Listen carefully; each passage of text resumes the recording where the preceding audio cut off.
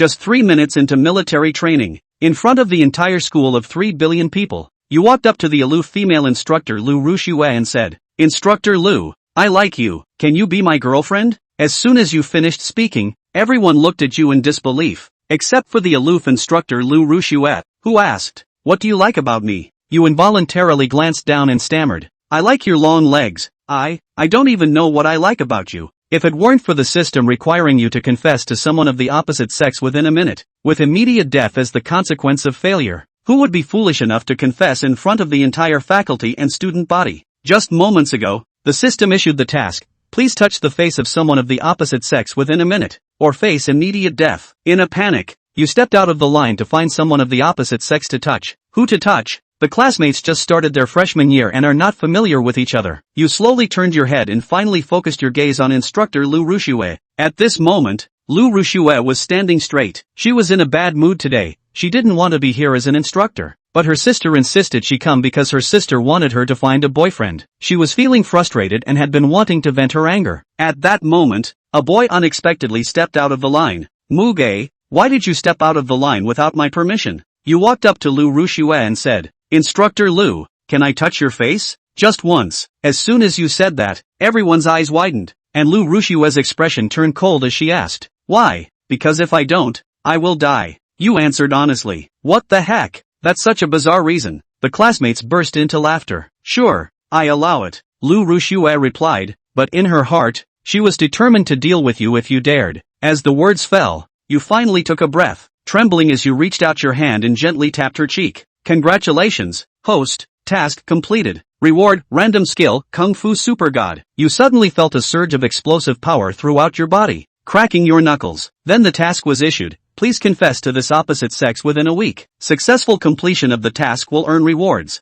Failure will result in immediate death. This system is really, with no other choice, you mustered your courage and said, "Instructor Lu, I fell in love with you at first sight. Can you be my girlfriend?" Everyone was collectively shocked. What the hell? Are you crazy? How dare you confess directly to the instructor? At this moment, Lu Rushue's expression grew colder. "You fell in love with me at first sight and want me to be your girlfriend. Ha, alright, I have sweat on my face now. If you wipe it for me, I might consider it. Come on, wipe it now, and in the future, I'll have you wipe it for a lifetime." Instructor Lu, you really do have sweat on your face. You cautiously extended your hand, carefully wiping her cheek. "Congratulations, host. Challenge completed. Reward, height increased by 6 centimeters. You turned your head to look, and indeed, you were previously only 175 centimeters, but now you had broken through 180. "Oh my god, brother, is this a case of wanting to be reckless for love?" The classmates erupted again, all wide-eyed looking at Lu Rushue, waiting for her to explode in anger. However, Lu Rushue just chuckled, having seen many reckless fools, but this was the first time she encountered one so audacious. She extended a hand to you. "Since we are fated, let's shake hands." You cooperatively extended your right hand, and Lu Rushue grabbed your hand, her gaze changing as she forcefully twisted it. Based on her combat power, with just this one move, 4 of your fingers would be broken, and one hand would basically be useless. Yet you still wore a smile, as if nothing had happened, and said, "Instructor Lu, can you use a bit more strength?" Seeing this, Lu Rushue was taken aback, gritted her silver teeth, tightened her grip on your 4 fingers, and once again exerted force fiercely. In the next second, the classmates seemed to hear the sound of bones breaking and shrank their necks. Yet you still had a calm expression and said, "Instructor Lu, is this just playing house?" After saying that, Lu Rushue was furious and suddenly raised her left leg, delivering a powerful knee strike directly to your groin. The speed was so fast and the force so great that this would at least require 2 months of hospitalization. But when the knee struck, she felt as if she had hit a giant coconut. The pain was so intense that she had to hold her knee, feeling like it was about to shatter. What the hell is so hard in this bastard's groin? What's inside? Instructor Lu, are you okay? You stepped forward and gently patted Lu Rushue's shoulder, and the classmates were once again stunned, comforting the instructor after taking a kick. Lu Rushue was in so much pain that tears were about to flow out, gritting her teeth and whispering, "Get lost. A new task has been issued. Please have a woman tie your shoelaces within 3 minutes. If you fail the task, you will contract AIDS and die." Seeing this, you feel your heart collapse. This system just won't quit, will it? But who can you find now? You think of Instructor Lu, but she hates you to the core and definitely won't agree. Suddenly, you see a familiar figure jogging towards you, and your eyes light up. It is your counselor. Xia Yifu, with a charming figure and a delicate appearance. Xia Yifu rushes in front of you and scolds, Muge, what do you want to do to Instructor Lu? Have you thought about her feelings? Have you considered the school rules? Have you thought about the consequences? After she finishes,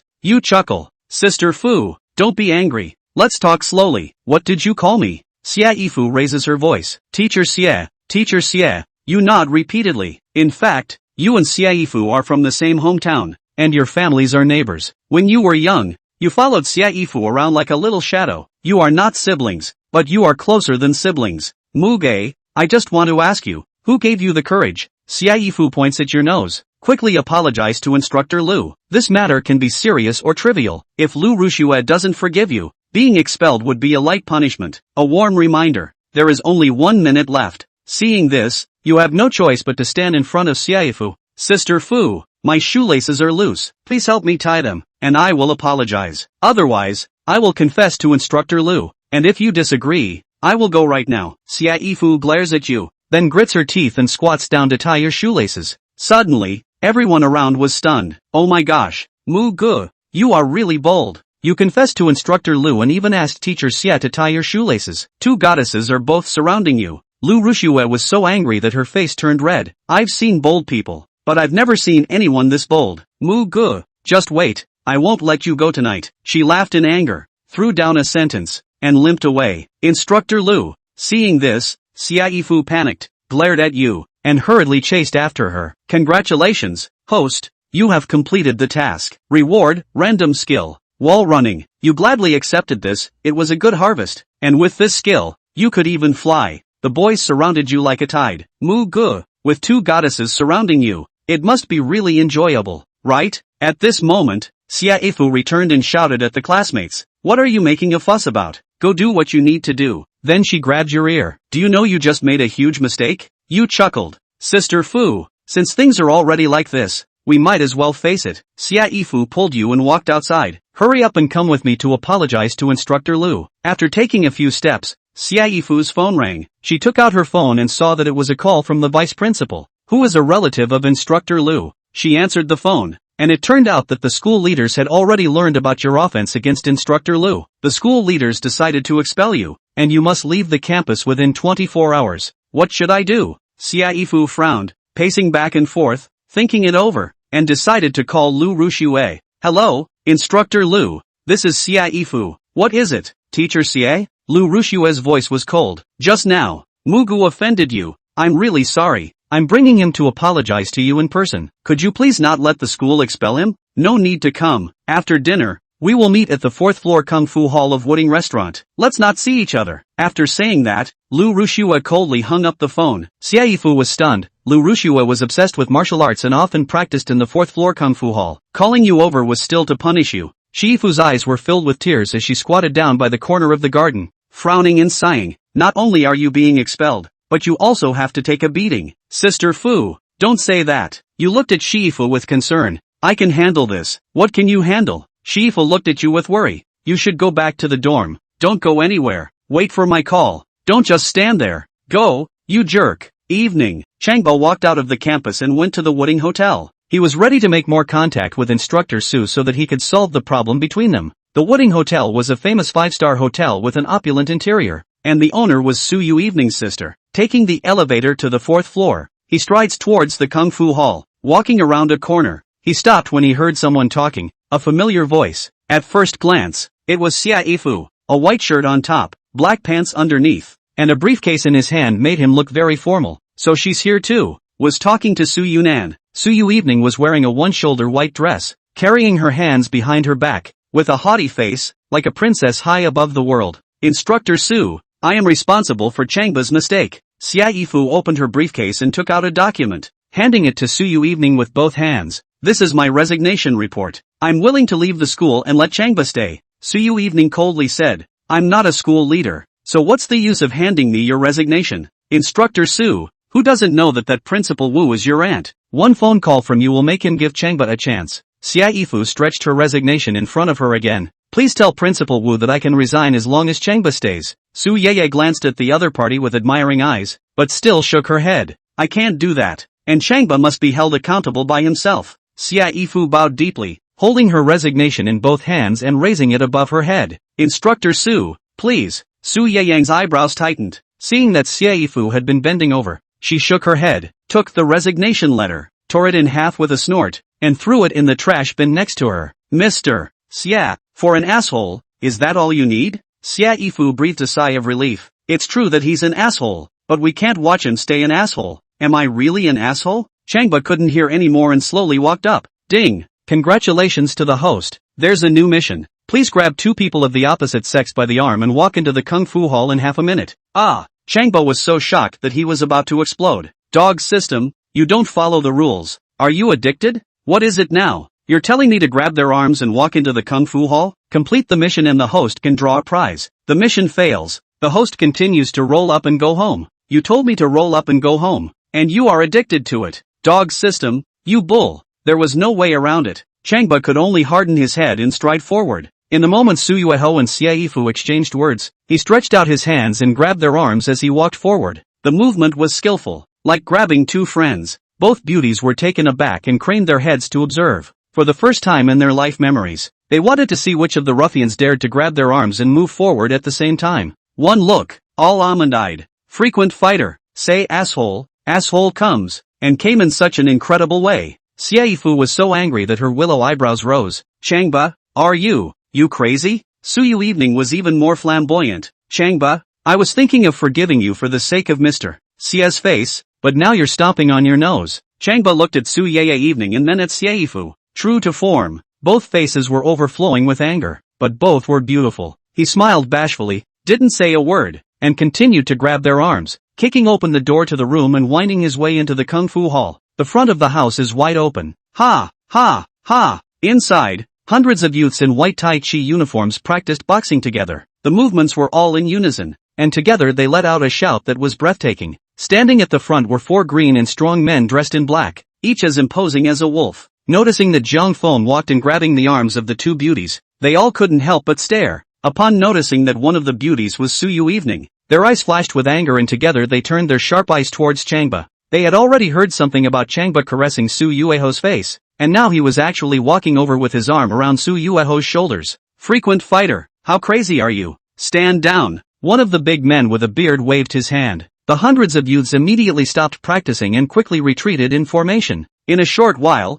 Changba, Su Yui, Xiaofu, and 4 big men in black were left in the hall. Instructor Su, introduce me. Only then did Changba let go of Su Yui. Only then did Su Yui evening feel a sense of relief all over her body. Just now how she exerted her strength could not break free. With an angry glance at Changba, he rushed at the 4 black-clothed big men. Meilan Juju 4 big brothers. This guy's abdomen is harder underneath. It hurt my knee in the morning. You guys help me check it out. It turned out that these 4 big men in black were called Hu Taimei, Zhang Yilan, Song Jinju and Zaiman Weiju, and they were precisely Su Yui's beloved bodyguards. Yes, they all observed Changba's abdominal band. Changba subconsciously lowered his hands and covered the bottom of his abdomen shyly. Big brothers, don't do this. Chapter 4, Bodyguard Disciplined. Instructor Su angry again and again. Of the 4 bodyguards, the big man with a beard, called Hu Taimei, was the captain. Suddenly, he bellowed and pounced on Changba. Extremely fast, like a downhill tiger. As the core of the 4 bodyguards,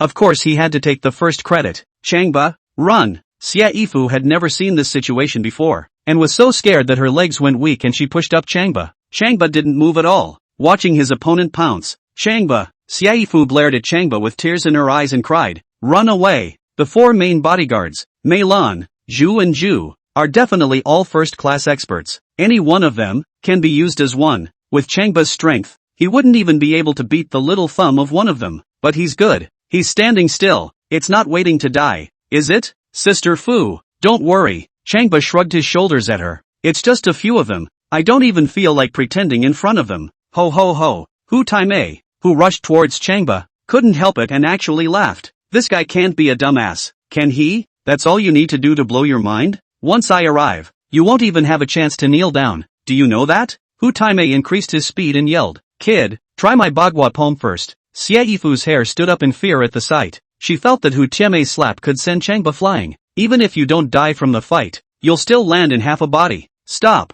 For a moment, she couldn't care less and clenched her teeth and rushed up, shielding Changba behind her. She'd rather get hurt than let her little brother get hurt. Phew, Hu Tianmei's palm as big as a bushel suddenly landed in front of Xiaofu. A huge air current scraped her lips, and her hair floated backwards so high that it reached Changba's face. Xiaofu was so scared that her heart stopped, and it took 3 seconds before her heartbeat resumed. Mr. Xia, this is between me and Changba. Please recuse yourself. Su Yui was already a bit impatient and coldly gestured. Xiaofu still wanted to explain, but was unceremoniously lifted up by the 2 big men, Song Jinju and Shimen Shueju, who lifted their arms and set them up to go out. Changba, you need to apologize. Stop pretending and apologize to Instructor Su and several big brothers. Xiaofu sobbed as she tried to help Changba one last time before being carried out. She couldn't imagine what would happen next and was scared to tears. As the door closed, her voice could not be heard. Kid, on the playground you dared to caress second Mrs. Face, and now you're mouthing off. Take your life.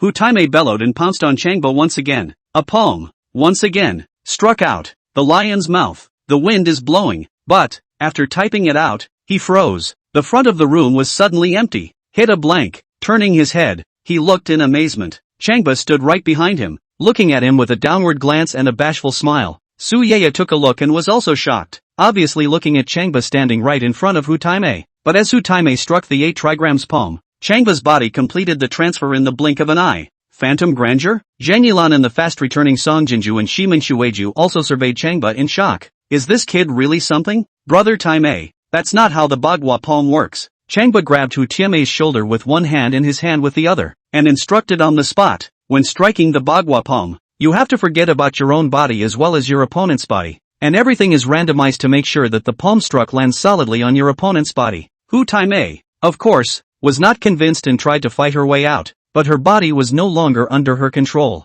Specifically, with his shoulder gripped by Changba and one of his hands, he felt like he had been taken hostage, trying to move and not being able to. Wanted to say it, but couldn't open my mouth. A minute later, he had to practice his Bagua palm again at Changba's word, a move that is quite serious. True to form, under Changba's tutelage, he felt that he was making rapid progress. Looking at Changba, the more he looked at him, the more he felt like seeing his mentor. Hu Taimei, Su Yui could not see to go. Angry almond eyes round. Tell you what to do. The 4 bodyguards, Plum, Lon, Bamboo and Ju. Hu Taimei is the captain. And now it's such a disgrace? Hu Taimei smiled awkwardly, his old face reddening. Second miss. I want to beat up Changba too. Beat him to death. But I can't help it now that I'm in the jungle. Go! Zhang Yilan, Song Jinju, and Shimen Shueju shouted together and pounced on Changba. Su Yui is watching. Of course they want to get back their offense. Only after rushing out, they regretted it. After only a minute had passed, all 3 men had fallen.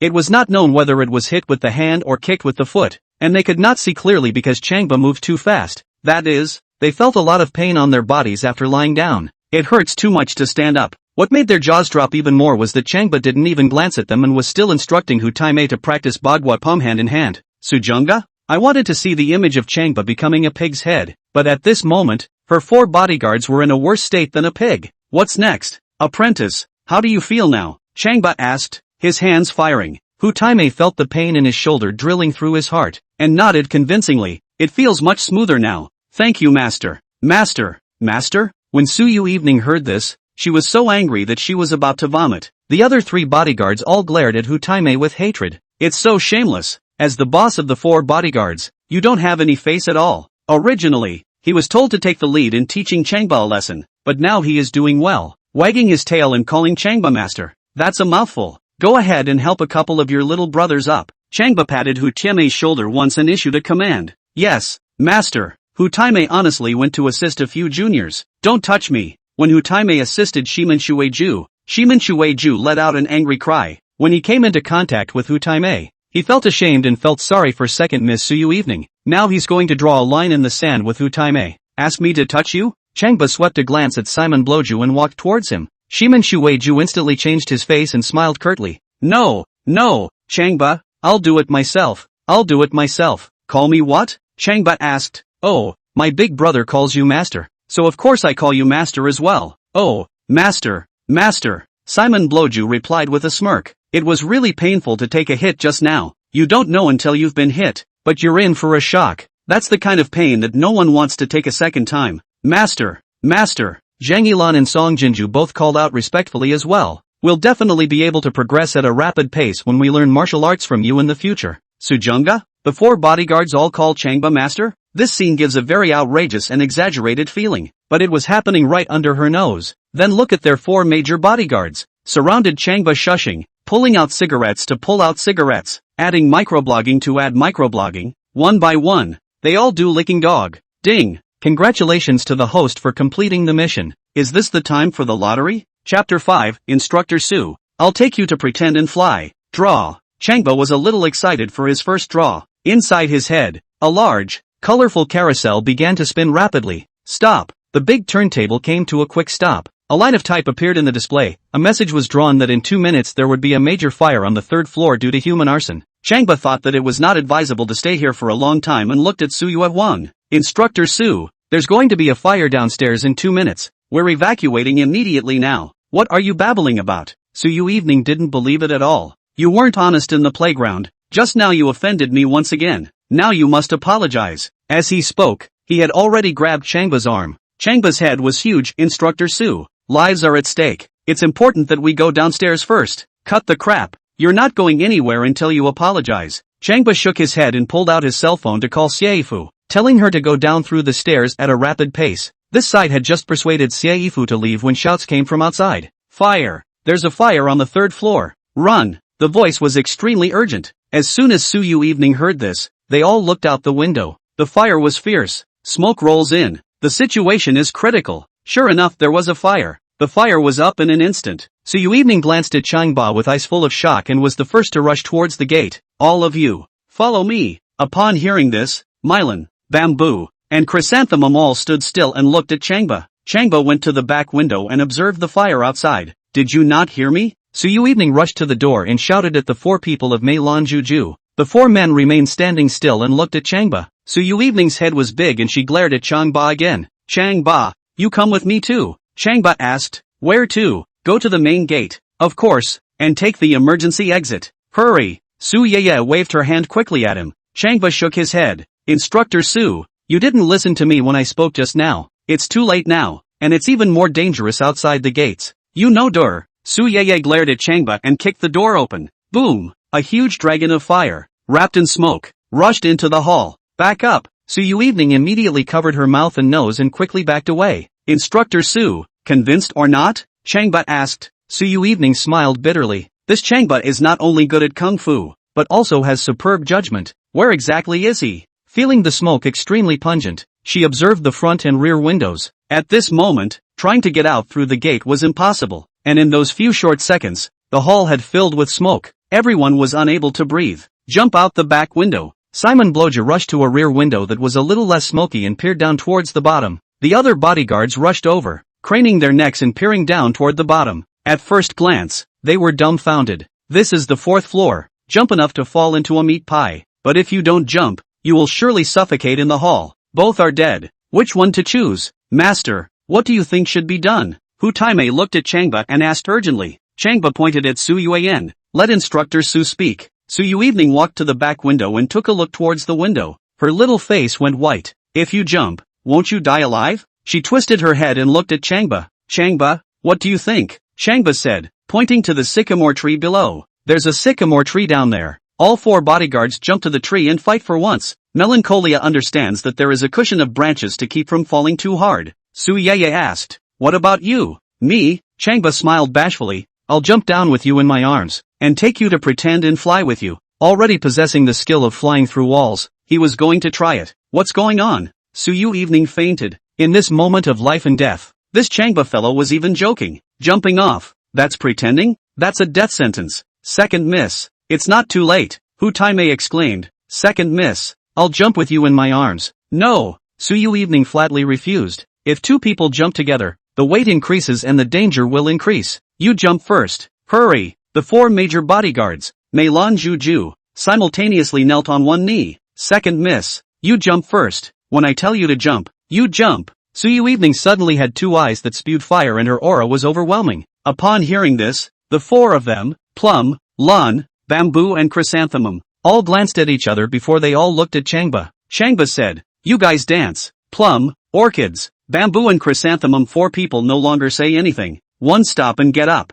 clenching their teeth, successively leaped down. Su Yui shook her head in disappointment. At this critical moment, none of her beloved bodyguards listened to her, but to Changba. What a breathlessness! Click, flutter, click, flutter. There was a loud thud from below, and one could hear it. Changba, you have to jump too. Su Yui grabbed Changba's arm and urged loudly. Changba jumped onto the window ledge, swept downstairs, grabbed her arm, lifted her onto the ledge, and wrapped his arms around her tiny waist. Su Yui was shocked. What are you doing? Didn't I tell you? I'll take you to fly with you. Changba smiled bashfully and wrapped his arms around her. Su Yui panicked and pushed him up. Are you kidding? You dance your. Hurry up. Changba no longer said anything. His hands suddenly launched to force, his feet gently a little, like a dragonfly pointing at the water, floating and flying out. Yikes! Su Yui screamed in fear, subconsciously closing her eyes and wrapping her arms tightly around Changba's shoulders. Facing this moment of life and death, she was no longer the valiant military training instructor, but a bird-like soft girl. After flying out of the window,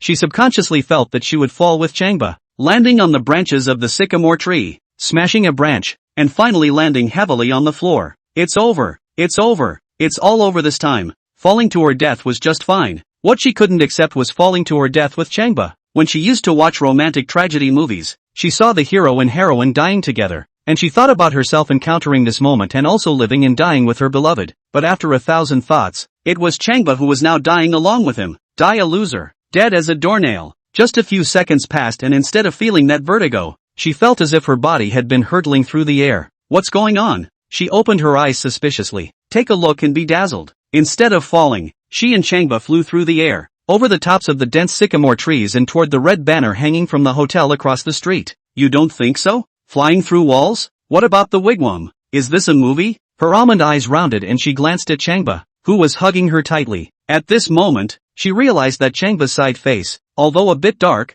was so handsome and handsome. Changba was still smiling and gazing at her. Instructor Su, I told you I was going to take care of you. Now do you believe me? Su Yui had a hard time arguing, shyly smiled and lowered her head. She didn't know how she could be shy, but right now, in front of him, in his arms, she was, like a scared teenage girl. Changba reached out and grabbed the banner in front of him, floating through the air as if on a swing, and floated lightly to the ground. Fast, steady and dashing. Su Yui was stunned and looked at Changba for a long time as if she didn't recognize him. Hearing screams from not far away, she twisted her head and saw that it was the 4 main bodyguards. Meilan Juju. Both fell to the ground. Some cradled their heads, some cradled their stomachs, some cradled their legs, lying in pools of blood, all screaming in agony. Looking up again, the 3rd and 4th floors were ablaze with fire. She was secretly glad. Once again, he stared wide-eyed at Changba. You don't think so? How did Changba just fly me down? Is he a man or a god? Ding. Host, congratulations on a new mission. Please say I love you to the opposite sex in 1 minute. Dog system. This does not follow the rules. There is no head, right? Chapter 6, saying I love you to Instructor Su. Changba was dumbfounded. He knew the system didn't play by the rules, but it's a cockamamie thing that plays its cards too fast. Originally, the last mission hadn't been completed yet, and he was thinking of completing the mission, but now the system is telling him to say I love you to Su Yui. Isn't this a rush? System, wait for Su Yui to finish saying I love you before you set up a new task. Also, I do like this Instructor Su, but it's too early to say I love you. Warm reminder. Mission fails, host goes home. Here we go again. I'll roll your mother. Changba had the urge to kick the system to death. This system is so bad, but time was passing by. There was no way out. He only reluctantly lifted Su Yui's rounded chin and gazed at her exquisite face before saying with unusual affection, Evening sister, I love you. Ah, Su Yui's petite body shook and froze, having just been saved by Changba.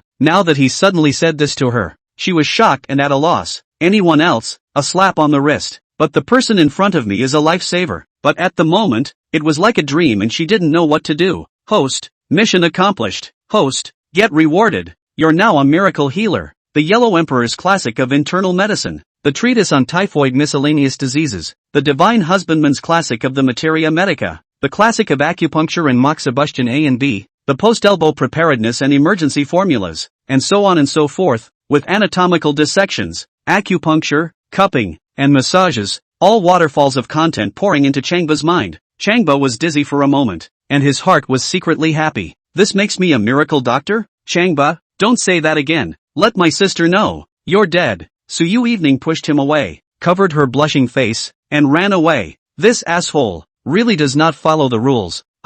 Cold people are not at all prepared. It was the first time Changba had seen Su Yui evening so shy, and when she was shy, she was so cute, couldn't help but laugh and feel good. She said I love you to Su Yui, which is a bold confession, and she didn't seem to resent it. In that case, wouldn't an even better and more exciting story happen next between him and Su Yui evening? Changba, Changba, Changba. Xiaifu panting ran over, grabbed Changba's hand and looked up and down, observed some to confirm that he was safe and sound, and embrace her, cried out, scared me to death little brother. I thought that you and Instructor Su wanna burn to death inside it. Crying a few tears, and quickly wiping them away, he asked, how did you get down here, little brother? Simple. Changba pointed towards the air. I flew straight down with Instructor Su in my arms, and I even switched my left hand for my right hand while holding her. Blow awesome. Xiaifu stretched out her index finger, pointing it at his chest, pointing it up hard over and over again. I told you to blow awesome. I told you to blow awesome. I didn't blow it. Think about it. How did we get down here? Xiaifu couldn't answer. She was just incredulous, scrutinizing him some more. Completely relieved, he wrapped his arms around her once more and sobbed. It's a pang of fear now that I think about it. When she walked into the booth, it was her and Changba who went in together, and when it was time to leave, she left alone. If Changba burns to death in there, how will she explain to his parents? For a moment, she was scared and happy and cried her eyes out. You know, Counselor Xiaifu is 27 years old, still single, and approaching maturity with a good undeveloped body. Changba was going haywire with her arms around him all the time, but the thought of treating her like a big sister pushed her away. Fu, I'm fine, okay, don't cry. Xiaifu wiped her tears with the back of her hand and observed him once again, confirming that she was really fine, and only then did she stop crying. Suddenly thinking of something, he took a tug on his collar and said, little brother, don't mind sister's nagging, don't do anything out of character to Instructor Su in the future. Look at you, touching Instructor Su's face, and now so many things have happened. Changba laughed. What are you laughing at? Fu-san, I just said I love you to Instructor Su and she didn't reject it. Ugh. Xiaifu's eyes were full of horror. Changba, have you eaten leopard's gall? Can we say that? If her sister finds out, you won't even know how to die. Stomp your feet a little and cry. It's just as well you touched her face, but you had the nerve to tell her I love you. Are you out of your mind? What's going to happen now? The sky is falling. What to do? Bury your head and cry. Changba's nose was sore, and he squatted down and put his arm around her shoulders. Fu, it's not that serious. I can handle it. You say it lightly. Su Yui Evening's elder sister is a big sister. Throwing a glance can kill a person. She will definitely be extremely angry when she learns that her little sister is being bullied. At that time, I'm afraid blood will flow. Xiaifu stood up and gave him a shove on the shoulder. You go back to the dormitory first. I'll accompany Instructor Su and check out the situation. Remember, one should never come out. Stop talking and go. Su Family Security Building. Inside a luxurious office sat a young woman in her 30s. A purple robe, a cold face, and no anger. Especially a pair of Danfeng triangular eyes. Cold and scary. She had her cell phone handy, and the screensaver on it was an innocent, cool girl. It's none other than Instructor Su Yuanan. The 8 big men in black stood in front of her, all respectfully bowing their heads and bending their heads to follow orders. Missy, right now the Long family, the Su family, and the Chang family, are all vying for that territory in the development zone. Dragon Lake. A bald big man reported to the woman. According to reliable information, the Long family and the Su family have already had a big fight, and the Long family has also sent out assassins. The woman faintly said, just tell them to kill each other and we'll sit back and reap the benefits. The bald big man added, Missy, they sent killers and the target is you. The woman's eyes flickered, ice chilled out of her exquisite face. Thinking for a moment, he faintly said, it's me? How dare they lay hands on me? Su Yui? The bald man replied, the Dragon family said that the Su family is growing faster and faster, and that eventually the Dragon Lake territory will most likely fall into your hands, so they are striking first. Su Yui smiled coldly, then let them do it. When this was said, the bald big man exchanged glances with the few big men around him. A murderous aura flashed in the eyes of the crowd. If you want to get close to Miss Su Yui, you must first step over their corpses. I'm tired. Su Yui slowly stood up, looking somewhat wearily at the neon outside the window. You guys just stand down. Missy, I have one more thing to report. The bald big man stepped forward. Second miss is in the military training at Magic City University, and there was even a boy who made a move on second miss. Su Yui turned around violently, a murderous aura erupting from her eyes. What?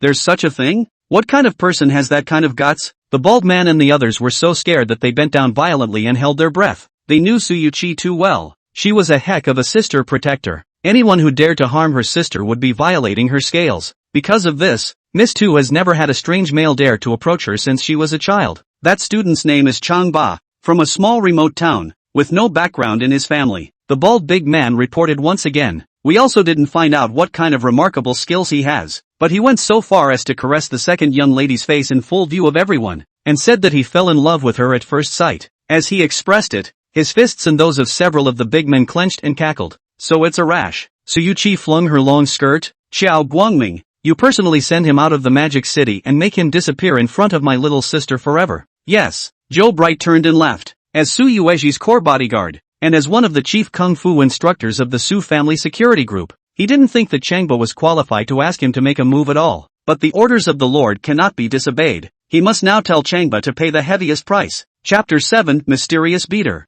You don't have the right to die here. Changba returned to his dormitory, stripped off his clothes, and walked towards the restroom to take a shower. Bully, I heard you were going to be fired, right? Seems like Principal Wu called Mr. Xian said he was going to fire you? What are you going to do, Buster? The three roommates stopped him and asked concerned questions. Changba smiled bashfully. No big deal. As for whether or not academics were a matter of expulsion, he didn't care in the slightest. Now that he's a kung fu master and a miracle healer, he still needs to worry about a college degree? Besides, he saved Su Yui's life, and she would still tell the school to expel him? As he was talking, his cell phone rang. At first glance, it was an unfamiliar number. Still, he pressed the answer button. Su Yui's cold, euphonious voice came from inside. Changba, I've already greeted the leaders above and will no longer fire you. Good. Changba grinned. As he expected. Changba, you saved my life, and the past is turned over. In the future, if you say or do anything excessive, I will never forgive you.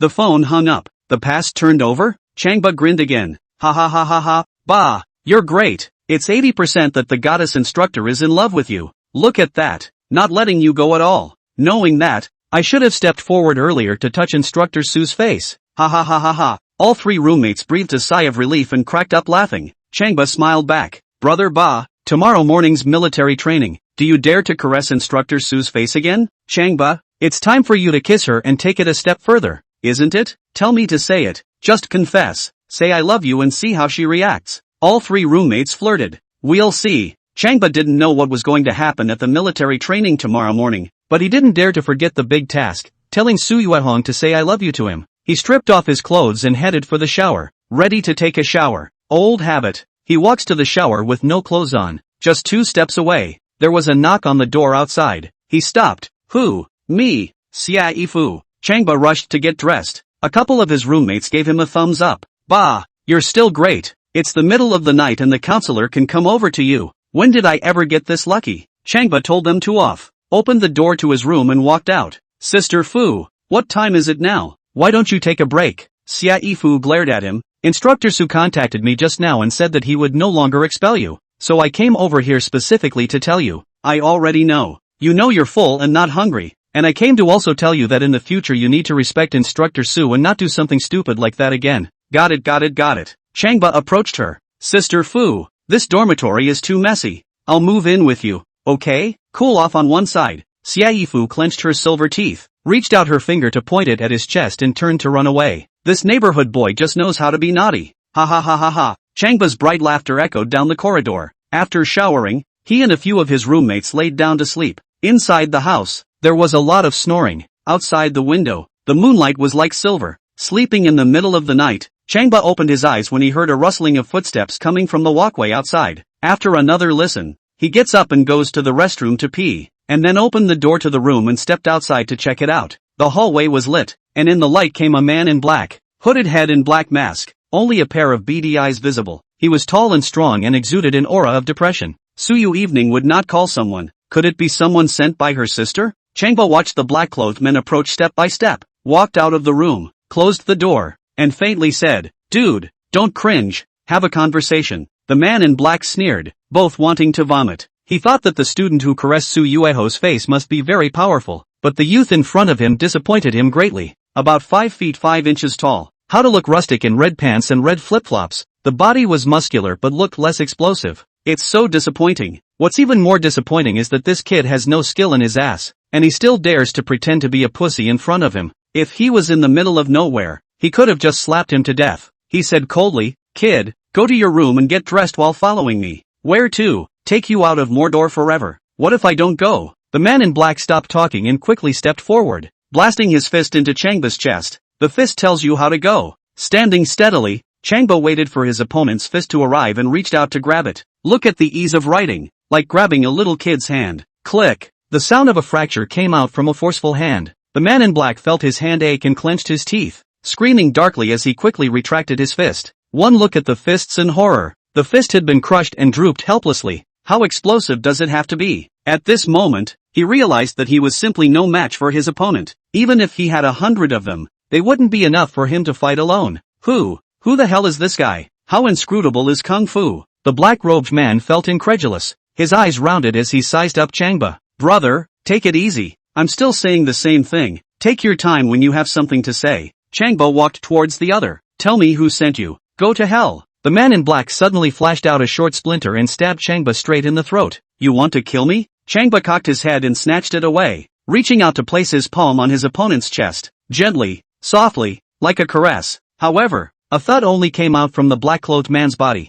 and then his entire body flew out more than 3 meters at once, falling heavily to the ground. Pust! The man in black spat out a mouthful of blood and looked down to observe his chest. One look and a shiver ran through his body. 5 clear fingerprints appeared on the shirt on his chest, as if it had been burned by fire, and gave off smoke and a pungent odor. He didn't dare to fight, and with a horrified look at Changba, he climbed up and rushed to the stairs, but after just a few steps, he jerked to a halt. I just saw Changba standing right at the stairway, pulling out a box of Dakianman, taking one out, and lighting it up in a leisurely manner. "You think college dorms are for you to come and go as you please?" A shudder ran through the black-clothed man, and his legs couldn't help but go weak. Thinking that he had encountered countless masters, he now realized what a true master was. Thinking that he wouldn't be able to get past Changba tonight, he clenched his teeth together, rushed to the stairs, and took a long leap toward the bottom. This is the 3rd floor. A fall to the 1st floor is certain death, but he had no choice but to die. In any case, he could not reveal his master's secret. He squeezed his eyes shut as he thought of the agony of that moment of impact. But then, all of a sudden, he felt something catch him steadily. His eyes snapped open. At first glance, I couldn't help but shiver. It's Changba. At some point, Changba had landed on the 1st floor and had caught him firmly with both hands. It's too fast. It's too strong. The man in black felt for a moment that he had met not a man, but a god. "Do you know why I saved you?" Changba asked softly as he put him down. He shook his head in panic. "Because this is a college dormitory and you don't have what it takes to die here." The black-clothed man's eyes went black, and his legs went limp as he collapsed. As Su Yui's most trusted bodyguard, he was not even qualified to die here. Around Changba, he felt like he was living less than a dog. "Go on your way. Go back and say hello to your master for me." Changba turned around and moved with an ethereal motion up the stairway steps. The man in black smiled bitterly, lowered his head, even more groundless, and staggered outside. Within moments, it disappeared without a trace. Changba, on the other hand, quietly returned to his dormitory to rest. The night was as quiet as water, as if nothing had happened. Chapter 8 Big Sisters Begging. Instructor Su's Compromise. Su Family Security Building. Su Yui evening lay on the bed, tossing and turning, and had been unable to fall asleep. The series of events that happened today were unprecedented for her. You could say it's etched in stone. First, Changba stroked her face during military training. Then Changba confessed to her directly. Then Changba uses the phantom technique in the Kung Fu Hall. Then there's a fire in the Kung Fu Hall, and Changba actually flies out the window with her in his arms, taking her to pretend to fly with her. In the end, Changba held her face and said "I love you" to her. Frequent fighter. It's full of this guy. At 24 years of age, there had never been such a man who had come into her heart. And this guy walks in, not just walks in, but walks in deeply. It's got her all mixed up now and she doesn't even know what to do next. You know, as a military training instructor, she used to be the one who did things in a thunderous manner and never dragged her feet. She sighed and turned sideways again, asking herself again and again, "What's wrong with me? What's wrong with me?" Falling in love with Changba is impossible, but why can't I get rid of him again in my head? Will there be any more stories between us? With a creak, the door to the room was pushed open. Su Yui was draped in her pajamas and walked in gently. "Late night, why aren't you asleep?" "Insomnia." Su Yui sat up lazily. "Sister, why aren't you sleeping?" "How dare I sleep if you can't?" Su Yui stretched out a hand and stroked his little sister's hair in a doting manner. Her little sister was so cute. She wanted to take her in her arms and kiss her. Su Yui smiled faintly and snuggled into her sister's arms obediently. Evening, did the fire at night scare you? Su Yui gently stroked her little sister's ear-length hair. How? Su Yui was thinking about people, not even thinking about fire. Then why can't you sleep? Having found a target of your choice? Which is not. Su Yang gently shook her head. Su Yui gently scraped her nose and laughed. Hiding the truth from your sister. Ha? No really, I could have sworn. Su Yui very much liked the smell of her sister's body and lay down next to her again. And swear. Su Yui laughed. Don't hide it from me. I know everything. Is there a guy named Changba that you've fallen in love with? Bah! Su Yui sat up violently and sneered. Who likes him? He's a northerner, while I like southerners. The kind with fair skin and standard looks. While he's a bit dark, too brown, and doesn't do things reliably. That's a relief. I'll send someone to clean him up. Don't! Su Yui panicked and hurriedly grabbed her sister's hand. Sister, Changba is just a student. It's normal to make mistakes. You can't move him. No matter how naughty or excessive Changba was, it was their business and she didn't dare to let her sister interfere. Because once the sister intervenes, that's when the consequences are severe. Su Yui frowned his long brows and scrutinized her. What? Really like him? Su Yaya shook her head firmly. How can that be? Didn't I just say? I don't like his kind of northern man. Especially don't like Changba. He's too abrupt. No patting at all. Su Yui's eyes suddenly went cold. In that case, I don't need to be polite. Tell you what, I've already sent someone over. What? Su Yui rose with a start. Sister, quickly call your people back. Don't hurt him. Didn't I say? He's just a student now. It's normal to make mistakes. Anxiously, he felt for Su Yui's pajama pocket, looking for her cell phone. Her sister, as the leader of the Su family group, was surrounded by true experts. The four major bodyguards beside her, the Mei Lan Juju, were nothing compared to the bodyguards beside her sister. And if sister sends her experts to deal with Changba, Changba must not be able to resist. She didn't want to get a reputation for retaliating against her students. Su Yui grabbed her hand and asked very seriously. Evening, sis asks you for the last time, do you really like him? No, really. Then why are you in such a hurry? Because he's a student in my military training. Su Yui shook her head once again, fished out her cell phone and shoved it into her hand. Call your man quickly. Don't hurt him, please sis. Well, I'll ask him if he's arrived yet. Su Yui took her cell phone, so she dialed. Where have you been? The voice on the phone was hoarse and with some unbearable pain.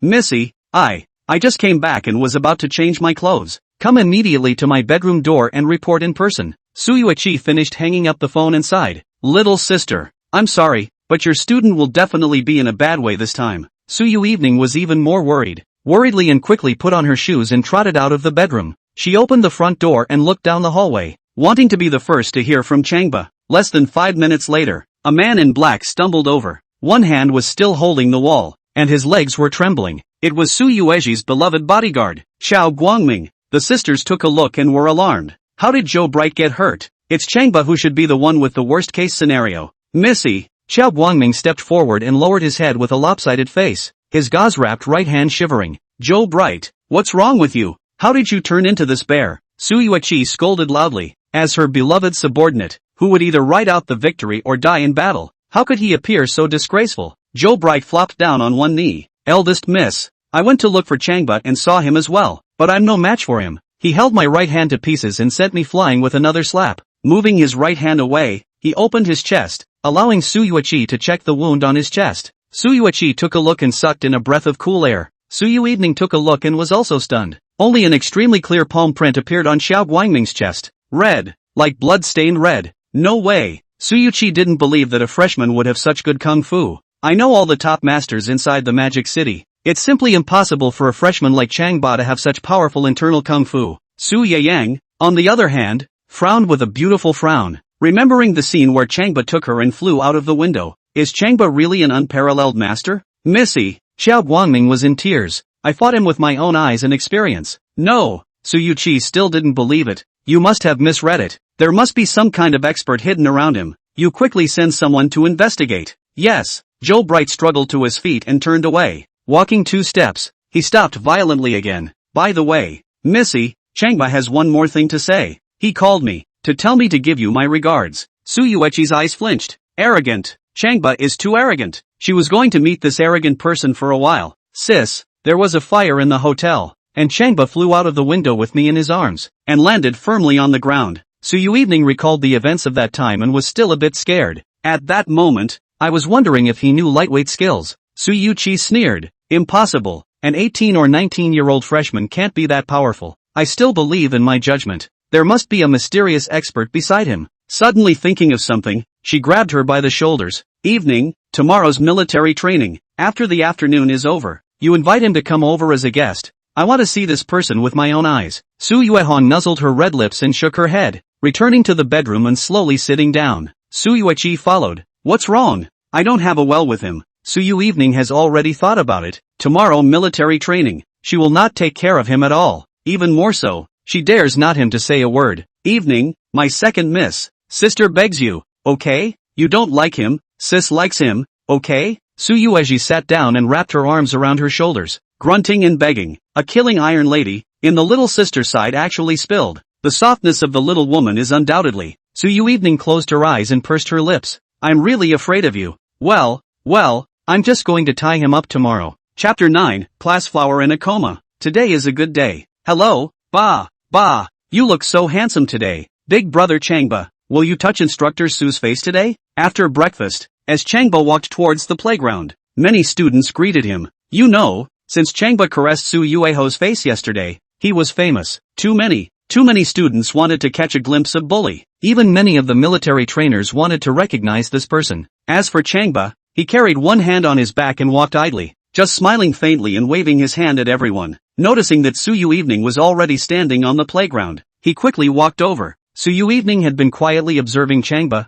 watching him pretend to be a bully in front of his classmates and smiling coldly. Just wait, asshole. When I bring you back to your place, let's see what my sister will do to you. Hello, Instructor Su. Changba walked in front of Su Yui and saluted. Taking a special look at her face, he realized that after his touch, her face was even more tender and lovely. He all but had the urge to stroke it again. Su Yui was made to feel hairy in her heart by his look, and she coldly and delicately droned. Return to the line. Roger that. Changba walks towards the line. Meanwhile, observe a glance at your classmates. The boys, all of them, looked at him with envy and jealousy, like he had taken the woman they loved. The girls, all of them, looked at him with jealous contempt, as if he had betrayed them. As he watched the girls, his sword brows tightened. One of the girls, Long Imin, was very pretty, with a shapely figure, and was recognized as the class flower, but she was now pale, sweating like a pig, and depressed, clearly the symptoms of pre-sunstroke. He raised one hand. Report, Instructor.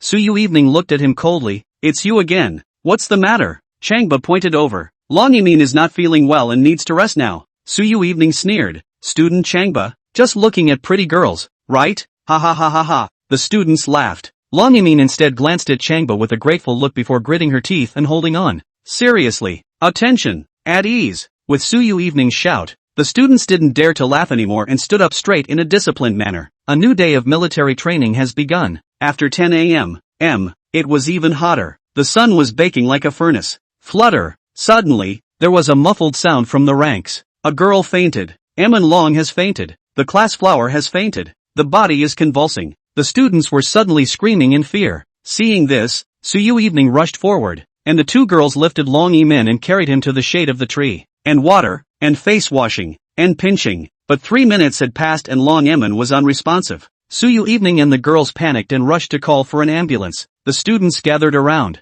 chattering and waiting anxiously. Changba peeled through the crowd to check out the situation. With the system's enchantment, he was already a divine doctor sage, and it was not a big problem to save Long Imin. About to walk up, a familiar mezzo-soprano voice came to his ears. Ding! Host, new mission now open. Please use the harmonica and play Good Day immediately. There will be a reward for the completion of the mission. What? Now that my classmates passed out on the floor, you want me to play Good Day? Dog system, UTM inhuman. Not according to the set of cards cannot be so out. Warm reminder, if you don't carry out the mission, not only will you roll up and go home, but you'll also have a heart attack. The old man quit. Unbinding system. The old man must not be kidnapped by you. Changba was never willing to be a puppet of the system. Please rest assured that the system is ultimately at the service of the host. Whether to live or die, the host chooses. Now counting down, 10, 9, 8. Changba had a black line. Thinking that he still had to live, he had to feel for his pants pocket. Sure enough, there's a harmonica. It's still a Kokomitsu brand, very beautifully made and sparkles in the sun. He had learned to play the harmonica before, so he had to crouch to one side, put it to his mouth and start playing. It's a good day for anything the heart desires. Today is a good day to open the door of the house. We welcome the spring breeze. The lantern outside the door reveals a reddish light, and the nice song conveys a strong and deep feeling. Moonlight's watercolors paint tomorrow's day. Yo, a better world is in our hearts. When Su Yui and her classmates heard this, they all looked over with wide eyes. At first glance, it was Changba. Play the harmonica, blow the good old days, and squinting, mesmerized. Changba. Su Yui walked to the front and kicked Changba in the shoulder, directly kicking him to the ground. As an instructor, she didn't want to get physical, but this asshole was so out of line. Everyone was scared for student Long Min, and he was so good that he gloated and blew a good day. You're that happy when something really life-threatening happens to a fellow classmate? The students also looked at Changba angrily, itching to beat him up, and Changba slowly climbed to his feet, took the harmonica, and once again squinted and blew. Instructor Su, I don't want to blow it either, but if I don't, it's me who will die. Dog system, you're ing bad. Just then the ambulance came and down came a doctor and 2 nurses. They were armed with first aid tools and immediately started first aid. Cardiac compressions, artificial respiration, defibrillator, take turns. 5 minutes later, Long Min was still motionless. It was a moment of fear for her classmates, and a few of her roommates wailed and cried in terror. Su Yui and the other students were dumbfounded. If a girl dies of heat next to them, it will be in their hearts for the rest of their lives, especially Su Yui. She will be guilty for the rest of her life. And there was the sound of good day on the harmonica. It's hopeless. You call the school leaders and contact the funeral home. The EMT gave up and stood up with a helpless look on his face. Doctor, please save another one. Su Yui's eyes were tearful as she grabbed the EMT's hand. The girls were begging, and one girl got on her knees for the doctor. The doctor had a bitter smile on his face and shook his head helplessly. There's no heartbeat, and he's not breathing, so let's face it. You guys, peeling away Su Yui's hand, he got into the car with the nurse. A short while later, the ambulance whizzed away. Su Yui and her classmates were dumbfounded. Congratulations to the host for completing the mission, now rewarded with a set of silver needles. Changba grasped the silver needle and felt it sink in, and without hesitation, he put away his harmonica and strutted into the crowd. Get out of the way. Let me see. In the beginning, I said Long Min wasn't in good health, and you guys still didn't believe me. The moment when it was time for him to strike arrived, and he observed Long Min's situation. Snap. Su Yui raised her hand and gave Changba a hard slap. Beads of sweat were hitting his face and splattering everywhere. Tearful eyes glared at him angrily. Changba, what are you looking at when the people aren't working? You're just an asshole. Get out. His classmates looked at him angrily as well. His 3 roommates, who were punching him in the shoulders and back. Changba, you go. We wouldn't have guessed you'd be this kind of person. Go blow your good day. Get lost. Don't let us see you again. The other students also glared at Changba and shouted angrily, itching for him to die instead of Long Min.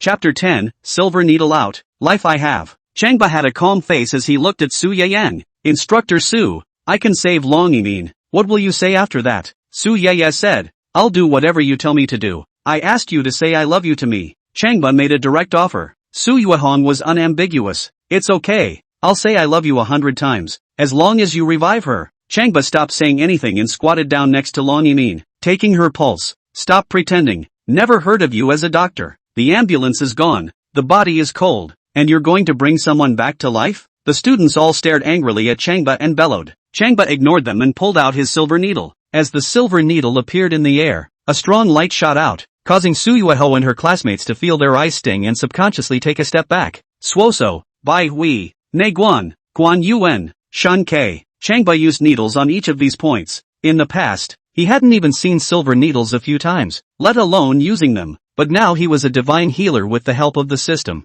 Using a silver needle is a breeze. The students gathered around and watched with a sneer, to see how he would act. When he gives up, they'll give him a good accounting. Noticing that a silver needle was actually buzzing, they scoffed even more. Now, even if the silver needle can sing good day, they don't believe that Changba Nun can help Long Min come back to life. 3 minutes later, Changba put away the silver needles one by one, pinched Long Min's mouth and started artificial respiration. The students took a look and became even angrier. The boys, in particular, couldn't wait to grab Changba and beat him up. Now that the class flower is dead, he's still trying to make money off of her. It's outrageous, kissing a dead man's mouth. Does it smell that good? Su Yui clenched her fists and made preparations to punish Changba at any time. Changba is still doing artificial respiration. When the 9th stroke was performed, Long Jimin's hand moved. When 18 strokes were performed, Long Min slowly opened her eyes. wake up, Long Emin has actually woken up. Ha ha, she's alive again. Oh my god, Emin Long has come back to life.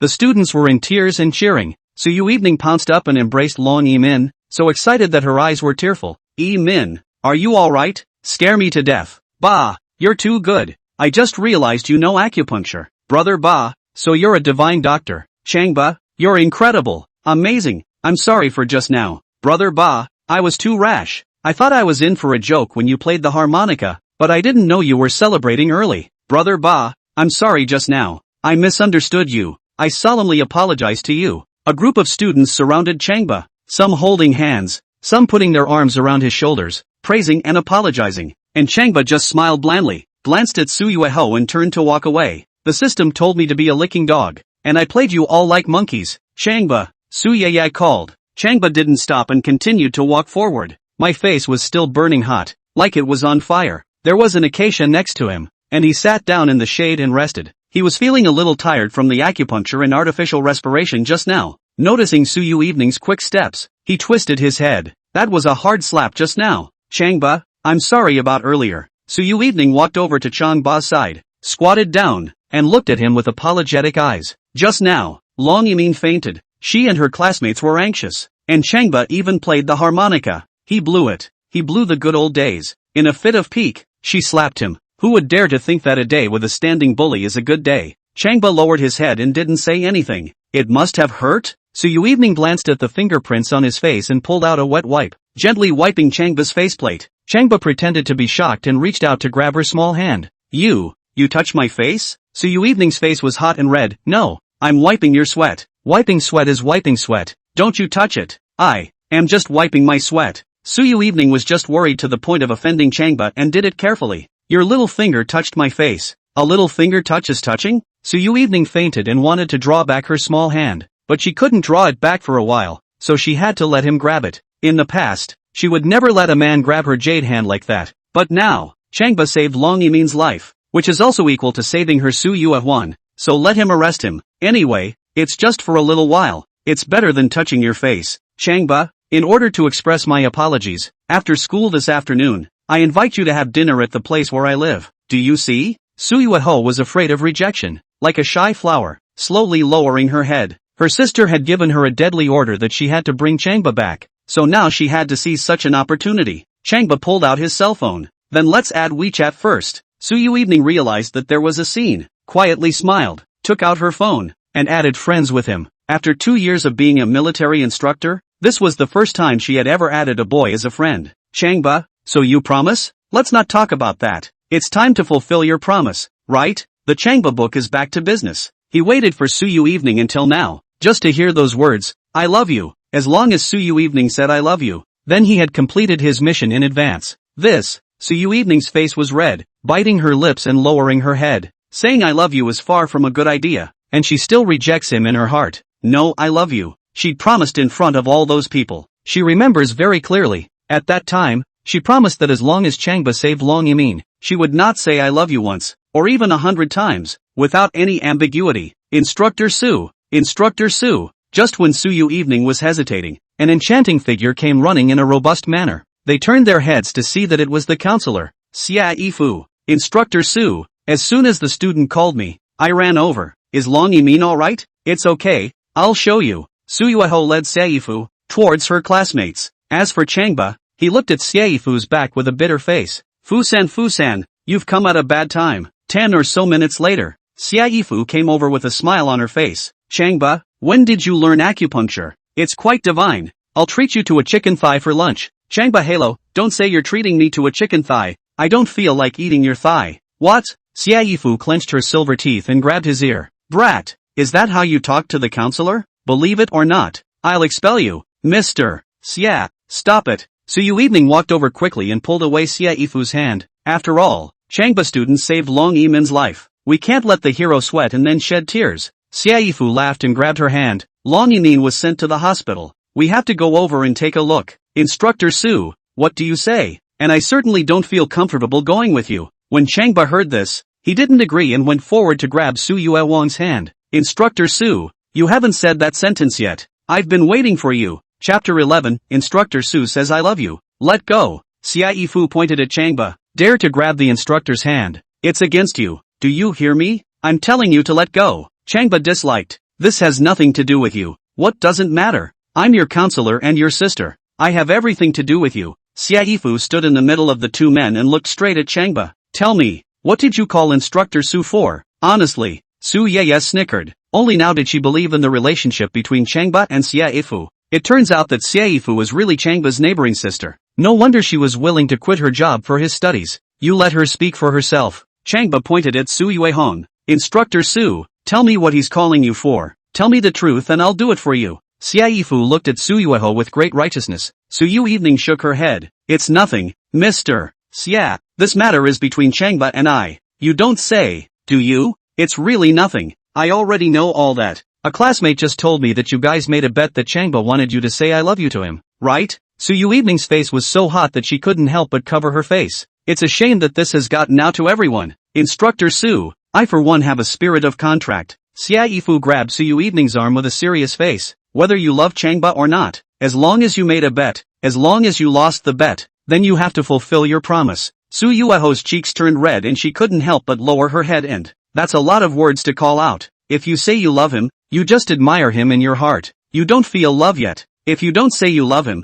you've lost the bet, and you have to keep your word. And Fu doesn't promise. Thinking and thinking, she frowned with a calculated frown and said, well, I say, Changba, I love you. With those words, covering her rolling face, she turned and ran away. It's a shame to say that to a college student. Are you satisfied this time? Fu glared at Changba and trotted after Su Yui. Instructor Su, wait for me. Changba was overjoyed. It's finally done. System, you heard it. Su Yui has already said I love you to me. Host, she's saying I love you. I don't understand what that means. What? Changba at once heart half cold. 3-year-old children know. Ing do not know what it means? Host, you must get her to say I love you in Chinese or you cannot complete the mission. Warm reminder that the host has 6 days left. The dog system. You know everything but English. Bad review. As for Changba, he could only watch helplessly as Su Yui walked away step by step. With this opportunity wasted, he only had to look for the next one. Longdong Private Hospital. Emin Long was examined at a hospital and transferred to this hospital for recuperation. This hospital is the private hospital of Long Yimin's dad, Long Ji-cheong. When Su Yui and Fu arrived, Long Yimin was on in 4. Seeing them walk in, he hurriedly sat up and smiled apologetically. Instructor Su, Teacher Xie, I'm sorry to make you guys run again. Su Yui and Fu walked up and took her hand, asking questions and chatting softly. At that moment, a tall middle-aged man walked in, followed by a group of attendants. An extremely majestic aura instantly filled up the entire ward. Su Yui and Fu took a look. It was none other than Long Yimin's dad, the chairman of the Long family group, Long Ji-cheong. They all stood up and gave him a greeting. This man was once the richest man in Mordor, and they had seen him on TV many times. Dad, these 2 guests are my military training instructor, Instructor Su, and my counselor, Ms. Xia, and they're here to see me. Long Yimin smiled and introduced Long Ji-cheong. Long Ji-dong smiled gratefully and walked forward to shake hands with each of them and thank them. Long Yimin added, Dad, the one who saved me was my classmate Changba. We should show him our gratitude, don't you think? That's for sure. Long Ji-dong looked at Su Yui and Fu, both teachers. I share Yimin's feelings and am grateful to that Changba student. Why don't we invite him over for a meal at noon? Su Yui and Fu exchanged glances and both smiled in embarrassment. It's fine to invite Changba over for a meal. The problem is that guy always says and does something out of the ordinary. It's better on campus. But if you're still so carefree out there, wouldn't that be a joke? Teachers, I've already heard about the miraculous medical skills of Changba's classmates who brought the dead back to life. And while inviting him over for lunch, I'd also like to ask him to take a look at my son's illness. Long Ji-dong said, glancing at the wardroom door and clapping his hands once. The door to the room was then pushed open and a nurse walked in pushing a wheelchair. On the wheelchair sat a young boy in his late teens, with clear eyebrows. Very cute. It was the legs underneath that were very thin and disproportionate to his upper body. As soon as Su Yui and Fu took a look, they knew that this child's lower body was paralyzed and he couldn't walk at all. My son is 10 years old and has a strange disease, not to say tachyphylaxis or a brain disease, but his legs are getting thinner and thinner and he can't walk. We've begged hundreds of famous doctors and used all kinds of treatments, all of which have had little effect, which is why we've asked Mr. Changba to come over and take a look. Long Ji-dong mentioned his son with a sad face and moist eyes. He has only one precious son, and if his son is wasted, then what hope does he have? Long Yamin took her brother's hand and was also teary-eyed, looking at Su Yui and Xiaifu with tears in her eyes. Xiaifu smiled bitterly. Mr. Long, let me be honest with you, Changba is not a doctor of any kind. It was just a coincidence that he was able to save Yimin. To put it badly, it's just a blind cat breaking into a dead rat. I think it's okay to try.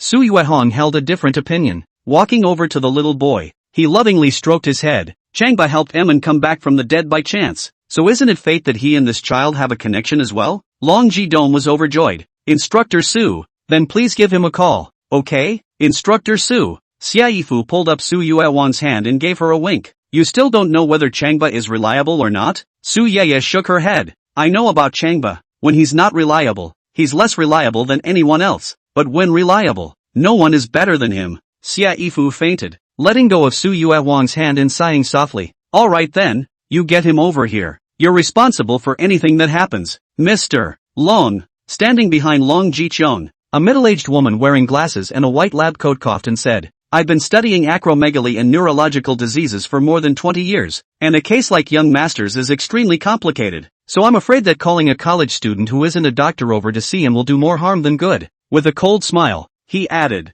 I've heard something about that Changba. He once directly stroked the face of a beautiful instructor during military training. For this matter, he was almost not expelled. Oh, on this character, can it be relied on? Su Yui disagreed, glancing at her badge. This Director Lu, do you know Changba? Do you know why Changba caressed the female instructor's face at that time? Walking up to the other man, he held his head high. I'm that instructor, and I'm happy to let him touch it, okay? Chapter 12, a fellow novel fan, now busy reading books. She felt an overpowering aura coming at her, and took a step back in panic, not daring to say anything else and casting her pleading eyes towards Long Ji-cheong. Long Ji-cheong told her to step back, striding forward, rushing towards Su Yuan with both palms together, bending down to salute, then ask Instructor Su to contact him, and if he agrees, I'll send a special car over to pick him up. Su Yui hurriedly returned with both palms together. No problem, I'll call him right now. Just as he pulled out his cell phone, Xiaifu grabbed his hand. Instructor Su, reconsider. That Changba man is too reckless. Don't call for a joke if you can't see the disease then. Su Yui smiled graciously and peeled away her hand. Teacher Xie, it's better to ask Changba to try it. Like you said, he's a blind cat in case he breaks into another dead rat. At the end of the morning military training, Changba returned to the dormitory. Take a shower first, while sitting on the bed with your phone reading a novel. I clicked on the tomato novel, opened my favorites, and then clicked on marrying an old widow as a daughter-in-law. I'm mad with joy. Every day he had this habit of reading a novel for 10 minutes to half an hour before lunch. That feeling, beautiful. A cigarette after a meal is better than a living god. And he felt that reading a novel for a while before a meal. That feeling is also similar to the gods. I was watching with great interest when my cell phone rang. Seeing that it's Su Yui evening calling, call out sister evening. What do you call me? Su Yui had made the call in front of Xiaifu, Long Yamin and Long Ji-cheong. What kind of a name is that? Oh, Instructor Su, have you seen Emin Long? Changba got serious. See, Su Yui asked, now you're back in the dormitory? Just got back. I just took a shower and sat down. Changba spoke and clicked on the next page of the novel page. Long Yamin's dad, Mr. Long, in order to show his appreciation, sent a special car over to pick you up and wants to invite you over for a meal. So get ready. I couldn't care less at noon. What's wrong? I'm reading a novel. It's busy. I'll have 90 chapters by noon. You 250. Is it that important to read a novel? I won't read it first this noon. Su Yui was anxious. Changba scratched his short hair. What's wrong with me reading books? Going out to socialize on a hot day is not as cool as reading novels. Su Yui halo. To tell you the truth,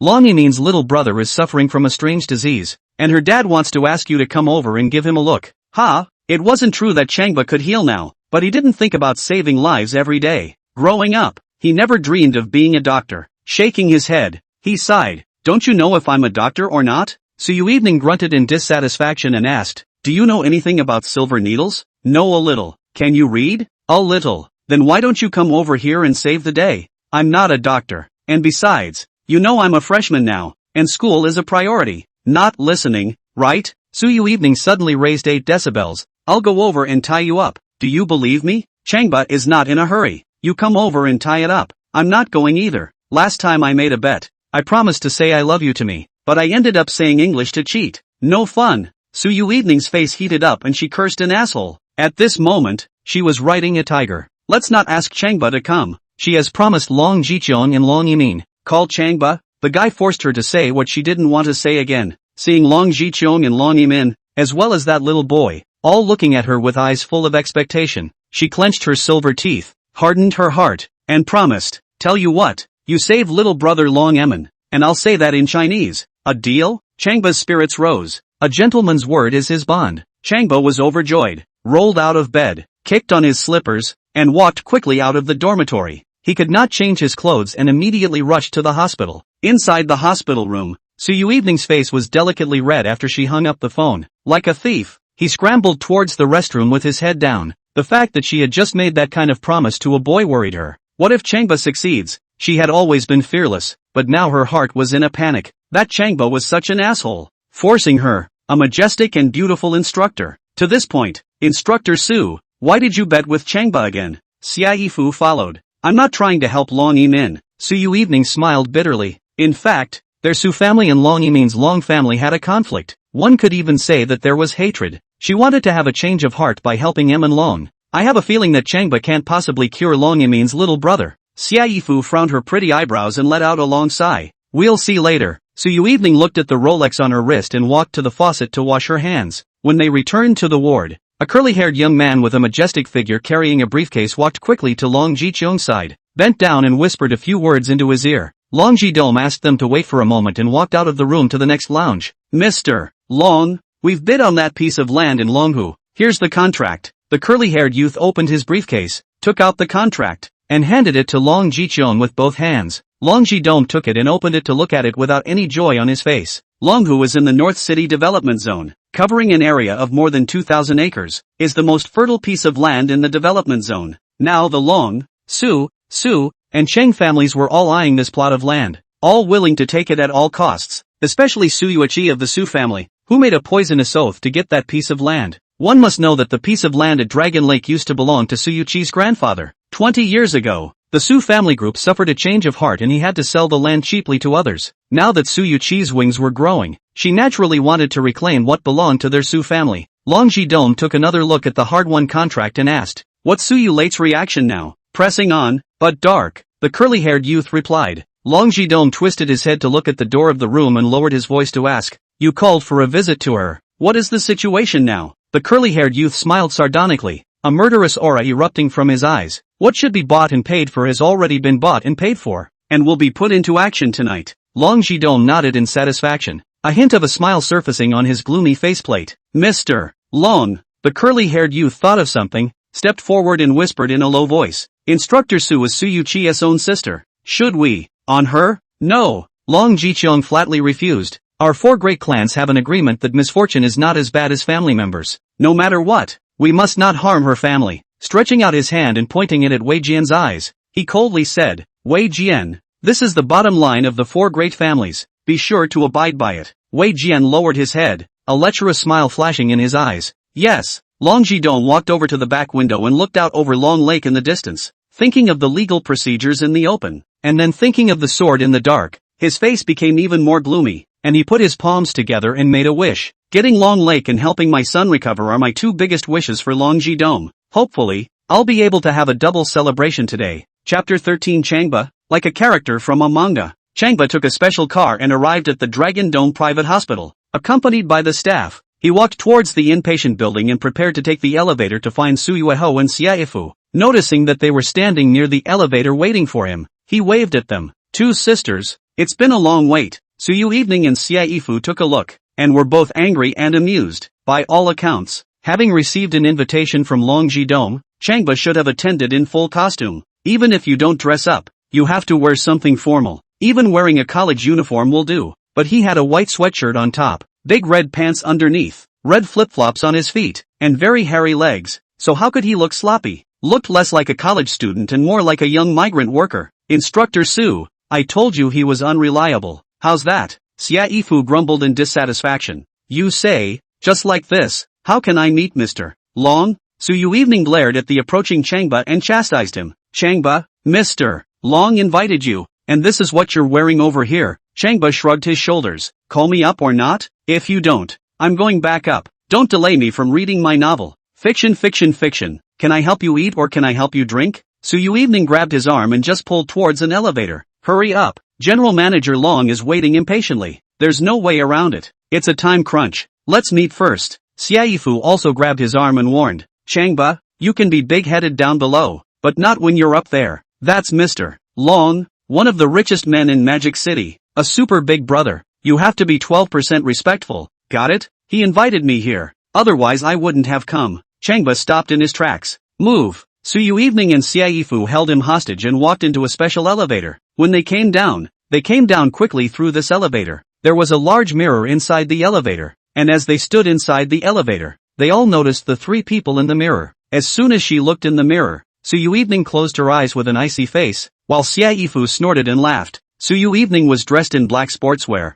like a cold and thorny waxberry, cold and colorful. Xiaifu was dressed in a red leisure suit, like a blooming peony flower, enthusiastic and unrestrained. And the men they hold hostage are big undershirts, big pants and flip-flops, dirt cheap. The three stood together, making Changba look like a comic book character, comical and ridiculous. Su Yui sighed. Changba, with your bear-like behavior, I'm really worried that you're powerless against Long Yimin's little brother. Xiaifu hurriedly said. Why don't we still let Changba go back? Su Yui grasped Changba's wrist. It's already up. Let's beat a dead horse. And Changba didn't care about that. Observing the two beauties' good figure through the mirror, he asked. Evening sister, how tall are you? 1 meter 7. What for? Su Yui froze. Not for anything. Changba looked at Xiaifu again. Sister Fu, how tall are you? I'm 6'8". Xiaifu tiptoed slightly and was shoulder to shoulder with Su Yui. Changba looked up and down. I think you two sisters have the same length of legs, not a millimeter better. Both beauties observed their legs coming in and made comparisons with their eyes. I'll measure. Changba first squatted down next to Su Yui, crossed his thumb and forefinger, placed them on her ankles, and began to measure upwards. And that's when the elevator doors opened. There was a group of people standing in front of the door, all looking at the scene in the elevator. As soon as they saw Changba crouching beside Su Yui, measuring something with both hands, the crowd all surveyed Su Yui in shock. Su Yui's face heated up and she kicked at Changba's calf. The elevator's here. Don't move. Quickly step out of the elevator. Xiaifu followed, covering her mouth and laughing. I really thought Changba was going to measure his legs, but it turns out he was teasing Instructor Su. Die laughing. As she walked towards the hospital room, Su Yui gritted her silver teeth in warning with a red face. Changba, I'm your instructor. Be honest from now on. Changba shrugged his shoulders. There's a saying that the upper beam is the lower beam, and you're teaching me to play tricks, so why don't I learn? Who's cheating? You're cheating. What did you say last time? After saving Long Yimin, you said I love you. Didn't I tell you? In English. Speaking in English doesn't count. At first you didn't say that. Oh. Su Yui felt like pulling back around and sneered triumphantly. Changba said in his heart, just wait. Within 6 days, I will make you say I love you in Chinese. Changba.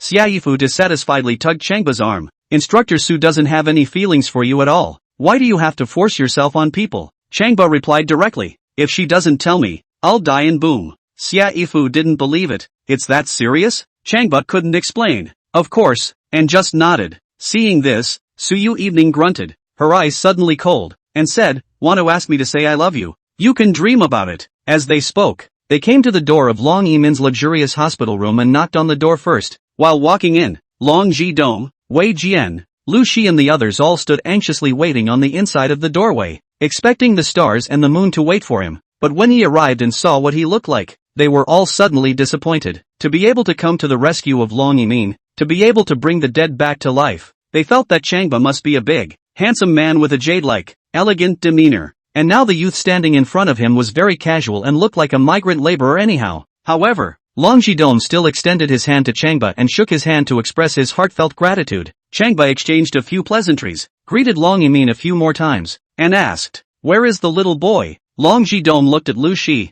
Director Lu, where is my son? Mr. Long, he's already asleep. Should we wait for the next time? Lu Shi couldn't look at Changba at all. With this kind of bear, he'll have trouble getting a foothold in Magic City in the future. And he'll still be able to save the young master's illness? Long Ji-dong looked at Changba, eyes sharp. Every move is calm and relaxed. Realized that people cannot look like seawater cannot be measured. Said, wake him up and push him over. Lu Shi had no choice but to walk quickly to the other room. Shortly afterward, she rolled out a wheelchair. I don't know what's going on, but the little boy in the wheelchair keeps crying. It was only after seeing Changba that he stopped crying and observed him with wide eyes. Mr. Chang, this is my son's checklist and medical records. Long Jidong took out a thick pile of materials and handed it to Changba. Changba took it and looked it over carefully from top to bottom. Su Yui and Xiaifu and the others took a look and nodded. Anyway, just the seriousness with which he reads the charts is very much that kind of thing. Okay, I looked at it. Changba closed the chart inside. I can't understand it when I read it before and after. What? Long Jidong was shocked. Mr. Chang, you're saying you can't understand any of these materials? Everyone else was taken aback. Su Yui evening's silver teeth bite. Hate to give Changba a punch. Cannot understand you still look so serious? Xiaifu closed her eyes and had a headache. Look at that. Making a joke, isn't it? Mr. Chang, how many patients have you seen before? Long Jidong's heart began to fizzle. Changba answered truthfully. Your daughter was the first patient I saved. And your son was the second. Ah. Long Jidong was dumbfounded. He looked at Changba's deep eyes and outstanding temperament and thought how powerful he was. Who would dare to think that when it came to seeing patients, he knew nothing? Clearly a pretender. Lu Shi smiled contemptuously, pushed up the wheelchair and left. Mr. Long, I think it's better to tell the young master to go back and rest. Slow. Chapter 14, 2 feet in 2 boats. I can't do it. Slow. Su Yui went forward to stop and grabbed the wheelchair handle. Looking at Long Jiqiang, Mr. Long, since Changba is here, let's ask him to give it a try. I believe in him, and even more so,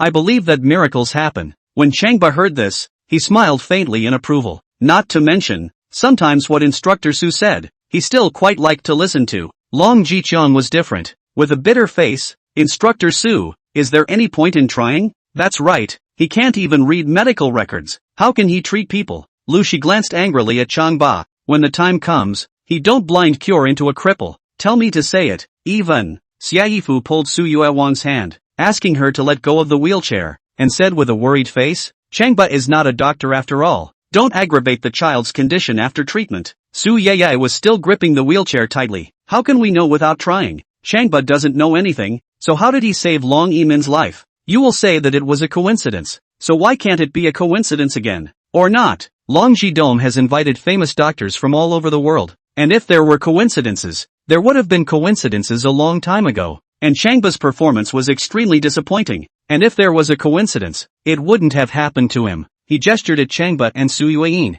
My daughter needs to rest, please go to the hotel, I will call for company. Su Yui looked at Long Jidong with great displeasure. Mr. Long, with all due respect, my student saved your daughter, and just now I had a hard time getting Changba to come over, and this is the attitude you have? Hearing this, Xiaifu was terrified and hurriedly pulled her hand again, signaling that she must not offend Long Jiqiang. Unbridled, Wei Jian, who was standing behind Long Jiqiang, took a step forward and angrily rebuked. Who do you think you are? Yelling at Mr. Long. Su Yui became furious. Who are you? I'm talking to Mr. Long. Who are you to interrupt? Changba observed up Wei Jian as a person. Didn't even notice him just now. At first glance, he frowned. This man has a murderous aura about him. After becoming a kung fu supremacist and a divine healer saint, his eyes and sixth sense had become very well developed. He could tell at a glance that this Wei Jian must have killed someone. Seeing that he was still blowing his beard and eyes at Su Yui, he quickly stepped forward and placed a slap on his face. Hit it clean, did I tell you to talk? Wei Jian didn't move and sneered. In his own territory, he had been given a mouthful by a brat. It's ridiculous to think about. Does this kid think he's going to live too long? You're still laughing? Changba lifted his hand and slapped his mouth again. Snap, play louder. Wei Jian stopped laughing and his eyes exploded with murderous aura. Changba. Xiaifu was worried that Changba would make another move and scrambled forward to grab his hand. Su Yui gave Changba an appreciative smile. Not to mention, this guy knows how to protect the leader. He's worth cultivating. Seeing the swords drawn, Long Yimin, who was half lying on the hospital bed, stood up in a panic, walked up and stood in the center. Dad, how about this? There's a security guard named Old Lu in this hospital who usually carries a little grandson. That little grandson has a similar condition to my little brother. Why don't we ask Changba to try it on that kid first? Long Jidong felt that this was feasible to keep both sides from having any conflicts, and at the same time, he could take a look at Changba's true ability. Arrange for Lu Shi to say, Director Lu, you go over there and bring them over. Lu Shi promised and walked away quickly. As the door to the room closed, the atmosphere in the hospital room became awkward and somber. Instructor Su, Teacher Xie, Changba, why don't you guys sit on the couch and wait? Long Yimin invited them to be seated and brought them mineral water, and Long Jidong, Wei Jian and the others sat on the other side. No one had a good look on their faces, but no one had anything to say either. After 25 minutes of waiting, the door to the wardroom was pushed open. Lu Shi pushed a dirty and worn wheelchair in, making a gibbering noise. In the wheelchair sat a boy, 8 or 9 years old, with disheveled hair, bare-chested, wearing shorts, skinny and bony, and looking very frail. He was followed by an elderly, gray-haired security guard, Honest, who kept surveying everyone in the room with frightened eyes. After self-introduction, Changba they learned that the security guard surnamed Lu, 70 years old. The youngest grandson was 4 years old when he fell ill. His legs became softer and softer, and gradually he could not walk, and finally his whole body was paralyzed. The child's parents took him to many big hospitals, went to many specialists. Some said muscular dystrophy, some said tachyphylaxis, some said genetic mutation. Just could not find the real cause of the disease. With no hope in sight and too much expense, the child's mother ran away and married far away. The child's father left home in a fit of anger and traveled the world. Old Lu had no choice but to work as a security guard while bringing up his young grandson. He was in tears at the emotional part of the story. Master, don't be sad, let me show the child. Changba walked over to the wheelchair and observed the child. The old Lu did more than 10 years of security. That heard someone called his old man, flattered, panicked and asked, "And you are, young man?" "My name is Changba. I'm a student at Mordor University and I know a little bit about acupuncture." Changba gently touched the back of the little boy's head as he spoke. After only half a minute, the little boy closed his eyes and fell into dreamland. He carried the child to the cot, took off his pants, pulled out the silver needle case, took out the silver needles, and used them one by one on his abdomen. The acupuncture points of the middle epigastric region, the lower epigastric region, the moisture and the Shinkei, the Indu, the Shirguan, the Shangxiu, the Zhongzhu and the Siphon are successively used with needles. Changba, this child's condition is worse than my son's. How far can you treat him? Long Jidong suddenly opened his mouth and asked. While using the needle, Changba replied, "First, let him stand up and take 2 steps. Ho ho ho." Long Jidong laughed and shook his head. How is that possible? Even if a divine doctor is alive, he can't do anything about it. Changba smiled back, with a wide grin. What if I can do it? Long Jidong pulled out a black bank card and placed it on the coffee table beside him. The black card is beautifully done, with gold wrapped around the left and top sides and a sparkling 235-gram diamond set in the center of the card. This is a black card, a MasterCard with no overdraft limit. If you can help a child walk upright, I'll give you this card. Good point. Changba nodded. Long Jidong sneered and asked, what if you can't do it? If I can't do it. Changba was about to reply when a ding sounded in his ear. Host, new mission issued. Prizes for completion, heavy fines for failure. Answer Long Jiqiong. If you can't do it, you'll be Long Yimin's son-in-law. What?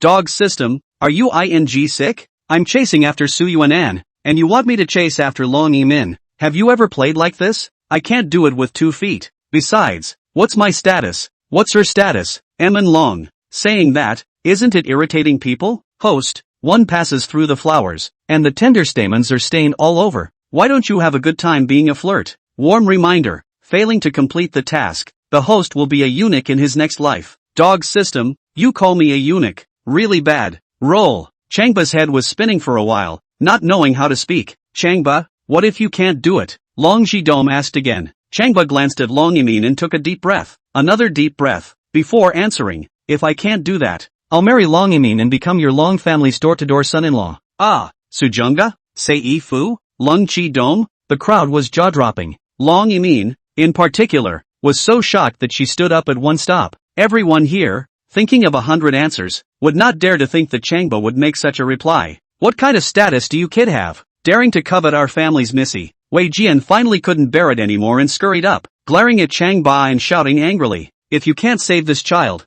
you can't even be a dog of the Long family. And you dare to fantasize about being the son-in-law of the Long family. Chapter 15 Win or lose, laugh at the end of the day. Get back. Long Jidong drank lightly. Wei Jian then stepped back, but with both eyes bursting with rage. He kept glaring angrily at Changba. Letting Changba live through today would be mercy to him. Long Jidong said, after all, Changba saved Yimin's life. He's qualified to say that. The problem is that I don't know what Yimin thinks. I agree. Long Yimin made her reply without hesitation, her 2 large eyes tearfully looking at Changba. Her life was saved by Changba, and she believes her little brother's life will change significantly because of him. Plus she admired Changba. Then she was willing. Upon hearing this, Long Jidong glared at his daughter, wanting to scold her. What kind of boy can't you find? But you prefer this rash. What a retard. Besides, Changba won and he gave Changba a black card. And Changba loses, marries his beautiful daughter and becomes the dragon family's son-in-law. It also means that win or lose, the result for Changba is beautiful. He had never done this kind of lose-lose business before, and he was holding his fire. Fine, fine,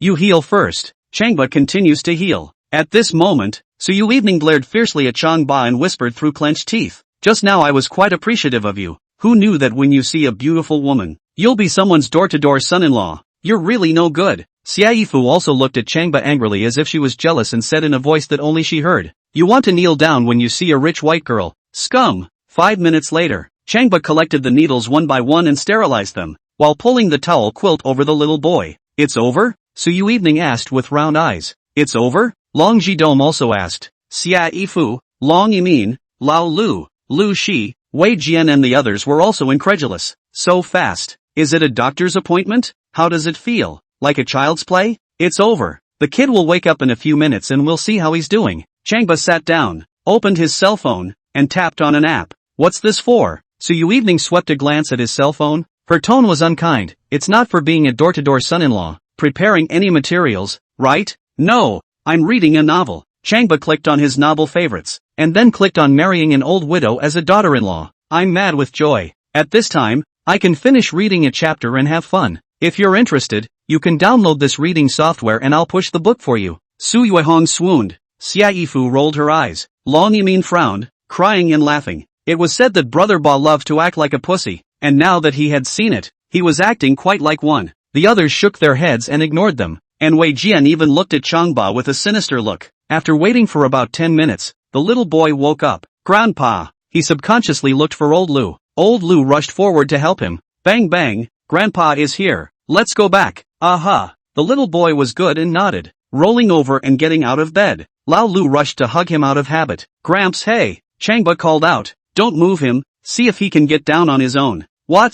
Old Lu looked at Changba with wide eyes. My grandson has been in a wheelchair for 3 years, and now he can get down on his own? The old man suspected he had heard wrong. Lu Shi, Wei Jian and the others sneered and even laughed out loud. Just try it out. Changba waved his hand, signaling old Lu to step back. Old Lu smiled bitterly and had to step back a bit, watching his little grandson roll over and get out of bed on his own. Immediately afterward, a shocking scene occurred. The little boy slowly rolled over, slowly got out of bed, and surprisingly stood up. It was slow and awkward, but he got up. Even more shocking is yet to come. The little boy slowly stretched out his arms and surprisingly tried to walk one small step at a time. It was wobbly, but he moved forward, little by little. It ended up being a full meter or so. You don't think so? Long Chi Dome, Lan Jimin, Su Yuan, Xiaifu, the others? Grandpa, I can walk. Ha ha, Grandpa, I can walk. The little boy was overjoyed, yelling and jumping up and down with excitement. Old Lu burst into tears of joy and rushed up,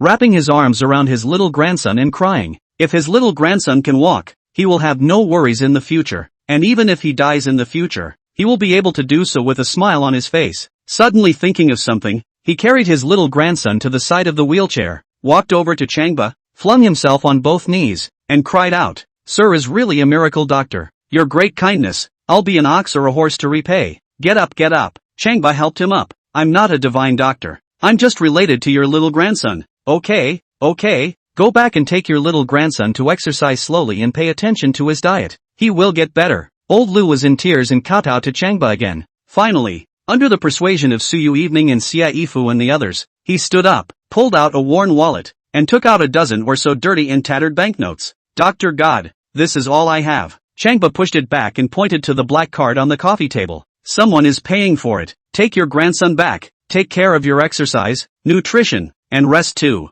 Su Yui and Xiaifu sent old Lu and his little grandson out. Emin, there's nothing to do. I'll leave first. Changba nodded at Long Yimin, grabbed the black card on the coffee table, and walked towards the door of the room. What about Su Yui and Xiaifu? One of them wrapped their arms around his left arm, and the other wrapped their arms around his right arm, and walked out of the hospital room with a smile on their faces. Mr. Chang, please stay. Long Jidong panicked and hurriedly followed him out of the ward. What's that? My son has a similar condition to that little boy. So please, Mr. Chang, be magnanimous and give him a look as well. Please. Long Yimin also followed out of the hospital room in a panic, looking at Changba's back with tears in her eyes. Changba didn't turn around either. Mr. Long, what did you say just now? And what did your men say? Long Jidong's old face reddened as he glared angrily at Wei Jian, who was following him. Wei Jian, apologize to Mr. Chang. Wei Jian smiled sarcastically and apologized with a flustered bow. Mr. Chang, I'm sorry, I was reckless just now, please bear with me, both of you.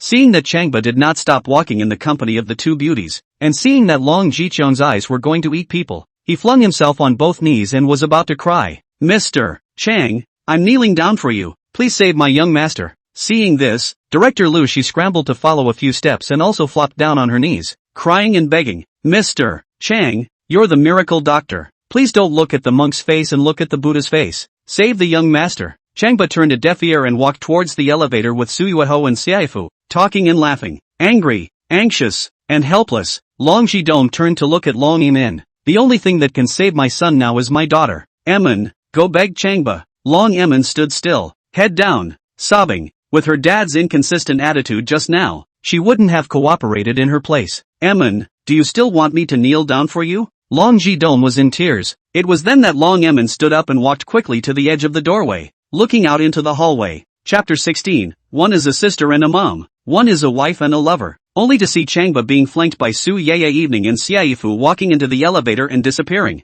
Long Yimin only turned around and returned. Dad, Changba has already left. Long Jidong was in a hurry. Min, grab some time and think of a way to invite Changba here. Remember, do whatever it takes, go down to the first floor. Su Yui went to the restroom. Changba and Xiaifu stood in a corner and waited. Changba, did you just go crazy? Xiaifu stretched out her hands and grabbed Changba's shoulders. You originally wanted Instructor Su to say I love you, and just now you want to be the dragon family's son-in-law. Who exactly do you have in mind? Changba had a mouthful of words and twisted his head, cursing the dog system. Changba, as a man, we can't love one person at a time. If we do that, we'll end up harming others and ourselves. Xiaifu grabbed Changba's ear again and earnestly admonished. Just for this, Instructor Su must be very angry. When she comes out, you properly apologize to her. Do you hear me? Changba felt a pain in his ear and grabbed her hand. Sister Fu, this is between me and Instructor Su. You stay out of it, okay? Hearing this,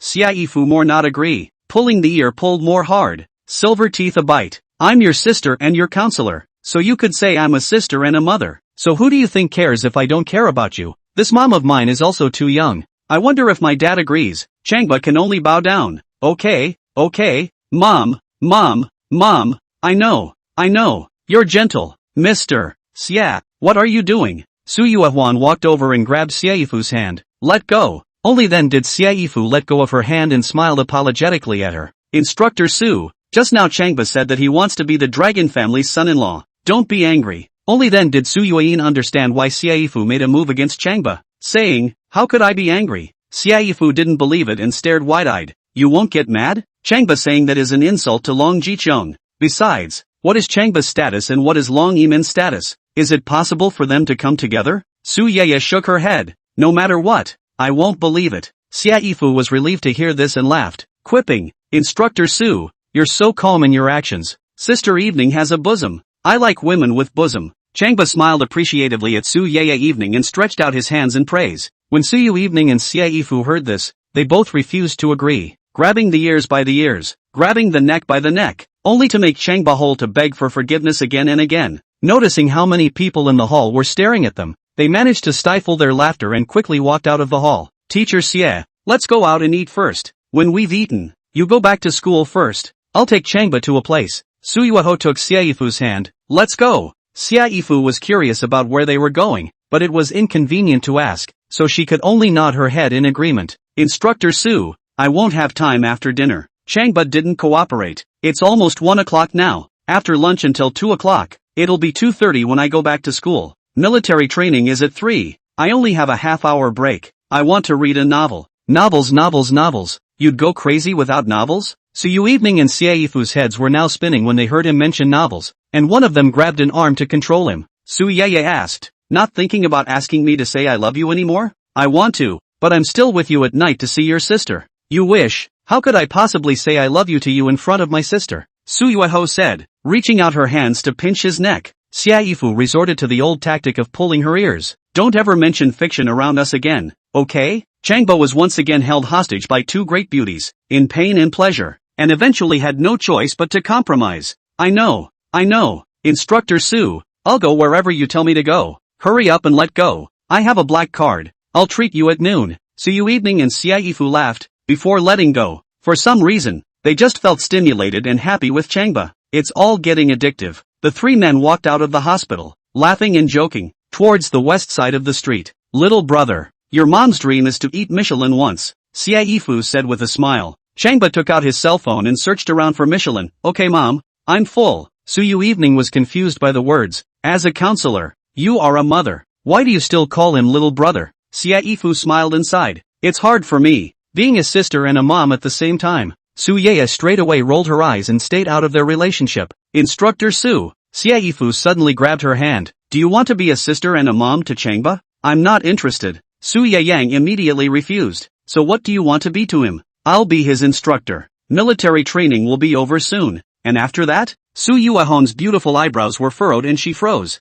Yeah, after military training, she left campus and basically had no interaction or contact with the students. So what kind of relationship does she maintain with Changba? Xiaifu snickered, wrapping her arm around her and said rather mysteriously. Instructor Su, tell me honestly, do you want to be Changba's wife, his lover, or both wife and lover? Su Yui's face rolled hot, her silver teeth clenched, feigned anger, grabbed Xiaifu's arm, and then tickled her small savage waist. Xiaifu was most afraid of tickling and screamed with laughter, laughing so hard that her body went limp and she asked Changba for help. Little brother, come save your counselor. And Changba stood off to the side, looking intently at his cell phone. Su Yui and Xiaifu messed around for a while, not messing around, but also Changba was unresponsive, and together they asked, Changba, what are you looking at? Read the novel. Again, the two beauties pounced on Changba together again. Changba laughed and pulled his legs out. 10 minutes later, they found a Michelin restaurant and walked in. The dining room is high-end and filled with the aroma of food. May I ask, miss, have you made an appointment? A beautiful woman in a work uniform smiled as she looked at Su Yui. Su Yui shook her head. No, I'm sorry miss, our restaurant only receives guests with reservations at noon. The staff member smiled apologetically. Su Yui and Xiaifu both looked helplessly at Changba. Changba said, Beauty, prepare a room for us and simply cook a few dishes. We'll eat and leave. The staff looked up and down at Changba's undershirt and pants and flip-flops twice, with a few sneers in his smile. Where did this poor bastard come from to spend money here? The mouth was still very polite. Sir, I'm sorry, we can't entertain without an appointment. Changba pulled out his black card and handed it over. Is this okay? The staff member froze and took it with both hands. At first glance, it's a black card. A MasterCard black card. The staff member was so shocked that his hands began to tremble, and his eyes widened as he surveyed Changba once again. You can't make a man look like a man. You can't measure the sea. Now she was convinced. Sir, miss, please, inside. We will definitely make the best lunch to entertain our most esteemed guests. She returned the black card respectfully to Changba and led them towards the second floor, towards an exclusive private room for big leaders. Su Yui and Xiaifu looked at each other and smiled, both casting appreciative glances towards Changba. True to form, they couldn't enjoy a nice lunch here today without Changba.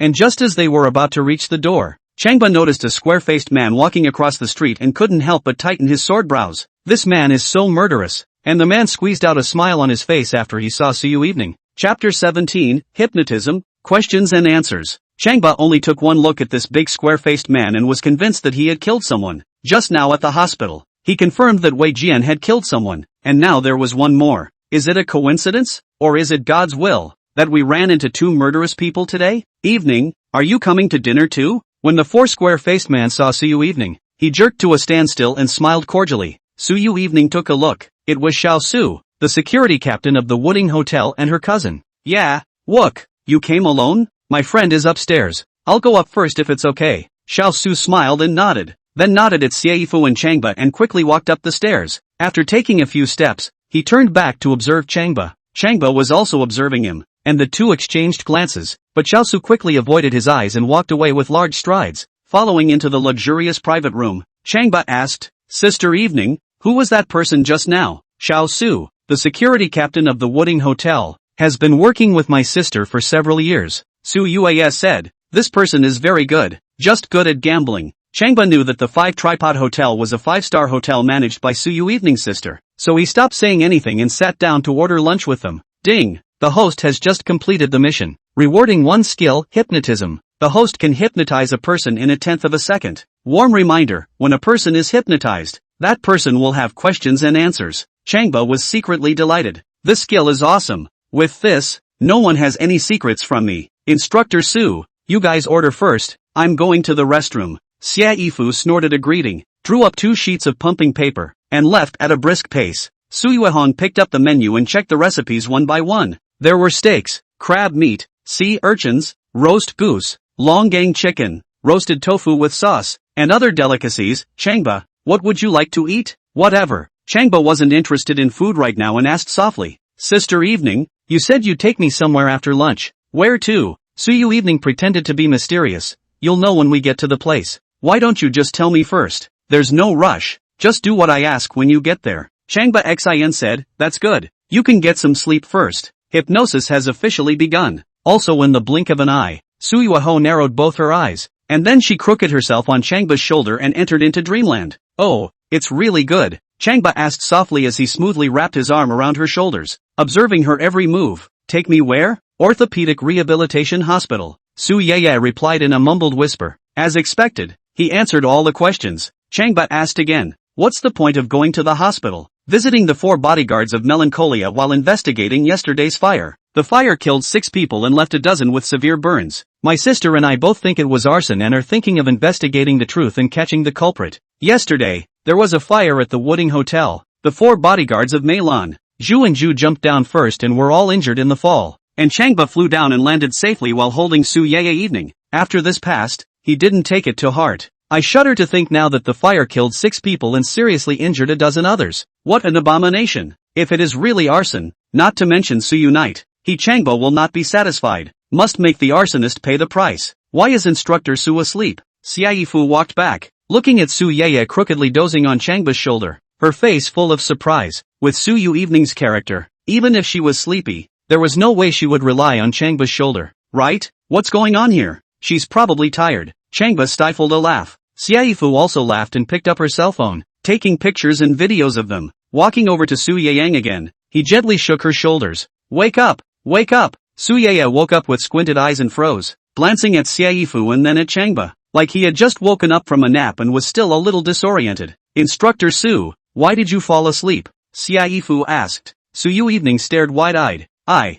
just fell asleep? Xia Yifu opened her cell phone and tapped on the video. See for yourself. Su Yui Evening took a look. Her face heated up, snatched her cell phone, and deleted the video. I wondered in my heart, how did I fall asleep? If I fell asleep, why did I sleep on Changba's shoulder? Why am I sleeping face to face? Bastard frowned at Changba with a beautiful frown. Noticing that he was snickering, she was more than a little weak and flew up to kick him in the calf. Changba ate the pain and hurriedly raised one of his feet to guard against receiving another kick. Sister Evening, why are you hitting people? Because you owe a beating. Su Yui Evening's almond eyes rounded. Instructor Su, that's where you're wrong, isn't it? Xia Yifu looked uncomfortable and fought back. You borrowed someone else's shoulder for a while and in turn blamed them? Su Yang sneered. He touched my face in the playground. That's a previous offense. Do you think he deserves a beating? With that said, Xia Yifu had a hard time arguing. Picking up the menu. Okay, I'm hungry early. Hurry up with the food. Su Yang clenched her silver teeth and glared at Changba again. The last time Changba touched her face in full view of everyone.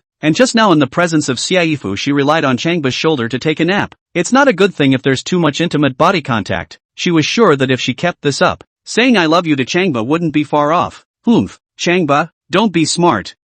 Instructor Su, will not fall in line. As they ordered, in less than 10 minutes, a delicious dish was served and they began to feast. Changba quickly ate his fill and stood up. You guys eat first, I'm going out for a smoke. When he got outside, he wasn't smoking, but quickly went upstairs to find Xiao Su. Xiao Su, as the security captain of the Wooding Hotel, is extremely murderous, and he's going to use hypnosis to ask him who he's actually killed. Anyway, it's nothing to amuse me at the moment. When he reached the upper level, he walked through one booth at a time. When he suddenly heard Xiao Su's voice, he went to one side of the corner, pulled out a box of Dichinmen, and smoked while waiting. After smoking 2 cigarettes, the door of the room next to him opened, and Xiao Su staggered out of the room, obviously drunk. They were followed by 3 youths, all dressed in gold and silver, smoking cigars and looking like thugs. One of them said, Brother Su, the car is in the underground garage. Let's go down there. Xiao Su hummed and walked to the elevator to wait. Changba turned and sprinted for the stairs, thumping down them and quickly making his way to the underground garage. Not long after, Xiao Su and the others walked out of the elevator towards a white Range Rover. Seeing no chance, Changba turned around, ready to return upstairs. At this point, Xiao Su said, "I'll take a leak." Straight to a corner. One by one, the other three youths got into the Land Rover. Seeing his chance, Changba turned around again and quietly walked towards Xiao Su. Shoo shoo shoo shoo shoo. Xiao Su closed his eyes and whistled while peeing against the wall. The expression was very enjoyable. Sleep sleep sleep. Changba swept the Land Rover car and walked to Xiao Su, smelling a smell of alcohol. With that much prodding, Xiao Su leaned against the wall with his hands drooping, and fell into a state of sleep. And the flow continued down there as there were no more hands to hold it up. Peeing on his pants. "You know about the fire at the Wooding Hotel, don't you?" Changba began to ask softly. Xiao Su replied softly, "I know. Was this a man-made arson?" "Yes." "You know who's behind this?" "No." "Traitor." Changba's eyes were furious and he clenched his fists, having the urge to punch him in the head. Chapter 18. Instructor Su, who rested with his eyes closed, was like a different person. Water and fire have no mercy. The most hateful thing is human arson, and Xiao Su knows the mastermind behind it, but doesn't tell the Su Yui evening sisters. Changba held back his anger and opened his mouth to ask again when a loud shout came from the side. "Brother Su, are you done solving?" The sound of walking footsteps came immediately afterward, and at that moment, his cell phone suddenly rang again. Pulling out his cell phone and seeing that it was called by Su Yui evening, he quickly walked to the other side and disappeared. "Brother Wook, Brother Asahi," the young man who came along shouted. "Little man Pooh, you're not going to fall asleep, are you?" Xiao Su jolted awake and looked around with wide eyes. Hearing the person next to him call out, it was a shudder that brought him back to reality. "Go go go." He lifted his belt and prepared to walk away, when suddenly he felt a rolling sensation on his leg and jumped back and, asterisk asterisk asterisk asterisk, how do you pee your pants? That's add up. The youth wanted to laugh, but didn't dare. In the meantime,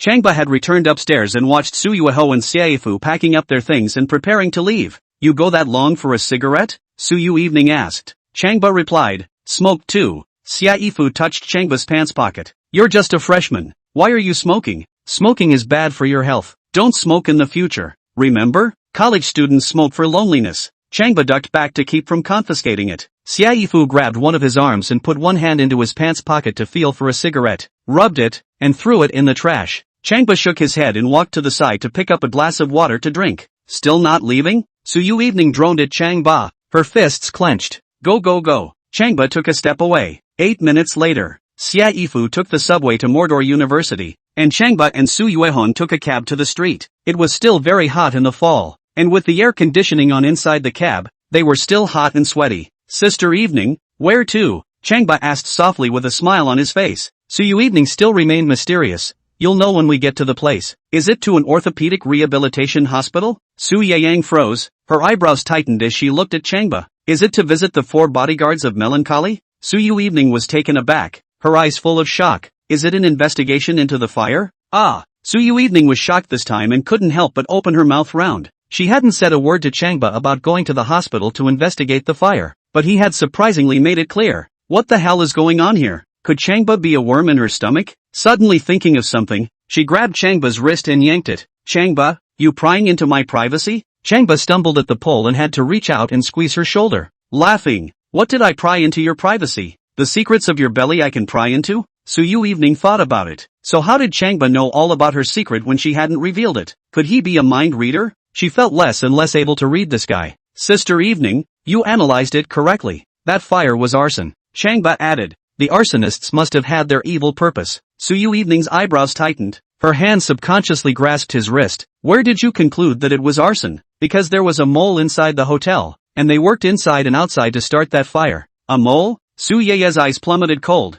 "You have a clue?" Changba nodded. "A bit of a clue, and I know who the mole is." "Who?" "Security Captain Xiao Su." "Boo!" Su Yu evening punched Changba's chest in the air. "Xiao Su is my great-uncle's son. He is loyal to my sister. There is no way he would betray her. Don't throw dirty water on a good person." Changba didn't realize they were still related and shook his head. "Where's your proof?" "No proof for now, but I'm sure it's him." "Boo!" Su Yuehon threw another punch at Changba's chest. "I can warn you, if my sister hears that, she'll kill you." Changba shook his head once again and stopped talking. He was sure that he would be able to come up with conclusive evidence before too long. Seeing Su Yu evening keep staring angrily at herself, she secretly sighed. "Go to sleep. Go to sleep. Hurry up and go to sleep." Su Yueho's eyes narrowed, so she leaned on the backrest and entered into dreamland. Changba looked at her and told her to sleep. When this beautiful instructor opened her eyes, her face always exuded a cold glow that made people respect her, and when she closed her eyes, her long eyelashes were like little fans, and a light smile tugged at the corners of her mouth, and her face became gentle and sweet and fresh. The whole thing is like a quiet,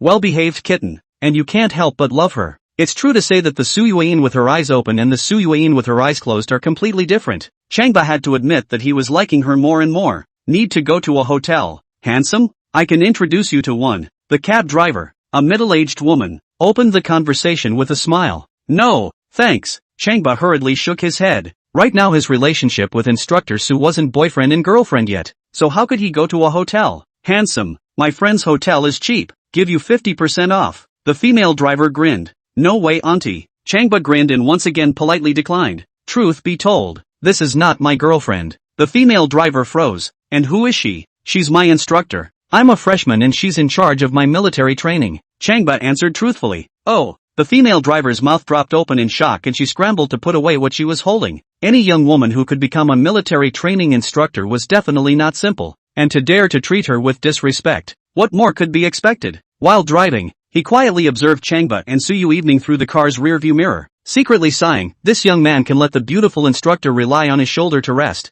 Not simple. When he reached the side of the gate of the orthopedic rehabilitation hospital, Changba gently patted Su Yui shoulder. Sister, evening. It's here. Su Yui woke up with squinted eyes, and it took half a minute before she felt herself snuggled up against Changba's shoulder and sat up straight with a jerk. What the hell is going on? How did I fall asleep again relying on this asshole? Auntie, how much? Changba pulled out his black card. Su Yui took a look at the shiny black card and swooned. Showing off. Ha? Why don't you take this card and go buy an old popsicle? Changba sighed. I don't have any change. I have. Su Yui opened her handbag and took out 2 red bills and handed them to the cab driver. Changba waved his hand graciously at the female driver. Keep the change. Your money. Ha? Su Yui glared at Changba and took the recovered $20 in change from the female driver. This $20 to buy steamed buns can hold you over. Changba nodded. That's true, but with your strength, do you still need to buy steamed buns? How many meanings? Su Yui didn't think about it for a while, waiting for Changba to get out of the car and seeing him aiming towards his chest.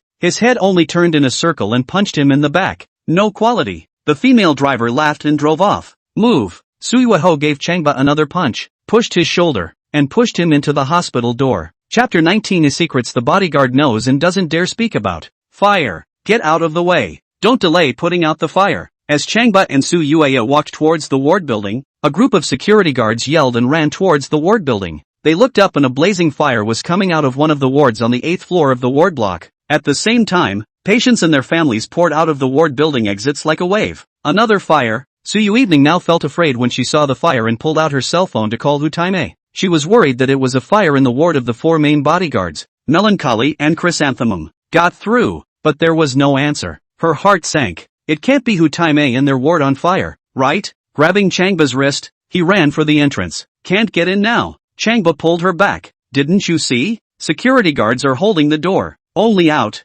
no in. Su Yui had to stop and wait. In the blink of an eye, her face was already dripping with fragrant sweat. Changba glanced at the beads of sweat on her face and asked, why are you in such a hurry? Why do you think I'm in such a hurry? The 4 bodyguards, Meilan Juju, have been protecting me for more than 10 years, since I was 10 years old. They're like older brothers to me. Su Yui pulled out her cell phone and called Zhang Yilan again. The phone went through and was also unanswered. Call Song Jinju again. Like earlier, the call went through and was unanswered. Call Simon Bloju again. This time someone finally answered. Second miss. Brother Bloju, did your ward catch fire? How are you guys doing? Su Yui asked anxiously. It was a sudden fire in our hospital room. Shiman Buju replied. Good thing none of us had napped yet. Zhang Yilan and I climbed out. Hutaime and Song Jinju rolled out. Rolled out? Changba thought of Hutaime and Song Jinju rolling around and wanted to laugh. Is this still a technical job? Su Yui pushed him away and asked again. How are you guys doing now? Simon blowing Chrysanthemum replied. Now that we're switching to a new ward, we've already been placed, so it's not a big problem. Su Yui let out a long breath. A stone in her heart then landed. Suddenly, clenching her silver teeth, she clenched her fist and came at Changba's chest with a heavy punch. Boo! She felt like she was hitting a rock and sucked in her mouth in pain. Why did you hit me? Because this fire is so hateful. Changba swooned. Fire is hateful. Why are you hitting me? I'm not giving out this breath, so I'll just have to commit you. Changba fainted. When a scholar meets a soldier, he can't be reasoned with. when a male student meets a female instructor, it is difficult to argue. Changba, I suspect that the fire was also man-made and targeted at Melancholia and the others, don't you? Su Yui's willow brows were furrowed and anger erupted in her eyes. Changba nodded. There's no need to be suspicious. It must be intentional. Go up later and ask them nicely. They either know some secret or have caught someone else in something. Good. Su Yui thought that this afternoon back to school will be late. Took the cell phone to the leader to make a call to ask for leave. And in the meantime, also give Changba to ask for leave. There was a half-hour wait before they walked into the ward building. Second miss. Master, you are here. Please sit down. The 4 major bodyguards, Meilan Juju, lived in the same ward, and when they saw Su Yui walk in with Changba, they all raised their heads in greeting. It didn't work, and they tried to sit up, but their bodies wouldn't allow it. Yesterday's fire. They both took a nasty fall when they jumped from the 4th floor to the sycamore tree below. Both of Hu Tiamei's arms were broken and his face was severely injured, so his mouth is now crooked and his eyes are slanted. Zheng Yilan broke both legs. Song Jinju broke an arm and a leg. Simon Bloju has broken bones in both arms and both legs. Coupled with the tossing and turning of the fire just now, they were all grimy and laying on the hospital beds like seriously wounded men who had just been carried off from the battlefield. I came over to see you guys, so you can recuperate at ease. Don't worry, I'll be responsible for all your medical expenses, and I'll make arrangements for the family. Seeing their appearance, Su Yui's heart was not in a good mood, and one by one she went up to comfort them. With a smile on his face, Changba greeted each of the 4 disciples and expressed his sympathy, especially when he walked up to Hu Taimei, the eldest disciple, and looked at him with admiring eyes again. Being able to roll out of the fire just now, that's an ability too. The 4 major bodyguards, Meilan, Zhu and Zhu, were all very thankful, and at the same time, they sized up Changba with stunned, puzzled eyes. Yesterday's fire, they jumped off the building one after another, and each of them fell like a grandson. In the fire just now, each of them panicked so much that they almost didn't even hang up, and Changba jumped off the building with Su Yui, surprisingly unharmed. How did he do it? Finally unable to hold back her curiosity, Hu Taimei asked in a slurred voice, Master, you jumped from the window with the second young lady and didn't fall at all. I've always been curious, how on earth did you do that? Lucky, Changba smiled bashfully, everything is because of luck. Hu Taimei and the others don't believe it. Even if they are lucky, both of them can't be lucky together, right? Mei, did you fall on your face that badly? Su Yui saw that his mouth was crooked and his face was deformed. She picked up a towel and wiped his face painfully. Now his face must be very painful, right? What did the doctor say? Hu Taimei was flattered and burst into tears. Second miss. The pain is fine. The doctor said my face can only be like this. It can't go back to what it was. Twisting his head away, he looked devastated. If he kept his mouth crooked and eyes slanted like this,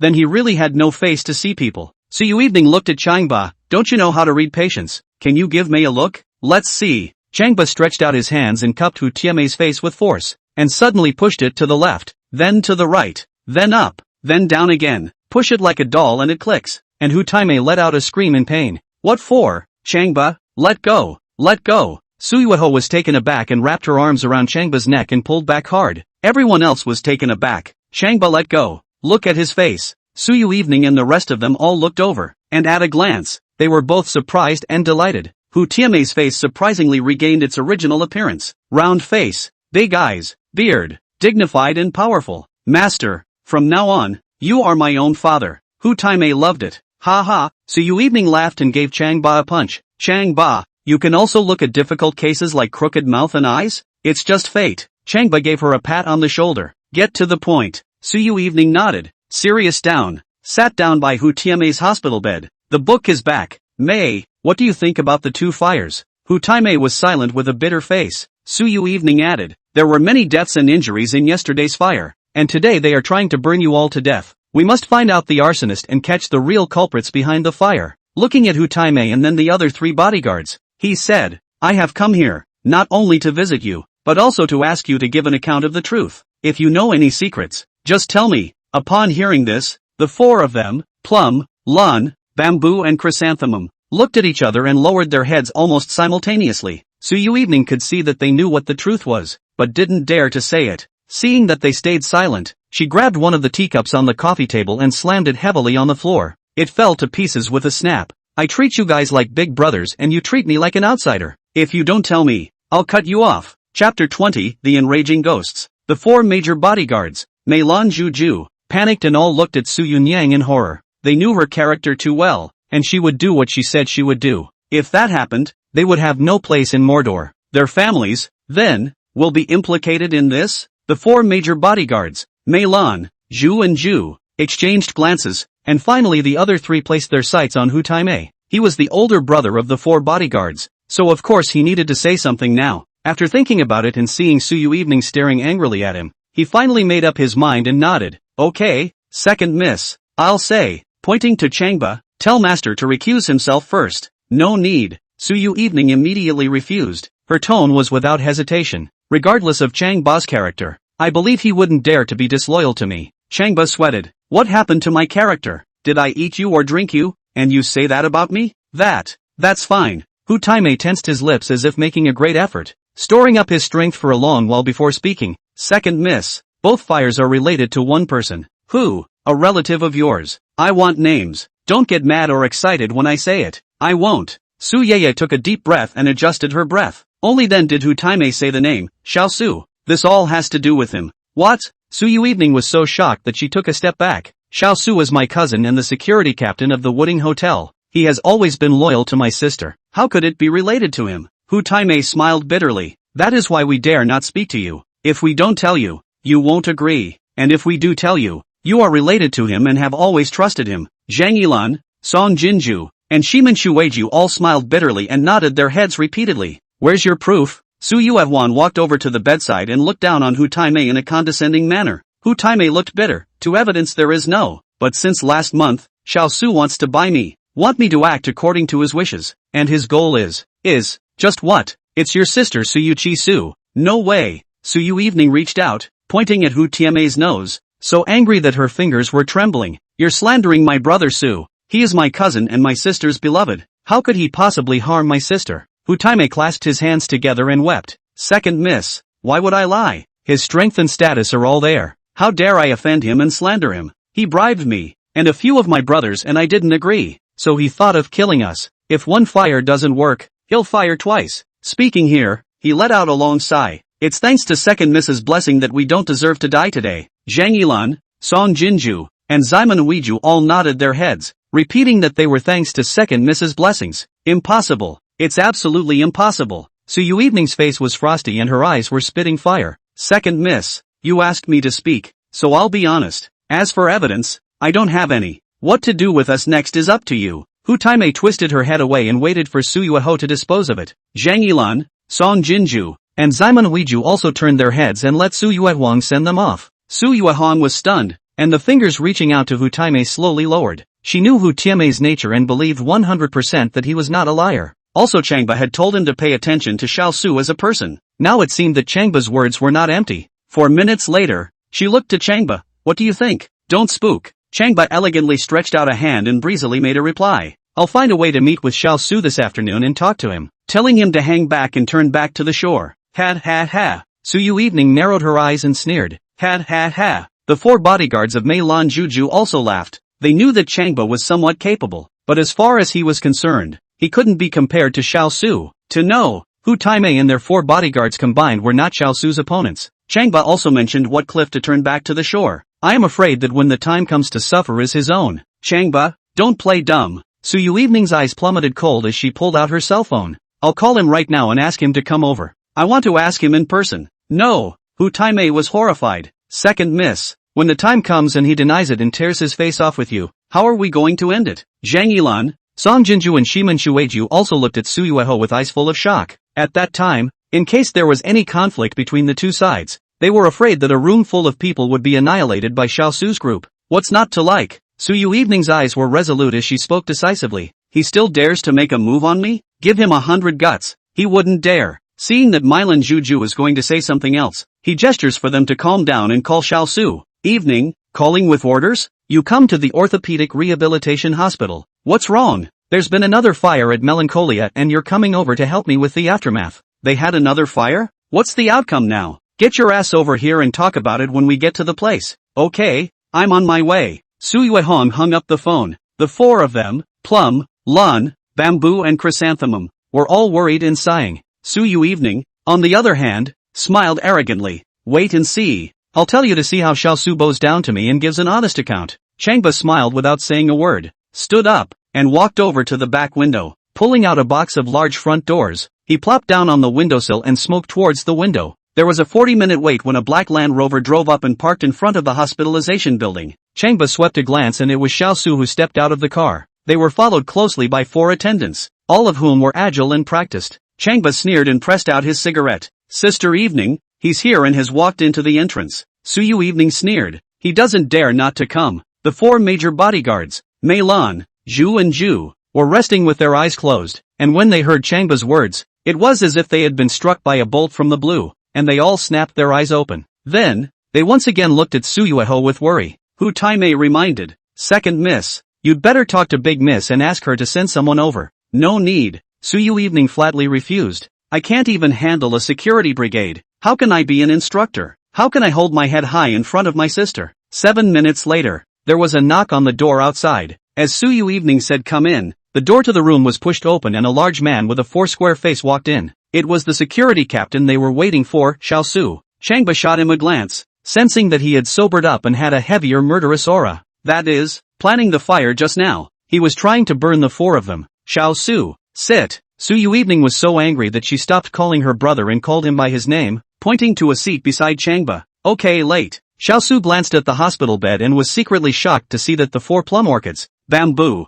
and chrysanthemums were all alive. "Didn't it burn?" In the space of a second, he froze and stepped forward, greeting and exchanging pleasantries with Melancholia and the others. "Xiao Su, I'm asking you." Su Yui Evening stared tightly at Xiao Su, splitting her head and asking, "The fire in the hotel, and the fire in the ward just now, did you plan it?" Chapter 21. This is alcohol. It doesn't hurt as much as gasoline if you burn it on your body, without any excesses. Su Yui Evening came straight to a single point. "What?" Xiao Su laughed and laughed very brightly. "Evening, what are you kidding?" Jokes also greatly opened his arms and smiled at Mei Lan, Juju and the others. "Xiao Su, we're all adults. Who are you pretending to be?" Su Yueho sneered, turning her head to look at Hu Taimei. "Brother Mei, you say?" Hu Taimei is worried that Xiao Su will hurt Su Yui and reminds once again, "Second Miss, why don't you call Missy over and we'll talk together?" Zhang Yilan, Song Jinju, and Zaiman Uiju all chimed in with their voices, very anxiously reminding Su Yuewan to do that as well. With Missy Su Yuichi around, Hu Taimei didn't dare to make a move, but the second young lady was there and couldn't calm the scene at all. "I can solve this problem myself." Su Yueho was still resolute. "Brother Mei, you say it." Hu Taimei had no choice but to sigh darkly, which then looked at Xiao Su and said, "Teen Xiao, I've already told Second Miss everything about you bribing us. You guys are relatives, and Missy and Second Miss can't get sand in their eyes, so just be honest." The smile on Xiao Su's face stiffened, and the laughter in his eyes quickly turned into killing intent, but after freezing for 2 seconds, he looked at Su Yeye and smiled cordially once again. "Late, stop it, will you? I'm messing with you?" Su Yui Evening's eyes became even sharper. "Hu Taimei said that after you were bribed, you tried to bribe him with the aim of harming my sister, and you say that I'm the one who messed with you?" Xiao Su's smile froze once again, looking at Su Yui Evening, and then at Mei Lan Juju. He realized that paper could no longer wrap the fire. Still, he restrained himself. "Evening, do you trust Hu Taimei, or do you trust me?" "I believe in Hu Team," Su Yui Evening replied without hesitation. Xiao Su added, "Do you believe that I was bribed and thinking of harming your sister?" "Believe." Su Yui Evening's voice was even more decisive. Xiao Su stopped saying anything and slowly raised his head, his mischievous eyes looking straight at the ceiling. A murderous aura began to quietly permeate. After a full 2 minutes, he asked, "So what are you going to do next?" "You're asking me what to do? After betraying my sister, you ask me what to do?" Su Yui Evening rushed up and served a direct slap. "Xiao Su, you let us down. Your father is our uncle. Our mom is your aunt. You even did that." The more he said, the more agitated he became, and he raised his hand to give him another mouthful. "For the sake of my uncle, I'll give you a chance. Now, call your sister and give an honest account of your problems for leniency." Xiao Su laughed. "Second Miss, so things can't be undone, can they? You still have the face to ask that." Su Yueho raised her hand and hit again. Snap! Xiao Su raised his hand this time and directly hit Su Yueho's palm. Clean! After a crisp ringing sound, Su Yaya retreated back and forth. Her right hand was in fiery pain. One look at the palm and it was red and swollen. "Come in," Xiao Su said to the door of the room. The door to the room was pushed open and a large man with long hair walked in, closing the door behind him with a grim look in his eyes. "Brother Su, the surroundings have been set up and are ready to extend your left hand and gesture around your neck." The 4 bodyguards, Mei Lan Juju, were horrified, and they all picked up their cell phones and called someone. But, the signal is jammed. It can't be called at all. Su Yui was shocked, pulled out her cell phone, and called her sister, Su Yui. Again, the phone calls don't go through. Humbug, humbug, humbug. Xiao Su laughed fiercely. Just now, my little brother has already said that the surroundings have been set up. Don't you guys understand what it means? Su Yui sucked in a mouthful of cool air. Her almond eyes rounded and she subconsciously stepped back. Xiao Su, you dare to lay hands on me? Xiao Su stepped closer. If I don't go after you, Missy will go after me. So what do you think my choice is? Spreading his hands in a very helpless and elegant manner. You and the four of you died in an accidental fire. So I can explain it to Missy when the time comes, don't you think? Su Yui was like a heavy blow. A wave of dizziness. 2 steps back, involuntarily leaning on the wall. She had thought that Xiao Su wouldn't dare to do anything to her and would give an honest account of her problems. But she underestimated Xiao Su. And even more so, the guilty heart of an arsonist. As he spoke, the big man with long hair walked out. Not long after, he walked back again, carrying a bucket of transparent liquid in his hand and handed it to Xiao Su. Second miss. This is alcohol. It doesn't hurt as much as gasoline if it burns on your body. You and the 4 bodyguards. Meilan Juju. Hold on for a while, okay? Xiao Su laughed fiercely, took the alcohol bucket, unscrewed the lid, and smelled the alcohol first, with a face of intoxication. Oh, I like this smell. I like this smell with death. Twisting his head to look at the 4 plum, lawn, bamboo, and chrysanthemums, he asked, Hu Taimei, why don't we start with you first? Hu Taimei sat up with all her strength and pointed at Xiao Su with extreme anger, yelling, Xiao Su, the 4 of us, Mylan, bamboo and chrysanthemum, you can kill us if you want to, and you can kill us if you want to, but you can't hurt second miss. Xiao Su carried the alcohol bucket and walked step by step towards Hu Taimei's bedside. It's up to you, said the man, lifting the alcohol bucket and preparing to dump the alcohol. Just before he dumped it, he changed his mind, put away the alcohol bucket, and took a step towards Su Yui again. Su Yui gritted her silver teeth and stood still, but her heart began to thump. She knew that she would be powerless compared to Xiao Su. Second miss. Close your eyes. Hold on for a while and it will pass. Xiao Su stepped closer. Xiao Su, I won't let you go even if I turn into a ghost. Su Yuyang suddenly screamed and pounced on Xiao Su. It was death, and she was going to fight her hand to the bone, but before she could strike, Xiao Su had already flown up and kicked her in the stomach, knocking her to the ground. As an instructor, he had no power to fight back against Xiao Su.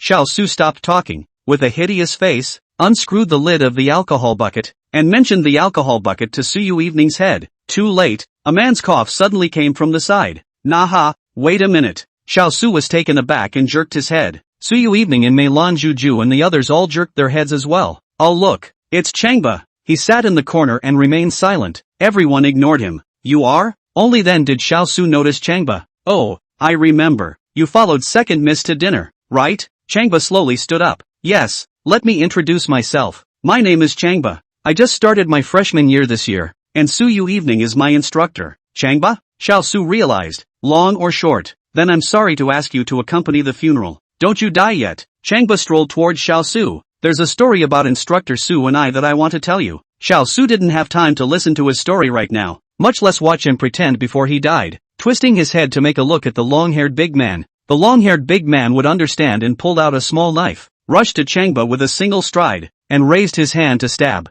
straight to the throat. Stop. Changba raised one hand and said sleep in his mind. The long-haired big man's small knife had just been raised, and the whole man had closed his eyes, fixed in the air, and gone into slumber. Poor. Changba gave him a gentle shove on the shoulder. Flutter. The long-haired big man lay down very obediently and fell on his back. The back of his head hit the ground, and even without hypnosis, he was in dreamland. The crowd was alarmed. Xiao Su, in particular, was shocked. What's going on? How is it that people fall without doing anything? Chapter 22, Setting the Right Environment to Say I Love You. To Xiao Su, that long-haired big man was the first cadre of his men, who usually took 1 for 1. Killing is more like never blinking an eye. But now, striking out against Changba, he fell before even a single round, and lay down very dry. Kid, I can't believe you have some skills. Xiao Su slowly put down the alcohol bucket, and walked towards Changba with his hands running. An aura spread quickly around him. The air in the room plummeted cold. Changba, run! Su Yui wrapped her arms around her stomach and used all her strength to shout towards Changba. The 4 main bodyguards, Meilan Juju, were also anxious and told him to run away. Injustice has its owner. They were exterminated by Xiao Su. It was because they had a conflict of interest, and it had nothing to do with a college student. They didn't want to watch Changba get killed and give them a burial. Take it easy. Changba still wore a smile and extended both hands to Xiaosu. If you have something to say slowly, we can still communicate. Die. Xiaosu only spat out one word from his mouth and blasted his fist at Changba's face. Powerful. It was fast again and brought out a strong wind. Su Yui and Meilan Juju took a look and all closed their eyes, not daring to look again. Changba couldn't dodge this punch at all, and if it hit him in the face, he would surely have his head blown open. It's more likely to die a horrible death. Sleep. Changba just gently uttered 2 words, and Xiaosu's eyes became mesmerized and instantly fell asleep. Fell asleep during the run. That is to say, the body was still lunging towards Changba under the effect of inertia. Changba caught it smoothly and asked in a whisper, "Who bribed you?" "Wei Jian, Long Ji Dome's bodyguard." Long Ji Dome? Long Ji Dome is Long Yimin's dad. Changba understood and brought up his left knee to his stomach. It seems to be gentle and feeble, but it is 1,000 pounds of force. Pust. After a sound, Xiaosu flew more than 2 meters away and hit the wall heavily before falling heavily to the ground. Sprawled on the floor, blood spurting from his mouth and nose, he fell into a deep sleep. Changba. Su Yui thought that it was Changba who had fallen to the ground and worried that he had been punched to death. Opening her eyes to look, at first glance, he couldn't help but look at both eyes. The one who fell was surprisingly not Changba, but Xiaosu, bleeding all over the place, passed out. Twisting his head to look at Changba again, standing at attention, he scratched his ear holes with his pinkies and grinned in great enjoyment. It looked like nothing had happened. Su Yui couldn't believe the scene in front of her and looked at Changba as if she didn't recognize him. The 4 major bodyguards, Meilan Juju, were also jaw-dropped. What's going on? It should have been Changba who fell. How the hell did that happen? They had to believe one thing. Just one freshman had once again refreshed their perceptions. They had to be impressed with him. Sister Evening. Changba walked up and grabbed Su Yui's hand to pull her up. Sister Evening, is your stomach alright? Don't mention it. It hurts. Su Yui wrapped her arms around her stomach in excruciating pain, her little face screwed together, unable to stand up straight for a while. Where does it hurt? Tummy. Which part? Tummy. Ah, my entire stomach hurts off. And you're still catching me. Su Yui was so anxious that she cursed. Let's see. Changba stifled his laughter and reached out a hand, placing it on her abdomen and gently pushing it. Su Yui instantly felt a hot current enter her body, and a minute later the pain violently disappeared, replaced by a mesmerizing sense of relaxation, 1,000,000 times more comfortable than any massage from a masseuse. The divine healer's saint. That's not blowing smoke, because it was so comfortable. She squinted and forgot herself for a moment. The 4 main bodyguards, Meilan Juju, were still watching with their eyes open, and it felt a little awkward to see them interacting intimately all the time. Besides, Xiaosu and his men are still asleep on the floor,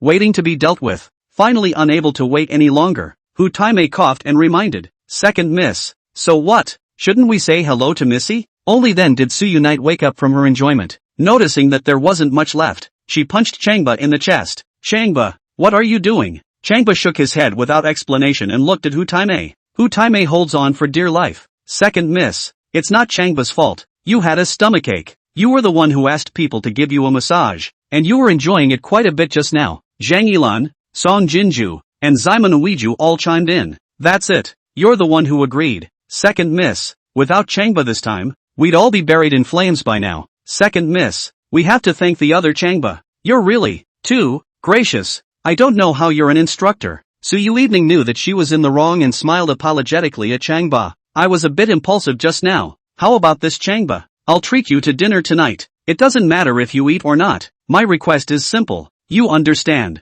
Changba squeezed his eyes at Su Yui and glanced at Meilan Juju and the others. They responded immediately. "No problem. Absolutely no problem. Second miss. He saved our lives. What else can we say? Second miss. Quickly promise master. We really have nothing to put off." The more everyone said, the more Su Yui was filled with a delicate blush. She knew what Changba wanted to hear, and by the way, he had saved her, so she was just repaying the favor of saving her life. But it was far from time to say the words, and she felt she couldn't say them again. Hearing everyone still urging her on, she lowered her eyes in lust. That what, Changba? This environment is not suitable for saying that. After meeting my sister at night, I'll set up a suitable environment and say it to you again, okay? Yes. Changba didn't force himself and agreed readily. He was looking forward to the right environment in the evening. Okay, down to business. Su Yui skirted around the topic and pulled out her cell phone. "I'll send a message to my sister and ask her to deal with this matter of Xiaosu." Changba went to the back window and observed the downstairs. The cell phone suddenly vibrated. he took out his cell phone and saw that it was a message from Long Yimin. Brother Ba,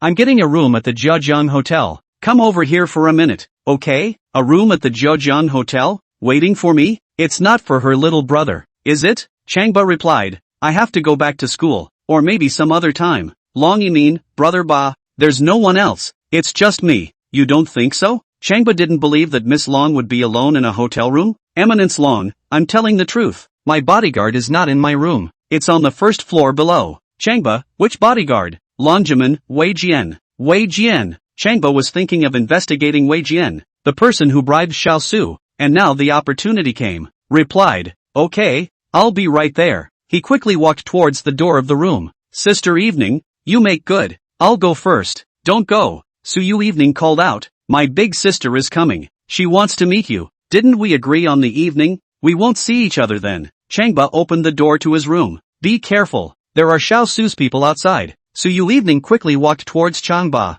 Changba smiled bashfully and floated towards the corridor. Xiao Su is down. What can his people do? Chapter 23, Holding Mr. Xia and locking him in a dark room. The autumn sun shines high. Jeojang Hotel is full of flowers and the scenery is pleasant. 16th floor, Presidential Suite. Long Yimin stood by the front window, looking out over the street, her eyes full of worry. One is worried about whether Changba will come. Secondly, she was worried whether Changba would step in to save her little brother. Thirdly, he was worried that the bodyguards hiding around would not harm Changba. She had been so anxious about her little brother not being saved that she thought of going to the school to find Changba and plead with him. She believed that for the sake of classmates, plus the fact that Changba had saved her in the past, he would come to the rescue of his little brother. But her dad, Long Ji-cheong, can't wait and wants her to ask him out here. Even if she had to sacrifice her body, she would help her little brother get saved as soon as possible. Eventually, under the arrangement of her dad and Wei Jian, she came here and asked Changba to come over to meet her. It would be even better if Changba promised to save her little brother. If Changba didn't agree,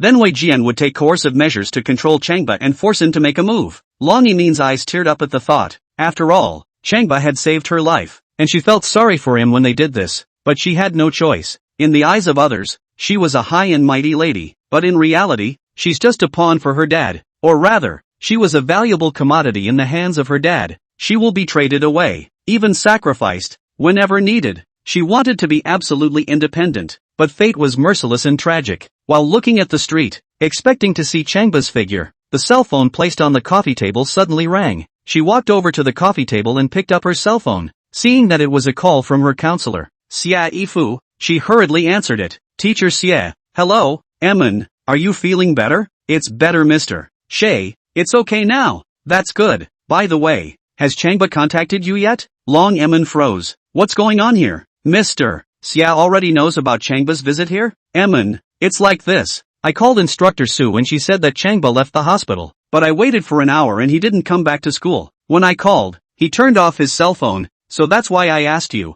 This, Long Yimin didn't know how to answer for a moment. Tell the truth. She's worried she'll come to the hotel. What happens then is anyone's guess. She couldn't bear to lie if she didn't tell her. Emin, I know you want Changba to cure your little brother. You've been very anxious over this matter. I'm trying to help you. Xie Yifu said in a serious tone. Tell me the truth. Have you contacted Changba? Long Yimin, a moment of hot tears, choked up. Teacher, I contacted him. He came to the Jeojang Hotel to cure my little brother. But, twisting his head, he glanced at the door of the room, wanting to speak. Wiping up her tears, she added, but it's okay, you don't have to worry about it. Emin, don't cry. Changba won't save your little brother. Okay, that's it. Xia Yifu hung up the phone. Long Yimin put down her cell phone and covered her face as she sobbed. As a freshman, she hadn't known Xia Yifu for long, but Xia Yifu treated her like a big sister treating a little sister. If something unfavorable to Xia Yifu happened next, she felt sorry for her. Ultimately uneasy, she reached for her cell phone to call Changba. The number you have dialed is switched off. Please dial again later. Just like Xia Yifu said, the cell phone was turned off. She sighed and once again stood by the front window, once again looking worriedly toward the floor below. Changba, come on. You come quickly. A short while later, she glanced at her cell phone. A short while later, she glanced at her cell phone again. While waiting until the 29th minute, her cell phone rang once again. Or Xia Yifu called. Emin, has Changba arrived yet? Not yet. Mr. Shay, I'll contact you when he arrives. No, I'm already here. Just downstairs. Ah, Long Yimin's greatest fear still came. Although he was prepared, he was still scared and quickly ran out of the room and towards the elevator. Mr. Xia, wait, I'll pick you up downstairs. Where is Xia Yifu? Taking a cab to the downstairs of the Zhejiang Hotel, wiping sweat while walking into the lobby, pulling out his cell phone, he called Changba again. It's still off. This asshole. Don't you know that your cell phone is out of battery? Don't you know how to charge it in advance? When we get back, let's see how I'll teach you a lesson. While complaining in a low voice, Long Yimin trotted over and jumped headfirst into Xia Yifu's arms, sobbing, Emin, there's no problem, please trust Mr. Xia. With Mr. Xia around, there won't be any problems. Xia Yifu gently patted Long Yimin's shoulder, comforting her in a good way. Among all the girls in the class, her favorite was Eminence Long, not because of her status, not because of her beauty, but because she was gentle and quiet, and kind and low-key. It hurt her even more to see her crying into tears, wiping her tears and encouraging her. Then they took the elevator, hand in hand, to the presidential suite. Teacher Xie, have a cup of tea first. Long Yimin pulled Xia Yifu into the room. It was the first time that Xia Yifu walked into the presidential suite and curiously observed the luxurious furnishings in the room. I have to say that the world of the rich is not something that the average person can imagine. Before the two could sit down, the door to the room was pushed open. Long Yimin turned her head to see that it was her dad's bodyguard, Wei Jian, and asked coldly, why didn't you knock when you came in?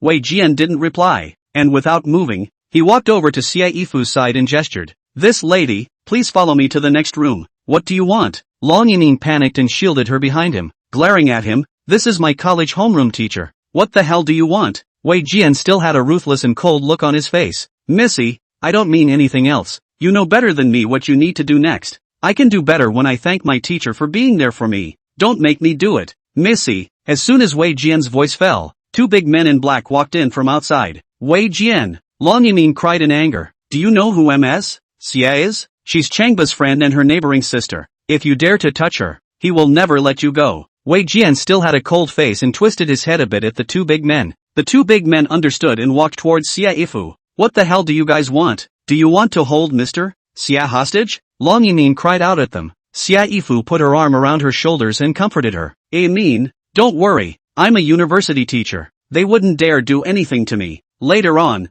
Changba will come and we'll talk about it after we meet with him. Holding his head high, he walked towards the door of the room with a face of indifference towards Wei Jian and the others. Wei Jian and the others followed. Upon coming outside, they grabbed her by the arm and pushed her into an adjacent room and put her in a small dark room. Long Yimin was so anxious that she picked up her cell phone and called Changba once again. The phone is still off. She was so anxious that she was in tears. Changba, where have you been? Come on, you'd better come. Chapter 24, It's the free that's expensive. Just as Long Yimin was waiting anxiously, a group of people came in front of the main door on the first floor. The first to bear the brunt was a handsome young man with dreadlocks, holding 9,999 roses and walking with dashing steps to the open space in front of the main gate. The group of men following him, well trained, held bunches of tulips placed around the front of the handsome young man, quickly arranging them in a large red heart-shaped pattern. With the pattern in place, the handsome young man knelt on one knee, right in the center, and looked up. Wow, how romantic. Isn't this the young master of the Chang family?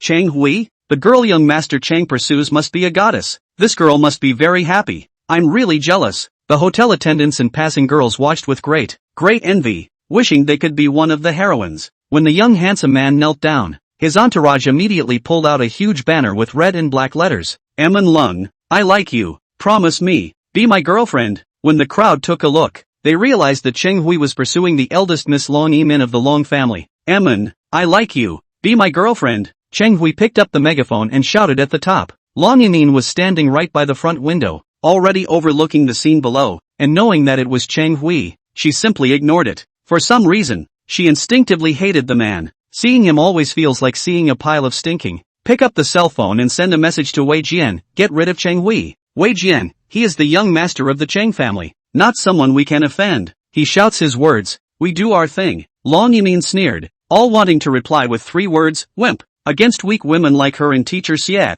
Wei Jian was very good. Against rich and powerful people, he was absent-minded. Emin, I like you. Be my girlfriend. Cheng Hui was still on one knee, shouting passionately toward the top, and just then, a short-haired youth roared up on a shared bike. Make way! Make way! The brakes don't work. The youth was extremely fast, crushing right through the heart-shaped pattern laid out by the tulips. With a whoosh of sound, the heart-shaped pattern exploded and splattered right through, leaving a trail of debris and leaves.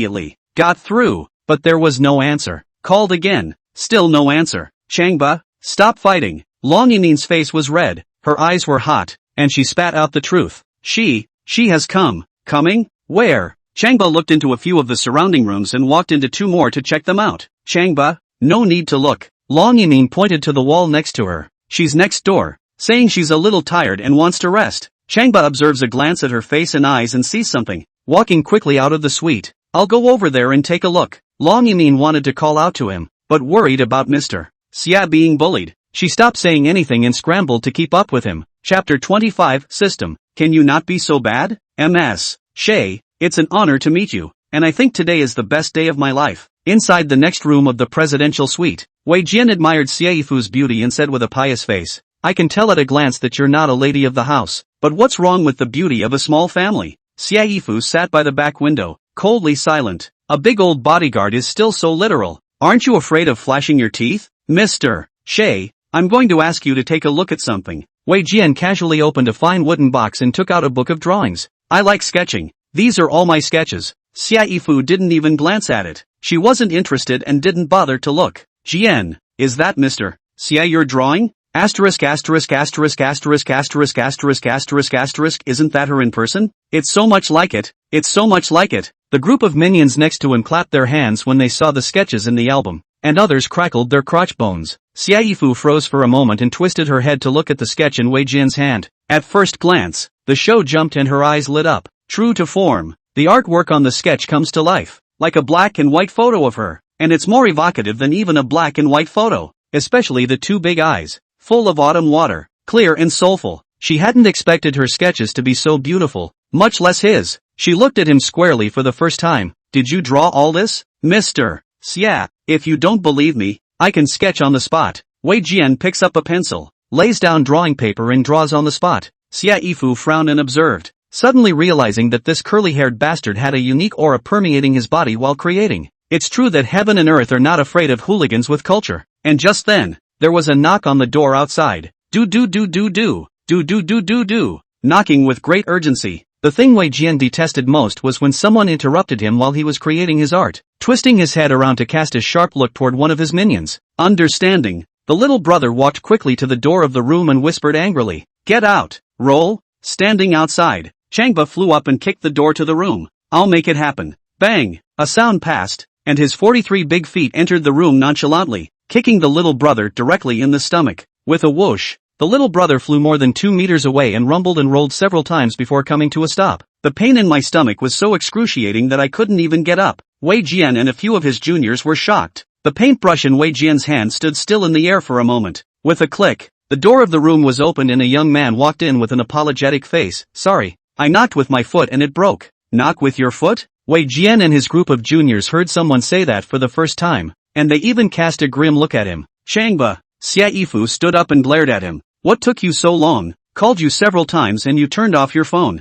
"My cell phone ran out of battery and I rode a shared bike." Changba looked her up and down. "Sister Fu, they didn't bother you, did they? Listen to you, don't think so badly of people." Xia Yifu's face blushed petulantly. Let's go see Emin's little brother." Ding! Host, new mission issued. Please grab Xia Yifu's ear in 1 minute. There will be a reward for the completion of the mission. If you can't do it, you'll lose your ability to be a healer. I'm Super You. System, can you not be so bad? Changba's head is big. Xia Yifu is my big sister. She used to pull my ears. Now I can pull her ears? But if you don't complete it, the ability of the divine healer's sage will be taken away. Fu-san. Changba had to grab a hold of Xia Yifu's arm and look into her ear. What's wrong, Changba? Xia Yifu froze and stopped in her tracks. Fu, it's not that I'm talking about you. I really need to give you a warning this time. Changba said and grabbed Xia Yifu's ears. Gently. You have to know how to protect yourself when you do things in the future. Remember? You have to know that you are the most important in my mind.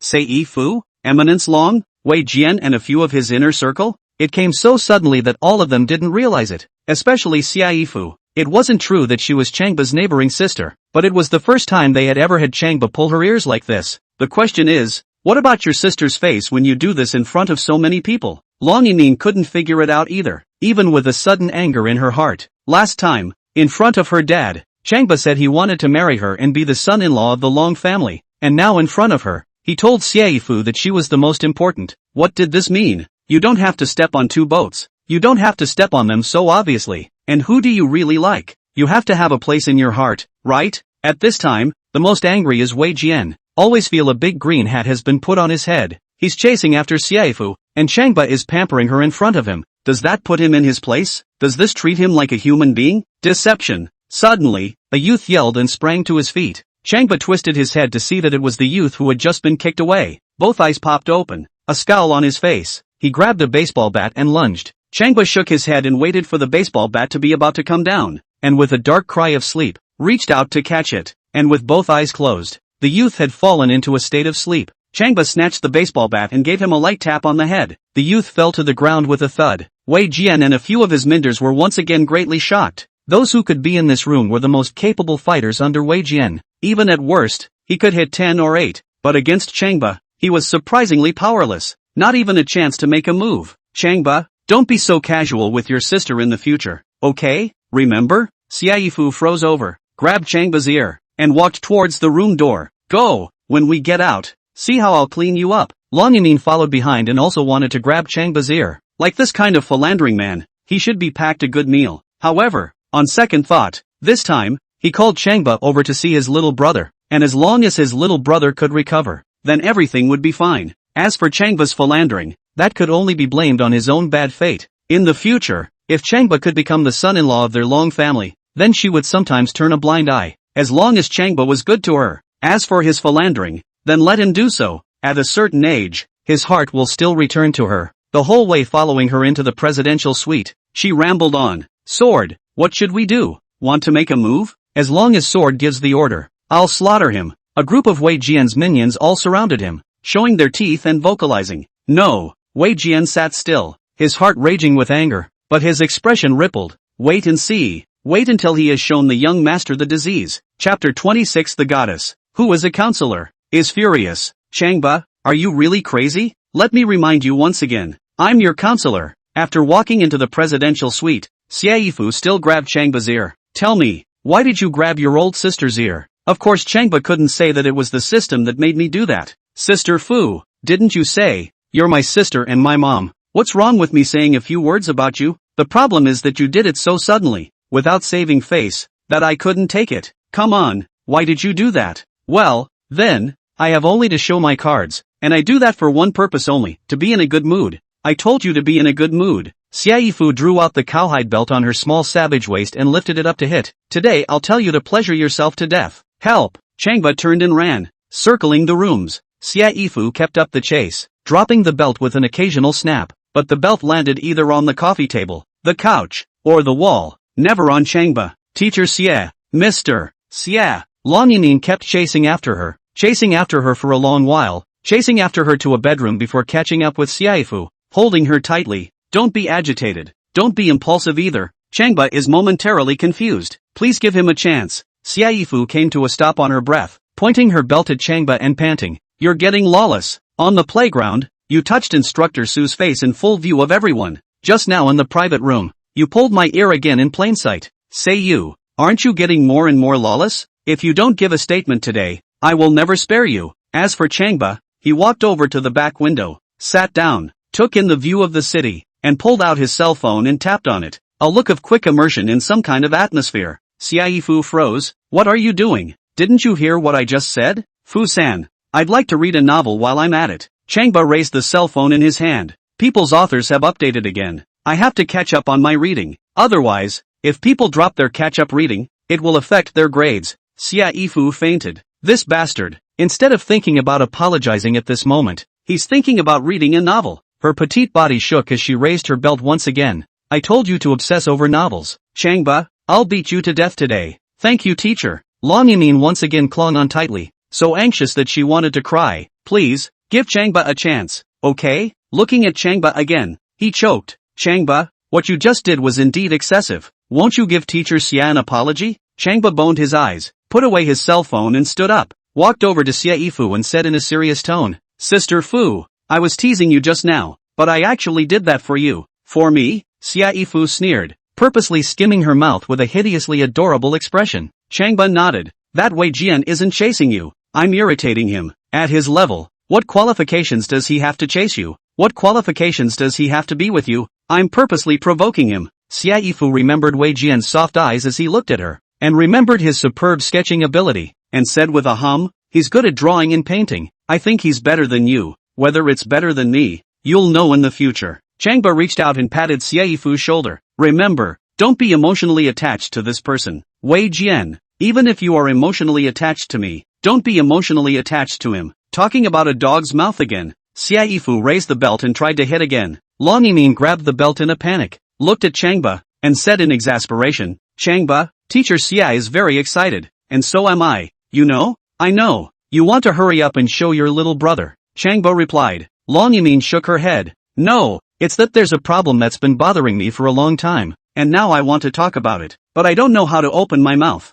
Say. Xiaifu put her arm around her shoulders and encouraged her. I mean, don't hold back what you have to say. Just say it. Receiving this encouragement, Long Yimin had some backbone, still staring into Changba's eyes, and said, Changba, you said that you wanted to marry me and become the son-in-law of the Long family, and just now, you kissed teacher Xia's face again, and at the earliest, you thought about making Instructor Su say I love you, so let me ask you, which one of the three of us do you really like? Hearing such a question, Xia Yifu's spirit lifted and glared at Changba. She had the same confusion, wondering who Changba really liked in his heart. Like who? Changba's mind immediately conjured up that valiantly beautiful instructor, but instead of mentioning the man, he grinned, looked at this and that, and solemnly made his reply, I like all three of you. Ah! Xia Yifu and Long Yimin collapsed together, grabbing Changba and beating him up at the same time, an arm around the neck, a don't leg, put him down and rubbed him against the floor. Changba wrapped his arms around his head and laughed, letting the rain of pink fists fall on him.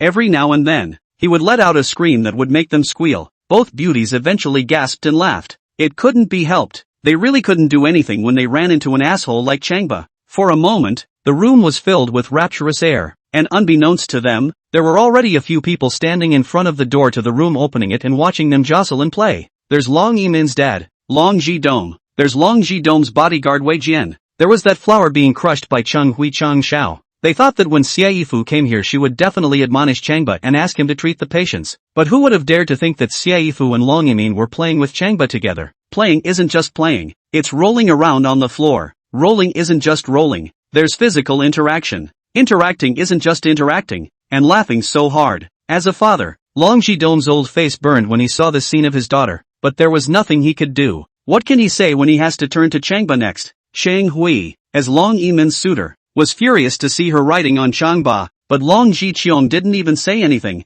so what could he say? Wei Jian kept staring at Xia Yifu, so angry that his face was so green that he could have green grass. Just now, Xia Yifu had grabbed Changba's ears and looked unusually angry, and now she was rolling on the floor with her arms around Changba. Being a counselor makes you such a? On second thought, he felt that he couldn't blame her for this, and that Changba was the only one to blame. Don't he look 18 or 19 years old? Bad stroke. Ahem. As if they couldn't bear it, as if they had a heart-to-heart. Long Ji-cheong, Cheng Hui and Wei Jian let out a cough in unison. Xia Yifu and Long Yimin held down Changba and were about to punish him when they heard the sound and both jerked their heads. As soon as they saw that there were several men standing in front of the door, they blushed, scrambled up and walked towards a corner, itching to turn into air and be blown away by the wind. Sleep. Changba swept a glance at Long Ji-cheong and the others and shouted darkly. He didn't want to be embarrassed, and he didn't want Long Yimin and Xia Yifu to lose face. Seeing that Long Ji-dome and the others had closed their eyes, he slowly stood up. Ding! The host has completed the mission and is now rewarded. The host can harness hypnotic time.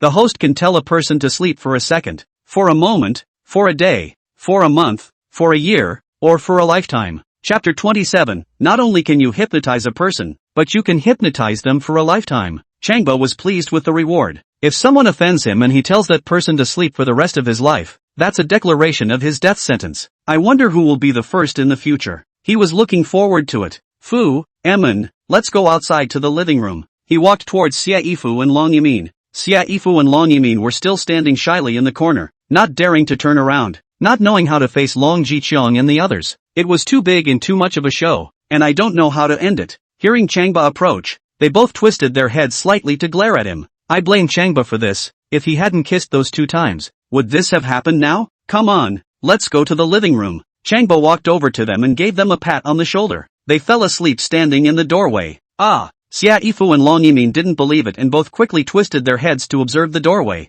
At first glance, they both froze. Fruity, Long Ji-dome, Cheng Hui, and Wei Jian all stood in the doorway, napping with their eyes closed. What's going on here? How did they fall asleep? They all looked at Changba with almond eyes, greatly puzzled. You guys don't know, do you? I can hypnotize. Changba squeezed his eyes and explained with a smile, giving a pretentious expression. Xia Yifu and Long Yimin both bristled, expressing their disbelief. Don't brag. It's hard to hypnotize a single person. How could it be possible to hypnotize several people at the same time? Not only can I hypnotize a person, but I can hypnotize them for life. Believe it or not. Changba turned toward the door of the room. Come on, let's go out. Xia Yifu and Long Yimin observed another glance at Long Ji-cheong and the others, confirming that they were indeed asleep, before they followed with confidence. Changba kicked Wei Jian down to make room and led them both out. As for Wei Jian, he lay on the floor and continued to sleep, just with an extremely painful expression. Looking at his expression, it looked like he was being fatally beaten in his dream.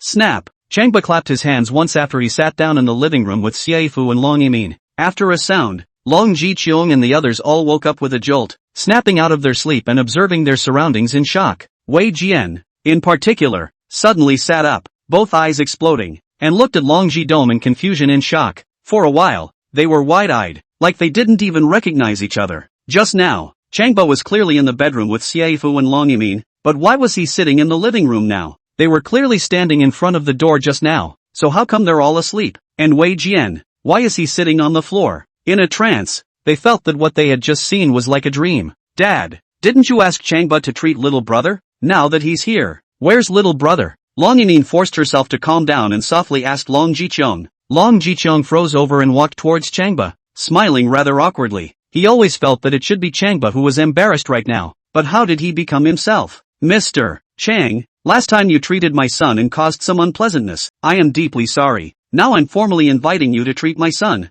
Do you think it's okay? Of course. Before Changba could speak, Xia Yifu made his reply. Changba glanced at her. Don't look at me. You grab the doctor and after that we grab our way back to the university. There is discipline inside the university. Do you think you can come and go as you please? You think I, the counselor, can come and go as I please? I can tell you, the leaders above have already begun to pay attention to you, and I can't cover you if any consequences arise at that time. Xia Yifu gave a lengthy admonishment. Changba's head was so big from hearing this that he nodded his head repeatedly. Okay, Sister Fu. I promise you. A short while later, a boy was wheeled in a wheelchair. Changba twisted his head to see that the child was not Long Jiqiong's son, but the young grandson of the security guard he had saved. The little boy had been shivering and grinning, wanting to cry but not daring to do so, with tears in his eyes. The one pushing the wheelchair wearing a white coat was none other than Lu Shi, the Long family's family doctor. Director Lu, I told you to push my son over. Why are you pushing that old security guard's little grandson over? Long Jidong looked at Lu Shi with great displeasure. Lu Shi slanted a glance at Changba and replied, Mr. Long, you don't know, didn't Changba treat this child yesterday? As a result, the child's legs are in extreme pain today, unable to stand, and he is eating and vomiting, and is incontinent. The doctor examined him and couldn't find any disease, but warned that he won't live for more than a month if this continues. Long Jidong was startled and looked at Changba. He was skeptical yesterday when Changba helped this little boy walk upright, and now it seemed impossible for Changba to be that magical. Mr. Long, this child has been paralyzed for several years. Is it possible that Changba can help him stand and walk with a few simple stitches? Lu Shi added, this kid is in so much pain that I'm going to do an amputation this afternoon to ease his pain. Long Jidong observed the little boy twice more and sighed with eyes full of disappointment. Then you just watch. No longer looking at Changba, he turned around and left. Dad, Long Yimin called out, Changba is already here. Won't you hand it over to my little brother to try? Long Jidong sneered. You want your little brother's condition to suddenly worsen? This kid is just a freshman. He's not a doctor, let alone a medical family. How can he possibly treat this kind of serious illness? Shang Hui, who hadn't spoken, slowly opened his mouth. Mr. Long, if you trust me, I'll recommend a divine doctor to you. In the area of treating paralysis, he is definitely an expert among experts. Oh, Long Jiqiong's eyes lit up and he made a gesture of invitation. Chang Xiao, I know you know a lot of godly doctors, so I'll ask you for a favor. Cheng Hui smiled confidently and pulled out his cell phone. I'll go over and make a call. You wait a moment. Walked to the restroom and made a phone call. I really regret that I didn't think of Chang Xiao. He knows famous doctors from all over the world, and he also knows divine doctors from all over the world. Why didn't I think of him before? Long Jidong shook his head while sighing. Confused. I'm really confused.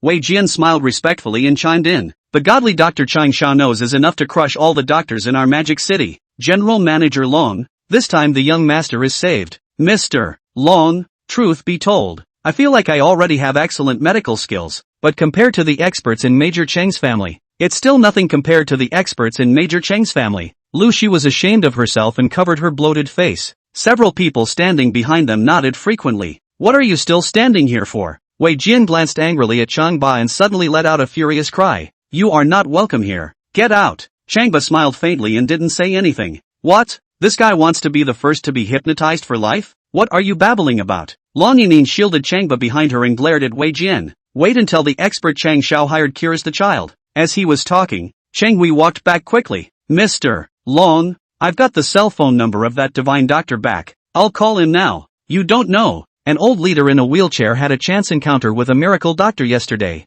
who miraculously helped the old leader to stand up. Long Ji-dong was overjoyed. Quickly walking to Chang Hui's side, he gestured with both hands. Chang Xiao, it's been hard on you. Quickly please make a call. Chang Hui nodded and gave Changba a cold smile, shook the pigtail behind his head, took his cell phone, and dialed the phone. Seconds later, a cell phone in the living room suddenly rang. The crowd was startled and they all looked around at the sound. At a glance, it was Changba. Slowly and methodically, he pulled out his cell phone while it played the color ringtone of an incoming call. Chapter 28, The Kneeling Plea of the Class Flower. What a coincidence! Chang Hui gave Changba a contemptuous smile. As soon as I called, your cell phone rang, as if you were that divine doctor. Long Ji-dong, Wei Jian, Lu Shi and the others all smiled coldly. Chang Hui shook the pigtail behind his head and then hung up the phone. I'm not calling to see if yours still rings. Changba looked at the cell phone screen and said faintly, to tell you the truth, last night on my way back to school I happened to meet an old man in a wheelchair and incidentally cured him. I can't imagine that he is an old leader, and I can't even imagine that you know him. Ha ha ha ha ha. Chang Hui cracked a smile. Changba, you're too funny, aren't you? Ha ha ha ha ha. Long Ji-dong, Wei Jian, Lu Shi and the others all laughed along. At this moment, they realized that this Changba guy was quite amusing and had amused them. Xiaifu and Long Yiming both stood towards Changba's side and looked at him, telling him with their eyes not to brag. Xiaifu even took a tug on Changba's arm and gently reminded, Changba, this isn't the place for us to act tough. Changba replied softly, the problem is that I can fit. I told you to pretend. Xiaifu secretly twisted his waist nest. I'll hit you again and see if you still ring. Chang Hui took his cell phone and dialed the cell phone number from earlier once again. The call had just gone out when Changba's cell phone rang once again. Yo! Chang Hui looked at Changba's cell phone with considerable interest. As soon as I called, your cell phone rang again. What do you want to do? Is it fun to get it going like this? Long Ji-dong, Wei Jian, Lu Shi and the others looked at Changba with even more contempt. There's no point in pretending any longer. So be it. Changba pressed the answer button. You talk into the phone. You're still not convinced? Chang Hui scornfully glanced at Changba, laughed, and gave a hello to the cell phone. Hello? A man's voice came from Changba's cell phone. The crowd froze. Chang Hui's even more chaotic eyebrows jumped as he looked at Changba's cell phone and asked into his own. May I ask if you're that divine doctor? May I ask if you are the divine doctor? The same sound came from Changba's cell phone. Ah! Chang Hui and the crowd had their mouths wide open. At this moment, they had to believe one thing, that the cell phone number left by that old leader was Changba's cell phone number. It must be wrong. After Chang Hui froze over, he pointed to the phone number on the cell phone and said with certainty, the old leader must have memorized the phone number wrongly, knowing that the wrong one is the wrong 100,000 miles. Long Ji-dong thought deeply and nodded heavily. That makes sense. Makes sense. Wei Jian and Lu Shi and the others followed suit, nodding their heads in succession. Seeing this, Changba patted Xiaifu's shoulder. Sister Fu, let's go then. Xiaifu also didn't want to see their fickle faces, pulling up Changba's arm and lifting her foot to leave. Don't! Long Yimin panicked and grabbed Changba's arm. Brother Ba, it's not easy to come here. Just show my little brother. Before Changba could speak, Long Jiqiong rebuked. Emin, can't you see that he's cured this kid like this? You want him to cure your little brother into a vegetable? Long Yimin's eyes reddened. I believe in Changba. He can definitely do it. It's okay for him to pick up girls. It's okay to harass women. Long Jiqiong angrily rebuked. People like this don't deserve my trust at all. Changba glanced at him without speaking and smiled playfully. In that case, I shouldn't have persuaded Changba to come over. Xiaifu violently yanked a handful of Changba's arm. Let's go. One moment. Changba then walked over to the little boy in the wheelchair, squatted down, stretched out his hands, pressed down on his knees, and pinched up his kneecaps with his fingers. After only half a minute, the heat was dense along the kneecaps, and the little boy's expression went from pain to calm, and half a minute later, from calm to a smile on his face. Try standing up. Changba assisted the little boy to stand up slowly. Take 2 steps. Give me 2 steps first. The little boy stretched out his arms like last time and tried to walk. After only 2 steps, his eyes were glowing. I feel more energetic than yesterday. Uncle, I couldn't walk this morning, but now I can walk again. What's going on? Yesterday you ate something unclean. You had diarrhea and were weak, so be careful what you eat in the future. Changba let go and told him to try it himself. Sure enough, it's a much steadier and faster walk than yesterday. Long Ji-dong, Chang Hui, Wei Jian and the others were dumbfounded when they took a look. Just now, Changba was just pinching the little boy's knee with his hand, and he was actually able to walk upright? Even if he was a divine healer, he couldn't be this amazing. However, Changba had actually done it. I told you, Changba is trustworthy. Long Yimin couldn't hold back her tears as if she had already seen the scene of her little brother standing up. Dad quickly apologized to Changba while calling for someone to push his little brother over. Long Ji-dome smiled awkwardly, his face reddened, shivering his lips twice, not knowing what to say. Let's retain Changba. He just unceremoniously chased him away. If you don't retain Changba, your son is still waiting to be saved. Just at this time, Chang Hui sneered. Mr. Long, don't be anxious. I'll make another call and ask a god doctor to come over. Snap. Long Ji-dome slapped Chang Hui in the face. Get on the side. If Chang Hui hadn't intervened just now, he wouldn't be so humiliated now. Mr. Long, this for the sake of your daughter's face, I won't be general with you. Chang Hui was furious, shaking the pigtail behind the back of his head. He turned around and left. Let's go. The group of people guarding the outside all glanced angrily at Long Ji-dome and Changba, followed Chang Hui, and left aggressively. Mr. Long, call Chang Xiao's dad. Wei Jian stepped forward and reminded. Chang Xiao, as the successor of the Chang clan, is pivotal in both the Chang family and the magic. You make a move against him. Snap. Long Ji-dome threw out his hand and slapped it on Wei Jian's face. Scram. It's not you guys who are blindly comparing here. Mr. Chang has already treated my son. Get lost. Wei Jian gritted his teeth, glanced angrily at Changba, and retreated in ashes. Mr. Chang, I was too hasty just now. Please give me and my son a chance for Emin's sake. Long Ji-dome, which to a young man so sincerely apologized. Ashamed, face a moment red, a moment purple, hate to drill under the coffee table, and without a glance at him, Changba greeted an old man in a security uniform standing outside the door. The little boy's grandfather. Old man, don't stand outside. Come over here and I'll tell you. Follow what I went on about yesterday, and the child will slowly recover. With tears in his eyes, the old guard walked into the room and flopped down on his knees once again. Divine Doctor, I'm sorry, I thought you had cured my grandson. So, stop kneeling and push your little grandson home. Changba pulled him up, helped him push up his wheelchair, and escorted them out of the room. Then he exchanged glances with Xia Yifu and walked to the elevator together. Changba, Long Yimin caught up, crying and pulling Changba's arm. Please, don't go. Show my little brother. In the middle of choking, he had already dropped to both knees and wrapped his arms around one of Changba's legs. Chapter 29, Breaking the Rules of the Four Great Families. Changba lowered his head. Emin, it's hard for me when you do that. Long Yimin lifted her head and burst into tears. Brother Ba, as long as you save my little brother, I'm willing to be a cow and horse for you in this life. Emin, get up. Xia Yifu rushed to assist Long Yimin. Seeing her cry into tears, her heart sank sourly and she looked at Changba Dao. Changba, no matter how Yimin's dad and the others treat you, you have to show Yimin some mercy in this matter. Crouching down, he reached out and wiped her tear-filled face with both hands. Before Changba could open his mouth to speak, a growl suddenly came from the corridor. Changba, if you don't make a move to save your life, I'll tell you to die here. Changba looked up and saw a man. If it's not Wei Jian, which one is it? A machete in hand. Killing. Behind him stood 8 big men, all of them also holding machetes with a murderous aura.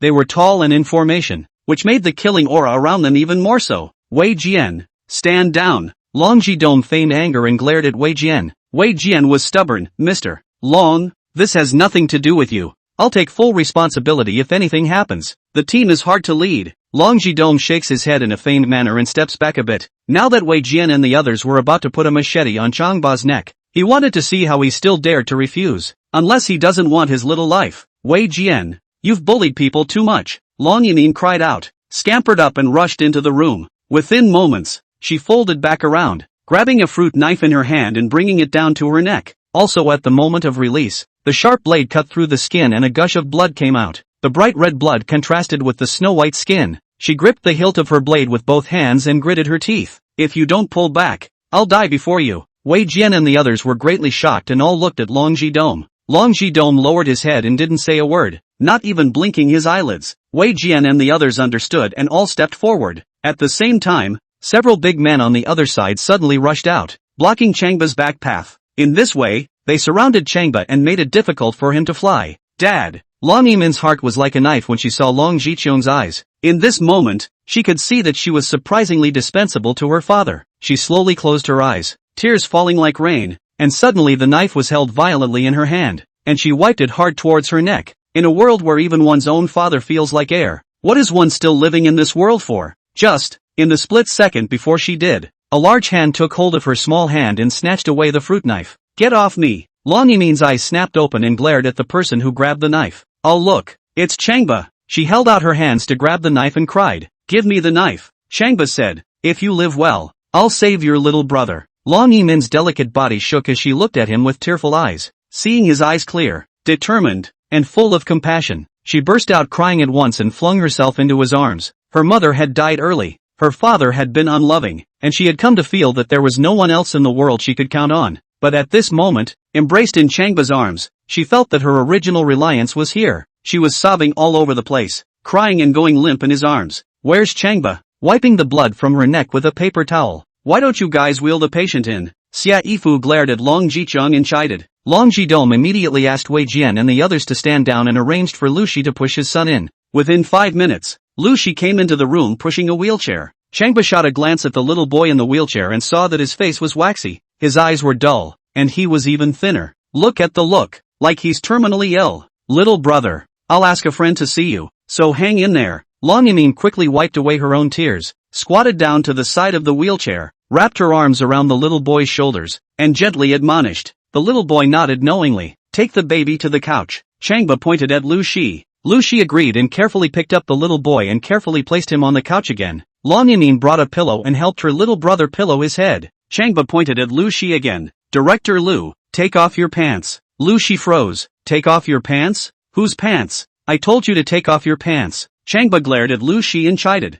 Lu Shi was taken aback and subconsciously grabbed her belt. What do you mean? What do you mean by me? Changba asked rhetorically. Lu Shi's face reddened. I am so old. All a middle-aged woman. You tell me to take off my pants? What's the point of taking off your pants? Tell me to look at the junkyard. Ha! Changba pointed to the little boy lying on the hospital bed. I told you to take his pants down. Lu Shi then realized that it was not to take off her pants. Sneak a slanting glance at Changba. Secretly cursed that yours is the dump. Panicked and took off the pants of the little boy. And the little boy, who had been so calm all along, suddenly screamed loudly, stomping and kicking and not letting his pants be touched at all. After all, they were teenage boys who already knew how to protect their privacy. A moment passed. Lu Shi was tired and panting. I can't take it off. How did you get to be head of internal medicine when you can't even get a boy's pants off? Changba asked. Lu Shi was so angry that her neck and face turned red. What does my being the head of the internal medicine department have to do with taking off or not taking off a boy's pants? A director who can't take off a man's pants is not a good director.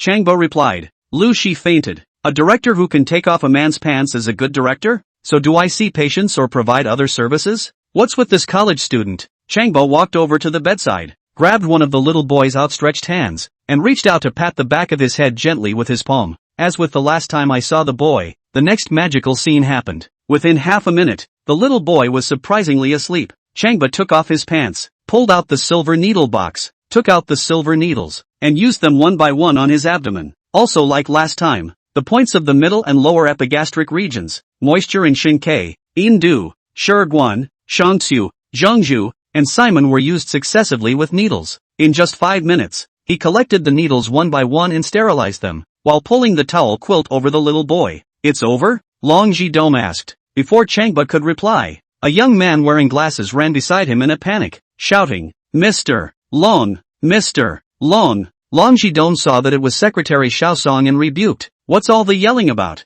That secretary panted and walked to Long Jicheng's side, covered his ears and whispered a few words. After saying that, he glanced at Wei Jian with a horrified look. When Long Jidong heard the end, both eyes exploded, twisted his head, looked at Wei Jian, and reprimanded. Wei Jian, you know about the fire that happened at the Wooding Hotel, don't you? Wei Jian had a calm face. I've heard of it. You bribed Xiao Su, the security captain of the Wooding Hotel, to make a move on Su Yui's sister. Su Yui? Long Jidong asked drily. Wei Jian met the other's eyes without answering. Silence, then, is an admission. Standing in the corner, Changba held his cell phone, recording a video while coming in faintly. He wanted to get in touch with Wei Jian, but also to investigate the truth of the fire. Did not expect Long Jidong first. All right, then, go along for the ride. Wei Jian glanced at Changba and remained silent. He had already heard about Xiao Su being controlled by the Su family and knew that some things could no longer be hidden. I've said many times that there is an agreement between the 4 great clans to never harm the family members of any party. You're thinking of killing Su Yui's sister. Aren't you thinking of telling us to kill each other? Long Jidong's face was filled with rippling veins as he growled. Men, take it down. Chapter 30, I have a proposal for a rebellion. No one moved around. No one moved, including Long Jidong's beloved bodyguards. Long Jidong was startled and looked at the group of bodyguards with wide eyes. Not only did they not follow orders, but they also stood one stop behind Wei Jian. Long Jidong's jaw dropped and his body stiffened. Changba glanced at Long Jichong with a sympathetic look and shook his head. Failure? Being the leader of a family like that. Failure through and through. As the first brother of the Long family group, he was usually powerful, but now when it came to the critical moment, he was so unbearable. Changba shook his head again and tapped WeChat to send the video he had just recorded to Su Yui. Next, continue the video to see what else happens between Long Jidong and Wei Jian. Mr. Long, I've disappointed you. Wei Jian gave a grim smile and slowly drew his machete from his back. The few bodyguards standing behind him also slowly drew their knives. Long Jidong was horrified and subconsciously took 2 steps back. Wei Jian, you want to rebel? Wei Jian gripped his long sword and gently tapped on the wall,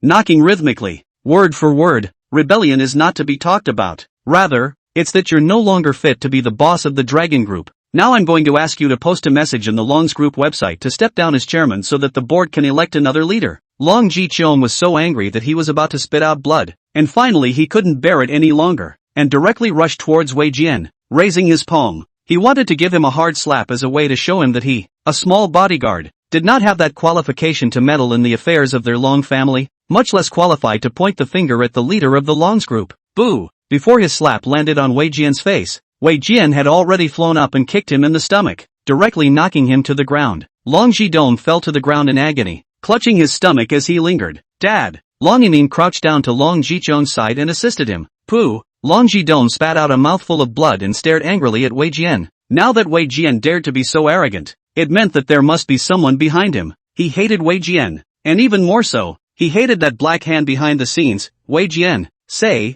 who the hell is it? Who ordered you to do this? Mr. Long, sooner or later you will know. Please make an announcement on the website. Wei Jian took a laptop and took a step towards Long Jichong. If you cooperate with me, we'll all be fine. If you don't cooperate, then, speaking of which, he glanced at Long Yimin and then at the little boy lying asleep on the sofa. As his eyes turned suddenly cold, a murderous aura quietly filled the air. Long Jidong shivered and scrambled to crawl towards the sofa, shielding his son in his arms and gritting his teeth. Wei Jian, if you dare to harm my son, I'll fight you to the death. Wei Jian laughed coldly and once again forced Long Jichong step by step. Long Yimin stared angrily at Wei Jian, wanting to stop him, but how could she dare to strike a blow with a stone? Panicked and retreated to the sofa, also wrapping her arms around the little boy and sobbing. Wei Jian, don't hurt my little brother and my father. As long as they're well, I'll die for it. You? Wei Jian sized up Long Yimin twice, and a lecherous smile surfaced at the corner of his mouth. He coveted Long Yimin's beauty for a long time, but due to his status, he had not dared to act rashly,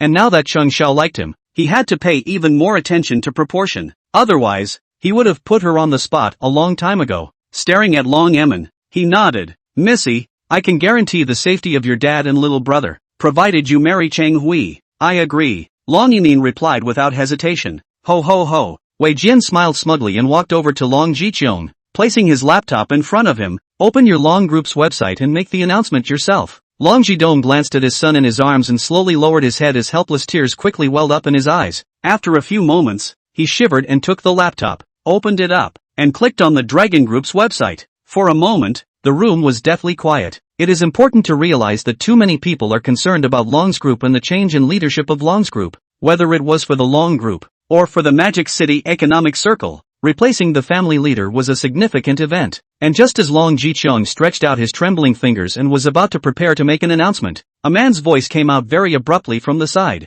Naha, it's time for the baby to wake up. You guys move over, I'll check on the baby. The crowd jerked their heads. It's Changba, with a smile on his face, as if the austere environment around him had nothing to do with him. He had already sent the video he had just recorded yet again to Su Yui evening, and now it was time to do his own thing. Changba. Xia Yifu was startled by him and panicked, grabbing his hand and pulling it back with all her might, lowering her voice and saying, if you want to die, tell me first, boy. Wei Jian slowly raised the long sword in his hand and pointed it at Changba. I have endured you for a long time. Kneel down. Everyone else glared at Changba, their eyes popping red. Changba peeled away Xia Yifu's hand and walked towards Wei Jian, still smiling. Wei Jian, right. I have a proposal regarding your rebellion. Now what? You apologize to Mr. Long and Emin and listen to their punishment. And after that, what? I'll just take my counselor and get out of here and pretend nothing ever happened here. Ha ha ha ha ha. Wei Jian laughed with his head held high. His group of minders also laughed hideously.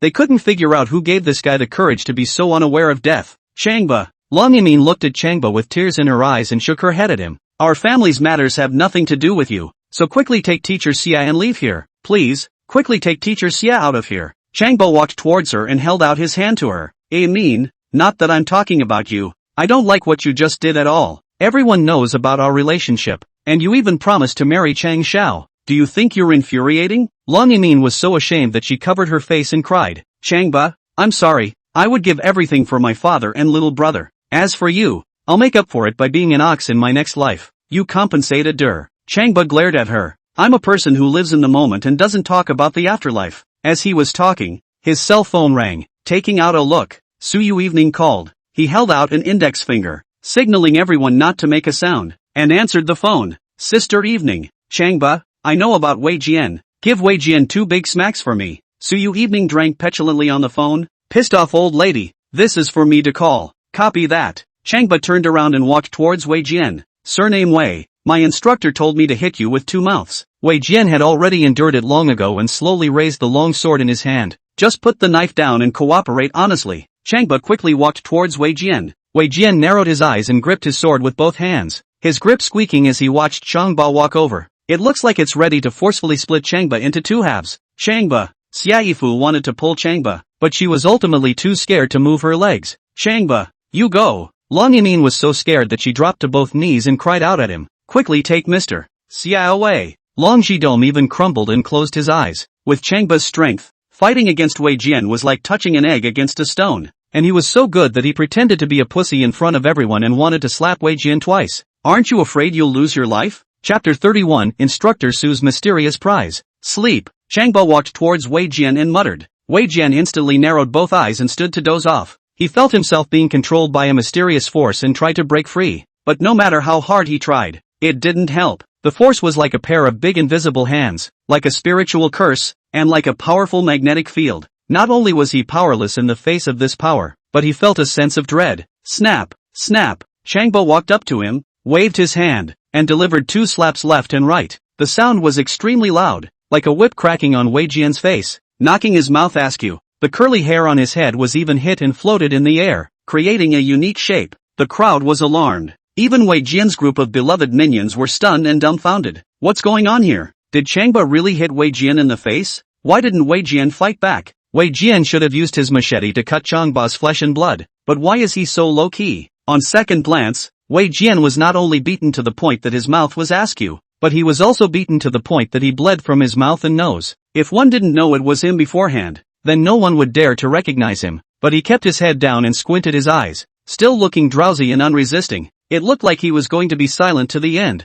Sister Evening, I just slapped him twice, Changba reported into his cell phone. What else do I have to do next? Knock him to the ground and waste him. Once again, Su Yui gave the order. Changba wrapped his arms around his shoulders and shivered a little. Instructor Su, I'm afraid. What if the police arrest me? Trash. I'm here. Su Yui bellowed once more. Do what I ask and I'll have a prize when we meet tonight. Changba's spirit lifted. What prize? Mystery prize. What mystery prize? What's the mystery prize for telling you now? Give me a little bit of information. It's that award you want most. Changba was overjoyed. He wanted to hear Su Yui say I love you the most, so the mysterious prize was this. Sister Evening, we have a deal. When have I ever not kept a promise to you? Absolutely a promise. Hearing this affirmative tone, Changba liked it so much that he flew up and kicked Wei Jian in the stomach. A cackling kick. Boo! With a loud bang, Wei Jian flew into the air, crashed through the door of a bedroom, and fell headfirst onto the couch. The upside-down woman flopped down on the couch after 2 strokes and didn't move a muscle,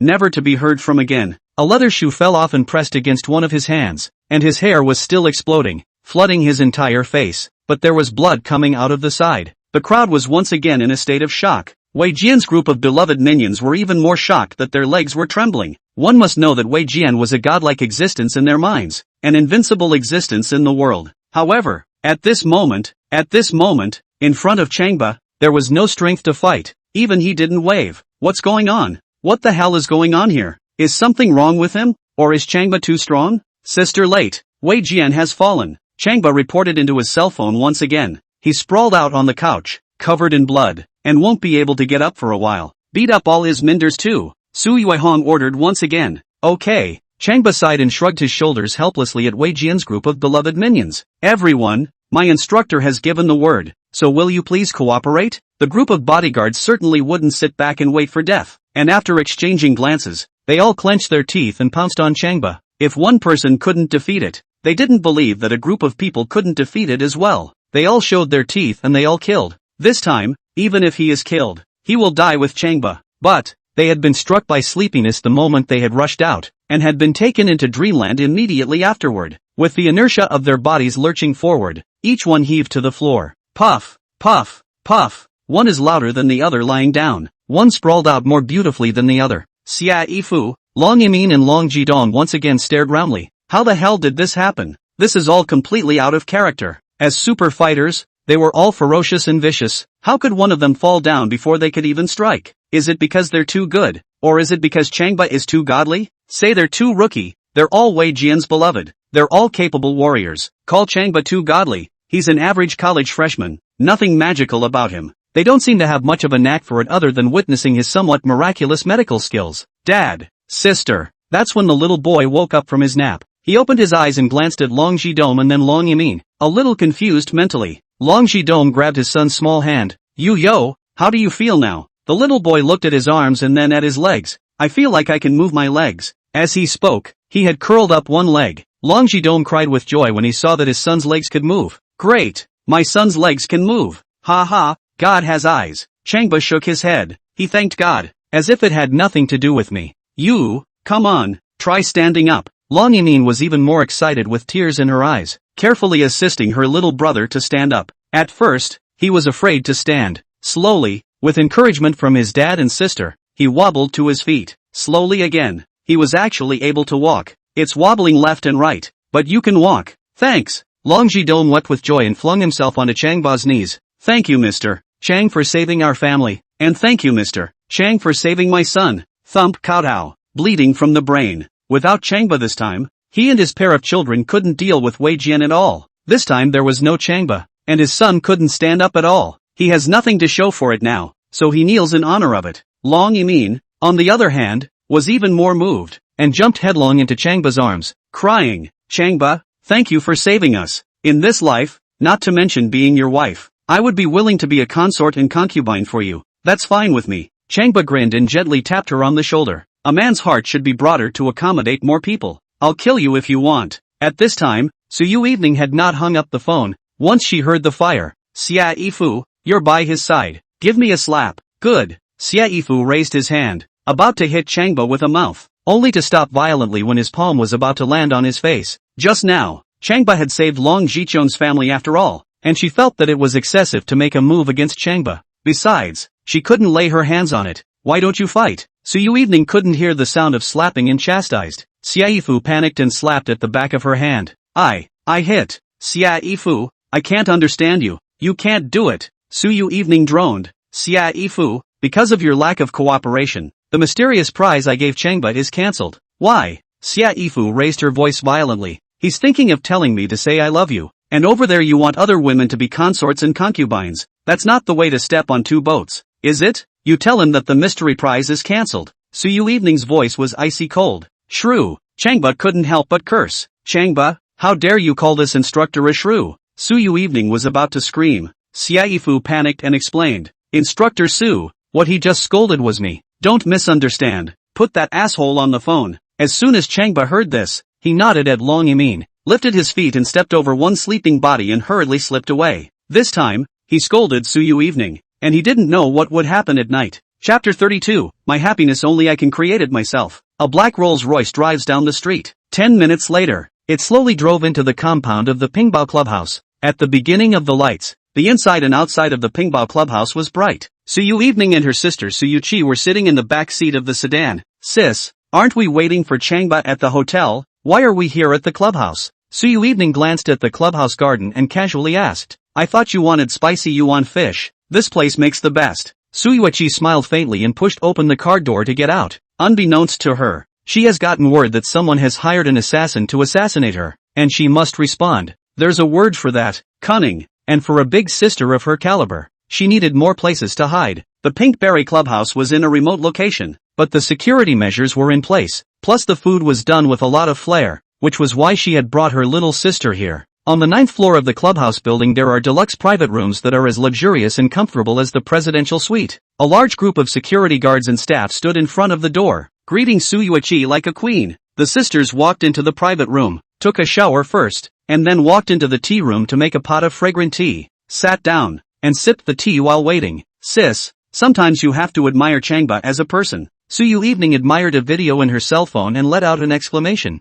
To be able to put Wei Jian in his place and save Long Jiqiong and Long Yimin's father and daughter, it's really not simple. Su Yui sneered, her cold face looking a little impatient. You've forgotten so quickly what he said about you being a shrew? Su Yui rolled her eyes. It's important to look at people to see the full range of a person. Overall, I've grown to appreciate him. Little sister, just calm down. Su Yui picked up his teacup. I've said several times that it's impossible for Changba to possess that much strength. He either has a high person behind him to help him, or he is incredibly lucky. Su Yui leaned forward and slumped on the tea table. My dear sister, Changba made a move to save Long Yimin and come back from the dead. My classmates and I saw it with our own eyes. So well, he's lucky. Su Yui placed the teacup on her red lips and took a sip of the fragrant tea. Little sister, you know me. I don't like to make false claims, and even more so, I don't like hypocrisy and cunning. After a pause, he coldly added, regarding this person Changba, you should pay attention in the future. You can't be attached to him just because he touched your face during military training.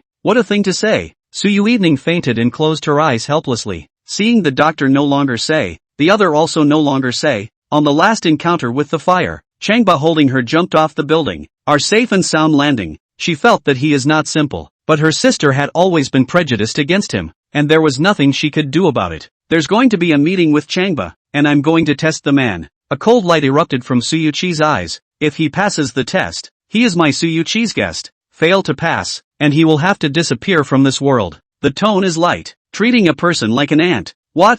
Su Yui stood up at one stop and spoke sharply. Sister, if you do this, you're too overbearing and ruthless, right? According to her thoughts, even if Changba was unable to satisfy her sister would at most punish him. The worst thing she could do was to beat him up. But now, she even wants Changba's life. The problem was, Changba was a student in her military training. Could she not allow that kind of thing to happen? Seeing that her sister was as cold as ice, she added, Sister, even if Changba can't pass your test, you can't harm his life. He's my student. I'm responsible for him. Su Yui was unmoved. My little sister is a golden branch. My scales and bottom line, whoever touches her will have to pay with their life. Therefore, any man who touches my little sister will have to pass my test. Otherwise, he will surely die. The voice was not high, but the force pressed 1,000 pounds, and Su Yui heard every word with shock. Thinking that her sister's test was very strict, and thinking that it was highly likely that Changba would not pass this test, she could not help but burst into tears. What are you crying about?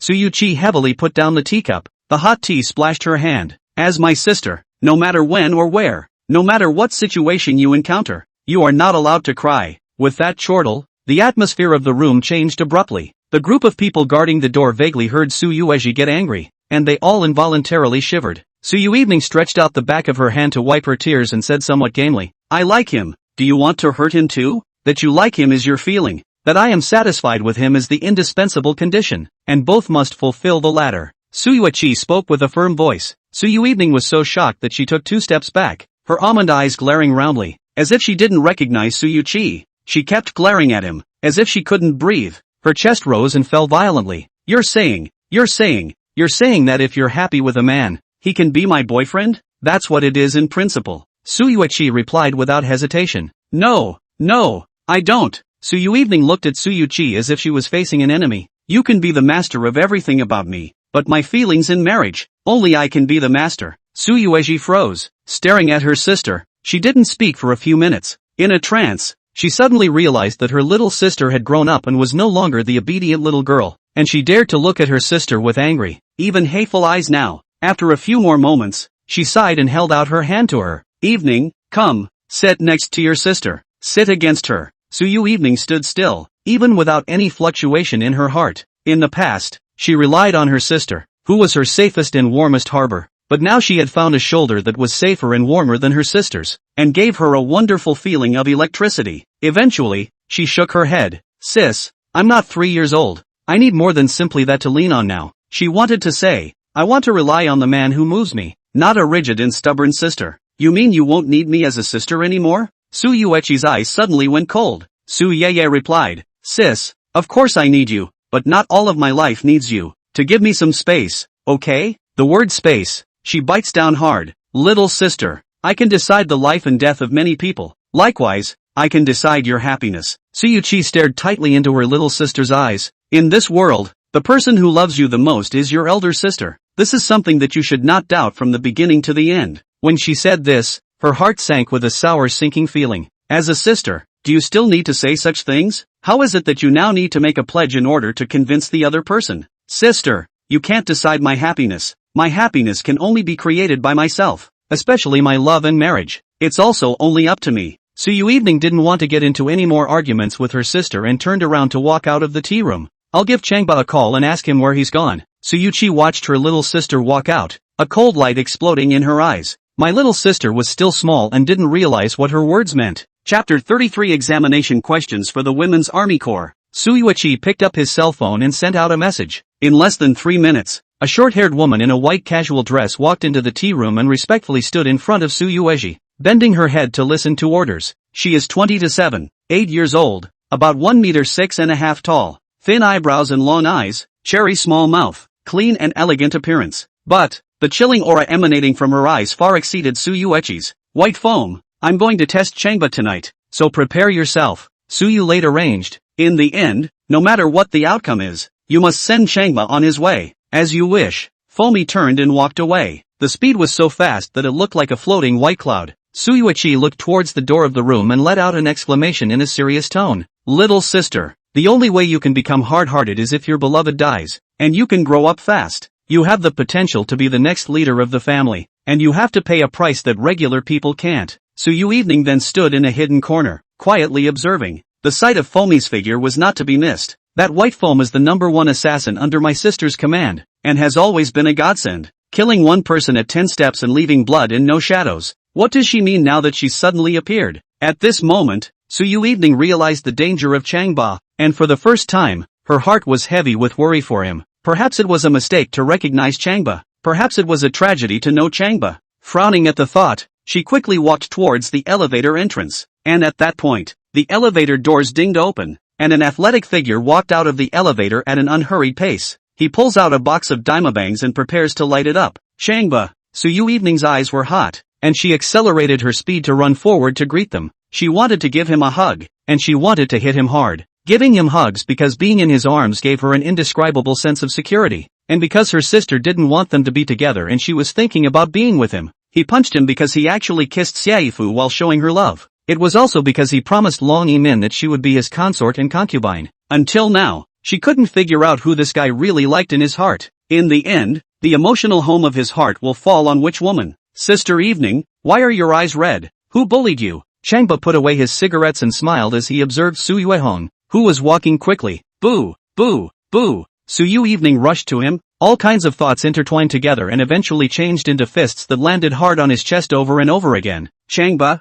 you go. You go. Didn't you ask me to come?" Changba grabbed her fist. Both fists were grasped in his hands. Su Yui couldn't break free and pushed her head against his chest. "Go away. You give me to go." Between drones she wanted to cry, but clenched her teeth to keep from doing so. She was a military training instructor, the second miss of the Su family, and Su Yui's little sister. She couldn't cry. "Look at you." Changba first cupped her cheeks, and then lifted her fragrant cheeks. "You keep asking me to come, and now you want me to go. I don't even know what to do." Su Yui snapped open his salty hands. "You're still making a move on me, and if you hadn't touched my face last time, nothing would have happened between us." Changba cried and laughed. It's true that if it wasn't for the dog system, there wouldn't be so much going on between everyone. It's just that it's happened and there's going to be a way back for everyone. Besides, he still had a mission to complete, and he couldn't skim off with Su Yui even if he was killed. "Sister Evening, stop it. You asked me to meet your sister, didn't you? Come on, let's go meet her." "No." Su Yui gave him another punch to the chest, followed by her head against his chest. At this moment, Changba sensed something and observed the situation around him. Out of a sixth sense, he sensed that the air around him was not very friendly. While persuading and comforting Su Yui, an icy voice suddenly came from the side. "Second miss. Mr. Su is calling you to go in." Su Yui was taken aback and jerked her head up, looking at the person next to her. "Oh look, it's the sister's beloved assassin, Foamy." She subconsciously grabbed Changba's arm and said, Changba has to go back to the school dormitory, so he won't go in. White Foam raises his right hand in gestures, though no words were spoken. The cold, bone-chilling eyes brooked no doubt. Changba observed a glance at her and sensed that the murderous aura on her body was even thicker than that of the Weijin. This woman is nothing but cold. Another glance at her hand, with 6 fingers and thick, strong fingers. One more finger is one more point of viciousness in killing. I told you, Changba has business. He's going back to school. Su Yui glared at by Mo and protected Changba behind her. Without speaking, White Foam kept looking at her with calm and cold eyes, as an unseen aura of depression filled the air around her. 4 women came out from each end of the corridor. They were all dressed in black and had stern eyes. Seeing this, Su Yui even tightened her arms around Changba. Others weren't sure, but of course she was. This was the women's army led by White Foam. A lot of part of the credit for her sister's ability to roam the magic city went to White Foam and her legion of women. A single White Foam would be difficult to deal with, let alone a legion of women. At the same time, she had to face the reality in front of her. She had to take Changba inside. She thought about it. As an instructor herself, once Changba was in danger, she would live and die with him. At that thought, she threw Changba a look that told him to be careful and walked into the booth. Changba swept a glance at the luxurious living room, saw no silhouettes, and asked, "Sister Evening, where's your sister?" "Mr. Su is in the tea room." White Foam made a reply. "She said she'd test you, and she'll see you only after she passes." "Test me?" Changba smiled playfully and looked at Mo. "How is the test?" White Foam walked over to a small table and pointed to a piece of printer paper on the desktop. "I've heard that Mr. Chang is a miraculous doctor who can heal people with his wonderful hands, so we've come up with a few questions for you to answer." "Oh." Changba walked over to the small table and sat down, picking up the printout and seeing that it was a test paper. "There are 10 short answer questions on medical knowledge on it, 10 points each." Su Yui gasped at the sight. "Changba, this is not a question for you, so answer it. Pick up the pen and hand it to him." Changba nodded, took the pen, and asked White Foam, "How many points pass?" 10 questions, 100%, 60 points over. Foamy replied. Once Su Yui heard this, she was even more relieved and gently pushed Changba's shoulder. "Then hurry up and answer." Changba nodded and looked to the first question. Regarding the coefficient of inbreeding for sex-linked genes, what is the typical coefficient of inbreeding when aunt cousins, couples whose mothers are sisters and couples with different surnames, marry? After a little thought, he wrote with a pen, writing with a dash and a dragon.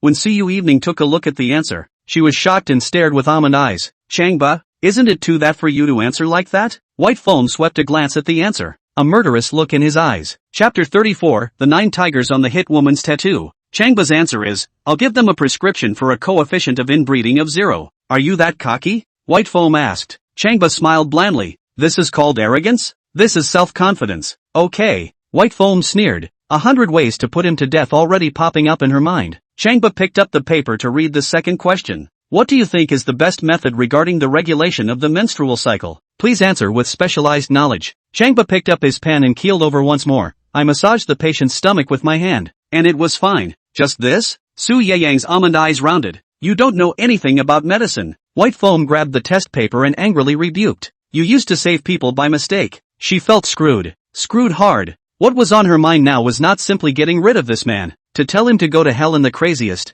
cruelest way possible. By mistake? Changba put down his pen and smiled playfully. "You'll give me a look at one by mistake? Unbelievable. You don't have to do this question." Mo turned around and left. "I'll go report to Mr. Su, just wait." Like a whirlwind, he quickly left the room. Su Yui panicked and grabbed Changba's arm. "Changba, why did you scribble just now?" "I'm my late sister alas." Changba looked innocent. "What did I write?" "I'm being realistic, okay? The problem is it doesn't look professional at all." Su Yui glared at him. "Then if you can help Long Min come back from the dead and help her paralyzed little brother walk upright, can't you use professional theories for the whole 2 sentences? Theory and practice are 2 different things. There are things I can't say, but I can do." Changba squeezed his eyes at her. "It's just like the 2 of us. I want you to say you love me. You can't say it for a while, but then again, every action you take shows your love for me." Su Yui's heart trembled. Her face was hot, and she gave him a punch. Bull asterisk asterisk asterisk asterisk. It's so uncharacteristic to say that. It makes your heart pound.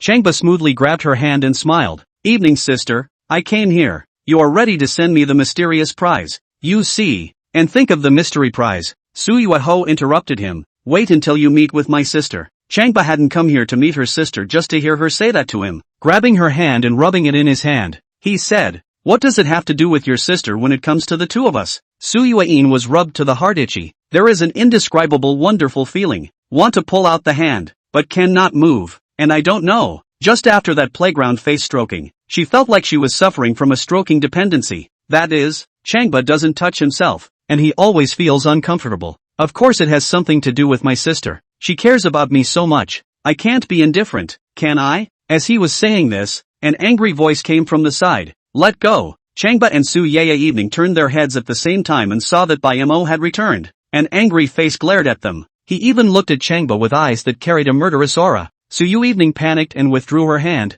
Her face reddened and said, Mo, don't misunderstand. I just had a pain in my hand. I was just asking Changba to help me look at it. You think I'm blind? Mo sneered, not hiding her anger. Second miss. You are a lady of the house. A golden branch. What qualifications does a poor boy like him have to be near you? And you are good, content to let him touch your hand. Have you considered your sister's feelings when you did that? Su Yui didn't eat this and sneered back. Foamy, what kind of status are you that you're qualified to tell me what to do? I like Changba. I'm happy to let him touch my hand, okay? My sister controls the sky and the earth, but she can still control my private life? White Foam's eyes widened in shock. She didn't dare to imagine that second miss, who used to treat her with great respect, would say such inconsequential words to her for Changba. Thinking that this was all thanks to Changba, he bellowed and pounced on Changba. She could no longer tolerate this person. Direct attack. She wanted to destroy the person she loved in front of Su Yui. Phew! A strong wind split his head and rushed towards Changba. Changba, run! Su Yui wanted to protect Changba, but she was too slow and could only watch as White Foam pounced in front of Changba. As her sister's #1 assassin, she felt that Changba didn't stand a chance and couldn't help but raise her heart to her throat. And Changba didn't move a muscle, rather playfully watching the other party come. Ding! Host, new mission issued. Please count the number of tigers on her shoulders. There will be a reward for the completion of the mission. Failure to complete. Deprivation of hypnosis. Dog system, you've done it again. Changba dodged White Foam's attack, grabbing the white sweatshirt on her shoulder in the process. White Foam was startled and took a closer look at Changba. As a member of a group of female assassins, she used to attack anyone, and no one could hide from her. But now, it was easily dodged by Changba. Is this guy really too timing? It was also in the moment when her thoughts were driving that Changba placed a palm gently on her abdomen, striking her with a yelp and bending her body. Come on! Changba grabbed her tracksuit jacket and yanked hard. Swish! A sound passed and the sweatshirt was already in his grasp. White Foam felt a chill on her body and subconsciously took 2 steps back, as if his body was about to be violated.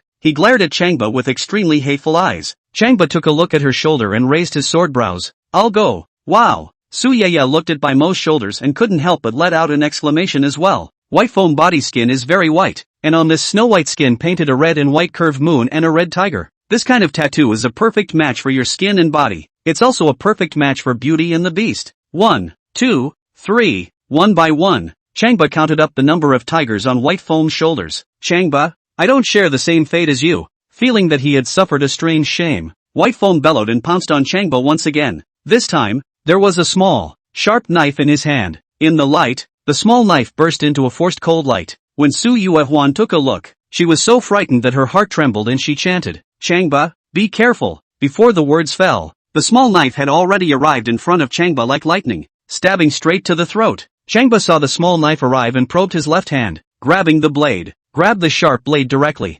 Smoothly, he pulled back, his feet taking a few quick steps backward, pulling White Foam into the air. The left foot flicked up and kicked her in the stomach. Yikes! With a scream, White Foam tumbled to the ground, clutching his stomach and never able to get up again. With an extremely shocked look, she glared at Changba, racking her brain to figure out how she was no match for Changba. How do you get knocked out in less than 3 rounds? Thinking about her identity and her battle record, she clenched her teeth together, made a roll, and charged at Changba once again. Even if he dies, he will die with Changba. But just as he rolled to Changba's side, he was held down. Specifically, being held down and then being ridden. What are you doing? White Foam was furious. Kill me if you want to kill me. Cut me if you want to cut me. Why are you riding on me? Changba mounted her, grabbed her hands so she couldn't resist, and counted the number of tigers on her shoulders again. 1, 2, 3, counted 9 tigers. Then look at the 9 tigers, either standing or lying down, alive and majestic, like the real thing. Changba wanted to pet one, and just then, the door to the room was suddenly kicked open, and Su Yui rushed in, bellowing, Foamy, don't hurt his life. Chapter 35, You dare to covet my sister's figure. Do you want to live? Su Yui thought that Bayamo could take Changba easily, just like a cat taking a rat, and end Changba's little life anytime, anywhere. So she rushed into the room and asked Foamy to leave him alone. The reason why she asked White Foam to leave someone under the knife was because the daughter of a very important friend of hers was paralyzed in both legs and wanted to ask Changba to take a look at her. Before White Foam sends Changba on his way, she wants to use him one last time. Just seeing the scene in the room froze her for a moment. Eyes full of shock, body stiffened. Foamy, the number one female assassin under her command, was sprawled out on the floor. A top female assassin that's that hot? What was even more unimaginable was that Changba was pressing on her shoulders, with a triumphant smile on his face. All of this was diametrically opposite to the picture Su Yui had imagined, and could be said to be worlds apart. If she hadn't seen it with her own eyes, she would have been beaten to death to believe it. She pointed at White Foam, and her speech was not good. White Foam, you. White Foam's face was red and shivering, extremely wretched, extremely angry, yet extremely helpless. Tried to resist, couldn't. Wanted to leave, but couldn't. It was at this moment that she truly understood what it meant to be a lamb to the slaughter, what it meant to be worse than death. What makes her even more ashamed is that the leader Su Yui is standing on the side, making her tall image of the number one killer, which she has accumulated for more than 10 years, fall apart in this split second. She couldn't explain, so she just squeezed her eyes shut and turned her head away. Snap! Changba gave a light slap to White Foam's face. Hey, mister, Su is calling you. White Foam was slapped and felt even more humiliated, eating Changba's heart. What are we talking about now? Shame on you for saying anything, but the leader has spoken. He is even more wretched and shameless, but also have to say something. After thinking about it, she coughed and said vaguely, Mr. Su, I'm suddenly dizzy and physically weak. Changba said the man, twisting his head with a look of bitterness, and a look of resignation. No wonder. Su Yui came to a realization and glared at Changba, angrily. Changba, my secretary suddenly got dizzy and lost her strength, and you took advantage of the fire. What are you? Get up! Changba still steadily pressed by Mo's shoulders and looked Su Yui up and down. This was his first meeting with Su Yui. He thought that the atmosphere would be very friendly, and even if she had preconceived notions about him, the first meeting between the two sides wouldn't be so bad. But, the Su Yui in front of him clearly has no sign of friendship. In that case, so be it. When he moved, he stared intently into the other man's eyes. Su Yui looked at him even more angrily. For a while, both sides were wide-eyed, and the atmosphere immediately became tense. Changba, this is my sister. Seeing this, Su Yui was so scared that her heart raced, and she scrambled to Changba's side, grabbing his arm and pulling him hard. Get up and meet my sister. Only then did Changba stand up and kicked White Foam's ankle with his toes. Isn't it dizziness? Climb onto the sofa and rest for a while and go. White Foam felt even more ashamed and covered her face, itching to get under the sofa. As the saying goes, you have to look at the master when you beat a dog. Su Yui saw this and became even more angry, casting a look with a murderous aura towards Bayamo. Now is the time to beat Changba in front of his little sister. Bayamo understood Su Yui's eyes, clenched her teeth, and slowly crawled to the edge of the sofa. She tried to climb up and sit on the couch, but the stabbing pain in her abdomen made it impossible for her to do so. As for taking care of Changba after regaining his strength according to Su Yui, it was an even more impossible thing to do. Sister, Changba and White Foam were just a misunderstanding just now. Su Yui walked to Su Yui's side, took her hand and said with a forced smile, now that Changba is here, you can ask him if you have something to say. Su Yui didn't want to exchange a word with Changba right now. From the moment she saw Changba holding down Bayamo, he was already dead in her eyes. No matter who it was, Changba could no longer be saved. At the thought, she once again threw a look with a slashing edge at White Foam. Kill! This Changba must be killed. Bayamo was still sitting on the floor. The upper half of his body was still sprawled out on the sofa, and when he saw Su Yui's eyes, he smiled bitterly and lowered his head in shame. Now, let alone launching an attack at Changba, it was difficult to stand up. Ding! The host has completed the mission. Will he now receive his reward? Changba now wanted to talk to Su Yui, and responded in his mind. Later, host, this reward is important to you. Another reminder from the system. Later, Changba walked towards Su Yui. Instructor Su, you said your sister asked me to meet and to treat me with hospitality, and now this is how you treat me? Su Yui smiled apologetically and a sweat broke out. She had imagined the meeting between the two parties beautifully, but who knew that the scene in front of her almost got out of control. She took a handful of Su Yui's arm and murmured softly, Sister, Changba is my student and saved me. In addition, you also promised me to meet with Changba properly. Now we cannot be so petty, right? Su Yui saw that Bayamo was struggling, and thought that he still had to use Changba to cure his friend's daughter, so he had to go along with it and gently nodded his head. Mr. Chang, you and my secretary might have some misunderstanding. Don't mind if I do. Sit down. Throwing a look to the two bodyguards at the door, he told them to assist White Foam out. She personally made a cup of tea and poured it for Changba. Mr. Chang, have some tea, I'll go out and be right back. Changba took the teacup and nodded, sipping the tea together with Su Yui. Su Yui, on the other hand, quickly walked out of the room to a small private room next door and angrily rebuked by Mo. What the hell is wrong with you? You can't even handle a tiny Changba, and you're in such a sorry state? White Foam was so ashamed that his face turned red, lowered his head, coughed twice, and explained, Mr. Su, I don't know what happened. When I launched an attack on Changba, I was suddenly head heavy and couldn't send out any power at all, and you have the nerve to say it. Su Yui interrupted her, quickly arrange for someone to take control of Changba after he treats my friend's daughter, while following the original plan. Next door to the luxury private room, Changba, how do you feel about my sister as a person? Su Yui asked while refilling Changba's tea. Changba sip a mouthful of tea. Bad smile. The body is quite good.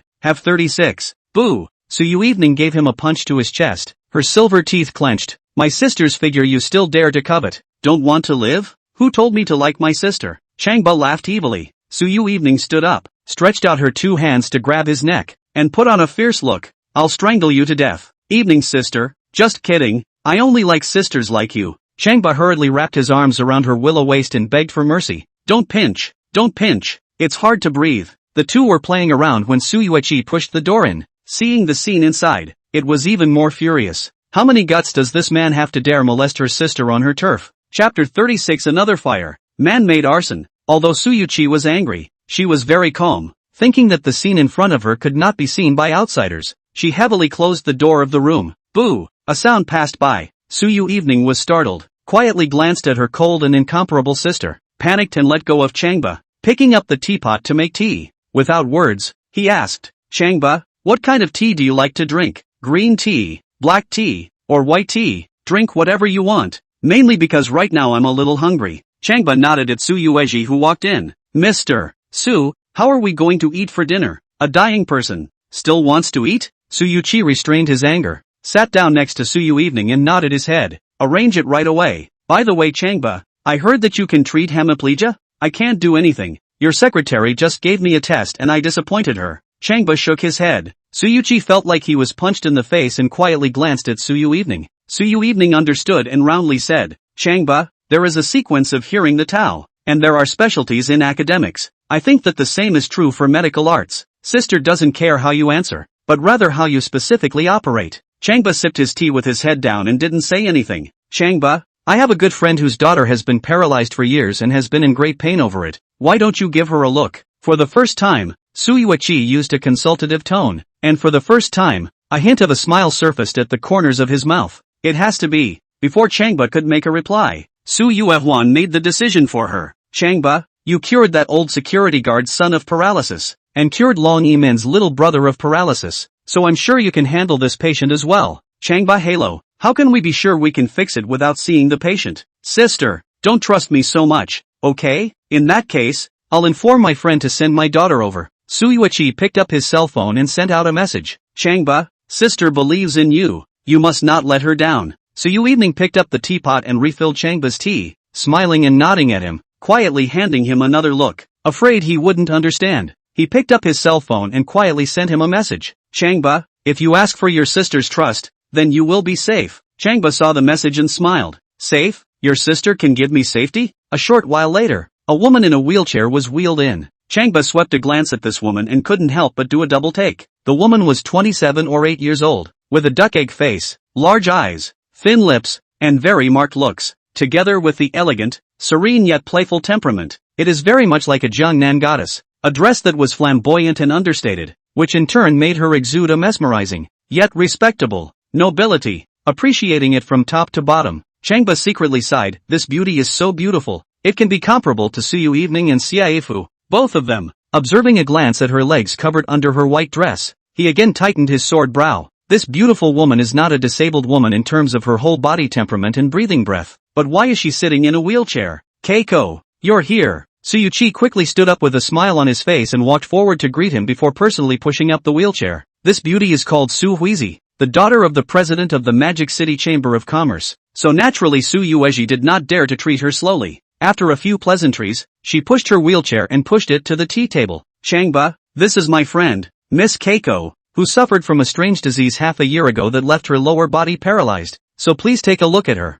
I'm sorry Mr. Su, I can't see her. Changba refused outright. Looking at Su Yui up close and sniffing up her scent, he concluded that she was a healthy woman. It also means that she faked the paralysis of her legs. There's a saying that you can never wake up someone who's pretending to be asleep. Naturally, he couldn't save a man who pretended to be sick. How much do you want? Su Yui raised her chin and asked coldly. Changba shook his head. It's not about money. You're not sure? Su Yui coldly asked again. Changba shook his head once again. I'm sorry, I can't cure it. You haven't cured it. How do you know it can't be cured? Su Yui asked again. Of course Changba wouldn't expose Su Yui to her face. Can't be cured means you can't be cured. When Su Yui said flip-flop, her eyes flashed with anger, grabbed the teapot on the coffee table and ruthlessly smashed it at Changba. Do you know who Ms. Keiko is? Changba stretched out a hand, catching the teapot as easily as a leaf, and faintly said, it's not about who she is. Su Yui was furious. Changba, she's the daughter of the president of the Magic City Chamber of Commerce. When her dad stomps his feet, the whole Magic City must tremble. Su Yui quickly walked to Changba's side, grabbed his shoulders, and gently shook them. Changba, please, for the sake of my sister, show Ms. Keiko. Changba reached out and gently patted her hand once. Instructor Su, your sister's face is worthless. I'm here because of you. Why it can't be cured? I'll explain it to you when we're in private. Su Yui froze with both eyes rounded. Why is this Changba so mad that he dares to talk about her sister like that? Su Yui was even more furious. Come on people, take Changba down for me. Before the voice fell, several inch-haired women had already rushed into the room and surrounded Changba. They are all members of the Women's Army Corps. Every single one of them was an expert, and every single one of them was an existence that could take on 100. When they saw Mo in a sorry state, they already hated Changba to the bone. In the moments that surrounded him, they hated to rub him. Mr. Su, don't hurt him. If he can't be cured, he can't be cured. I'll leave first. Su Yui nodded and pushed the wheelchair herself, walking towards the door of the room. Ms. Keiko, I'm so sorry to disappoint you. Su Yui panicked and sent him off, sending her to rest in the room across the hall. She returned to her room, closing the door behind her with a scowl in her eyes and passing a look to a couple of the women. Chopped up. Sis, don't. Su Yui stood right beside Changba and tightly wrapped one of his arms around him. I'll persuade Changba to treat Miss Yui. Taking a firm hand on Changba's arm, he begged. Changba, just show Ms. Keiko, okay? Before Changba could reply, a familiar voice once again sounded in his ears. Ding! The system reminds the host for the last time. If you don't claim your reward again, it will disappear automatically. Changba had to nod his head. Alright, I'll collect it now. Host, your reward is an important piece of information. In 2 minutes, there will be a fire around your private room. On the first floor of the private room, any life and any object will be burned to ashes. Ruthless. Changba believed that this was another man-made arson, and as soon as he picked up Su Yui, he ran towards the door. Very sudden. Yikes. Su Yui was startled and struggled hard, her 2 legs stomping about. What are you doing? I told him to treat Ms. Keiko, but he was so good that he picked her up and ran around. That's not a death wish, is it? Run! The Women's Army Corps idiom launched a simultaneous attack, but just as they were about to move, they all narrowed their eyes and drifted off to sleep. One by one, they instantly turned into a statue. Big sister, move over. Changba hugged the struggling Su Yui and ran past Su Yui, touching her shoulder and sending her stumbling. Sorry, 1 step ahead. Su Yui burst into a rage and shouted angrily at the members of the Women's Army. What are you standing around for? Catch up and finish him off. Chapter 37, Make way. Don't delay me from going downstairs. A few of the women snapped their eyes open and woke up. For a moment, both were a little disoriented, wondering where they were standing and what they were going to do. Hurry up! Su Yui glared at them and shouted angrily once again. A few women looked at me and you, then froze over, looked at Su Yui, and then looked at Changba who had already rushed out of the room. They all followed with murderous vigor. They couldn't figure out why they suddenly dozed off. For about 10 seconds? What the hell happened? Outrageous! Su Yui was so angry that he followed suit. She wanted to see Changba captured and cut alive with her own eyes. Boo! Changba kicks open the room across the hall, looking for Su Yui. He thought that the girl was not bad, and could not let her perish in the fire. And by the way, to take the sheep. Hearing the sound of water running from inside the shower room, he pushed the small door straight open. Yikes! Su Yui took a shower, wrapped in her bathrobe, and was about to step out of the shower when she jumped in shock. Su Yui was also taken aback. Changba, what do you want? It's dangerous upstairs. Come with me. Changba explained one sentence, picked up Su Yui, put it on his shoulders, then lifted Su Yui, and rushed out of the bathroom, running towards the stairs. Look at the way he writes easily, like he's carrying two small children. Run and yell at the same time. Make way. Get out of the way. I'm in a hurry to bring two beautiful women downstairs, so make way. The bodyguards, staff, and security guards outside, at a glance, were also extremely angry and followed Changba. It's crazy. The attitude is brutal. At that moment, even the customers from the other booths came out to see what was going on. Watching the crowd pour down the stairs like a tidal wave, they all follow. Changba, are you crazy? Su Yang sat on Changba's shoulders, bumping along the way, always worried that she would fall off. At that time, not to mention Changba protecting her, she could be crippled by a fall. And for Su Yui, it felt quite exciting. From the first time she saw Changba, she felt that there was a strange charm about the man. For some reason, she liked his flavor of pretending to be 13. The fact that she had the audacity to carry out her freshly showered and rush down the stairs made her feel even more that this man was something else. That's the kind of dominant man she appreciates. Changba, the further down he ran, the more Su Yui felt dizzy, anxious eyes, grabbing up Changba's ears. Changba, what the hell are you doing? Put me in MS. Keiko down now. Do you hear me? Or I'm not done with you. Changba would not put them down and accelerated down the stairs. Bam! Bam! The more you run, the faster you go. Stop! There's a security guard blocking it. Get out of the way. Don't keep me from going downstairs. Changba then performed hypnosis. In less than half a second, the blocker goes into dreamland and sleeps for 10 seconds or so. Also at this time, Changba continued to rush downward while holding Su Yui. Rumble! Rumble! The legions of women, the many bodyguards, security guards, and the clubhouse staff all rushed towards the stairs under Su Yui's leadership. For a moment, the stairs rumbled as if 1,000 armies had surged past. At this time, White Foam, who was in the next room, heard what was going on outside and also gritted her teeth in hatred. It's crazy. Changba is too arrogant. Today she wanted to see with her own eyes just how far this guy could be arrogant. She stifled the pain and stepped out of the booth, cradling her stomach as she staggered. Slowly, to follow. Make way. Make way. Don't hold me up. Changba rushed to the first floor in one breath while holding Su Yui, and then rushed out of the hall to the courtyard outside. The group of people led by Su Yui all poured out of the hall as well. It looked black with hundreds of people. Each of them glared at Changba, all of them showing their teeth and being ferocious, just waiting for Su Yui to give the order. Then they would surround and attack. Changba, if you don't put me down, I'll cut you off. Su Yui was so bumpy that she was about to vomit, and became irritated, rushing at Changba to let out a river lion's roar. She had been made to sweat and pant all the way down. It's more tiring than riding a roller coaster. Coupled with the fact that she was being watched by everyone, she had long been so bashful that she wanted to disappear into thin air. Sister Evening, take it easy. Changba smiled bashfully, before putting them down one after another, pointing to the fire-lit upstairs. Look up to our private room. Have you seen this scene before? Su Yui snapped her head up. Su Yui also raised her head. At first glance, the floor of the luxurious private room had already burned with a sky-high fire. An entire floor, surrounded by fire. Looking at the fire, it's several times more aggressive than even the last fire in the hotel.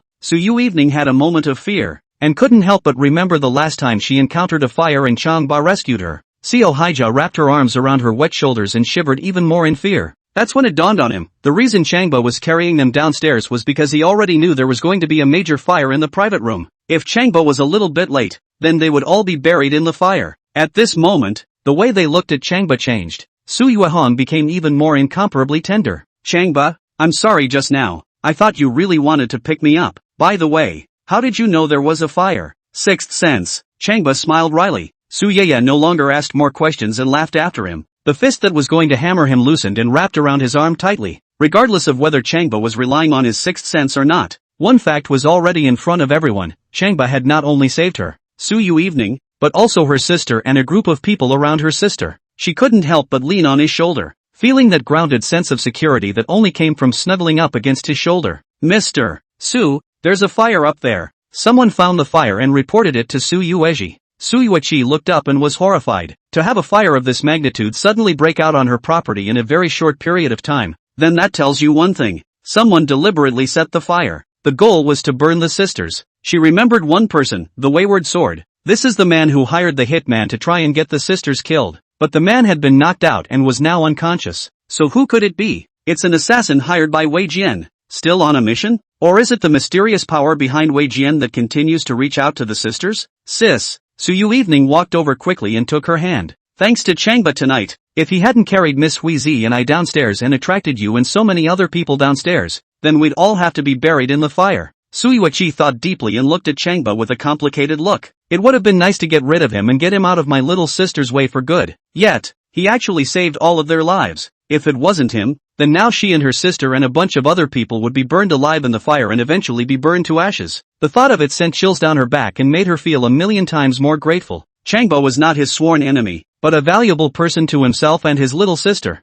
I'll kill you. And just then, a woman's hysterical scream suddenly came from the side. Chapter 38, You're the hero who fulfills all my fantasies. Su Yui jerked his head. Look, it's foaming. Both eyes popped red. Grasping a small knife, he rushed towards Changba in a murderous rage. Changba looked over at her and didn't move a muscle. When Su Yui and Su Huizi took a look, they both subconsciously wrapped their arms around Changba, protecting him like an old mother hen protecting her chicks. Foamy, back off, Su Yui shouted. It was Changba who saved my little sister. White Foam stopped and stared angrily at Changba. Mr. Su, he obviously knew there was a fire. Why didn't he notify us in advance? It's obvious that he wanted to play hard to get. Su Yui didn't say anything and looked at Changba. Changba sneered. What was our relationship before the fire? Will you believe me when I say there was a fire? Step up and give her a mouthful. Raise your voice. Would Nima believe me if I said there was a fire? He looked at Su Yui again and drank. Would Nima believe me if I said there was a fire? Su Yui smiled bitterly.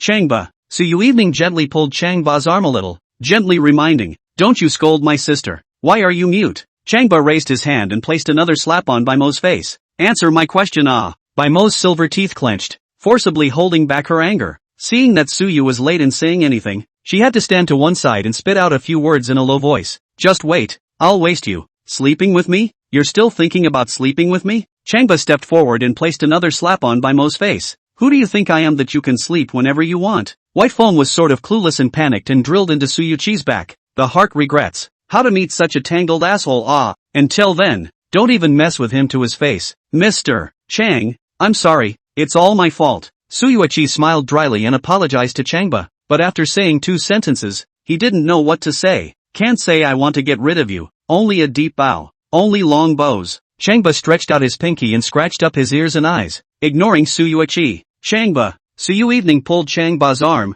My sister is apologizing to you. Why don't you say anything? Changba continued to scratch his ear holes. Changba, everyone is watching, so save some face for my sister. Su Yui softly begged up. This club was her sister's place after all, and everyone was watching them. Changba still ignored Su Yui and turned his head to look at Su Huizi with a grin. Ms. Keiko, is it hard on your legs to stand all the time? Su Huizi then realized that he is a 2-legged paralyzed people, rushed to greet the staff to bring the wheelchair over. After sitting down, she looked at Changba with eyes full of adoration and guffawed. Big brother Changba. Oh, you're younger than me. I'll call you brother Changba. Brother Changba, you just rushed into the shower room and startled me. I thought you were trying to make a cheap buck on me, but who knew you were a hero? You know, I've heard many stories about you. There's the matter of you saving the schoolgirl. There's the matter of you saving the beautiful instructor. There's the matter of you rescuing the child. And just now, what about you saving me? Saving second Miss Su, and saving many more people. Speaking here, Su Huizi put her palms together and choked on her tears. Brother Changba, it is truly an honor for me, Su Huizi, to meet you today. You don't know that I used to long for a hero to come alongside me who could fulfill all my fantasies about men. And now, I have to say, you're that hero. You fulfill all my fantasies. Changba was so flattered that he took her hand and just loved to see her adoring eyes. Not to mention, it felt beautiful to be looked up to by a big lady from a powerful family. But, Su Yui couldn't listen to it anymore. Listening to her heart getting more and more sour, hurriedly pulling away Changba, pulling up Su Huizi's hand, softly comforting. Ms. Keiko, you're getting too excited. Just calm down for a moment, okay? Rushing to greet Su Huizi's people, he arranged. Just now, Ms. Huizi took a shower. Now the weather outside is cool. Plus she is not in good health. Don't freeze. Send her home first. Su Huizi's group of assistants then pushed up the wheelchair and led Su Huizi away. Su Huizi was taking one step and turning back. All the time, brother Changba, go to the Su family compound to play on double holidays. I'll wait for you there. Okay, I'll bring Changba over then. Su Yui waved her hand at Su Yui and secretly gasped. She really couldn't understand it. Su Yui being a big lady, the first time she met Changba, she was infatuated with him, and say something melodramatic. It's really degrading. Is Changba that good? Can Changba really fulfill all of a woman's fantasies about men? Noticing Changba looking in the direction Seo Haija had left, she threw a punch at his shoulder. Changba, my sister is still bowing to you. You're pretending not to see, aren't you? Changba reached out his hand again and scratched up his ears and eyes. Not caring about Su Yui, the woman had been very rude to him, and he could say he forgave it out of hand? And just then, Su Yui suddenly turned around and rushed towards the clubhouse door. Mr. Su, what are you doing? Mr. Su, come back. The crowd was so shocked that they all yelled at Su Yui. Su Yui took a look and scrambled to catch up. Sister, what are you doing? I forgot an important document in the booth. I'll go back and get it.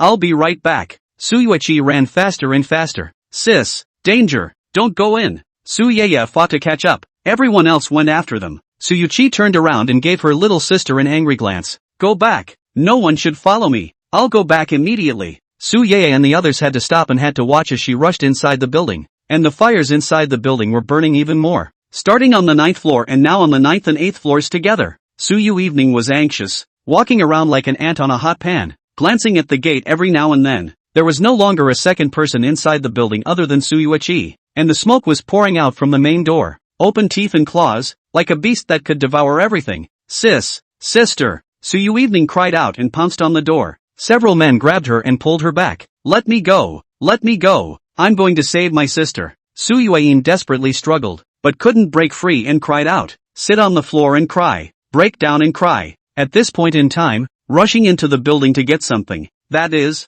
if you have 10 lives, it is also very dangerous. She shuddered to think that her sister would make it out alive. Ding! Congratulations to the host on another new mission. Please rush into the fire to save Su Yui. You're sick, aren't you? Su Yui was unsettled with me, and now I'm risking my life to save her? Changba wanted to break into a fit of rage. Failure of the mission will result in the host being obliterated by white foam. If the mission is successful, the host will get a chance to win a lottery. Warm reminder, time is only 10 minutes. Dog system, you let foaming obliterate the old man. Thanks to your dog system for thinking of it. Chapter 39, saying I love you. Instructor Su fainted. Changba made his choice in a very short period of time. It is better to go into the fire to save people than to be bullied by the white foam. There are 9 fierce tigers on that woman. It must not feel good to be pressed against her. And so, with his head held high and his athletic stride, he walked step by step toward the fire. Look at his bland expression, like he's going on a date. The crowd was shocked and goosebumps rose all over their bodies. Who's near the fire? Su Yui stopped crying and also looked up. Frequent fighter. The one who silently walked towards the gate was surprisingly Changba. He had a calm expression, even a smile on his face. Walking into the smoke, he didn't bat an eye. Changba, be careful. Su Yui cried out once again, tears streaming down her face. She never dared to think that Changba would rush in to save her sister. He hadn't liked her sister, but he had rushed in without hesitation for her sake. She clasped her palms together and closed her eyes, shedding tears as she prayed for them. I hope Changba is safe. I hope my sister is safe. Hopefully they are both safe. Ti-woo. The fire trucks finally arrived. You guys hurry up. Changba rushed in to save my sister. Su Yui climbed up and cried out at the firemen. The firefighters were alarmed. One of the captains bellowed. If you go in to save the people now, aren't you just asking for death? Within moments, the water guns were set up. Several water dragons roared out, spraying water angrily towards the place of the 9th floor private room. In the meantime, Changba had rushed into the 6th floor of the building,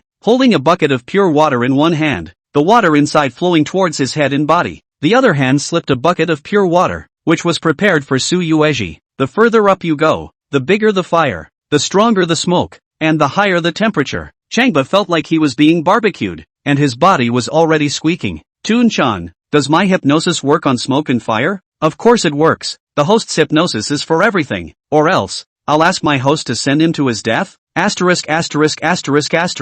No sooner said than done. Changba immediately hypnotized to the fire and smoke. It was also at this instant that the fire and smoke suddenly stilled. Everything is in a state of fixation except for Changba. Changba's spirit was so high that he increased his speed and rushed to the 9th floor private room, shouting, Su Yui, where are you? There were several rooms in this private room, all of which were ablaze with firelight, so you couldn't see much or hear much at all. He only had one room to go to. rushing to the door and yelling. When rushing to the shower door, he kicked it open and bellowed once more. Su Yui, where the hell are you? I'm here. Su Yui was curled up in a corner and was covering her mouth with a wet towel, but her entire body was already dying. Changba rushed in, threw away the bucket over his head, lifted another bucket, ripped the lid off, and poured water toward her. Giggle, giggle. She looked like she was being roasted and white smoke was rising from her body, and she raised her face and took a big gulp of water. Looked like he hadn't had any water for 3 days and nights. In less than a minute, the whole person is much more spiritual. Hands wrapped tightly around a briefcase asked, Changba, how did you come up? I flew in, okay? Changba grabbed her, wrapped his arm around her small waist, placed it on his shoulder, and gave a hard slap to his buttocks. What kind of document is it that you're so damn desperate to come back and get it? Su Yui laid his still hands tightly wrapped around the armpit briefcase. Raw business, lost this I dumped. Changba shook his head, shouldered her, and rushed for the stairs. Sister, Changba, you guys come out. You guys come out quickly. Su Yui let out a heartbreaking cry towards the clubhouse door. A group of people next to him also yelled in the direction of the gate. But, a minute passed, 2 minutes passed, 5 minutes passed. There was no movement along the main entrance. Only rolling smoke poured outward. Back off. Get back. All of you. Get back. The firefighters watched the first floor burn as well, and yelled at Su Yui and the others. Su Yui does not move backward, looking at the first floor of the fire, are about to collapse. So far, Changba and her sister hadn't come out, and she thought maybe they were gone. The group of people accompanying her wiped tears from their eyes and sighed long and hard, all urging her to face reality and accept it. And just as the crowd was extremely pessimistic, a loud bang suddenly came from the gate. Bang! The half doors that were burning suddenly flew out of the doorway, bringing out a trail of fire that landed heavily on the floor with a shower of sparks. Immediately afterward, a tall man walked out the door carrying a woman. Smoke emanated from them, making them look very pulled together. The man in particular, with half a cigarette in his mouth, was actually puffing away. Holy, Changba, I can't believe I saved it. Awesome boom boom, it's so damn sassy. Carrying a pretty girl and smoking a cigarette, sparks and lightning all the way. The crowd was shocked and delighted, and they all shouted with excitement. Su Yui took a look and scampered up, running towards them. Sister, sister, everyone else surged up. Get the down. Changba slapped Su Yui again and let her down. Su Yui's legs were soft, but she clenched her teeth and still stood steadily. That is, she felt a fiery pain in the back of her body. I just got slapped twice, and it really hurt. In his heart, he hated Changba. I'll remember you, sister. Su Yui ran up and hugged Su Yui to death, crying, thanks to Changba, otherwise you would have lost. How can that be? If I was going to die I'd be dead already. Look, the firemen are here. They can get me out too. Su Yui wrapped her arms around her sister, her tone light. Everyone else also wiped their tears and expressed their blessings to Su Yui, while believing that she would be blessed after a great calamity. This woman is so cold-blooded. Changba shook his head and walked to the side. Not the system. He was too lazy to save her. Changba. After Su Yui separated from her sister, she jumped headfirst into Changba's arms. Thank you. Changba laughed again. Sister Evening, sorry, down to the 4th floor. IP a little delay. Let you wait a long time. Ha. Su Yui broke into a smile, reaching out her hands, wiping the soot from his face. At this moment, she realized that he was really handsome. Changba looked at her with tears in her eyes and tenderness in both eyes. He also reached out his hand, lifted her chin and gazed into her eyes. I love you. He was sure that the words he had waited so long for would be heard, and Su Yui will say these 3 words with immense affection. Su Yui read his eyes at a glance and gently nodded her head. As for Changba and Xiaifu's closeness, as for Changba to be the door-to-door son-in-law of Long Yimin's family and so on, they were all left behind by her. She had been very moved by what Changba had done today, and felt that by now it had reached the point where she had to say something. I love you. Her mind raced at the thought of those 3 words and she nodded once more. It's only 3 words, but a very, very important one, and when it's said, it will mean a new beginning. It also means that she will live up to her promises. At the thought of this, she burst into hot tears and her lips trembled for a moment, while then slowly opening her fragrant lips, she said word by word, Changba, I love. Just as she said that, she breathed heavily, her face flushed, both eyes closed, her head lowered, and she passed out. No way? Chapter 40, The Most Awesome Letter from a Counselor. Sister Evening. Changba wrapped his arm around Su Yui's shoulders and gently patted her face. Sister Late, why did you pass out? Too excited? My little sister is so excited. Su Yui coldly said. She used to be like this. When she encountered something particularly important, she would faint. However, It will be fine after a nap. Changba fainted, dropped the ball at a critical moment. No choice but to wait for the next one. Watching a caravan pull up, he carried her into a compartment with a single bed and set her down gently. It was at this moment that she spoke in her sleep and murmured, "If you want to burn me and my sister to death, Changba won't agree to it, and we don't share the same fate as you arsonists." When he finished speaking, tears sprang from the corners of his eyes. Changba reached out and wiped her tears. Feeling a roll of tears, he gave her a gentle pat on the shoulder and said, "Sister Evening, don't worry, I will find them and bring them to justice." After getting out of the car, he nodded at Su Yui and walked away with big strides. Su Yui didn't say anything, so she watched him go. The building is still ablaze with fire. In the firelight, Su Yui then kept coldly watching his back. "Changba, no matter what, you are not qualified to be with my little sister." Ding! Congratulations to the host for completing the mission. Can we start the raffle now? Start the raffle. Changba walked down the side of the street and glanced at the clothes on his back. The clothes were not only dirty, but also small, causing many passers-by to look at him. He looked at the supermarket in front of him and thought of buying 2 new clothes. The big spinning disc in his head whirred and spun faster and faster. Stop! The large carousel slowly came to a halt, the needle pointing to the very top. "Host, you drew a dress and a pair of shoes. These clothes and shoes are all technology and hard work. They can change all kinds of colors, and they are warm in winter and cool in summer. Not bad, put it on me." Changba looked down. The clothes on his body had changed, and it was already a gray casual outfit. On his feet was a pair of black casual shoes. It looks and feels more high-end than a name brand product. "I want white." As soon as the voice fell, the clothes and shoes turned white, making the whole person more spirited. "Ha ha, no need to buy clothes and shoes from now on. Well, this is a good draw." Very satisfied, Changba took a big step towards the subway station. "Brother Ba, you're back." When Changba returned to his college dormitory, he was greeted by his 3 roommates with smiles, as if welcoming a big leader. Those who took hands pulled hands, those who patted the dust on their bodies patted the dust on their bodies, and those who served tea served tea. When Changba sat down, Fatty Pangwan handed over an envelope with both hands. "Bully, Mr. Xia sent this and told you to check it before you go to bed." Changba's head is big. When he was in high school, Fa liked to write to him, all by express mail. Needless to think, what she wrote must be didactic. Throw the envelope on the pillow and go ahead and take a shower. By 10 o'clock at night, he half laid down, turned on his cell phone, clicked on Tomato Novels, and once again read his beloved novel. I had just turned 2 pages when my cell phone beeped with an incoming message. Clicked it open. It was from Xiaifu. "I gave you a letter. Have you read it yet?" Changba, "Not yet." "Xiaifu, what are you doing?" Changba, "Read the novel." Xiaifu sends a fierce avatar. "Here's a look." Changba, "Okay." Only then did he pick up the envelope, open it, and remove the paper inside. The moment he pulled out the letterhead, a scent filled the air. It was the scent of Xiaifu's body, a scent with a touch of rose, and a touch of moonshine. It's nice and friendly. When he opened the letterhead, an even more familiar scent hit him. "Changba, my brother, see the letter as if it were a face. I have a message for you to hear. 2 weeks into the school year, my brother is bullish. The bullishness is astounding. Touching Instructor Su's face to save Eminence Lon's life, to save Instructor Su from the fire and to cure Eminence's paralysis. Punish the domineering of the evil old boss and beat the arrogance of the bad bodyguard. Saving lives and punishing evil. It's hearty and fast. But, my brother is young and does not know the rules. A newborn calf. Wanton. Sister is very worried and has written this book. From now on, stick to the campus. Academics are important and should not be indulged in.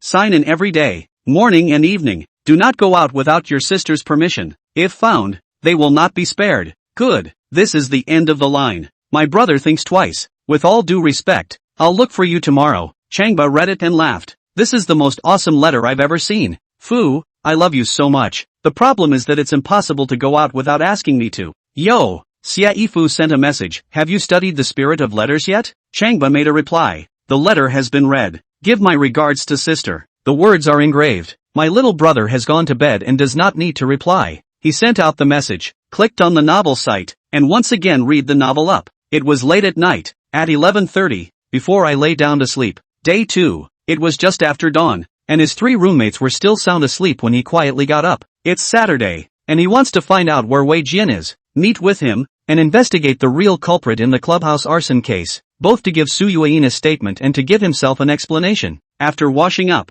he put on the clothes he got from the raffle and walked out of the dormitory building all fresh. More than 200 meters to the west of the dormitory building was the west gate of the university, which he walked towards. When walking a dozen meters away from the west gate, he suddenly stopped. A familiar figure stood by the garden to one side of the gate. In the early morning light, the face looked incredibly clear and the figure looked incredibly enchanting. If it's not Xia Yifu, which one is it? Thinking about the epistle he received last night, Changba turned around and walked back to the dormitory building. Changba, a chortle came from the back. Changba only stood still and squeezed out a smile. Sister Fu, it's you. Good morning. Where are you going early in the morning? Xia Yifu walked up to him and grabbed his arm. Changba smiled again. Go out for a spin. Didn't you study that epistolary spirit last night? Changba's head was big. Sister Fu, it's Saturday. You have to tell me to go out and take a walk, right? Xia Yifu grabbed his arm and sighed. Little brother, it's been a long week, and I'd like to get you out for a break. But, with that said, he lowered his head and sighed once more. Fu, what's wrong? Changba observed her eyes and face. What's the problem? Xia Yifu swallowed, not knowing what to say. Suddenly he covered his face and turned his head. Fu-san. Changba was anxious and took her hand. If you have something to say, just say it. If you don't say it, I'll leave. Turning around, he feinted to leave. Little brother. Xia Yifu tugged on his arm to keep him from leaving, and glanced around before she lowered her voice and said, This is my secret. I'll tell you. You mustn't tell me anyone else. That's true. You're my sister. I'd tell your secret? Changba was all tempted to hypnotize her and make her tell the truth. Tell me so I can help you. Chapter 41 A Beautiful Counselor's Secret. Too embarrassed to speak up, Xia Yifu glanced around again, looking very careful. Little brother, why don't we do this? We'll go to breakfast first, and after that, I'll tell you. Changba didn't want to wait until after breakfast. You say it now. Forget it then. You go. Xia Yifu turned around and lowered her head with a shy and worried look. The person is beautiful, and the look of frowning and worrying is very heartbreaking. Seeing this, Changba had no choice but to take her arm. Come on, I'll walk you to breakfast, and we'll talk about it afterward. Xia Yifu guffawed and nodded, walking with him towards the campus cafeteria. The inside of the restaurant was crowded, and they waited in line for more than half an hour to get Xia Yifu's favorite delicacy, grilled cold noodles. Buying 2 large portions of grilled cold noodles, they walked to a corner and sat down for breakfast. From time to time, Xia Yifu would give Changba a dish, causing a sea of envious and jealous eyes to light up around them. You know, Xia Yifu is the goddess of the counselor. There are not many boys in the Chinese department who don't know her. They all felt their meals sour when they saw her serving food to Changba. Although Changba was somewhat famous on campus, they all had always thought that Changba was not yet qualified to have breakfast with the goddess counselor. In particular, he was even less qualified to enjoy the goddess counselor's sandwich service. Changba and Xia Yifu, on the other hand, were like no one else, eating as they should, drinking as they should, communicating as they should, and occasionally letting out a bright laugh. You don't have to care about people like these watchers. They can't affect you about anything except having a mouth. Xia Yifu ate slowly, and by the time they'd had breakfast, it was already 9:30 in the morning. They walked out of the cafeteria and towards the grove and small park by the playground. The sun is getting hotter and it's still cooler in here. Fu, can you talk now? Changba suspected that Fu didn't have any secrets, but was deliberately stalling for time. Little brother, it's like this. Xia Yifu glanced down at her figure. Look at me. I don't know what's going on these days. I've gained weight from eating. I'm analyzing that it might be your anger that made me fat. Changba was dumbfounded. My big sister, there's still a way to make people fat? Looking up and down Xia Yifu, really don't say. She is fatter than before. The high place is obviously higher, only to make him look thumping. Muttering in his heart, Fu's sister did not talk about boyfriend. How did the body become more attractive? Anyway, I've gained weight and now I can't buy clothes well. Xia Yifu sighed. Yesterday I went to a clothing store to buy clothes. No matter if it was underwear or outerwear, I couldn't get anything that fit. Changba didn't believe it. Go, I'll buy it for you. After you buy it, are you calling me out? Well, I promise you. Let's go. Xia Yifu pulled him up and laughed. There is a mall on the northeast corner of campus with several clothing boutiques that carry all kinds of clothes. But, not to mention, I couldn't get the right clothes after going around a few clothing stores, either skinny or fat. Nothing that fits her figure. When it came to the last boutique, Changba still couldn't choose the right dress for her. In the fitting room, Changba personally supervised her change of clothes and couldn't even choose. Having no choice, he thought of his own clothes. This outfit is a system reward that can change colors and shapes at will and is warm in winter and cool in summer. He chose a casual outfit for himself to wear and handed her the system rewarded clothes. Fu-san, you wear mine, and it will become whatever dress you want it to be. Are you kidding? Xia Yifu didn't believe me. You're telling me to wear men's clothes? This outfit can turn into a woman's dress. It can change to whatever color you want, whatever style you want. Changba pushed up her shoulders and pushed her into the fitting room. Try it on and you'll see. Xiaifu really didn't believe that there were such peculiar clothes in this world. In front of Changba, he took off the skirt on his body and put on the clothes rewarded by the system. I want a black shirt and black jeans. As the words left his mouth, the clothes on his body slowly changed, turning into a black shirt on top and black jeans underneath. And the dress fit perfectly with her body, making it even more slender and upright, even more powerful and sexy. No way? Xiaifu's almond eyes rounded. Little brother, where did you get such a good morphing suit? Changba smiled. The aliens gave it to me. You have to keep it a secret. Xiaifu didn't believe in aliens, but she couldn't doubt him at the moment. I want a black dress, the kind Debbie designed, with 52-carat black diamonds each. Before the words fell, the clothes on his body had quietly changed into a slender, regal black dress while a crystal clear black diamond sparkled on it, glittering and beautiful. Whoa, whoa!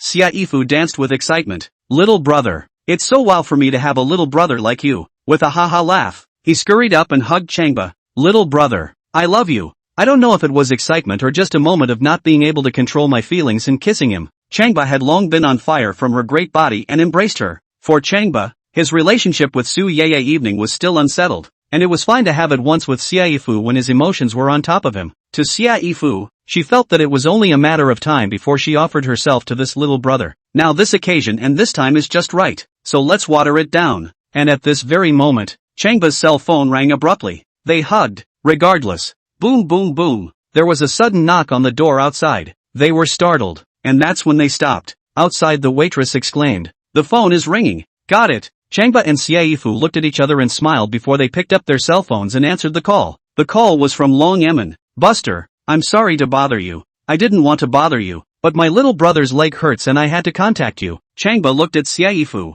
Xiaifu extended an index finger and shook it at him, signaling that he was not allowed to leave. That said, she had been with him today because she didn't want to ask him to go out alone. As soon as she went out, Changba would get into trouble, and she didn't want to see that situation. Brother Ba, is Mr. Xia by your side? Forget it then, just tell me what to do. Little brother's knee hurts mostly, and it hurts so much that I'm crying. Okay. Changba then sent over the method of massaging his knees. Sending over the message, he wanted to wrap his arms around Xiaifu once again, but the waiter asked if they were done, saying that a guest needed to use the fitting room. They thought it was time to leave, smiled at each other, and walked out of the fitting room. It was time for lunch and they went back to lunch. Changba had wanted to have lunch and find a way to leave, but Long Yimin called again and again, asking for a way to massage his knees. He had no choice but to tell her again and again, to show her again and again. It was late in the evening when she reported the joyful news that her little brother's legs were painless. He accompanied Xiaifu to dinner again. Hi,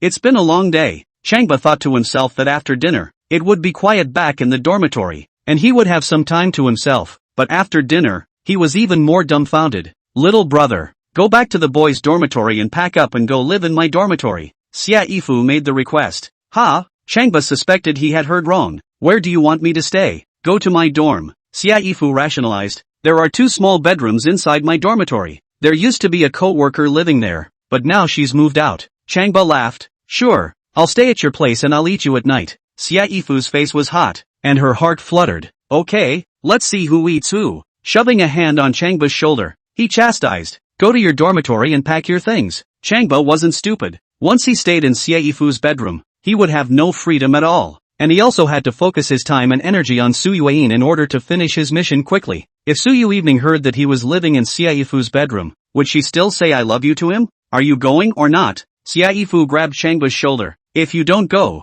I'll call Instructor Su here. Changba was happy. You fight. This is it. Xiaifu pulled out her cell phone and called Su Yui. After a couple of greetings, say, Instructor Su, as you know, Changba is not a light. For the sake of safety, I want him to live in my dormitory. 2 small bedrooms inside my dormitory. He lives in. I can always supervise him. Su Yui's voice was cold. Mr. Xia, I'm only in charge of military training. This is out of my hands. Xiaifu froze. Would Instructor Su really leave Changba alone? Chapter 42. Go to Xiaifu's bedroom and rest. But, Su Yui changed the topic. Teacher Xie, you've always been clean and very conscious of your image. How could you let a boy live in your dormitory? Even though Xiaifu called herself a sister, but wouldn't they rub off on each other if they were alone? What's more, Changba always likes to do something out of the ordinary. Can Xiaifu resist? That can't be a cause for concern. Instructor Su, For the sake of Changba's studies and safety, I'm going out on a limb. This way, there are surveillance cameras at the entrance of both bedrooms, so I can let you supervise us.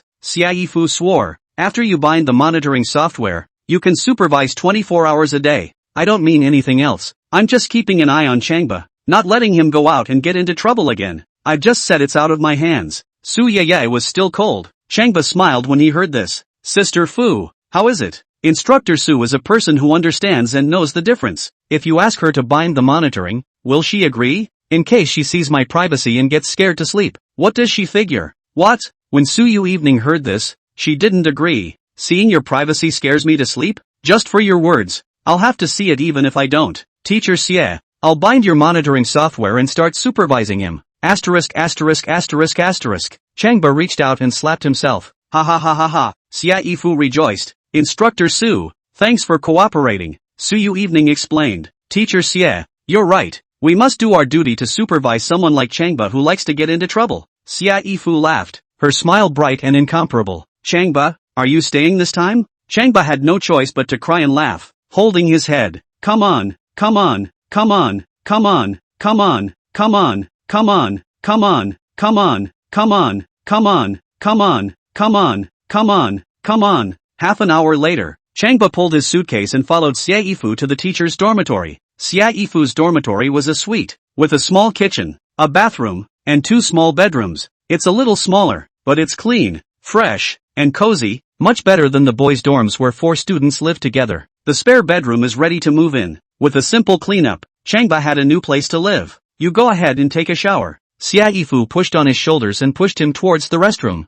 Toiletries, I have them all ready for you. Changba turned around. You wash first. I always wash before I go to bed. When I tell you to wash, you wash. I'm really not used to this. Is this something you still engage in paternalism? Xia Yifu sighed and walked towards her bedroom. Alright then, I'll go wash first. At that moment, a sudden chortle came from the speaker on the camera. Changba, you wash first. Startled, Changba looked up to observe. No need to look. I see you. Su Yui's voice came out of the loudspeaker. Changba then realized that Su Yui had already bound the monitoring software here, and would have to supervise him at all times in the future. Holy, I'm not going to live when I run into these 2 women? Instructor Su, I'm warning you, don't get scared when the time comes. Have the balls to call me scared now. Changba shook his head and walked towards the restroom to take a shower. Okay. Xia Yifu gestures at the camera. 5 minutes later, Changba walked out of the restroom draped in a towel. That fast? Xia Yifu thought he was just rushing a bit. Su Yui was still on surveillance. You just wash it that fast? Changba glanced at Xia Yifu and asked,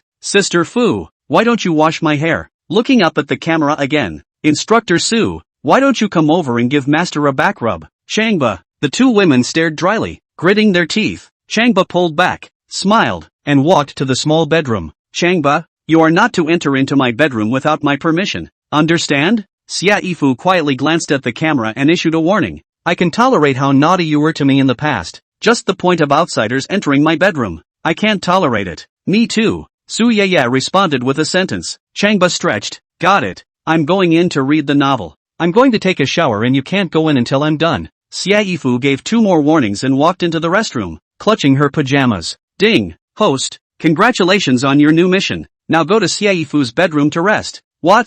Changba just laid down, so excited that he was about to jump up from the bed. You dog system, do not follow the rules. There is no end to it, right? Warm reminder. Host, time is only 1 minute. Failed mission. Rolled home. Heart attack. Dog system, you. A million grass mud horses surged through Changba's heart, and he had the heart to flay it alive. But there's no way to return home and have a heart attack. He stiffened his shirt and walked into Xia Yifu's bedroom. A familiar aroma comes to mind. The rooms are clean and inviting with pink colors. One double bed in particular has flat, crisp, soft pink sheets that you can't help but want to lie on. He didn't think much of it and went straight to the bed and lay down, smiling bashfully. Opened the phone, clicked on Long Yimin's WeChat, deliberately sent her a message. Rest no? Long Yimin, not yet. Buster, my little brother is doing much better. Thanks. Changba, I'm now living in the bedroom next to Mr. Xie's. Long Yimin, I know, she has another bedroom next door. If you live there, it will be convenient for her to take care of you later.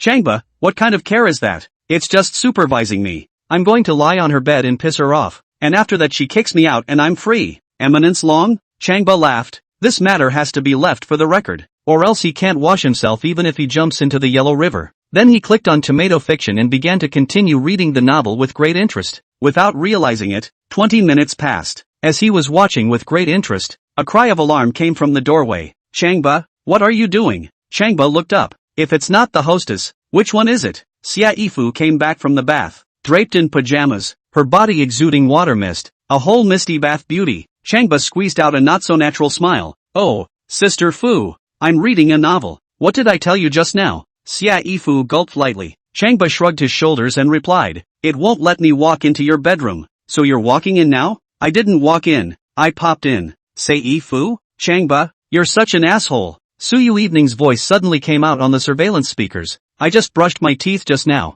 and when I came back, you even slept in Teacher Xie's room. Shameless." The sound of something being dropped came from inside. "Crockle, crockle." Changba smiled without saying anything. "Shamelessness doesn't help. I don't want to go home in a roll, much less have a heart attack." Chapter 43, Mr. Xia, you're leading the wolf into the house. Blow him away. Changba, this is your biggest problem as a human being. Su Yui Evening reprimanded once again. You helped a person. The person was touched and thought of thanking you, but then you suddenly did something unacceptable to break the person down. In the long run, no one will trust you again, much less help you. Changba shook his head. There's no point in saying anything now, so let's get on with the novel. It's still better inside the novel. Or is the fictional heroine more tender? Changba, you're really out of line. Under Su Yui Evening's gaze, Xia Yifu felt very disgraced and was so angry that her face turned red. Quickly walking into the room and gathering his clothes. Forget it, you can sleep in this room. I'll stay next door. Clutching his clothes, he turned and walked away.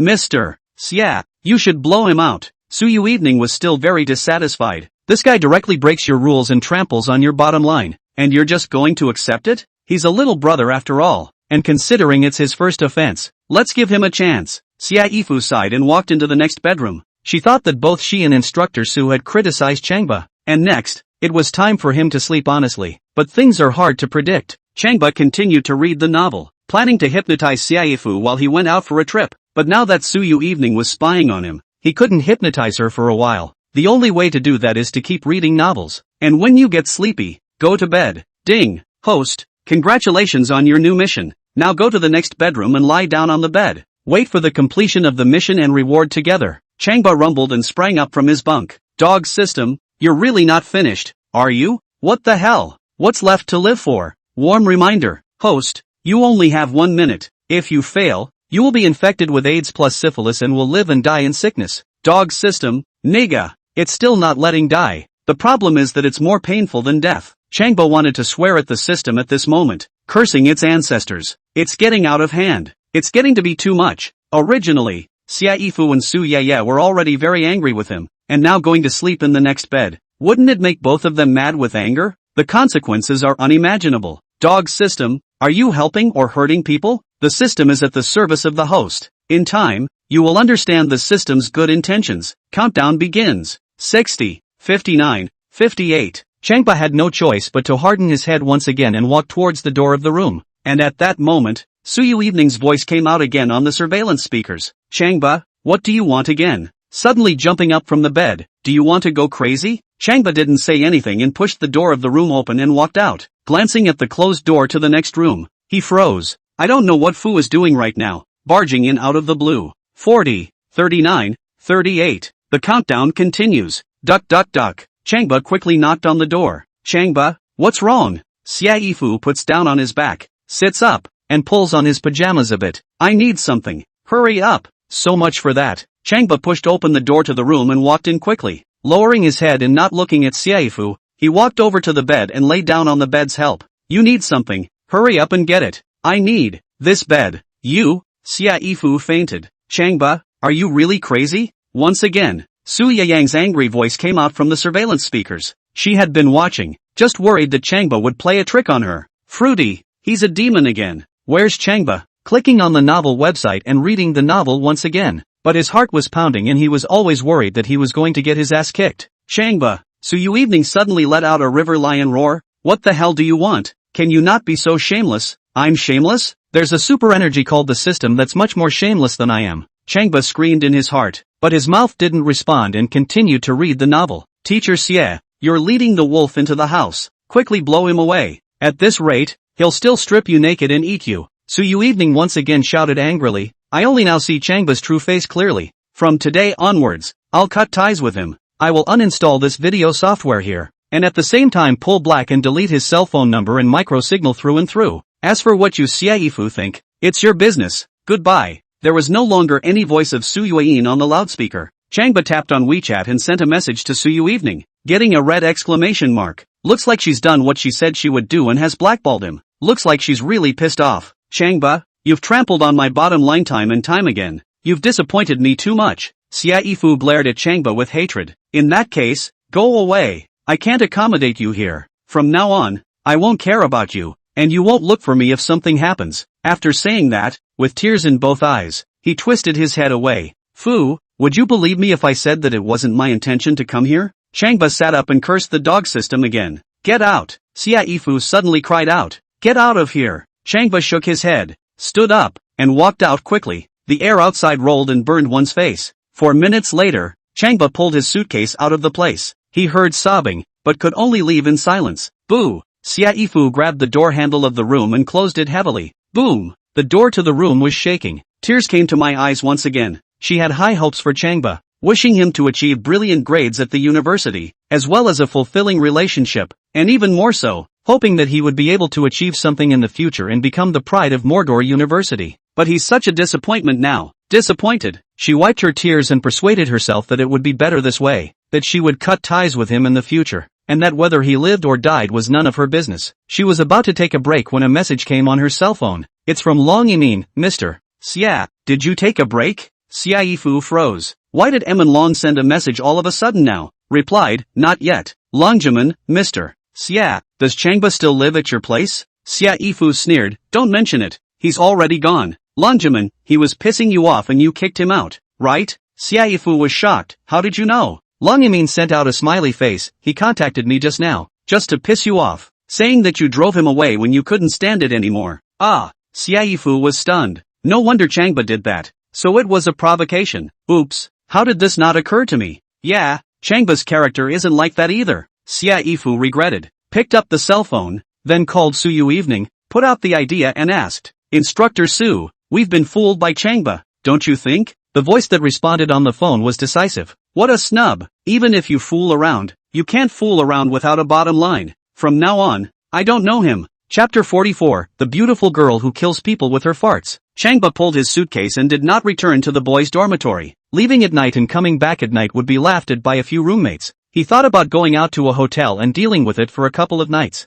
I was standing at the intersection waiting for the campus bus when my cell phone rang. Long Yimin called. Brother Ba, can I ask you something? Could be. Where are you going to go when you leave the teacher's quarters? To the hotel. Our school is far from the hotel. Why don't I recommend a place for you? It's right on campus, and it's quiet and cozy and safe. Where? Changba was instantly energized. 4th floor of the East Library. There's a bedroom in there. There used to be a librarian living in it, but now she's transferred at work. Good. Changba was overjoyed. Not only was there a place to live, but it was also convenient to read. So wouldn't it be 2 birds with 1 stone? Then wait for me. I'll be right over to set you up. It's a deal. I'll meet you downstairs in the library. Changba pulled up his suitcase and walked to the East Library. Suddenly he heard the sound of salsa footsteps coming from behind him, and he quietly peered back. It was only an enchanting black figure that looked like a ghostly shadow fluttering about. When he stopped, so did she. When he lifted his feet to walk, she followed again. And when he looked back, she immediately hid like a ghost. Stalking me? Ding! Congratulations to the host for completing the mission. May I ask if I'm receiving my reward now? Sure, pick up. There are 2 types of rewards. One for skills and one for secrets. May I ask the host which one to receive? Receive the secret. Changba replied without thinking. It wasn't the skills that mattered to him now. It was the important news. Host, Xiaifu is catching up and wants you to go back to her place to stay. Changba had already expected this. Sister Fu's heart was kind and soft, and she was someone who truly loved him, so of course she would catch up. It's still a secret? The girl in black who's following you behind is ready to finish you off. This kind of thing could happen on a college campus? Changba once again quietly observed the black figure behind him, only to see that she had hidden under a gazebo. Last time you offended Chun Hui. He has sent this young girl to keep an eye on you. She's looking for an opportunity to strike. This young girl is a killer. So what? Changba believed in his current strength. Kung Fu is superb and you can fly and walk on walls. What are you afraid of? Host, she has strange methods. As soon as the target passes by her, she falls. Her killer is her farts. Fart? Changba was blindsided. The killer is a fart? She kills people by farting? There were those who killed people with guns, those who killed people with knives, and those who killed people by other ingenious means. But killing people through farts was the first time Changba had heard of it. The fart, not the fart. Rather, it's the smell of the stuff she prepared with the poison that smells a lot like farts. Once you smell it, you'll be in a coma if it's light, or you'll die if it's heavy. Seems to be wary of her farts. Changba did not dare to be careless, took out his cell phone and put it on silent, quickly had to hide the suitcase in a garden, and then quickly went around to the woods behind the girl in black. The girl in black was answering the phone, every now and then glancing up to observe the trail not far away. Noticing the silhouette disappearing from the path, she stood up at one stop, hung up the phone, and quickly walked over. She had clearly noticed Changba's figure just now, but now his figure had disappeared without a trace. Walking quickly to the edge of the path and looking back and forth, she headed in the direction that led to the campus gates.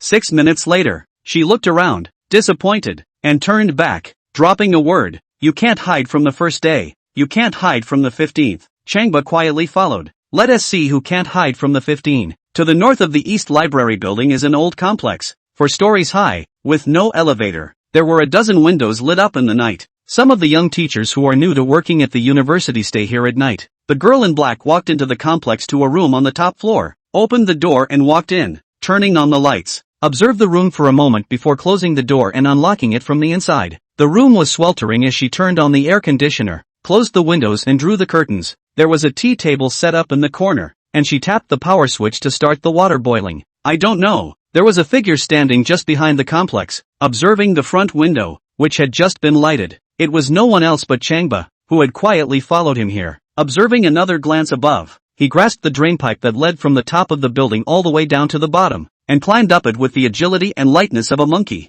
Next to the drainage pipe is a dense creeper, which makes it even easier and faster for him to climb. Sure, he couldn't have done this without the ability to fly through walls. Coming silently to the 4th floor window, he stopped, held his breath, and quietly peered through the gap next to the curtains to watch for movement inside. One look at it and he was amazed. The black girl stripped off her clothes and walked across the floor in nothing but her underwear. Barefoot, she was all tendon, especially her legs, very toned and obviously a fitness expert. Changba, Changba, she called the name through clenched teeth as she threw darts at the dartboard on the wall. Snap, snap, each dart hit the bullseye, and the pattern on the dartboard was a picture of Changba. The whole face, which had been pierced with darts, was full of holes. How much deep hatred does this woman have with me? Hating me so much? Changba shook his head and said softly, sleep, sleep. He was afraid to get too close to the woman without letting her go to dreamland. Watching the young girl pile onto the floor and fall into a deep sleep, he watched the back of the building for a moment to make sure no one had noticed the place, and took a long leap to land on the windowsill.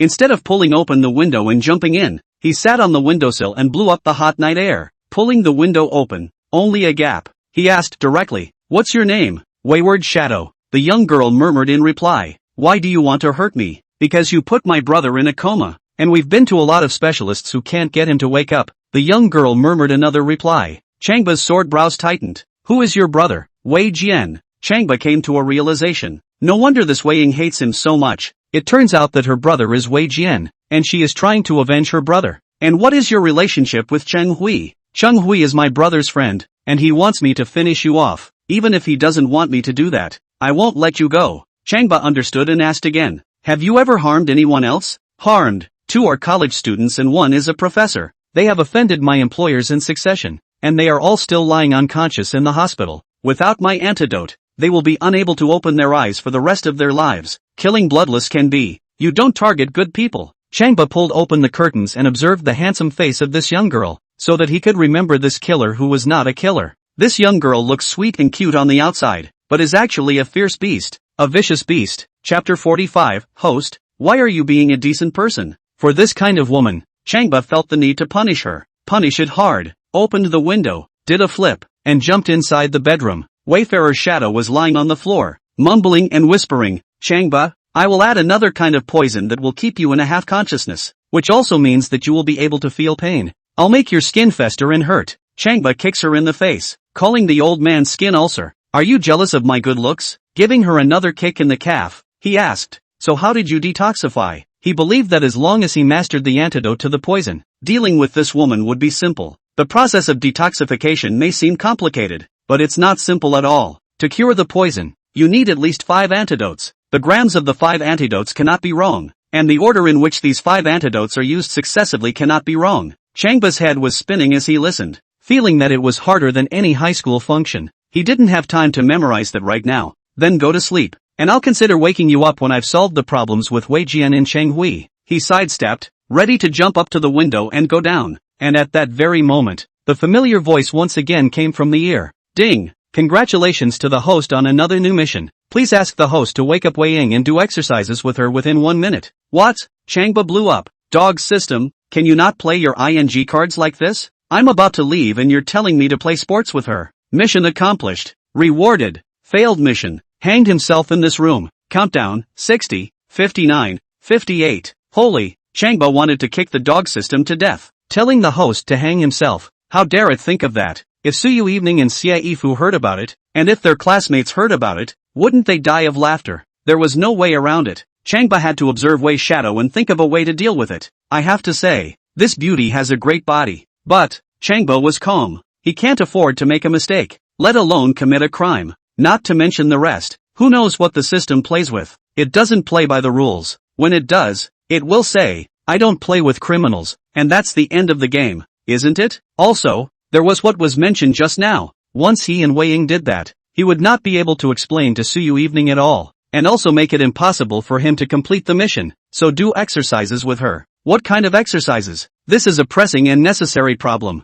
With a calculated frown, Changba turned off the lights and sat on the back window, his back to Wei's shadow. Wake thee up. With his command, Wei Ying slowly woke up. Feeling a fiery pain on her face, she couldn't help but rub her face. Suddenly she smelled something special in the room, like a man's scent, and she sat up with a start. With the help of the light from the window, she could vaguely see a figure, surprisingly, sitting on the rear windowsill, and the figure even stretched out both hands and gestured the scissor hand movement. Who? Wei Ying was startled and jumped up with a loud cry. This was followed by a hairier roll and a reach for the pillow. Trying to fart? Changba knew that this Wei's shadow was touching her medication and preparing to release a poisonous gas like a fart on him. Go to sleep. Again. With a command, Wei Ying flopped back down on the bed with a flutter and went into the land of dreams. The unopened drug was still clutched in his hand. Changba walked up, took the drugs, and threw them in the trash. As he had done earlier, he sat on the windowsill once more, and once more he told Wayfarer to wake up. This time, Wayfarer's shadow flipped right over and glared at the back window.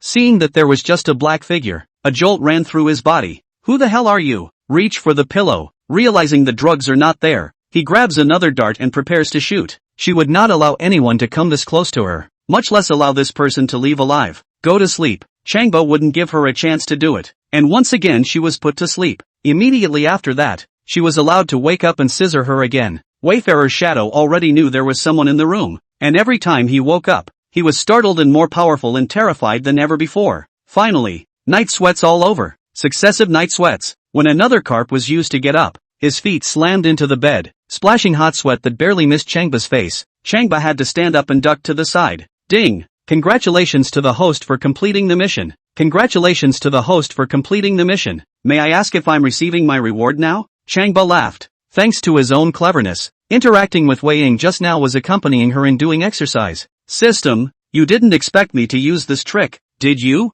Unexpected. The host is wise. May I ask the host, why didn't you touch this beautiful killer, but chose to be a decent man instead? I'm silly, if I want people to know unless I do it. If Su Yui Evening finds out, do I still have a chance to make her say I love you? Besides, is this dog system of yours a saving grace? If you don't follow the rules, I can't play with you. The host is smart. The host is great. It's the system's honor to serve such a host. May I ask the host whether to receive the reward now? Pick up. Reward the host for being impervious to all poisons. In the future, no matter what poison you encounter, the host will be invulnerable to all poisons. Changba gladly accepted it. Ha ha, he didn't need to be afraid of anyone poisoning him in the future, no matter if it was drugs or poisonous gas. It was time for him to go, and besides, seeing as he had tortured Wei's shadow about as much as he could, he let her go back to sleep, and with a long leap jumped up onto the window ledge again and disappeared into the night sky. 20 minutes later, Wei's shadow woke up ghostly. Suddenly something occurred to her and she sat up with a jerk,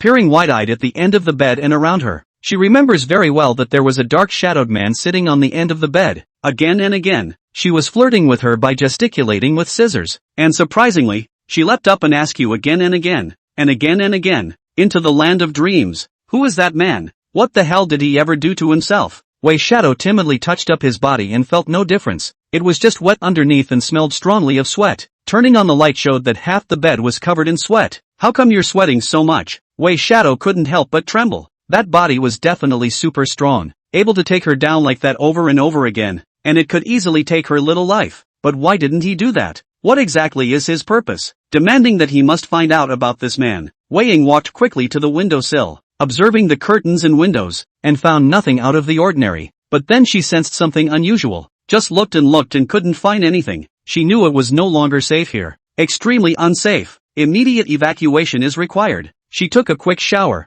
got dressed, and packed her things. 5 minutes later, she walked quickly out of the room with a large backpack on her back and disappeared down the stairs like a black mist. Chapter 46, 3 Birds with 1 Stone. Changba returned to the garden side of the East Library, found his suitcase, pulled it up, and continued to wait for Emin Long. Emin Long had promised him a bedroom in the library, and he figured she'd be there soon. Changba, Xiaoyi Fu jogged over, panting, and grabbed Changba's arm. Finally found you. Come back with me. Changba's head was huge. Sister Fu, you kicked me out and now you're calling me back? Xiaoyi Fu snatched the suitcase. If I tell you to go back, you go back. Didn't you kick me out and cut me off? Jilted. Xiaoyi Fu grabbed his ear and twisted it hard. I told you to mention extinction. Changba pressed her hand. Just now, Long Yimin called me and said she came to the school to find me a new place to live. In the East Library building. I'll call her. Xiaoyi Fu pulled out her cell phone and called Long Yimin to explain the matter. Long Yimin said, Teacher Xie, after all, you are a female teacher, and Changba is a male student, living in the same set of rooms. Even if it's clean, other people will talk nonsense if they know. We don't live in the same room, and besides I have to supervise Changba. His safety is most important right now. As you know, once he slips out, he's bound to get into serious trouble. Xiaoyi Fu spoke at length. That's why. Others can say what they want. To me, his safety is most important. Hearing these words, a gush of warmth welled up in Changba's heart. The feelings of being together since childhood. That can't be explained in a few words. Alright then, Mr. Xia, tomorrow during the day, you can have Changba come over and give my little brother another look. Okay? Long Emin begged. Xiaoyi Fu had already rejected her once and couldn't bear to reject her a second time. Okay, I promise you, tomorrow morning, I'll bring him over. The two agreed, and Xiaoyi Fu hung up. Fu, you can't follow me around 24 hours a day, can you? Changba couldn't believe what kind of day that would be. I'll let it go when military training is over and when your studies are on track. Xiaoyi Fu pushed his shoulder. Hurry up, you're 18 or 19 years old, and you're still asking for trouble. Cheng Family Brain Hospital. Inside a deluxe one-room hospital room. Chang Xiao, now that we've done all sorts of tests, we just can't find out the cause of Mr. Wei Jian's coma. A middle-aged doctor in a white coat reported to Cheng Hui. We've also taken various treatments on him, but we just can't help him wake up. Didn't a brain specialist from Kyoto make a special trip? Cheng Hui asked. The doctor smiled bitterly, shook his head inside. There's nothing you can do about it. Cheng Hui looked lovingly at the unconscious Wei Jian on the hospital bed inside. Brother Jian, I've done my best. Whether or not you can awaken next depends on your own destiny. As he was speaking, a red-clothed youth walked up to him and whispered something into his ear. With a glint in his eye, he asked the doctor to watch over Wei Jian and led the red-clad youth out of the ward and into a lounge next door. Young Chang, this is the video we monitored in Wei Ying's room. Please take a look. The youth in red took his cell phone and sent a video to Cheng Xiao. Cheng Hui tapped his cell phone and smiled grimly when he saw the contents of the video. In the video, Changba was standing by the bed holding Wei Ying, who was wearing only her underwear, and was looking at her with smiling eyes. The image is extremely ambiguous and evocative. Cheng Hui nodded in satisfaction and gave instructions. Arrange for someone right now to send 1 copy to Long Yimin, 1 copy to Su Yui, and 1 copy to Xiaoyi Fu. He was even more pleased with the thought that all 3 women would reacquaint themselves with Changba as a person. These are the 3 women who appreciate Changba the most, telling them to take a look at his face. Oh, I'm killing 3 birds with 1 stone. Insomnia. This night was another difficult one to sleep. Su Yuihan lay in bed tossing and turning, never able to enter into dreamland. Changba is getting over the top, sleeping in Xiaoyi Fu's room, not to mention sleeping in her bed and lying beside her over and over again, and it was still happening on her watch. She had no sand in her eyes and couldn't tolerate this. Just like what Xiaoyi Fu said, Changba did that on purpose in order to break free, and she couldn't accept it. In the past, when he kissed Seifu's forehead and told Long Imin that he wanted to be the son-in-law of the Long family, those were just plays, and she was able to laugh it off. But now that he had walked into a woman's private space and had no qualms about it, it completely touched her bottom line. She couldn't take it and was so angry she couldn't sleep. Eventually she couldn't even close her eyes, so she simply sat up. Brush up on your cell phone videos and brush them off. Look at a book and it's even more impossible to concentrate. Suddenly thinking of something, she opened her cell phone, installed the monitoring software she had just uninstalled again, and logged on. A little open and stunned, Seifu surprisingly brought Changba back to the bedroom again and even talked and laughed with him. Seifu, you're too bottomless, aren't you? Su Yui was so angry that she stood up at one stop and grabbed her cell phone, about to call Seifu, ready to scold her severely. But on second thought, this is their freedom, their choice, what can they interfere? Why are you sitting on the bed, little sister? How can you sleep like that? Su Yui came over to see if her little sister was asleep. Sis, I'm just going to sit for a while. Su Yui stretched. Don't mind me, you go to sleep. How can I sleep if you don't? Su Yui sat beside her and put her arm around her shoulders. Tell sister, is it because you want Changba again? At the mention of Changba, Su Yui instantly caught fire. Who wants him? He's an asshole, a bottomless scoundrel. Jerking to his feet, he walked over to the front window and looked out angrily into the moonlight. Su Yui raised his long eyebrows and observed his little sister. No matter what happened before, her little sister never lost her temper around her. And now that she was so out of control, it meant that she was really in a hurry. Are you in such a hurry because of Changba? Su Yui smiled faintly, stood up, and walked towards the front window. Little sister, what did that bastard Changba do out of the ordinary again? He doesn't, and I have no right to control him. Su Yui coldly said, I've already drawn a line with him. Su Yui couldn't believe it. Really? Sis, when have I ever cheated you? Su Yui's tone was still cold. I'll do what I say. I won't have any interactions with him from now on. Su Yui laughed. The other Changba is still waiting to ask you to say I love you. Never. Su Yui's eyes erupted with a cold light. Not to mention this life. He won't want to in his next life either. He's not going to be bothered with his business anymore? Never again. I'm relieved to hear that. Su Yui nodded. I came to find you, firstly to see if you were asleep, and secondly to tell you that someone wants to get rid of Changba, and that the assassin is already close to Changba. What?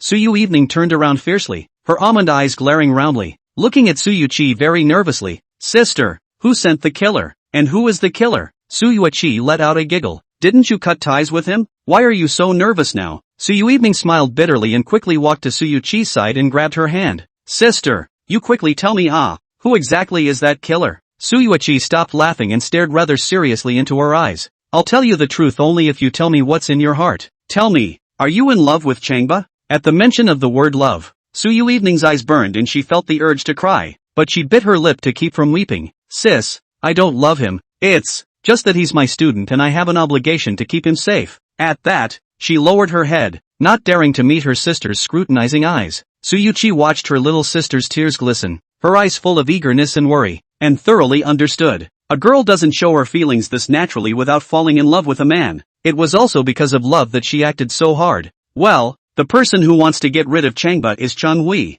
Chang Xiao? Su Yui's eyes were furious. Changba is just not letting him pursue Long Imin. As for killing him? Su Yui laughed coldly. Chang Xiao is a hypocrite who has an axe to grind. Anyone who sabotages or obstructs his pursuit of Long Imin will be treated as a mortal enemy and sent out to eradicate them. Then who was the assassin he sent? Su Yui asked again. Chapter 47, Goddess Xia sacrifices her life for a gentleman. The word I got was that the killer wasn't much of a killer, but it was scary. Su Yui late to make a reply. She herself is a female college student. Who exactly she is unclear right now, but she is good at disguise. It is said that she struck 5 times and succeeded 5 times. Su Yui's heart thumped as she picked up her cell phone and was ready to make a call. Suddenly noticing that her sister had been staring at her, she put down her cell phone again. Changba is also an expert. It's not something that assassin can casually deal with, right? Yes? Su Yui coldly laughed. I just said, that assassin is good at disguise, and Changba is arrogant and likes to pretend. In case Changba encounters her, he will definitely die a 9 deaths. Su Yui sucked in a mouthful of cool air,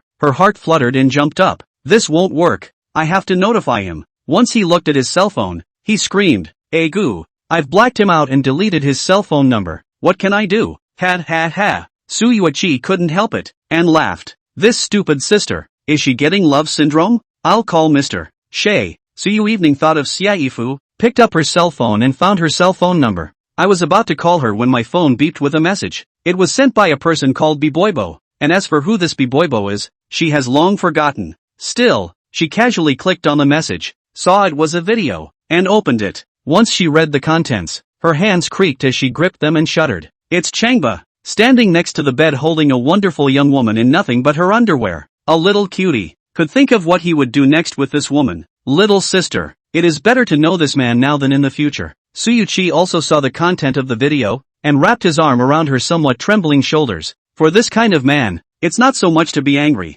Instead you should be happy to see his true colors. Su Yui stood still, her eyes bursting with anger and flooded with tears. For 5 minutes, she didn't say a word. She thought of Changba's excesses, but she didn't expect him to be so excessive. Not to mention the other women, but the woman herself. Changba said he loved her and told her to say I love you to him, but now he has done this shameless thing. Shameful in the extreme, calling it unforgivable. Little sister, calm down. Su Yui gently patted her little sister's shoulder. Next, you have to consider a question. Do you still want to call that Mr. Xie? Su Yui bit her lip and hardened it to bite out a line of blood. 2 minutes later, she found Xiaifu's cell phone number and called her. Little sister. Su Yui pressed the cell phone. Is it worth it if you do this? It's worth it, no matter how disappointed or sad I am. But Changba must live. Su Yui peeled away her sister's hand and called Xiaifu. And no bull *******.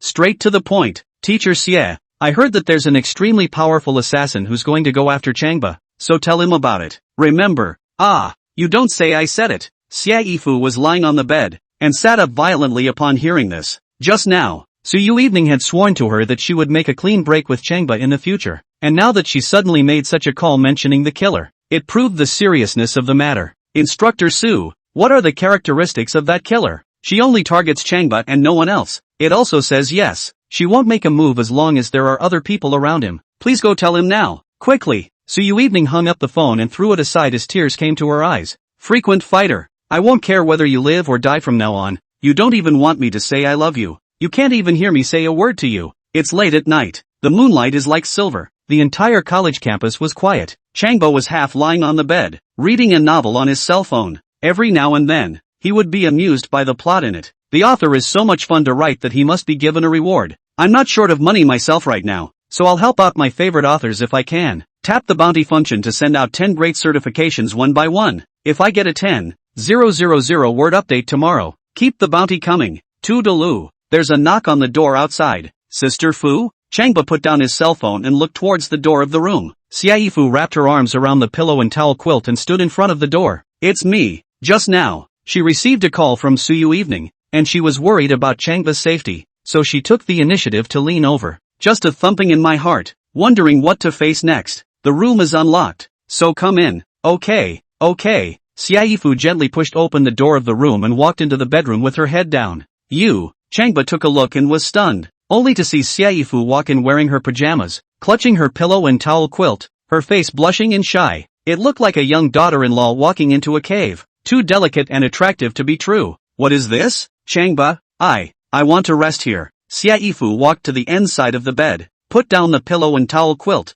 Her face was even more red. Her eyes didn't dare to look at Changba, and she was already drenched in fragrant sweat after saying 2 words. She didn't want to come here to sleep either, but she was afraid of what Su Yui said. What if the killer comes over and approaches Changba? And Su Yui said that as long as there are other people around Changba, the assassin won't make a move. So she only has to give up her life and come here after shutting down all the surveillance in the room. But she couldn't explain it. It sounded too fake to her own ears when she said it like that. Then simply don't explain it. He can interpret it however he wants. Safety is most important anyway. After moving awkwardly to lie down, she lay on her side on the edge of the bed and wrapped herself tightly in a towel quilt. Because of the haste in which it was wrapped, one foot was left out. That what? I just had a nightmare. I'm too scared to sleep alone, so I'll sleep here for now. She covered her burning face, wishing she could burrow her whole body into the towel quilt. In the beginning, she was mad at Changba because he was lying in her bed, and now, she had taken it upon herself to sleep next to him, and that was called for. What?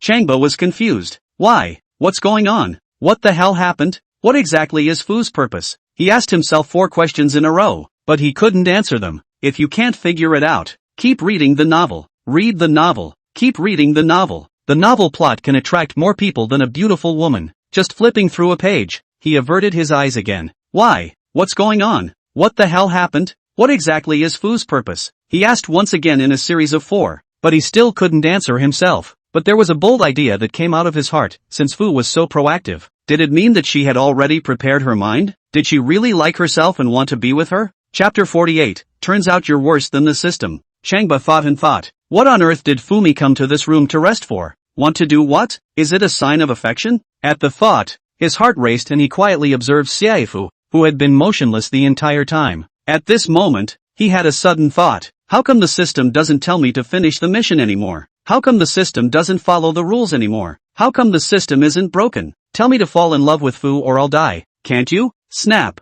At that moment, there was a sound from the window. Startled, Changba jerked his head around to observe. Look, there's nothing. It is also at this moment that he takes a look at Xiaifu and comes to his senses. Sister Fu is so good to me. How can I be imagining things? In the past I always thought the system was particularly bad. Now am I worse than it? Snap. He reached out and gave himself a slap. Played very loudly. Xiaifu hasn't been sleeping. Can't sleep with my eyes closed. Suddenly hearing a crisp ringing sound, he was taken aback and looked up sharply. Looking at Changba, what's wrong with you? Oh, there seems to be mosquitoes on my face. Changba touched his fiery face. Xiaifu was surprised. Then you can't hit that hard. I saw my cell phone light up, picked it up, and saw a message from someone. Are you asleep? She took a look at the WeChat name. It was called Beyblade, and for a moment she couldn't remember who this person was. Looking at the other woman, she asked if she had slept yet again. Before replying, not yet. I was about to ask which friend the other person was when they sent over a video. What's the shot? She asked to herself.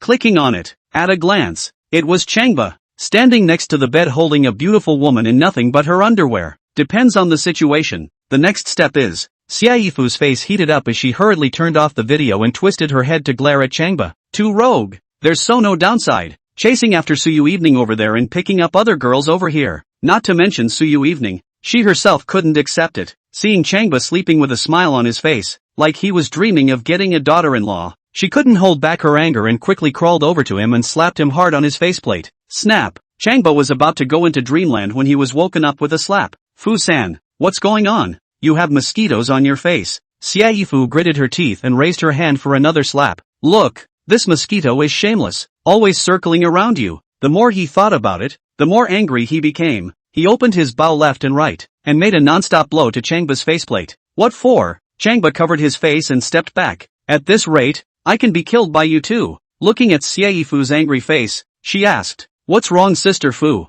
You know what you've done yourself. Xiaifu stretched out her finger, shivering, and pointed at him. Why are you so cheap? Why did you hurt Instructor Su over and over again? Changba couldn't figure out what was going on and scratched up his short hair. What the hell is going on? See for yourself. Xiaifu clicked on the video and let him go through it. Changba took a look at it and closed both his eyes in a fit of pandemonium. In Wayfair's Shadow's housing, he found invisible surveillance. He didn't think much of it at the time. After all, he hadn't done anything wrong, but he was spied on and caught on camera carrying Wei Ying to his bedside. Sister Fu, I am innocent. I can say this. I am still a virgin until now. If you don't believe me, you can appraise it. Appraisal? Xiaifu was so angry that her teeth itched. She pressed him under her body and crackled and beat him up. I told you to appraise the appraisal. I told you to appraise the appraisal. How can I tell my sister to be firm? Do you still bleed the first time? Changba held his head and let the wind blow. Get up. Suddenly Xiaifu stopped fighting, picked up the phone by the pillow and shoved it into Changba's hand. Quickly apologized to Instructor Su. Along with what happened last time. Apologize. Changba winced and widened his eyes. Sister Fu, isn't this nothing to worry about? Are you stupid? I can receive this video, but Instructor Su can't? Xiaifu glared at him viciously. I'm telling you, this matter is the big deal for her. If you don't apologize, she will never forgive you for the rest of her life and won't give you any more chances. With this reminder, cold sweat broke out on Changba's back. Come to think of it, someone is just stirring up trouble. If they send this video to Xiaifu, they will definitely send it to Su Yui. How is this going to work? He boned his eyes and gave her a curt smile. Fu, why don't you give her a call to test the waters? If she knows,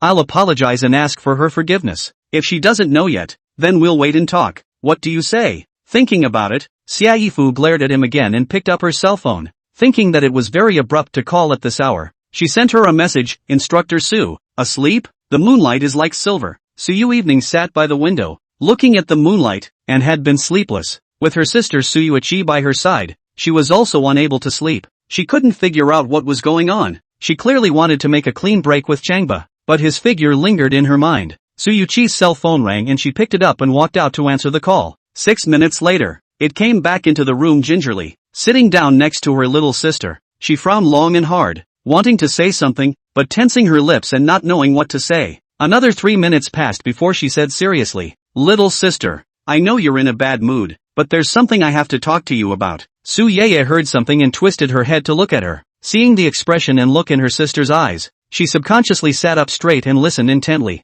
"Little sister, that development area in Longhu has already been gotten by Long Jicheon, but judging from the current infighting in the Long family, he can't hold on to that territory." Su Yui wrapped her arm around her little sister's shoulders, her hands suddenly exerting force. "When I say this, you understand what I mean, right?" Of course Su Yui understood. "My sister wants to find a chance to take back the Long Lake piece of land." The problem was that she had always been uninterested in family matters, and even less interested in the struggles between the Su family and other families. The last time Wei Jian betrayed Long Jicheon, if Chang Ba wasn't present, he and the people behind him would have gotten their hands on him. Su Yui added, "Now Long Jicheon will definitely not give up and will fight to the death with the reactionary forces within the family, and this is an opportunity for us." Su Yui lowered her head and didn't say a word. Wei Jian and Cheng Hui are close, and it's rumored that Cheng Hui has already received the unconscious Wei Jian into his family's private hospital. He said that he will do whatever it takes to help Wei Jian awaken. Su Yui added, "This makes me think of someone,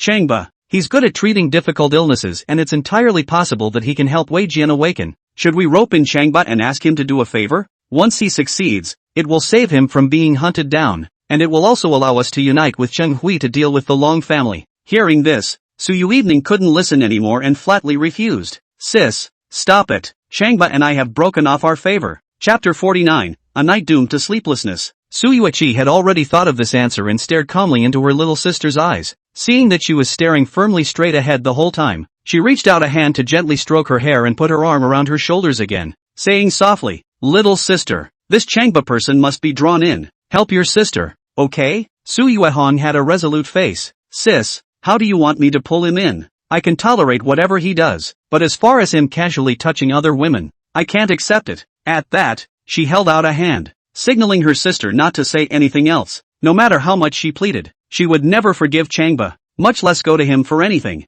"That's good." Su Yui's eyes flinched and she turned around violently, walking quickly towards the door of the room. "I'll go beg him. If he doesn't agree, I'll beg him on my knees." "Sis." Su Yui panicked and jogged up, grabbing her arm and pulling her hard. "What is your status? How can you kneel down and beg him?" Su Yui picks up her hand. "I swore a poisonous oath to take Longhu at all costs, to stand up to my grandfather and father, and to my ancestors. For their sake, I can kneel down to Changba and even kowtow to him. Lift your feet and walk again." "Sis." Su Yui once again pulled her arm. "I won't let you go." Su Yui pushed her away with force and lifted her foot to walk again. "This is my business. It has nothing to do with you." Hearing this, Su Yui burst into tears. The two of them were dependent on each other. How could it be that her sister had nothing to do with her if she had to kneel to someone? "Sis, why do you say that?" She trotted forward again and wrapped her arms directly around Su Yui's shoulders to keep her from going further. Sobbing, wet her shoulders with tears. "Sis, listen to you. How can it have nothing to do with me? You don't go.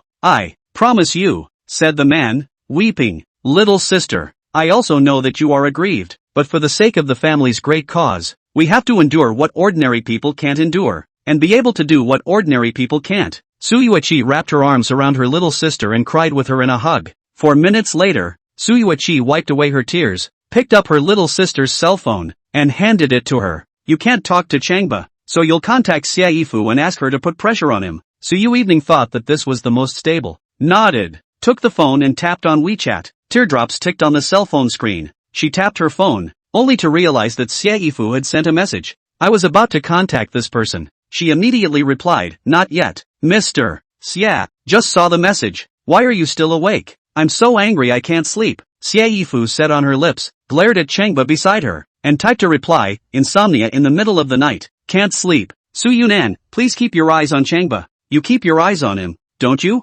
Shay Ives, keep an eye on it. Su Yuan, so you sent a message. Something's wrong?" Turning passivity into initiative. She wanted to see what Xia Yifu wanted. Xia Yifu kept her heart and soul, and couldn't directly mention that ambiguous video thing related to Changba. Just want to ask you, did you receive any video? Su Yui evening was ice clever, and when she saw the word video, she instantly understood. Xiaifu must have received that video as well. She was helping Changba test her. She responded cleanly, no. Holy, no means no. What's with all the exclamation points after it? Changba felt suspended. Xiaifu also thought there was something wrong. If you really don't have one, then why don't you simply reply with 2 words and a punctuation mark, and now add so many exclamation points? For a moment, she didn't know how to recover. Su Yui evening saw that Xiaifu didn't respond. Worrying that she would think too much, she hurriedly left another message. Mr. Xia, I don't believe it even if someone else sends me a video. Although Changba does things out of the ordinary, he still has his bottom line. Thank you, teacher. We can't be used by bad people.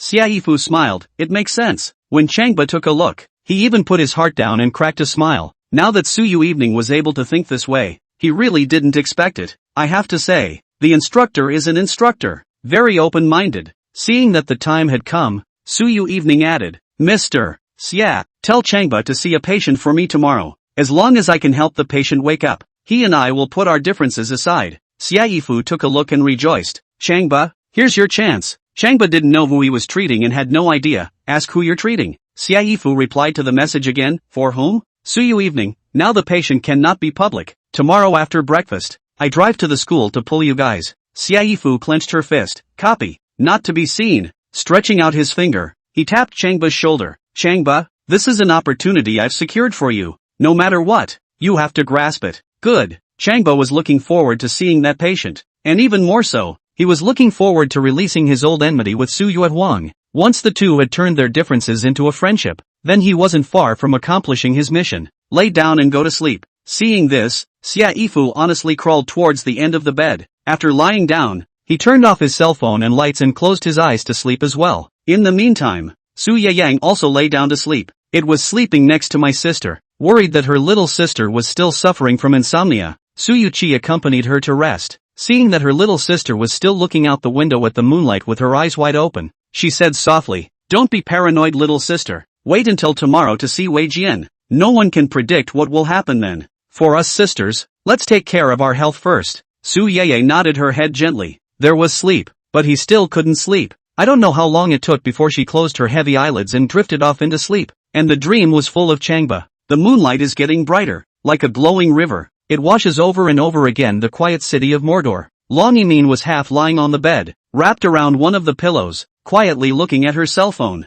She also received a video. A video of Changba holding a beautiful woman in lingerie, standing by a bed. She saw the woman's beauty and Changba's admiration for her, and associated it with the next scene of their entanglement. In a trance, she fantasized about herself and Changba being in love. About this whole thing with Changba and other women, she didn't get angry, not even that feeling of jealousy. She thinks that a man has to experience more things and make some low-level mistakes when he is young. That way, men can progress, grow, and become comfortable with married life as they mature. Especially Changba, who she felt needed to grow up more than ever. And it is often with the help of women that men grow up. To the video, she let out a sigh, murmuring with tears in the corners of her eyes. Brother Ba, as long as you heal my little brother, I am always ready for you. For you, I would keep my body. And for you, I would give everything. Chapter 50, the mantis catching the cicada and the yellow bird coming back. Coo-coo, coo-coo, coo-coo-coo. The alarm clock went off. Xiaifu woke up with squinted eyes and reached over to turn off her cell phone alarm. Look at the window. The sky is cloudy. It's getting light so soon? She cooed, stretched out, peeled back the towel covers, and crossed her fingers and toes in a big, comfortable gesture. It lasted half a minute before I stopped beautifully, ready to sleep some more before getting up. It's true. Sleeping in on a Sunday morning is the best. Feeling something in his arms, warm, he subconsciously wrapped his arms around it. Suddenly realizing something, he opened his eyes. At first glance, it turned out to be a furry leg, like seeing a monster. She sat up in shock. Whose leg? So much hair? How come there's more leg hair than a pet dog? Turning his head, he saw Changba sitting at the other end reading a novel on his cell phone. In this moment, she remembered again that she had slept in his room last night. And I don't know when I slept with my arm around one of his legs. Yikes! She squealed, scrambling to pull a tug on her nightgown and another towel quilt around her body as she glared at him. What did you just see? Just now, she stretched out without a care in the world and crossed one leg. That was a spring break. I'm reading a novel. Changba replied in a serious manner. Xiaifu didn't believe it. I just crossed my legs and stretched. And you were reading a novel? What did you expect? Changba asked rhetorically with a serious face.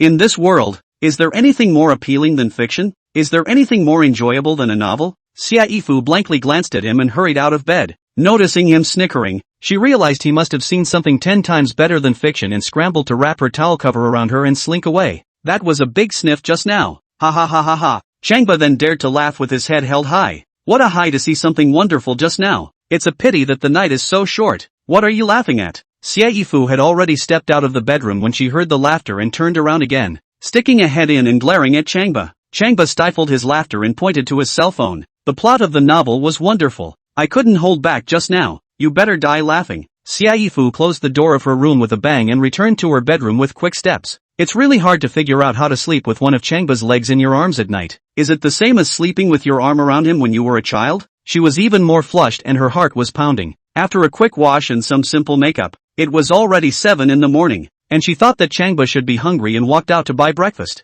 To prevent Changba from sneaking out, she left a small note and locked the door to her room from the outside. I don't know. At the same time she locked the door to her room, Changba was already standing by the window in high spirits, peeling back the curtains and looking out the window. He just waited for her to leave. This is the perfect opportunity to get out. After waiting for a good 6 minutes, he saw Xie Yifu walk out of the dormitory building and towards the school cafeteria. He didn't move, continuing to watch downstairs through the little gap between the curtains. About 3 minutes later, a white figure wearing a white ducktail hat and white mask was seen rushing towards the dormitory building at a fast pace. The figure was as light and airy as a white cloud. And that figure was the mysterious figure that he had come into close contact with last night. Wei Shadow, Wei Jian's sister. Needless to say, this beauty came at him. Only 4 minutes later, a knock was heard from outside. This was followed by a gentle inquiry. Anyone? Is anyone there? By the sound of her voice, it was a weak young girl. Is that much camouflage? Changba did not approach the door of the room outside, put on a black sun hat, jumped to the front window sill, observed a glance at the situation outside the window, leaped, and fell like a dragonfly. Now he was able to do all the poisons, but he didn't think he was ready to come face to face with her just yet. Anyone? The figure standing outside the door was none other than Wei Ying. She waited for Xie Yifu to leave, and then asked Changba to have a private talk, knocking on the door and asking again. Getting no response, she observed the hallway for a moment, pulled out her key, and unlocked the door to her room with a click. It's a breeze, like opening the door to your own room. Quickly walk in and quickly close the door to the room again. Anyone? She fished out a scented pouch in her hand and inquired once more, walking quickly to Xie Yifu's bedroom to observe. Seeing no one, he went back to Changba's bedroom door to observe. At first glance, it was empty. Checking the restrooms and kitchenette again, they were both empty as well. Strange, where is everyone? She was certain that Changba hadn't left the room, but now why was he gone? Incredulous, she surveyed each room once more. The result was the same as earlier. No one was there. She had heard some legends about Changba being able to easily defeat the 4 bodyguards of Melancholia. Xiao Su, the security captain of the Wooding Hotel, was able to relax, being able to successfully knock out her brother Wei Jian and pass out until now. He was able to save Long Yimin's life, being able to save the lives of the sisters Su Yui Evening and Su Yuqi in a monstrous fire. It was also able to help Yimin Long's little brother, who has been paralyzed for years, walk upright. Therefore, against this person, she did not dare to be careless in the slightest, and made all sorts of preparations in order to successfully strike him down. But, at this moment, he had actually disappeared like air. Wei Ying observes the room some more, looks at a lush hanging basket placed by the front window of Changba's bedroom, and removes an invisible monitor and installs it inside. Dodging the first day but not the 15th, she grasped Changba's every move through this to see how he would escape next time. She was about to leave the room when her cell phone vibrated. Click to see. Is a friend called 10 Steps to Kill a Man sent a message. Su family Su Yuchi contacted a god doctor. Can help your brother wake up? If you are willing, she will take the doctor to the hospital this morning. Wei Ying coldly laughed. I've already invited a number of famous doctors. All of them were unable to do anything. What kind of miracle doctor can Su Yui invite? Killing a man at 10 steps. Su Yuchi didn't reveal it, saying that the success rate was extremely high. Wei Ying thought of beating a dead horse and replied, okay, I'll go to the hospital and wait for them. 5 minutes later, she quickly left the dormitory building and headed for the avenue. I don't know. Not far away, at the edge of a garden, stood a gray figure watching her every move. It's none other than the guarded Changba. He watched Wei Shadow leave, fished out a mask and put it on, and quietly followed through the side path. The mantis was catching the cicada and the yellow finch was behind him. He wanted to see where the woman was going and what she was going to do. I had just followed them out 500 meters when a call came in on my cell phone. It's Su Yui calling. Needless to say, he must have realized he was missing and called in a hurry. Not answering that call, she'll keep calling. He only answered as soon as the call was made. Su Yui's splintered chastisement came over. Changba, where have you been?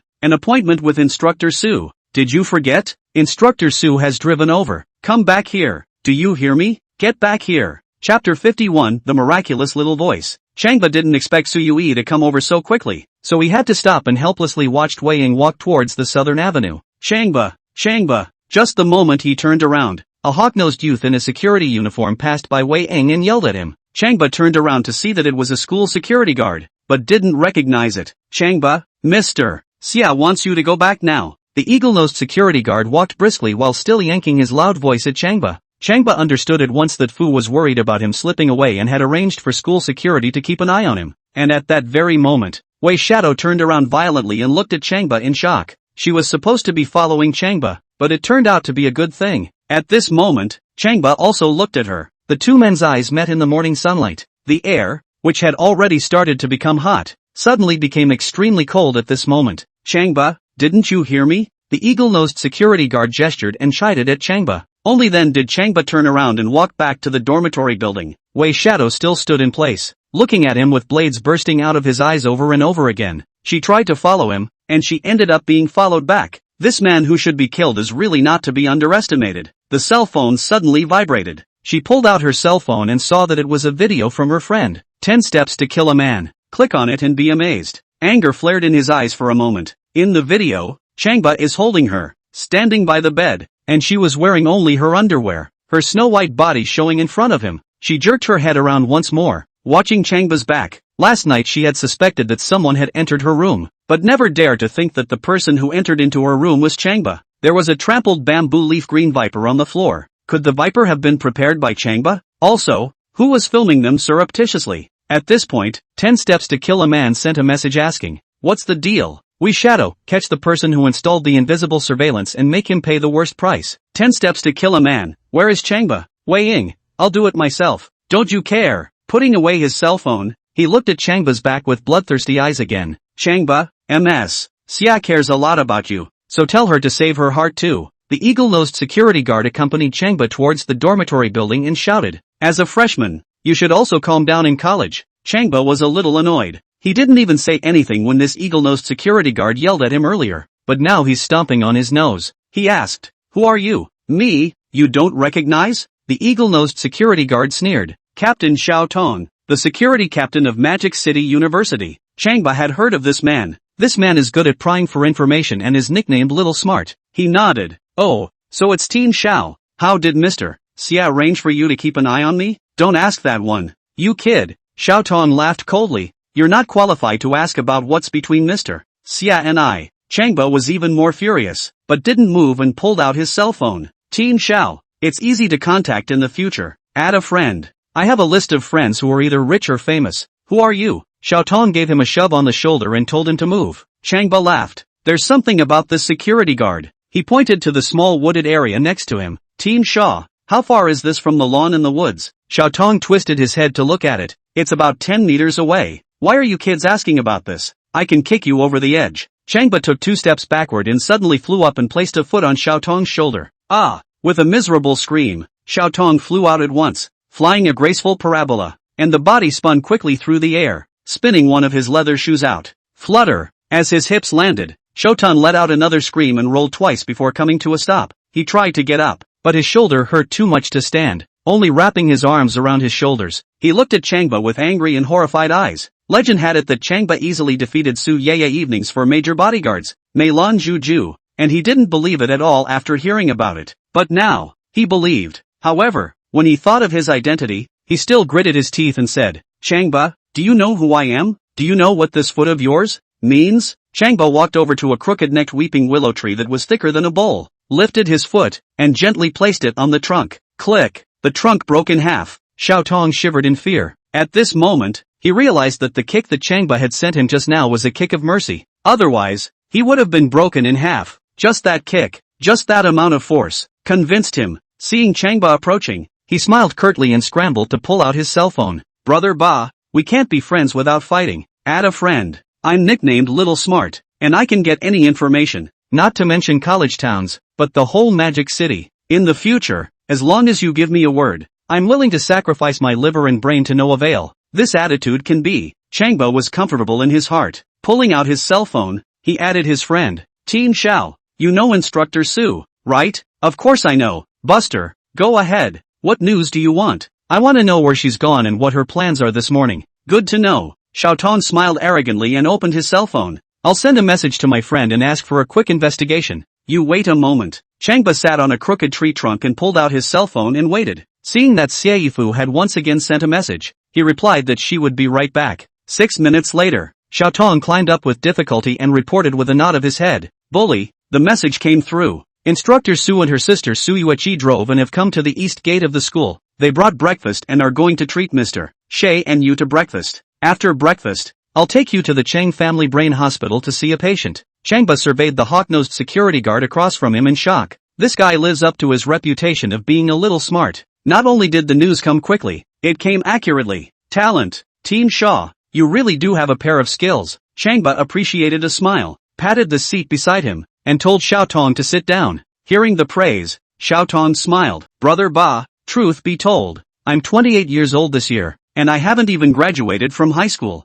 But for me to be able to mix up with the security captain of Magic City University, that's definitely not blowing it off. Changba nodded. Then let me see how deep you are. This morning someone is treating Wei Ying's brother, so investigate and see who all will be concerned about this. No problem. Xiaotong opened his cell phone and started to make contact. After only 12 minutes, he sent the message he got to Changba. Brother Ba, take a look. Changba tapped on the message. Seeing a total of 3. 1 Changba gave Wei Ying's brother Wei Jian a medical treatment, and he was looking at the face of Su Yu Evening Sisters. Wei Ying was present, Cheng Hui was present, and they all wanted to see Wei Jian awaken. Father and daughter San Long Jiqiong and Long Yimin will also be there, and they plan to thwart Changba, not wanting to see the traitor awaken. Changba was even more surprised. I have to say, Xiaotong's ability to spy on intelligence is truly divine. Chapter 52, How is the relationship between men and women so complicated? Changba appreciated Xiaotong even more, thinking that such a talent must work for him. He gave him a pat on the shoulder and asked, Team Shaw,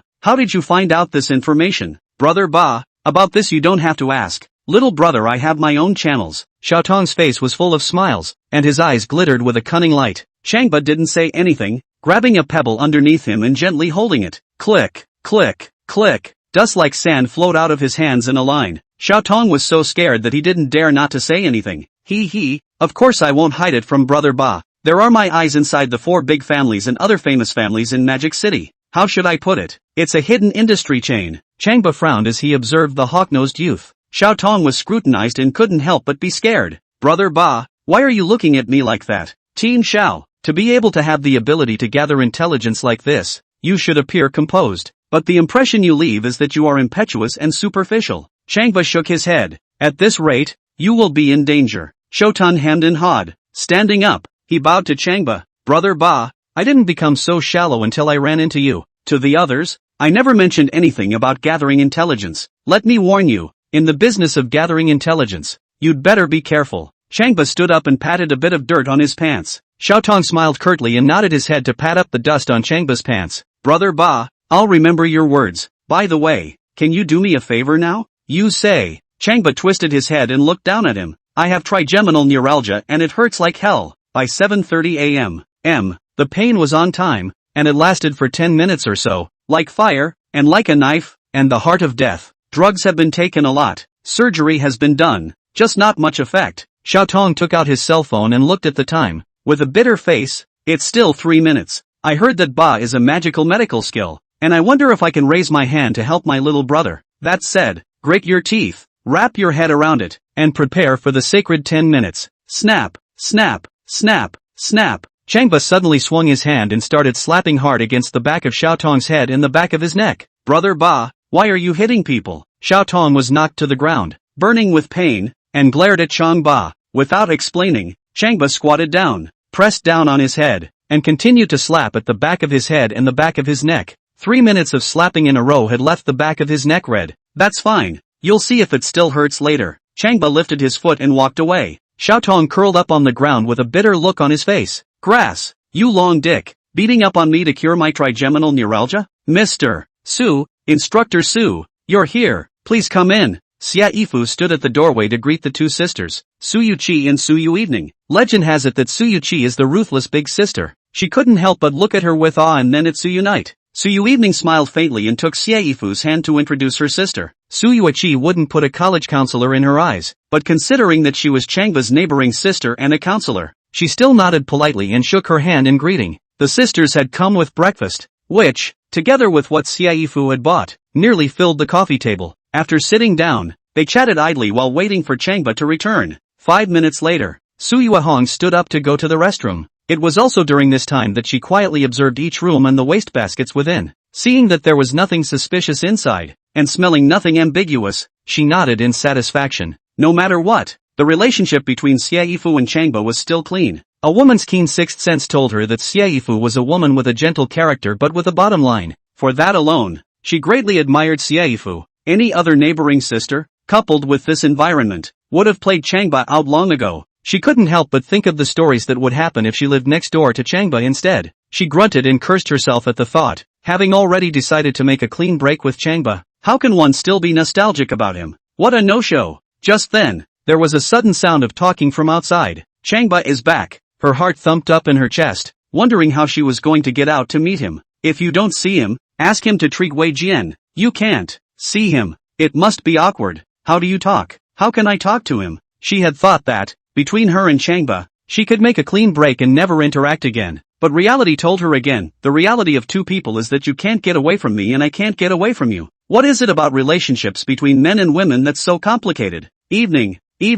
Outside came the call of his sister. Su Yui had no choice but to walk out with a stiff upper lip. Changba was sitting at the coffee table, already eating breakfast. With a bun stuffed in his mouth, he was about to bite into it, when he suddenly saw Su Yui walk out, and was instantly fixed. It had to be said that Su Yui looked beautiful today. A light white casual shirt on top, slim black pants underneath, and black leather shoes on his feet. It looks simple, but the whole person looks very decent, with a beautiful and generous air in her hands and feet. Even more appreciated, her expression and eyes conveyed another indescribable valor. Hey! Xia Yifu reached out her hand and gently patted Changba's bulging cheeks. The bun is asleep in your mouth. Only then did Changba freeze over, nodding at Su Yui while wolfing down his food.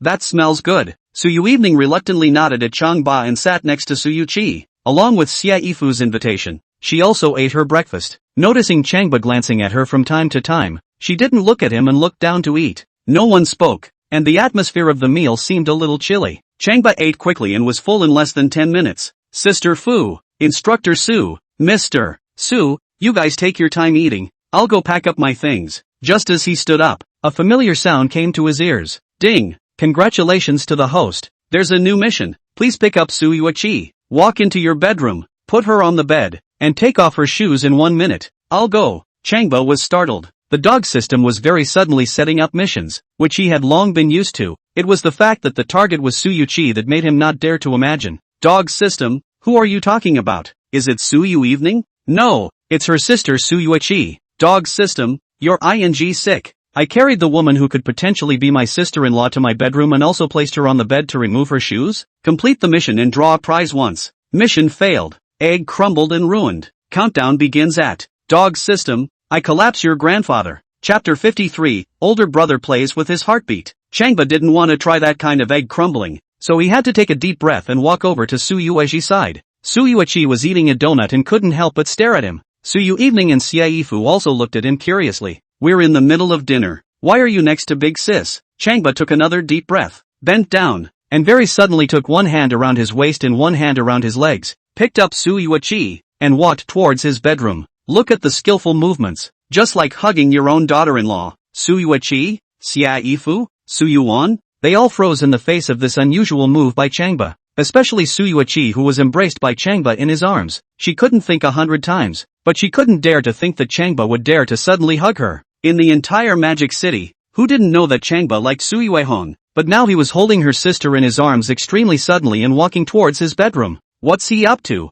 What the hell is he up to? Any other man and she would have slapped him across the face and slapped his front teeth out. But in the face of Changba, she couldn't. For one thing, This man had saved her life in the fire. Secondly, the man also had to help her cure Wei Jian. But she can't be indifferent. Little sister and teacher Xia were watching from the side. If she was carried into the bedroom by Changba, she wouldn't be able to explain with 10 mouths by then. Besides, who is she? The head of the Su family, the recognized big sister of Magic City. She began to struggle. Changba, what are you doing? Put me down. Hear me or I'll get angry. Sleep. Changba had no choice but to hypnotize her in order to complete his mission. With her nestled into his chest, he easily carried her into the bedroom and closed the door with his foot. With a bang, Su Yui and Xie Yifu both stood up violently, all furious and gnashing of teeth. It's too much. It's outrageous. You can be shameless, but not like this. Pick up other women. Can endure. Pick up your sister-in-law. How can you bear it? After breakfast, we all had to rush to the hospital to do our business. But Changba was so good as to come up with such a plan.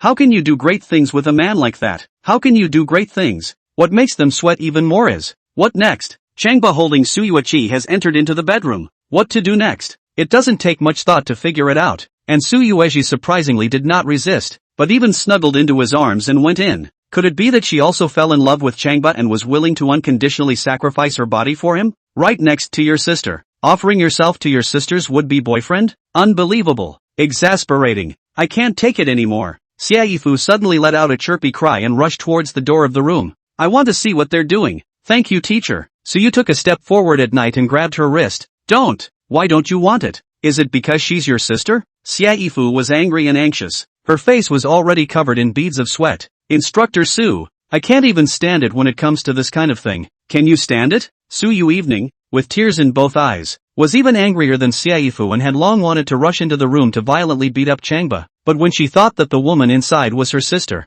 and the unpleasant images inside, she held back her anger and calmed herself. So what if you break down the door? Can her own face look good when she sees her sister and Changba in an explicit scene? Wouldn't both of the sisters be the laughingstock of others if this got out? It's alright to hold back for a while, but it's alright to take a step back, isn't it? Thinking of this, she shook her head at Xie Yifu. Mr. Xia, forget it, I'm not going to the hospital anymore. When my sister comes out, you tell her. Holding back hot tears, he turned and walked away. It's over. For once she ironically thought that her relationship with Changba was over for good. No longer possible. What cannot be endured is not endured. Xie Yifu stomped her foot violently and stormed towards the bedroom once again. This is my room. I won't allow anyone to be wild here. Rushing to the door of the room, he kicked it open. Boo! The door to the room was kicked in and banged against the wall again. Upon taking a look at the two people inside, Xie Yifu let out a gasp. Holy! Immediately afterward, cover your mouth. Su Yu Evening had already opened the door to her room and was about to walk out when she heard the sound and jerked her head around. Mr. Shay, what's wrong? Xia Yifu's face was red and she smiled in embarrassment, looking at the two people inside the room, and then at Su Yeye. He said softly, Instructor Su, we misunderstood. That, Changba he and Big Sister are not that. Su Yeyang's eyebrows tightened and she quickly walked to the door of the room to check. At first glance, she smiled back in embarrassment. It turned out that Changba was standing by the bedside, giving Su Yui acupuncture. Speaking of which, Changba's heart was pounding after he carried Su Yui to the bed. To finish the job, he had to remove her casual leather shoes. She wasn't wearing socks, and one look at her beautiful feet made him gasp. Her feet were blackened, especially the soles of her feet. Changba could tell at a glance that she was poisoned. Rushed to wake her up and make her aware of her situation. She took a look at her feet and was shocked. All this time, she did not feel any discomfort in her feet, just felt a cold patch on her feet and did not dare to think that she had been chronically poisoned. This condition could not be delayed, and Changba pulled out the silver needles, so he gave her acupuncture to detoxify her. When Xie Yifu and Su Yue came to the door of the room, they saw this scene. Changba, Xie Yifu suddenly laughed, rushed to Changba's side and stretched out his index finger to point at his chest. You guys just pissed me off. I thought you were going to do that to Mr. Su. Ha ha, turns out not. Changba, I'll kill you. Su Yu Evening also laughed out loud, rushed to Changba's side, stretched out an arm around his neck, and used her strength to power back, making him have to lean back and lie in her arms. You're too bad. Just now you made me want to kill you. Changba very much enjoyed the feeling of lying in her arms. Sister Evening, you're not angry with me now? Su Yu Evening was not angry with him now. Not at all. Instead she felt that he was bad in a very cute way. It's not angry, but I'm warning you, don't ever play like that again. It's going to give you a heart attack. Changba laughed. Evening sister, old brother is playing is the heartbeat. Just now exciting or not? You do not know our sister just thought I wanted that. ready to take off my pantsit. Asterisk asterisk asterisk asterisk I told you to still irritate people. With a parting of her legs, Su Yui lowered Changba to the ground and choked him. Call him credulous. Xiaifu holds down Changba and punches and kicks him up. Su Yui lay on the bed, laughing so hard that tears came out of her eyes. This Changba guy is so badass. It's so endearing. Well, not to mention, if Changba had really taken off her pants just now, she wouldn't have known how to refuse. Chapter 54, Auntie's Most Reliable Friend. Morning at Magic City University. The sun is shining, the flowers are blooming, and the fragrance is overflowing. The girls are wearing a variety of dresses, flamboyant and vigorous, releasing their youth in the campus. Shotan sat within a grove of trees, cradling his head and gritting his teeth, waiting for the trigeminal neuralgia to kick in. It was a hellish time of day for him, but after waiting for a full half hour, there was no physical pain. Pulling out his cell phone and checking the time, the seizure was long overdue. Strange, Changba slapped me a few times and my trigeminal neuralgia really got better? Shotan was incredulous. Stand up and walk around. It doesn't hurt. It doesn't hurt to bounce around a bit. In the past, as long as it came to the time of the attack, he felt pain all over his body. His body was uncomfortable, and he had the heart to die. But now, it's incredibly easy, just like normal. I've heard about Changba bringing the dead back to life. Could it be that his medical skills are really powerful? Boom boom? Xiaotong slapped up against the back of his head and the back of his neck. He slapped here. Can he really cure my trigeminal neuralgia? After a few pops, he didn't feel any discomfort. Ailu saw just, ha, Ba is really great. Encounters such a big brother. I do not cooperate with him is. Xiaotong was so happy that he pulled out his cell phone and sent a message to his brother, asking about investigating Wei Jian and Wei Ying's siblings. 11 minutes later, he received the message and edited it to send it to Changba. Brother Ba. Wei Ying followed Cheng Fai's orders and poisoned Su Yui to make her die of itching and festering all over her body. Cheng Hui did that to clear the obstacles and chase after Su Yui. His biggest dream right now was to get two beauties. One was Long Yimin and the other was Su Yui. This morning, he was going to take the opportunity to take care of both of them while he was treating Wei Jian. At this point, Changba stopped messing around with Su Yuan and Xiaifu and the girls, and sat on the edge of the bed, mindlessly working on acupuncture and moxibustion for Su Yui's feet.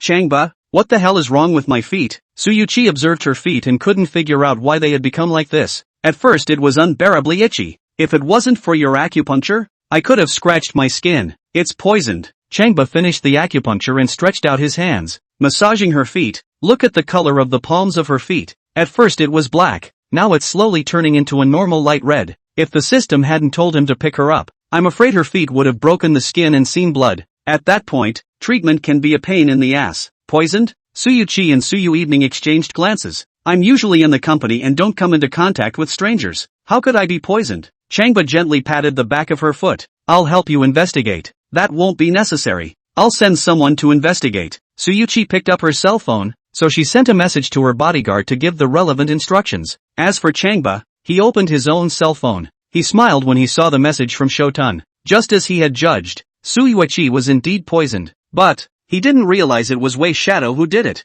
Seeing the message below, he understood that Wei Ying was working for Cheng Hui to help him get Long Yimin and Su Yui. There's a buzz going on this morning. He didn't move and put away his cell phone. As expected, Su Yui held her cell phone, checking the message sent by the bodyguard. Her eyes flinched. As expected. Sis, what's going on? Su Yeye stood towards her side. Su Yui smiled coldly. The reason why I was poisoned was by Long Ji Dome. He was worried that I would take the Dragon Lake development zone from him, so he thought to strike first. Long Ji Dome is really hateful. Su Yui's silver teeth clenched. Thanks to us being so nice to his daughter, both sisters hate Long Ji Dome with a passion. Changba was dumbfounded. Two sisters? You've misunderstood. This time it's not Long Ji Dome. It must be him. Su Yui sat up. The fires that my little sister and I encountered were all related to Long Ji Dome's men. Other than him, there won't be a second person thinking of laying hands on me. Su Yui chimed in. I think so too. Since he's despicable and shameless, don't blame us for turning the other cheek. Changba Halo. This pair of sisters had extremely deep preconceived notions about Long Jicheon, and they couldn't change them for a while. He asked, there's a chance that Long Jicheon will go to Wei Jian's place as well. So are you guys still going to the hospital? Sure, go. Su Yui didn't hesitate. With Cheng Hui around, what else would he, Long Jicheon, dare to do to us? This sister-in-law regarded Cheng Hui as a reliable friend. Unbeknownst to her, it was Cheng Hui who wanted to inflict harm on her. Changba shook his head and stood up. Sister Chi, with all due respect, Cheng Hui is a person you should beware of. Su Yui was unimpressed, casting her icy eyes out the window. Doubting people is not a good idea. I won't have any doubts about Chung Xiao. Once again, Su Yui evening chimed in. That's right, there aren't many trustworthy friends like Chang Xiao. We'll see when we get to the place. Changba shook his head once more and led them towards the door of the room. Cheng Family Brain Hospital. Wei Jian was lying on the hospital bed still unconscious. His face was blue, his brow was furrowed, and his mouth was a little crooked. It looked like he was cursing in his sleep. Brother, Chang Xiao invited a divine doctor over, so hold on a little longer.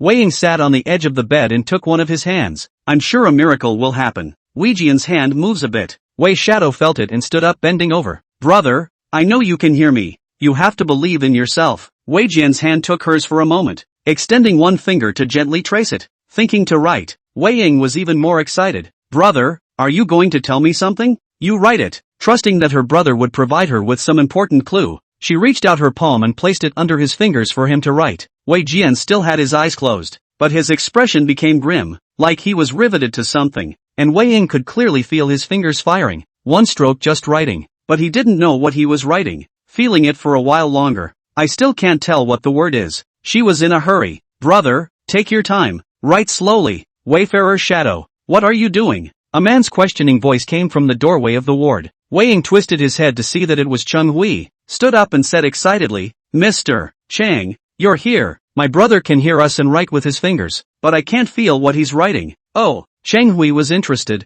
Grabbing a handful of pigtails at the back of his head, he walked over to the hospital bed and sat down. Let me try. Pulling up Wei Jian's index finger and placing it on his hand. Brother Jian, whatever you want to say, just write it down. Wei Jian nodded gently as if he understood, shivering his fingers and writing with one stroke. Chicken. Chang Hui waited for the first character to be written and made a judgment with confidence. The first character is chicken. Bird chicken again. Twisting his head to look at Wei Shadow, he asked, Sword wants to eat chicken? My brother likes lamb, not chicken. Depending on what his second word is, Wei Shadow pointed a finger at Wei Jian. Chapter 55, The Divine Doctor. So it's him. Chang Hui nodded and once again placed his palm under Wei Jian's fingers, asking him to write the second character. Ba. Chang Hui once again made his judgment. The second character is ba. It must be ba. So 2 words in a row is chicken. Wei Shadow's second word didn't come out. Sorry to read it. She shook her head in disbelief. Why did you write those 2 words? Chicken. Bucks. Chang Hui linked up and read. That's not right.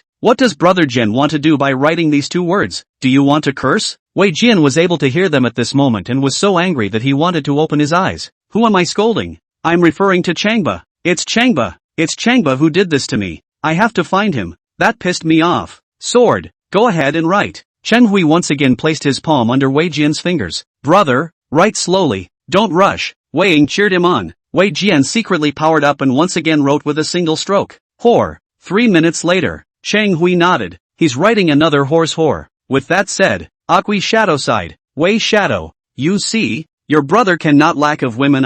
Now even think of looking for prostitutes. I'm looking for your mom. I'm looking for your own mother. Wei Jian was shivering with anger. What he wrote was clearly, but Chang Hui took it as, ever been to school? What the hell? To measure the heart of a gentleman with the heart of a villain. Working with a hypocrite like you was the biggest mistake of my life. Can't I just stop writing? Mr. Chang, I feel as if it's not. Ask my brother to write it again. Wei Ying couldn't believe that her brother was still so horny even now. He must be trying to tell some secret. Chang Hui nodded and once again placed his palm under Wei Jian's fingers. And this time, Wei Jian's fingers didn't move. Chang Hui waited for a while and saw that Wei Jian stopped moving, so he only gave up. It's better to wait. The divine doctor I invited will be here soon. Wei Ying frowned and sighed, not at all reassured. After all, many famous artists have been hired, and they don't work. Even foreign experts have been brought in, and there is nothing they can do to help. If this one comes, it's going to work? She sighed again. Mr. Chang, I'm worried about wasting everyone's time, not to mention tossing my brother. There's hope for this one, Chang Hui said with certainty.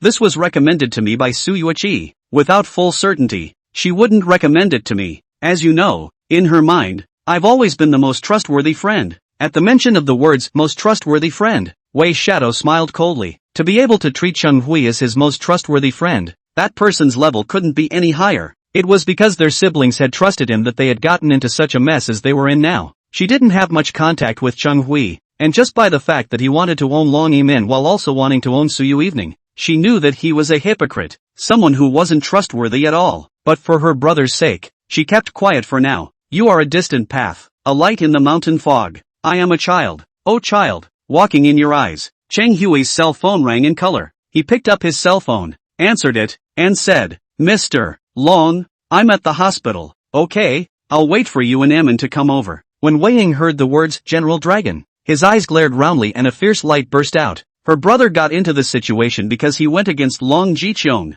It could be said that her brother and Long Jiqiong had not shared the same fate, but Cheng Hui was so good that he let Long Jidong come over. Will my brother still be saved once Long Jidong appears by his side? When Cheng Hui hung up, she questioned, Mr. Chang, how could you call Long Jiqiong over? Have you considered my brother's relationship with him? Cheng Hui's eyes went cold. Wei Ying, are you talking to me? I'm sorry Mr. Chang, I was too excited. Wei Ying took a step back. This was Cheng Hui's territory, and his brother was lying here in need of treatment, so she could only be under someone's roof and had to bow her head. I have my own reasons for arranging it this way, Cheng Hui added. Long Jidong bringing his daughter here doesn't conflict with treating your brother. When the time comes, just guard your brother and keep quiet. Wei Ying clenched her silver teeth and stopped speaking. She was going to see what happened next. If my brother is in danger, then we all die together. Cheng Hui glanced at Wei Ying, knowing that she was burning with anger in her heart, and comforted her. Your brother and Long Jiqiong are just a misunderstanding. With me here, they will definitely shake hands and make up. Oh, Wei Ying was about to laugh in anger. What are you doing? My brother betrayed his master and put his hands on him, and the master will shake hands with him? She said she was going to the restroom and walked away. She had a lot of herbs in her backpack, and she was going to see how many people would be poisoned by her this morning. More is better for her. As he was getting ready, Cheng Hui's voice came from outside. Wei Ying, come out. Sister Su Yui has brought the divine doctor over. Wei Ying quickly cleaned up, put on his mask, and walked out of the restroom. The divine doctor was coming, and she wanted to see who the so-called divine doctor was first. Follow Cheng Hui out of the hospital room and look down the corridor. Only 4 people came down the hallway, 3 women and 1 man. The 3 women were either icy, arrogant, or gentle, but all of them were beautiful in 1,000 ways, and the man was springing to life with a smile on his face as he was surrounded by 3 beautiful women. Changba. Seeing this man, Wei Ying and Cheng Hui shouted out his name in unison. It turned out that the divine doctor invited was actually Changba. Also at the same time, both Wei Ying and Cheng Hui could burst out with hatred in their eyes. To Wei Ying, Changba was the most hateful person in the world. Not only did he put her brother in a coma, he entered her room to hug her and disrespect her greatly. Now he's coming over to see his brother. Does he have that kind of heart? Humph, you come to the door to die. I'll fulfill you. To Cheng Hui, Changba was a damned man. When he was courting Emin Long, Changba crushed his flowers and sabotaged his plans to pick up girls. When he joined forces with Wei Jian to go after Long Jiqiong, Changba even sided with Long Jiqiong to knock Wei Jian out. In the entire devil's capital, who didn't know that he hated Changba to the bone? But now he was looking for the door to send him to his death. Mr. Chang, I've brought the doctor over. Su Yui nodded at Cheng Hui and observed his face. What? Not satisfied with the doctor I hired? No, of course not. Although Cheng Hui was cynical in his heart, his face was piled with smiles. Mr. Su, the doctor you invited here. How dare I be dissatisfied? Please, inside. He also smiled and nodded at Changba, gesturing respectfully. Mr. Chang, the patient is in the inner ward. Let's go in and show him, okay? Su Yui smiled and nodded at Changba. Su Yui and Xiaifu both looked at her as well, making eyes at him, asking him to hurry up and treat the patient. And Changba stood still, frowning, like he was thinking about something on his mind. Hurry up. Xiaifu gently patted his arm once and urged. Changba still didn't move. It didn't help that the familiar voice came once again. Ding! Congratulations to the host. Congratulations to the host. A new mission has been issued. Please complete the mission within the designated time. You dog system, you Haven T rewarded me for the last time I finished the mission. Chapter 56, Releasing Unseemly Videos to the Public. Rewarded together. Please ask the host to take out his cell phone and open the video of you hugging Wei Ying within 1 minute, and later publish the video to the public. 100,000 grass mud horses surged through Changba's heart. Dog system, you're stupid. Why did you do that?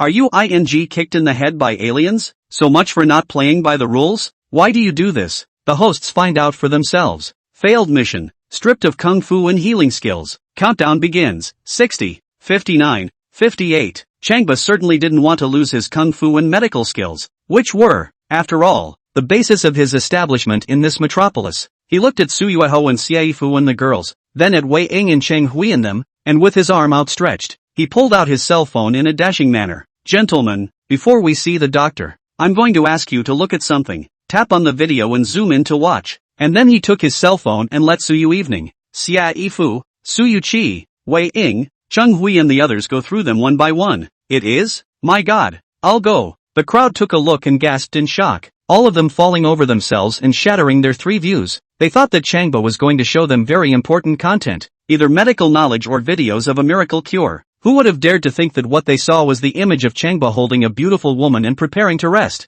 The lights made that image think, and the beautiful woman inside turned out to be Wei Ying. What's Changba up to? Showing off that he's good is to prove that he's a ravishing man? Or is it to prove that we shadow is something? In plain sight, is that like it? Wei Ying swept up her cell phone and saw that the woman in the video was herself, blushing with shame and shaking with anger. If it wasn't for Cheng Hui's presence, she would have immediately made a move against Changba, poisoned him to the bone, poisoned him to become a eunuch, poisoned him to the point where his life would be worse than death. It's an abomination. It's too much. It's not a death wish to target her so shamelessly to begin with. Changba, what are you doing? Xia Yifu pulled Changba's arm and pressed down on his cell phone to prevent him from playing the video again. I called you here to see a doctor. Don't make trouble out of nothing, okay? Su Yui was so angry that her face turned red. Originally, she had turned the page on things with Changba, and in the future, as long as he behaved well, then she would still give him a chance. But who would have thought that he would suddenly play such a trick? What does showing this off prove about you? Don't forget,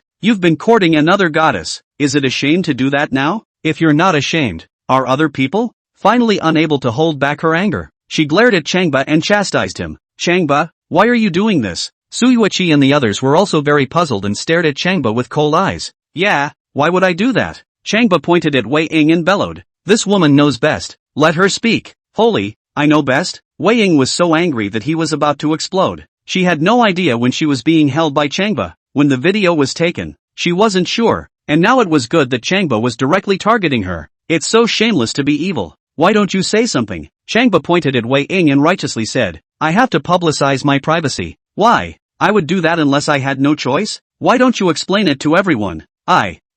Wei Shadow stammered for words. She wasn't sure how she could explain it. Suffice it to say, she can't even explain it. Until now, she'd wondered about it. Wayfarer Shadow, say something. Cheng Hui, who was standing beside Wei Ying, was anxious. You know, he doesn't allow the women around him to be owned by other men. Even if he didn't like the woman had to be loyal to him. It's his rule. Any woman who worked for him knew and followed this rule. But Wei Shadow was good, and directly broke the rules. What's even more annoying is that she offered herself to Changba. He would rather accept her devotion to a dog than to Changba. He had the heart to kill her now. Repeating, say it, say the ing word. Wei Ying was sweating profusely and swallowing, still unable to say a word. She was already unable to explain, and when Cheng Hui pressed her, she was even more unreasonable. If you won't say it, I will. Changba stepped forward and pointed to his arm. His tone was very excited. Everyone, look at my arm. Is it red and purple? Looking towards Su Yui and Xia Yifu and the girls, she asked, do you know what the reason is? Su Yui and Xia Yifu both glanced at his arm and shook their heads. Because I'm poisoned. Changba patted Su Yui's shoulder. Sister Evening, my poisoning and your foot poisoning are the same thing. Both are poisoned by someone. I had no choice but to expose her face in order to prevent others from being victimized. Mentioning the matter of poisoning, Su Yui's eyes were furious. Who exactly is the person who poisoned? Who else could it be? Changba waved his hand up and pointed at Wei Ying. It's her. She's the one who drove me to my knees. You're shameless. Who poisoned you? Wei Ying was so furious that he stormed out. Finally unable to control his anger, he shouted and pounced on him. You're looking for death. I'll make you whole. When she said that she had poisoned Su Yui, she recognized it. To Changba, she had never poisoned him, but he turned black and white and falsely accused her. Taking out videos of her unseen, she endured. Pointing fingers at her, she put up with it. But to falsely accuse her of poisoning, she couldn't bear it. Stop. Cheng Hui stepped forward and stopped Wei Ying. What do you want?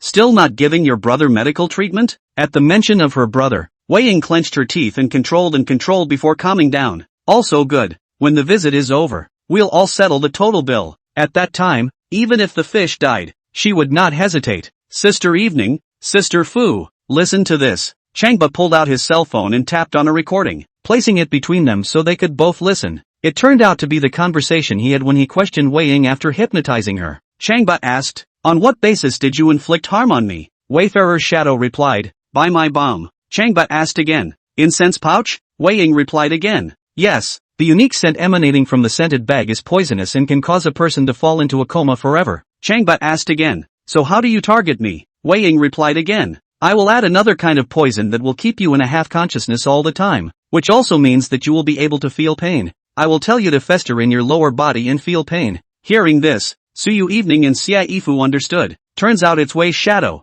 It turns out that Changba did this to expose Wei Ying's true colors. They both smiled apologetically and both put their arms around his shoulders for good measure. Little brother, we misunderstood you, so you're a victim too. You're so cornered. Come on, we're always behind you. Changba was embraced in their arms and his heart was beautiful. Ding! Congratulations to the host for completing the mission. May I ask if I'm receiving my reward now? Changba is just waiting. 2 rewards put together to claim what must be the grand prize. Claim it, I'll claim it. Chapter 57, Wei Ying kneeled down to plead for mercy. Jiba's wonderful hands restored his life. Reward plus 10 for being invulnerable to all poisons. This is still a big prize? You dog system, this has already rewarded me once. Changba was disappointed. Host, before the 100 poisons were your own. Now you can take 10 people with you. It turned out to be so. Changba nodded his head and took a look at the 3 beauties around him. If everyone is poisoned, who do you take with you first to be invulnerable to all poisons? Su Yui, the big sister, was the first to be ruled out. Looking at Su Yui and then at Xia Yifu, he was in trouble. Who will be saved first when the time comes? These 2 beauties are both poisoned, or both fall into the river. Who should be saved first? Changba, stop looking and show the patient. Su Yui pointed to Wei Ying. Look at her getting angry in a hurry. It was then that Changba didn't want to think about that question and looked at Wei Ying, giving her the middle finger. Asterisk. As my college classmate, you're thinking of harming me. Asterisk. Poisoning didn't work, and you colored. Asterisk. Do you think you have white skin? Let me tell you, which of the 3 beauties beside me is whiter than your skin? Which is more tender than your skin? Which is softer than you? Which is more powerful than you? Which is more? When the Su Yui sisters and Xia Yifu heard this, they hurriedly reached out to cover his mouth. Further down the line, I don't know how he's going to make a big deal out of it. And Wei Shadow's 2 eyes erupted with fire, so angry that his body was burning up. This guy's mouth stinks. It's shameless. At this moment, her hatred for Changba had reached its peak, just waiting for the end of the visit, and then launching a fatal blow at him. Drop. The instruments in the ward suddenly sounded a piercing alarm. Wei Jian was lying on the hospital bed, his body trembling violently. When he heard what Changba said to his little sister, he was so angry that he couldn't breathe and was so angry that he couldn't urinate. He was angrier than even his little sister. Changba was so bad. Not only did he make him look like this bear, but he also abused his little sister. He was seething with anger, his hands gripping the sheets in a death grip. With a sudden hideous smile, both eyes exploded, both legs stumped, and his body didn't move. The face was waxy and very scary. He was pissed off alive. In the moment his soul wandered. He swore darkly, Changba, you wait, I won't let you go even if I turn into a ghost. The patient is dying. The patient is dying. The nurse standing guard was so frightened that she screamed. Upon hearing this, Cheng Hui and Wei Ying both rushed into the ward to check. Everyone else went into the hospital room to check it out. The ward was 30 square meters, and it still seemed a little empty when they all walked in. Call a doctor. Call a doctor. They were shocked when they took a look at Wei Jian's dead face and rushed to call the chief physician. In less than a minute, a middle-aged doctor with gray hair, grasping a stethoscope, walked into the hospital room to check on the situation. After listening to the heart again, taking his pulse, and looking at the instruments, he finally sighed. The patient is embarrassed. Prepare the aftermath. Cheng Hui shook his head hopelessly. If it's awkward, it's awkward. We've all done our best. We can only listen to God. Wei Ying didn't cry. Seeing the expression on her brother's face, and seeing his hands, she knew he was angry. Being angry with Changba alive. Now that she had nothing to worry about, she lowered her head and slowly walked towards Changba. There was an extra sharp knife in his hand. The unnoticed sharp knife. Cold light. Instead of using poison, she uses a knife. Only with a knife. Only cut him alive. It's the only way to quench the hate in your heart. This time, God stops God. Buddha stops Buddha. People aren't dead yet. Changba suddenly said, I can save it back. The crowd was alarmed. Wei Ying was about to rush to Changba's heels, but he couldn't help but violently stop his footsteps. And save it? All out of the way. Changba walked towards the hospital bed and pushed Wei Ying out of the way. Stand aside for a moment. Who are you scaring with a knife hidden in your hand? Wei Shadow stumbled as he was pushed and had to stand to the side, scrambling to put away his sharp knife. She wanted to see how Changba could be saved, and the head existed on his neck for the time being. Changba, can you do it? People are getting cold. Xiaifu didn't believe it was possible to raise the dead and pulled Changba. The last time he saved Long Yimin, it was when Long Yimin had just breathed her last. Wei Jian, on the other hand, has been dead for a long time, and looks like he's finished reincarnating. How will you know if you don't try? Su Yui pulled away Xiaifu's hand. I believe in miracles. Changba, try it. Su Yui nodded repeatedly and also urged. Changba, try it. Hurry up. Mr. Chang, leave him alone. A man's bellowing voice suddenly came from the doorway of the room. Traitors like this deserve to die. Changba twisted his head. Everyone else turned their heads. Long Ji Dome. Standing in front of the door was the boss of the Long group, Long Ji Dome. He was followed by his daughter, Long Emin, and 2 bodyguards. They all glared at Wei Jian in the hospital bed with a bone-deep hatred. Who are you calling a traitor? Wei Ying was furious. You are thin-skinned and have lost the hearts of the people. My brother had to do that. With a single movement of his body, he pounced on Long Ji Dome. The figure was as fast as a white whirlwind. With Changba, she could endure. She didn't need to hold back against Long Ji Dome's people. And Long Ji Qiong's 2 bodyguards moved fast, standing in front of Long Ji Qiong and stopping Wei Ying. Wei Shadow, Chang Hui bellowed. Come back. If you want your brother to have a whole body, you come back. Wei Ying dared not disobey. Her brother had died a cowardly death and never again had a whole body, and she couldn't face her parents' gravestones. Mr. Long, I was waiting for you guys. Chang Hui walked towards Long Ji Qiong and nodded at him, then gave Long Yimin a curt smile. Yimin, you're here too. Come in. Long Yimin didn't say anything and didn't walk into the hospital room, but looked at Long Ji Qiong. Long Ji Dome observed up Wei Jian and asked, how is he now? Wei Jian is no longer breathing and has no heartbeat. Chang Hui sighed. The doctor has done his best. There's nothing a divine doctor can do in this world. Long Ji Dome saw that Wei Jian had become a dead man. Then he was completely relieved and nodded at Changba, laughing. Mr. Chang, save the people then. Hold on tight, and you might even be able to bring the dead back to life. Changba glanced at Long Ji Qiong's gloating face and smiled coldly as he walked over to the hospital bed to check on Wei Jian's condition. Taking one of his hands, he saw the blackness. Is my brother still saved? Wei Ying asked urgently. Changba reached out and patted Wei Jian's waxen faceplate once. His tone light. When I say he's saved, he's saved. When I say he's not saved, he's not saved. Flutter. Wei Ying suddenly knelt down on both knees and begged. I beg Mr. Chang to save my brother's life. A great kindness that will last forever. At this moment, she no longer had that killer-like coldness, but was in tears and wagging her tail. Changba, get a hold of yourself. It'll be hard for you to bring the dead back to life if the person sticks up. Su Yui was so anxious that she was drenched in fragrant sweat, and she couldn't wait to pull Changba's hand to save Wei Jian. Changba nodded and held out a hand to Wei Ying. Give me your little knife. Wei Shadow froze and panicked, pulling out a small knife that shone silver and sharpened iron. She had 2 small knives on her, one poisonous and one non-poisonous. This one was non-poisonous, but the light of the blade still stung. Chapter 58, For Beauties, All Mine. Changba took the small knife, grabbed Wei Jian's hand, and made a deep cut into his palm. At that moment, an ebony black blood gushed out. He grabbed his other hand and crossed it as well. Another jet black blood gushed out. The blood gave off a fishy, pungent odor like that of a dead fish. After Su Yu evening, Xiaifu and Su Yuqi smelled it. They all covered their noses and took a step back. As Su Yuehong opened her handbag and took out her mask, they all put on their masks. Xiaifu took an extra one, opened it, and put it on Changba's face. Fu, you blinded me. Changba reminded gently. Oh, sorry little brother, didn't see it. Xiaifu hurriedly pulled down a bit. Ah! Wei Jian suddenly yelled and snapped his eyes open. Palm! Ouch! Ah! Ouch! Who the hell scratched my hand? 2 deep cuts in the palm of my hand. Blood running down my face. Of course it hurt. Awake? Back from the dead? 2 cuts and people come back to life? Oh my god, how did this happen? No way. Would it be so God?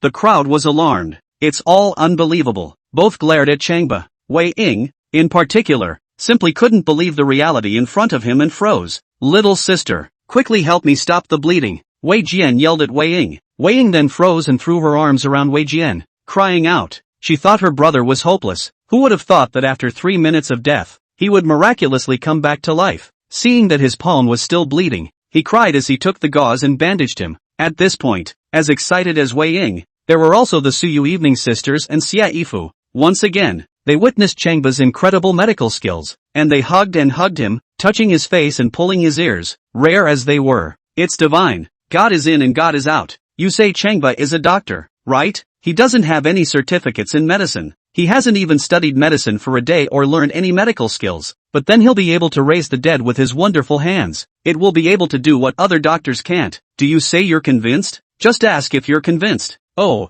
this guy makes people love him by that. Changba, from now on, you'll be my family doctor, and you'll be paid $1 million a month. Su Yui put his arm around Changba's shoulders and said with a smile, little brother, tomorrow let's enroll in the medical exams and try to get a physician's license and then a license to practice medicine. Then we'll be able to see patients in name only. Xiaifu touched Changba's face with one hand and grabbed his ear with the other, persuading him in a persuasive manner. Su Yui even wrapped her arms around Changba's neck and said warmly, Changba, in the past, I often misunderstood you, and I often lost my temper with you. That was all my fault. In the future, you'll see how I, Instructor Su, behave, okay? Changba hemmed and hawed, reaching out to touch her muzzle. Sister Evening, I just wanted to hear you say that to me. Su Yui Evening is even more full of tenderness. Well, wait to leave here. Just as he said that, an angry shout came from the side. Wait for nothing. Do it. They were startled and turned their heads at the same time. It's Long Ji Dome. Both eyes were red and livid. Turns out he couldn't accept the reality that Wei Jian had risen from the dead and was ranting at the two bodyguards. Do it now. The two bodyguards had already prepared themselves and were waiting for an order from their master. Before Long Ji Dome's voice fell, they had already leaped out and attacked Wei Jian directly, killing. Only just a meter or so after rushing out, they stopped almost simultaneously and bellowed in unison. No good. They felt dizzy and their eyes were wandering. As they stopped, they felt their legs go weak and they couldn't help but stagger. Like a drunk. What's wrong with you guys? Long Ji Dome stared at them angrily, extremely dissatisfied, and was about to urge them loudly when he suddenly yelled and cradled his head. He didn't know what was going on, but suddenly he felt dizzy and shaky. Dad! Long Yimin rushed to assist him. What's wrong with you? Long Ji Dome reached out with both hands and slapped his head heavily. I don't know what's going on. Dizziness, headache. With those words, Long Yimin also felt dizzy and had to hold onto the wall beside her. Realizing something bad was happening, she turned her pleading eyes to Changba. Buster, I'm dizzy, come on. In this moment, her first thought was of Changba. Changba stood still, because he has seen the problems around him. Things have changed. Not only Long Jiqiang and Long Yimin and the others, Su Yui Evening, Xia Yifu and Su Yui also felt dizzy. If they hadn't been relying on him one by one, they would have croaked to the ground. Poisoned. They've all been poisoned. Noticing the smug sneer surfacing on Cheng Hui and Wei Ying's faces, he understood and assisted them to sit on the sofa one by one, before sitting down as well, feigning poisoning. Wei Ying, now that your brother has been saved, these four beauties have become my people. We are a win-win situation. Cheng Hui's eyebrows fluttered, casting his greedy eyes undisguisedly towards Long Yimin, Su Yui Evening's sisters and Xiaifu. In my mind, you guys are the four beauties of the magic city. Ha, today all of you will be in my possession. Ha ha ha. Cool. Win-win? Wei Ying sneered, grasping a sharp knife. He took a step towards Changba. We can't call it a win-win situation if we don't take out Changba. Changba feigned fear and leaned back. Wei Ying, I saved your brother, and you said you would repay me for saving your life. Wei Ying laughed. You believe in lying to ghosts? I believe. Then you'll become a ghost. Wei Shadow walked up to Changba and flashed his knife. It was a vicious stab directly at his stomach. Lightning General. As a result of her exertion, she flopped down on top of him. Both eyes exploded with a ferocious look, and his hands lashed out again and again. Pull it out, stab it in, pull it out again and stab it in. With each stab, she bellowed angrily, go to hell, go to hell, go to hell. Finally unable to stab anymore, she turned around and sat next to Changba, panting with her eyes closed. The knife was no longer visible in his hand, only the shocking blood. Changba, little brother, Changba, ba, pa, Su Yui Evening, Xia Yifu, Su Yui and Long Yimin. Seeing the scene in front of them, all had hearts like knives and tears in their eyes. They didn't expect Changba to die in this way, and died on their watch, and they just watched, unable to do anything about it. It was important to realize that in their minds, Changba was an unresolved existence. They felt like the sky was falling and they were all limp and sobbing. Little brother, how can you leave me when you haven't even really started college? How can you leave me behind? Xia Yifu bawled. Once you're gone, what's the point of me working at the university? Back home. How can I explain to your parents? Changba, aren't you a godlike being? How did you die so soon? Su Yui also cried. You promised to be my family doctor. Why are you such a broken promise? Brother Ba, you said you wanted to be our dragon family's son-in-law. You know, I've been preparing for this moment at any time. Long Yimin cried into tears. Now that you're gone, what am I waiting for then? What's the point of me living? Changba, you big asshole. You. Su Yui Evening cried and cursed at the same time. Didn't you wait for me to say I love you? Why did you leave before I could say it? You don't count your words. Are you a man? Crying with all his might, he crawled towards Changba little by little. Chapter 59, Mission accomplished. Rewards come too fierce. The poisoned people couldn't move, but Su Yui Evening didn't know where the strength came from, and even crawled to Changba's side little by little. Grabbing his pants again, he crawled bit by bit up his legs, then grabbed his shirt and crawled back up his chest. The room fell silent as the others watched with wide eyes,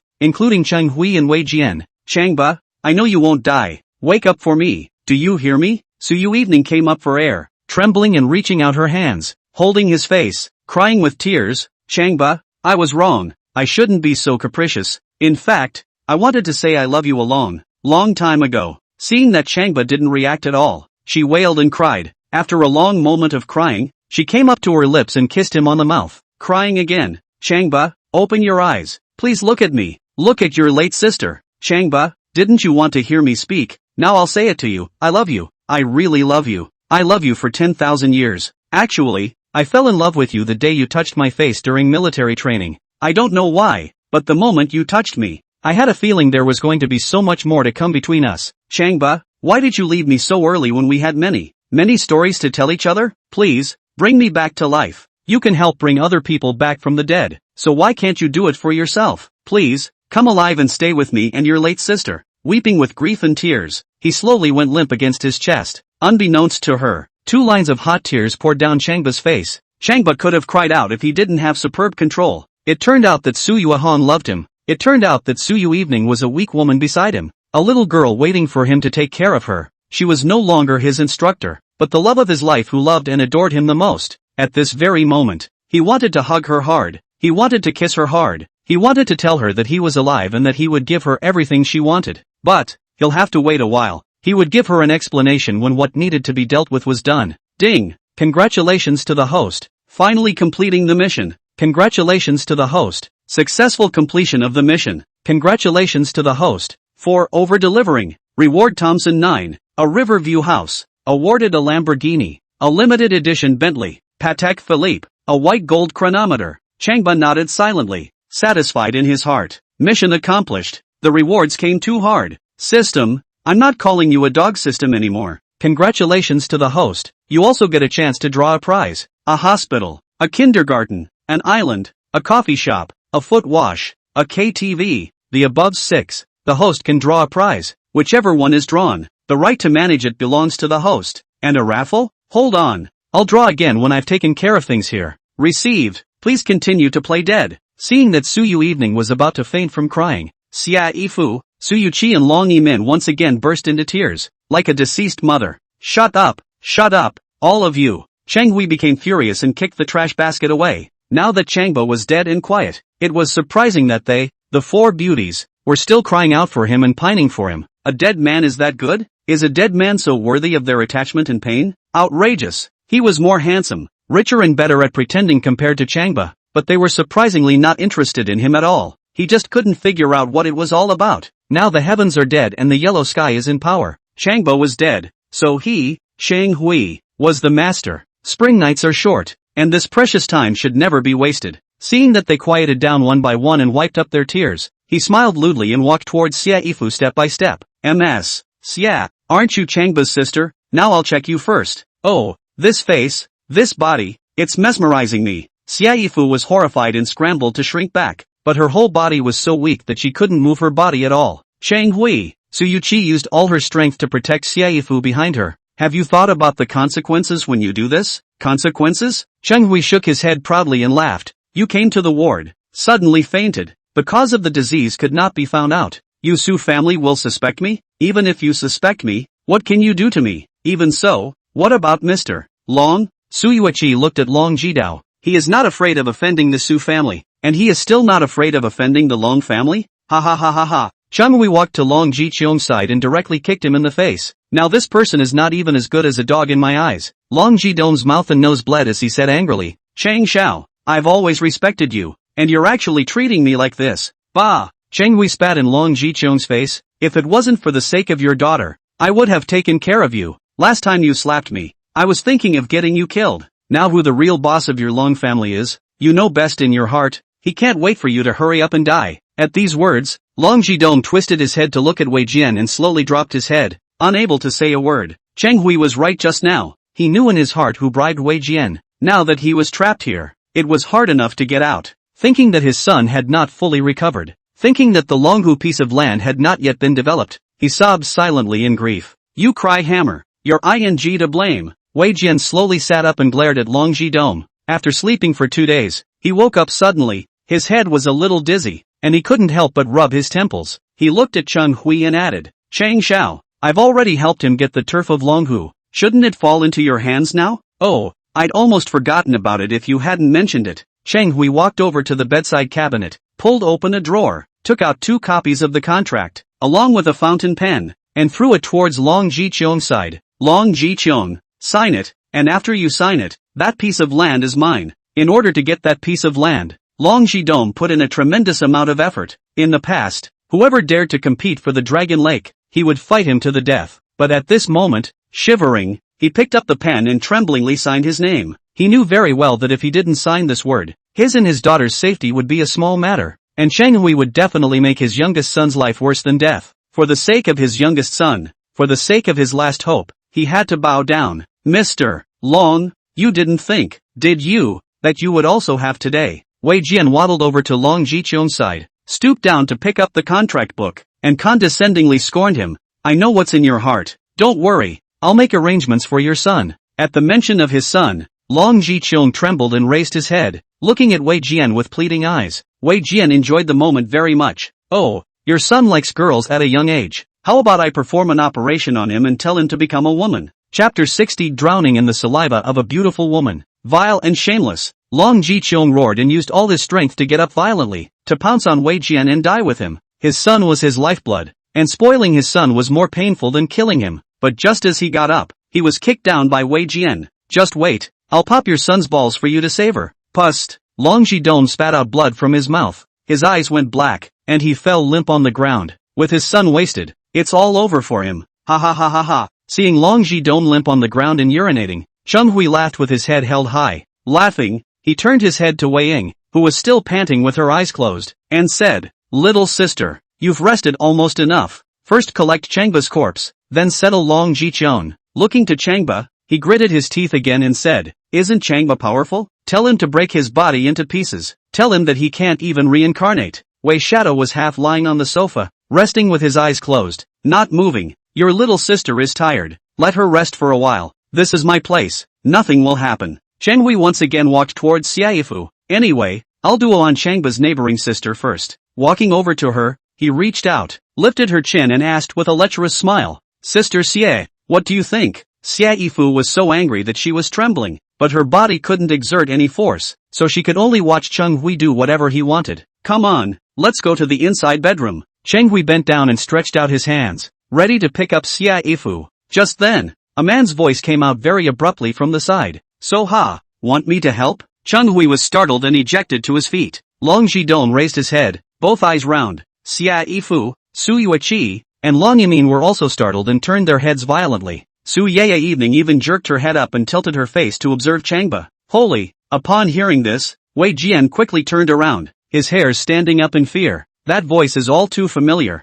Until then, they all thought about never hearing his voice again. They were all extremely shocked to realize that it was him. Frequent fighter. He sat down on the couch and surprisingly moved. First, the heads up, then open your eyes, then proceed to straighten up, and then proceed to stretch, and laughed at the end. A big smile and flashing incisors. Looking around the room, he nodded at a couple of beautiful women. Then he lowered his head, cupped Su Yui's wet little face and smiled charmingly at her. Evening sister, you love me so much. I am greatly touched and alive again. Reaching out a hand, he wiped up her teary eyes. Don't ever do that again. I can't stand it. Asterisk asterisk asterisk asterisk you play dead. Ha ha. Su Yui was overjoyed and fought her way up, tightly wrapping her arms around his neck and kissing up his lips. Kissing, once again, tears flowed. Changba, I love you. I really love you. I love you too. It was at this moment that they kissed, kissing sweetly together. Ding! Congratulations to the host for completing another mission. Congratulations to the host for another successful completion of the mission. Congratulations to the host, once again exceeding his quest. Reward a set of Su Shi paintings. 2 8-sided flat quarters with blue and white porcelain birds and flowers. Rewarded with a gilt bronze sitting statue of Siddhartha Gautama. Changba embraced and kissed his beloved beauty and collected the prize. His mouth was fragrant and his heart was happy. Don't mention how cool it is. It was 3 minutes before they stopped panting. Su Yui asked, Changba, aren't we all poisoned? I feel drained right now. How come you don't seem to be affected? What do you say? Changba pinched her cheeks. Who's your boyfriend? Patting her on the shoulder and letting her rest on the couch, he slowly stood up and looked over at Wei Jian. Aren't you dead? Wei Jian took 2 steps back and stammered as he asked. After asking this, he felt like a man himself. The man is standing right in front of him with a big smile on his face and he's going to die? Your father is dead. Changba walked towards Wei Jian. Wei Jian was so scared that he backed up, slipped on his feet, and sat down on the floor with a thud, twisting his body to get inside the hospital bed.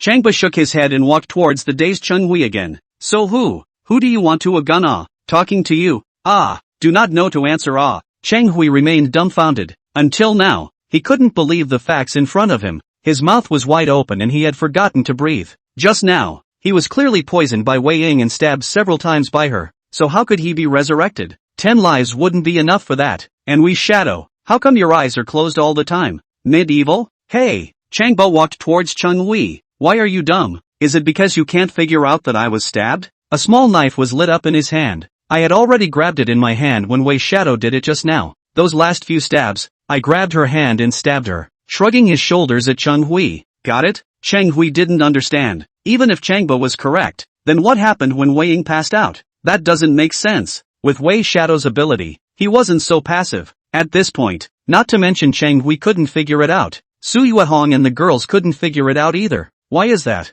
But, to them, it no longer mattered if they wanted to understand or not. What mattered was that Changba was still alive. Also awesome to be alive. Chang Xiao, he's just pretending. Wei Jian suddenly thought of something, grabbed the hospital bedside help and fought to climb up. A few hints of triumph surfaced on his face that had been terrified just a moment ago. He's already been poisoned. He can't bounce for long. Oh, Changba turned around and looked at Wei Jian. I saved you just now, and you're so envious of me? What did you just say? Giving Long Yimin's little brother a sex change operation? And exploding his balls? Wei Jian laughed harshly. Changba, don't pretend. You've been poisoned the most. You'll have to die whoever doesn't die today. Cheng Hui also laughed sardonically. Makes sense. I think he's just coming back now. Hearing this, Su Yui and their 4 beauties all looked towards Changba, once again on edge. Is Changba really a comeback? Back to the light? Changba walked up to Cheng Hui and slapped him to the ground. Old me is now red and glowing. And you're saying that I'm returning to the light? I'll shine on your mother. Cheng Hui scrambled and crawled towards a corner, wiping the blood from his mouth and sneering. A flashback is a flashback. Don't talk tough. Hades told you to die on the 3rd night. Who dares to keep you until the 5th night? Good. Changba couldn't help but laugh. Let's put it this way. I'll detoxify them first. 100 poisons plus 10. Now he's going to try it. He walked towards Su Yui without hesitation. It was his favorite person and certainly his first choice. Mr. Chang. Long Jidong fought his way forward, crawling like a maggot, and wrapped his arms around Changba's ankle. Detox me first. I'll give you a sweet. Give me a sweet? Finishing touches? Changba wanted to laugh. I need your suite now? Yes, Ocean View Villa, finally furnished. Get out of here. Changba kicked away Long Jichong and sat down on the sofa, sitting next to Su Yui and wrapping his arm around her shoulder too. Being his favorite woman, of course it came first. Chapter 61, Suddenly Out of Control Big Sister. Unbelievably crazy, as Changba murmured and whispered, and as he pretentiously rubbed the back of Su Yui's head, Su Yui suddenly felt a boost in spirit. Stand up and take 2 steps. Changba stood up first and took her hand. Su Yui was half convinced and stared at Changba, not daring to stand up for a while. A moment ago you were dizzy, couldn't hold your head straight, gave the impression that you were going to die, and now you can stand up and walk? She also gritted her teeth and stood up, encouraged by Changba. At this stop, she couldn't help but be filled with surprise. After 2 steps, she was even more excited and jumped up. That's cheering. Changba walked over to Xiaifu and did as he was told. Before long, Xiaifu was also moving freely. Suddenly, she wrapped her arms around Changba and kissed him on the forehead, like a chicken pecking for food. He kissed non-stop, causing Su Yui to become jealous. Sister Fu, stop kissing. I'm drowning in the saliva of a beautiful woman. Changba couldn't stop laughing. Mr. Xia, take a break. Su Yui pushed Xiaifu away and pulled Changba towards Su Yui. Quickly save my sister. Changba walked over to Su Yui and grabbed her arm, pulling her up. Another pat on the back of the head and another on the little cheeks. In a short while, Su Yui was clear and his limbs were flexible. She was also excited and wanted to hug Changba and pick him up, but as a big sister, She controlled her emotions. She didn't want to be laughed at. Save Long Emin. Su Yui and Xia Yifu simultaneously helped Long Emin up. Long Emin looked at Long Jicheong with tearful eyes. Don't. Save my father first. One by one, Changba saved Long Emin first, and only then next to Long Jicheong. In less than 5 minutes before and after, several people had turned around and were alive and well. When Wei Jian and Cheng Hui saw this, they were horrified, and they both fell back on their feet. They had thought that Changba could not protect himself and could not cure Wei Ying's poison at all, because Wei Ying's poison is a strange poison. Without extremely profound knowledge of traditional Chinese medicine and extremely superior antidote ability, it is simply not possible to cure this kind of poison. But not only did Changba save himself, but he also easily undid it. Surprised? Surprised? Changba walked towards Wei Jian and Cheng Hui. Both of you, it's time for us to talk next, isn't it? Puff. Once bitten by a snake, 10 years afraid of a well rope, Wei Jian is now afraid of Changba harmed to death. Unable to stop his legs from shaking, he dropped to both knees and knelt before him. Brother Ba, I'm just a dog. Spare me a dog's life, okay? Changba's face was expressionless. In my eyes, you're not as good as a dog. Then you treat me like a fart and let go. You're not as good as. Then you treat me like garbage and throw me away. Speaking of this, Wei Jian suddenly popped out his arms and wrapped them around Changba's legs in a deadly grip as he rushed at Cheng Hui and bellowed. Chang Xiao, you'd better go. Cheng Hui turned and ran. Run as fast as you can and lose a shoe. Want to go? Changba will not let him go. Cheng Hui wanted to harm him, but he could not tolerate the idea of possessing the four beauties. He kicked Wei Jian and watched Cheng Hui run outside. The faster you run, the more you tell him to plant. He was about to be hypnotized when a beautiful woman suddenly sprang up next to him and wrapped her arms around him, almost cradled him in his arms due to the high scampering. Two long legs were still riding up to his waist. Changba was hugged tightly, and all of a sudden the fragrant jade filled his arms, all to be intoxicated. But this is not the way to go on. Just don't care about Cheng Hui. He has to care about himself, because one can't even breathe anymore. It's killing me to snuggle like this. He grabbed the other man's arm and pulled it down hard, pushing his shoulder away again. One look and I realized who it was. Su Moonlight. He thought that the woman who was so excited must be Su Yui Evening, but not her. It was actually the big sister, the future sister-in-law. His head short-circuited for a moment. This should not be Su Yueji is a big sister should not be so casual Besides, she should be more ruthless. Cheng Hui. Why did she suddenly put her arm around me and disturb my concentration? Sis, get down here. Su Yeye grabbed her sister's arm and just yanked down hard. Not Changba's girlfriend and possibly his sister-in-law in the future. Is it decent to hug him like this now? Get down here. Xia Yifu pulled Su Yuichi up as well. Her movements were impolite. As the big sister of the Su group, she had actually made such a move in front of everyone's eyes. So uncharacteristically crazy that it really called for a big fall. Hugging or not hugging, but also hugging so much that your chest is deformed. Shame on you. As for Long Yimin, she just smiled and glanced at Changba, assisted Long Jicheong, and walked towards the door of the room. Hold your horses. I'll get the contract. Long Jidong turned around, looking for the contract he had just signed for the concession of the Long Lake land. Dad, Long Yimin tugged on his arm. Forget it, don't fight over that piece of land. We already have enough money to spend. We and our brother are fine. That's all. Why do we have to be insatiable? Long Jidong froze for a moment and released a smile as if he suddenly realized. Mean, you're right. With you and your little brother, I should be content. Let's go. Let's go home. Live and let live. It's good for a family to live and let live. Long Emin breathed a sigh of relief and guffawed as she took her dad's hand and headed for the door. As he walked, he looked back at Changba. Brother Ba, we're leaving first. See you tomorrow. Changba was still being haunted by Su Yuichi and could barely hear Long Yimin's voice. Although his head was freed, his hands had been grasped by Su Yueji. He just couldn't figure it out today. What was wrong with big sister Su today? Was she too excited? Or was she mentally stimulated? Don't be like this, big sister. Your brother-in-law can't stand it. As a big sister, it's not like you to be flirty like that.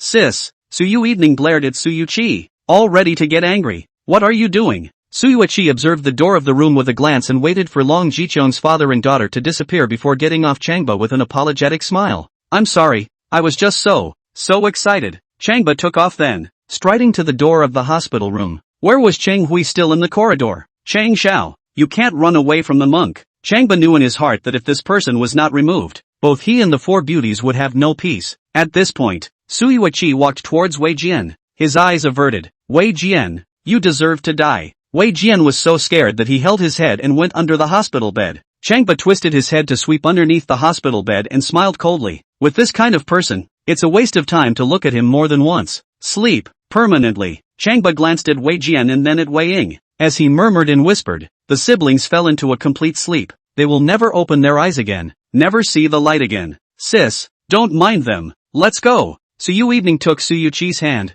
took Changba's hand, and nodded at Xie Fu again, walking towards the door of the room. The three beautiful women flanked Changba and walked towards the elevator with a smile and a laugh. Each one of them was flamboyant, smiling and brilliant. 13 minutes later, they returned to Mordor University in a special car. Changba had the raffle in mind and was very much looking forward to the results of the raffle, secretly saying, "System, I'm raffling now. Ding, copy that. A hospital, a kindergarten, an island, a coffee shop, a foot wash, a KTV, the above 6. The host can draw a prize, whichever one is drawn. The right to manage it belongs to the host, so please do your relevant duty." Chapter 62, Only Envy and Revenge. Only God stops God. Buddha stops Buddha. No problem. Start the raffle. The big colorful carousel in Changba's mind began to spin rapidly. He muttered in his mind, "It better be an island and I'm going to be the islander." Stop. The big wheel stops spinning and the needle points to the top option, kindergarten. How is a kindergarten? What's the point of policing a bunch of kids? Changba shook his head. Congratulations to the host. Hershey's host. The kindergarten is the Genius Kindergarten affiliated with Mundo University, west of Mundo University. This is a private kindergarten, and the host will be the director from now on. If the number of children does not decrease in January, the mission is accomplished. Changba's head was big. What kind of kindergarten director is that when you're in college? We still have to finish the job. But having already claimed his reward, it was incumbent upon him to complete the task. Maybe there's a windfall. Well, then, I'll be the kindergarten director. Holding back. It's suffocating. Chang Hui took an SUV and returned to Chang's headquarters building, feeling hot as hell on the way. At this moment, he all but wanted to grab someone and break him into pieces with his own hands. According to his plan, he could easily get the beauty of his dreams this morning. But in the end, the basket is empty. Not to mention that it is also a wretched escape. Frequent fighter. All thanks to Changba. The thought of this man made him want to kill him by 1,000 cuts. The death of 1,000 cuts is not enough to relieve his hatred,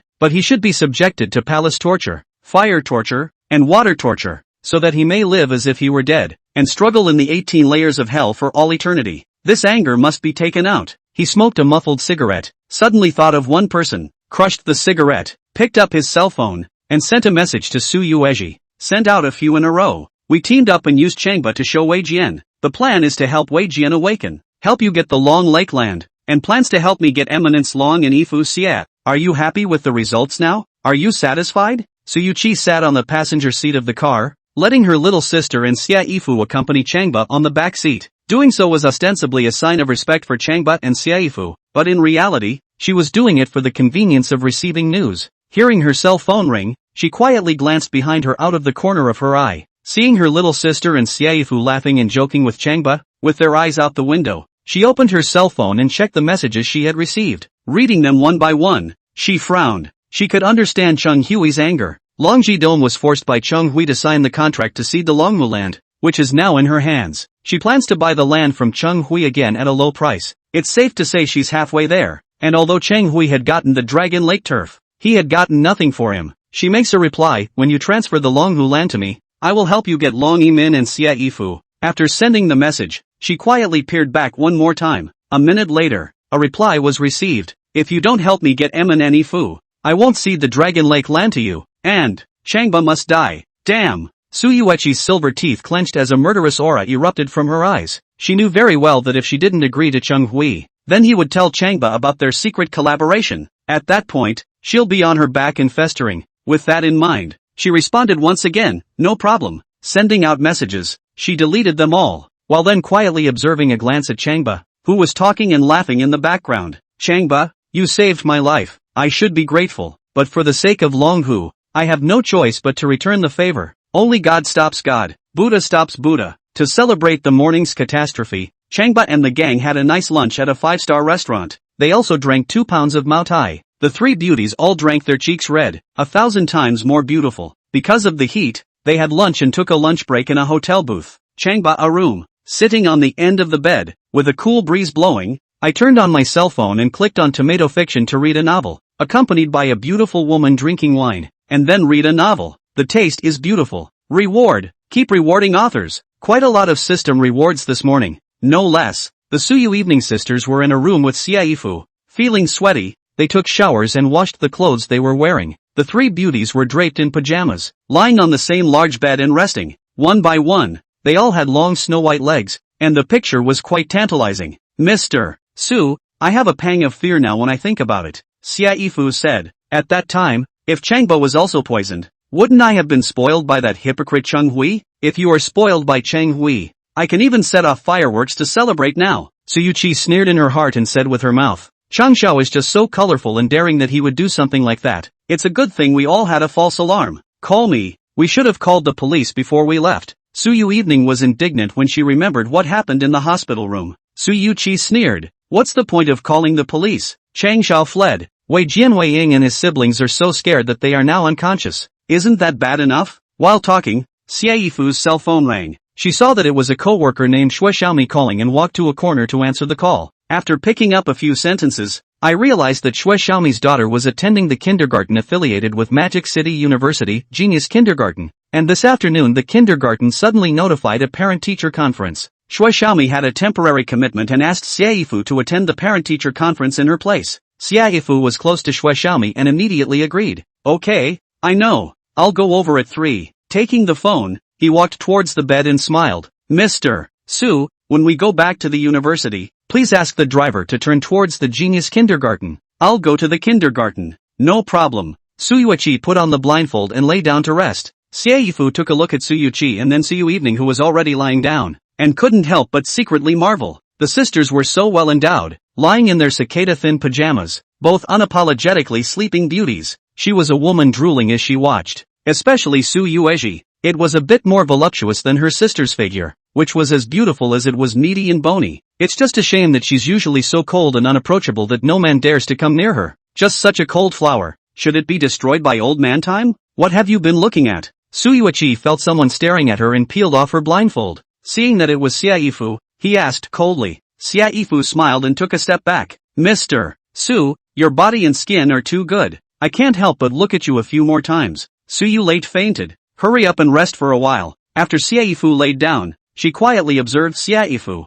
She wondered if Xiaifu had found something. Seeing that Xiaifu quickly entered into dreamland, she only stopped being suspicious and slowly got up, opened the door to your room and observed the door to the room across the hall. Changbo was resting in the room across the hall, and she needed to see what he was doing at the moment. It was all because of Changba that this morning had turned out the way it did. To this person, she had to be defensive. Seeing that the door to the room was ajar, she observed the quiet corridor with a glance, tiptoed to the door, and little by little pushed open a crack. Through the doorway, Changba was seen lying on the bed, not taking a lunch break, but looking at his cell phone, letting out a hearty laugh every now and then. What's he looking at? So happy? Is it a novel? Just as she was about to close the door to her room, Changba spoke. Sister Chi, come sit over here. Su Yui was taken aback, his heart thumping. Unexpectedly, it was discovered by Changba. Changba, I'll see if you're rested, so go to sleep. I'm in my pajamas. I can't get over there. Su Yui didn't dare to stay and turned around.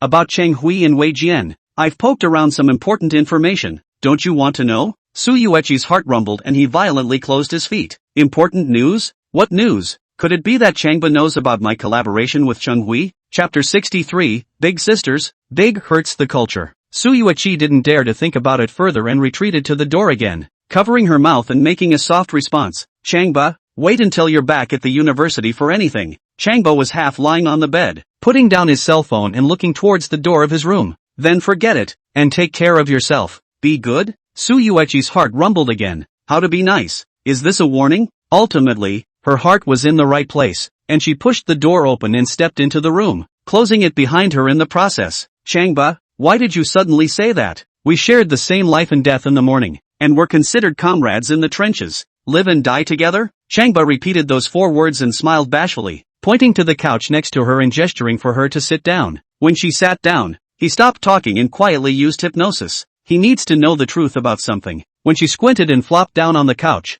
he asked, why did you stop me when Cheng Hui escaped? Because Cheng Hui and I agreed that we would deal with you and Long Jicheng together. Why? I'm doing it to get the Longhu territory, and he's doing it to get Long Yimin and Xiaifu. Changba sat up with a rumble. I can't imagine that Su Yui, this woman, has done this kind of collusion for the sake of Longhu. You know, while she was hurting him and Xiaifu and Long Yimin, she was also hurting her little sister, Su Yui evening, and he saved her time and time again, and she returned the favor. It's vile and vicious. Changba disgusted the woman for the first time. So what are you going to do next? Help Cheng Hui deal with you, and later help him get Long Yimin and Xia Yifu. Su Yuichi mumbled a low reply. Your little sister and I are already in a relationship. Have you thought about your little sister's feelings? I plan to divide you so that my little sister will hate you forever, and then she will always be on my side. Changba understood. This woman is ready to carry out her evil to the end. Well, if we're going to be divisive, we're going to be divisive to the end. Changba stood up,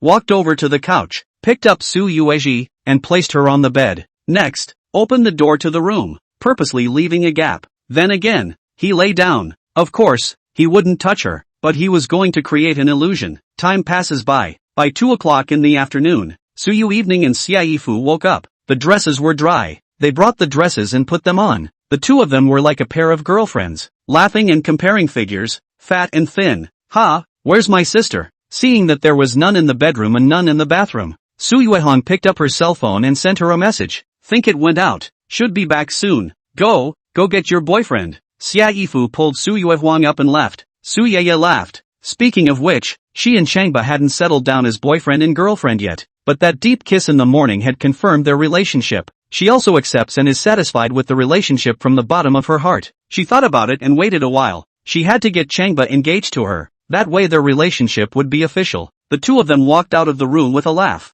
saw that the door of Changba's room was hidden, and knocked up the door. Hearing no movement, they gently pushed open the door to the room and walked in. One look at the beds surprised them. Su Yu evening, in particular, was so shocked that she stepped back and covered her mouth in a panic. Surprisingly, there were Changba and her sister Su Yuichi lying on the bed. Both were in their pajamas, sound asleep. Needless to say, they slept together during nap time. Su Yuehong's hot tears came out of her eyes. She never dared to think that her sister would be lying here. She felt ashamed. She felt angry. She was shivering. She turned and ran back to the booth. How come? How? Xia Yifu's two eyes were rounded and panicked as she scrambled to follow Su Yueho. She would rather believe that Changba slept with a chicken in his arms than imagine him lying with an older sister. It's so out of character. It's outrageous. It's so demeaning. Instructor Su, calm down, calm down. Walking into the room, Xia Yifu looked at Su Yue's anger and cried into tears. She put her arm around her shoulders to comfort. Now let's run through this and see how it happened.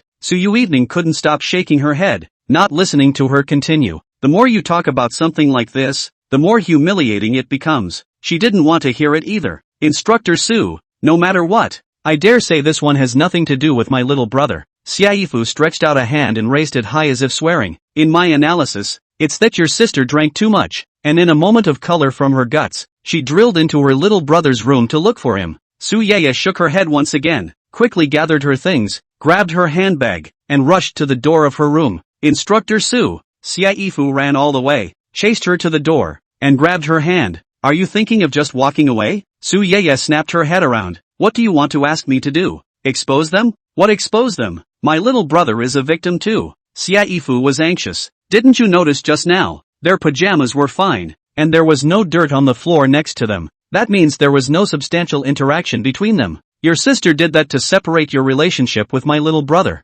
Su Yeye woke up to something at once. As he spoke, the door to the room next to him opened. Su Yuchi walked out with a red face, and when she saw Su Yu evening, she stretched out her hands to cover her cheeks, and drilled into her room in extreme shame. Bromine is big. She couldn't figure out how things had happened with her and Changba, and had wanted to mess up her little sister's relationship with Changba. Now it's a good thing she's gotten herself into trouble explaining herself. Xia Yifu wrapped her arm around Su Yuewan's shoulders and whispered, "See, she herself is guilty. If you walk away now, wouldn't that be right into her trap?" Su Yu evening clenched her silver teeth and kicked open the door of Changba's room and rushed in. Seeing that Changba was still asleep in bed with a grin on his face, she rushed forward and placed a slap on his chin. "I told you to smile. Get up." Changba actually woke up a long time ago, pretended to be startled and sat up violently. "Who? Little brother, do you sleep that much?" Xia Yifu pulled Su Yuehong back and glared at Changba. "Someone came in and you still don't know?" Changba stretched and yawned. "I'm so tired from the morning.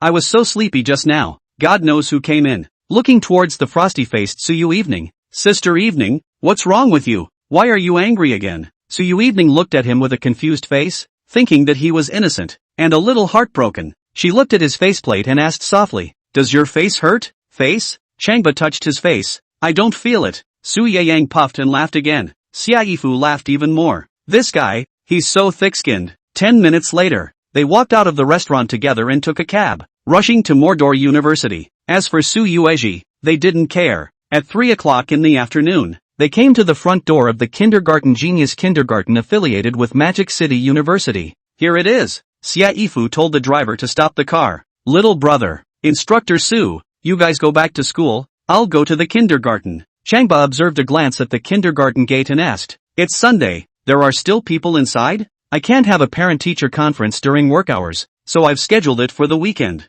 I'm going over for a coworker for a parent-teacher conference, so off you go. Xiaifu opened the car door and got out. I'm going too. Su Yui also opened the car door. I want to find a job in this kindergarten. I heard that it just happens to be hiring inside, so go in and ask the leaders inside. Get a job at the kindergarten? Xiaifu suspected that she had heard wrong. With Su Yui's qualifications, it would be easy to find a job at the university, so why did she go to the kindergarten? Seeing that she lowered her head without explanation, she stopped asking more questions. You go back alone first. Su Yui got out of the car and made arrangements for Changba. Changba grinned. Coincidentally, I'm the director of this kindergarten, so it won't take me a minute to arrange a job for you. Su Yui glared at him. Changba, you're addicted to pretending, aren't you? Xiaifu also glared at him. That's right, freshman year and you're a kindergarten director. Beautiful you. Chapter 64, Genius Kindergarten. The director is here. Changba smiled without saying anything, paid the fare and got out of the car, and gestured at them, signaling that he would accompany them inside. Without further ado, the women picked up their parasols and walked to the security room on the side of the gate. The security guard came out of the security room, in his 50s, with gray hair and a cold face, and told them to show their papers. Xiaifu showed his university teaching license and let in. Su Yui showed her college military training instructor card and let in as well. Changba, on the other hand, pulled out his university student ID and was denied. This uncle, I'm going in to check on the work. Changba was polite. The old security guard sneered through his nose. Who do you think you are? And you're going in to inspect the work? Stay away. Xiaifu and Su Yui looked at the old security guard's insensitivity, and thought that there was nothing wrong with Changba going in, and said together, Changba, just wait for us outside. Walking into the kindergarten together, Changba shook his head and had to use hypnosis on the old guard. Why don't you go? Yet. The old security guard impatiently waved his hand at Changba, just waving his hand a little. His eyes drooped. Changba helped him sit down to rest in the security room and walked into the kindergarten with his hands behind his back. Not to mention, the kindergarten is quite small, with about 2 to 900 square meters. It contains 2 academic buildings, an office building, a complex, a dormitory building and a playground. It is dotted with several gardens and a variety of flowering trees, and is very scenic. While enjoying the view, a message came on my cell phone. It was someone who applied to add a friend. Remarks, Genius Shin, chairman of Genius Education Group. Changba was waiting for someone to contact him, and immediately went through his friends and left a message. Yendong. This is Changba. Shin Genius, Headmaster Chang, I finally got in touch with you. The leaders above recommended you to be the headmaster a few days ago. Have you arrived at the kindergarten now? Changba, it's here. Genius Shin, okay, I'll go over there now and greet them personally. Changba smiled bashfully, no need, how big a deal? Shin Genius, no, the leader arranged it. I must be in place. Also I'll send you the details of the kindergarten. As for you, send me your ID number, 2-inch bare-headed photo and personal information so I can post an announcement on the school website. Changba, okay. Relevant information was sent over immediately. Genius Shin, I'll pull you into the work group, and you'll be better known as the gardener. Changba, roger that. Shortly afterward, he was pulled into the kindergarten work group. The name of his group was Frequent Home Visitors, which was then renamed Gardeners. Shin Genius posted a message to the group, colleagues, our gardener has joined our group, and now I'm giving him the group leader. So let's all applaud and welcome him. Welcome, welcome, welcome. A warm welcome. The gardener finally arrived. It's been almost a month of waiting. Show us your face, Mr. Parks. Yeah, call us, we'll see if it's a boy or a girl. The head gardener is here. It's a great luck. Give out red packets. Colleagues responded positively and were very interested in the new gardener. Changba laughed and tapped his finger to initiate a red packet in the group. There are 66 co-workers inside the unit, and he sent 66 red envelopes in one breath, only to make his co-workers grab crazy. For a while, colleagues were even more excited about the new gardener. A lot of his co-workers sent in friend requests, and he went through them all. Ha ha, if it isn't Brother Ba, what wind blew your old man here? Suddenly there was a crisp, refreshing laugh from the side. Changba turned around to see that it was a beautiful woman in a wheelchair, none other than Su Yui, the daughter of the president of the Magic City Chamber of Commerce. They'd met before at the hotel, gone through a fire together, and this beautiful woman in a wheelchair was faking it. Keiko, your child goes to kindergarten here? Blah, blah, blah, blah, I'm still a big girl, where am I going to get a child? Brother Changba, you're teasing me, aren't you? Su Yui laughed and took out a bottle of mineral water that was half drunk and handed it to Changba. Changba took it, unscrewed it, smelled a peony fragrance, and took 2 sips. You work here? I'll call you right this time, I'm a teacher here. Su Yui stretched out her fingers, crossed her orchid fingers, and smiled crookedly. I'm pinching myself. You're here to look for a job as a part-timer, aren't you? Yeah. Get a job while you go to college. That's fulfilling. Keiko, you work right here. How about doing me a favor? This is no problem. Su Yui was looking for a deep friendship with Changba. Tell me, what do you want to do for work? Changba smiled. I want to be the head gardener. Su Yui rolled her eyes straight up, her cute expression sweet as hell. Changba, I know you have some skills, but even if we have skills, we have to face reality. You can clean the cafeteria, do some sanitation, or help the teachers move things around, and so on. I can't even think about being the director of a kindergarten. Don't look at the kindergarten is not very big, the chairman of the Genius Education Group said. To be the director here must be a doctor, but also an education expert. Changba smacked his lips. I don't know until I say it, but it's a shock. That's just for our kindergarten. We now have 2 doctoral students, 10 master's students, and the rest are all undergraduates and all majoring in early childhood education. Su Yui exclaimed, don't look at it as a kindergarten. The water is deep. Changba grinned and also sighed profusely. It does seem unusual to be a kindergarten director here. That's right. Go, push me and accompany you around. Su Yui issued an invitation. Changba tapped her on the shoulder. Can't you walk? Don't say it. Su Yui looked around in a panic. I had to. Everyone here thinks I'm paralyzed in both legs. Without another word, Changba pushed up his wheelchair and walked toward a green path to the north. The two walked and talked to each other. 12 minutes later, unbeknownst to him, he arrived at the office building. Egu, Director Jin sent me a message saying that the head gardener will be here this afternoon, and he's going to come over to greet him personally. Su Yui held her cell phone, her expression a little flustered. Egu, the head of the garden is here,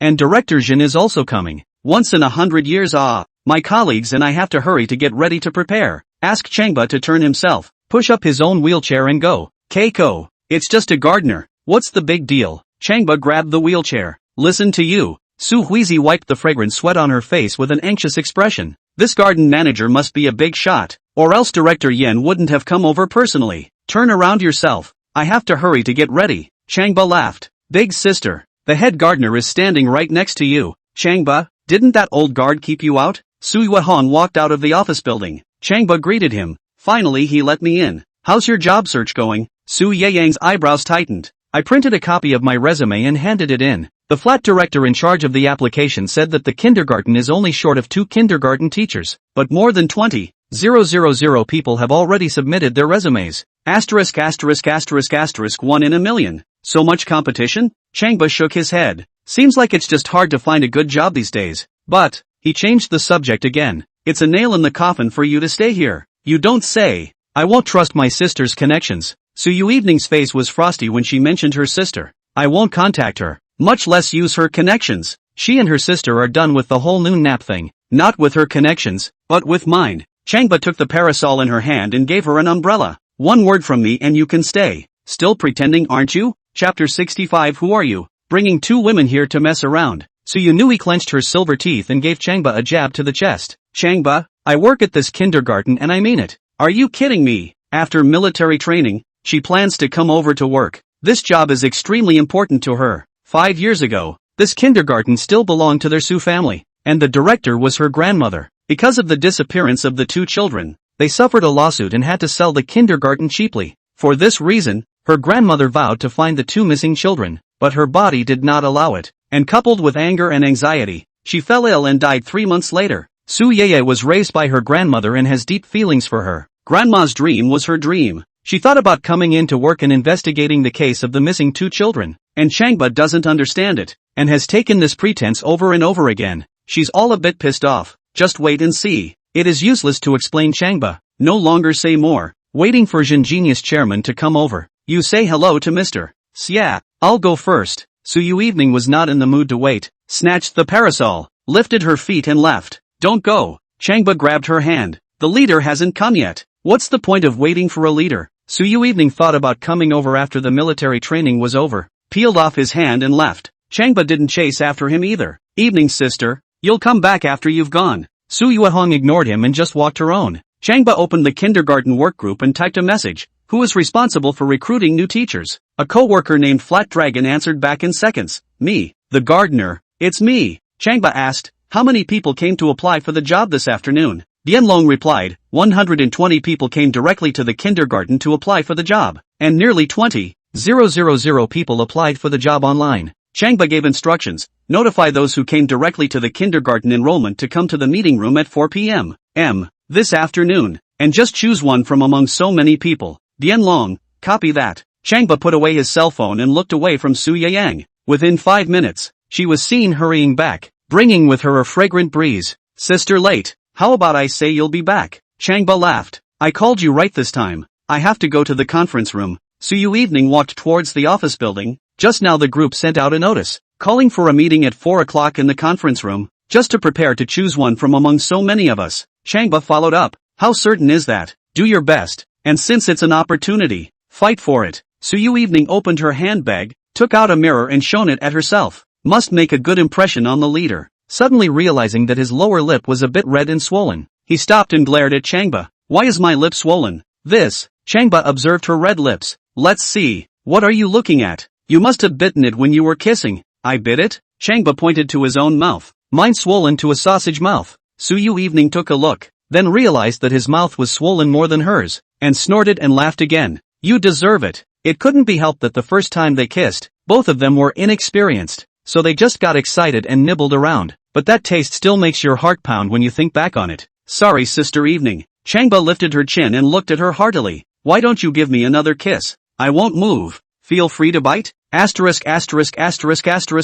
Su Yui laughed and pushed him away, her face becoming delicately red all of a sudden. "This guy, he just knows how to tease, and he doesn't even look at the occasion. Let's go somewhere else where no one is around, and I'll bite you." She took out 2 masks and tossed him one. "Don't let anyone see the joke. Better put on a mask." Changba took it and put it on her first, and pinched her pink earlobes to make her laugh. Su Yui laughed and bent her small waist, smoothly snuggling into his chest. "Worried about going askew?" He grabbed his belt by coincidence. To put it mildly, it was the first time she and he had ever been this close, and while grabbing the strap, she felt an indescribable sense of security, and an indescribable sense of anticipation and pleasure. Is this what it feels like to be in love? Egu, this is the start of dog food? Xia Yifu walked over after the parent-teacher conference and skimmed at Su Yui. "Instructor Su, hurry up and marry my little brother. Look at how anxious you are." When Su Yui heard this, she didn't agree. Her almond eyes glared. "Xia Yifu, it's your little brother who bullied me, okay? And to think,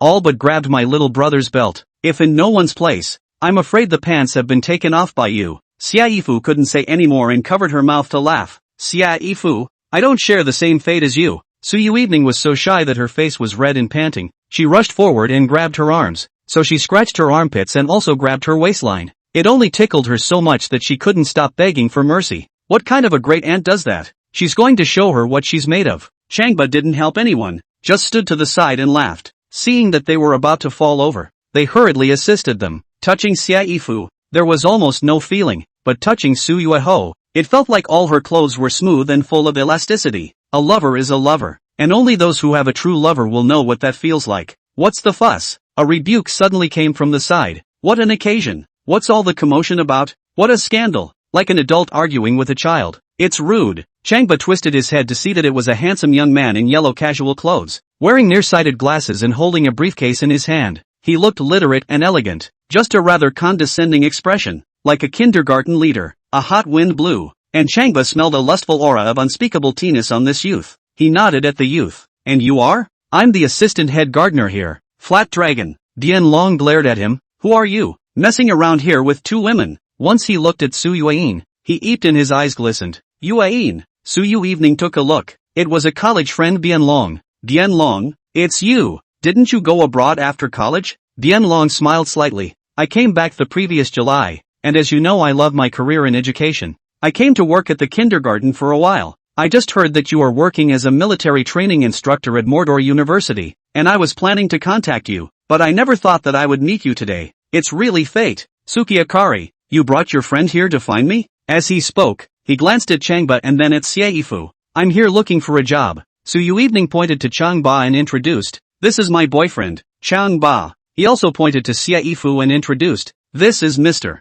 Xia from Magic City University. Boyfriend? Dianlong observed Changba and his face changed. You evening, you're engaged? Su Yaya shook her head. Not yet. Dianlong breathes a sigh of relief, pushes his glasses with his middle finger, and smiles. I'm telling you, how can you be engaged? Not being engaged. That means you don't have a boyfriend yet. Pointing to the office building. Come on Moon Knight, I'll take you to my office and talk about getting a job. After saying that, he reached out to pull Su Yueho's hand. Snap! Changba slapped open Flat Dragon's hand and grabbed Su Yueho's hand, and without saying a word, he just looked at him. Dianlong felt a fiery pain on the back of his hand, rubbing it and glaring at him. Who the are you to be so rude? Chapter 66. The aura on a pervert is different from the average person. Didn't Instructor Su introduce you just now? I'm her boyfriend, a freshman at Magic City University. Changba had a calm face. Oh yeah, I have another identity. The new director of this kindergarten. We talked in the group. Ha ha ha ha ha. Dianlong was amused and laughed. Just you. Freshman as the kindergarten director affiliated with Magic City University. Ha ha ha ha. Su Yeye and Xiaifu swooned. Brother Changba, you don't have to pretend like this. I'll let Chairman Jin Genius tell you. Changba pulled out his cell phone. Just as he was about to send a message, Su Yuehan pressed his cell phone. Changba, well, don't waste your time. Again, he said to Bianlong, old classmate. You're busy. We're going to apply for a job. Pulling up Changba and Su Yue, he left. Lunar night. Dianlong stretched out his arms and blocked the way. You're not applying for a job. I'll take care of it. You say it. What position do you want to apply for? Su Yue wanted to apply for a job here where the competition was fierce, and finding a job with Bianlong's help wasn't a bad idea. After all, in today's society, who looks for a job without making connections? The only way to prepare for the next step in the program is to get a job here first. She smiled gratefully. Dianlong, it's fine to be a kindergarten teacher. It's fine to be a life teacher. It's fine to work in logistics. As long as I work in this kindergarten, I'm not picky. That's a good sentiment. Dianlong laughed. I'm missing a clerk. Come over here. There's 5 insurance and 1 gold, and a monthly salary of $20,000. With me, the monthly salary increases every year. Su Yuehuan didn't care how much money was paid. She cared about being able to stay. That's good. You talked to the kindergarten leader. Stop it. I won't agree. Changba said. Dianlong looked at him with cold eyes. Who are you to disagree? What qualifications do you have to disagree? Quite simply, as the new director of the kindergarten, I will not allow the assistant director to have a clerk. Changba said, as I understand it, there are too many idle kindergartners now, and they need to be streamlined, not supplemented. Dianlong looked at him with a serious face and laughed once again. You evening, is he really your friend? You used to be the school beauty and now you're a military training instructor. And you have a friend like that? Su Yui sweated and glanced at Changba with great displeasure. Changba, no one will take you as dumb if you don't speak. Changba. Xiaifu pulled Changba's hand once and gave him a wink, signaling him to keep his mouth shut. Dianlong observed a glance at Su Yui and smiled smugly, reaching out to grab her arm. Come on Moon Knight, let's go to my office. It's too hot out here. Snap. Once again, Changba opened his hand. Dianlong was in more pain this time, feeling the back of his hand hurt as if a layer of skin had been uncovered, and bursting into a rage. Why are you such a rude person? Hit me again and again. Think I'm easy to bully? Pulling out his cell phone, I'm going to call someone and blow you out. Changba grabbed his wrists and twisted them behind his back with a slight force. What are you doing? What do you want? Dianlong yelled in pain. Seeing this, Su Yui hurriedly pulled up Changba's arm. Get loose. Do you hear me? Let go. This asshole. Who's the worst person to mess with? Dare to mess with Bianlong. In case Flat Dragon got angry, it would be extremely detrimental to her next job search. Okay, I'll let go. Changba snatched Flat Dragon's briefcase and pushed him out 2 meters away. Pulling the briefcase zipper, he opened it and emptied its contents with a clatter. There's a box of tissues.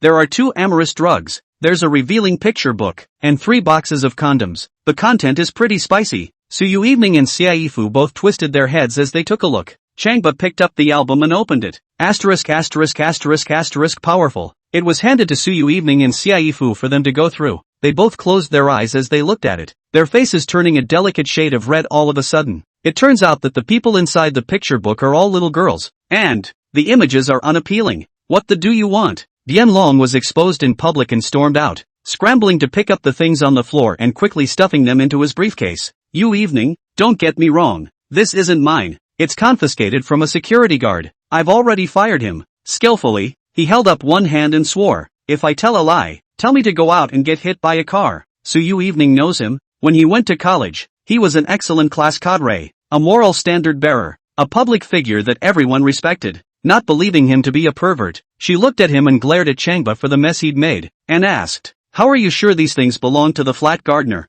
That's an easy one. The aura on the pervert is different from the average person. Changba replied, as you know, I know a little bit about medicine, and I'm more or less good at looking and sniffing, whether a person is normal or not, whether they are perverted or not. I am able to tell through their personal breath. Su Yu evening believed in Changba's medical skills, but it was the first time she had heard of such a claim. You don't say. How is that nonsense? I can tell if a person is having too much sex or masturbating, so to speak. Changba looked at Su Yui and Xiaifu. Take the two elder sisters. Su Yu evening and Xiaifu were quick on their feet and both reached out to cover his mouth. Secrets that shouldn't be told. Mustn't be told. Changba, this guy has a fast mouth. They have to be on guard, in case anything is said.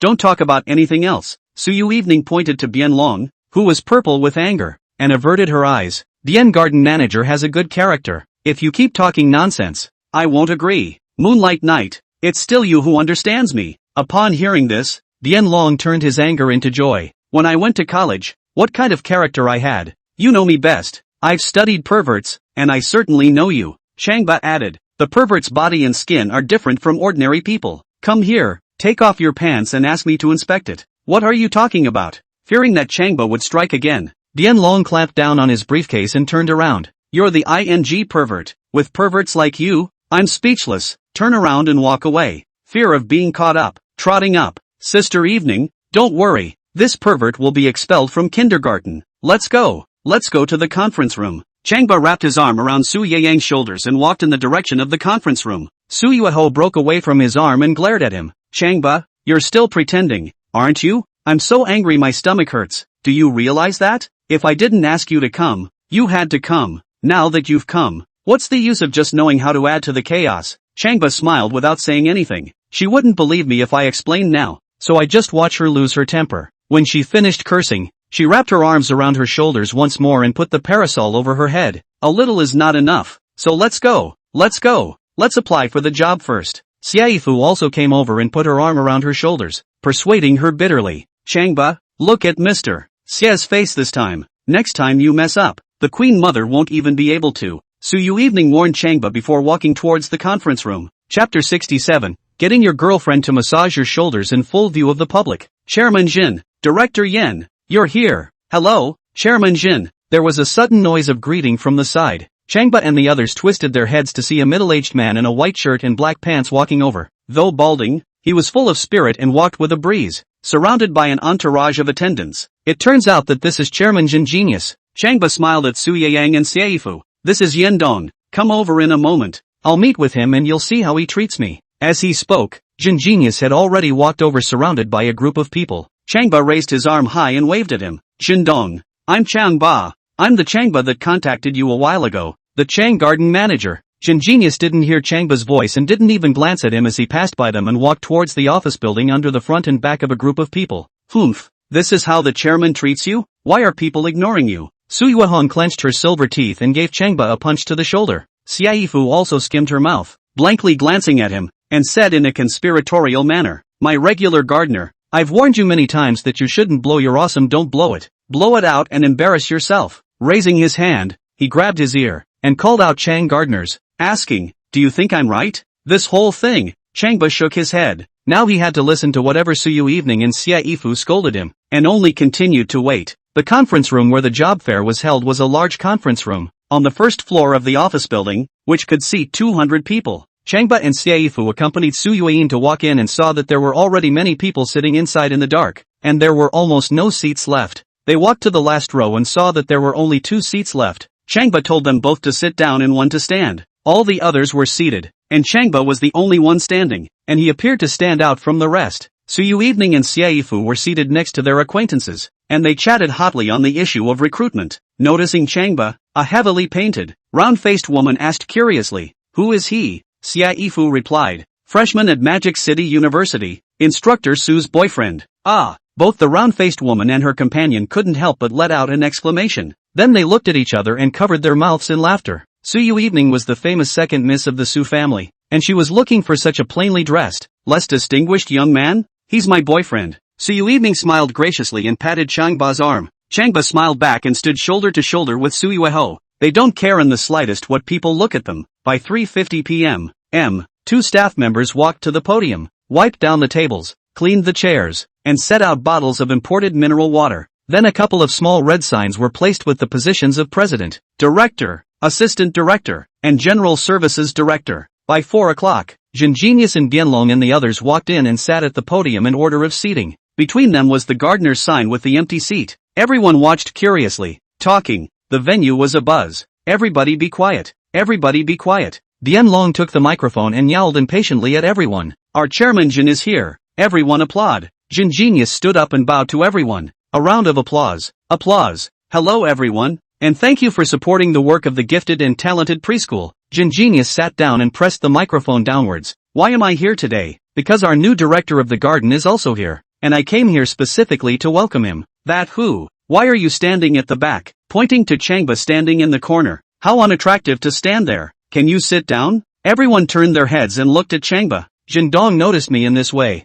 Changba gently patted Su Yui's shoulder once, thinking to tell her to squeeze inside. Ding! Congratulations to the host on his new mission. In 5 minutes, please let Su Yunan massage your shoulders, complete the task and get a chance to win the raffle. Mission failed. Host is mentally deranged and running naked in the conference room. Dog system, you are here again. Changba wanted to curse his mother, and 200,000 grass mud horses swarmed over in his heart. How can you ask your girlfriend to massage your shoulders in plain sight? This is not the way to show love. But once again, the voice of reminder came. Host, please hurry up. Changba had no choice but to bend down, put his arm around Su Yui's shoulders and discuss with her. Sister Evening, the chairman told me to sit down, and there's no seat right now. Why don't I sit down and you massage my shoulders? You're not crazy, are you? Su Yui glared at him fiercely. What time is it now for you to be so nonsensical? Not to mention lovers, even two couples? On this occasion, the woman cannot casually massage the man's shoulders.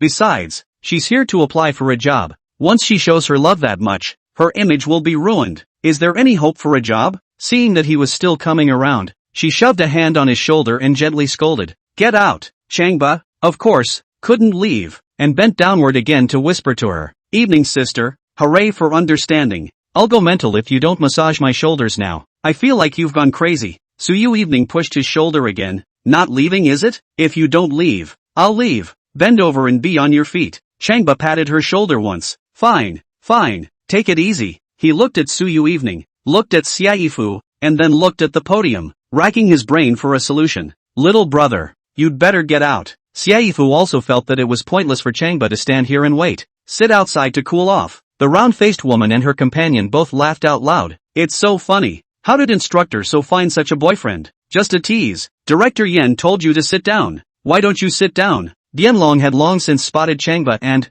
thinking to get back at him, walked quickly to the very back, pointed at him, and shouted, if you don't have a seat, you're out. This dead pervert. Changba wanted to slap him away, but when he saw Su Yui's almond eyes glaring at him, he could only shake his head and walk towards the front exit. While walking, he took out his cell phone and sent a message to Genius. I'm in the kindergarten conference room. I see you. After sending the message, he glanced up at Genius to see that he wasn't paying attention to his phone, but was staring at him. He had to raise his cell phone and tap it at Genius. Genius froze and saw that Changba had been signaling to look at his cell phone, so he picked it up to check. Once he read the message, he was so shocked that he stood up at one stop and observed every row of the audience. Looked and didn't see any new gardeners. Director Yen, what's wrong? Bianlong walked over quickly. Genius was still looking around. The gardener is here. Head gardener? Bianlong surveyed each row of seats with wide eyes. Where do I sit? Genius looked, unable to determine which one was the head gardener. Opened my phone again and tapped on the free photo the gardener had sent me to look at.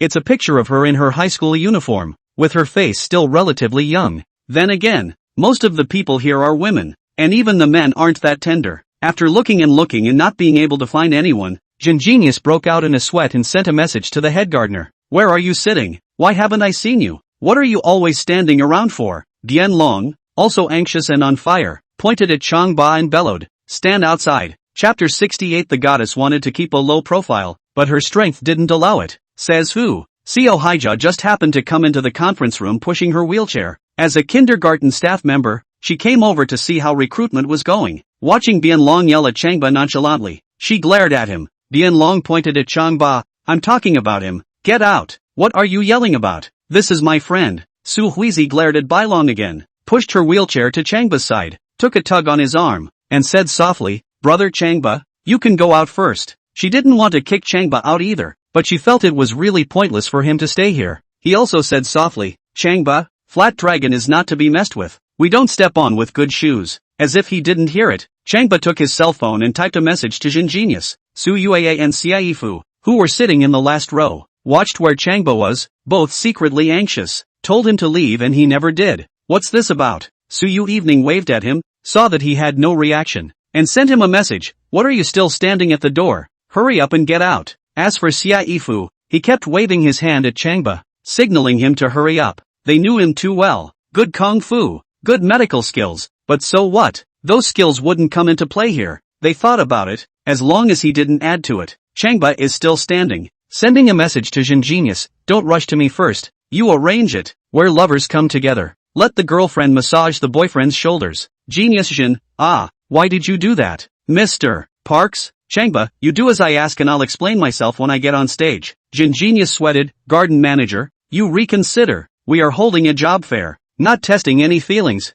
Changba, if you don't cooperate, then I'll leave, and you'll explain any consequences to the leaders above." Genius, of course, did not dare to offend the city's leadership. "Well, don't go gardeners, I cooperate." He clicked the microphone and coughed. "Have you brought your boyfriend or girlfriend here to recruit? Raise your hand if you have." As soon as the words were spoken, dozens of people raised their hands. Changba twisted his head and looked to the very back. Flat Dragon stood up and looked to the end as well. They all looked at Su Yui, who was sitting in the last row. As for Su Yui, she raised her hand without hesitation and also glanced at Changba. "Well, late sister on the point of being practical. I am very pleased." Changba smiled brightly and nodded heavily. "Hey!" Dian Long took the microphone, pointed at Su Yui in the last row, and asked at the top of his voice, "That pretty girl, do you have a boyfriend? Raise your hand indiscriminately." Su Yeye continued to raise her hand as if she hadn't heard. To her, having a boyfriend was having a boyfriend, and she couldn't deny that just because of Bian Long's warning. "You sit down." Genius gave a displeased glance at Bian Long. Whether someone else has a boyfriend or not, they know in their own hearts. "Don't speak out of turn." Bian Long smiled sarcastically and sat down. Noticing that Changba was standing at the exit and still not leaving, he once again blew at him and quickly waved his hand to signal him to hurry up and disappear. "So who? Why don't you leave? Do you still want me to ask you out? Will you stop talking?" Genius told Bian Long to shut up and continue to speak. "Listen to me, everyone, any man who brings his girlfriend here, let her massage his shoulders." "What? What the hell? We're here to apply for a job. Holy, is there a problem? What is the chairman doing?" Genius Jin, you are truly a genius. The venue was in an uproar. The whole venue blew up. "Quiet, quiet, quiet." Dian Long shouted at the top of his voice. "The chairman must have his reasons for arranging this. Listen to his explanation." The meeting place was quiet again. Everyone looked at Genius. Genius said, "I'll give everyone a reasonable explanation by the end of the day. Anyone whose girlfriend doesn't massage her boyfriend's shoulders doesn't have to take the job application. They can leave now." The crowd laughed, whistled, and screamed. It's an open society now, and besides it's not a big deal. Many women naturally and generously massage their boyfriend's shoulders. Of course, there were also very disgruntled ones who got up and walked away. "Instructor Su, why don't you call Changba back?" Xiaifu watched many lovers do that, pulling Su Yui's arm a bit and urging her on. Su Yui took a look around and had to take her cell phone and send a message to Changba, "Roll back. I will massage your shoulders." There was no choice but to do what she had to do in order to apply for the job. Besides, other lovers did that, and there was nothing wrong with her and Changba doing that. "Changba, Changba, Changba." Seeing that Changba was still standing stupidly at the entrance, Xiaifu stood up and shouted at him, "Your girlfriend is calling you back." When the crowd heard this, they all looked at Changba. The two women sitting next to Xiaifu sneered once again. "Wouldn't it be a joke to call him back?" "I'm coming." Changba smilingly walked back to Su Yui's side. "Sister Evening, you stand up first." Su Yaya blankly glanced at him and had to stand up. The chairman of the board arranged to have a job, and she could only get a job here if she cooperated with the work. Noticing everyone looking over, she couldn't help her face rolling. Didn't want to be noticed, but so many people did. Wanted to keep a low profile, but strength didn't allow it. Changba sat down and slumped back into a comfortable position against the backrest. Su Yui's face was delicately red, quietly glanced around, lowered her head, bent down, and massaged his shoulders. Looking at Changba's smiling and intoxicated face, she exerted force in her hand. I'll squeeze you to death. What about Changba? It feels good. Not to mention, this was the first time Su Yui had massaged his shoulders, and the taste was unimaginable. Sure, gradually, his expression became breezy, as if nothing had happened. What's the big deal about a shoulder massage for your girlfriend? If you're so excited, won't you make people laugh? Ding! Congratulations to the host for completing the mission. Reward materials are in short supply at the kindergarten. May I ask the host whether to receive the reward now? I'll get you a hammer. Now I'm getting a massage. No reward is as good as this. Changba doesn't claim it now, and is intent on enjoying the beauty of the massage. At this point, Bianlong was eyeing Su Yui and Changba. Noticing Su Yui massaging Changba's shoulders, he was angry and depressed, and it was hard for him to die. Today, if Changba wasn't present, he believed that he had already taken Su Yui home. Just inside his office, he would have taken her to enjoy a romance for two. But, now Changba was doing whatever he wanted in front of him. This is not the way to go. Definitely not the way to go. He would never allow his beloved beauty to massage another man's shoulders under his nose. He moved closer to Jun Genius and covered his ears and said, Mr. Jun, we can't keep massaging all the time. If it keeps going on like this, are we holding a job fair or a massage convention? Chapter 69, The New Director Shines. Shocking the crowd, Jun Genius thought about it. At this rate, it's not a job fair anymore. The kindergarten is at a critical period of development and there must not be any chaos. He broke out in a sweat, took his cell phone and messaged the director once again. Director, we can't keep letting the women sit on the men's laps. What are the next instructions? Changba didn't have the heart to look at his cell phone right now, so he wrapped his arms around Su Yui and exchanged soft words with her. It was a rare opportunity, and he had to seize the chance to get intimate and nurture their relationship. Jun Genius had been staring at his phone after sending the message. Seeing that the gardener doesn't reply to the message, he is sweating profusely in a hurry. Waiting another 3 minutes to see that there would still be no message, he called the voice phone, getting through, but there was no answer. Having no choice, he simply spoke into the microphone. Gardeners, I'm sorry, the wait is over. I know you're at the meeting, so please stand up and come to the front. At these words, the crowd looked backward, and those in the back looked forward, looking for the new gardener. Upon hearing this, Changba thought that it was time for him to make an appearance and patted Su Yui's fragrant shoulder. Sister Evening, the chairman is calling me. I have to go up. How could Su Yui not believe that? And sat down with force, whispering, sit still. Changba felt the force of her body. A moment to kill. Really do not want to stand up, but for a career-minded man, of course, the work is the priority. Once again, he patted her fragrant shoulder once. Sister Evening, stop it. I'm going to do business next. You'll have business? Worried that he was fooling around, Su Yui simply lay back and slept in his arms. Changba was also drunk. With a gorgeous smile, he wrapped his arms around her and rested half of his face on her snow-white swan neck. Do nothing. Just feel the beauty of this two-person embrace. As for Donnie Yen's call, step aside. As for the kindergarten business, step aside. As for system missions, step aside. And Genius Yen can't wait. Grabbing the mic and continuing. Park Master, I'm going to call you next, so get ready. Everyone stay quiet. I'll see whose cell phone rings. When the crowd heard this, they all held their breath and made no sound. The meeting place became very quiet for a moment. I'll start a voice call. Jun Genius stretched his arm a little and called the gardener's WeChat number. Not long after, the voice of the Blade God was heard from within the venue. I was drunk that night, holding your hand, talking nonsense, just expressing the repressed thoughts in my mind in a haphazard way. The voice came from Changba's cell phone. The crowd looked for the sound. Su Yui jumped in shock and hurriedly stood up, looking at him. Why is your cell phone ringing? Turn it off. Changba sees that it's Jun Genius calling and tries to explain, but she snatches it away and presses the red reject button. Before long, the sad and melodious song started once again. How annoying. Su Yui stood up and shoved the cell phone into his hands. You go outside and answer it.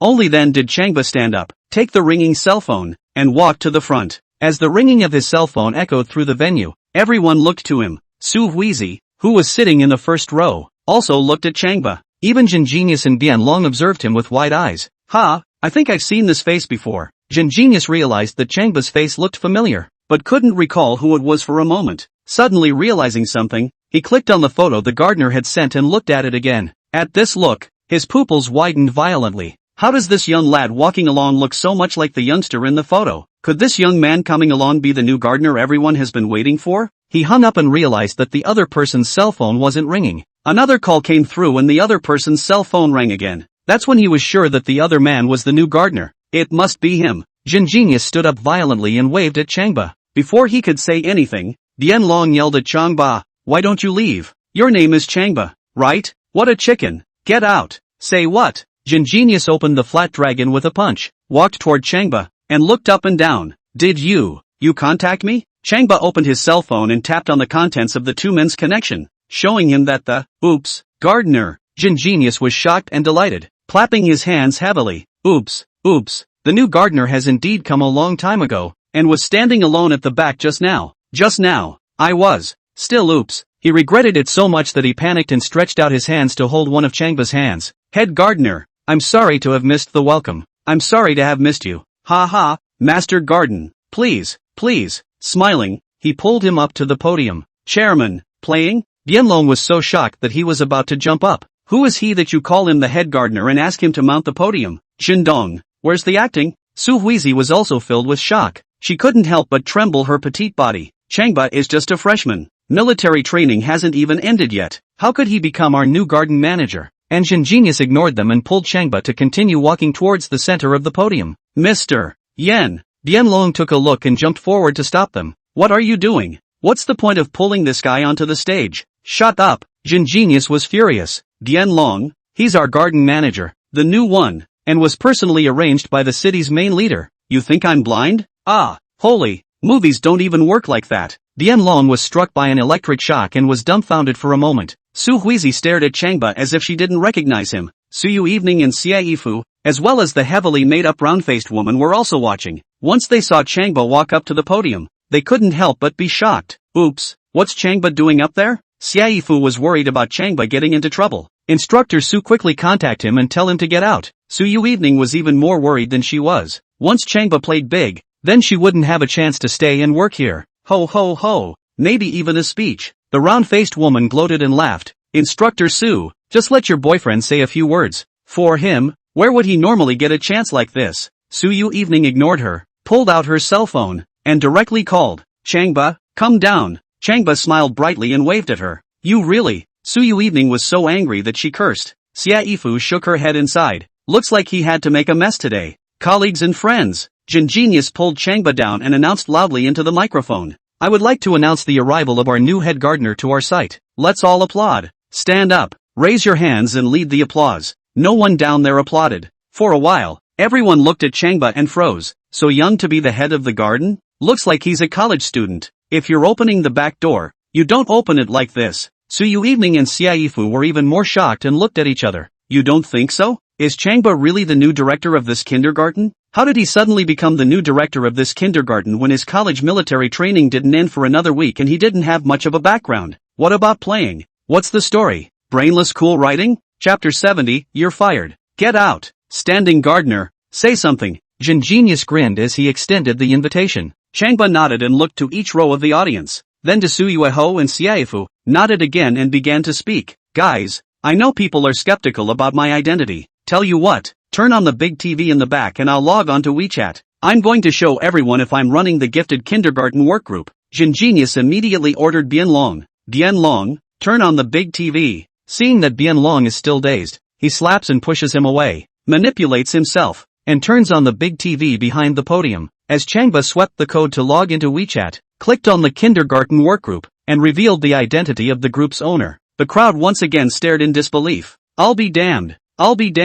It's really the head gardener. So young to be the head gardener? He just started his freshman year. How did he become head gardener? His dad is the oldest on the school board? Once again, the entire venue exploded. Su Yui and Xie Yifu took a look and opened their mouths wide in shock. The two men looked at me, and I at you, with doubt and surprise in their eyes. They had to admit that this time they had been faked by that Changba guy again. "Ha, that's weird." Su Yui sat down with her arm around Xie Yifu's shoulder. "Sister Fu, how did Changba suddenly become the director of the genius kindergarten?" Xie Yifu was dumbfounded. "I'm not his girlfriend, how would I know?" "Che, excessive." Su Yui laughed cheekily and grabbed Xie Yifu's neck. Xie Yifu laughed and pushed her away. Stop it. Listen to your boyfriend continue talking." As Genius stood up and waved his hands and kept gesticulating at the group, the venue fell silent once again. He gestured to Changba. Gardeners, after you. Changba nodded and once again began to speak. Folks, this is a job fair, so I won't say much else. We're only hiring one new teacher this afternoon.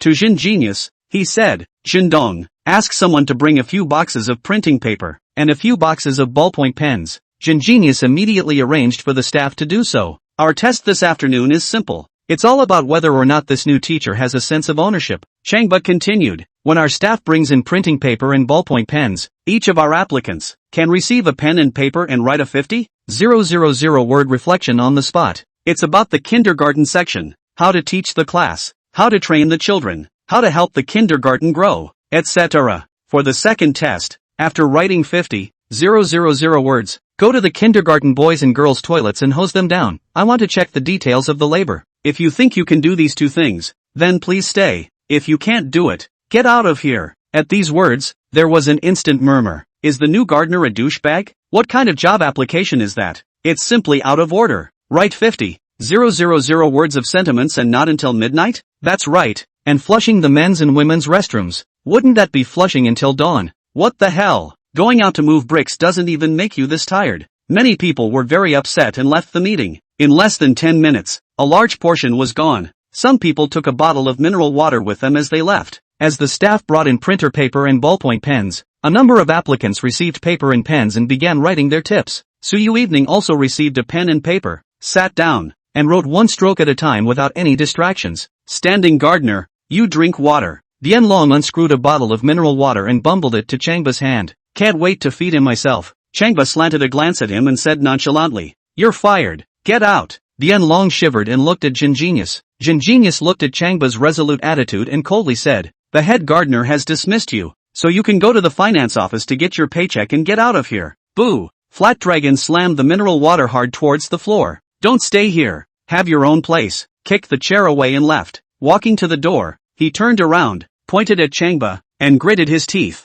And don't even ask who my backstage is. If I can't do it, you'll have to roll up and leave too. As he snapped, the people next to him looked over. Changba was interested and pointed at Long. Who are you backstage? Who's in my background? Long held his head high and his face was arrogant. My backstage is the Chung family. The Chang clan. The Chang family? Changba asked again. Chang Hui, the Chang family? Oh, Chang Hui is famous. You've heard of him too. Long stretched out his hand and patted his chest once. I'm Chang Hui's cousin. He only has me as a cousin. Now you recognize it, right? Wow. Young Chang's cousin. No wonder it's so awesome. That's right. Who dares to offend Chang Xiao's relative? This time there's this new gardener to suffer. The spectators sitting nearby all murmured to see how Changba would apologize. Oh, so that's it. Changba understood, stood up, and walked off the podium. Sorry, I was a bit impulsive just now. Long was even more smug as he watched Changba approach and waited for his apology. Snap. Changba stepped forward and placed a big slap on Flat Dragon's face.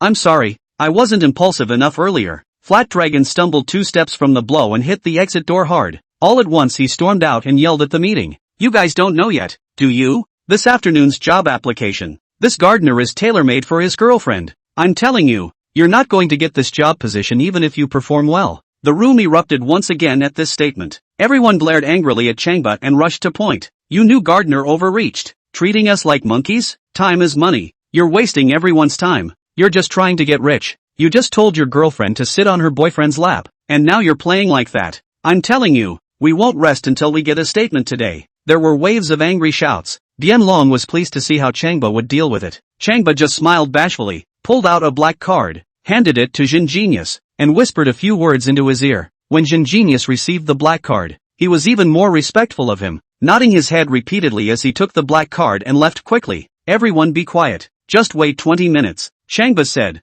Of course, those who would like to write testimonials, continue to do so. What the hell else are we writing about? 20 minutes is 20 minutes. We'll see how you play. We're going to race you all the way to the end. The crowd was talking and pointing, so they confronted Changba. Changba ignored them and glanced at Su Yui, who was sitting at the very back. She was seen to be as quiet as a mouse, writing her reflections without any distractions. And you guys say I'm biased. Look at how my girlfriend behaves. And look at how each and every one of you behaves. Can one do well in the kindergarten business when they are all fickle-minded and can't sink their teeth into it? Chapter 71. Beauty and fonts go together in one word, perfection. 20 minutes later, Jin Genius pulled over a few large suitcases with a few young adults. As they set the large suitcase on the first row of tables and opened it, the crowd's eyes lit up. All that was visible were dozens of brand new bills, piled high and radiating an enticing reddish glow. A full 5 million. Guys, Changba spoke once again. I've delayed everyone this afternoon. So, anyone who comes here, $50,000 a person.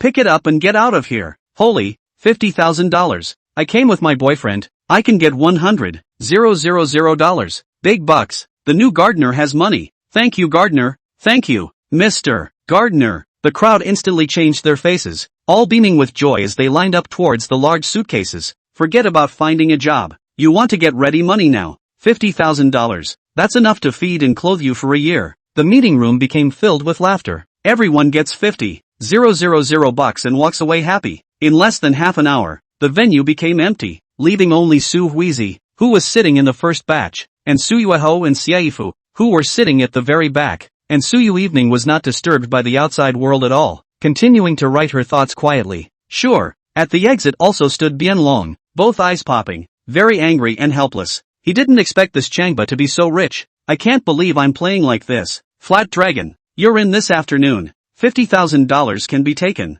Jin Genius looked at Bianlong smilingly, with a happy face looking at a joke. I don't care about his stinking money, but what belongs to me? Not a penny less. Bianlong rushed over to the large suitcase, cradled a few dozen bills, and turned to go. As he walked, he also turned back to angrily look at Changba. You wait. Xiao Haija sat down right next to the large suitcase and grabbed up 24 bills and slammed them into Flat Dragon. Changba's brother can smash you to death with money. Who are you? Flat Dragon ducked with a tilt of his head, and surprisingly crouched down to painstakingly pick up 24 bills and slipped away. Ha ha ha ha ha. Changba, Su Yui and Jin Genius all laughed out loud. Bianlong was even more enraged when he heard Changba and the others laughing. Rushing to a Mercedes sedan, he threw the bills onto the back seat, pulled out his cell phone and called Chung Hui. FAI, do you know Changba? Of course I recognize it. I know it when it's burnt to ashes. Chang Hui had been cleaned up by Changba in the morning and fled, and now he was furious at the mention of this person. Bianlong, why are you suddenly mentioning him?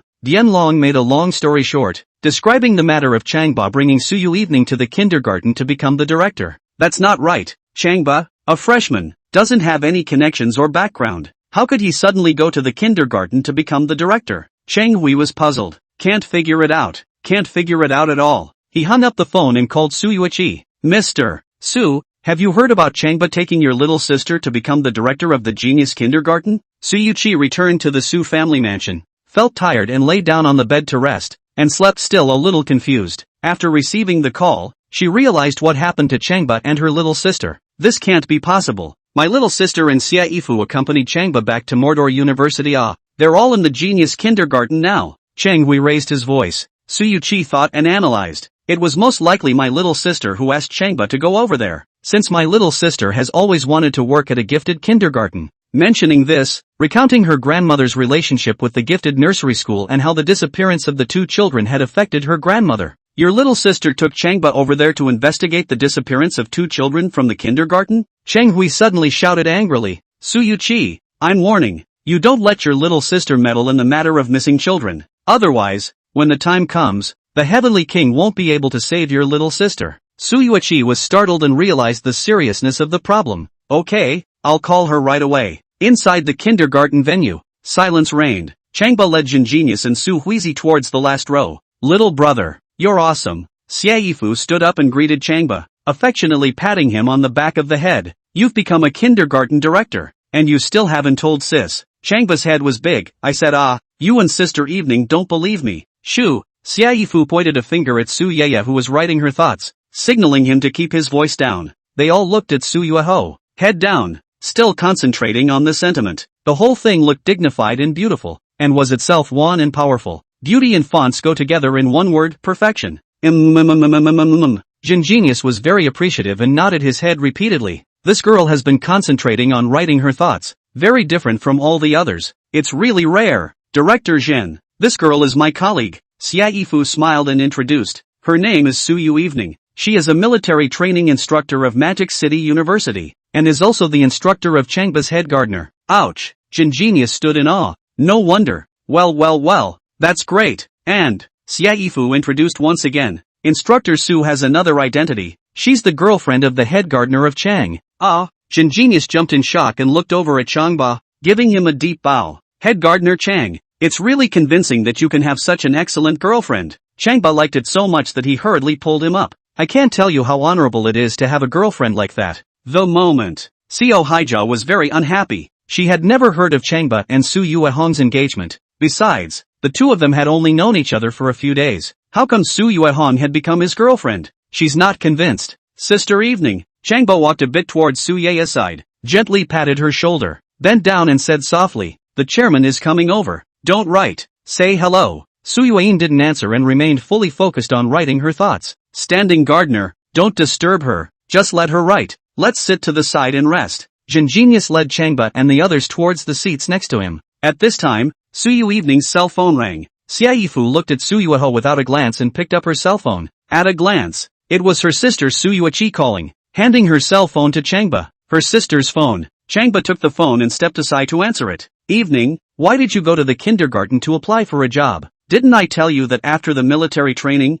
I'll arrange for you to work for our family security company? Su Yuichi's voice came from the cell phone. Don't apply for the job. Come back quickly. Changba sneered. Mr. Su, it's me. Changba? The phone froze. Where's my little sister? She's finishing up her job application exam. Don't let her write. Tell her to come back here. She's my instructor. What can I do about her? Changba. The phone angrily rebuked. This noon. I slept in your bed thing. I haven't settled the score with you yet. Don't stomp on your nose. Changba laughed. He had saved this woman's life. And she flipped out when she said she would. Thanks to him knowing her like the back of his hand. Mr. Su, no matter what you say or do, the matter of my girlfriend working at Genius Kindergarten is settled. Changba, I'm warning you, this matter can't be thwarted by the Heavenly King. If you don't believe me, we'll see. The phone hung up. Chapter 72, System, You're my real father. Inside the meeting room, there was still silence. Su Yui wrote furiously, wrote a full 10 sheets of printing paper, and continued to write. She was deaf to what was going on around her, to what was going on outside.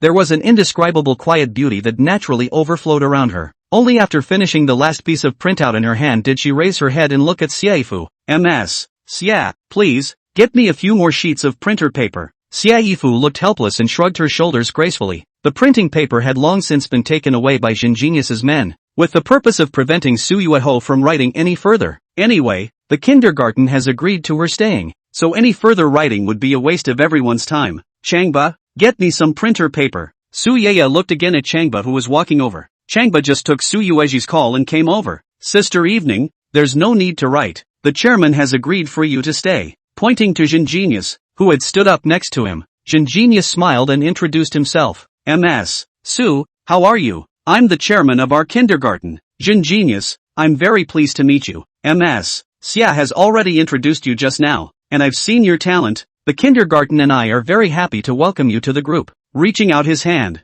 he affectionately patted Changba on the back and added, now that I've handed over the kindergarten to Director Chang for management, as for what kind of work you'll be engaged in after you arrive at the kindergarten, it'll be arranged by Director Chang. He finished with an affectionate chuckle. He wanted to shake hands with Su Yuehong, but thinking that she was Changba's girlfriend, he was worried about offending her. Thank you, Chairman. Su Yui stood up and nodded with a smile. The main thing is this 50,000 word sentiment. I have to finish writing it as required. Jin Genius hurriedly shook his head. No. Next I'm going to show you our kindergarten and point out the most significant problems the kindergarten is facing right now. Hearing this, Su Yui then stopped insisting and put away the printout that was already filled with fonts. Okay, everything is at the chairman's disposal. Jin Genius shook his head quickly once again. No, everything is at the disposal of the changing gardener. In that case, I'll first show the changing gardener and all of you around. Smiling and nodding at Changba and the others, he walked ahead to lead the way. Changba walked over to Su Yayang's side, gently patted her shoulder once and whispered softly, Sister evening, I didn't let you down, did I? Su Yaya guffawed and gently nodded her head. Not to mention, this time Changba's performance was awesome. That unexpected surprise screams indescribable. To show her appreciation, she reached out and shook his hand. Keep up the good work. Changba whispered again. Evening sister, you gave me a massage. My body almost didn't burn, and you told me to refuel. Su Yueho wanted to laugh. Her face heated up and she glared at him fiercely.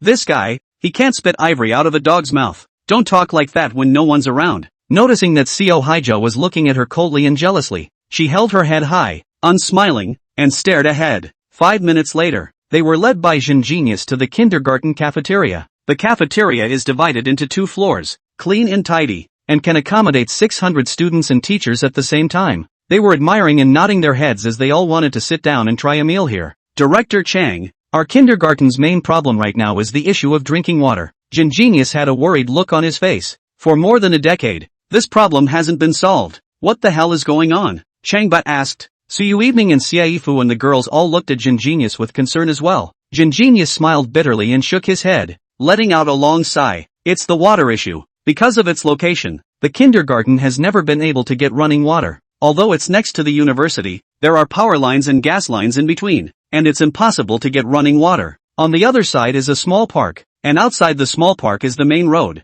and it's not practical to run a water main from underneath the main road. There's no way around it. We haul in tons of mineral water every day, resulting in a waste of labor and financial resources. Changba heard this and asked darkly, System, you said the reward material is related to kindergarten. What kind of material is it? Host, there are 3 kinds of reward materials. You can choose one of them. Changba was satisfied and listened carefully to the end. The first, a purely natural living material. The second, game equipment supplies. The third, a mineral water supply. Changba asked, what about mineral water supplies? If the host chooses this one, then the system directly taps into the kindergarten's water pipes. Getting running water? Through the tap water. Am I still the omnipotent system? Below the kindergarten, it leads directly to the Tianquan Spring of Wuhu Mountain, 100 miles away, and the water quality is up to the standard of mineral water, so you can drink it directly. Now the children are blessed. Changba grinned. System, you're my real father. Okay, I'll choose the third one.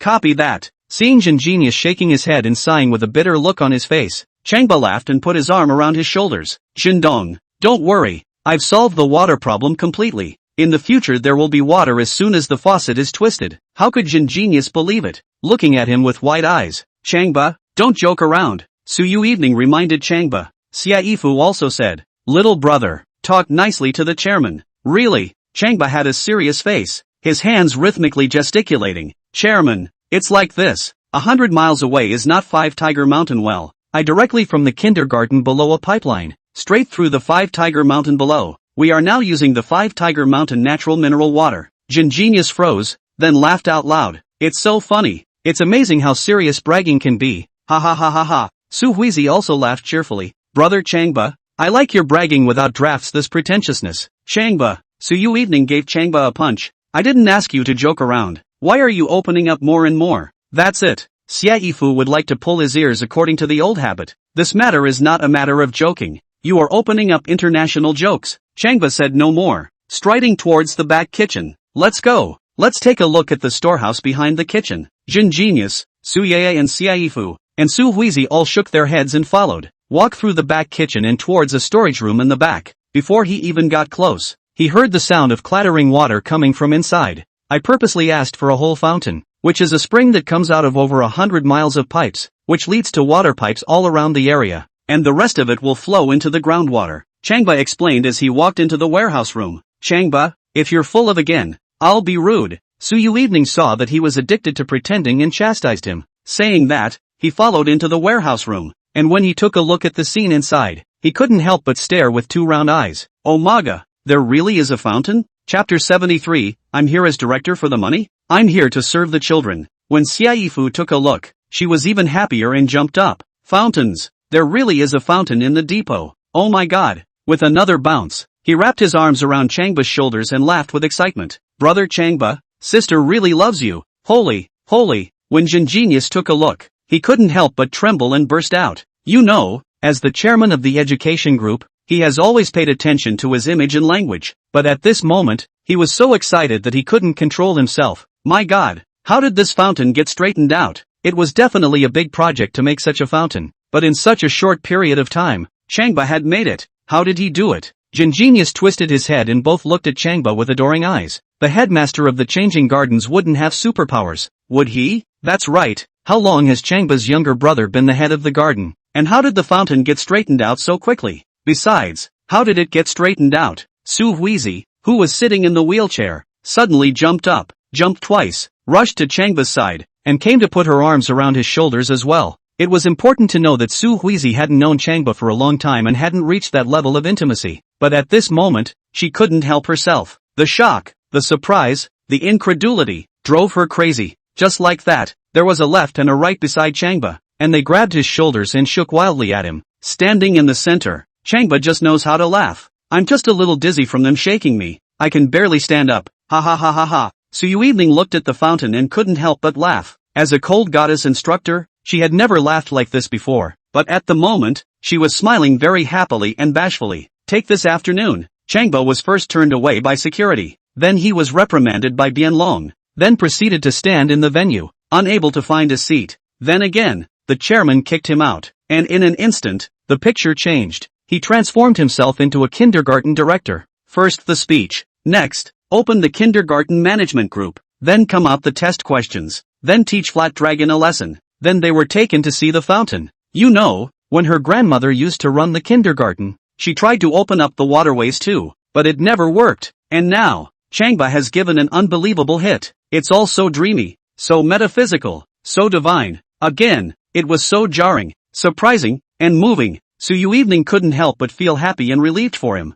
It's so high to have a boyfriend like that. At this moment, she really wanted to hug Changba and instead send deep kisses. Only when she looked at Changba, she didn't smile. Only Su Yui and Xiaifu grabbed Changba's shoulders and were about to kidnap him. That's not good. It's outrageous. This seriously trampled on her instructor Su's bottom line. Hey, what's this for? Su Yui rushed up and pulled Su Yui away. Who are you? Pay attention to the distance between you and the head gardener. Pulling away from Xiaifu again, he implied that she should pay attention to her image. Jin Genius was also shocked. Keiko, you're in a wheelchair with a bad leg. Why are you suddenly jumping up and down? Su Yui hemmed and hawed, lightly jumped twice, and sat back on the wheelchair. The moment he turned his head, he glanced at Changba with imploring eyes. Just now, she quietly kissed Changba and offered him her first kiss, not knowing what he thought in his heart. But no matter what he thought, a seed had been planted in her mind. Alright Fu, let go. Su Yui didn't pay attention to Su Yui's eyes, but was watching Xiaifu. She realized that Xiaifu had once again put her arm around Changba's shoulders. Looking at Xiaifu's agitated appearance, he didn't know what out of the ordinary action he was going to make next. Su Yui pulled up Xiaifu's arm and pointed at Jin Genius. Chairman, where's the fountain check? We need to see the water quality. Makes sense. Jin Genius was all smiles as he walked over to the fountain, extended both hands, cupped the water, and savored it. Sweet, cool, with a little bit of nature's aroma. It's the flavor of the mountain springs. It was so refreshing and delicious. Jin Genius laughed and gave a thumbs up. Well, it's not bad.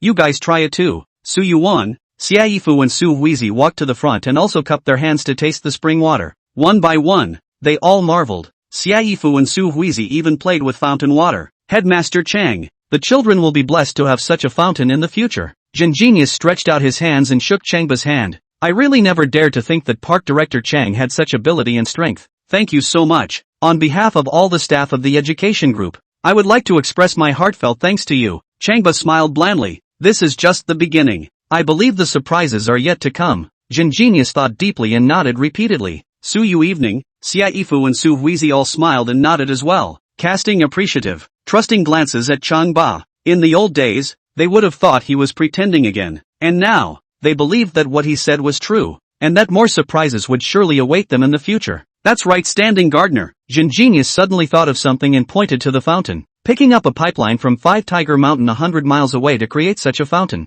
This is a huge project that must have cost a huge sum of money. You report the amount. The education group will reimburse you. Exactly how much it cost, Changba didn't know, and asked in his heart. System, how much would it cost to build such a fountain in its entirety if it was built manually? If artificial, building such a pipeline would be like building a subway. The lowest estimate is $5 billion. Changba understood in his heart and nodded at Jin Genius. It doesn't cost much, just 5 billion. Ah, Jin Genius's mouth dropped open. Now his education group has only a few $100 million in liquidity. Where is he going to get $5 billion? Now that I think about it, it's true that $5 billion is less to open up a pipeline like this from underneath the 5 Tiger Mountain. Now it's not a case of hiring Changba to be the head of the garden, but he is the investor. He is the biggest boss. He had even more respect for Changba and smiled shyly. Chang, Park Director. Now the education group does not have so much money. When there is money, then reimburse you. You see, okay? Changba laughed. I came to be a gardener for the money? I'm here to serve the kids here. I'm here to live life to the fullest. Jin Genius sighed to himself. Su Yui evening, Xia Yifu, and Su Huizi all gave Changba a thumbs up, wanting to say together, Brother Changba, you're really good at this pussyfooting around. In that case, Master Chang, it's already evening, time for dinner. I'll sit east, and entertain you and your friends graciously. Jin Genius gestured respectfully. Well, Changba twisted his head to look at Su Yang. Listen to what Instructor Su says. Chapter 74, Two Missing Girls, Appearances. Into the Night. FAIU Villa Neighborhood. The centerpiece villa sits on the shores of Lake Lo and is as bright as day. Chang Hui was wearing pajamas, sitting on the bedroom sofa with a glass of red wine, looking out the window at the night in a depressed manner. A beautiful woman stood bent over him, identifying his exquisite pigtails. Young master, the flat dragon from the genius kindergarten has come over. The butler walked to the bedroom door and reported softly. Chang Hui waited for Bien Long, putting down the red wine. Let him come in, all of you go down. Yes. The butler quickly retreated with the beautiful woman serving Flat Dragon. 5 minutes later, Flat Dragon appeared at the door of the bedroom, offered a smile, and knocked on the door. Brother Hui, I'm here. Chang Hui called him in and asked, did you bring those two girls? Brought it, it's in the back of my car. Bien Long bent down and answered. Seeing Chang Hui signaling him to bring it over, he turned around and returned. In another 5 minutes, he walked in with two teenage girls. The two little girls, both wearing black sportswear, were born very cute, but they were trembling, pale, with tears in their eyes, and appeared to be very frightened. They are the same two girls who disappeared from the gifted kindergarten 5 years ago. 5 years old then, 10 now. When they came to Cheng Hui's side, they were even more frightened. Still, they were trained to walk up to him and give him both knees. Cheng Hui sized them up twice and sneered in satisfaction, reaching out his hand to pinch their little cheeks. In 5 more years, you'll be big girls, and then you can be the most important bargaining chip in my hand. That's that. Bien Long nodded with a lewd smile. Brother FAI, they work for you anytime, anywhere. Fart. Cheng Hui suddenly sprang up, grabbed Bien Long's hair, and just thumped a few punches at his face. Didn't you hear my words? They are the most important chips in my hands. No one can touch them for the time being. Can't you understand human words? Bien Long nodded his head in panic as he was beaten and bleeding from his mouth and nose. Understand. Chang Xiao, no one dares to touch them. I want them to serve you alone. Neither can I. Hear me. Cheng Hui threw a few more boom punches at Flat Dragon's face. For a while, Flat Dragon's face was covered in blood, his mouth crooked and eyes slanted, but he didn't dare to let out a single gasp of pain. And the two girls whimpered softly in terror, their bodies shaking violently as if they were sifting chaff. Butler, Cheng Hui yelled at the door, take them down and give them back to their mistress. Yes. The butler walked in, grabbed the two girls by the arms, and dragged them straight out. The two girls didn't dare to resist in the slightest, so they watched motionlessly as the butler dragged them out. When they came outside and saw the bright moonlight, they all thought of their moms and dads at once, and they couldn't help but want to cry, because they all vaguely remember their moms and dads spending an unforgettable birthday together on a moonlit night. Their moms and dads are friends with each other and often get together for dinners. That moonlit night, that birthday party, was their last memory of their mom and dad? Waste. You're a sick son of a. Cheng Hui cursed at Bien Long. Changba went to the genius kindergarten. You're the deputy director, but you can't do anything about him,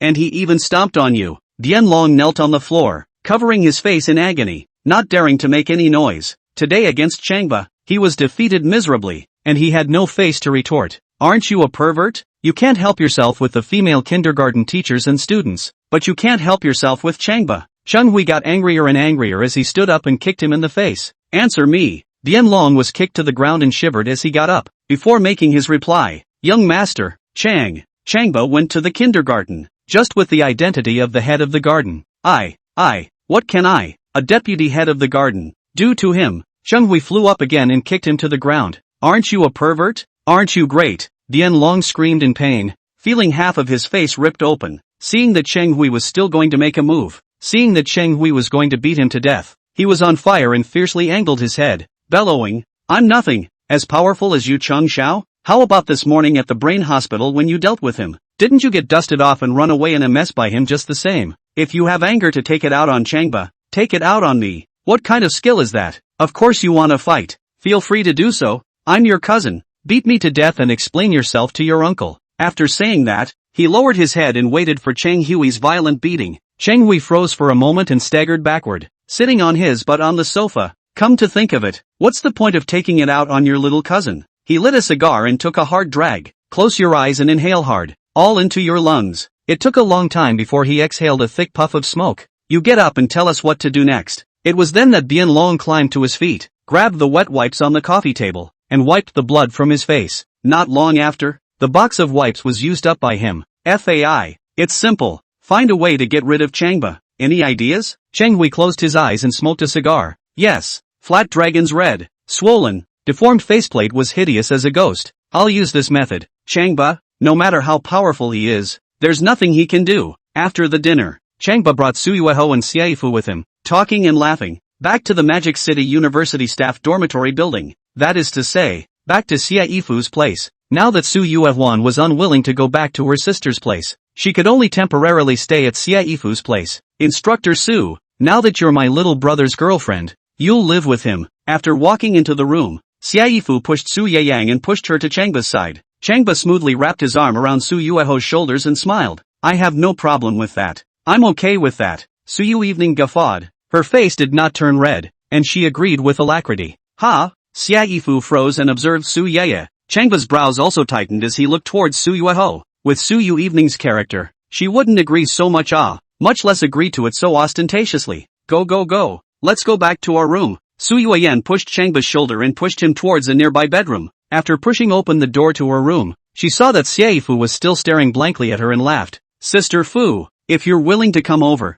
I have no problem with it. Go. Xiaifu blared at her. I'm not going to be a light bulb for you guys. Walking into her bedroom, he slammed the door behind him. Sister Evening, you've really taken me by surprise. Changba pulled Su Yuyang and pushed her towards the bathroom. Quickly go and take a shower. What are you doing? Su Yui pushed him away. Dear sister, aren't you living with me? Cohabitation your ass. Su Yeye closed the door to her room. I want to talk to you about a serious matter. Overthinking. Changba shook his head. But then, I'm all sweaty, so I'd better take a shower first. Chapter 75, The Lover's Looseness. Sisters' Disagreements. Uncounted rose petals floated in the tub, making the entire bathroom smell like roses. Su Yui was lying in the bathtub with a mask on her face, quietly enjoying the cozy life. So much had happened today that she was feeling a little tired, and now she was lying in the cool water resting, not to mention intoxicated. Of course, having Changba in the next bedroom gave her that sense of security and comfort to enjoy such a time. Dodo. The cell phone rang twice. Thinking it was Changba sending a message, she opened her eyes and picked up her cell phone, which she had set aside, and tapped it. At first glance, her eyes went cold and she put the phone back down. It was a message from her sister. Su Yui. Ask her to return to the Su mansion. She's not going back. Her sister had even laid down on Changba's bed to rest, knowing full well about her relationship with Changba. That kind of thing. It was unacceptable to her in a million ways. 4 minutes later, the cell phone rang in color. On the banks of the Seine, coffee on the left bank, a cup in my hand, savoring your beauty, leaving lip prints on your mouth, florist roses, name misspelled. Su Yui picked up her cell phone, seeing that it was my sister calling. I put it back in its place. Sister must have called her back. My sister must not want her to work at the kindergarten. If she answers the phone, she'll only argue with her, so it's better to answer it than not to answer it at all. 30 minutes later, she had soaked, rinsed, scrubbed, and stepped out of the shower in a snow-white nightgown. She looked down and admired her figure, thinking to herself that she was an uncompromising bathing beauty, and that Changba would be infatuated to the point of obsession when he looked at her. But, walked into the bedroom to see that it was empty. Surprisingly, there's no one there. Going to Xiaifu's room? She muttered and walked over to the door of her room, listening for movement outside. It's quiet and silent outside, and you can't hear anything. She shook her head and reached for her phone to message him. Before he could send it, he heard a noise on the windowsill and twisted his head. Take a look and be shocked. A figure landed on the bed with a thud. Seeing that it was Changba, she quickly stepped forward. What have you been doing? Peeing, and you're in the shower, so I'll climb to the top floor and take a piss. Changba jumped off the windowsill and pulled the curtains closed. Su Yui fainted. You hurry up and take a shower. I have to talk to you about business. I've been waiting a long time for you to wait for me. Changba squeezed his eyes at her and rushed toward the shower in 3 steps. Su Yeye shook her head. This asshole, just thinking good thoughts. A small tea table was set up next to the windowsill, and she sat down to boil and make tea. Before long, the aroma of tea curled up in the bedroom. Sister Evening, why are you sitting here drinking tea? Changba stepped out of the shower, his hair still wet. Didn't you say business? Come over here quickly. Su Yui's showy eyebrows tightened. Changba, let me ask you, What is the thing you think is the right thing to do? Having children. Changba laughed. Su Yui grabbed a box of toilet paper and smashed it at him. You're only a freshman and you want to have kids? Changba took the draw. What's wrong with having kids? I'm a kindergarten director and I'm still afraid of having kids? I wouldn't mind 10 or 8. Just see if you can give me a child. Su Yui grabbed the fruit knife and stood up. Changba, I'm just asking you, can you be decent? Changba glanced at the silver glittering fruit knife and honestly walked over to the coffee table and sat down. Sister Evening, between the two of us, it's not good to be too proper. Bah! Su Yui glared at him and sat down again. I'm serious with you now. Hurry up and sit down honestly for me. Changba sat down, took her hand, snatched the knife, and put it in his hand to admire it. Appreciate it like jade. Su Yui doesn't care about him. Let him heart. One hand gouging again. There will be no fun between the two. Changba, do you know why I had to work inside the kindergarten? Su Yui had just said this when her cell phone rang. Picking it up and looking at it, it was her sister Su Yui calling again. What a pain in the ass. She's still not answering her phone. Evening sister, you'd better answer it. You're not unaware of your sister's foul temper. Changba picked up his cell phone and handed it to her. Su Yui thought about it, then she took the cell phone and pressed the answer button. Little sister, where are you? Su Yui asked nonchalantly. Su Yui replied nonchalantly. Where do you think I am? Changba is my boyfriend now. Where can I be if I'm not with him? Changba, on the other hand, stood up, walked over to the windowsill, peeled back a crack, and peered down towards the bottom. Noticing a familiar seated car parked below, he gestured at Su Yui, signaling that her sister was downstairs. Su Yui was disgusted. This sister is getting out of line, and now she's chasing me here. Her eyes flashed. You came to school, didn't you?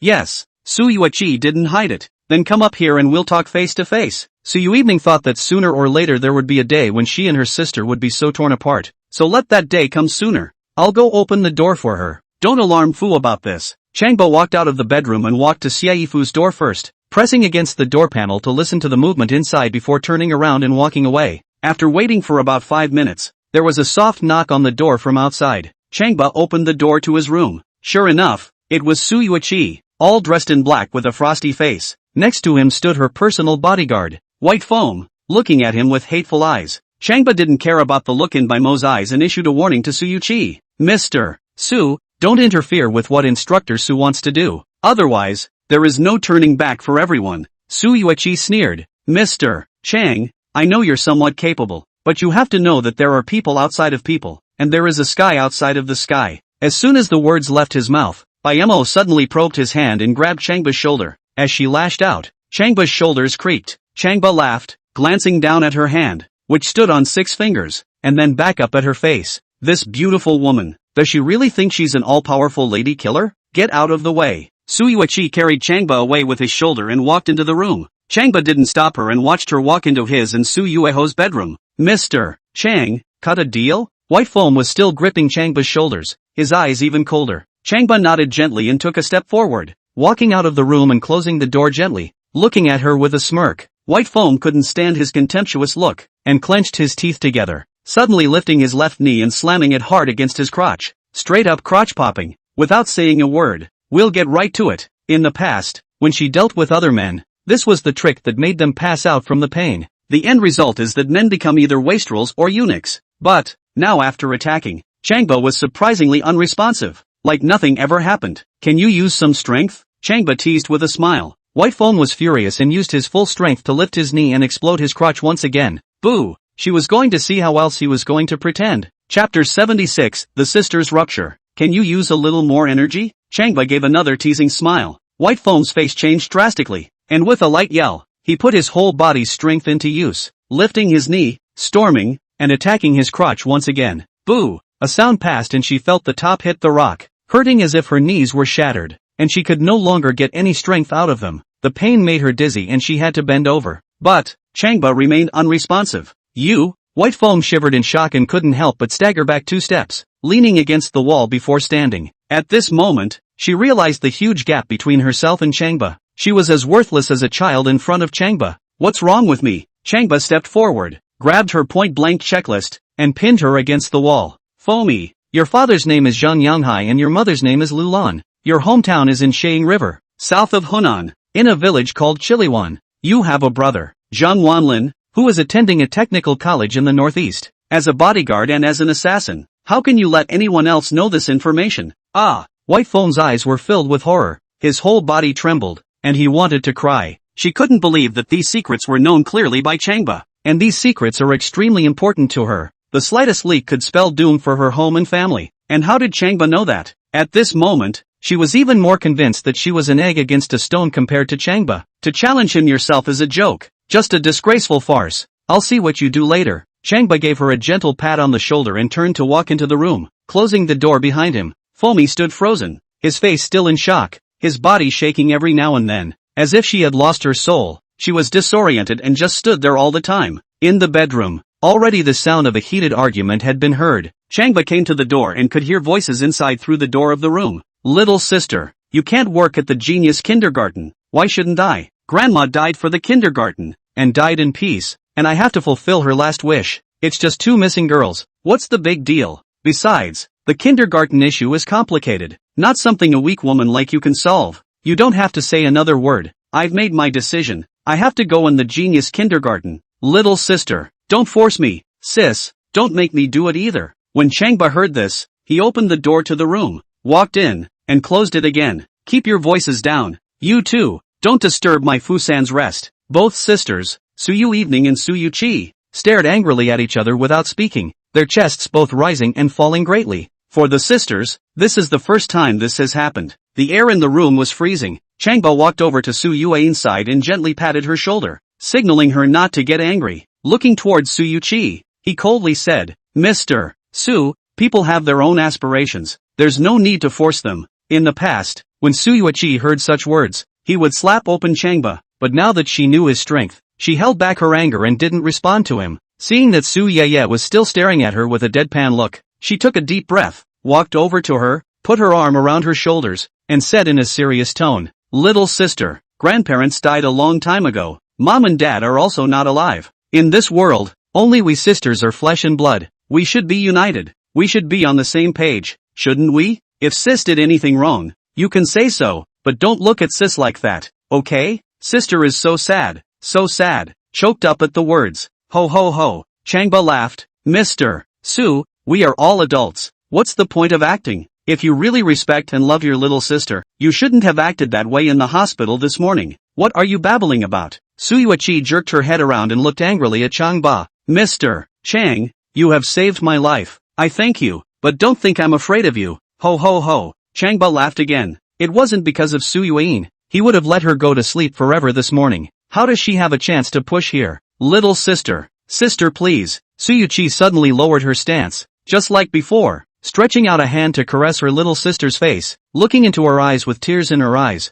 Little sister, don't stay here. Come home with me, okay? No, Su Yui categorically refused. Her eyes were not tearful and compassionate as before, but firm and cold, even relentless. You go back. I'm not going back with you. Little sister, Su Yui suddenly cried out. Don't you know your sister's dream? To take back the Longhu territory. Please don't work at the kindergarten. Help your sister with all your heart, okay? No, I would definitely work at a gifted kindergarten. I must investigate the whereabouts of the 2 girls. I will fulfill my grandmother's last wish and let her rest in peace in the ground. Su Yui spoke forcefully, decisively and unquestionably. Yes. Seeing that Su Yui did not show the slightest sign of compromise, she suddenly changed her face and shouted, So, you want to break up with me? Yes. Su Yui replied through clenched silver teeth. Yes. Su Yui's pretty face suddenly became very fierce. Su Yui, this is what you said. And I'm dropping a line. If you can sign a labor contract at the genius kindergarten, I'll run headlong into the ground. Turned,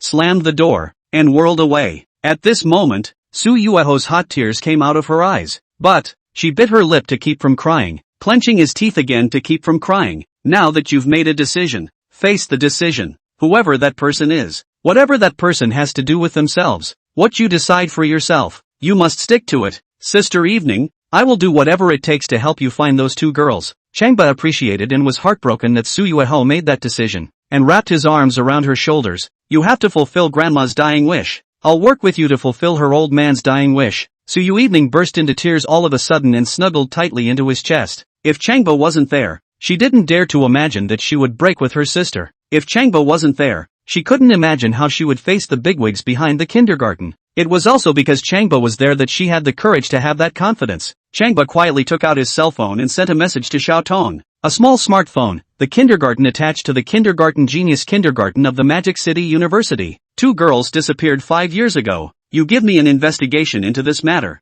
The faster the better. In less than 3 seconds, he received a reply. Brother Ba, I'll check. Please wait. Changba put away his cell phone and embraced Su Yui, just quietly looking out the window at the moonlight. In this moment, no sound could be heard anymore except the cool breeze of the air conditioner. The two just held each other quietly. The two just quietly thought about their minds. Sister Evening, you should rest. After 10 minutes or so, Changba thought that she had been standing all this time, and should have stood until her legs were sore and aching, and gently reminded her. 77. Renewed reference to the 2 missing girls. Su Yui Evening didn't move, still fondly nestled in front of Changba's chest. Changba smiled slightly and had to continue to accompany him. Think about it. Splitting up with her sister. The event hit her hard. It would take her a long time to digest this. Possibly, it takes a lifetime to self-medicate. Sure, it is also because of this parting of the ways that she will become more mature, more stable and more determined. The cell phone suddenly vibrated. Changba pulled out his cell phone and opened the screen. It was a message from Shotan.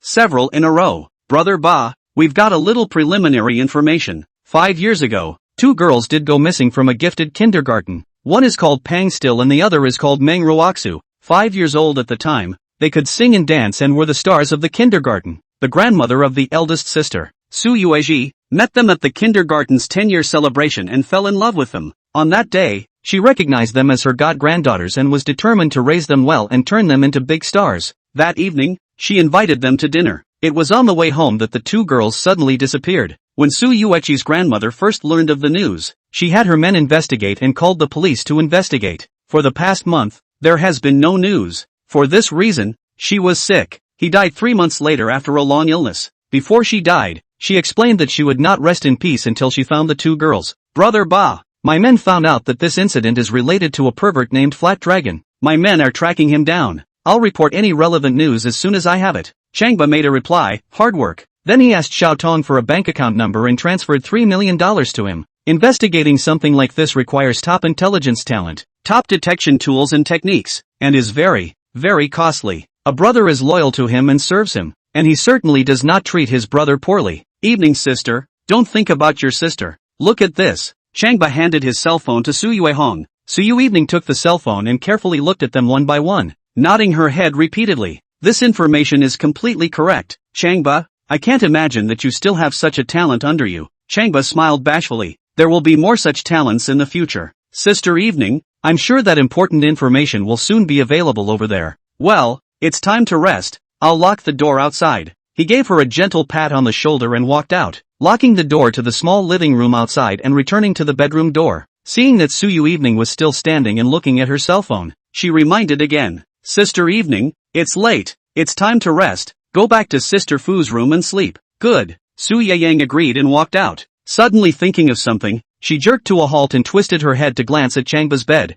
but then he thought of something and twisted his head and walked away again. It's just a question that comes up. She pushed the door to Xiaifu's bedroom and couldn't push it. Twist the handle and it won't open. Apparently, Xiaifu locked it from the inside. Su Yui Evening pulled out her cell phone to send a message. Didn't return. Call. On the line. This time, Su Yui Evening understood that Xiaifu was clearly doing it on purpose. It's hard to wake up someone pretending to be asleep at this moment. This made it difficult for her. Going into sleep is out of the question. So now go back to Changba's room and sleep in his bed? Thinking it was not a good idea, he took a towel quilt and went outside to lay down by the couch in the small living room, curled up in a ball and covered himself with the towel quilt. As soon as his eyes closed, his mind drifted back to his sister and the scene of her swearing. Her sister was a strong character and did what she said she would do, and she was really worried that she would keep her vow to do it. The thought of that moment sent a stab of pain through her heart, and a flood of tears came down her face. Why did the sisters, who were originally close and bonded as flesh and blood, get to this point? The more I thought about my sister, the more I tossed and turned. This night was destined to be a sleepless night.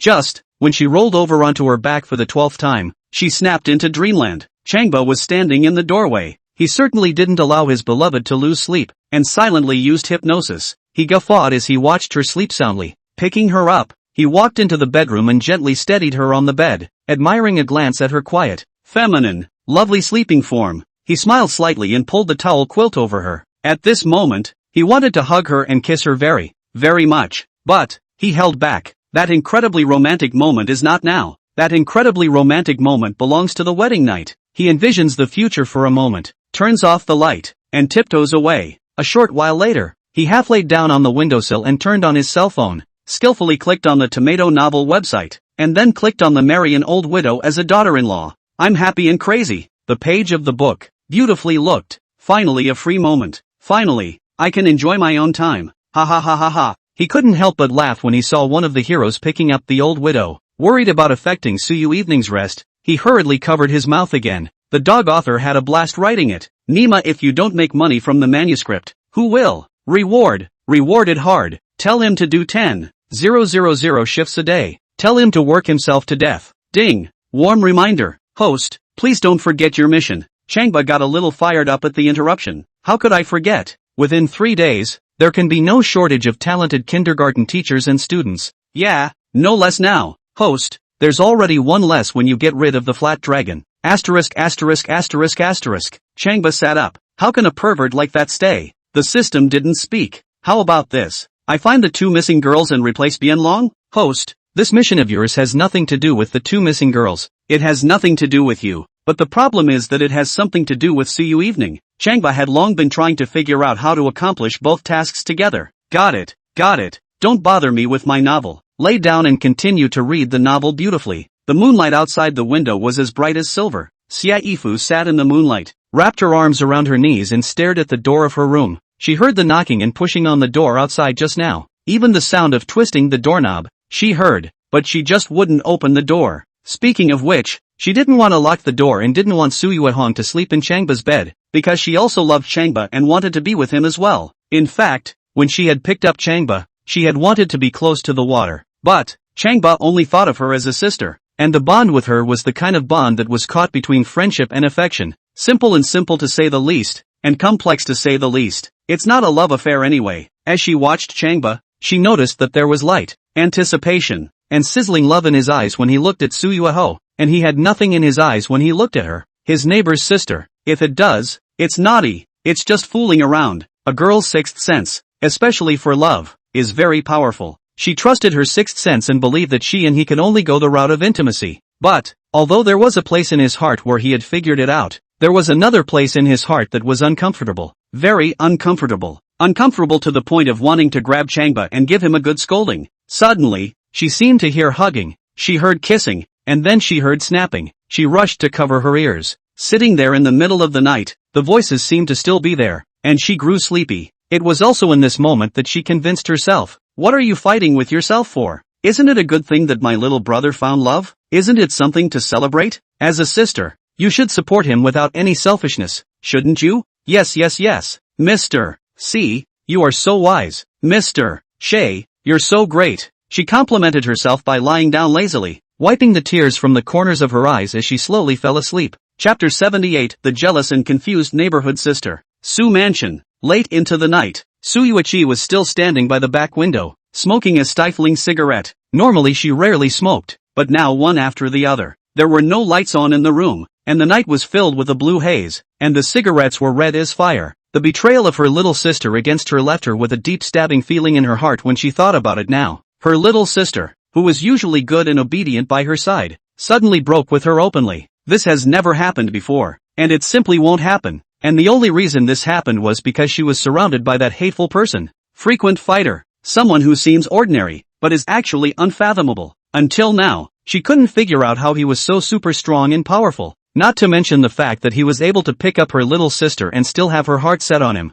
That alone is enough to show that he is definitely not human. And the thought of this man gave her a bitter, cutting pain. Despite the fact that this man had saved her life, that hatred, instead of diminishing, had increased several times over. If this man is not removed, her little sister will not be freed, much less returned to her, and she will not be able to accomplish what she wants. Mr. Su. White foam appeared at the bedroom door and knocked gently on it. Su Yui twisted her head. The eyes burst into a black light in the darkness of the night. Seeing the cold, bone-chilling look in her eyes, White foam didn't dare to meet them and scrambled to lower her head. Mr. Su, tonight, the second Miss She, though tell me, late what happened to her? Foamy bowed his head downward again and stammered a reply. Tonight, the second young lady she lived with Changba. Su Yui's eyes went black and she closed her eyes in despair. How noble, how proud, how absolute her little sister used to be. And now, my little sister has turned out to be Changba's plaything, and it's delivered to your door. Pathetic, lamentable, hateful. After a long time,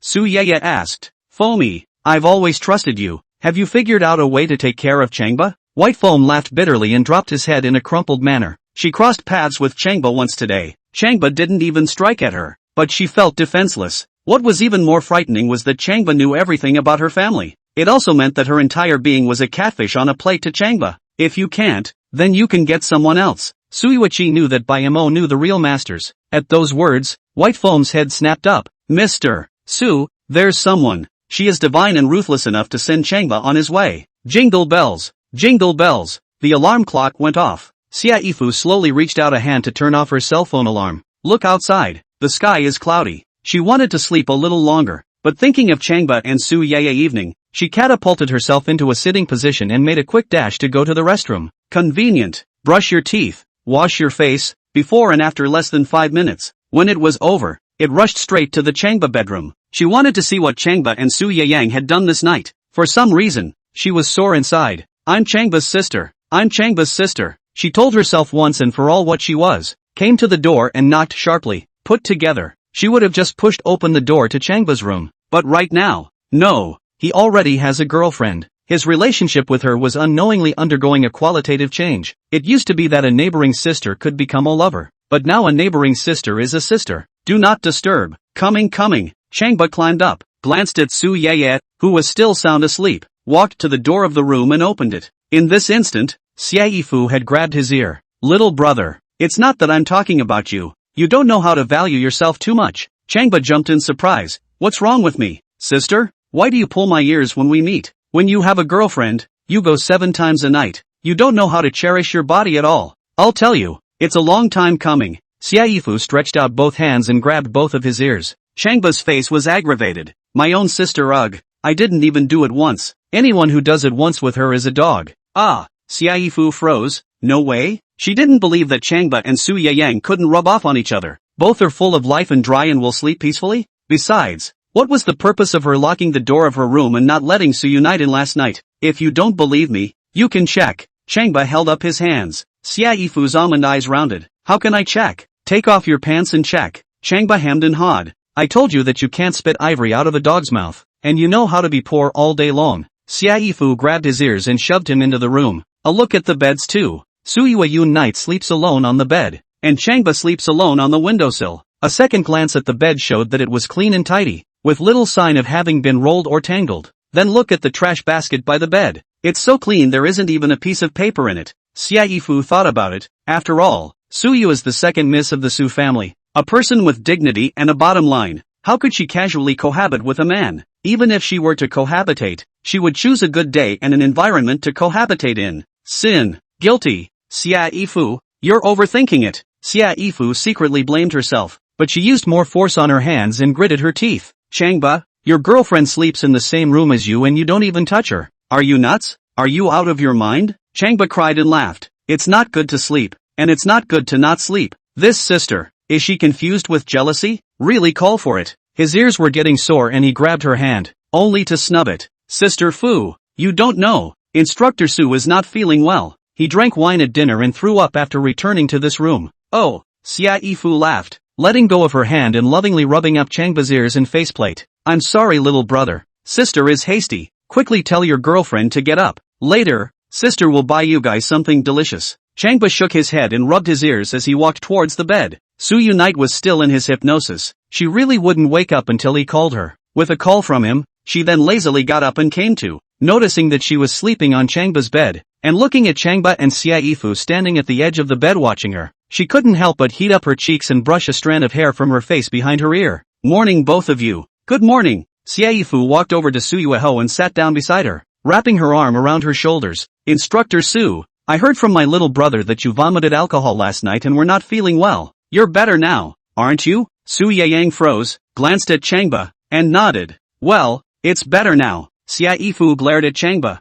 Why don't you pour your girlfriend a cup of warm boiled water? Changba agreed and went to pour the water. A short while later, came over with a glass of warm boiled water. Xiaifu took it and brought it to Su Yui's mouth, forcing her to drink it hard. Instructor Su, now I have a serious question for you. Answer it truthfully. Chapter 79, I want both the fish and the bear's paw. What's the problem? Su Yui looked at Xiaifu very serious and sat up straight. Xiaifu asked, is it that you and Changba are now prioritizing your work at the university, or your work at the kindergarten? For me, college work is the priority right now. I won't officially get into kindergarten until military training is over this week. Su Yui looked at Changba and added, as for Changba, whether he puts his schooling first or his kindergarten work first, this is a matter for him to decide. Xiaifu nodded happily. This girlfriend of my little brother can be very democratic and not authoritarian. When the two live together in the future, my little brother will have some freedom. She looked to Changba and asked, Changba, what do you think? Me? Simple.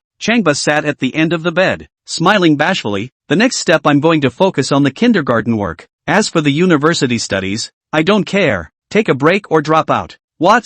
Xiaifu suddenly catapulted up and jumped straight at Changba. What did you just say? You have the guts to tell me again. Grabbing the collar of his pajamas and lifting it violently, he stared down at her with condescending fury. Mr. Xia, don't be angry. Su Yui didn't expect Xiaifu to have such a big reaction. Stood up and pulled her arm. This matter, you can take your time to talk to Changba. Xiaifu pushed her hand away and coldly said, Instructor Su, this is between me and my little brother. Please stay out of it. Su Yui had never seen Xiaifu so fierce, nodded and sat to the side again. She certainly knew a good grasp of the delicate relationship between the three of them. Xiaifu was Changba's neighborhood sister, and in Changba's emotional world, she is the sister. So, as Changba's girlfriend, she could only wait and see what happened in the face of the conflict between Changba and her neighboring sister. Sister Fu, you don't have to be so excited, Changba softly explained. Whether I have college studies now or not doesn't affect my kindergarten job, much less my future life. You fart.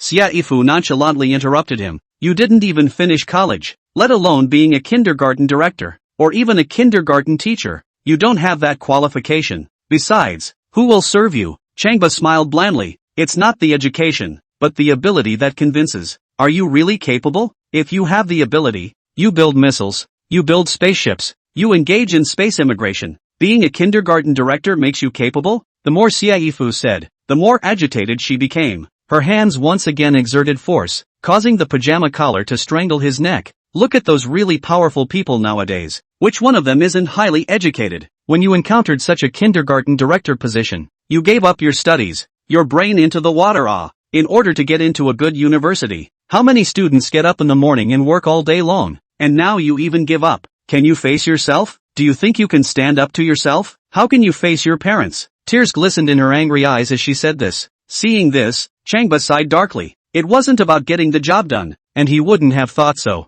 Besides, there's the pressing task of persuading Bianlong, that dead pervert, to return to work in the kindergarten. Add in other things, plus reading novels, and he felt as if he was running a little short on time. Sister Fu, I am an adult. Please respect my choice. You adult, what you become? Xiaifu interrupted him once again. Don't just think about yourself. You have to think about me. Think about your parents. She let out a choked sob as she said this. Seeing that Xiaifu was suddenly in tears, all ready to cry out, Changba's heart sank. Fu hadn't worried or paid much for his schooling, but he had to do the most important thing now. If he didn't complete the system mission, then he would lose everything. Not to mention college studies, health and life will be lost. Sister Fu, don't be like this. My character you also know. This matter I just need to make a decision. What character are you? Xiaifu suddenly cried out. You are now just studying well. Just seriously finish your studies. What character are you talking about? I'm telling you, as long as you give up your studies, I won't teach anymore, and I'll go wherever you go in the future.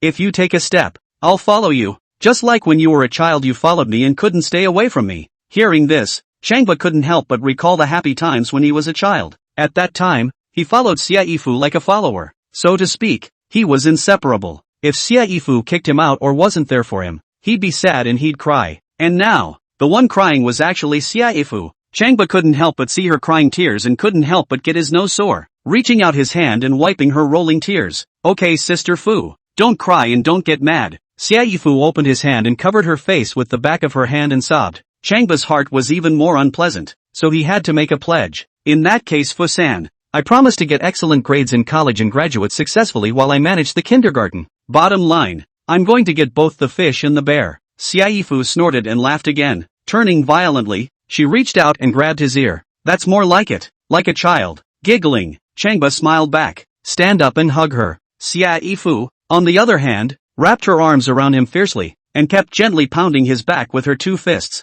Su Yui sat on the side, smiling as she watched them, also with a sore nose. Not to mention, as powerful as Changba was, he couldn't argue with Xia Yifu. There's a saying that plaster points tofu, and one thing leads to another. After all, Xia Yifu really loved him, really cared for him, really put herself in his shoes and planned for him like a sister. And Changba was defenseless in the face of such care. She was getting a little jealous watching them keep hugging and reminding them, guys, it's time for us to have breakfast, go to the school cafeteria or eat out? Changba and Xia Yifu smiled at each other before separating. Then they cleaned up and went to the dining room for breakfast together. Under the morning sunlight, Xia Yifu was dressed in an orange-red dress, tied with a pill head, clean and sweet. Su Yui's black halter top, paired with a long, fluttering white skirt, plus a head of floppy hair, dainty and noble. They accompanied Changba on the left and right, like 2 flowers that opened up to their fullest, making them the center of attention along the way. Especially many boys, after admiring the beauty, looked at Changba with envious and jealous eyes. Changba,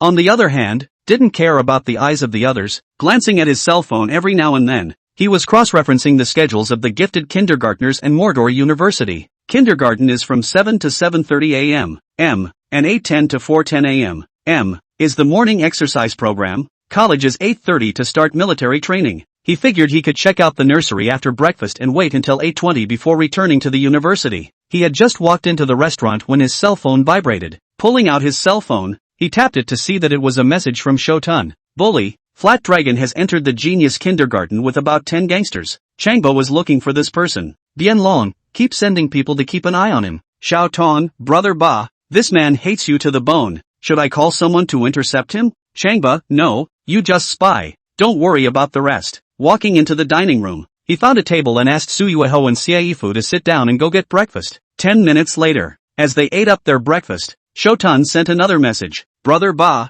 Flat Dragon led people to vandalize the kindergarten. Chapter 80, Pervert smashes kindergarten. Director speeds up little yellow car. Boo, boom, boo, boom. Genius kindergarten. A loud smashing sound came from the director's office. The sound was deafening. It could be heard throughout the kindergarten, and many people were so shocked to hear it that the children were so frightened that they had to cover their ears. Some parents are afraid to send their children inside the kindergarten when they hear the commotion. And Bien Long stood in front of the door, gesturing cozily inside as if he were pointing a finger. Smash, smash me. Isn't he Changba great? Didn't he, Changba, become a kindergarten director right after he went to college? This time I'll see just how powerful he is, just how much backstage he has. Smash it all. The desk, the tea set, the computer, the bookcase, all of it. He was even more amused when he noticed a large group of his co-workers standing not far away, all murmuring in horror, whistling, holding a tissue, shaking his head and wiping his nearsighted glasses in his hand. He just wants his co-workers to see that where he lost his face,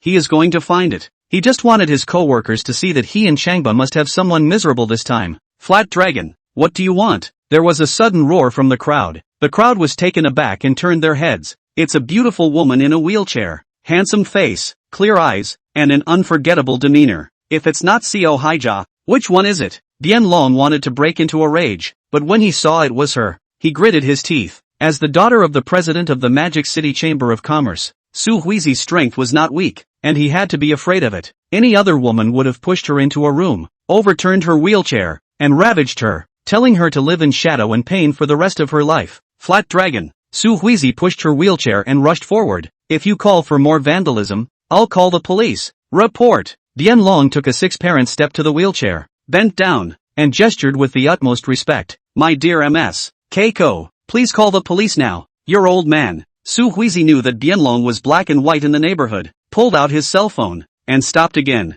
So what if I call the police? He's strutting his stuff in the kindergarten as usual. Suddenly thinking of Jin Genius, she picked up her cell phone again and said angrily, I'll call the chairman, please. Bien Long once again gestured with both hands. Ms. Keiko, please, please quickly. Su Yui was so angry that her face turned red and she called Jin Genius's phone and said loudly, Chairman, come to the kindergarten. Bien Long led people to smash the director's office. He's going out of his mind. If he keeps this up, he could trash the whole kindergarten. The kids are freaking out and some parents are afraid to send their kids in. The phone stayed silent. There's no sound whatsoever. Chairman, say something. Su Yui shouted anxiously. The co-workers around us were also very anxious. As the leader of the Genius Education Group, as the leading boss of the Genius Kindergarten, at this moment, you should make a statement. After a long moment, the caller said, now that I've left the kindergarten in the hands of the headmaster Chang, you can call him. The phone hung up. Seo Haija's head exploded for a moment. This is the leader of the education group? Now even Jin Genius is afraid of Bianlong. They don't even dare to mess with him. She only had to call Changba. Brother Changba, come to the kindergarten. Bianlong brought people to vandalize your office. At this rate, he could trash the whole kindergarten. The kids are so scared now that a lot of parents are afraid to send their kids in. Get over here before it's too late. The flat dragon stood to the side, bent over, heckling. It's just a laugh for Changba. It's all about stimulating Changba. Changba rode a small yellow bike and sped to the kindergarten. Keiko, I hear Bianlong beside you. You put him on the phone. Seo Haija glared at Bianlong and handed him his cell phone. Bianlong took the phone, holding his glasses and scratching his ear holes again, scratching his head and smiling. What are your arrangements, Mr. Standing Gardener? Su Yui couldn't stand to see his perverted appearance. Both felt disgusted, and saw that the inside of the office was still madly smashing, so she was so angry that her eyes were filled with tears and angrily rebuked. Flat Dragon, just wait, the headmaster of the changing gardens won't let you go. Bianlong was still scratching his head and smiling, and made a point of laughing at Changba. Standing Gardener, you heard me. Since you won't let me go, please hurry over, he said, increasing the volume of his cell phone to hear what Changba had to say. Flat Dragon, I can understand if you have a problem with me and vent about it, but there has to be a bottom line when it comes to doing things. It's fine for you to target me, but don't target the children, their parents or their kindergarten colleagues. Now if you just take the men and leave, I'll still give you a chance. Changba offered a warning as he accelerated on his little yellow bike. That's all I'm going to say. You weigh it up. Weigh your ass. Bianlong laughed out loud. At the end of the laugh, the sound was very sharp like a rooster crowing. He said, shaking his head, Changba, I'm waiting for you. Come here if you have the guts. You just started college and you get to sit as the director of a gifted kindergarten. You're awesome. Now I'm going to see how good you really are. You're not keeping from scaring the kids, are you? Hey, I'm taking my brothers to the classroom right now. I'm going to make them all cry and scare them all out of coming to school here, ha. There was another burst of extremely crazy laughter, so loud that debauchery drifted throughout the campus. When Bianlong was laughing so hard that he couldn't make a sound, Changba added, Bianlong, how about this? You ask Su Yui to notify all of her co-workers to come to the conference room for a meeting. You and your brothers will meet in the conference room as well. I'll be right there. And at the meeting I'll make amends and apologize. Please give it a chance. I'll do whatever you tell me to do. Ha ha ha ha ha. Flat Dragon laughed once again. Open up and laugh so hard your belly hurts. Changba, there's also a time when you admit your weakness. Ha ha ha ha ha. I'm dying of laughter. Bianlong laughed so hard that tears came out of his eyes and looked at Su Yui. Ms. Yui, you heard it all, right? Su Yui couldn't believe that Changba would talk like this and was stunned. The former Changba would have been subjected to this kind of nuisance? The old standing bull would have preferred things to rest like this? The more she thought about it, the more her shoulders shook with rage. Changba, I can't imagine you'd admit defeat. Is our kindergarten not bullied enough by the punks around here? We're counting on you to back everyone up, and you're admitting defeat. Bianlong told you to kneel down and apologize. Do you also kneel down and apologize? Don't you forget, you're the kindergarten director. You're the image of the kindergarten. Changba did not respond. As for what to do when he got to the conference room, he already had a plan in mind. Keiko-sama, you've reminded me so well. I just want Changba to kneel down and apologize. Bianlong's faceplate twisted with laughter. Changba, did you hear that? I told you to kneel down and apologize. No problem, just call down. I'll be right there. The phone hung up. Bianlong shook his head once more. Miss Keiko, did you hear that? Su Yui's two eyes closed in a burst of collapse. And send heads to apologize. Or take a knee and apologize. It turns out that when Changba meets someone really powerful, this is the virtue. It's over. It's over. This time it's all over. Chapter 81 Powerful Leopard Security Company. The masters are like clouds. Mr. Su, just got the news. Su family mansion. Su Yui was sitting at the dining table eating breakfast when White Foam came to report. Bianlong rushed into the genius kindergarten with a few thugs and smashed the director's office. Su Yui ate the pizza without any expression or reaction. Didn't even stop to eat. She understood Flat Dragon. This pervert was only the deputy director of the genius kindergarten, and although the backstage was Chung Hui, his personal strength was not strong. Fighting Changba, he was not even a level of opponent. He'd only be asking for trouble. Mr. Su, the head gardener's office has now been smashed to pieces. White foam continued. Kindergarten, hundreds of teachers and students. No one dared to block, but halfway through the smash, Su Yui stood out to block Bianlong. Su Yui still continued to eat her pizza, shaking her head gently once. To Su Yui, she also understood. You're daughter of the president of the Magic City Chamber of Commerce. Some financial power, but in terms of force, the strength was limited. Su Yui was no match for Bianlong, much less Cheng Hui. Su Yui called Chairman Jin Genius for help. Jin Genius didn't dare to offend Bianlong and called to contact Changba. At the mention of the name Changba, Su Yui's chewing mouth suddenly stopped. A certain string in her heart was plucked so hard that it shook her chest a little. Su Yui contacted Changba and explained the situation. And Changba asked Bianlong to pick up the phone and ask him to take people away. And Bianlong demanded that Changba come to the kindergarten and kneel and apologize, or else vandalize the classroom and terrorize the kindergarten children. Hearing this, Su Yui smiled coldly and put down the bamboo chopsticks in his hands. With Changba's character, he definitely won't. And the one who kneels will be Bianlong. Mr. Su, on the contrary, Changba even agreed, and wanted Bianlong to wait for him in the conference room. He would kneel down and apologize, and would also give Bianlong a satisfactory explanation. Su Yui froze. Is that really going to happen? Changba will concede? Changba would kneel and apologize to that pervert Bianlong? If Tokiha does that, will he still be a kindergarten principal in the future? She shook her head. Impossible. Changba doing that was just a reprieve. Mr. Su, you don't know. The people that Bianlong brought over this time are all experts from Power Leopard Security. Those experts that Bianlong couldn't invite were all invited over by Cheng Hui with heavy money. At the mention of Power Leopard Security Company, Su Yui's icy face first showed a shock, followed by a hint of a smile. Power Leopard Security is the largest and most prestigious security group in Mordor, and is well known throughout the country. The best casual fighters, boxers and wild fighters who are ranked in the country are basically from this security company, the best of the best. So to speak, the company's chief instructor, Lin Zichong, is a national champion in sparring, not to mention in the whole country, but also in the whole of Southeast Asia is very famous. However, he rarely shows his face now and is very secretive. Su Yui had invited a middle-level leader inside this company for dinner 4 times, but none of the appointments had been made. This company works with people not just for money, but for power, for the family's influence in the city and the country. Otherwise, they don't even look good. Now that Cheng Hui was able to invite the experts of this company to the Genius Kindergarten, it meant that Cheng Hui had put in his blood this time, using all the resources at his disposal to end Changba. This company has enough masters out there to give Changba a drink. It was understandable why Changba had knelt down and apologized to Bianlong. Foamy, break the news to my little sister about this. Su Yui mentioned her little sister. Her eyes flashed and her silver teeth clenched. Isn't she willing to be Changba's girlfriend? This time tell her to see for herself how miserable her boyfriend is. Yes. White Foam bent his head to comply. Mr. Su, then should I still go and hire that expert to deal with Changba? Su Yui grabbed the bamboo chopsticks and broke them in half with a snap. Yes, of course. Now, we're going to double-prong our efforts and put Changba to death. A military training instructor's office. Su Yu evening, dressed in camouflage clothing, stood in front of the dresser mirror and surveyed herself. She was getting ready for the morning's military training. The cell phone sitting on the desk suddenly rang. She walked over to her desk, picked up her cell phone, saw it was an unknown caller, and hung up. As she put the phone down, the ringer went off once again. That's when she answered the phone. A woman's hoarse voice came out of the phone, telling about the Genius Kindergarten being vandalized, and about Bianlong bringing experts from the Power Leopard Security Company to plan revenge against Changba.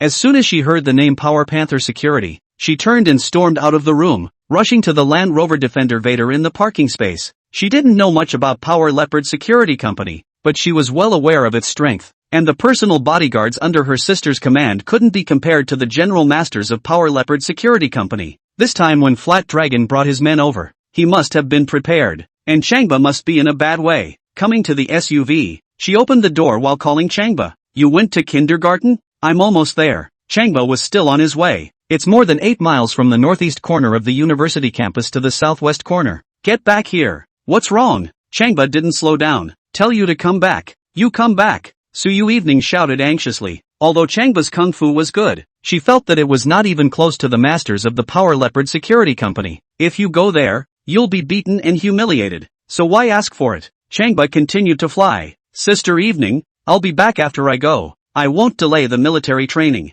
Changba, you're not coming back, are you? I'm breaking up with you. Su Yu evening had no choice but to use the breakup to make Changba listen. Sister evening, what did you say? I can't hear you. The signal is bad. I'll call you later. The phone hung up. Asterisk.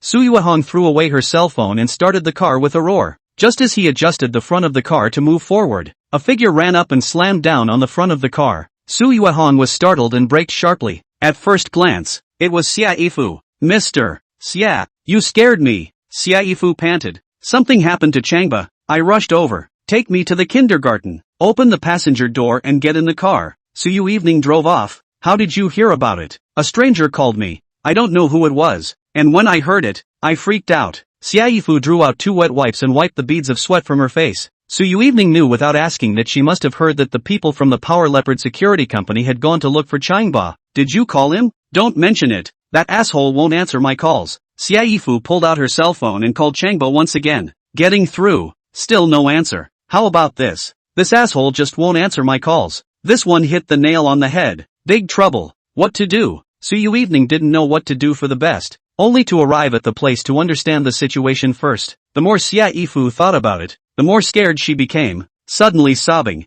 That's an expert from Power Leopard Security. Changba can't deal with it. What should we do? Evening, do you want to seek help from your sister? Mentioning her sister, Su Yui smiled bitterly. How can she ask for help when she and her sister have broken up? Suddenly thinking of one person, she picked up her cell phone. I'll call my aunt. Her aunt is the vice-chancellor of Mordor University. That is the Hall of Cadres. He said words absolutely good. Auntie, Power Leopard Security sent people to Genius Kindergarten to vandalize the director's office. The voice was interrupted just as he spoke. You don't say anymore. I've already heard that this is something I can't control, and I don't dare to. The phone hung up. When Su Yui and Xiaifu heard this, they looked at each other in dismay, and they were even more fearful. Even that high-ranking official didn't dare to take care of it, so you can imagine how strong Power Leopard Security was. Evening, why don't you just call your sister? My sister she can't control it. Let's go to the kindergarten first. Su Yui stepped down and the Land Rover catapulted up. Chapter 82, 3 banners, detonating the kindergarten.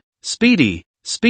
Changba rides his little yellow bike as fast as he can. For a moment, I wanted to grow a pair of wings and fly to kindergarten. He couldn't take it when the punks came into the kindergarten and strutted their stuff. Building his office. He couldn't take it. Terrorizing kindergarten teachers and students is even more unacceptable to him. I was about to fly to the kindergarten when the familiar voice came to my ears. Ding! Congratulations to the host. Congratulations to the host. Changba wanted to curse. What else is there to congratulate now? The host has a new mission. Changba is going to hit his head against the wall. You don't even have the ing eyes to see if I'm busy now. If it wasn't for you, I'd be a kindergarten director. Host, this mission is related to the kindergarten. It has to be done in half an hour. Otherwise Bien Long would have scared 2 kindergartners to death. Changba had to brake sharply. If you have a fart, let it go. Hosts make 3 banners and hang them in front of the kindergarten gates. Welcome to vandalizing genius kindergartens. Article, welcome to scaring kindergarten teachers and students. Article, the kindergarten director kneels down and begs the vice director of Bien Long.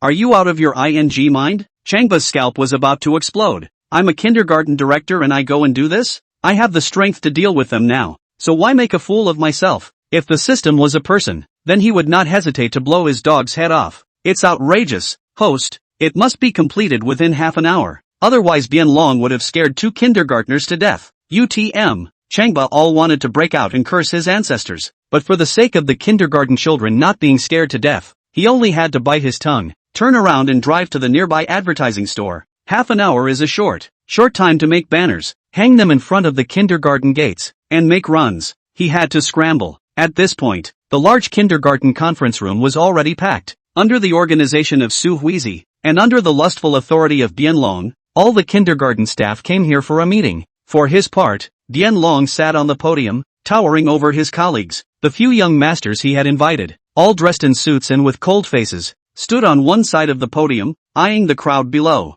There were also 2 young masters, patrolling outside. Both had earphones on their ears, reporting every move around them to Flat Dragon at the first opportunity. Colleagues, there is an injustice, and I am targeting not you, but someone. You all know very well who that person is. At that, he held up his cell phone. He has just called me. He said he was going to come here and apologize to me on his knees and give me a satisfactory explanation. When he's finished apologizing and making amends, I'll be out of here and won't hurt anyone one bit. When he got excited, he stood up like an orator, gesticulating with his hands and spitting. Flat Park Master. A young expert walked to the side of the podium and interrupted Bien Long's speech. Changba is here. Long sat down, put on his official demeanor, and bellowed, "Escort him up here, Headmaster Bien. He's at the kindergarten gate, leading 2 men to hang a banner." Hang a banner? Long was startled and jumped off the podium. He had thought of several possibilities, but hadn't thought that Changba would hang a banner to cry out for justice? Seeking justice from society?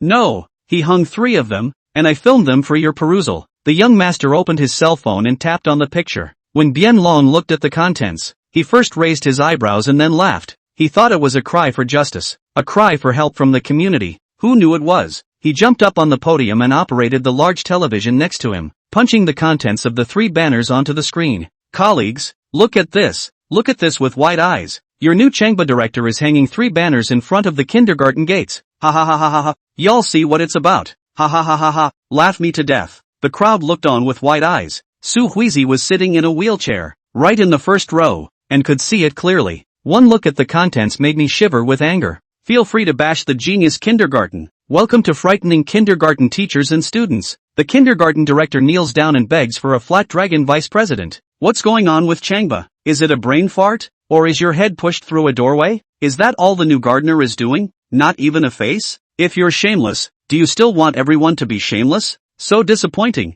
Get Changba out of here. If Changba doesn't get out of here, I'm leaving." The crowd murmured angrily. Others stood up and yelled at Changba to break into song. "Colleagues, now you see the face of Changba?" Long was even more pleased. "Go, I will lead you all to the gate to see. Didn't he want to kneel and beg me? I'll give him this chance. Ha ha ha ha ha." Jumping off the podium, he led a large group of people to the kindergarten gate with great vigor. Su Yui maneuvered her motorized wheelchair ahead of her. She suspected that Long was behind it, and wanted to see for herself if Changba would put up a banner like that. When I reached the side of the gate, I saw that the area around the gate was already crowded. There were kindergarten parents and children, neighborhood residents, and many others flocking this way. "Make way! Make way!" Su Yui shouted and pushed her way outside, desperate to run across the room. "Come to the outside, look up at the banner and be amazed. Feel free to bash the genius kindergarten. Welcome to frightening kindergarten teachers and students." The kindergarten director kneels down and begs for a flat dragon vice president.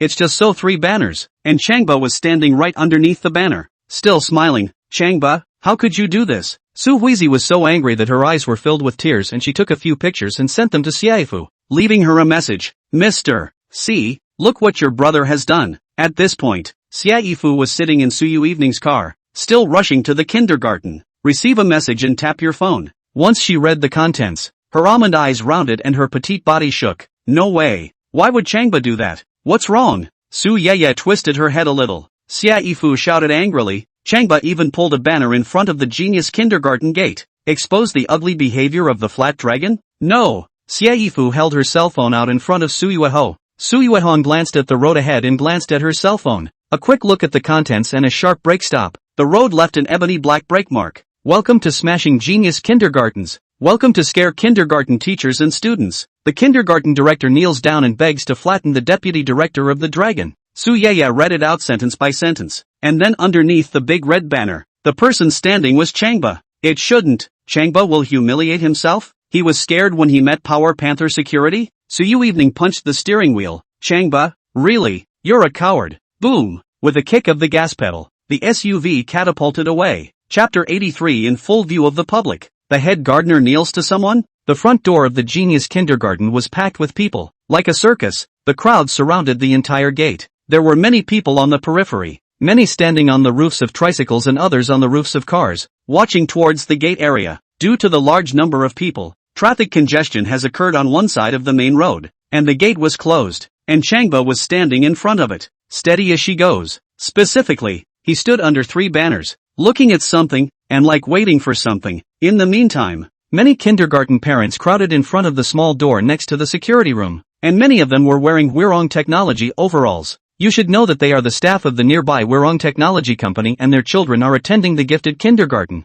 "They pushed me and I pushed you, making a fuss about getting in and picking up the kids. We just came over to pick up the kids. Our kids aren't going to kindergarten here. We're transferring. Hurry up and let us in to get the kids." 2 security guards guarded the small door and wouldn't let them in. There were waves of voices from the many parents, with a few young dads banging their shoulders against the small door and kicking it in with their feet. At one point, numerous parents were going to clash with the security guards. Everyone argued their case, and the sound of the wicket was about to explode. Seeing that the two security guards were uncompromising, a group of parents rushed at Changba again, pointing and yelling at him. Changba, tell the security guards to open the door and let us in. You're a wimp as a gardener, and our kids don't follow you, and you are welcome to vandalize the kindergarten. As the director of the school, you don't have any face at all? And welcome to frighten kindergarten teachers and students. As a director you have no obligation to protect children? And banners on your knees begging people. Don't you have any dignity at all? You might as well quit as a gardener. Get the hell out of here.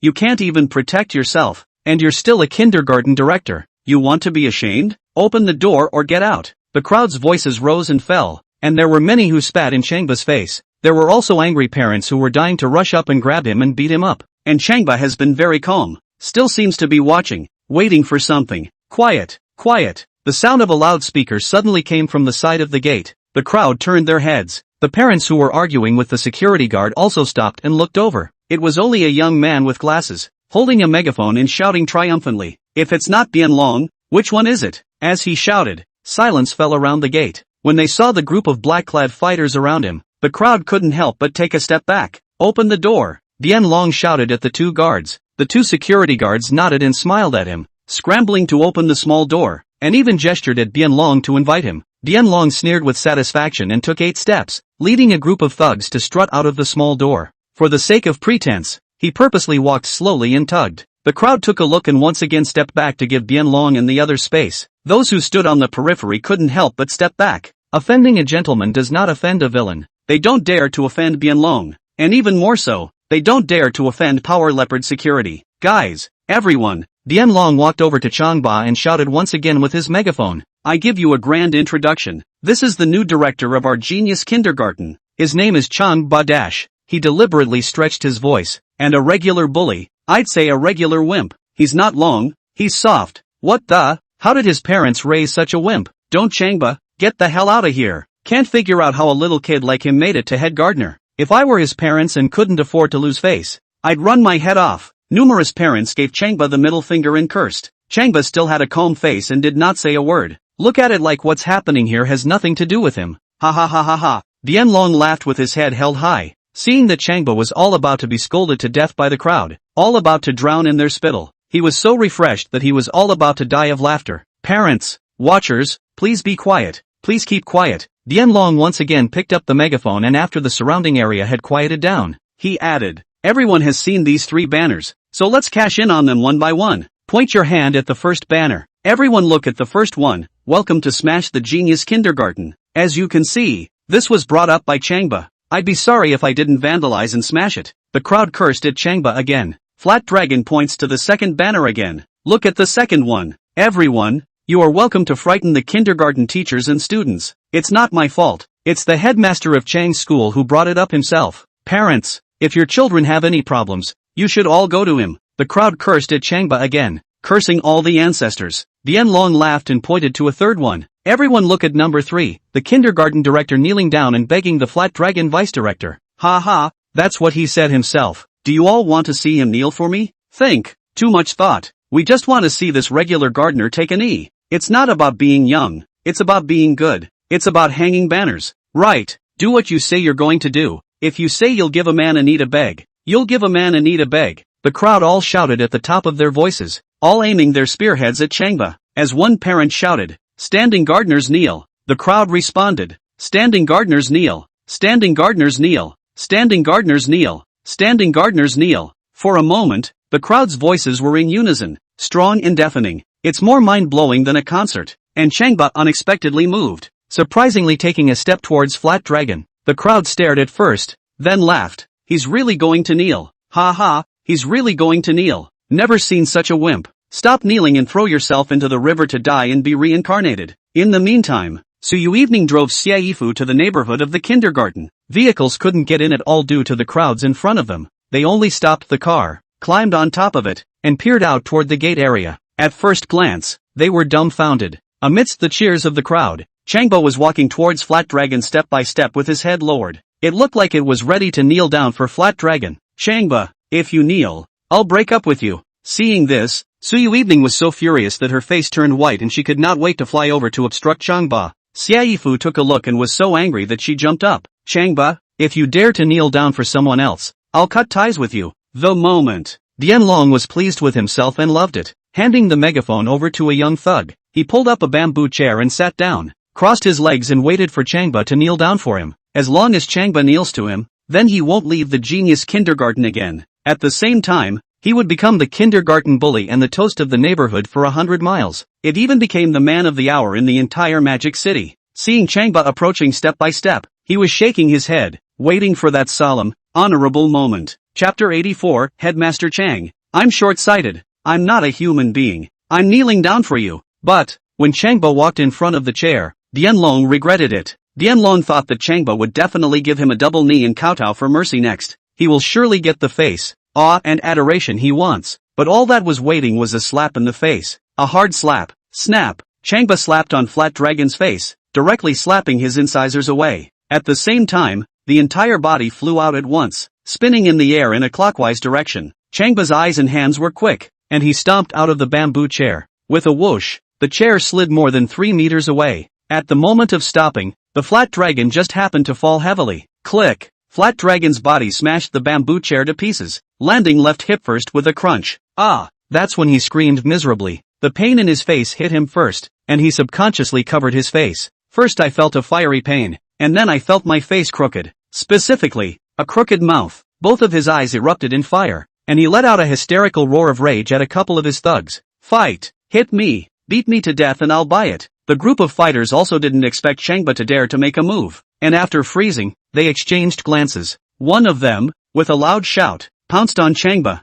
Power Panther security has rules. When they face an opponent, they never surround them, they fight one-on-one. A group of people fighting one, and if they win, they win. The first to rush out was a bald young man, striking a strong and courageous tiger fist, blast Changba straight in the face. Without even looking, Changba opened his fist with a slap and placed a foot on his stomach. Simple. There's no setup, and there's no punch, just a simple kick. After the poof, the big bald man sat on his ass on the floor and skidded over 4 meters before coming to a stop. The floor was concrete and the friction had torn his pants so badly that his red underwear was showing. The others were greatly shocked and couldn't help but look at each other. They had seen all kinds of experts and sparred with many of them, and had never been so traumatized. Either the opponent breaks an arm or a leg, or the opponent passes out. And now their men fell back to looking untouchable. Boo! Boo! Boo! It was also in the moment they froze. Changba had already quickly struck out. It was like teaching a lesson to a child, knocking them down easily one by one. The onlookers were shocked, and they all felt that the scene in front of them was very unreal. Like an act. Like a group of people waiting for a lesson from Changba. It's like a group of masters are playing along with Changba.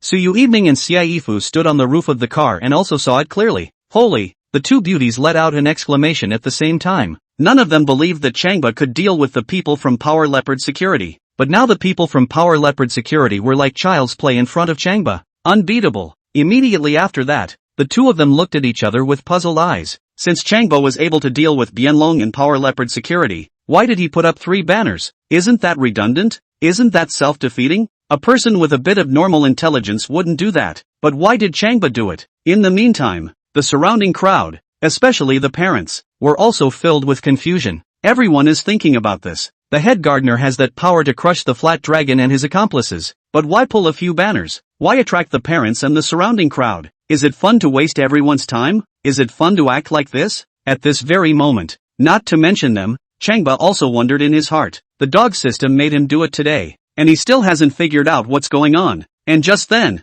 there was a sudden loud bang from the side. There was a loud explosion. Boom! Boom! A wave of air swept down the street like a force 10 gale, causing many passers-by to sway. Even the old and the sick were toppled to the ground. Changba twisted his head and looked, only to see a huge fireball and mushroom cloud rising from the Wirong Technology Building, which was more than 500 meters away. It is important to know that the first floor of the Y-Wing Technology Building is a specialty restaurant that uses gas for cooking. Half a month ago, the city's safety department warned them about gas-to-electric conversion. Changba analyzed that it was a gas explosion that triggered the restaurant fire. Just moments later, the second floor of the clothing superstore also burned a huge fire. After only half a minute, the third and fourth floors, the fifth and upper floors above also began to flare up. Quick look! The Wirong Technology Building is on fire. My God! The fire is so big and scary. It's a good thing I came to pick up my kids from the Y-Wing Technology Building. I'm coming over to pick up the kids too. I'm coming to pick up the kids too. Thank goodness. If I hadn't come to pick up my kids from kindergarten, I would have burned to death in the tech building. All of our tech building employees will burn to death in there. We are so lucky this time.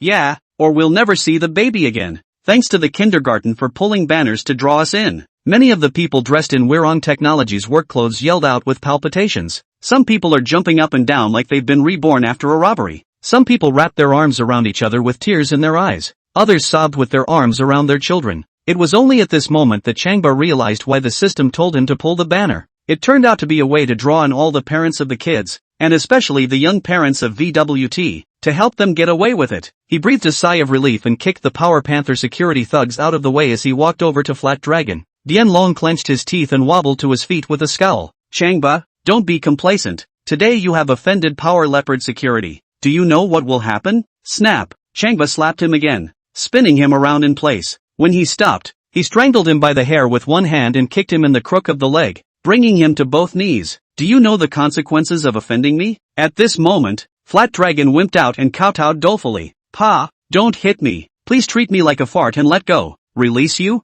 Changba strangled his hair again and yanked him up. From now on, you'll still be working at the kindergarten and cleaning for me every day. Remember, as long as I'm not satisfied, you'll die without knowing how. Pushing hard, get in there and get to work. Yes, yes, yes. Flat Dragon stumbled toward the small kindergarten door. The whole face is red and swollen, and the incisors are even more painful. But he couldn't care less about this, and only walked into the yard, looking for a broom to sweep the floor. Changba ripped off 3 banners, grabbed a megaphone, and shouted at the parents. Parents, please send your children to kindergarten. Classes will begin soon. Sorry for attracting everyone over just now, especially the young parents of Wayan Technology. As soon as these words were said, numerous parents swarmed around Changba like a trend and surrounded him in a circle 3 times inside and 3 times outside. Changing Gardener, you are too divine. Changing Gardener, you saved us. Headmaster Chang, I'm sorry about earlier. Headmaster Chang, I shouldn't have scolded you just now. Headmaster Chang, I scolded you too. I'm sorry, I'm so sorry. Chang Park Director, if it wasn't for you, we would have burned to death in the technology building today. Yes, Mr. Chang, if it wasn't for you, the children would never see us again. Headmaster Chang, I'm short-sighted. I'm not a human being. I'm kneeling down for you. Standing Gardener, I'm sorry, we were all big idiots just now. The sounds of praise, self-condemnation, and crying, one by one, came out around Changba in a continuous stream. Some even gave Changba both knees, some even bawled, and some even burst into tears. At this point, Su Yui and Xiaifu were still standing on the roof of the car overlooking it. They smiled at each other when they saw the fire in the tech building and the many parents surrounding Changba, all with big smiles on their faces. Snap! Xiaifu suddenly slapped herself on the face, blaming herself with immense regret. Brother Changba, my good brother, once again many people have misunderstood you. They are really big fools. Chapter 85 New Reward, Restoration Technique. Alright, parents, please return. Changba waved up his hand and loudly persuaded. Our kindergarten children still have to attend classes. Everyone please go back. As he spoke, he suddenly felt a tingling sensation in his left hip, like the tingling sensation of pins and needles. He didn't think much of it, just quietly lifted his belt and continued to persuade the big guy to leave. A full 10 minutes passed before everyone walked away one after another. The roaring fire over there continued, and employees of the technology building ran over to check on their co-workers, fearing for their safety. Other parents went over to check it out. There were also spectators who went over to watch the fun. In the event of a large fire, there is a high likelihood of major injuries and deaths, and everyone is very concerned about this at one time. Brother Changba, you are truly amazing. As soon as Changba walked towards the small door next to the security room, a few beautiful women rushed over to him and clutched him tightly in a back-and-forth attack. He didn't need to look. One sniff of the aroma around him and he knew it was the 2 sisters, Su Yui and Xiaifu. But there was a beautiful woman wrapped around his leg with a very different aroma emanating from her hair. He looked down, and it turned out to be Seo Haija in a wheelchair. I don't know when she came over too, and threw her arms around him excitedly without saying hello. A straddle is not a straddle. Not a straddle around the waist, but a straddle around a leg. Cuddle or not, and bury your head deep into his stomach. It was all he could do to stand still, and for a moment he was so tightly wrapped up in them that it felt hard to breathe. Changba, I really thought you were kneeling down for Flat Dragon. Su Yui hung in front of Changba and said, also, when you hung the banner, I really thought you had conceded. Xiaifu wrapped her arms around Changba's backside and smiled even more heatedly. Brother Changba, just now I have already scolded myself for being a big fool. My little brother likes to saber rattle. I can't believe I forgot that and doubted him. Poor review. Cupping his face again, he offered a kiss. No matter what the other passersby think, and no matter what Su Yui hung, just kiss her. Hey, hey, hey. Su Yui hung refused and pushed up Xiaifu's shoulders. Mr. Xia, you sister don't pay attention to your image either. How can you be like this in public? Xiaifu smiled wryly. Instructor Su, you mean to say that I can kiss as much as I want in a non-public setting, right? Su Yui's eyebrows tightened. Did I say that? Well. Changba's greatest fear was that the two sisters would tear each other apart, and in the end he was often the victim, rushing to stretch out his arms to separate them. Two sisters, let's hurry inside and calm the children. We still have to go back to the university when this side is taken care of. Suddenly noticing that there was another beautiful woman down there with her arms around Changba, they rushed to pull together. That's when I realized it was Seo Haija. MS. Keiko, you're a kindergarten teacher. Aren't you afraid that other colleagues will see you hugging the kindergarten director like that? Su Yui coldly asked. Yes, MS. Keiko, you have to look good. Xiaifu also stared at Su Huizi unhappily. Speaking of which, the two of them agreed that the only women who could be close to Changba could be the two of them. Now that someone had suddenly appeared, they were unknowingly both jealous. Su Huizi laughed. Today, the head gardener of Chang's garden turned a bad situation into a good one and pretended to be a bully in a desperate situation. I adore it, so I'll give him a hug. Saying this, he exaggeratedly stretched his arms out again. Beloved changeling director, and also my dear brother Changba, I want to have another hug with you. Hold it. Stop. Su Yui and Xiaifu guarded Changba on the left and right, pushing people in wheelchairs to push Su Huizi away. Then he took his hand and together they walked briskly toward the kindergarten gate. Ding! Congratulations to the host. Congratulations to the host. Mission accomplished. Do you want to receive the reward? Changba was pleased with himself. Of course I'll get it. He is the one who faced great pressure to accomplish this task and must now enjoy the fruits of his labor. Congratulations to the host for possessing a skill, restoration. How many meanings? Anything that is destroyed can be restored in 1 second's time if the host wishes it. Asterisk. This against all odds. Changba was overjoyed. With this restoration technique, it's even easier to pretend to be a bully in the future. At this moment, he remembered the brainless and cool article, marrying an old widow as a daughter-in-law. I'm happy and crazy. 2. The main character in the movie is the one who possesses all sorts of heavenly abilities, so that he is able to run through the city and enjoy the flowers. He couldn't have imagined that he was more powerful than the male protagonist in a brainless cool article. Two sisters, let's go faster. He pulled Su Yui and Xiaifu, quickened his pace and walked into the kindergarten gate. Suddenly feeling a fiery pain along his left hip that was already interfering with his walking, he stopped and craned his head to peer behind him. At first glance, the sword's brows tightened. Asterisk. What's wrong? Xiaifu lowered his head and helped him observe as well. Holy, why is there a needle? Su Yui headed to stand behind Changba and helped him observe as well. One look, almond eyes. Only a needle was stuck in the lower left side of Changba's tailbone, the needle that pierces deep into the flesh. The silver gleam that was revealed in the sunlight was blinding. When Changba took a closer look, it was a pinhead, a steel needle, the kind that looks pretty sturdy. Reach out with your left hand, pinch the topmost end and pull it out with force. Another fiery pain. Only the needle was blackened with a hint of blood. Yikes! Su Yui and Xiaifu took a look at the needle and were shocked. Both subconsciously let out a scream and covered their mouths. Girls are most afraid of needles and these long, sharp needles. It's too scary. And the needle in Changba's hand was 4 centimeters long, like a silver thorn, and a full 3 centimeters were stuck into Changba's flesh just now. It hurts to think about it. They didn't dare to imagine how Changba's younger brother had held on just now. In their place they would have been scurrying and jumping in pain. The more they thought about it, the angrier they all became. What parent is so bad as to stick a needle into Changba? What an abomination! The parent must be caught. No. Changba observed the needle and shook his head. This needle is blackened, which means it carries a high level of poison. To target him is to get him killed. And parents don't do that. Stabbing 3 centimeters and hard and fast. Even parents can't operate this action. Only professional killers have this technique. He craned his head to observe the passers-by around him. How can you spot the mysterious killer in a sea of people? Changba, you must be in a lot of pain. Let's go to the hospital now. Su Yui pulled up his arm. Yeah. I wonder if there's a virus on top of the needle. We need to get to the hospital. Xiaifu also pulled up his arm with an anxious face. Changba smiled bashfully, pinched and bent the needle, and threw it into a nearby trash can. It's not in the way. Let's go into the kindergarten. Pulled them into the kindergarten. His body was already invulnerable to all poisons, and it was simply impossible for an assassin to take his life by poisoning him. But, This killer must be found early, or there will be a lot of trouble. As he walked, he looked back again to observe. The bustle of people coming and going makes it impossible to spot a suspicious figure. He quietly took out his cell phone and sent a message to Xiaotong. Pull the surveillance from the front gate of the genius kindergarten and investigate everyone who comes near me. Chapter 86, Three Sisters. One drama. A black Maybach was traveling down the street. Su Yui sat in the back seat and looked out the window expressionlessly, just a frown on his face, keeping his mind occupied. She wanted White Foam to hire an expert at a heavy price to deal with Changba, and the result is still unknown. She was worried about stealing a chicken. Mr.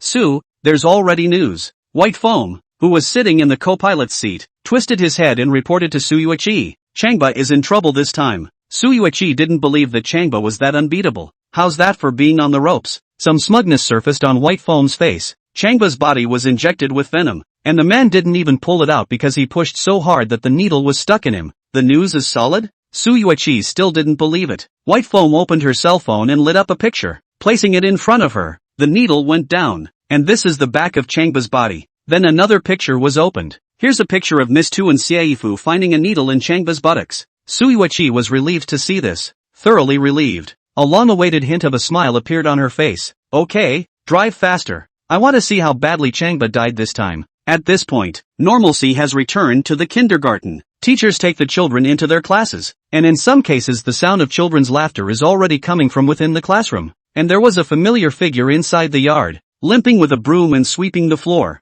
Changba and the girls took a look and both smiled coldly. Su Yui said, Changba, you've already expelled this pervert. Dian Long, why do you still keep him? That's right, he must be fired. Seeing him cleaning makes me sick. Xiaifu chimed in. Su Huizi followed behind and also nodded her head repeatedly. Perverts and scum like this, staying in the kindergarten will only harm the teachers and children. There's a use for this one to stay. Changba also wanted to fire the pervert Bianlong and tell him to go to sleep forever, just like the siblings Wei Jian and Wei Ying. However, in order to accomplish his mission, he could only use this person for the time being. With that said, he led them towards the head gardener's office. Where to? Su Yayang suddenly tugged on Changba. Changba pointed to the head gardener's office. Of course, go to my office. Xiao Haijia was the first to speak out. Big brother, your office was smashed. I saw it with my own eyes. The inside was already in shambles. Go in and add to the problem? Su Yui smiled bitterly. I don't have to look to know what it's like in there. Changba, it's only going to piss people off when they go in there.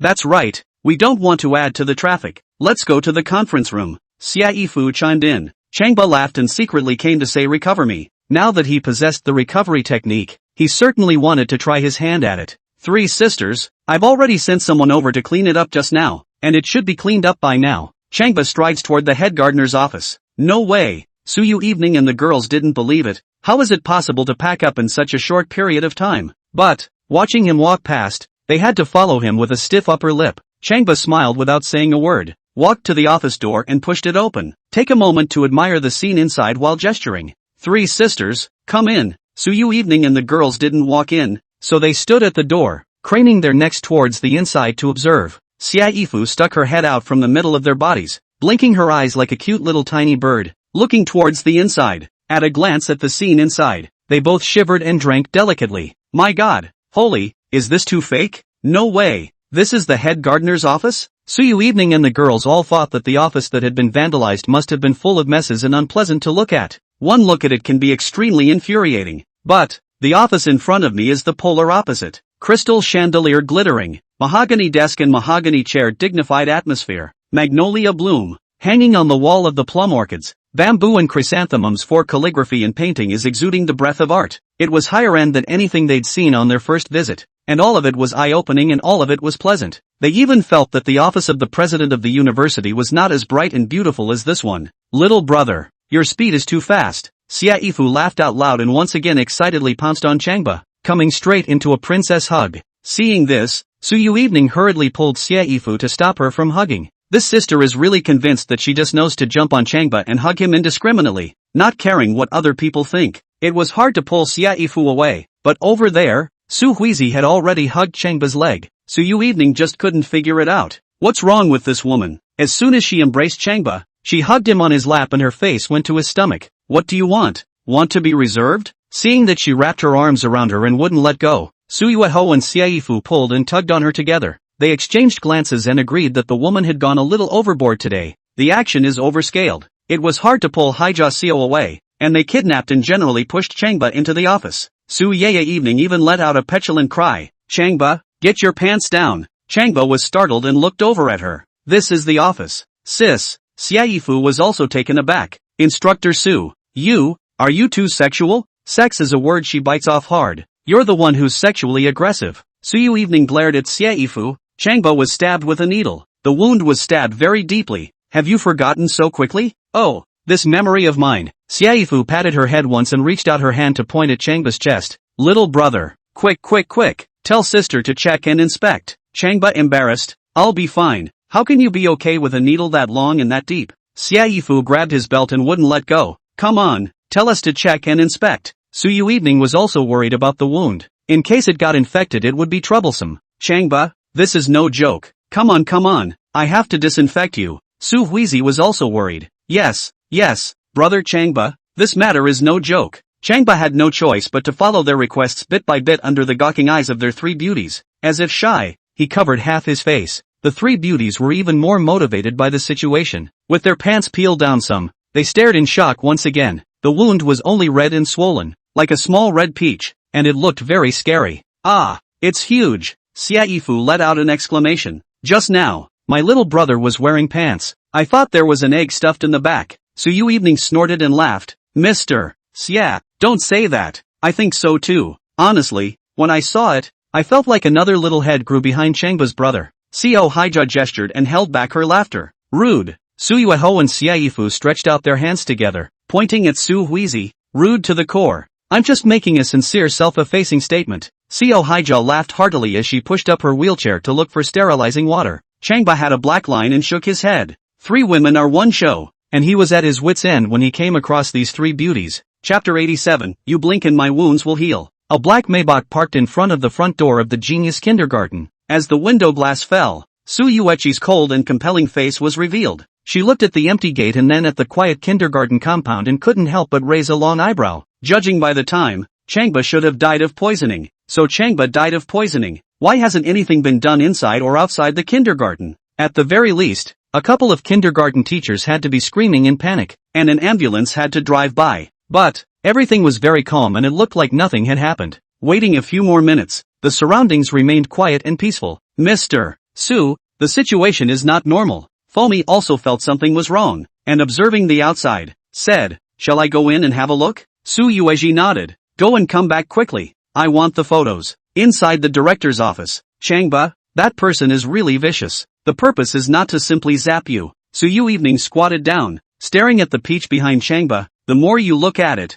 the more worried you are. I don't think it's possible to just disinfect it. We have to go to the hospital. Standing up, he pulled out his cell phone, ready to call his friend at the hospital. Changba smiled bashfully. It's fine. This injury is not worth mentioning to me. To put it mildly, this time it's not on you. Su Yuehong made a video call and pointed her cell phone at Peach behind Changba, explaining the situation to her doctor friend. The doctor's friend let out a gasp. Holy, this is clearly poisoned. Hurry up and come to the hospital. Su Yueho panicked, hung up the phone, and pulled Changba's arm. Come with me to the hospital. Changba smiled. Sister Evening, how about I do a magic trick for you? Su Yu Evening glared at him. You're still pretending with me, aren't you? It's just a blink of an eye. You blink and my wounds will be healed. Changba was ready to try the recovery technique again. Xia Yifu glared at him fiercely. If I blink, your injuries will be healed? If that were the case, I'd be a miracle doctor. Seo Haija pushed her wheelchair over. I've searched the suite inside as well, and there's no sanitizing stuff. Talking and laughing aside, this can't be delayed. We need to get to the hospital. Su Yuehong thought deeply.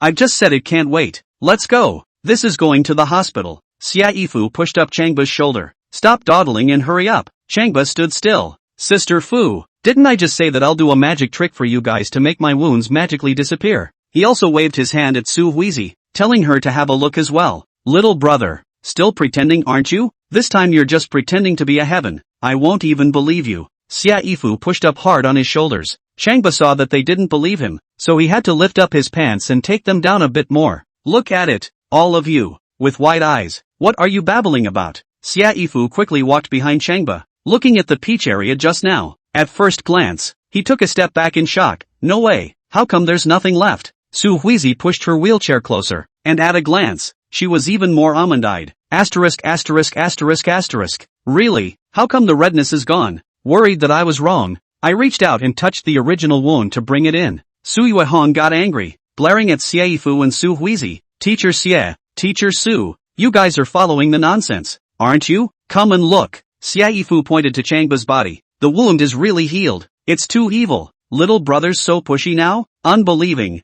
Su Yui walked behind Changba and bent down to observe. At first glance, it was also jaw-dropping. The red, swollen peach was there a moment ago, but now it has suddenly disappeared. Skin intact, not a trace. Can't find anything wrong with it other than the dark skin and rough flesh. Even if the wound recovers divinely, it shouldn't be this fast. It doesn't make sense. It's not logical. Is it on the other side? Su Yui picked up Changba's pants and checked the other side. Xieifu came up and observed together. Look at Changba's other side. There are no wounds either. And just then, a woman with a cold face appeared in front of the door. She grasped one hand on the doorframe, the 6 fingers on her hand clasping the door panel. Seeing Su Yui and the girls all bent over, staring at a man's wound, she couldn't help but look angry, but she didn't make any noise, quietly took out her cell phone, quietly took a picture, and quietly slipped away. The body is fine, so let's hurry back to the university. Su Yui pulled Changba up and left. Hurry back, don't delay the military training. Yeah,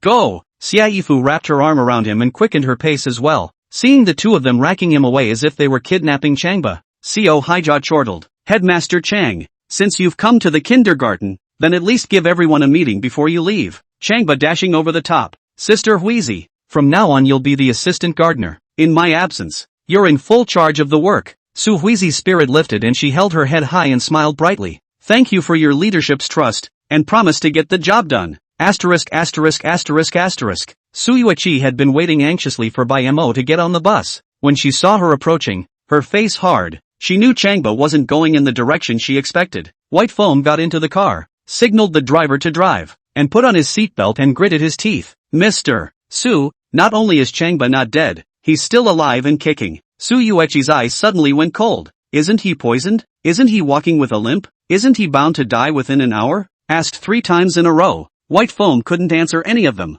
Couldn't answer a single word. One can only scowl. And this thing had to be accounted for again. She thought for a moment before saying, I'll contact the person who did this to Changba and hear what she has to say. Pick up your cell phone and contact a woman named Daryl. 8 minutes later, she put down her cell phone and twisted her head to report. Mr. Su, she said that the poison given to Changba was enough to kill an elephant. As for why Changba was able to survive, she's still investigating why. Su Yui looked out the window and didn't say a word. The eyes condensed into ice. White Foam understood that Su Yui had already suspected Dolly's strength and added, Mr. Su, don't worry, if she took our money, she will definitely work for us. If she fails this time, she won't allow herself to fail next time. Su Yui changed the subject. What's the situation with Changba and my little sister now? White Foam smiled bitterly and bowed his head, not daring to tell the truth. I thought I asked you to take pictures. Send them to me. White Foam didn't dare to disobey and sent the few pictures she had taken to Su Yui. Su Yui opened her phone and tapped on the picture. As soon as he saw his little sister squatting down and picking off Changba's pants to look at them, he couldn't help but burst into a rage. Evening has been lowered to this level. What cannot be endured is not endured. Foamy, keep pressuring me on Dari. I will not rest until I get rid of Changba. Chapter 88. The missing girl is the roommate's little sister. Changba, do you prefer college life or kindergarten life? Walking on the campus of Magic City University, Xieifu smiled as she reached out her hand and gently patted Changba's cheek. Changba smiled wryly and asked rhetorically, what do you think? I'd say in your heart of course you still like the college life. Why? Because there are many beautiful women inside the university. Xieifu laughed. Changba shook his head. Nonetheless, in kindergarten, am I lacking beautiful women around me? I prefer kindergarten life because in kindergarten I can show my value. Speaking here, he looked to the side at Su Yui Evening who was full of seriousness. Sister Evening, what do you think? Su Yui nodded her head, but didn't say anything. The crisis about Changba was over, and now she wanted to think about herself. 5 years ago 2 children disappeared from the genius kindergarten. She applied for a job at the kindergarten in order to investigate and search for those 2 children and fulfill her grandmother's last wish. And now there is no clue at all. What made her more anxious was how the 2 missing children were now. Are they living in hell? And their mom and dad, how are they living now? They must have been searching for the kids. Any leads? She couldn't even dare to think about it. And when she did, she couldn't help but be too preoccupied to do so. You guys go to military training. Bye. Xia Yifu, who had a class to teach, waved her hand at them and walked away. Su Yui glanced in the direction of the boys' dormitory. Changba, your injuries have just healed. You can't exercise strenuously yet. Go back to the dormitory and rest. No need. Changba smiled blandly. Su Yui glared at him heartily. If I tell you to rest, you rest. Good. Changba didn't mess with her and immediately agreed, patting her shoulder once. Sister Evening, I know what's on your mind. Just wait. About the missing children, I'll give you important clues tomorrow. Su Yui smiled bitterly. For 5 years, there were no clues, and Changba can provide an important clue tomorrow? It is important to realize that the police do not know how many police officers have been deployed to investigate the 2 missing girls, and it all turned out poorly. She knew he was capable, but this she still couldn't believe. Sister Evening, if I can't give you an important clue tomorrow, then I'll lie down in the playground and tell you to ride. Tell you to ride 3 times. Su Yui puffed out a laugh and pushed him away. Don't be poor. Go. Go and rest. Push him away hard while watching him walk away. I don't know why, but she especially enjoyed watching his back right now. Not particularly tall, but robust and powerful and tiger-like. Staring at his back, her heart warmed once again and she couldn't help but smile, and laughing and smiling, with tears glistening in his eyes. The boys' dormitory building. Quiet. The students had gone to class and it was empty. But, as Changba walked towards his dormitory, the sound of a man's crying came faintly from the dormitory. The cries were mournful, helpless, and heartbreaking to hear. Who's crying in there? The 3 roommates of Changba are Pangwon, Du Jiawei and Wu Zhigo. They are both outgoing people and under his influence are not afraid of things. But why is someone crying in there now? He walked to the door and gave the door to the room a gentle push, pushing out a crack in the door. Through the doorway, all that could be seen was a fat man sprawled out on his bunk cradling his pillow and crying. If it's not Pangwon, which one is it? That's not true. Among the 3 roommates, the number of fat man is the most cheerful, usually is a heartless roughneck. And now how to cry so painful? A breakup? Or some change in the family? Changba muttered in his mind and pushed the door to the room open and walked in, closing it behind him. Fatty, what's wrong? Pangwon didn't answer, still hugging his pillow and crying. Changba walked to the bedside and patted up his shoulder. Fatty, what's going on here? Only then did Pangwon look up, his eyes reddening as he glanced at Changba, and buried his head in tears again. Both hands gripped the sheets with a death grip, looking to break them. This time the crying was much more intense,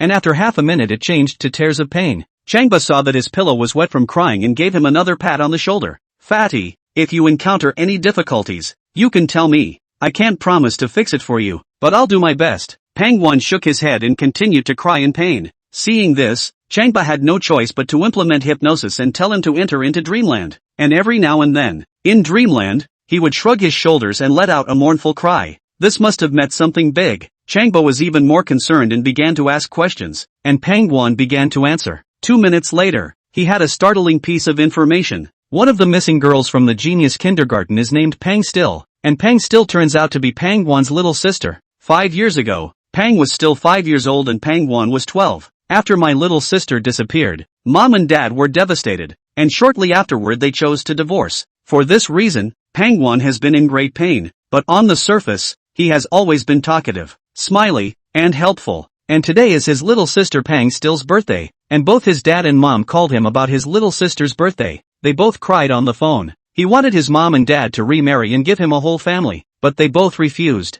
They said they would never get back together unless they found their little sister. He thought of his little sister, who had been missing for 5 years, and his shattered home, and could not control his emotions for a while, so he cried in his dormitory. Changba understood and put his arm around Pangwon's shoulder with a sigh. Dude, why didn't you tell me earlier? If he had known this 1 day earlier, then he would have investigated the disappearance of his little sister 1 day earlier. He gave him another gentle pat on the shoulder for reassurance. Fatty, I am now the director of the genius kindergarten and have decided to look for the 2 missing girls. Since Pang is still your little sister, then it's also my little sister, and I'm more than obligated to find her. Gifted and talented kindergarten. Bien Long took a broom and cleaned up, and only when it was all cleaned up did he return to his office and lay down on the couch to rest. Now his face and the area around his incisors were still hot and painful, but he didn't dare to go to the doctor without Changba's permission. Thinking about what happened today made him indignant. He brought a few experts from Power Leopard Security over, originally wanting to easily pin down Changba, but he ended up stealing a chicken without getting it. Is Changba that strong?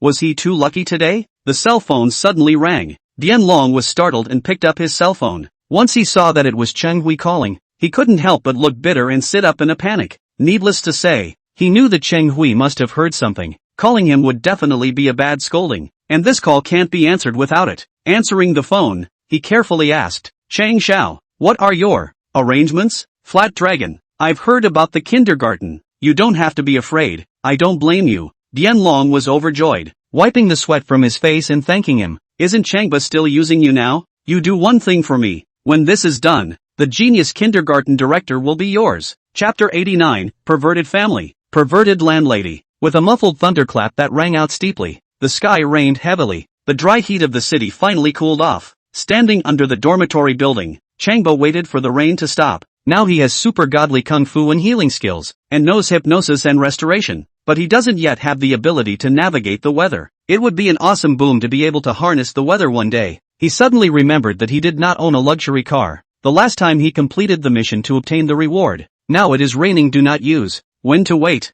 Unico, where's my car? May I ask the host, do you need it now? Of course it's needed. Wait a minute. Boom! There was a sudden roar of an engine not far away, like a low roar from an adult male lion. He whipped his head around to see a solid black version of a Bentley seat slowly approaching. In the heavy rain, like a mysterious black beast, fit and fierce, yet steady and graceful, all the while shimmering eerily black in the pouring rain, giving a huge sense of oppression and breathtaking. Honorable owner, I am Miss Binbin. You can drive fully automatically or manually. May I ask which one you choose? The seat lights flashed and a pleasant mezzo-soprano voice capable of soothing the soul was emitted. Miss Binbin? Changba liked the name, nodded, and asked for autopilot. He wanted to get in the back of the car and read a novel for a while. The car door in the back opened automatically. Master, please get in. Changba bent over the car. The interior of the car is decorated in all white, elegantly chic and flowing, plus the car is scented with magnolia flowers. He nodded readily. It's a car I like. Where to,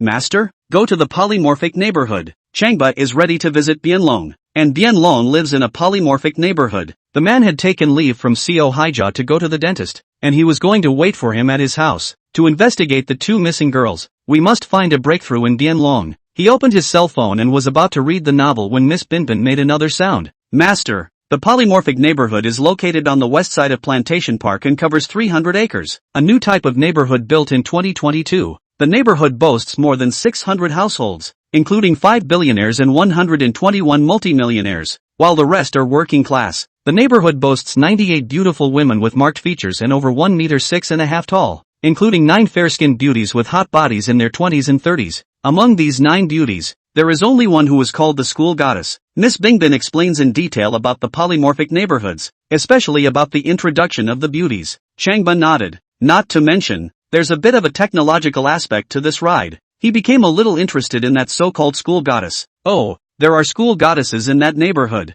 How does that compare to Sister Evening and Sister Fu? Then what? Miss Bim Bim asked. Are you stupid? Of course it's more than face and body. Compared to their faces and bodies, Su Yui Evening and Xia Yifu aren't as beautiful as her. Yo! Changba's spirit lifted. There are beauties even more beautiful than them in this world? Yes, the master wants to see her, and Miss Bim Bim is taking you to see her. Changba still shook his head as he thought about his mission. Forget it, I'm not interested in beautiful women right now. You introduce me to Bien Long's family. Changba lay back into a comfortable position and listened with his eyes closed. When Bien Long was 10 years old, his parents divorced and he lived with his father. At the age of 11, having a stepmother. Back then, the stepmother gave him a little sister. When his father wasn't home, his stepmother abused him by making him bark and eat dog food. No wonder Flat Dragon is a pervert. So he has a perverted stepmother. As the introductions went on, Changba plummeted and couldn't stop shaking his head. Perverted families. The Bianlongs are an unabashedly perverted family. I can't imagine there are families like this in the world.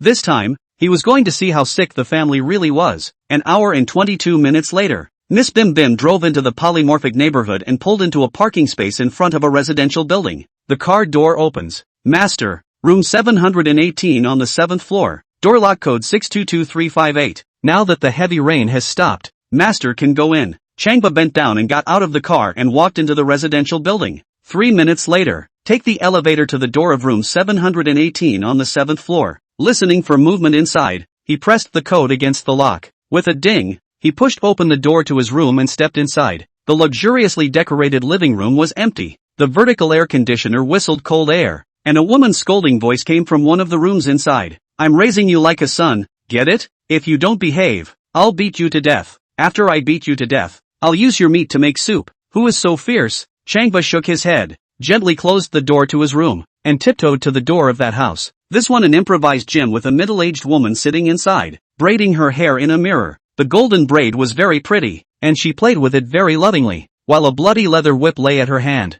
She was wearing a white nightgown, and by the looks of her rich looks, she looked like a rent-a-cop from Kung Fu. And kneeling on the floor was a scrawny little boy, in his late teens, wearing only a pair of shorts, barefoot, with scars all over his shoulders and back, and bruises with blood. But, instead of a pained expression on his face, he smiled curtly at the landlady. Mom, I've been very obedient. Why are you still hitting me? Obey? The landlady stood up and grabbed her whip. Why did you mention your parents just now? I'm your real mom. Don't you know that? Got it. Never again. You'll be beaten even if you don't dare. The landlady swung her whip and struck. Whoosh! The moment the whip was about to fall on the little boy, a large hand grabbed it. Who the are you, daring to break and enter? The charterer looked startled at the sudden intrusion of a youth into the room, let go of the whip, and stepped back, glaring at him with an angry face. Changba looked her up and down. It doesn't matter if you recognize me or not. What matters is that you buy and sell children. I'll buy it if I want to. What do you care? So you can easily buy children? I'm just easy. It's easier to buy a child than a pet dog. What's the matter? You don't want to call the police? Of course I'll call the police, but before I do, I want to try this. Changba swung his whip. The whip leaped like a snake's head and jumped to the charterer's shoulder. Snap! An explosive thud rang out on the charterer's back. At the same time a trail with blood on it appeared boldly on her back. Ah! The landlady screamed miserably and flopped onto the sofa next to her, grimacing in pain. Who the hell are you? Dare to hit me? My son and daughter will never let you go. Changba swung his whip once more. There was another explosion of sound. Another trail of blood. He has no mercy for such women who buy and sell children. He pointed his whip at her and faded. You yell one more time, and I'll call you a corporal. The landlady was so frightened that she panicked and bit down on one of her palms, not daring to make a single sound. Only her eyes were filled with anger and unwillingness. Kid, you wait. Chapter 90, Pervert. Cut off your beloved pigtails. Where are you from, little friend? Changba helped the little boy up and painfully observed the bruises on his back.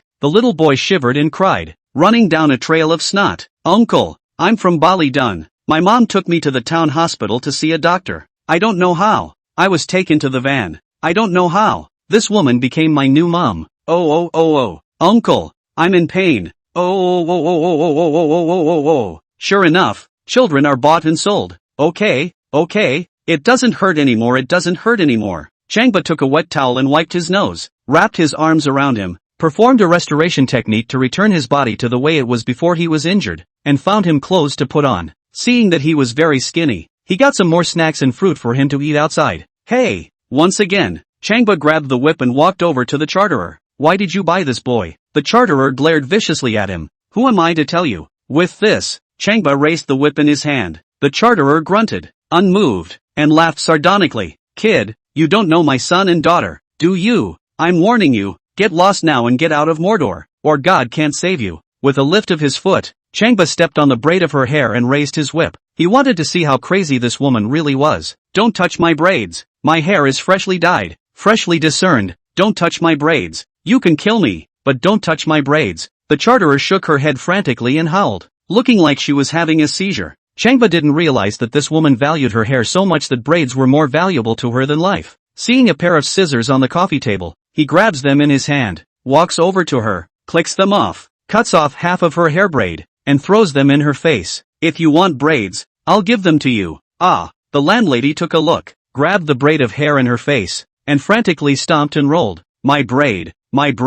Ah! I don't live. 18 rolls on the ground, rolling around. A yellow liquid appeared on the floor, causing a choking, foul odor to fill the room. Taking braids so seriously. What a nasty pervert. Changba shook his head, stepped forward and stomped on her, and performed the recovery technique again. Stop yelling. I've got you by the braid. The charterer was shocked, stopped crying and panicked to look at the cut braid in her hand. Hands are empty. Pull over the braid behind the back of his head and look at it. It's as good as new. She couldn't believe that there was nothing wrong with tugging on a braid. How did you do that? She looked at Changba with wide eyes full of incredulity. Never mind. I'm just asking you, what's going on with this little boy? Changba raised the scissors in his hand. I say. Fearing that the braid would be cut off again, the charterer held the long braid tightly in her arms. I've been so lonely and empty lately. I've been wanting a boy to keep as a pet dog. A month ago, I was asked to choose with a photo and a video, and I chose him," said with a curt smile. "Handsome, you're here to borrow money from my son, right? How much are you short of? Just squeak out, Auntie will fulfill you." Changba lifted his foot and stepped on her shoulder. "Don't change the subject. Let me ask you, did you know that 2 girls went missing from the genius kindergarten 5 years ago?" At the mention of the 2 girls, the charterer shivered, her eyes filled with horror, and she shook her head in panic. I don't know. I really don't know. Big bro, sister wouldn't joke with you. Sister, your head." Feeling disgusted and impatient, Changba slammed his foot down and stomped on her shoulder once again, sending her sprawling to the floor. "Hold out the scissors and give a warning. Without further ado, this starts the braid cutting. Operate the scissors," purposely making a clicking sound. The charterer's eyes closed in fear, her face waxed yellow, and she couldn't stop shaking her head. "I didn't know you cut off your braids. Really, I really didn't know." Click. Changba grabbed the braid and cut half of it off. "If you don't tell me, I'll cut your head bald." The charterer broke down and cried in pain with her mouth wide open. "Big brother, I really don't know." Changba shook his head and wasted no more time, implementing hypnosis and allowing her to enter into dreamland. Now the only way to get her to give a full account of her problems is to hypnotize her. "Let me ask you, do you know those 2 girls?" "I know. It's my daughter who disciplines those 2 girls. I don't know about the rest. If there's something you can ask my daughter." "Sure enough, I know." Changba nodded his head. "Looks like we'll have to meet her daughter for a while. As for whether her daughter is a pervert or not, that can only be known by meeting her and taking her pulse." He asked a few more questions to get her daughter's information while wielding the scissors and clicking her long braids into shreds. Feeling ready, he dropped the scissors and kicked her. "Wake up." The charterer woke up in a daze, eyes wide open, looking around as if waking from a dream. Feeling an itch on her face, she reached up to scratch it. One scratch, and it's shredded hair. At first glance, it was full of yellow, shredded hair. Both her eyes popped open and she suddenly let out a long scream. "Yikes! Yikes! Why do you still cut my braids? Why did you cut my hair? Why? The charterer grimaced, shuddered, and howled. Changba squeezed his eyes at her. "Because I'm a pervert too. Just to cut off your beloved pigtails. People like this who buy and sell children need to be punished. Give her the punishment for making her feel pain and despair." "Ah, dead pervert." The charterer grabbed a handful of broken hair and rolled around frantically once again, ghosting and wailing endlessly. Distracted by what he heard, Changba performed hypnosis, sending her once again into dreamland, closed the door to her room, and walked out. "Uncle, I want to go home," cried the little boy dolefully. "Don't worry, you'll be home soon." Changba gently patted his little shoulder once and pulled out his cell phone to call the police to come and pick up the little boy and send him home. As for the charterer, after waking up, she was also taken away by the police. She's still crying her long braids, cloaked, babbling like she's gone crazy. Changba, for his part, did not leave and walked to a corner of the living room and sat down, brewed a cup of coffee and read a novel while waiting for Bianlong to return. Of course, it's better to have his sister back. That way it's all in one step. Drinking coffee and watching marrying an old widow as a daughter-in-law. I'm happy and cool. Changba unconsciously forgot about the things around him and immersed himself in the plot of the novel. The protagonist is having too much fun pretending to crash. The protagonist's means of eliminating evil and promoting good is also too good. It's been a while since I've rewarded an author, hasn't it? Must reward a great god. One's not enough. Let's have another one. Give chapter comments. Dog author. You don't say update 10,000 words a day. Even update 6,000.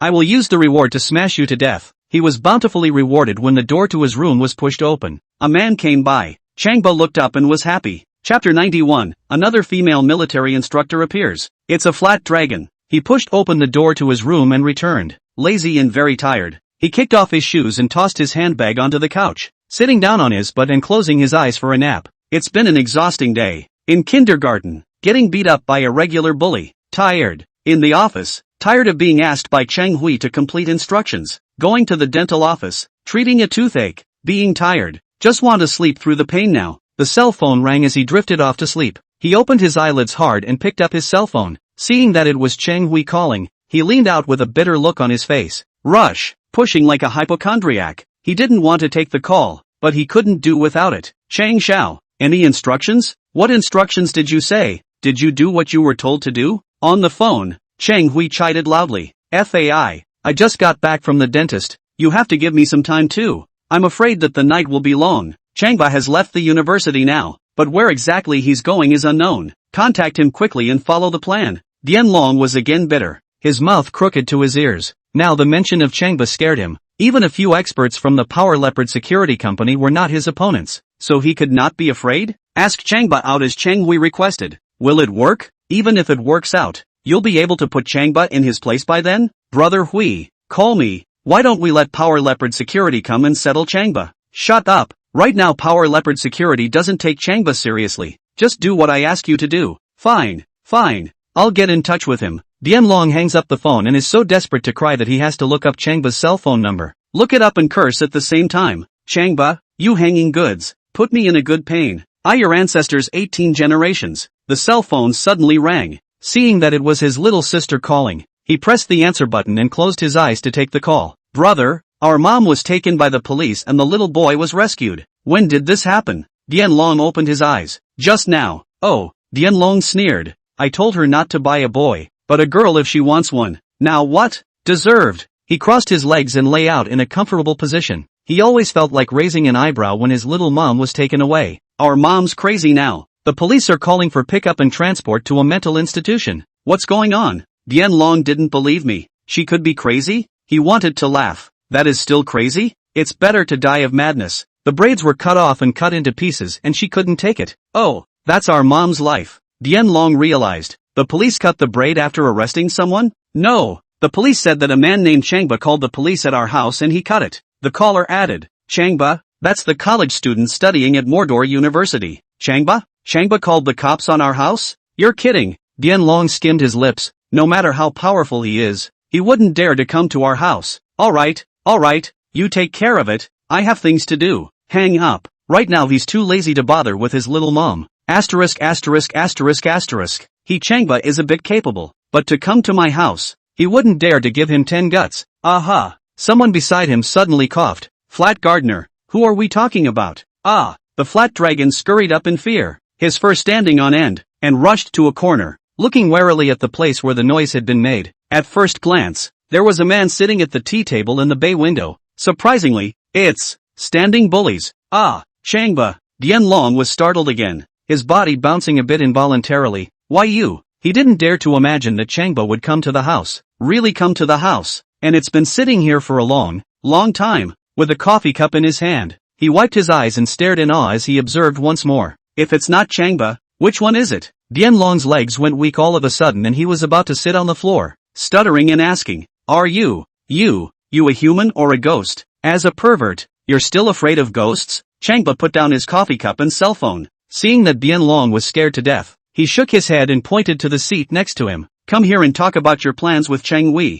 Still in a state of shock, Dianlong looked at Changba, at the living room, and then at the room next to him, and screamed, Mom, are you there? Thinking that his old mother had already been taken away by the police, he then realized that such shouting was superfluous and smiled bitterly at Changba. You know, your mom has been picked up by the police. Changba nodded at him. I had a good talk with her, and she explained everything that needed to be explained. A good conversation? Dianlong dare not imagine that his little mother and Changba talk a lot, only to believe that Changba to his little mother to clean up bad enough, and stammered to ask, what did she say? Said you colluded with Cheng Hui and told me to be careful. Changba pointed to the seat beside him again. Dianlong smiled sarcastically, before he shivered and walked over to the couch, sitting sideways in one corner of it. Keep a distance from Changba. What does Cheng Hui want you to do? Changba asked coldly.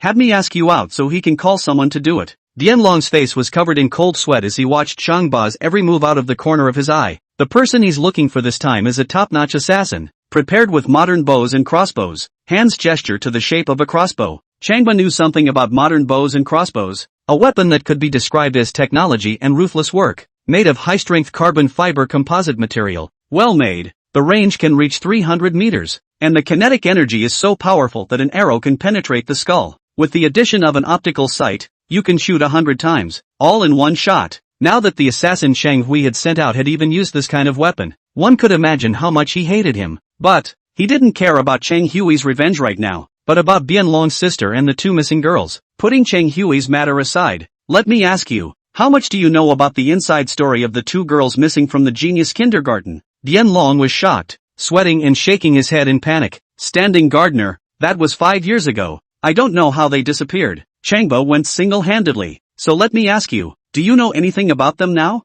Dianlong was sweating even more. He didn't dare to offend Changba, but even more so, he didn't dare to offend Cheng Hui. Once Cheng Hui knows he leaked the information, he must be killed without pardon. I don't know.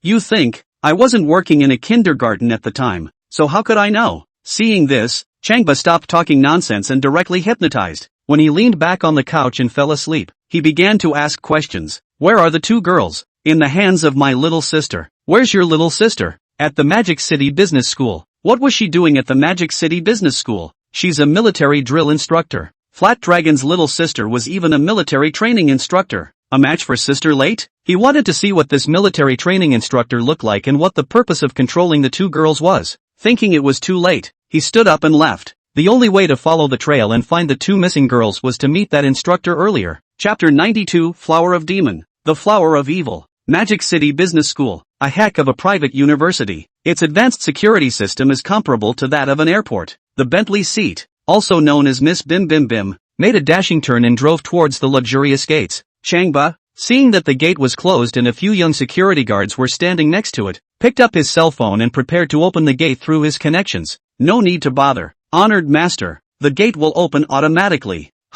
Miss Binbin will access the gate security system and open the gate for her master. Changba nodded. There really is something about this Miss Bim Bim. The question is, isn't it rude for us to go straight to the gate? Master, to Miss Binbin, master is above all else. Besides, master is trying to save lives, and time is life. Between exchanges, the doors slowly opened. Miss Bingbin whistled in with Changba. The few security guards guarding the gate watched as the Bentley drove into the courtyard and couldn't help but look at each other. In the entire university, the gate opens automatically only when the chancellor's car drives by. The principal got a new car? That's for sure. It's a cool car. Bentley Vader, limited edition. Awesome class. Powerful waistline. Hard and aggressive powerline. Must be a blast to drive. Several security guards praised it, and others gave thumbs up at the cars, but, Master, see, the security guard still has to give credit to Miss Binbin. I'll be damned. This Miss Bim Bim can still play hard to get. The Magic City Business School is a garden university, and after the rain, it's fresh and picturesque inside. When I came to the large playground in the southeast corner,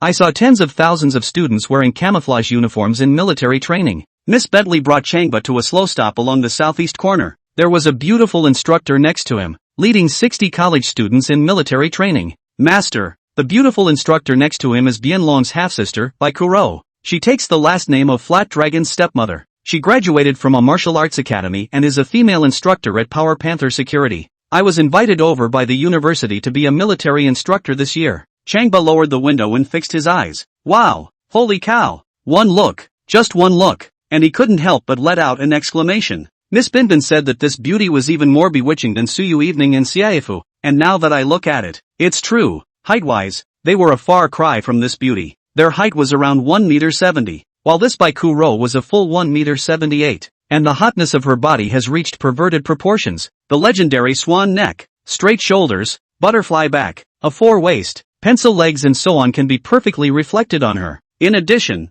her skin was extremely fair, like that of a white person, but with a healthy glow. Now with her hair coiled up and wearing a red security uniform, she looked dashing and fresh, yet majestic and domineering. You know, this security uniform is made using special fabrics that look even more bored and intimidating than military and police uniforms. What was even more mesmerizing was the fact that the beautiful instructor was smiling all the time with a soft glow in her eyes. Any man, seeing such a beautiful woman, would fall deeply into it and not be able to extricate himself. But, the entire class standing in front of her, especially all the boys, looked at her with eyes full of awe, without the slightest hint of disrespect, without the slightest hint of salivation, without the slightest hint of unspoken thoughts. It gave the impression that the instructor so many of the boys were facing was either a woman or an incredibly cold instructor. It shouldn't. Seeing the abnormality in front of him, Changba was puzzled. When boys see such a beautiful instructor, they should be dumbfounded. At the very least, the eyes would show something. Master, in the beginning,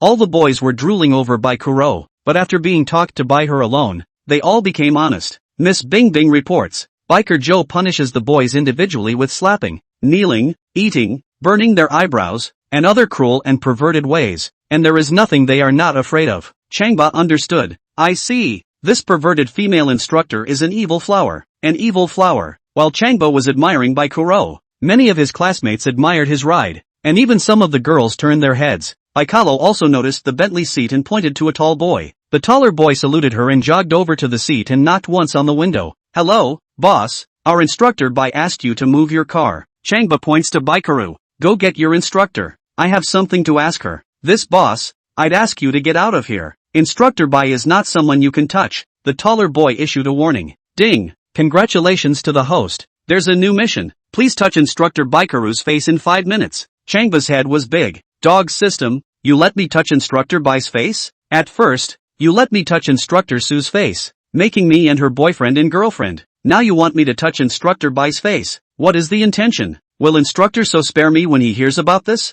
There will be a reward if the mission is successful. Failed mission. Lost the position of genius kindergarten director. Changba certainly doesn't want to lose his seat as head gardener. It's so hard to get, so of course you should cherish it. Besides, if he quit being the head gardener, it must be hard for Su Yui to accept. Having no choice, he pushed open the car door and got out. Master, be careful. Baikaru can hypnotize. Miss Binbin issued a warning. Changba was unimpressed and walked straight into the playground towards Baikaru. Hey, what are you doing? The taller boy grabbed Changba's shoulder and warned in a low voice. If you want to die sooner, get closer to Instructor Bai. Changba ignored him and continued to walk forward. The 60 college students stood in 6 neat rows, all looking at Changba in shock. And someone else had the audacity to come near her without Instructor Bai's permission? Instructor Bai, class. Changba walked to Baikaru's side, nodded at her, and nodded at his classmates. I'll do a self-introduction. I'm from Mordor University. My name is 2 words, Changba.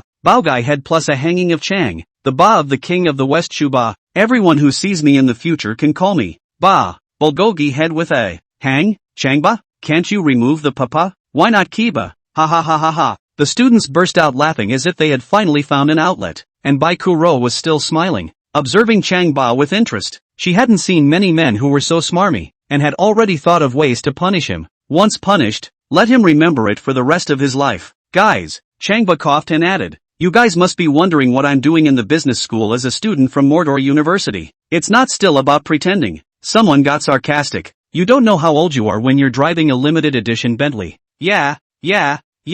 What else is there to do but pretend? It's just a pity that he met Instructor Bai. He ran himself into a gun. Who can blame him? All the other students responded, just waiting to see Changba's joke. Guys, Changba raised one hand and signaled for silence. You guys don't know. I have another identity. Pausing for a moment, he spoke aloud. The director of the kindergarten affiliated with the Magic City University, the Genius Kindergarten. Genius Kindergarten? When Baikaru heard this name, the smile on her face froze for a moment, and her eyes then erupted with a forced murderous aura. Chapter 93, Hypnosis. Counter-hypnosis. Good people don't come to good people. Baikaru had realized Changba's purpose of coming here, secretly gritted her teeth and looked him up and down. How good is this man that he dares to come here? She quickly fumbled for her cell phone, opened it, and sent a message to her brother. Flat Dragon, is there a new director named Changba coming to your kindergarten? Flat Dragon did not reply. She messaged another female friend. I received a reply 5 seconds later. Yes, Changba, a very powerful character. You must be careful. Baikaru secretly sneered. How powerful? Female friend, he taught the process less, and violently beat your brother again in the kindergarten, and taught a few masters of the Power Leopard security company. Is it possible? Baikaru doesn't believe it. Where did you get this information? Female friends, many people have seen it with their own eyes, as well as taking pictures, so I'll send you a few. Immediately afterward, Baikaru received several photos. A quick look at the contents shows that this is the case. Not only did Changba violently beat up Bianlong, but he also effortlessly taught a few of the security company guys a lesson. Baikaru believed it then, and his heart rumbled and began to beat wildly. Once again, a female friend sent a message that Changba might have some kind of special ability and you should be extra careful. Baikaru didn't dare to be careless anymore and put one hand into her back waistband to observe Changba's every move. People can ask if they don't believe me. Changba nodded at everyone again. I am the director of the kindergarten affiliated with Magic City University, Genius Kindergarten. Genius Kindergarten Director? As a college student, you would be a kindergarten director? Blow awesome, right? Asterisk.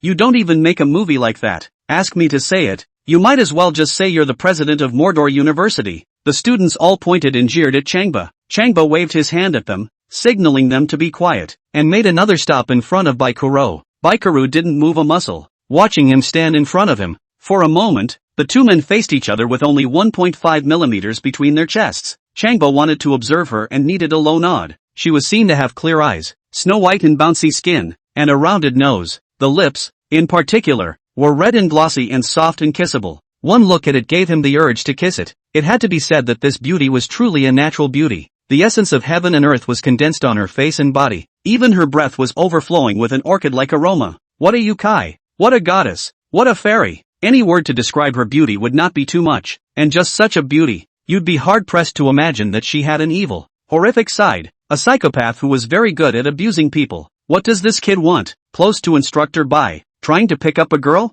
If you want to pick up Instructor Bai, you don't have to see how strong you are. There's a lot of froth like that. Let's walk. The students all stared at Changba and Baikuro, discussing in low voices. What can I do for you, Mr. Standing Gardener? Baikuro was always smiling and gazing at Changba very affectionately, and in his hand he gently stroked a small, rolling knife. Nothing. Changba pointed to her face. Instructor Bai, I see that your face is covered in sweat and you're very tired, and I want to advise you to hurry up and take a rest, otherwise you'll get heat stroke. Would you be so kind? Baikuro sneered and didn't beat around the bush. Say, what do you want here? Changba pointed to the sycamore tree by the playground. Instructor Bai, it's cool under the tree. Let's talk. Baikuro craned his head to look at the sycamore tree and gestured. Yes, Master Standing Gardener, please. Changba turned and walked away. A reminder came to my ears. Countdown 10, 9, 8, 5 minutes so fast. Changba prepares to hypnotize, twisting his head to look at Baikuro who was following him. He was about to execute the hypnosis technique, when suddenly he felt his eyelids extremely heavy and a great drowsiness swept over him. This Instructor Bai can hypnotize? I was hypnotized by this Instructor Bai? Changba had just realized this, and before he had time to react, he closed his eyes, flopped onto the lawn with a thud, and drifted off to sleep. 3 words spat softly from the side of his mouth. Sloppy. Miss Binbin had warned him that Baikuro could hypnotize, and thinking that he could hypnotize himself, he hadn't cared at all. Boo! Baikuro raised her foot and delivered a vicious kick to Changba's face. You can't stand my hypnosis either. Boo! Another hard kick. Still a TM expert. But that's it. Blood gushed from Changba's nose, but there was no response. The students watched with bated breath, not daring to move at all. They had long expected this scene. Which of the rash people who had harassed Instructor Bai in the past did not end up like this? Boo! Boo! Not relieved of her hatred, Baikuro delivered 2 more hard kicks to Changba's face. The kicks got blood all over her boots. As she threw a look at one of the boys, the boy immediately stepped out of line, took out a paper towel, walked over to her, knelt down, and wiped the blood from her leather boots. Wipe it down nice and clean. You 4. She pointed to the 4 boys again. Pick him up and carry him to his car first. Roger that. 4 tall boys stepped out of line, walked over to Changba, grabbed arms and feet, lifted them up, and walked quickly toward the Bentley seat. As for Changba's constant nosebleeds, they didn't care. A trail of blood stained the lawn. I knew he was unlucky, and trying to eat Instructor Bai's tofu. Oh, you're not going to eat this time, are you? Numerous students looked at the carried-away Changba and whispered sarcastically as you and I spoke. Go inside, big brother. The 4 boys carried Changba to the Bentley seat car, opened the back door, and threw him into the back seat. They made a point of glancing at the empty cockpit and co-pilot before closing the doors and returning to the playground. And just as the car door closed, Miss Bim Bim began to call out, Master! Master! Wake up! Wake up! Changba was passed out, still motionless, while his nose was still bleeding. Boom! Miss Bentley started up and whizzed away. A map of the city appears on the dashboard in front of you and a quick search for nearby hospitals begins. Half a minute later, Miss Bentley called a hospital emergency room. Hello, my friend has suffered a severe facial injury and is unconscious and bleeding from his nose. Will be at the hospital in 4 minutes. Please be ready to receive. Getting a response. He hung up the phone and the seat flew faster and faster, like a black lightning bolt. Holy, why it flew right off. There's no one in the driver's seat. Could it be unmanned? The 4 boys who walked up to Baikuro took a look and let out gasps of surprise. Baikuro coldly smiled, watched the Bentley leave, and pulled out her cell phone to call the security guard at the gate. A black Bentley is approaching the gate. Intercept it. The security guard called back. Sorry, Instructor Bai. There was a black Bentley, but it just drove off. Baikuro was startled. If you don't open the door, Bentley will drive away? The guard sighed. The gate opened automatically before the Bentley got there. Baikalo couldn't believe that the Bentley seat could be so magical. Ordered. Find out for me if there are any of his men inside the security office. Putting his cell phone away, he peered out with beady eyes in the direction of the front door. Changba, you're lucky this time. Don't fall into my hands next time. Chapter 94, A Ship in the Gutter. Su Mansion. Inside a luxury gym, Su Yui was wearing a fitness outfit and sweating out her workout. With every move she made, her sexy bursting body became even more alluring. Mr. Su. There was a knock on the door. Su Yui stopped and gasped as she looked towards the door of the room. Come in. The door of the room was pushed open, and white foam stood in front of it, reporting in a quick voice. Mr. Su, just got the news. Changba went to the Magic City Business School to look for Baikaru, and was brutally beaten up by Baikaru. Now Changba is being treated at Dewey Rehabilitation Hospital and is still in a coma. Su Yui raised his long eyebrows and stood up at one stop. To Baikuro, she knew very well. A demonic flower. An evil flower. It was completely normal for Changba to be able to fall into Baikuro's hands. Just for a moment, she couldn't figure out why Espa had suddenly gone to find Baikuro. What did Changba go to see Baikalo for? The cause is being investigated. It could be that Changba was mesmerized by Baikuro's sultriness. White Phone walked quickly into the gym. Mr. Su, what do you see as the next instruction? Su Yui smiled. A wry smile appeared on her cold face. Now that Changba was lying unconscious in the hospital, to her, it was a catfish on a case, and she could deal with it however she wanted. It would be easy to kill him, but it would be too cheap. White Foam, you take people to the hospital, control Changba's ward, and after that she signaled White Foam to come closer and whispered into her ear, and afterward, you sleep beside him and with him. What?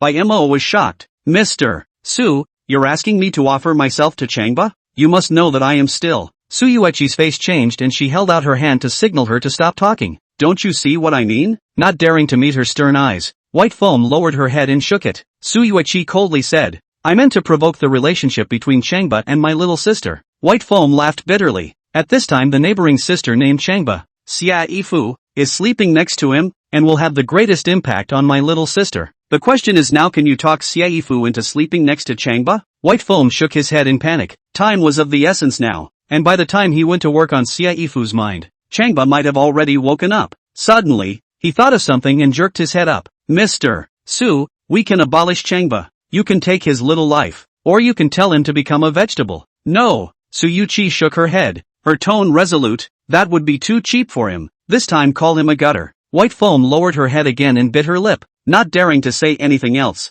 There are 3 women my little sister knows best. One is Xia Ifu, one is me, and one is you. It's not realistic to go and work through Xia Ifu's mind. Asking me to go and sleep with Changba is also impossible. Then, there's only you to be entrusted with. When Su Yui said this, he pushed by Mo's shoulder. It's not too late. You go. Foamy remained standing with his head down. Mr. Su, you told me to finish off Changba. I am determined to complete the task. But you told me to accompany him. I snapped his head around. Foamy, didn't you tell me that you wanted to wash your hands in gold and stop doing the fighting and killing thing? Su Yui spoke long and hard, wrapping his arm around her shoulders. This time, as long as you follow my request, I will agree to your request. From now on, you will only be my secretary, or you can leave the country with a huge amount of money and never have to come back. Only after receiving this assurance did White Foam nod and turn to walk away. Dewey Rehabilitation Hospital. Changba was in a hospital gown, lying in a hospital bed, still drowsy, with an 4 in his arm. His face was red and bruised, and one eye was surrounded by a black eye. The doctor had already checked his head and it was not a big problem, waiting for him to wake up naturally. When the time came to 11 o'clock in the morning, he was still in dreamland, and at that moment, a woman in a white casual dress walked into the hospital room. She removed the sun hat from her head and the mask from her face, revealing her wet hair and clean, elegant face. If it's not Foamy, which one is it? She'd taken a cool shower for this mission, and her hair hadn't even dried yet. She took out a small vial, opened it, and placed it under Changba's nose for him to enjoy. This medicine can strengthen the body, make people swell, and what other wonderful uses. White Foam is the most clear. She turned on her cell phone and clicked on the video to place it on the nightstand to one side, directly in front of the sleeping Changba. Then she stripped off her clothes, lifted the thin quilt from Changba's body, and lay down next to him. Changba, this time it's cheaper for you. Magic City University. After the military training, Su Yui returned to her room, took a shower, and changed into a cool long dress. When it was time for lunch, she cleaned up and looked in the mirror,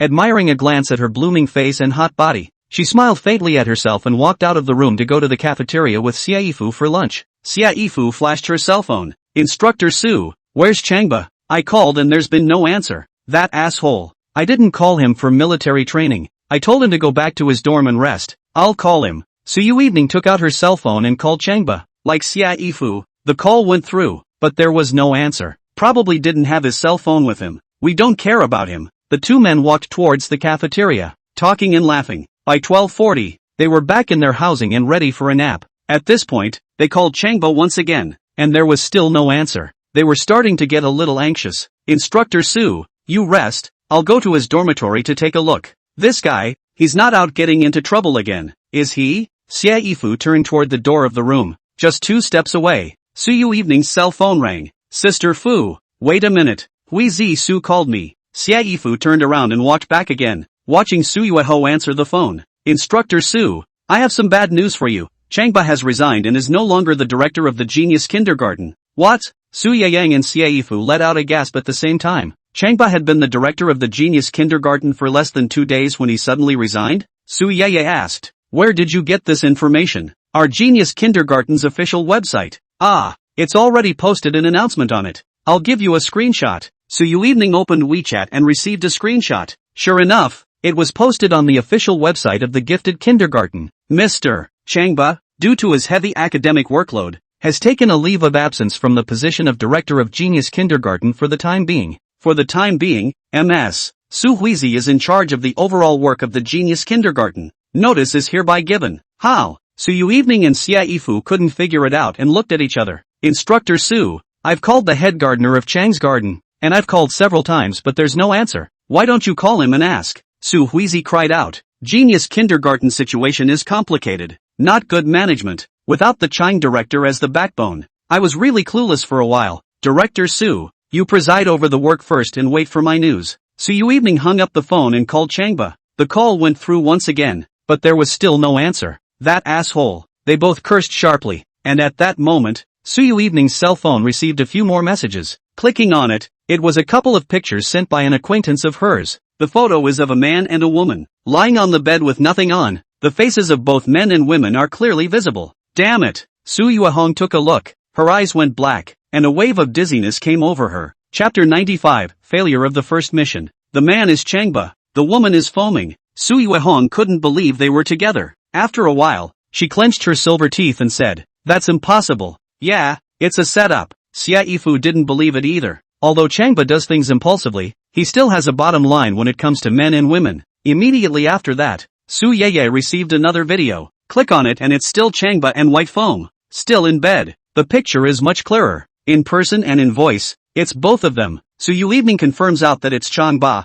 He's the one despite his nose. But it's him. She threw away her cell phone, closed both eyes, and sat down in a heap on the couch at once. A general dizziness of the sky. At the same time, hot tears came to my eyes. She and Changba weren't engaged yet, but they already considered both parties to be boyfriend and girlfriend. She believes he will be loyal to her and help her find the 2 missing girls from the gifted kindergarten. But now, not only did Changba resign from his position as head gardener, but he also did something that betrayed her. She couldn't accept it for a moment. Not in a million years. Unable to say whether it was anger or pain, her teeth were clenched, her fists were clenched, and her body was shaking. Changba, how could you do this? I can't imagine that you would be so shameless. You are so disappointing. Xia Yifu was so angry that she stomped her feet and grabbed the pillows on the couch and thumped them heavily over and over again. No way. I'll get him. I'm going to ask him why he did it. He must give an account. Xia Yifu stormed towards the door of the room in a huff. Fu-san, Su Yui called out. Where are you going to find him?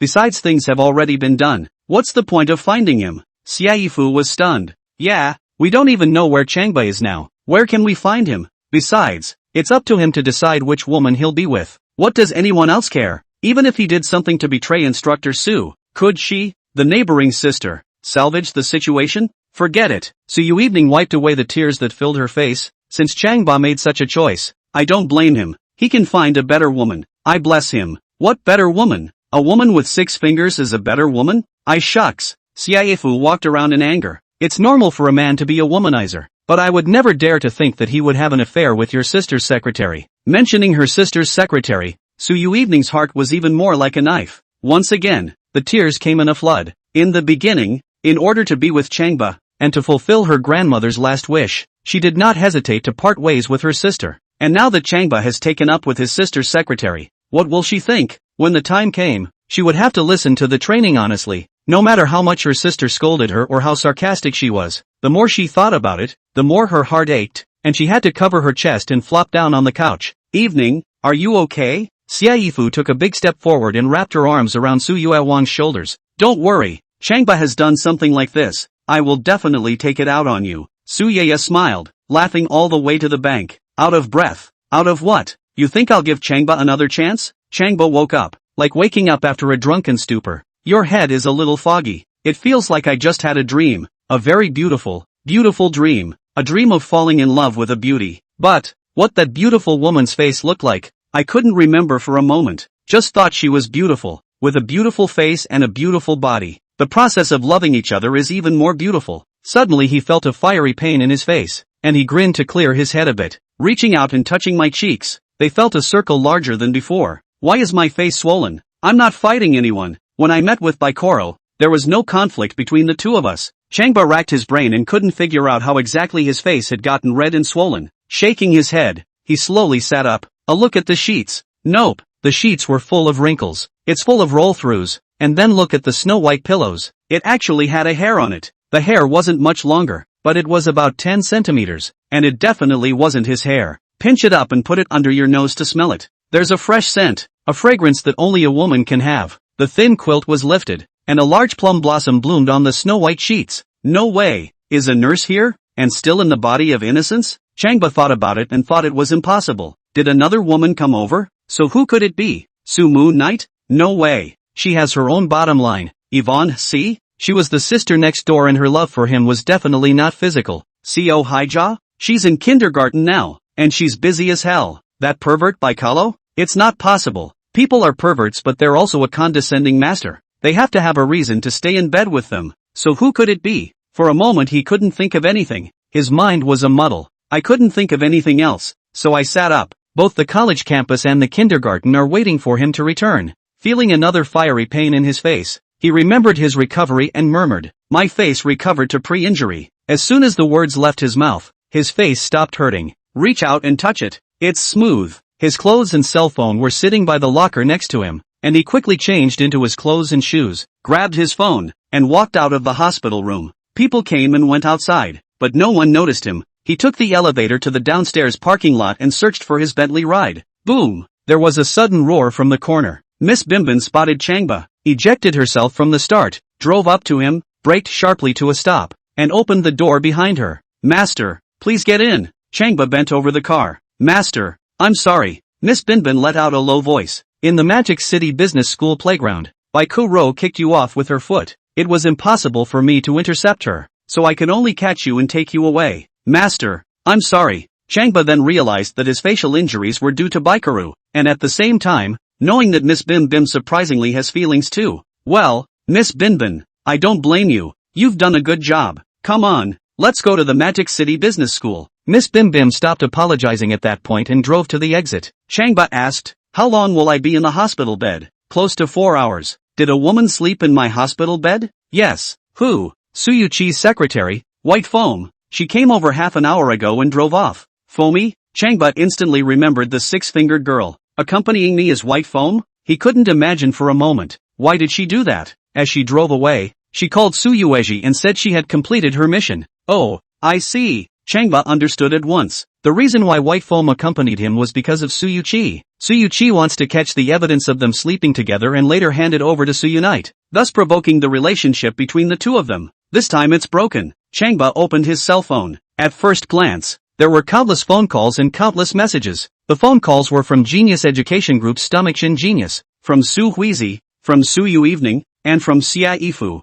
Looking at WeChat again, there was a message from Jin Genius, a message from Su Huizi that opened, a message from Su Yu Evening, and a message from Xia Ifu, and there are only two contents. One is that he no longer holds the position of director of the gifted kindergarten. One is that his affair with Bai Mo has been known by Su Yu Evening, who has decided to break up with him. Chapter 96, Female Pervert Who Slaps Her Face and Hypnotizes Her. Sloppy. It's too sloppy. Carelessness. Changba had thought that dealing with a Baikuro would be very simple and the process would be very smooth. Who knew that she, being a pervert, was really perverted, and had let him fall in the gutter, now landing in this extremely passive situation, being hypnotized, not to mention the fact that it caused him to issue an indescribable encounter with White Foam. What made his head spin even more was the sudden breakup of his relationship with Su Yui Evening. Snap, snap, snap. He slapped himself heavily on the head, blaming himself for being too gullible, too hasty. Master, please don't blame yourself. Miss Binbin reminded softly. Miss Binbin is searching for information on Baikuro, and Miss Binbin is sure that her master will get up wherever he falls. Changba thought deeply. The only way to break the situation at hand now was to go see Baikuro, clean her up first, and then rescue the two missing girls. As for whether or not to still be the director of the genius kindergarten, and whether or not to salvage the relationship with Su Yui, there was only one step to take. Master, right now Baikuro is still in military training at the Magic City Business School. The student's performance was extremely unsatisfactory to her and she was calling for extra practice. Changba agreed with what Miss Binbin had just said, that where you fall, you get up, and go to the Mordor Business School playground and meet Baikalo again. Master, be careful, Baikuro will hypnotize you again, Miss Binbin reminded softly. Changba looked out of the car, his tone bland. If that's the case, then I'm not a Changba. Boom! The Bentley seat rushed out of the underground garage, suddenly accelerated, and headed for the avenue. Dog system, listen to me. Changba actively communicated with the system. I'm going to issue a quest to myself. Host, please speak. I'm going to the Magic City Business School playground to punch Baikalo in the face. The mission was successful. I don't want a reward. The mission failed. I'm out of the system and still being the normal person I was before. Copy that. System alert. Beware of Baikuru's hypnotism. As Miss Binbin said, beware of being hypnotized by her again. I know. I'm going to see how else she hypnotizes me this time. Magic City Business School. Under the setting sun, there was only one class left in the playground for military training. One by one, they were lying on the lawn doing push-ups, sweating and panting with exhaustion. Some of the girls were already so tired they wanted to cry, and with her hands behind her back and a smile on her face, Baikuro stood in front, gently staring at them. Students cheer oh, cannot finish the training task, to stand all night oh. The students only had to bite the bullet and keep practicing. Many men are muttering curses, saying gentle words and doing heartless things. Female perverts, dead pervert, rise. 10 minutes later, Baikuro let out a soft cry. Students are tired and loose, already not much strength, but do not dare to slacken off. Once again clench their teeth, and fight the spirit to stand up, standing neatly in 2 rows. Baikuro smiled and swept a glance at them, and was about to shout dismissed when a sudden roar came from the side. Boom boom, it's the roar of a car engine. Bickle and the students turned their heads to see that it was a black Bentley, a familiar black Bentley. Immediately afterward, they saw a familiar figure step out of the car, like a new president attending an inauguration, taking 6 steps forward. If it's not Changba who got beaten up last time, which one is it? Asterisk asterisk asterisk asterisk. The kid's at it again, dragged like a goose. Didn't get it bad enough last time, did you? That's obviously not convincing. Ha, his face isn't right. Yes, isn't he bruised and swollen? How come he's as good as new now? The students all whispered inside at the sight. Baikuro observed Changba and smiled slightly. It was the first time she had met someone like that. Interesting. At the same time, I find it exciting to play with such people. Wouldn't it be more fun and exciting to hold him captive and keep him as a pet? Waiting for him to get closer, he asked with a smile. Ever the gardener, right? Which gust of wind brought you here again? Changba raised his head to observe the colorful flags fluttering in the wind in the distance, and walked in a half circle to Baikuro. The northeast wind brought me here. Yo, this gust of wind is fierce. What can I do for you? No other ideas. Changba pointed to her delicate face. No other ideas? I came all this way to punch you in the face. Baikalo laughed, smiling with red lips and white teeth, bright and lovely. Little cutie. All could see that it was revenge coming, and she gave a graceful shrug of her shoulders. Yeah, go ahead. I'll be happy to play along as long as you can hit it. Changba approached in stride. Baikuru's eyes flinched as she stared into his eyes and began to perform hypnosis. Changba asked in a low voice without making eye contact with her. Hypnotize me? Baikuro was alarmed and hurried around. She shuddered to think that her opponent already knew she could hypnotize, and the only way she could hypnotize Changba fast enough for him was to let him smell her aroma first. Her aroma, which smelled like a high-end perfume, was actually an ecstasy. Go around and stand upwind so I can smell your perfume? Changba asked. Baikuro's heart skipped a beat, her feet picked up speed, and her eyes suddenly erupted with a murderous aura. Changba, I won't let you off this time. Changba smiled coldly, and without waiting for her to walk upwind, he had already begun to hypnotize her. Go to sleep. Before Baikuro could figure out what was going on, her eyes narrowed and she crooked toward one side. Instructor bye. Changba wrapped his arms around her small waist and placed a hard slap on her face. Wake up! Wake up! The little face was red and swollen from the slap. Snap! Another hard slap. The other half of his face was red and swollen. Instructor bye. Wake up! Wake up! But Baikalu was sleeping soundly. How could she wake up? Just a look of surprise was still on his face. Changba picked her up and walked quickly toward the sycamore tree by the playground. 1 meter 78 head, 140 pounds, holding in the arms heavy. That is called a material. While walking briskly, he asked softly, "Where are the two missing girls?" "At my rental property, Building 6 in the Whittier neighborhood." Changba took note of the address, asked a few more questions about the door and combination lock, came under the tree, and threw her to the ground with a thud. Crouching down, he gave her a pinch and slapped her face again. Heavy tapping, left and right, crackling and unrelenting. Instructor Bai really fainted. "Find out what's going on. It's not going to be anything, is it?" When the students saw this, they immediately followed them to the tree to check out the situation. For a while, there were 3 circles around. Instructor Bai suddenly had a heat stroke. "Look at her. She passed out." Changba slapped Bai Kuro's already red and swollen face once again. "It looks like she's still more serious. Call an ambulance." A girl found her cell phone and called emergency services. There were also girls who poured out mineral water and washed Bai Kuro's face to cool it down. The instructors of the other classes sensed the abnormality and ran towards this side to check the situation. "Handsome, I'm sorry." "Yeah, I have to say I'm sorry too. We thought you were trying to get back at our instructor Bai." Yeah, I thought so too. "Who knew you were trying to rescue our instructor Bai?" "Handsome, there aren't many people as helpful as you. Thank you very much." Students have apologized to Changba, and have expressed their gratitude, and some people stuffed mineral water into his hands. "You guys wait for the doctor to get here. I have things to do." Changba peeled away from the crowd and strutted toward the Bentley seat. There was no time to lose. He had to save the 2 girls at the first opportunity. Boom! Miss Bentley started it up and drove to the curb, and the back door opened automatically. As Changba bent down into the car, the seat whirred away. Asterisk. So cool. This limo can't just be on autopilot? Changba, I remember his name. Genius kindergarten director. Right, pay a visit sometime. The students all watched Changba leave, sighing with envy and admiration. They were still gushing about Bentley when he disappeared. Boom boom boom. The Bentley roared all the way to the Hueda neighborhood, flying like the wind. Chapter 97 Missing Girls Too Frightened to Talk. Magic City University. The entire campus was filled with a golden haze as the sun set. It's just the air, rolling around. Su Yui pulled a large suitcase, walked over to the Land Rover seat, opened the trunk, and then lifted the suitcase into the trunk and closed the trunk. "Evening, are you sure you want to leave?" Xia Yifu grabbed her hand and looked at her reluctantly. "I've already submitted my resignation to the head of the school, and besides, military training is winding down and it's time for me to leave." Su Yui stretched out her hand and stroked Xia Yifu's face. "Sister Fu, thank you for taking care of me over this period of time. Goodbye." Xia Yifu wrapped her arms around her at once, tears filling her eyes. "Evening, once you leave, I don't know when we'll be able to meet again." Su Yuehong's nose was sore. "I'll be working at the gifted kindergarten. I am not going far. I'll come see you at the end of the day." Xia Yifu cannot know that as long as Changba attends this university, Su Yueho will not come here. Wouldn't even look at this university. "Fu-san, I should go." Su Yui and Xia Yifu separated and got inside the driver's seat. Xia Yifu picks at the car door, not letting her close it. "Evening, I know you're disappointed and angry with Changba right now, but I still have something to say." Changba must have been framed, choked up at the words. "Evening, my little brother loves you, and you love my little brother, so reconsider your future, okay?" "Evening, I think it's a shame that you guys just broke up. Please give him a chance, even give him a chance to explain." "Okay." Su Yui's face was cold, pushed her hand away, heavily closed the car door, and without fastening the seatbelt, drove away. Boom! The Land Rover whizzed away. Instructor Su, please give my little brother a chance, please."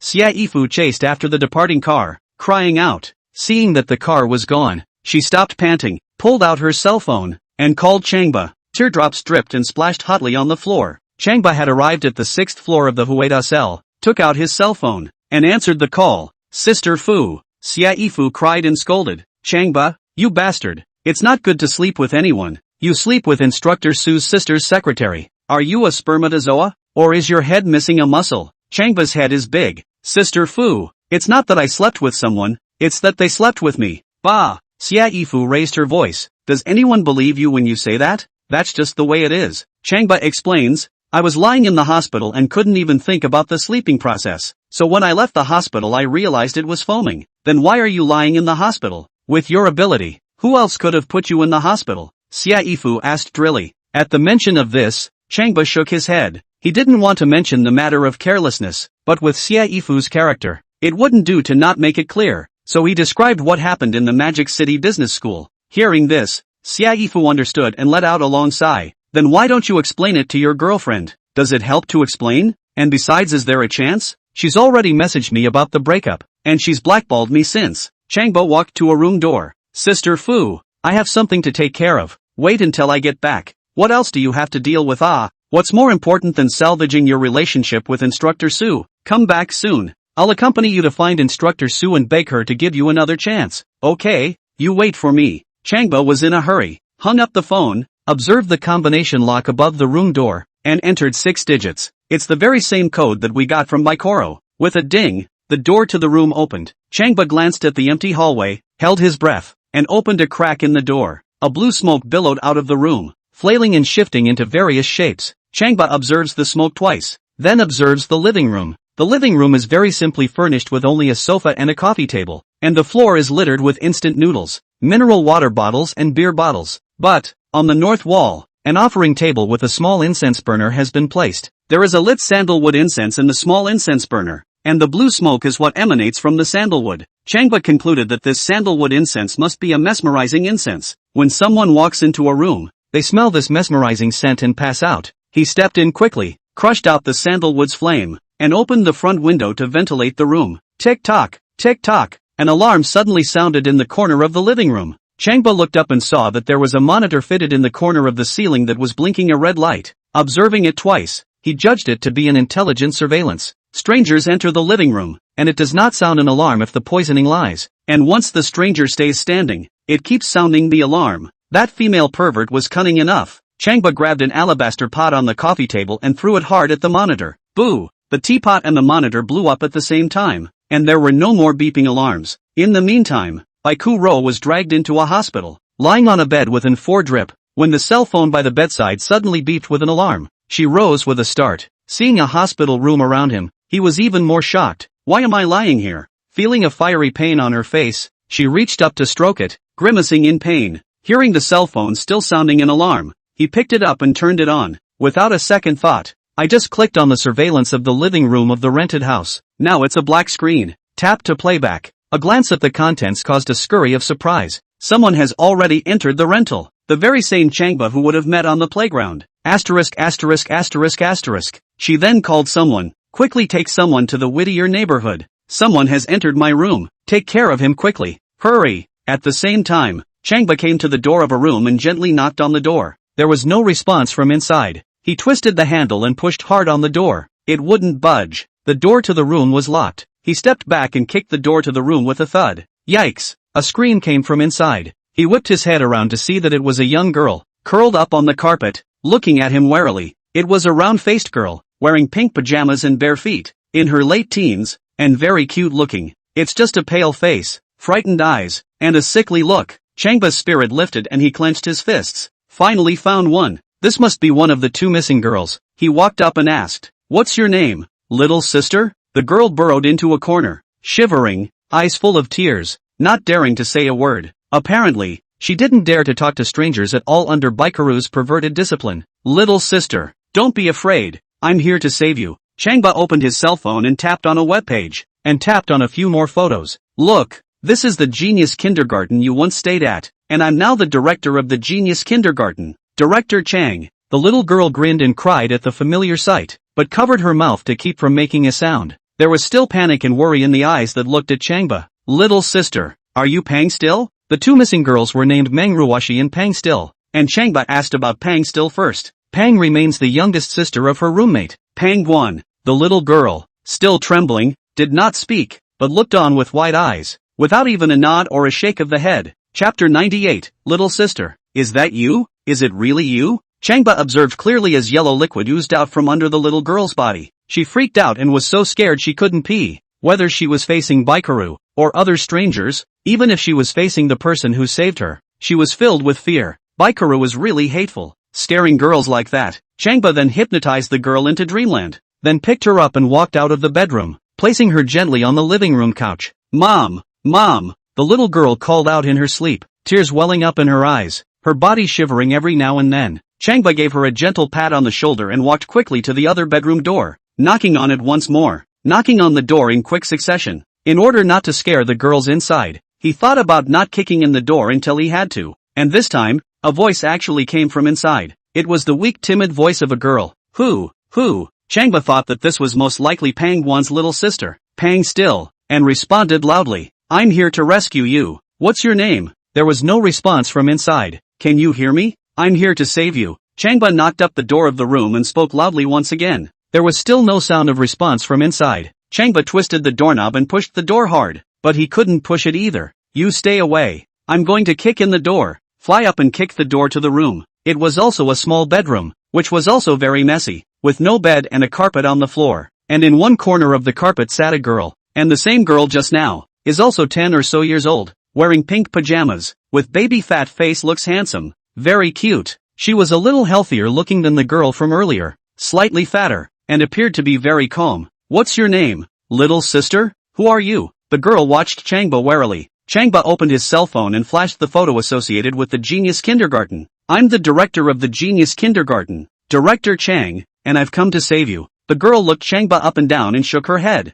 You look about 20, about the same age as my brother. How could you possibly be a kindergarten director? Changba laughed. This girl is quite smart and calm. What's your brother's name? Don't remember. The little girl shook her head, a sly glint in her large, soulful eyes. Changba blinked. Why don't I take a guess? Your brother is a chubby little white guy, isn't he? You're blinded. I'll believe you if you can say his name. His name is Pangwan, isn't it? How did you know? The little girl rose to her knees at once, her eyes full of surprise. Oh, it's really Pangwan's little sister. Finally found it. Changba smiled as he opened his cell phone and flashed a picture of Pangwan. Isn't it him? Brother! The little girl took one look and cried. Brother! This is my brother. Why do you have a picture of my brother? Changba flashed another picture of him and Pangwan together. Two men were sitting on their dormitory bunks, both naked, drinking beer. See, little sister, your brother and I went to college together, and he calls me brother too. Brother! The girl burst into tears and threw herself into Changba's arms, bawling. 5 years. 5 whole years. She thought that her mom, dad and brother would save her, that her police uncle would save her, but 5 years had passed and nothing had happened. She waited her heart out. She thought she'd never get out, that she was destined to be someone's plaything and slave for the rest of her life. I didn't realize that my brother's classmates had come over to help. For a while, she cried so much that she wet Changba's chest. Changba tapped on Pangwan's WeChat and sent out a video request. Within moments, a gaunt, disheveled, fat face appeared on the cell phone screen. Listlessly, he asked, something wrong, Buster? Fatty, do you want to see your little sister? Changba asked. Pangwan cried out, Brother Ba, don't be like this, okay? Turning sideways, to turn off the video. I'm going to bed. Hang up. I found your little sister. Buster, if you keep this up, I'm really going to get mad. Okay, that's it. Take it easy. Look who it is. Changba took his cell phone and pointed the camera at Pan's still wet face. Brother, brother, brother. As soon as Pang remained in sight of Pangwan, he jumped up and down and cried and wailed at the top of his voice, like crazy, finally flopped down on the floor. Brother, it's me. It's Ran Ran Ah. It's your little sister Ran Ran Ah. Pangwan sat up with a rumble at the sound of a familiar shout and stared wide-eyed at his cell phone screen. Seeing that it was his little sister, who had grown to be 10 years old, he couldn't help but burst into tears and cry out as well. Little sister, is that you? Little sister, is it really you? Did I see wrong? Is it really you? Ran Ran, is it really you? Brother, it's me. I'm Ran Ran. It's this big brother who saved me. He said he's your college classmate. Brother, I miss you so much. Yes, he's bully. Pangwan cried out. Brother Ba, I can't believe that you really managed to save my little sister. From now on you'll be the regenerative parent of my little sister and I. Get up on your knees and flop and kowtow. Changba's nose turned sour as he listened. Alright, let's talk about it when we meet. I'm taking my little sister back. Where are you now? Pangwan angled his head. Still with the traffickers. It's going back. What?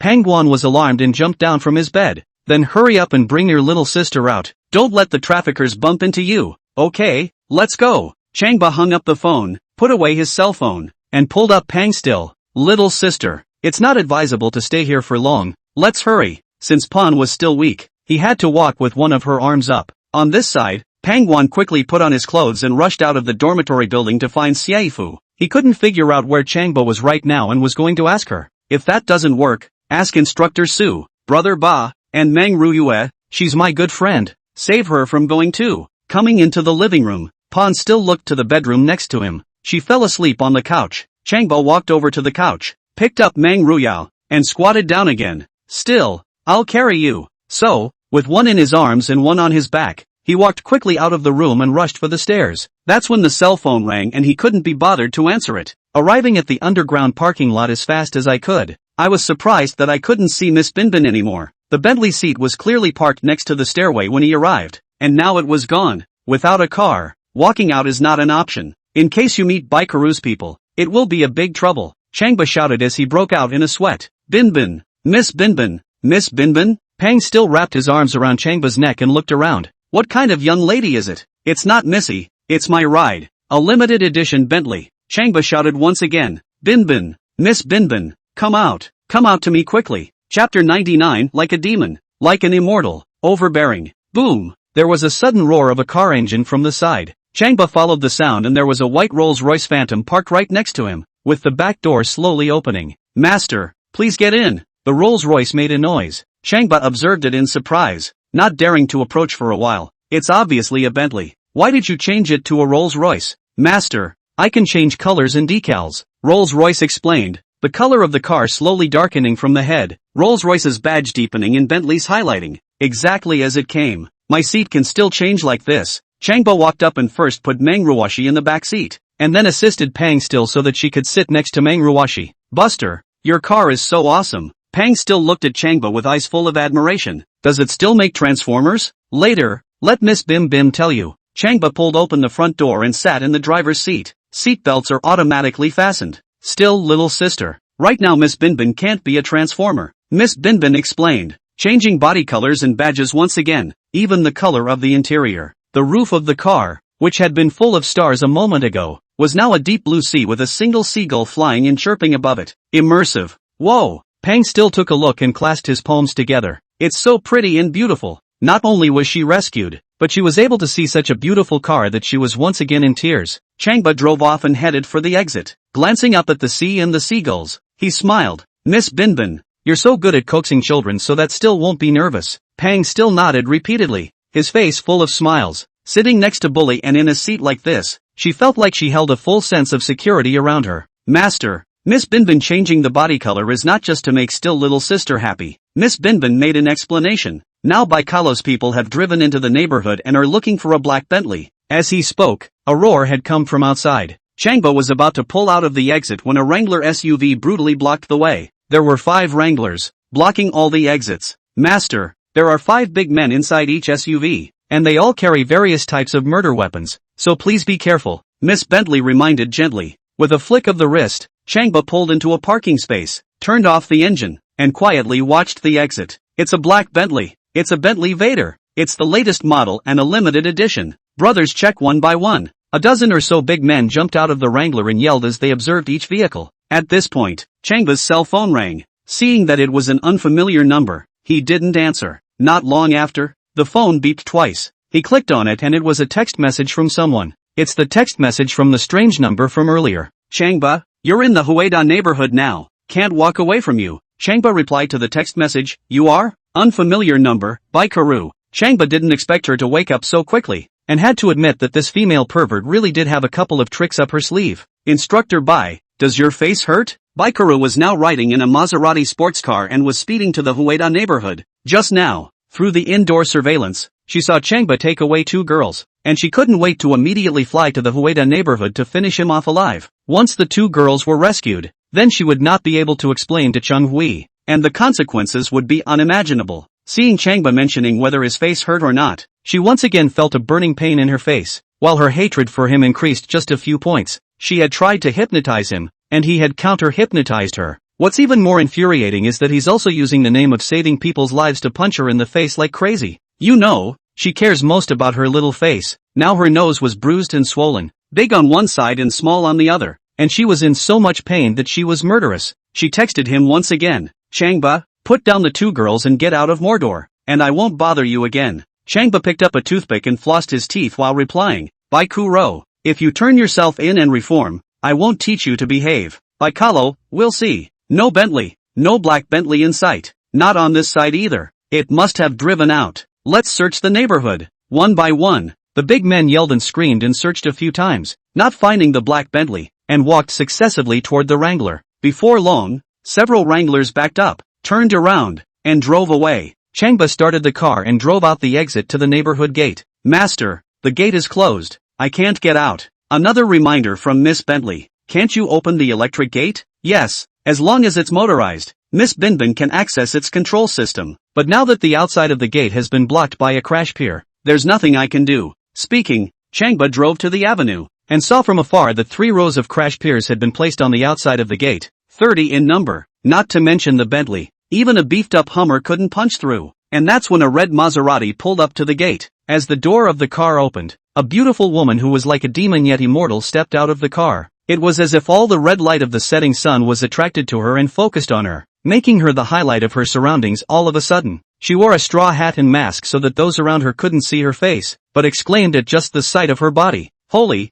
that body is coming on strong. More model than even a model. The legs are 2 meters long. 1 night's sleep and I'd lose 10 years of my life. An hour's sleep and I'm willing to die. Many men drooled inside. Changba took a look and saw that it was Baikaro who had come back, and with a single swipe, pulled into a parking space to the side. He wanted to use a restoration technique to restore the front of the gate to its original unobstructed appearance, while driving away in a whirring car. But Baikaro can hypnotize. He was carrying 2 children after all, and if he was hypnotized by Baikaro like last time, the consequences would be unpredictable. He had to do everything right, so now he could only wait and see what happened. And Pang still saw Baikaro and screamed. Flopping down onto the seat and starting to shiver non-stop, the person she was most afraid of was Baikaro. Still, Ba promised you that you would not fall into her hands again. Changba held out a hand to the back. With me, you'll be reunited with your brother, Mom, Dad, and the others. Pan still sobbed and nodded, shivering and reaching out a small hand to shake his. Mr. Bai,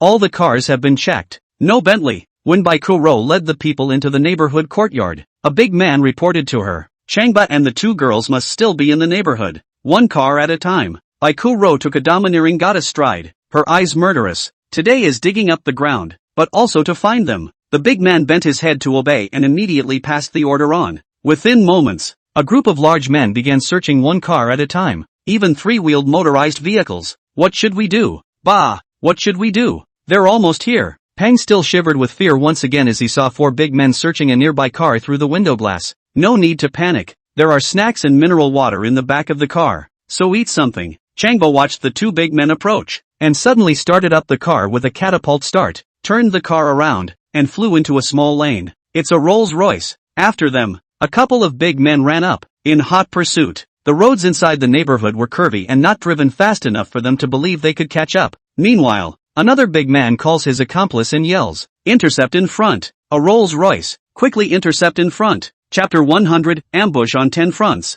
Little sister's emergency. What should we do? Bah! Pang still wailed and cried in fear and trembled as he asked questions. Still, don't panic. Changba made a sharp turn and pulled into a parking area. With another sharp turn, it settled into a parking space. It's also the moment the engine goes out that the body color changes to red and the badge changes to Volkswagen. Drive through. It's just a short drive from here. It's a white Rolls-Royce. Several large men ran past on one side of the road, oblivious to the Volkswagen next to them. Brother Ba, this is no way to go on. How can we escape? Still afraid of being taken again. Pan whimpered. Don't worry still. Ba is merely playing with them. Changba observed the movement around him. Wait for a moment and we will leave. As soon as the words left his mouth, the phone rang. Picking up his cell phone, he saw that it was a call from Su Yui. He figured Fu must have heard something. Fu, go ahead. I'm listening. Changba, have you found those 2 girls? Pangwan told you? Tell me. Yes, I'm taking them to the university now. By the way, you'd better talk to Sister Evening. Changba paused as he spoke. When he first thought of saving the 2 girls, it was both for the genius kindergarten and for Su Yui. Now that the 2 girls were almost rescued, of course they had to talk to Su Yui.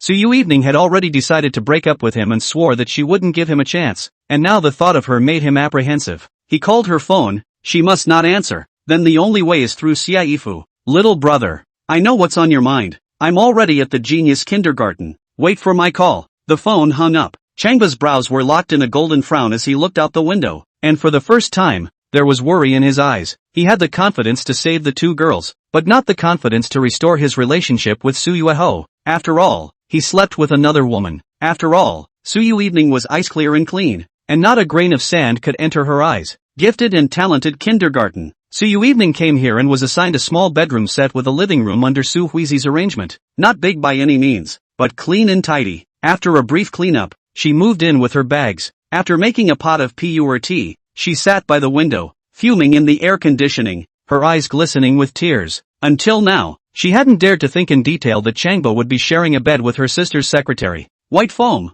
You know, Foamy is a killer. A cold-blooded, ruthless killing machine. How could she do that? What can she get out of it? It's mostly Changba. Now that he could easily deal with very strong and powerful experts, how did he fall into the hands of White Foam? Was it intentional? Or is it for some kind of thrill? Besides, did he consider her feelings when he slept with other women? Thinking of this, Su Yuehong's heart felt another stabbing pain and pressed her chest, asking herself not to think about him anymore. Now that it's broken. It's cleanly broken. And a promiscuous man like that wasn't worth wasting her time and energy over. It's over. It's over for good. When it's over, it's painfully over. Evening. There was a knock at the door of the room. Su Yueho raised her head, saw Xia Yifu standing by the door, twisted her head, and didn't say anything. At all times, Xia Yifu would be on Changba's side, and this neighboring sister had come to act as a lobbyist for him again. Evening. This is a nice room. Xia Yifu walked into the living room and looked around, pretending to admire the room. Mr.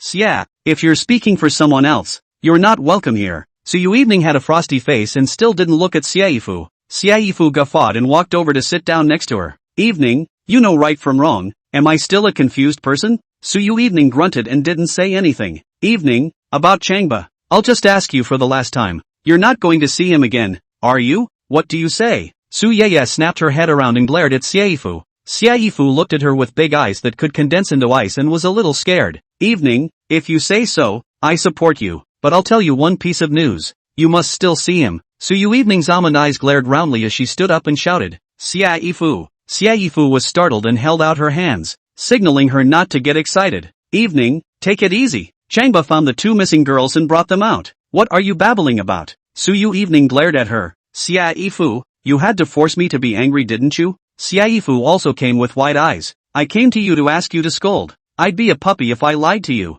How is it possible? Su Yueho still didn't believe it. Do you think it's possible? How long has it been since Changba was able to find those two girls and bring them with him? Even a sleuth can't be that fast. What's more, Changba is sleeping with a bad woman, so he can have the heart to look for the missing girl? Is he concentrating on finding some secret in that bad woman? I didn't believe it at first, but there were witnesses. Xia Yifu pointed to the doorway. Pangguan is standing right outside the doorway. Ask him. Knowing that Pangguan is the older brother of the missing girl Pangstill, Su Yui quickly walked towards the door of the room. Pangguan, who had been guarding the outside, promised and walked into the living room, nodding at Su Yui and calling out to Instructor Su. Pangguan, Changba rescued your sister? Su Yui asked anxiously. Pangguan opened his cell phone. Instructor Su, I videoed with Bully and witnessed my little sister and another girl right there in his car. When he said this, he was already in tears and choked on his words. My little sister could tell it was me right away, and I could tell it was her right away. 5 years on, she's a bit older, a bit taller, and her baby face is still so cute. Su Yui believed it this time and couldn't help but be energized. Changba, you asshole didn't disappoint this time. Sleeping with a bad woman. You slept your way to competence? Pangguan, you're still videoing with him now. I want to see your little sister and that girl with my own eyes. Yes. Pangguan took his cell phone and sent a video request to Changba. Take it easy. Xia Yifu wrapped her arms around Su Yuehong's shoulders too. Evening, aren't you not going to meet him again? Su Yuehong pushed her away. The matter of personal feelings is nothing compared to the search for a missing girl. Xia Yifu laughed. So, you forgive my little brother? Don't mention this now. Su Yueho pushed her away. Don't you mess up. And at that moment, Changba's voice came from Pangguan's cell phone. Fatty, missing your little sister again? Pangguan observes his little sister on her cell phone. Su Yui quickly stepped forward and stretched her neck, also observing the person in the cell phone. Seeing his little sister pale, shivering, and crying into tears, Pangguan asked in a loud voice, Bah, little sister, what happened? Pan still grabbed the phone and wailed, Brother, there are a lot of bad guys out there, surrounding us, and that bad woman who's been holding us captive is out there, too. Brother, Bah, and I can't get out. Come and save us. Chapter 101, If we don't find Changba, I'll die for the crime. Pangguan was horrified and turned his eyes for help to Su Yuehong. Su Yeyang was also taken aback. Xia Yifu, needless to say, screamed in shock. They all thought Changba was safe with the two missing girls, Who knew they hadn't gotten away yet? And dangerous. Within half a second, Su Yui reacted. Little sister, where are you? Tell me quickly, where are you? Pon still didn't realize where they were and answered by grabbing his hair and crying. We're in a neighborhood. I don't know what it is. Lots and lots of phallic trees inside the yard. Lots and lots of crash piers at the front door. And across the street is a hotel with lots and lots of red banners hanging on the glass walls of the hotel. Still, no need to tell them. We'll be out in a minute. Changba took the cell phone from Pang Still and hung up the video. He was sure they'd be out of the neighborhood in no time and there was no need to cause a panic. It's really not necessary. Once Su Yui Evening and Xia Yifu came here, it would lead to more trouble. But, at this moment, Su Yui Evening, Xia Yifu and Pang Wan they panicked. For a while, each one of them panicked like ants on a hot pan. In a neighborhood. So many phallic trees in the neighborhood. There are 3 rows of crash piers at the gate. Across the street from the neighborhood is a hotel. There are a lot of red banners hanging on the glass walls of the hotel. Just follow this few to investigate. Hurry! A few people took their cell phones and started messaging at their friends, asking for help in investigating which neighborhood it was. Right. Su Yui Evening was in a hurry. I'll find someone to investigate. She remembered Xiao Tong, the security captain of Mordor University, the man nicknamed Little Smart, who investigated information quickly and accurately. Find this person's cell phone number, call him and explain the situation. 3 minutes later, Shotan responded bluntly. The Whittier neighborhood. It's 100% that neighborhood. Upon hearing this, Su Yui Evening immediately rushed towards the door of the room with Xiaifu and Pangwan. 2 minutes later, she was driving the Land Rover, taking them, flying towards the Whittier neighborhood. Xiaifu sat in the passenger seat and looked up information about the Hueda neighborhood. Looked up one and exclaimed in shock. Evening, this time it's a big deal. The security of the Hueda neighborhood is the responsibility of Power Panther Security. Changba beat up that security company at the kindergarten. And now that they've learned he was there, they're going to leave him alone? Su Yui Evening's heart rumbled and her foot slammed on the gas. No matter what, nothing could happen to Changba, and even less to the 2 girls. The night had fallen, the avenue was full of cars, and she kept honking and overtaking. A high school friend of mine works near the Whittier neighborhood, and I told him to check the gate. Pangwan explained the situation to that classmate and asked him for a favor. 12 minutes later, he received several photos. One look at the photo made his scalp tingle and he yelled, "Things are worse than we thought." You see, Xiaifu took the phone and looked at the photos with Suyuaho. Just see a full 15 SUVs parked in the parking spaces next to the crash piers. Fully 50 big men from the security company rushed into the neighborhood. Immediately afterward, a video was received on the phone. Xiaifu clicked on it. The video shows a white Mercedes parked on the side of the road and a handsome man with dreadlocks getting out of the car with an arrogant expression, pointing at the neighborhood. Cheng Hui, Su Yui Evening and Xiaifu shouted out this person's name together. It turned out that Cheng Hui also got the news and was the first to arrive at the Hueda neighborhood. We must find Changba. I want to see the body alive and dead. Cheng Hui left such a sentence and led people into the small area. Su Yui Evening and Xiaifu both subconsciously clenched their silver teeth and looked at each other. The one who hated Changba the most was Cheng Hui, who wanted to fish in troubled waters and take advantage of the fire. It seemed that this time Changba and the 2 girls were in dire straits. Immediately after that, another video was received. Clicking on it, a black A8 appeared in the video, and a cold-faced, alluring beauty came down from the car. As soon as she saw her, Suyueho glared with almond eyes. It was no one else but her sister, Suyuchi. I can't imagine that Suyueji has also come. Evening, what's your sister doing here? When Xiaifu saw Suyuichi, she couldn't figure out what she was doing here. She's already gotten her way by stirring up trouble to get you and Changba to break up.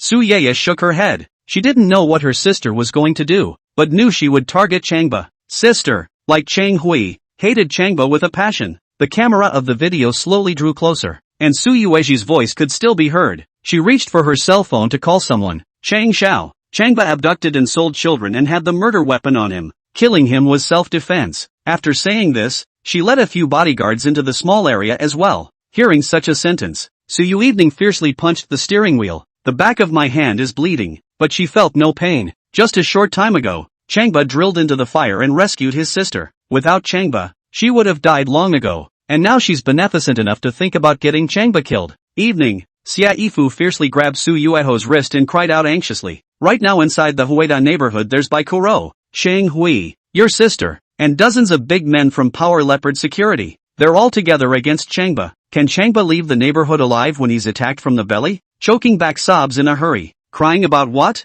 Su Yui Evening shook off Xiaifu's hand and shouted. If Changba can't walk out of Hueda neighborhood, he's not Changba. Search one car at a time. Search building by building. I don't believe they can grow wings and fly away. Baikuro stood on the avenue, gesturing and shouting in a voice that could be heard in half the neighborhood. The many security guards immediately dispersed. Mr. Bai Changshao is here. A big man walked over to Baikuro and reported softly. Baikuro raised a thin eyebrow and turned around with a thump in her heart. Seeing Chang Hui walk over, his face blue and his eyes glowing fiercely, her heart thumped again and she lowered her head. Chang Shao, you're here. I've arranged for my men to investigate. Please don't worry. If I can't uncover Changba, I'll thank you with my life. Chang Hui glanced at her demonic face and figure and quietly swallowed his saliva. I'm relieved that you're thanking me with your death. Those two girls were asked by a leader to train us, and if anything happens to them, both of our lives combined won't be enough to pay for it. Yes. Baikuro was sweating profusely. Did you call the police? Chang Hui asked. Baikuro was shocked. This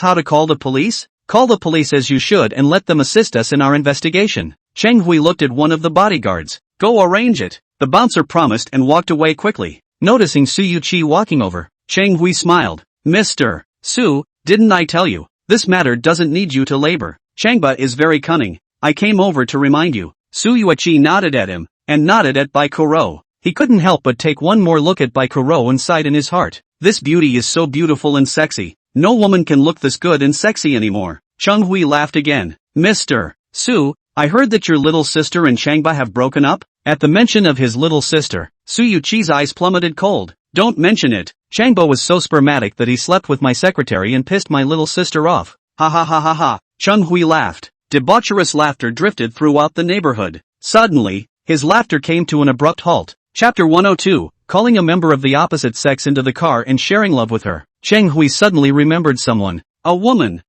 he's always been obsessed with. And the woman of his dreams. Eminence Long Yi-min, the eldest miss of the Long clan. If Changba hadn't messed up, he would have chased this rich white goddess to his hand long ago. And now that Changba was trapped and the next step was to be roasted on the fire rack by Baikuro, why not use this opportunity to take care of Long Yi-min? He smiled grimly and waved his hand at Baikuro, telling her to bring someone to arrest Changba, and pulled out his cell phone to call Long Yi-min. Emin, have you had dinner? Does it matter to you if you eat or not? Long Yi-min's voice was cold. Chang Hui's temples stung, and a nameless karmic fire burned in his heart. All along, he had been treating Long Yi-min with respect, but she was not the least bit impressed with him and had a cold attitude, holding back his fire. He said, Emin, why don't I send someone to fetch you to have dinner with me? I don't have time. It's my birthday and I'm spending it with my little brother. Ouch. Chang Hui then remembered that today was Long Yi-min's birthday and blamed himself. Sorry. Yi-min, these 2 days were too busy. I forgot your birthday. I'm so sorry. He slapped himself for forgetting something so important. There's nothing else. I'm hanging up. Long Yi-min was still very cold. Not yet. Chang Hui changed the subject. Something happened to Changba. Did you know, bully? Long Emin snapped her head up. What happened to Ba? Chang Hui sneered and clenched his teeth. Talking to him was a bit of a turn-off, but at the mention of Changba, she perked up and was incredibly concerned about him. Chang Shao, what exactly happened to Ba? Long Yi-min asked again. Chang Hui coldly smiled again and pretended to be mysterious. I just got the news too, and I'm telling you, you mustn't tell anyone. Long Yi-min was anxious when she heard this. Don't worry, I only have myself to know. So tell me. Chang Hui deliberately paused for a moment to tell her to hurry up and get angry, saying, Changba stole 2 girls and hid them in the Hueda neighborhood, and now many people are looking for him in the neighborhood, saying they want to kill him. Stealing 2 girls, it's simply impossible. Ba is not that kind of person. Long Yi-min didn't believe it.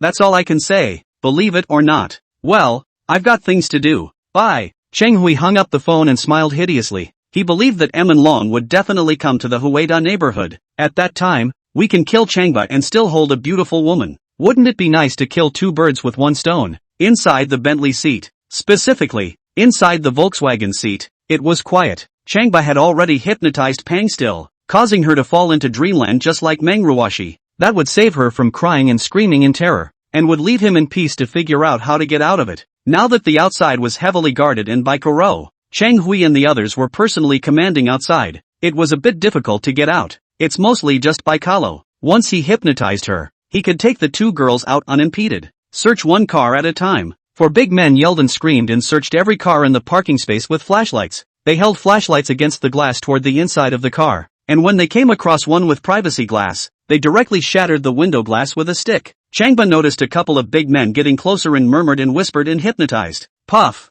puff, The four big men fell asleep and collapsed during the search. What's going on? Why did you suddenly pass out? Two big men ran up to them and observed the situation. Changba glanced at the display in the cockpit, tapped the steering wheel once, and made his request. Miss Binbin, scan the entire neighborhood for me and determine Baikaru's exact location. Miss Binbin responded. Master, I can't scan her for now. Why? Because my ability is limited. Now they've brought in a large number of detection instruments to try and determine your location through your cell phone signal. I've been intercepting their current waves and electromagnetic fields so that they can't check your location and no longer have the ability to scan the outside. So it is. Changba nodded, thinking that the only way to lure Baikuro away was to make a sound. Observing the outside for a glance, picking up his cell phone and texting her. Instructor Bai, what are you doing? Does your face still hurt? Baikuru led four big men and searched inside a residential building. Hear your cell phone make a noise and turn it on. Seeing that it was a text message from Changba, he once again felt a burning pain on his face and became even more furious. Reply to 3 messages in a row. Changba, you can't get away. You're dead this time. Just wait. I'll put you in a small dark room and make you one of my dogs forever. Changba added, in the middle of the neighborhood is a small lake. Let's meet in the small square on the south side of the small lake. Baikalo walked quickly to the front window and looked down toward the center lake of the neighborhood. Under the lights, the center lake shimmers with a stunning view. In the small square on the south side of the center's lake, many people were relaxing and appearing lively. She ordered to the 2 men at her side, quickly take the men to the small square. There's a chance that Changba is there. Thinking of something, he added, I'll take my men to guard the cell gate. Don't tell Changba to sound off and confuse us. With that, he led the charge down the stairs. 3 minutes later, she was on the avenue with a group of big men, killing the gate with great vigor. Changba had been observing the movements on the avenue and noticed Baikuro rushing toward the gate with a group of people, giving a cry. This woman is cunning and not so easy to deceive. Now that she had brought people to guard the gate, it would never be easy for him to get out again. Ding! Congratulations to the host. Congratulations to the host. Changba was racking his brain for a solution when a familiar mezzo-soprano voice suddenly came to his ears. He wanted to curse. Congratulations, dog head. Dog system, don't you dare find nothing to do and release any new quests for me. The host is smart. That is, he has a new mission. Make sure it's done in half an hour. Please call a member of the opposite sex in the car and make love to her, and take photos and send them to Chingfai. What? Changba's scalp was about to explode and he was about to slam his head into the steering wheel. Now that it's come to this, you're telling me to share my love with a member of the opposite sex? And take pictures and send them out? It's hard to get out of it. And you're sharing love with a woman in a car? Thanks to your dog system for thinking of it. Besides, we don't know each other well here. Who do we call now? Piccolo? Let alone love. She could grab a knife and stab someone. Su Yui? That's most likely the sister-in-law. Calling other women? No way. This mission is too daunting. It's just an impossible mission. I can't finish it. Dog system, you're not following the rules, but you're so bad that you're falling apart. There's a reward for completing the mission. If the mission fails, the girl will fall into Baikuro's hands again. Asterisk. A million grass mud horses swarmed through Changba's heart, but he had no choice but to watch the passers-by to see if he could run into any acquaintances so that he could share his love in the car. No matter what, we can't involve the 2 girls. Let's finish the mission first. Chapter 103, Give me your little sister. I guarantee you'll become a brother-in-law within a year. Whittier neighborhood. Outside the gate, 20 security company personnel stood at attention. Inside the gate, another 20 security personnel heavily guarded it. For a time, the gate was airtight inside and out. Cheng-Hui sat in the car and observed the area around the gate, waiting for Long Yi-min to come over, light a cigar, cross your legs, and enjoy the time in a leisurely manner. He was humming a little tune when he thought of Changba being abused and Long Yi-min throwing herself at him. Thinking of Changba, he picked up his cell phone, asked Su Yui for Changba's cell phone number, and took the initiative to apply to add a friend. He still had to see Changba laugh and see how he would have bloody bad luck, and it was necessary to communicate with him. At this point, Changba watched the passers-by, still looking for a target. If that doesn't work, drive somewhere else. The phone vibrates a little. He opened it and saw that it was a request to add a friend from Cheng-Hui. He wanted to see what kind of trick this person was playing, and immediately passed, sending out a question mark. Changfai, Chang Park Master, trapped in the neighborhood, have not been able to get out, is not very anxious? Changba, yes. Cheng-Hui smiled smugly, give me the stuff and I'll keep you safe. Changba twisted his head to look at the 2 sleeping girls behind him. Give your little sister to me, and I will guarantee that you will become a great uncle within a year. Cheng-Hui slammed his cigar on the floor. Changba, I have good news for you. Long Yi-min will be here soon. She's coming over to see you. Emin Lung? What is she doing here? Changba's sword brows tightened. This matter has nothing to do with her. Cheng Hui, it's nothing to do with her. But she cares about you. Cheng Hui, you are despicable. Changba then sent a message to Long Yimin, where are you? Long Yimin, brother Ba, I'm rushing to Hueda neighborhood. I'll be there soon. How are you now? Changba, I'm fine. You don't have to come over. Longjimin, I'm relieved to see with my own eyes that you're okay. Changba fainted. He would be even more passive once Em and Long came here. Master, today is Long Yimin's birthday. The bimbo lady gently reminded. Did you wish her a happy birthday?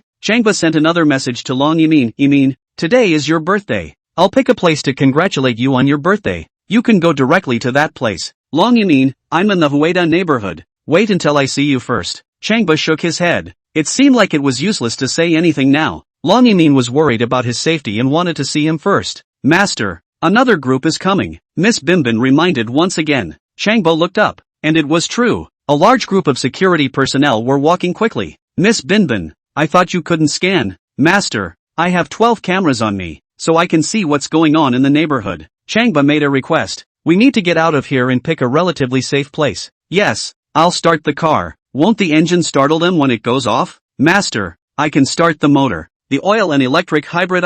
Changba hypnotizes the group of big men walking by so as not to draw attention to himself. As they fell to the ground one by one, and as a crowd gathered around them yelling and screaming, Miss Bim Bim drove away quietly. Whichever lane is empty, drive there, spot someone and pull over quietly. 6 minutes later, parked in a parking space by a large garden. Next to it, the laurel was in full bloom, emitting a refreshing fragrance. And at that moment, Changba's cell phone once again received a message. It was Long Yimin who sent it over. Brother Ba, I've entered the neighborhood. Where are you? Changba's sword brows tightened. How did you get in? Cheng Hui would let you in? Eminence Long, he's the one who let me in. And I said I had to pee, so I went into the neighborhood alone. Changba believed that Cheng Hui would send someone to follow her. Where are you walking now? Longjimin, starting at the gate and going south. The third intersection, going east. I went 2 more intersections south. Changba has been around the neighborhood twice and remembers every intersection. You continue on and walk west to an electric carport. Eminence Long, roger that. Changba observes the outside and waits patiently. After waiting for about 5 minutes, he saw an enchanting figure in a red dress.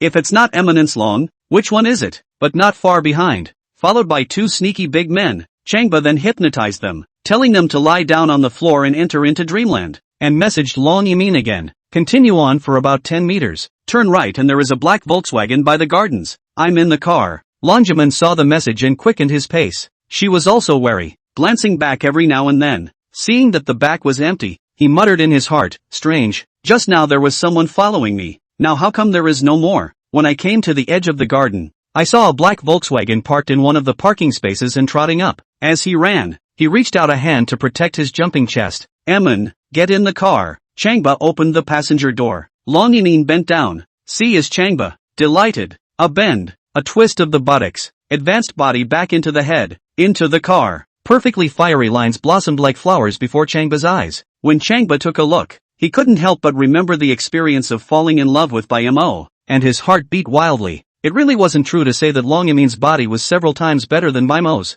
If it had been Eminence Long that night. Hold it. Stop. Changba collected his rambling thoughts and asked Miss Binbin to close the car door. Long Yimin twisted her small waist and peered towards the back. Seeing that it was 2 cute girls, they all of a sudden widened their eyes. Brother Ba, are these the 2 girls? That's them. I took them out right away. I didn't want you to come. Why did you come anyway? Changba unbuckled the seatbelt on his body. I wasn't worried about you. Long Yimin smiled slightly and looked into his eyes with affection. She had already heard the news that Changba and Su Yui broke up, and her heart was incomparably happy. She also knew that she didn't have much of a chance with Changba, but her heart was just happy. Ding! Host, you have 5 minutes left. Changba remembered the task of sharing love again. Lowering the window of the car, he reached out and picked a blooming danwei flower and handed it to Long Yimin with both hands. Emin, happy birthday. Long Yimin's 2 eyes glowed and she smiled brightly. Bully, you know it's my birthday? Changba nodded and sent the flowers toward her again. Thanks. Long Yimin stretched out her hands to take it, closed her eyes and put it under her nose. Wow, it smells so good. Brother Ba,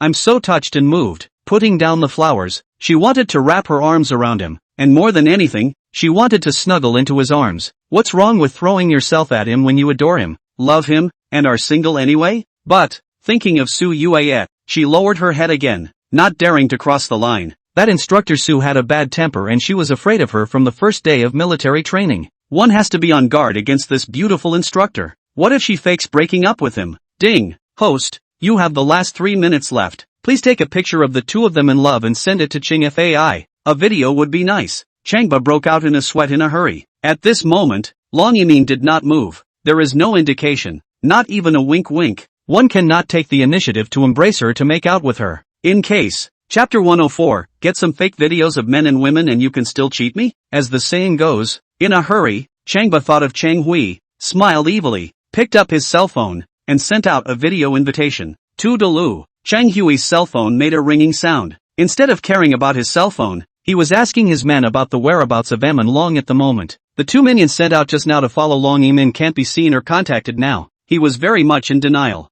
Mr. Chang. A big man quickly ran to the side of the car and reported, the two of them are lying asleep under a sycamore tree. They can't even wake up when called. Rice bucket. Chang Hui roared. He purposely called Long Yimin over to use it against Changba. Now it was good that they had lost her. Not to mention that they were lying asleep under a big tree. One person wastes one of their hands. Let's see if they still dare to sleep in the future. Yes, the big man led the order and left. The other big men were silenced. They couldn't figure out who else would be afraid to sell their lives for Chang Xiao at this point in time. Chang Xiao, Changba's video call. Another big man pointed at Chang Hui's cell phone and reminded him. Chang Hui glanced at his cell phone before picking it up. A smug smile appeared at the corners of his mouth as his face changed. As you can see, Changba is finally afraid and now thinks of begging for mercy. Several of the big men smiled bashfully and nodded their heads. That's right, Changba is nothing. If he fights with Chang Xiao, it's just eggs against stones. We'll see. Tonight Changba will only be begging on his knees, knowing that now there is no need to be in the beginning. Tonight I'll tell him to regret it. Chun Hui laughed, shook the pigtails on the back of his head, tapped his cell phone, and connected the video call. Changba's smiling face then appeared in the cell phone screen. Chun Hui asked a few of his men to take a look. You see, this is the smile that begs for forgiveness. Once again, several big men nodded frequently, pointing at Changba in the cell phone, eager to eat his flesh and drink his blood. Chang Xiao, I want to talk to you. Changba wore a smile on his face. Chang Hui nodded. I understand what you mean. Bring those two girls here. I can give you a chance. No. Changba shook his head. I want to talk to you about someone else. I'm not talking to you about anyone but those two girls. This man is more important to you than those two girls. Oh, Chang Hui raised his head. Who? Changba smiled teasingly. Your most beloved. Emin? What do you say? Changba glanced at Long Yimin beside him. At this point, he hadn't let her appear in the video. Emin. Chang Hui froze, then smiled smugly. Tell you what, she's in my car. She has decided to be my girlfriend. Oh, surprised? A few of the big men next to him laughed along. Yeah, I'm surprised. Changba asked, can you ask me to meet her now? She's my woman. Who are you to see her? Chang Xiao. I'm relieved when you say that. Changba extended his hand, signaling Long Yimin to come closer and put his arm around her shoulders, which allowed her to appear in the video. Long Yimin, on the other hand, was good and obedient, snuggling up to his chest, looking at him with affection, and stretching out a small hand to gently caress his faceplate. It was incumbent upon her to cooperate with Changba in acting. In order to convince Chang Hui that it was her, she even called out to Ba with a sweet cry. Holy, Chang Hui, as if he had been suddenly struck by electricity, jerked upward and hit his head on the roof of the car. He could see clearly that the woman nestled in Changba's arms was Long Yimin. It was the woman of his most beloved dreams. This woman had disappeared. He thought she had gone to look for an acquaintance. Who knew that she had gone to look for Changba? And cheating. Emin, you're so beautiful today. Who wouldn't love a goddess as soft and affectionate as you? Changba lowered his head and gazed into Long Yimin's eyes, gently stroking her hair and kissing her forehead. Long Yimin's face was delicately red and she nodded shyly, closing her eyes and raising her head. Buster, I told you to kiss me. Hard. No problem. I'm single. Who am I afraid of? Changba hugged Long Yimin tightly. Chang Hui looked at this scene, dumbfounded. Silly. Forget to breathe. The whole thing almost went rigid. The rolling air around them almost froze. At the same time, a roaring fire burned in Chang Hui's chest. He shuddered to think that this scene would happen before his eyes. What he wanted was for him to get Long Yimin,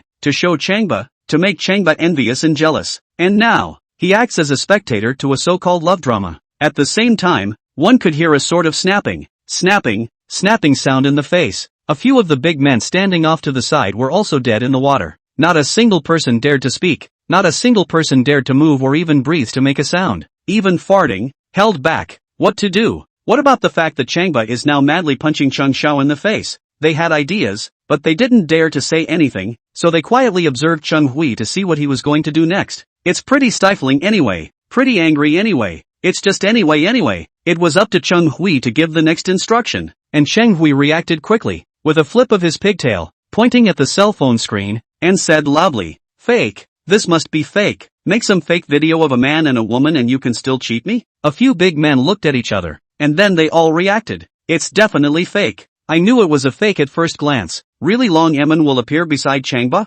Really Miss Long dares to be so affectionate with Changba? To make a fake one to deceive yourself and others. Only Changba is such a wimp. Holy, this Changba kid has once again refreshed my 3 views." Long Emin heard their voices and quietly fumbled for her ID card, placing it under the camera while being intimate with Changba. For a moment, the ID card stung in the light of the compartment. Cheng Hui and the others could see clearly that this was Long Emin's ID card. Fake, it's just fake. 3 minutes is also a lie. Get a fake ID to fool anyone. Cheng Hui immediately turned off the video, itching to smash his cell phone. At the same time, he felt a big green hat slowly floating down on his head. "I can't stand it," so I bellowed and punched my fist on the window pane. Wow! A hole appeared in the window pane. The back of his hand was dripping with blood, but he felt no pain and let out a hysterical roar. "Search! Dig up the ground and search for me! Catch Changba and give me a straight shot!" It was then that a group of big men all broke into song and rushed around like a torrent, and Changba and Long Emin were still hugging each other deeply. The atmosphere in the carriage became heated. At this point, Miss Binbin wasn't idle either, releasing an exhilarating rose scent so they could speed things up. At the same time turn down the air conditioning again so they can cool down. At one time, humanized service was at its peak. Chapter 105. This deal is admittedly dirty, but we both win. Chang Xiao, are you okay? Get the anti-inflammatories. Get the gauze. The few big men guarding the side took a look at the back of Cheng Hui's bloody hand and cried out in shock. Cheng Hui called Long Emin over because he was preparing to soak her to show Changba. Now it was good that Changba had soaked Long Emin while showing him. What was even more annoying was that Long Emin was in Changba's arms and was very cooperative with him. Look at the situation. 2 people, even this can forget everything. This car inside the big fight 300 rounds. The more he thought about it, the angrier he got, elbowing at the window pane again and again. Chang Xiao, what's going on? Baikuro heard that there was a situation here and walked over quickly. Look at the blood dripping from the backs of his hands and watch in amazement as he goes crazy and beats on the window panes. Bitch! Cheng Hui stopped, glared at Baikuro, and cursed. Changba is lawless here. Do you know that? I'm just asking you, do you know that? Baikuro's face heated up. She smiled bitterly and lowered her head. Being scolded like this in front of so many people, she couldn't get her face right. But what can you do if you don't listen honestly? Regarding the reason for Cheng Hui's anger, she had already heard that Changba had actually picked up his beloved woman, and it was still given to soak under his watchful eye. Bubble, not just bubble, but also bubble so arrogant, soaking so recklessly. Any other man would not be able to accept it, let alone the famous Cheng Xiao. Her eyes flared with anger and she stomped down to give her orders. Come on man, now Changba is in the car. Keep searching me one car at a time. Just search and castrate him first. Yes. The group of people who followed him over shouted together and quickly dispersed. Baikuro bent down to comfort Cheng Hui and swore to him that he would catch Changba tonight and make him pay the most painful price. At this point, a big man walked over to Cheng Hui and reported, Chang Xiao, Su Yui Evening and Xiaifu are here. Just watching from the front gate. Who? Cheng Hui's spirit lifted. Su Yui Evening and Xiaifu, both are Changba's best girlfriends. Cheng Hui's face changed again, boned his eyes and smiled lewdly. Who didn't know that Changba's 2 most beloved women were Su Yui Evening and Xiaifu? Changba dared to pick up his beloved woman in the car, but he couldn't pick up Changba's beloved woman in the car? If that happened, wouldn't it be a crazy slap in the face to Changba? Wouldn't that be face-saving? Wouldn't that be awesome? Thinking of this, he ordered to Baikuro, "Bye. Go and call Su Yuichi here." Baikuro didn't dare to slack off and led the way. Only then did Cheng Hui feel the unbearable pain in the back of his hand and told his men to bandage him with gauze. The pain drilled through his heart, and he had the heart to lynch Changba. In less than 5 minutes, Baikuro brought Su Yuichi over. You guys stand down. Cheng Hui waved his hand at Baikuro and the others. Watching Baikuro take catwalks and slower speeds, he once again broke into a fit of rage. Bye. Can you get numb? They say you're a pervert. Show me your perverted skills. Baikuro was ashamed and annoyed. Her face was red and she could not wait to burrow into the flowers next to her. Who's a pervert? Your Cheng Hui family are all perverts. She knew very well that Cheng Xiao was so furious because of Changba. If she couldn't find Changba and the 2 girls tonight, she herself could be skinned by him. Biting her lip, she trotted away. In his heart, he even swore viciously, Changba, either you die or I live tonight. Surname Bai. You're just a. If I can't find Changba again, I'll settle the score with you. and then I'll tell you to be so cheap that you won't have any skin. Aren't you a pervert? Then I'll show you what a real pervert is. After Bai Kuro disappeared, Chang Hui was still cursing in the direction she disappeared. While cursing, he quietly looked twice at Su Yui. While he was teaching Bai Kuro a lesson, he was also giving Su Yui a hard time, telling her to know that she would be scolded to death for failing to complete the task he had given her. As for Su Yui, he stood to the side with a bitter smile on his face, very embarrassed. For a moment, it was impossible to stand or walk. Mr. Su, sit inside the car. Cheng Hui looked at Su Yui and immediately changed his face, smiling at her and pointing at the passenger side door. Su Yui was worried about getting into the car and being mooched by him, and stood outside with her arms wrapped around her. Mr. Chang, no, I'll just stand outside while you talk. Cheng Hui gestured once again and asked her to sit in the car. Su Yui smiled and shook his head, insisting on standing outside. Cheng Hui smiled grimly and stopped talking nonsense. Mr. Su, your little sister is here, right outside. You know? Su Yui froze. It can't be. She doesn't know about this. Turning his head, he observes the area around the gate. Also, her little sister and Changba have broken up and will come over to pay attention to Changba? She's right outside with Shay Eve. Cheng Hui sneered. Didn't you say that your little sister and Changba broke up? Now why is she still so concerned about him? Su Yui shook her head. Impossible. I don't believe she will come. Cheng Hui grunted and opened his cell phone, lighting up a video for her to see for herself. Su Yui took a look. It was really, and smiled bitterly. Chang Xiao, I'm sorry. That what? My little sister is young and doesn't understand things. Cut the crap. I'll make a deal with you. Cheng Hui pulled out a cigar, lit it, and took a hard drag. Su Yui sniffed something. You said, last time, even though you changed the Long family's land purchase contract, that piece of Long Lake land doesn't yet belong to you. Su Yui. Cheng Hui exhaled a mouthful of smoke. You know better than me how you can get it smoothly, don't you? Su Yui's petite body shook as she took a step forward. Of course it's clear. Without your Mr. Chang's cooperation, I can't get that piece of land. Cheng Hui nodded. You don't know it yet, right? Just now Changba and I were videoing, getting a woman who looks a lot like Long Yimin to irritate me. Su Yui wanted to laugh. Where can I get a woman who looks like Emin? That's clearly Emin. But she said with a serious face, Changba is the scumbag who is trying to get back at you. Chang Xiao, you are too kind. Ask me to say that you should have been rude to him a long time ago. Hearing such a sentence, Cheng Hui felt much better in his heart. So, you see what I mean? Could Su Yui not understand Cheng Hui's meaning? Cheng Hui was trying to do the same thing to his people. However, she pretended to be confused. Please enlighten Chang Xiao. It's simple. Cheng Hui stretched his head and poked out the car window. Changba dared to disrespect my woman and video me, so I will target his beloved woman in the car and video him.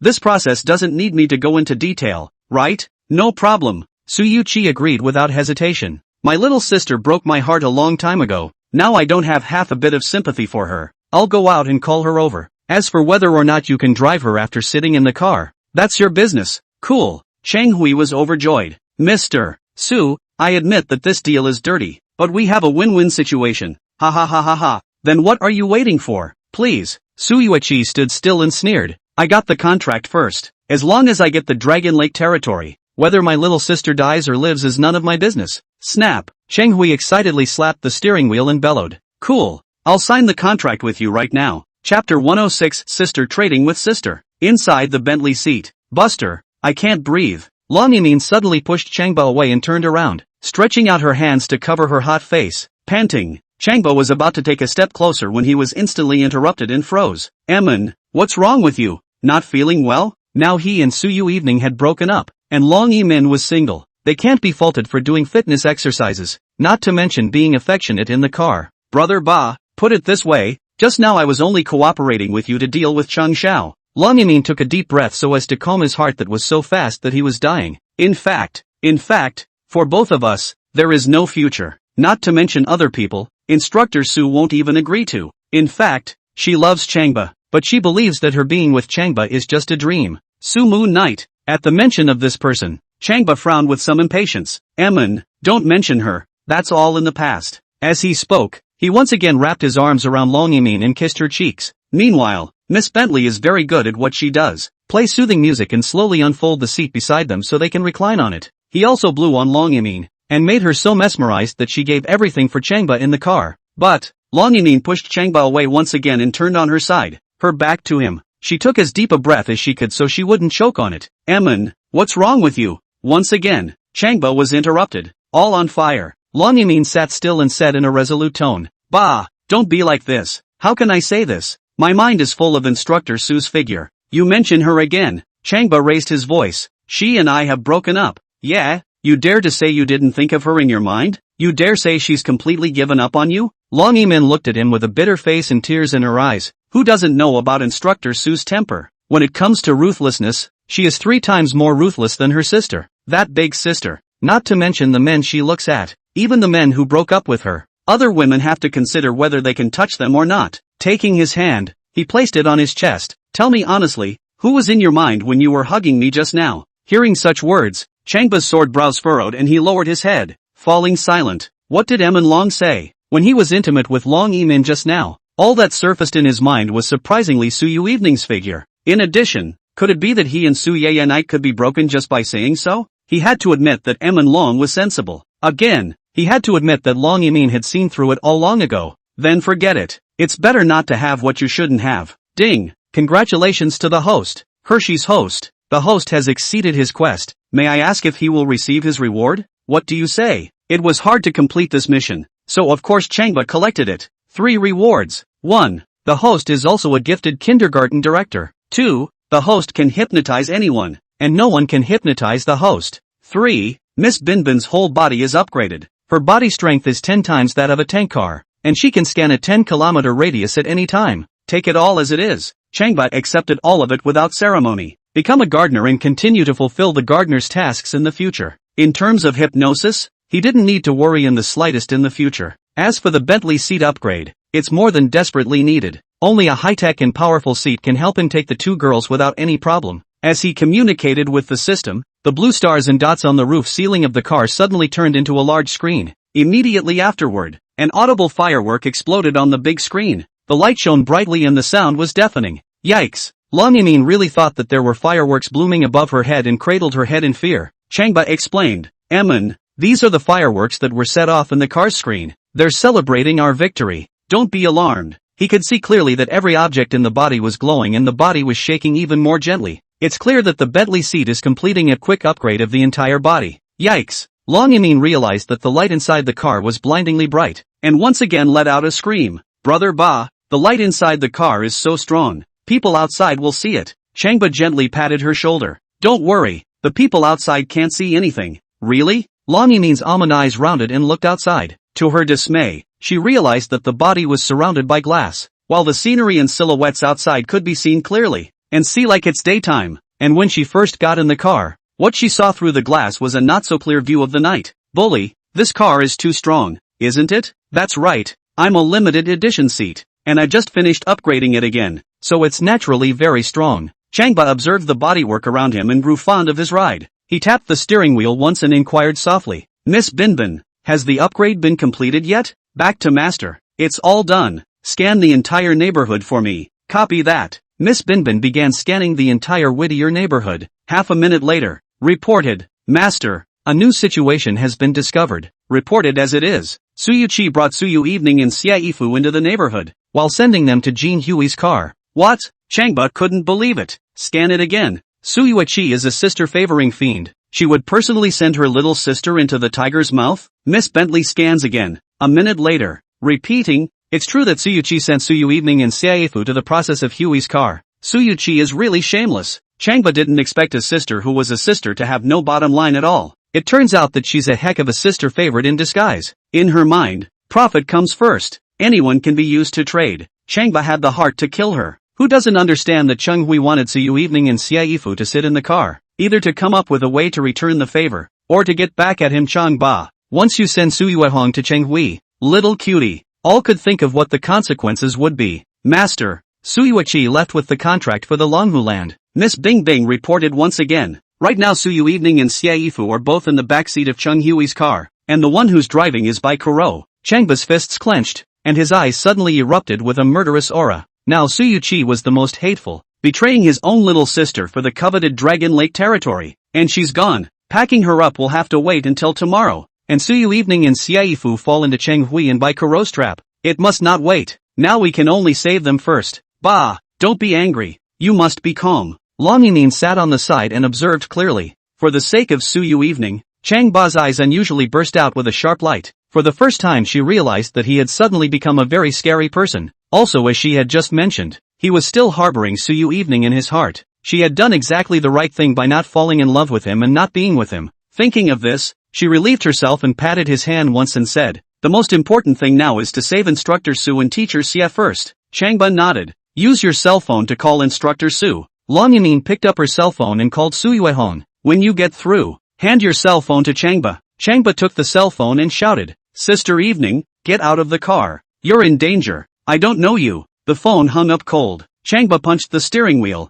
"Miss Binbin, go to Chung Hui's car. Hurry." Roger that. Chapter 107, Talking About Life with Two Goddesses. Instructor Su, Teacher Xie, we meet again. Chung Hui sat in the backseat and looked at Su Yui and Xie with a smile as if he was looking at a lamb to be slaughtered. Already the luscious image of them serving him together was floating in his mind. Being able to get these two goddesses at the same time, he believed that he would be able to float in the air by then. How honored I am to be able to talk about life with two goddesses. The heart is beautiful and the smile is even more beautiful. Chang Xiao, let us go. Su Yui Evening looked angrily at the other party. Our coming to this neighborhood has nothing to do with you. Nothing to do with me? Chung Hui took out a contract and placed it on Su Yui Evening's lap. Look for yourself. Now the Longhu land belongs to your sister. Su Yui Evening picked up the contract, didn't even look at it, and threw it to him again. The eyes were not only cold, but also disgusted. I told you, this matter has nothing to do with me. Nothing to do with you? Chun Hui laughed. You can call your sister right now and ask her.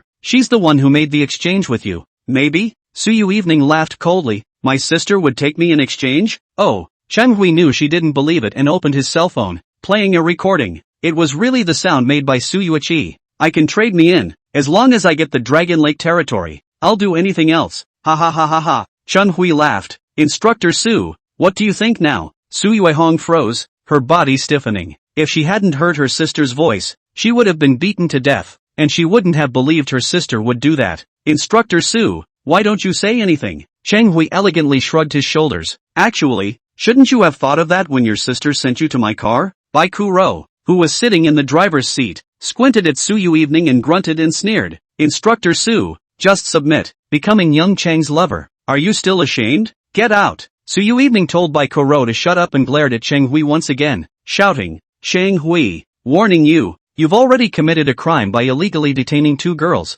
and now you're adding to it by controlling and coercing the two of us. Chung Hui laughed once again. Baikalo laughed along with her and spat out two words. Shabby. Guilty as charged? Chang Hui stretched out a hand and placed it on Su Yueho's shoulder. MS. Evening, if crime was mentioned, I would have been shot dozens of times, don't you think? Ha ha ha ha. Bai Kuro also laughed, signaling Chang Hui with her eyes to hurry up and do it. Snap. Su Yuehong reached out to open Chang Hui's salty hands. Get out of the way. Chang Hui, don't force my hand. Just as he said that, he felt a wave of dizziness and had to hold his head with both hands. What's going on? Xiaifu also suddenly felt dizzy and subconsciously rubbed her temples. Noticing Chang Hui's lecherous smile, she understood at once and grabbed the door handle and pushed the door hard. But no matter how hard I pushed, I couldn't. I tell you what, Baikaru is hypnotizing you, and you won't be able to escape me tonight. Cheng Hui stretched out his hands and picked up the white dress on Su Yueho's shoulders. Instructor Su, since Changba loves you the most, let's start with you. TSK,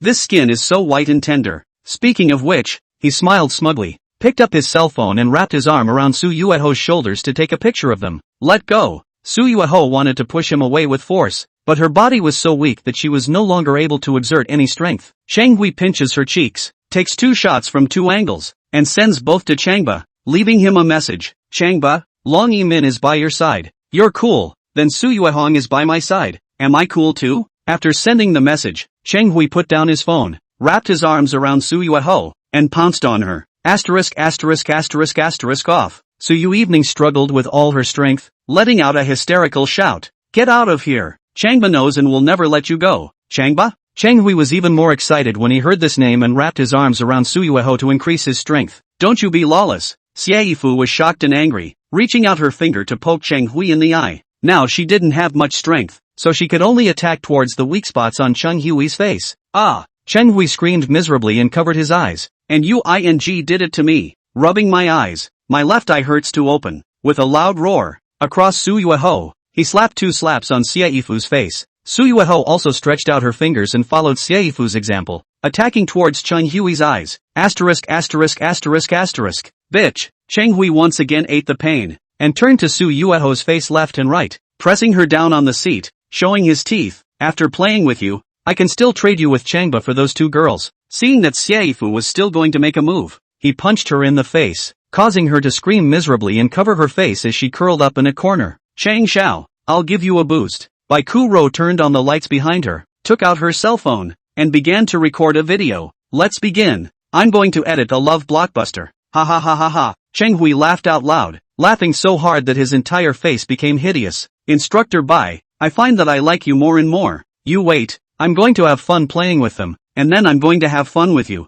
Just as he said that, the door of the car next to him was suddenly forced open. Who? Chang Hui twisted his head around and looked out angrily. One look at the face was extremely familiar. Frequent fighter. It's you? Chang Hui didn't dare to imagine that Changba would suddenly appear here and dare to appear here. Roared and stretched out his arm to close the door. Changba wouldn't give him a chance and placed a fist on his face. Boo! Nosebleeds were splattered and incisors were flying. Get out! Changba grabbed Chang Hui's shoulder and threw it towards the outside with force. Whoosh! Before Su Yui and Xiaifu could see what was going on, Chang Hui had already flown out and into a garden and disappeared. Instructor Bai, we meet again. Changba looked at the shocked Bai Kuro. Bai Kuro also didn't expect Shanba to suddenly appear and show up here, so she panicked and pulled out the medicine capsule on her body, preparing to hypnotize Changba. Rush it, I'll be waiting. Changba gave her the opportunity to close the back door and pull open the door next to the driver's seat. Bai Kalo, alarmed, took the hypnotic drug and pestled it under his nose. Changba sniffed and sniffed again and asked, is it enough? Bai Kalo froze. If it were anyone else, they would have fainted on the ground after a single sniff, but Changba sniffed and sniffed again and again, and surprisingly, there was no reaction. Snap! Changba reached out his hand and hit her on the faceplate. Why don't you hurry up and hurry? Bai Kuro also wanted to rush, but her strength didn't allow it. Snap! Changba slapped again. Harder. Ah! Bai Kuro screamed miserably and slumped heavily into the passenger seat, passing out. Get out! Changba grabbed her arm and threw it outward with force. Like Chang Hui, it whooshed past and flew into a garden and disappeared. Follow me! Changba pulled open the door of the car behind him, roughly picked up Su Yui, quickly turned around, and threw himself towards the Bentley seat with force. Chapter 108, The Forced Changba. The instructor Su in haste. Changba tried to throw Su Yui into the carriage, but, not thrown away. Su Yui tightly wrapped her arms around his neck and didn't let go, and one leg was still hooked around one of his legs. It's like welding, that's what it's called. The moment. She snuggled into his chest and looked up at him, her eyes moist. If Changba hadn't made a move just now, then she would have been bullied and humiliated by Chang Hui,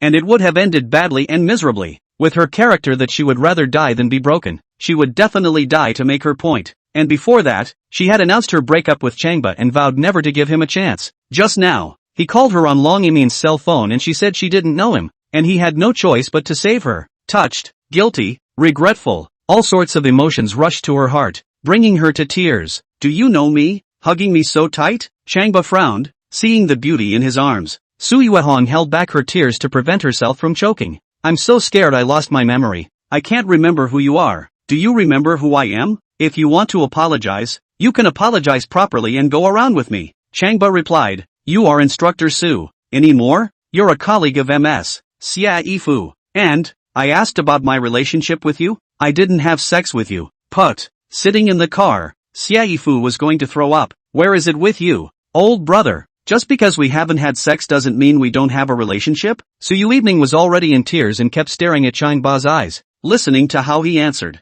Ding! Congratulations to the host. Congratulations to the host. Please ask the host to talk about life with Su Yui in 5 minutes. Once again, the familiar voice came through the ears. Talking about life? Changba froze. That is, having some kind of relationship. What? Let me have sex with Su Moon Knight in 5 minutes? Changba was so shocked that his hand snapped and straddled Su Yui, causing Su Yui to let out a scream. Dog system, if you play your cards like this, I can't play. 5 minutes. Didn't you mean to kill me? It takes at least 10 minutes to talk to your girlfriend about your life, and you're asking me for 5 minutes? What an international joke. Quickly, the host will think for himself. Complete the mission and get a big reward. The mission failed to save the 2 girls. Countdown begins at Nima. Millions of grass mud horses surged through Changba's heart, and he had to carry Su Yui towards the nearby garden. No way. Broke on today. Brother Changba, what are you carrying her for? Xiaifu was still sitting in Chang Hui's car, anxious and afraid. reaching out to grab Changba. You don't even look at your surroundings. It's only proper to escape from here quickly. Seeing that he couldn't catch him,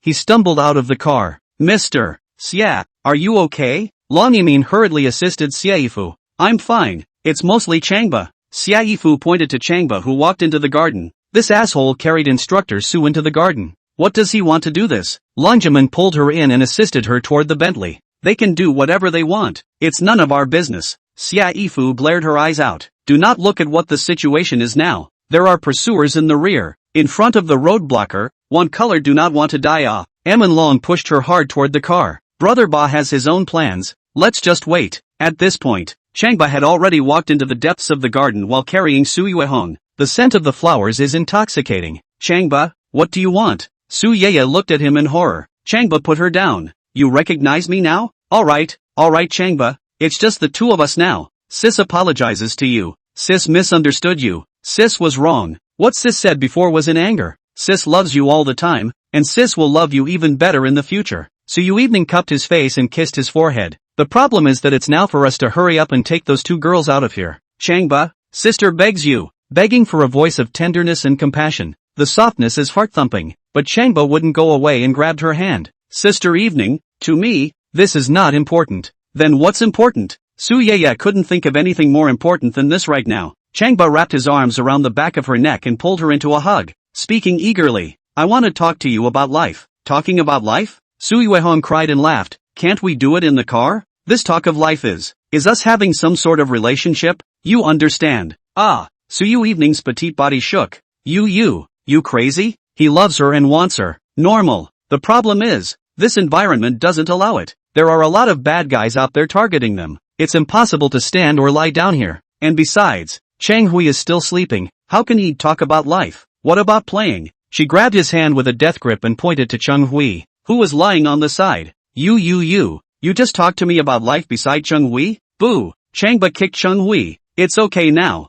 Wait. Su Yui stretched out her hands to push Changba away. Brother Changba, tell me, at this moment why do you want to do this? Did you take the wrong medicine? Who's off their meds? I just had to talk to you about life. Changba couldn't explain it for a while, and was so anxious that he wrapped his arms around her once again. No matter what the reason is, we must talk about life. Freely now. Ding! The last 3 minutes of the host's time remain. It has to be over in 3 minutes. Countdown begins. Time is life. Changba didn't care. He clenched his teeth together and wrapped his arms around Su Yui. Wait. Have some kind of relationship, huh? I'm coming with you. Su Yui felt into her skirt pocket. Wait for me to pull something out. There's something else? Changba froze and lowered his head. What are you pulling out? Being a woman and pulling out something? It's this. Su Yang pulled it out. Changba looks at it. It's a cell phone. And swoons. But on second thought, yes, this thing can be illuminated. Su Yui tapped her cell phone to come and quickly operate it. Don't you want to have some kind of relationship? Now we can. Changba's head exploded. Through a cell phone? I've blackballed you before. And now I'm pulling you over. So isn't establishing a connection between us some kind of relationship happening?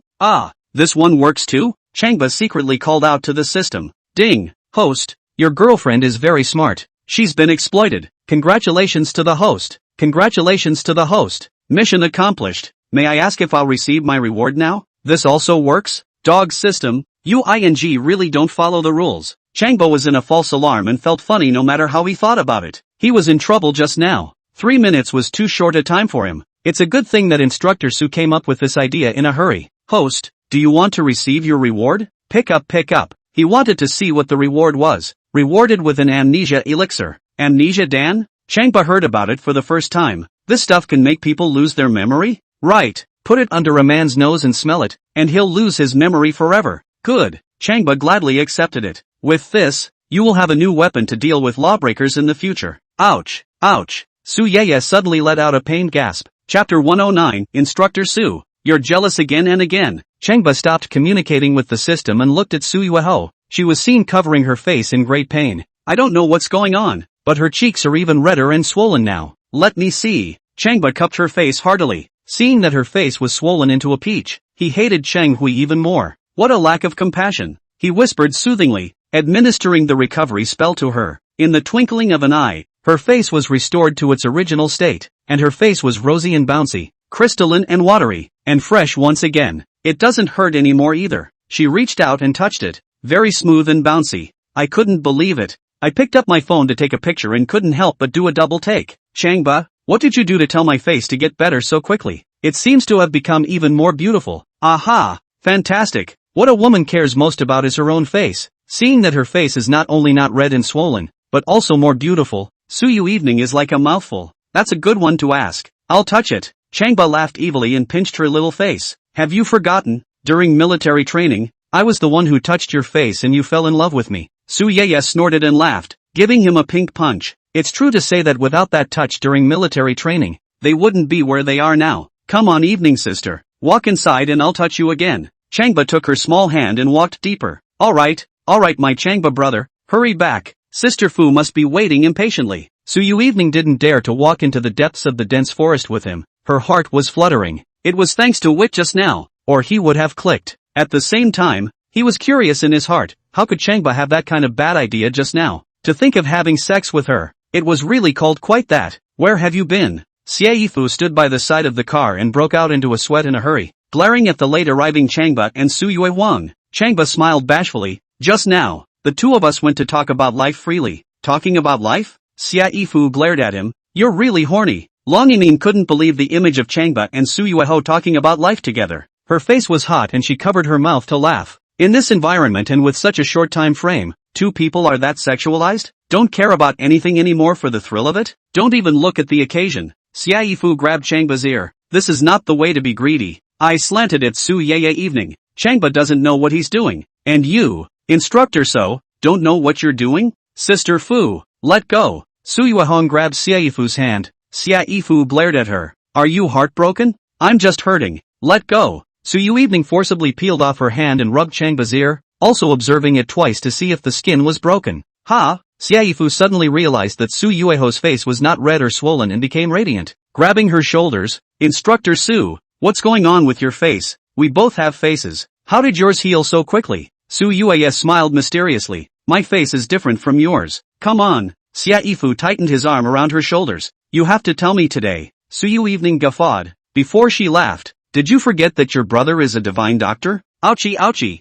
Xie Yifu slapped her brain. Yeah, my Changba brother can be wonderful. As soon as he turned around and wrapped his arm around Changba's shoulders to come. Little brother, hurry up and show your sister. Changba stepped back. You just grabbed me by the ear and cursed me. Xie Yifu laughed, wrapping her arms around his neck too. Sister got carried away for a moment, so I'll make you a nice meal when we get back to housing. Changba was also very distressed to see her bruised and swollen nose and face, and reached out to cup his hands and implement the recovery technique. It was also under the watchful eyes of Su Yui evening and Long Yining that Xie Yifu's face miraculously turned into its original playful appearance. She doesn't feel the pain anymore either. Changba, how the hell did you do that? Su Yui and Long Yining were both incredulous. Despite being helped, Su Yui still couldn't figure out how the usual bully actually did it. Xie Yifu took out her cell phone to look in the mirror, and at first glance she was so happy that she was trembling with joy that she wrapped her arms around Changba and kissed him. Another kiss on the face and forehead, not letting go. Su Yui evening took a look and refused,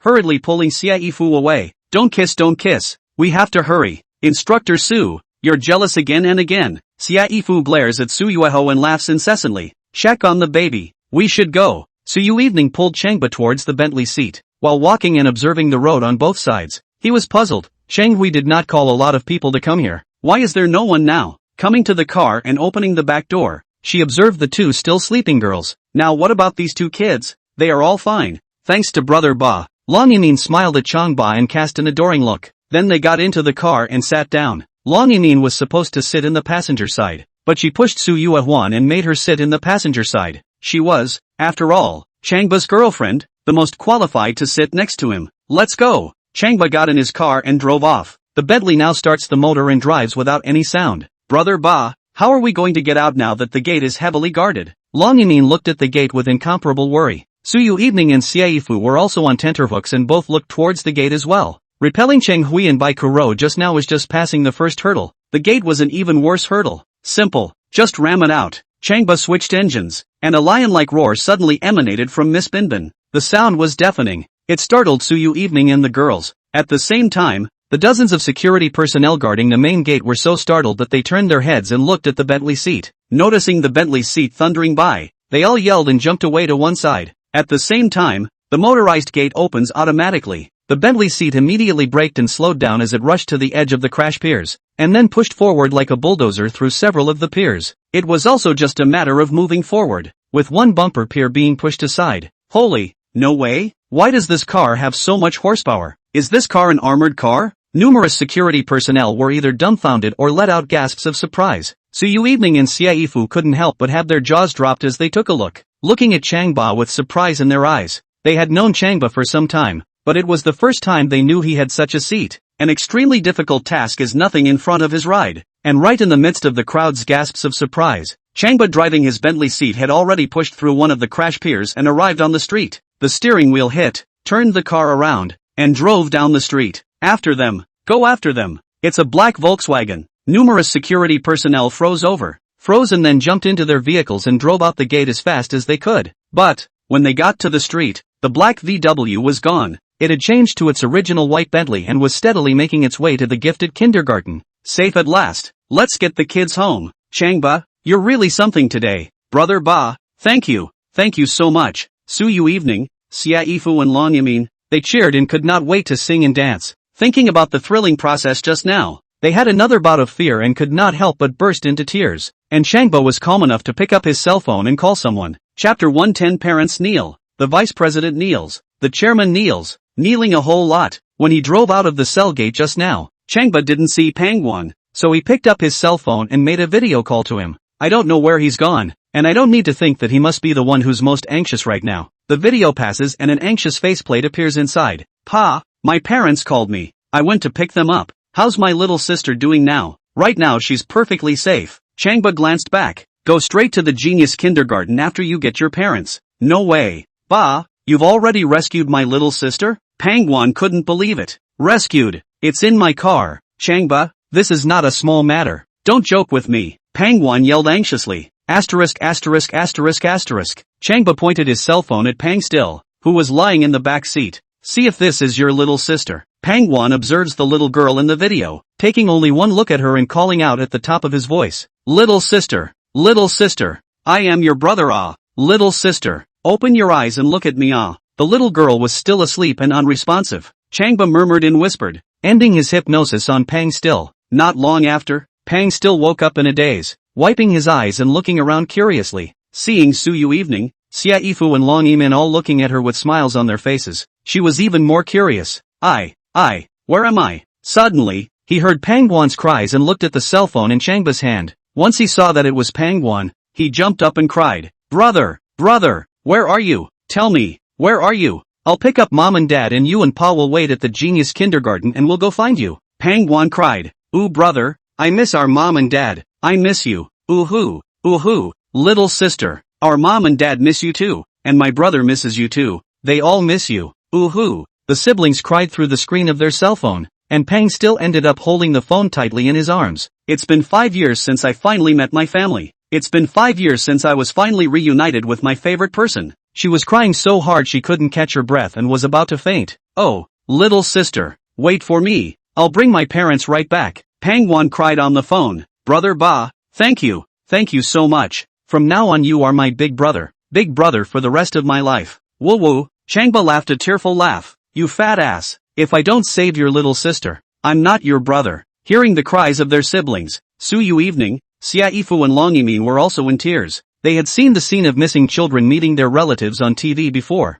Now that they had seen it with their own eyes, they could not control their feelings. Xiaifu even took Pang Still in her arms and kept wiping her tears. When the siblings' cries subsided, they both looked at Changba with tears in their eyes. I really want to thank Changba today. Really need to thank him for that. Without him, the two girls would still be behind bars and would still be struggling in a dark hell. Without him, Pangwan and his mom and dad would still be living in dire straits and unable to extricate themselves. Changba, thanks. Su Yui murmured and looked at Changba with adoring eyes, clasping her palms together at him. For her, without him tonight, then their relationship would be irretrievable. Then she too will live in darkness all the time. She couldn't help but take a seat toward him and snuggle into his side. An indescribable sense of security instantly surrounded his entire body. An indescribable warmth stirred in his heart. Under the comfort of the crowd, Pang Still stopped crying. Then Changba woke up another girl and contacted her family. All at once, the cell phone was once again filled with sobs. There is nothing like the reunion of loved ones. Of course, There's never been a happier reunion of loved ones. The Bentley seat drove faster,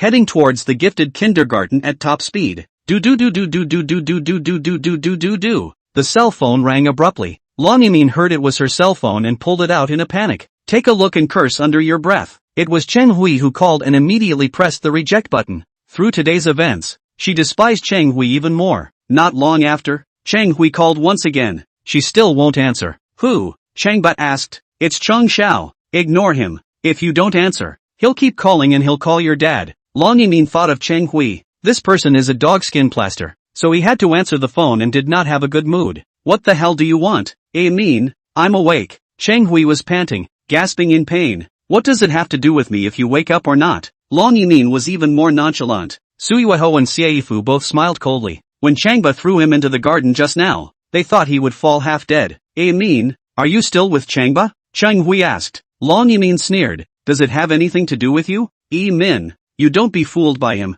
Just now you were beside him, being embraced by him, being kissed by him, being touched by him. Those he was all acting for me. Do you understand? Long Yimin doesn't say a word. Cut. As for Su Yu evening, after hearing this, she wrapped her arms around Changba even more tightly. I mean, you must keep your eyes peeled. Don't be slept with by Changba and count the money for him. Cheng Hui continued. Ha! Long Yimin laughed back in anger. You're not dealing with him. You can take that evidence and send it to Instructor Su. Don't you say it. Of course I'll do that. I'll make Instructor Su hate Changba to the bone. Cheng Hui perked up as he spoke. The more he wants Instructor Su, the more I won't let him have his way. Yes? Su Yu evening spoke up. I'm by Changba's side right now, with my arm around him. You can send him the evidence right now. Who? Cheng Hui was startled. Who are you? I'm Instructor Su. I'm in Changba's arms. Su Yu evening replied loudly. Chang Xiao, do you want me to take a video and send it to you? Holy, you wait, your sister won't let you go.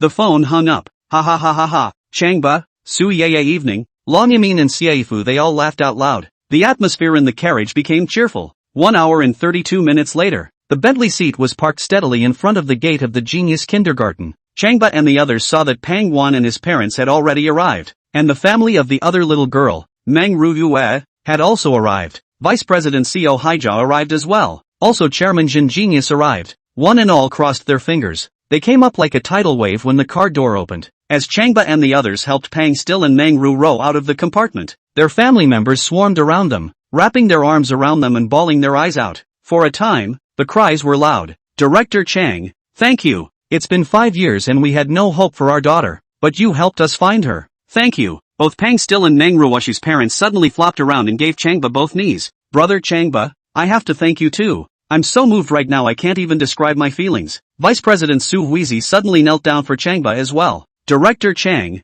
I'm sorry, as soon as the leaders above called, I wouldn't let you serve as the director. And not only did you not get angry, but you also helped the kindergarten find the 2 missing girls. I'm ashamed of myself for your high moral character. You helped the kindergarten restore its reputation. You did me a great favor. From now on, you are still the director. Chairman Jin Genius suddenly gave Changba both knees as well, regretting it immensely. Oops, get up. Changba panicked at once and rushed to assist everyone, assisting Su Huizi and Jin Genius. Look at each and every one of you kneeling down for me, letting others see. They would think that I have done something to you. Quickly get up. If you guys do that, you might as well beat me up. Get up. Ding. Congratulations to the host. Chapter 111 Perverted Female Instructor Refuses Perverted Requests. Dog System, you do not see what I am doing. Laying out tasks again. Changba was on fire. The host completes tasks one after another today. The system rewards extra. 600 kindergarten uniforms awarded. 600 teacups for toddlers. Reward 30 kindergarten school buses. 10,000 sets of kindergarten books awarded. Reward 100 kindergarten pianos. Good. Changba laughed again. This dog system is so off the wall. Take it as it is. With this, it will be much easier to carry out kindergarten work in the future. Only now he couldn't be bothered to count the prizes and continued to persuade the crowd to stand up and speak. With the help of Su Yu Evening, Xiaifu and Long Yimin and the girls, one by one, they all stood up, but they were still very emotional, especially Pang Wan's parents, who kept pulling Changba's hand and kept crying. It took a full half hour before their emotions calmed down. Brother Changba, where did you find them? Did the traffickers catch them? Su Huizi asked as she took Changba's hand. Yes, Chang Park Director.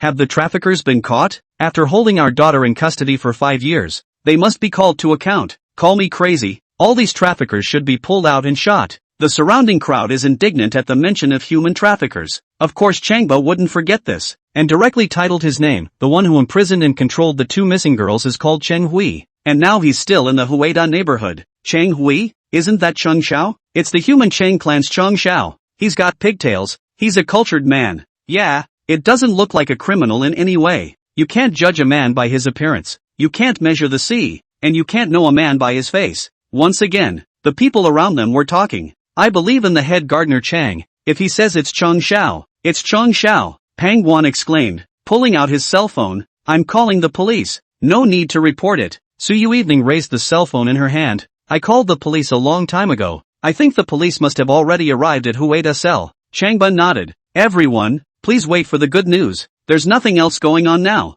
so everyone can go back. The people were reluctant to leave, taking his hand and remaining grateful. It was only at 11 o'clock at night that Changba, Su Yui, Xia Yifu and the girls got on the car and returned to their residence at Magic City University. How hateful. When she got off the bus, Su Yuehong suddenly said, Chang Hui was actually released. Changba had expected this. Chang Xiao is experienced in his work and has been prepared to deal with it for a long time. Even if something goes wrong, he can find a scapegoat. Sister Evening, there's no need to get angry. Let's wait and see what happens. You're all tired. Go up and sleep first. Yes, go up to bed first. Xia Yifu chimed in, pulling up Su Yueho's hand and smiling. Instructor Su, tonight you'll sleep with Changba. Su Yue's face heated up and glared at her. It's the middle of the night. What nonsense. Changba is tired too. I'm not tired. Not at all, Changba said with a serious face. Su Yuehong gave him a pink punch. Blindly uproarious, isn't it? Grow the kindergarten to over 1,000 students and I'll move in with you. That's what you said. Changba's spirit lifted and he rubbed his fists. Growing to 1,000 students. Aim to grow to 1,000 students in the shortest possible time. Chang Xiao, please calm down. Hueda neighborhood. Inside a villa. Bai Kuro offered Cheng Hui tea and carefully consoled. Although those 2 girls were saved by Chang Ba, we can still steal those 2 girls as long as we are willing. Ha ha ha ha ha. Cheng Hui laughed heartily. I love watching the new 3 Kingdoms TV series. And didn't Cao Cao say in it that victory and defeat are commonplace in military affairs? So what if you miss once? It doesn't matter. It's a piece of cake for me. Chang Xiao is wise. Young master is mighty. Young master is indeed generous. As long as young master gets serious, Changba won't even have a chance to kneel. Bai Kuro and the others kissed Cheng Hui's ass. Cheng Hui once again laughed out loud. Suddenly felt a fiery pain on his face. Reached out to touch it, and stopped laughing. Laughs so much. Your face hurts. He pointed to Bai Kuro and asked. Changba left with 2 girls. What's the situation now? At the mention of Changba, Bai Kuro's eyes flashed with anger. The 2 girls have already been picked up by their families,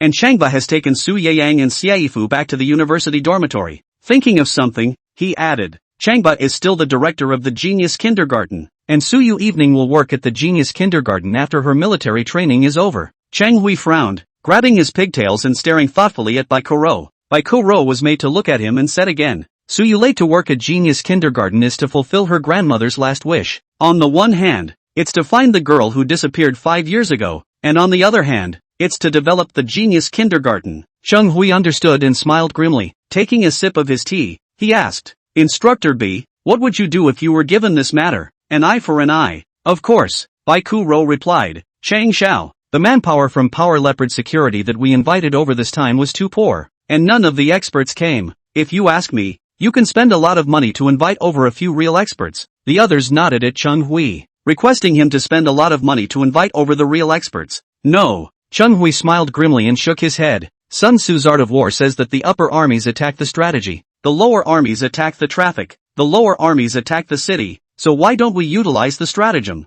He laughed once more at the thought of his scheme. Chang Xiao, what scheme are you so set on? Bai Kuro asked. Cheng Hui waved his hand at the others, signaling them to stand down. When only Bai Kuro was left alone in front of him, he admired her gorgeous face and fiery body with greedy eyes and gave her a wink. Instructor Bai, kneel down and serve me well, and I will naturally tell you about this scheme. Today, he was abused by Changba and lost his face. He needed to play a trick from a woman and let off some steam. But, Bai Kuro took a step back, her eyes cold. Chang Xiao, I'm your partner, not your plaything. I feel a bit perverted with this request of yours. Cheng Hui sneered, fished out a bank card and threw it towards her feet. There's more money in this card than you'll ever spend in your life. Articulate it to me with your mouth and it's yours. Chang Xiao. It's not true that I'm working with you for money, but I won't take your money in this way. Bai Kuro turned around and walked away. Respect me, and we'll work together to deal with Changba. Otherwise, you hire someone else. Stand still. Cheng Hui stood up. Don't pretend to be noble in front of me. Tell me the real reason why you rejected me. Bai Kuro stopped and said coldly. Want me to tell the truth? Tell the truth. Cheng Hui's eyes widened. Bai Kuro nodded. Which spilled the beans? Chang Xiao.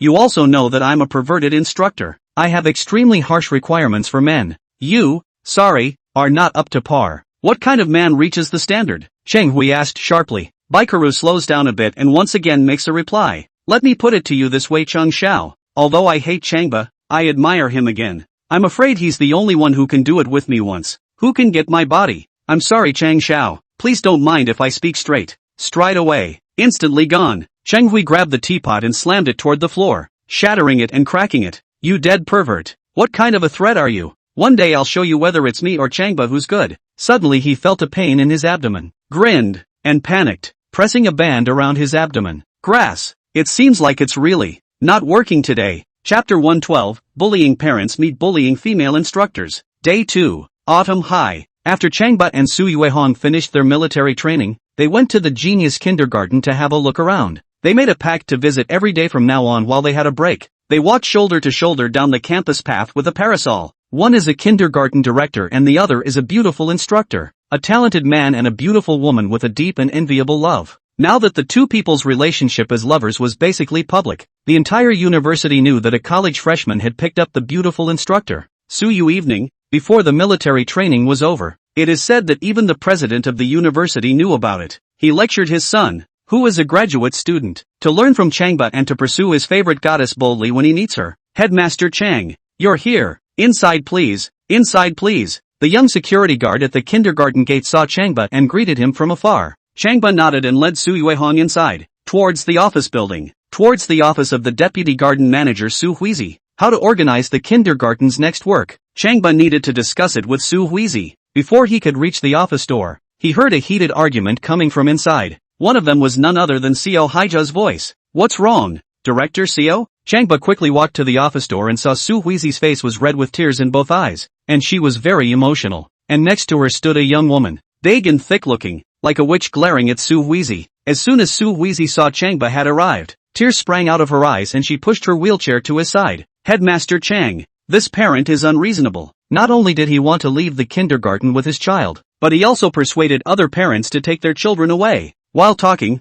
he even made a move on me, who was so powerful. Changba sized up the young woman. I've seen a lot of bear children, but this is the first time I've seen a bear parent. You're the kindergarten director, aren't you? I was looking for you. The young woman crossed her arms with one hand and pointed one finger at Changba. My son doesn't want to go to kindergarten here anymore and is going to transfer to another kindergarten. There are several other children in our neighborhood that don't want to go here either. We all want to transfer away, and this paralyzed woman won't let us. Tell me what to do about this. Who are you calling a paralyzed woman? Su Huizi glared at the young woman. The young women rushed to her, pointing at her and poking their fingers in her face. What are you if not a paralyzed woman? Am I wrong about you? Stand up if you dare. You're still staring at me, and you don't even know who I am. Let me tell you, I'm Bianchuan, the cousin of the former deputy director, Bian Long. Ha! Changba smiled when he heard the name Flat Dragon. Bian Long is a pervert, and his cousin is no better. This parent, no matter who you are, you can't speak in an insulting manner, right? Su Huizi was furious and once again, she theorized with her. Bianchuan grunted and sneered, extending his index finger and poking it towards her face. I'm just insulting you. So what? Paralyzed woman. You dead paralyzed woman. You dead then paralyzed woman. One curse after another, one higher than the other. Su Huizi cried out in anger, but she couldn't reason with her, so she only stepped back and turned her eyes for help to Changba. Changba stepped forward and raised his hand, ready to send her a mouthful. Ding! Congratulations to the host. Congratulations to the host. The host has a new mission. Please host, don't do anything. Respect Bianchuan and let her experience the feeling of an honorable parent. There are prizes for completing the mission. Failure to complete the mission will be heavily penalized. Nima dog system. Not following the rules again. It's a call to be expelled. And there's no end in sight. Changba's stomach was so full of fire that he wanted to drag the dog system out and beat it up with Bianchuan. But, he knew the lesser of the two, so he had to withdraw his palm and give Bianchuan an affectionate smile. This dear big sister, please calm your anger. My men don't know what they're doing. It's all my fault. If there are any problems, you can reflect them to me. Both Su Yui and Su Yui froze. Is this Changba? You're telling him to take it out. And this is how you behave? That's how you behave? Changba. Su Yui saw that Changba was about to give Bianchun a nod and a bow, and yanked him away. Let me talk to her. Changba laughed. Evening sister. It's better for me to say that the parents of the students are our god. We have to respect and love them. We can't be half disrespectful. You get on the side. Su Yui wanted to give him a punch, push him aside, walk up and punch the young woman coldly. This parent, take it easy. It's all about the kids. Let's have a conversation. Bah! Bianchun didn't eat this and spat on Su Yui's face. The head of the garden even treats me with respect. Who the hell are you to treat me with such an attitude? Well said. Changba stood towards Bianchun's side and apologized once again. This dear big sister, don't be angry. If you have any requests, just ask. Changba. Su Yui glanced angrily at Changba and told him to stand aside, took out a hand towel, wiped the saliva on her face, still very calm. This big sister, just now you were emotionally agitated. I can understand. Let me introduce myself. My name is Su Yui. I'm a military training instructor from Magic City University, and I'm also a staff member of this genius kindergarten. Now let's all sit down and have a good talk. Is that okay? Yo, Su Yui is you. I've heard of you. A domineering and unreasonable female instructor. Now I'm telling you, you're nothing in front of me. Bianchun waved his hand impatiently at Su Yui. Get lost. Stay to the side. Big sister. You're the student's parent. I'll call you big sister for the last time. Don't say call me big sister. You even call me big aunt. I won't gripe you. Get lost. Bianchun walked forward and pushed Su Yui up with force. Su Yui's eyes were furious and she placed a foot on her stomach. You asked for it. Bianchun screamed and sat on her ass on the floor. How dare you hit someone even though you're a. Glaring at Changba. Changba, your men dare to hit someone? Changba rushed forward and rushed her with both palms together. I'm sorry, big sister. It's all because of my lax discipline. Please forgive me and bear with me. Cool it on the side. Su Yui took 2 steps forward, pushed Changba away, grabbed Bianchun's hair, and started firing left and right at her face. Snap, snap. The beating made Bianchun scream. At first he was stiff-lipped, but eventually he cried out in pain and begged for mercy. Don't fight. Big sister, please don't fight. We have something to talk about. Su Yui grabbed Bianchun's hair, still not stopping, cracking and hitting. Since she had made a move to teach her a lesson, she was told to beat her into submission and honesty once and for all. A bully instructor has to act like a bully instructor. What kind of instructor is it to beat people up and not be honest? This dear big sister, please don't be angry. It's all because of my lax discipline. I will definitely learn my lesson and strengthen my management. Changba walked to the front and once again apologized to Bianchun. Are you okay? Should I pour you a glass of water now? My mouth is bleeding. Should I find you a sanitary napkin? No. Should I not find you toilet paper? Chapter 113, Female Perverts Playing Ghosts. Female instructors angry. Get out of here. Bianchun cried out at Changba, tearing his voice and crying, if it wasn't for you, the dead gardener, apologizing to me one after another, Instructor Su wouldn't have hit me so hard. Roll. I've never seen anything like it. I'm really impressed. It was only now that she saw that this head gardener appeared to be apologizing, but was actually looking at her for a joke, and Changba, still looking pious, stretched out his hands, placed them in front of his chest, and said with extreme sincerity, this dear big, lovely, honorable sister, please take it easy. I am sincerely apologizing to you, and I sincerely want to help you. Pa. Su Yui reached out her hand and gave Bianchun a few more mouths. Bianchun was beaten so badly that he bled from the mouth and nose, and was so dizzy that he flopped to his knees, kneeled directly to Changba. Headmaster Chang, I'm sorry, please don't apologize. I'm not stupid. I can see that this kindergarten is in deep water. I can't afford to mess with it. Please stop. Facing Su Yui again, he kowtowed to her. Big sister, my dear big sister, don't fight. My child won't transfer to another school, okay? Lying on the floor, he cried so hard that the floor was wet from crying. Ho. Su Yui felt extraordinarily happy and didn't get angry, covering her mouth and laughing. It was only now that she felt that Changba was playing a trick on her and irritating her by apologizing to Bianchun. Well, brother Changba has a way about him. Count your blessings. Only then did Su Yui stop, picking up the wet wipes on top of her desk to wipe her hands. Changba looked at Bianchun's mouth full of blood, picked up the wet wipes and offered them with both hands. My dear big, honored sister, please wipe your mouth and go to the restroom to wash your face. Put. Bianchun spat out a mouthful of blood and water. Standing gardener, don't scream. I'm afraid you'll die if you call me dear big sister again. Okay, I'll wipe my mouth. I'll go to the restroom to wash my face. Staggering to his feet, he warily made his way to the restroom, regretting it to the core. Knowing that I'd be beaten up like this, and knowing that Changba was so bad, I said I wouldn't come. After washing her face in the restroom, she felt her face burning with pain, and the more she thought about it, she pulled out her cell phone, ready to call someone. This festering anger can't be taken in vain. My dear big, honored sister. Standing in the doorway, Changba put his palms together to give Bianchuan a bow. What else do you need? Please be sure to say it. I will certainly exhaust my efforts to serve you. Bianchuan shuddered as his cell phone fell out of his hand and onto the floor. Now the sky is not afraid of the earth, but afraid to call big sister Changba. My dear big, honored sister. Changba walked up, picked up the cell phone, and handed it to Bianchuan with both hands. Bianchuan flopped to his knees once more. My dear Chang Park Director.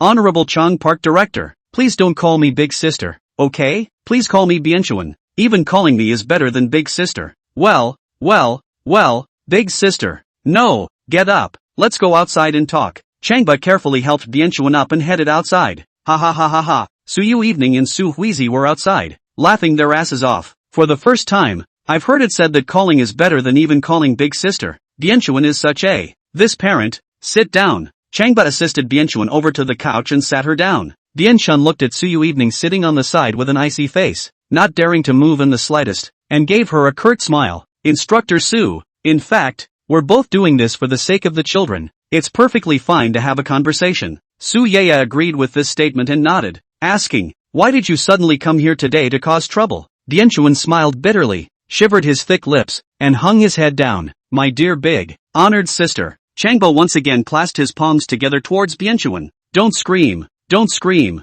I'll talk. Can't I just say it? Bianchuan is now most afraid of Changba called her big sister. Swallowed and said, In fact, I in the kindergarten is not a problem. My son here in kindergarten is not a problem. It is. Just, glancing at Su Yui Evening with frightened eyes, he lowered his head and added, it was my cousin Baikuro who contacted me and told me to do this. She said that as long as I bring my son to transfer to another school, as long as I persuade the other parents to transfer their children away, she will send me a sea view house, and she will also send me a luxury car. Changbot and the others understood. So it's that pervert Baikuro. Baikuro's backstage is Chun Hui, which means that the mastermind behind the scene is Chun Hui. They have one goal in mind, to get all the parents to turn their children away and to put the genius kindergarten out of business. This was unacceptable to both Changbot and Su Yui. Changbot is on a mission, and there can be no shortage of teachers and students in a month. And even more importantly for Su Unite, she has to fulfill her grandmother's dying wish to grow the gifted kindergarten. And with all the students gone, how can she do that later? What else did Baikuro say?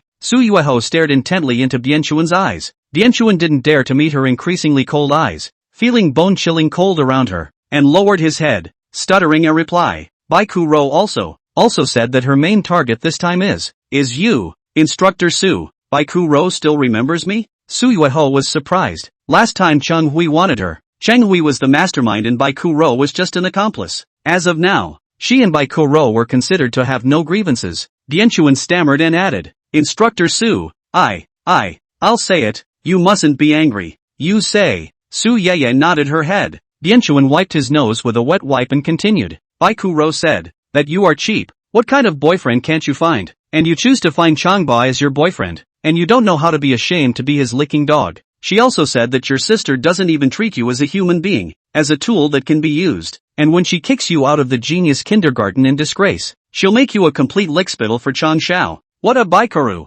Su Yuehong turned around and rushed outside. Changba's eyes and hands were quick, stepping forward and grabbing her wrist. Sister Evening, where are you going to look for Baikuro? Where are you going to look for her? She's in business school as an instructor, so I'm going to business school. And she's not? Changba put his arm around her shoulders and whispered something into her ear. Su Yu Evening then calmed down and glared at Bianchun. Get lost. If you dare to think of transferring away students again, I'll skin you. Bianchuan shivered in fear and fled in a panic of dust. Changba, you were right earlier. Personal grudges are not as important as kindergarten work. Su Yu Evening looked at Changba. Next, other parents will also ask for their children to be transferred. What do you think about this issue? Changba, how about a parent-teacher conference to publicize it? Hi. Su Huizi sighed. Director Chang, what about holding a parent-teacher conference? Chang Shao has a lot of money. Bully them. Who can stand it? It's not easy to earn money now. Everyone wants to get money, not to mention giving away a sweet. Even if you give $100,000, There are many parents who will have their children transferred. Changba pulled out his black card. I'll give as much as Chang Xiao gives. This won't work.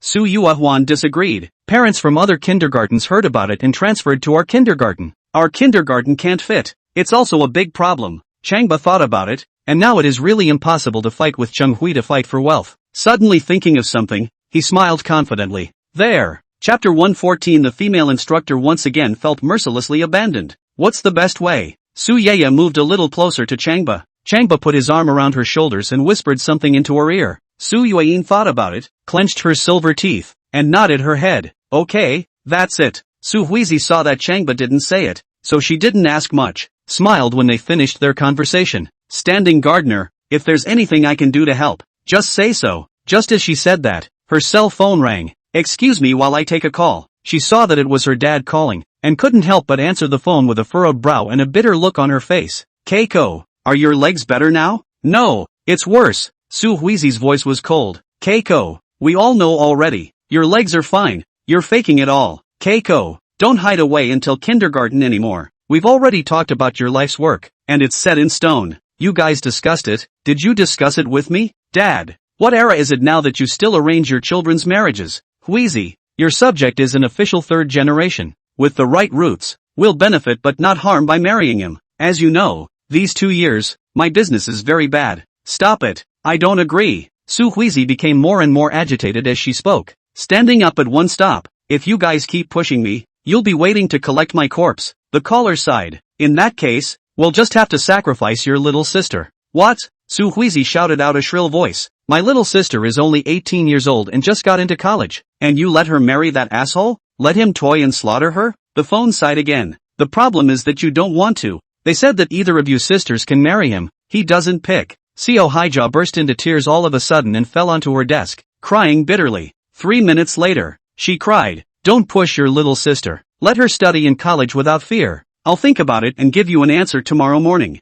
Not tomorrow morning. You need to meet with him now. Got it. Su Huizi hung up the phone and slumped onto her desk and cried in pain once again, crying in despair. Keiko-san, how big a deal is it? Don't cry. I'll help you think of something. Seeing Su Huizi crying, Changba's heart sank sourly as he walked over to her and gave her a pat on the shoulder. Who is that man? Go, I'll take you to him now. Su Huizi knew Changba's strength, but thinking of that person's powerful background, she raised her head and choked. Standing gardener, it's okay, this is my family matter. My family and I will discuss it. Discuss a hammer. Changba gently patted her shoulder. Don't always think how great others are, just like a pony crossing a river. How deep or shallow the river is, only by traveling through it can you know. Don't cry. I'll take you there now. I disagree. An icy voice came from the side of the doorway. Changba turned around and looked at Su Yang. Seeing that her eyes were cold and she didn't have the slightest sympathy for Su Huizi, she asked, Sister Evening, what do you mean? We just agreed that we would find a way to deal with Baiku Ro and Cheng Hui to prevent the loss of students.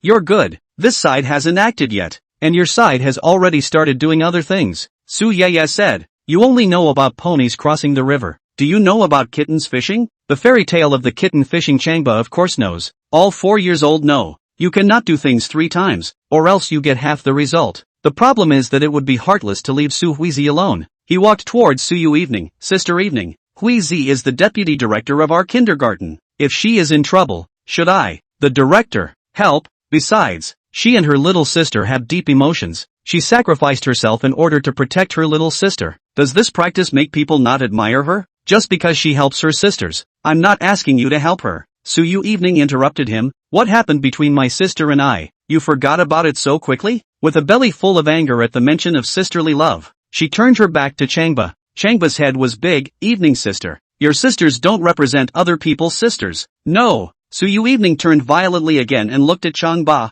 There is no sisterly love in this world. There is no such thing as sisterly love. The so-called sisterly love is all an illusion. When faced with great benefits, sisters will tear their faces apart and even turn against each other. Changba sighed darkly. Isn't this a generalization? Seeing her eyes spitting fire while tears glistened in them, knowing that she was hurt by her sisterly feelings, he said no more. Instructor Su, that's your sister, not mine. Su Huizi looked at Su Yuehuan with dissatisfaction. Whether or not the head gardener is helping me, I will definitely do everything I can to protect my little sister. And without a wheelchair, he turned and walked out of the room. A cold voice came out of the room. Director Su, remember, In this world there is a kind of most unreliable feeling, which is sisterhood. Seo Haija refused to respond and quickened her pace. Keiko, where are you going? Changba chased him out of the office. You can't promise your parents now. Su Huizi's eyes were hot and she wanted to cry, but held back. The footsteps slowed involuntarily. Changba. Su Yui looked at Changba's back. Changba stood still. With Su Huizi in front of him and Su Yuehong behind him, he certainly did not hesitate to choose the latter. Ding! Congratulations to the host. Hershey's host. There's a new mission. The completion of the task just now. The dog system you have not yet rewarded. And now there is a task. Old rules, reward together. Please ask the host to follow Su Huizi and help her solve the problem. Complete the mission and get a big reward. Get lost. Dog system, don't stir up trouble. I don't care about Su Yu evening now. She's not angry? Failed mission. Host's kidney function declined. Peeing his pants every day. Dog system, you're such a dog. How can I have kidney failure when I'm so young? He shook his head, only to follow Su Huizi with a stiff upper lip. As for Su Yu evening, she would only find a way to solve it after she finished solving Su Huizi's problem. Changba. Su Yuehwan didn't dare to imagine that after she called out Changba, he even walked towards Su Huizi. Changba stood still, twisted his head, and waved a hand at her. Sister evening, you go back to the university first. I'll go back and find you after I've finished helping Huizi. Ah, Su Yang's petite body shook. Stunned. Is that what Changba said? What does this Changba say to his beloved girlfriend? At this moment, he left his girlfriend to help another woman? Su Huizi's almond eyes rounded up as she looked at Changba, also feeling incredulous. What was her relationship with Changba? And now how could he leave Su Yuehong behind to help her? Seeing Changba stride over, he panicked and waved at her. Standing gardener, go back. You have to help Instructor Su. It's fine. I'll solve your problem first. Changba put his arm around her shoulders and left. The two hitchhiked along. Standing out by the side of the scenic gardens, Su Yu evening was mortared in place, her eyes suddenly bursting with a hateful generalized light. She had once been viciously abandoned by her sister, and at this moment she was feeling mercilessly abandoned once again. The hot wind whistled around her, but she felt cold all over. She laughed. She nodded at Changba and turned to walk away. Chapter 115, this asshole, picking up a sesame seed and dropping a watermelon. Instructor Su, back so soon? Where's Changba? Xia Yifu was taking a lunch break in her living room, watching Su Yuehwan walk back and sidling over to ask. With an icy face and tears in both eyes, Su Yu evening walked over to the closet and quickly packed her things. Sensing something, Xia Yifu quickly got up and walked over to her, barefoot, and grabbed her arm. Instructor Su, what's going on? Not much, I'm still going back to my room to stay. Su Yueho peeled away Xia Yifu's hand. Xia Yifu realized that the big deal was not good, laughed and reached out his hands to put his arms around her shoulders too. My Instructor Su, my late sister, my little brother's beloved girlfriend, what are you babbling about? Su Yu evening's face changed drastically. Who is your little brother's beloved girlfriend? Thinking that he shouldn't have lost his temper with Xia Yifu, he turned around and continued to pack his things. Mr. Xia, I'm sorry, I'm a bit unwell. Xia Yifu knew that Changba must have made her angry again and smiled, wrapping his arms around her once more. Instructor Su, don't be angry. Have something to say to Mr. Xia. Did that bastard Changba piss you off again? Tell me. I'll take it out on you. No matter how much Su Yueho picks her hand, no matter how much she struggles, she just won't let go. No, Changba is smart and good. How could he piss me off? Su Yu evening held back her tears. Teacher Xie, there's something I shouldn't say to you, but if I don't say it, I just can't stand it. So tell me. Xia Yifu wrapped his arm around her and walked towards the bed. Sit down and talk slowly. Listen, since it's important words, sit down and talk slowly. Su Yeye didn't move, so she carried her towards the bed. Su Yuehong had to sit on the edge of the bed. Xia Yifu also sat down, looking at her face full of tears, knowing that the next words must be non-trivial. Her heart was in her throat. Teacher Xie, you don't know that I'm actually not important in Changba's heart. I've given it a lot of thought, and I think we're still not right together, and I'm going to break up with him. Su Yuehong said this and twisted her head to hold back her tears. Ah, what are you babbling about? Xia Yifu jumped up. How long have you guys been reconciled, and you're breaking up again? Why are you guys acting like kids? Call it not worrying? Su Yeye snapped her head up. Don't you say me, ask Changba,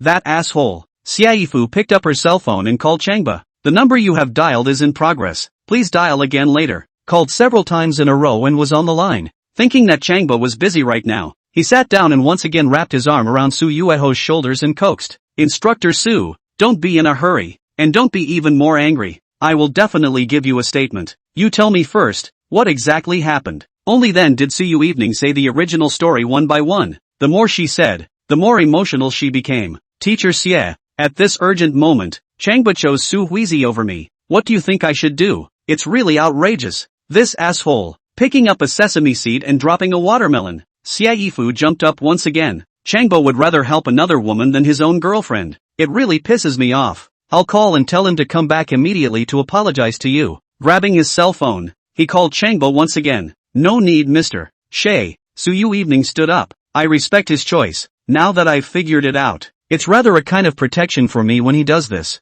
Think about it. One day in the future when he and I have a wedding, and he suddenly leaves me behind to be with another woman. Wouldn't that hurt me even more? Instructor Su, you're overthinking it. Xiaifu laughed again and grabbed her hand once. Anger is anger. You have to do things calmly. Think about it. You left him and swore off him like you did last time. But don't forget his status. He's the kindergarten director. You want to work for the kindergarten. You have to deal with him. Su Yui's eyes became even colder. Without him, Changba, it's hard for me. Su Yuiho, to move an inch? Mr. Xia, stop it. My mind is made up. Xiaifu was full of bitter smiles and wanted to cry. She really couldn't understand. Su Yui and Changba were just like children playing house, saying that they were separated, saying that they were good again, and not too long after that they were separated again. Now that Su Yui had a strong attitude and had to leave this place, she couldn't forcefully persuade her. Okay then, Instructor Su, wait for my call. Headmaster Chang, you can't leave Instructor Su behind. She's your girlfriend. What will she think? Su Huizi pushed Changba's shoulder and pushed him towards the gate. Go,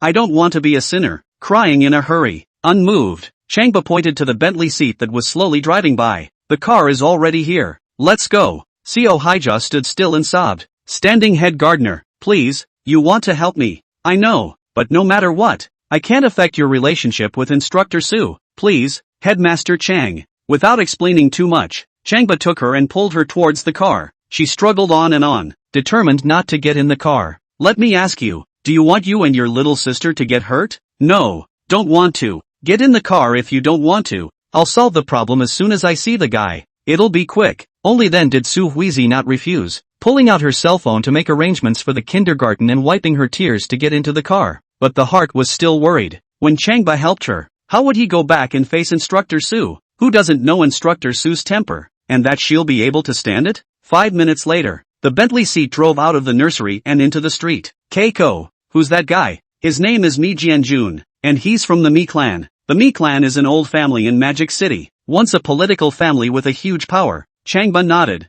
Miss Bentley, search for Mi Jianjun's location for me. Roger that, Master. Bentley seat responded. 2 minutes later, the endowment reported. Reporting to Master, Mi Jianjun is walking along Honeydew Avenue, preparing to pick up someone to go to the Dodo Comedy Club to listen to comedy.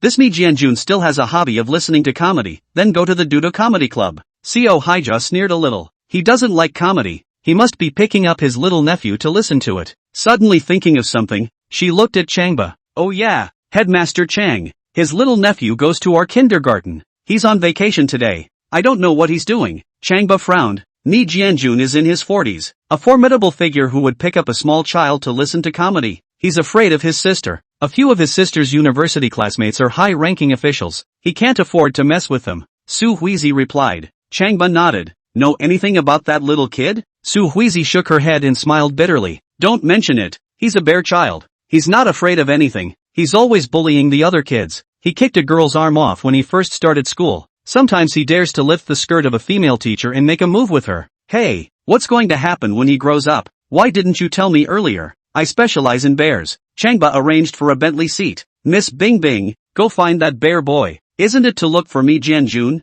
Chang Park Director? Chapter 116, Treating Bear Children, Even Their Parents. Changba replied, if we find that bear boy, won't we find Mi Jianjun? Thinking about it, Su Huizi took out her cell phone and contacted one of the kindergarten's homeroom teachers to ask about that bear child. The homeroom teacher sent a message saying that the bear child had been picked up by his parents and had gone to visit the graves at the cemetery in Reunion. Standing gardener, the bears accompanied their parents to the cemetery in the Garden of Retention. We're going to State Garden Cemetery. Miss Bing Bing has searched for the location of the bear and immediately drove to the Retention Cemetery. Also feed the information on the Staying Garden Cemetery back to Changba for a final endowment. Reporting to the master. Grandma Su Yui is buried in the Reunion Cemetery. Oh, Changba's spirits lifted. There wasn't much information he knew about Su Yui's grandmother. Now that he was going to the Liyuan Cemetery, It was the right time to visit and pay tribute to her old man. Halfway through the walk, he purchased items such as paper money, flowers and melons. Seo Haijai is with it, and has been watching silently. She could see that Changba was very attentive to Su Yui Wang's grandmother and that he truly loved Su Yui Wang. She admired Changba very much and thought about being with him.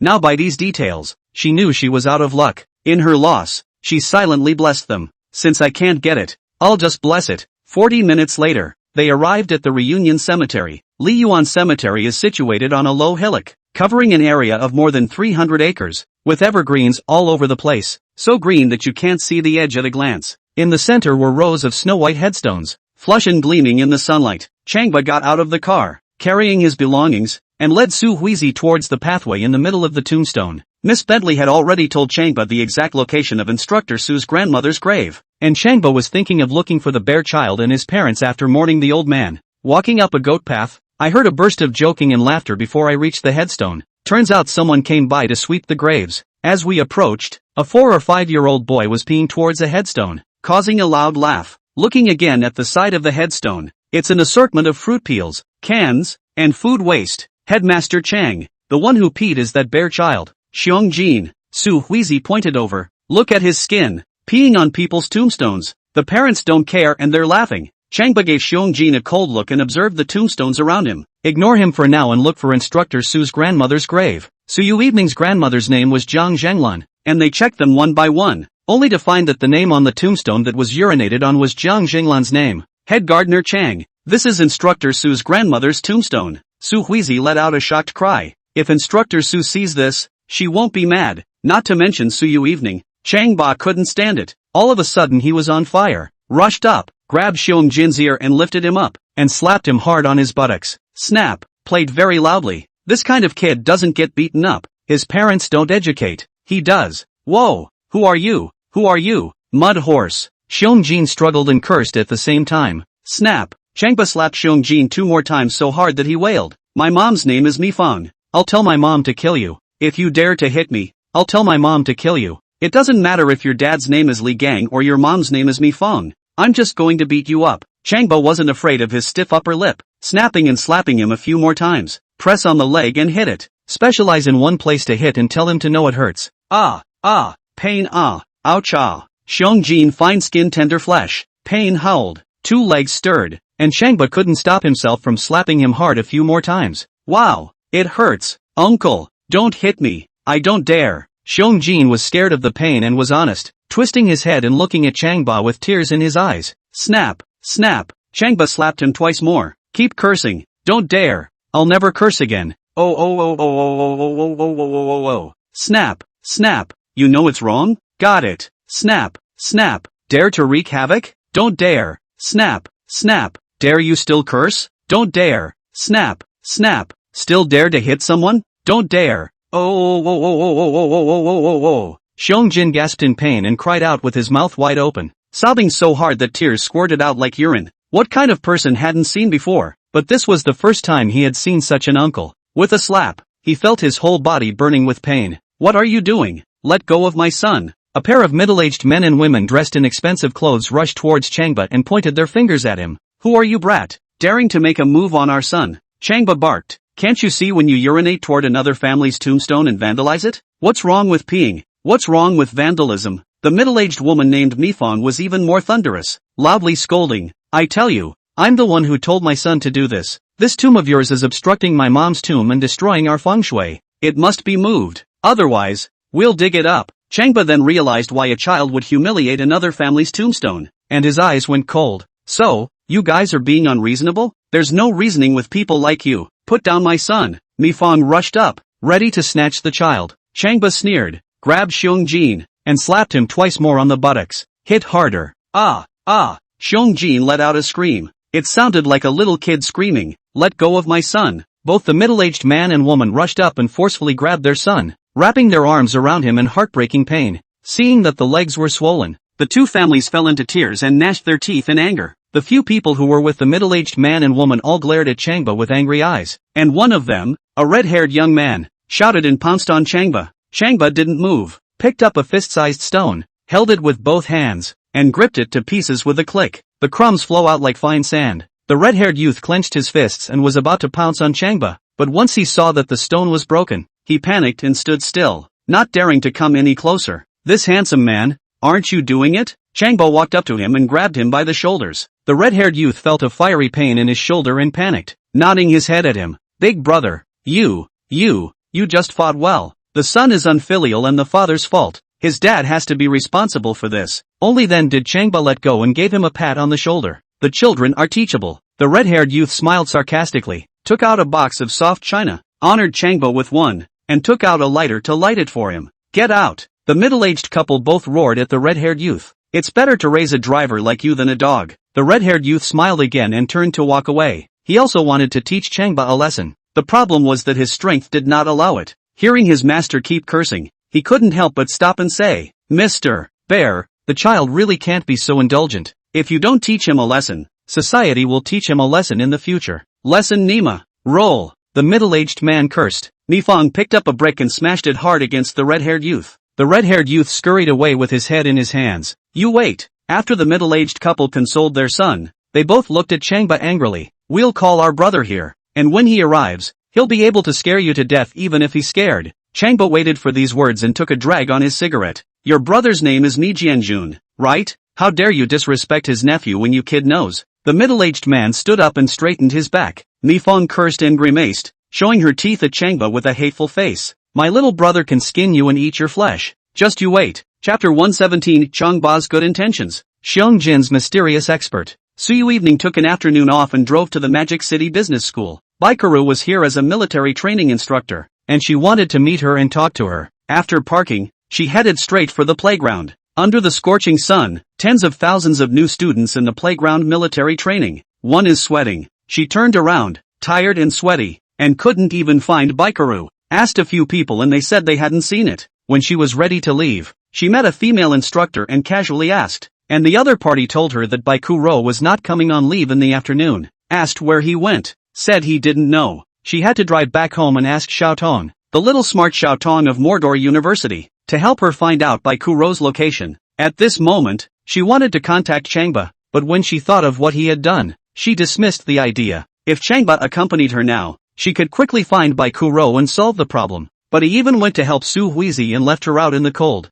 The more I thought about it, the more angry I got. I opened my cell phone and blacked out his cell phone number and microsignal. Returning to Mordor University, she anxiously waited for news from Xiaotong. Waiting until 3 in the afternoon, her cell phone beeped twice. When I clicked on it, it was from Co Haija. She put her cell phone away, not looking at it, and got even more bored. She just couldn't figure out what was so bad about her compared to Co Haija. Why did Changba help Co Haija and leave her out in the cold? Compared to her face, she's more beautiful than Co Haija. Compared to her body, she's hotter than Co Haija. Compared to her status, she was no worse than Su Yui. More than experiences, she and Changba had experienced much more than Su Yui. Then why did Changba choose Co Haija? Just because Co Haija is better tempered and gentler than her? The more Su Yui thought about it, the more angry she became. The more she thought about it, her heartbeat accelerated and she was sweating profusely. Immediately after that, the phone beeped again. With a clench of her silver teeth, she tapped her cell phone to see that it was still from Co Haija, ready to pull the plug on her.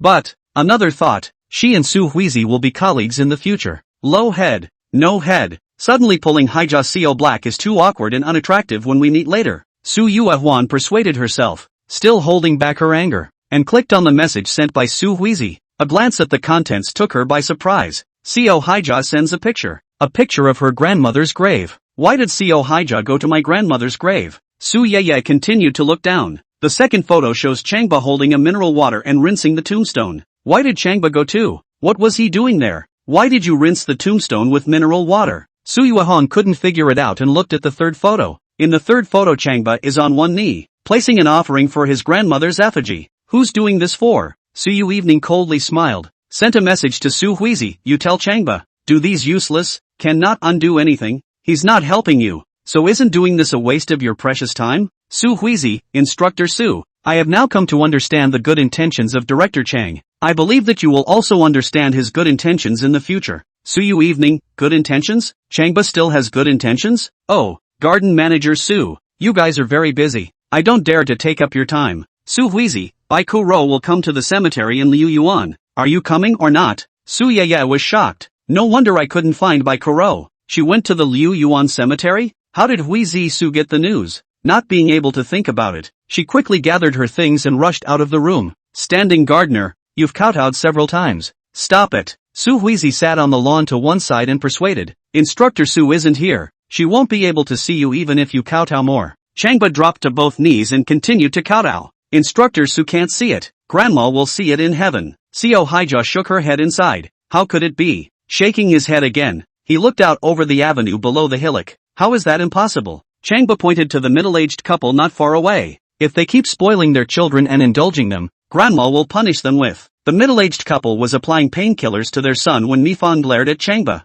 I'm just spoiling. I'm just indulging. You call the dead to punish me. Come on, come and punish me. The middle-aged man also gestured at Changba. You kid even told the dead to punish my wife. How powerful you think you are. I'll serve you if you can punish her. Changba asked, not convinced? Bah! Mifang took 2 steps towards Changba's side and poo-pooed it. Nor did she inquire about who my mother is that she would serve you? Changba nodded and swept a glance at Mifang, then hypnotized and secretly bellowed sleep. Mifang felt dizzy, both eyes closed, leaned back, and fell heavily to the ground with a thud. Fall on your back, wife. The middle-aged man was startled and scrambled forward to assist his wife. What happened to you? Why did you suddenly pass out? Su Huizi laughed. This time you've got retribution, right? Twisting his head to observe Su Evening's grandmother's tombstone, he muttered in his heart, can Instructor Su's grandmother really manifest spirits? Wife! The middle-aged man looked at his wife's unconsciousness, frightened and panicked, and pinched and slapped his face and shouted. Xiong Jin also stopped crying and put his arm around Mifang's shoulders, shouting out as well. A long moment passed before Mifyun woke up with squinting eyes, but disoriented and very unconscious.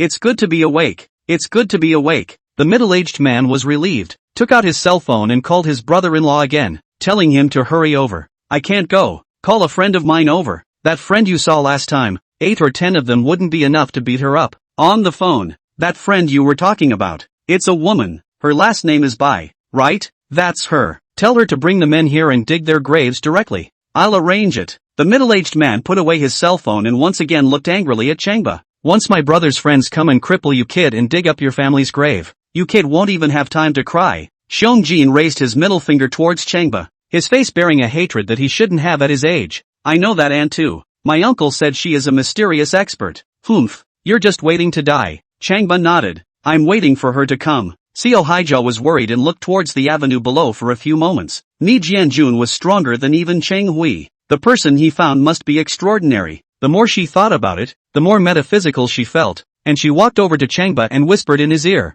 Chang Park Director, that Bai is a mysterious expert. How are you going to deal with it? Wait until you see the person. Changba was unimpressed, wanting to see what kind of god that Bai was. After waiting for half an hour, a blue Lamborghini drove up the avenue below, followed by 3 Wranglers. The engines all roared to life and could shake half the mausoleum. Coming. The middle-aged man was in high spirits. My aunt has finally arrived. Xiong Jin was all of a sudden beaming with joy as he ran towards the bottom, walking on tiptoes and slanting due to a hip injury. At this time Mifang also came to her senses, and her husband helped each other, also went down to meet. Changba watched toward the bottom. One look at the beautiful woman who got out of the car. Enjoy. It turns out that this beautiful woman surnamed Bai is not someone else, but a former friend. How is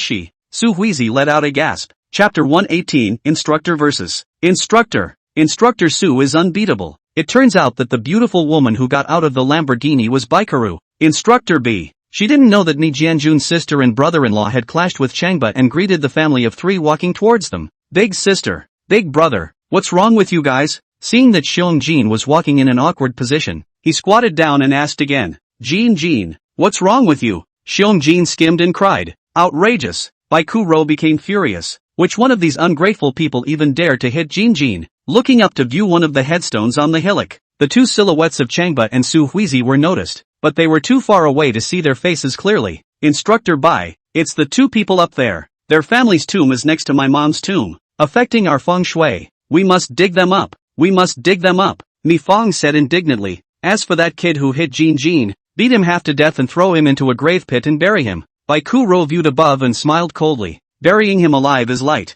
Go! I'll go up and take a look first. She asked a group of her men to wait and led the family towards the tombstone above. Instructor Bai. Wait! A black Land Rover roared up and came to a sharp stop at the side of the road. Baikaru jerked around and looked at the Land Rover. She wanted to see who it was that dared to yell at her. Seeing a dumpy beauty walking out of the car, his eyes went cold. "It's you, Instructor Su." The one who came down was none other than Su Yui. She sped all the way over here just in time to catch up with Baikaru. "Instructor Su, aren't you usually with your sister? What, did she sell you out again?" Baikuro smiled smugly and coldly. "Last time, in Chang Xiao's car, you almost gave him a knee. Ha ha ha." Su Yui was so angry that her liver hurt when she remembered that night, but at that moment, she had a calm face and disliked her. "Instructor Bai, what's the point of mentioning him when it's in the past? If you hadn't mentioned that night, I would have forgotten about you being slapped by Changba and thrown into the garden." Baikuro's silver teeth clenched, holding a few more points of hatred towards Changba. "Say, what's the point of coming here? About the genius kindergarten,"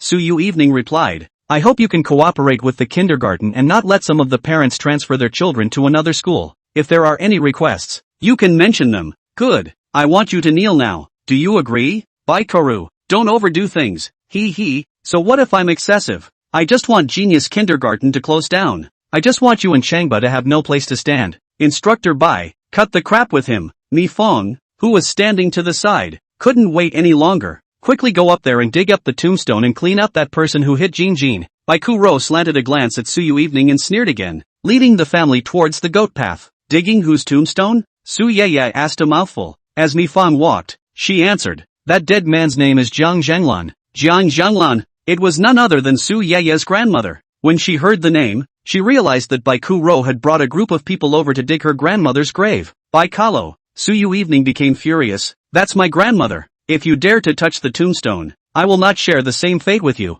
Baikuro stopped in her tracks, and both eyes shot out swords and daggers. "Jiang Zhanglan is your grandmother? Oh, what a coincidence. Pull out your cell phone. Tell you what, I'll call your sister and you can hear what she has to say." With that, he called Su Yui's phone and pressed the speakerphone. "Mr. Su, hello, I'm Baikuro." "Instructor Bai, hello, what can I do for you?" "It's like this, Mr. Mi Jianjun Mi's sister, MS, Mi Fong, you recognize her, right?" "Recognized, met a few times," Su Yui replied. "MS, Mi Fong came to the cemetery today to visit her mother's grave, and found that the terrain of one of the graves next to it was so bad that it had a big impact on her mother's grave, and she wanted to have that grave dug up. What do you think?" "Of course, dig out," Su Yui replied without hesitation. "The problem is that the owner of that tomb is called Jiang Zhanglan." Baikuro purposely glanced at Su Yui. Su Yui held her breath and stepped forward to hear what Su Yui had to say. "I don't know Jiang Zhanglan, so I should just dig," Su Yui said. Baikuro smiled and looked at Su Yui. Su Yui was dizzy for a while, and gold stars flew in front of her eyes. She knew her sister was desperate, but she didn't expect her to be so desperate. Even his own grandmother's grave is at the mercy of the people who care nothing about it. Is that all it takes for the Long Lake land? Besides, Su Yui has already gotten the Longhu land. What else do you fear? Instructor Su, your sister agrees. Do you have anything else to say? Baikalo used a mouthful of sarcasm. Su Yui took a step forward in the evening and spoke decisively. "I'll fight anyone who dares to move the grandmother's tomb." "Fighting for your life? What do you rely on to fight for your life?" Baikuro pointed behind Su Yui. "Do you rely on him?" Su Yui twisted her head and looked back. Boom! Baikuro smiled grimly and suddenly flew up with a kick, placing it heavily on Su Yui's abdomen. "Ah!" Su Yui was not expected, screamed and flew out more than 2 meters away, flopped and crooked on the grass. "Baikuro, you sneak attack. You're despicable." In terms of kung fu, she wasn't much better than Baikuro, and with Baikuro's sneak attack, coupled with her ruthlessness, she had trouble dealing with it. She tried to get up, but her abdomen stung and she couldn't move at all. "Get up!" Baikuro walked to the front and kicked Su Yui on the shoulder. "I'm telling you, Su Yui, without your sister, you're nothing but dog. Ha ha ha ha ha." Su Yui held back her tears. She could only watch Baikuro arrogantly laughing. She could only watch her strutting towards her grandmother's tombstone. Done. It's all over today. The thought that her grandmother's grave would be dug up, that her grandmother's ashes would be vandalized, brought tears to her eyes. "Grandma, I'm sorry, Grandma, not only was I unable to fulfill your last wish, I was also unable to protect your tombstone. Late Night has failed in her duty. Late Night is not worthy of being your granddaughter." Instructor Bai, he's standing right by the tombstone, cocky as hell. Mi Fong led Baikaru to a tombstone and pointed to another. "He's standing right behind it." Baikalo sneered. "No matter who he is today, I'll make his life worse than death. Get out yet." Nifong shouted angrily at the tombstone. Changba led Su Yui to pull weeds behind the tombstone and get rid of a few patches of weeds. Hearing voices,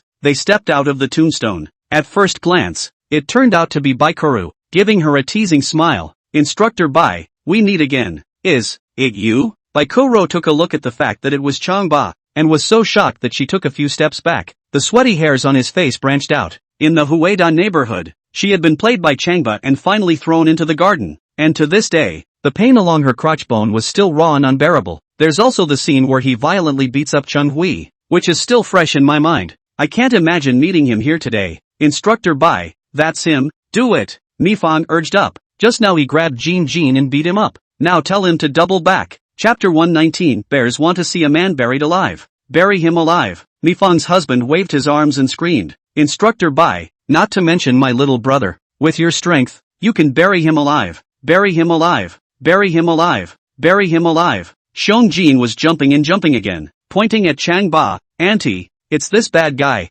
Bury him alive. Baikuro smiled bitterly. Her face was covered with beads of sweat, and her legs were starting to get sore and weak. Bury Changba alive? Now she can't bury him alive even if she knows 3 heads, 6 arms and 72 transformations. It could be said that Changba could straighten out a group of them with the flick of his little thumb. But, Nifong is, after all, Ni Jianjun's own sister, and now that she is aggrieved, it is not okay for her to keep standing. She came here under orders, and if she doesn't pay for the action, she can't go back and explain to Mi Jianjun. Thinking of this, she jerked her head around and bellowed at the group of big men standing below. What are you waiting for? A group of 20 large men, all with shovels in their hands, swarmed the room. Look at the formation. It looks like soldiers attacking a city with great vigor. Mifyun laughed. Brat, you're just waiting to be buried alive. Xiong Jin was so happy that he danced around. Buried alive. Buried alive. I want to see people buried alive. Changba was motionless and expressionless as he watched a group of big men surge in below. Brother Changba, how had Su Yui ever seen this situation before?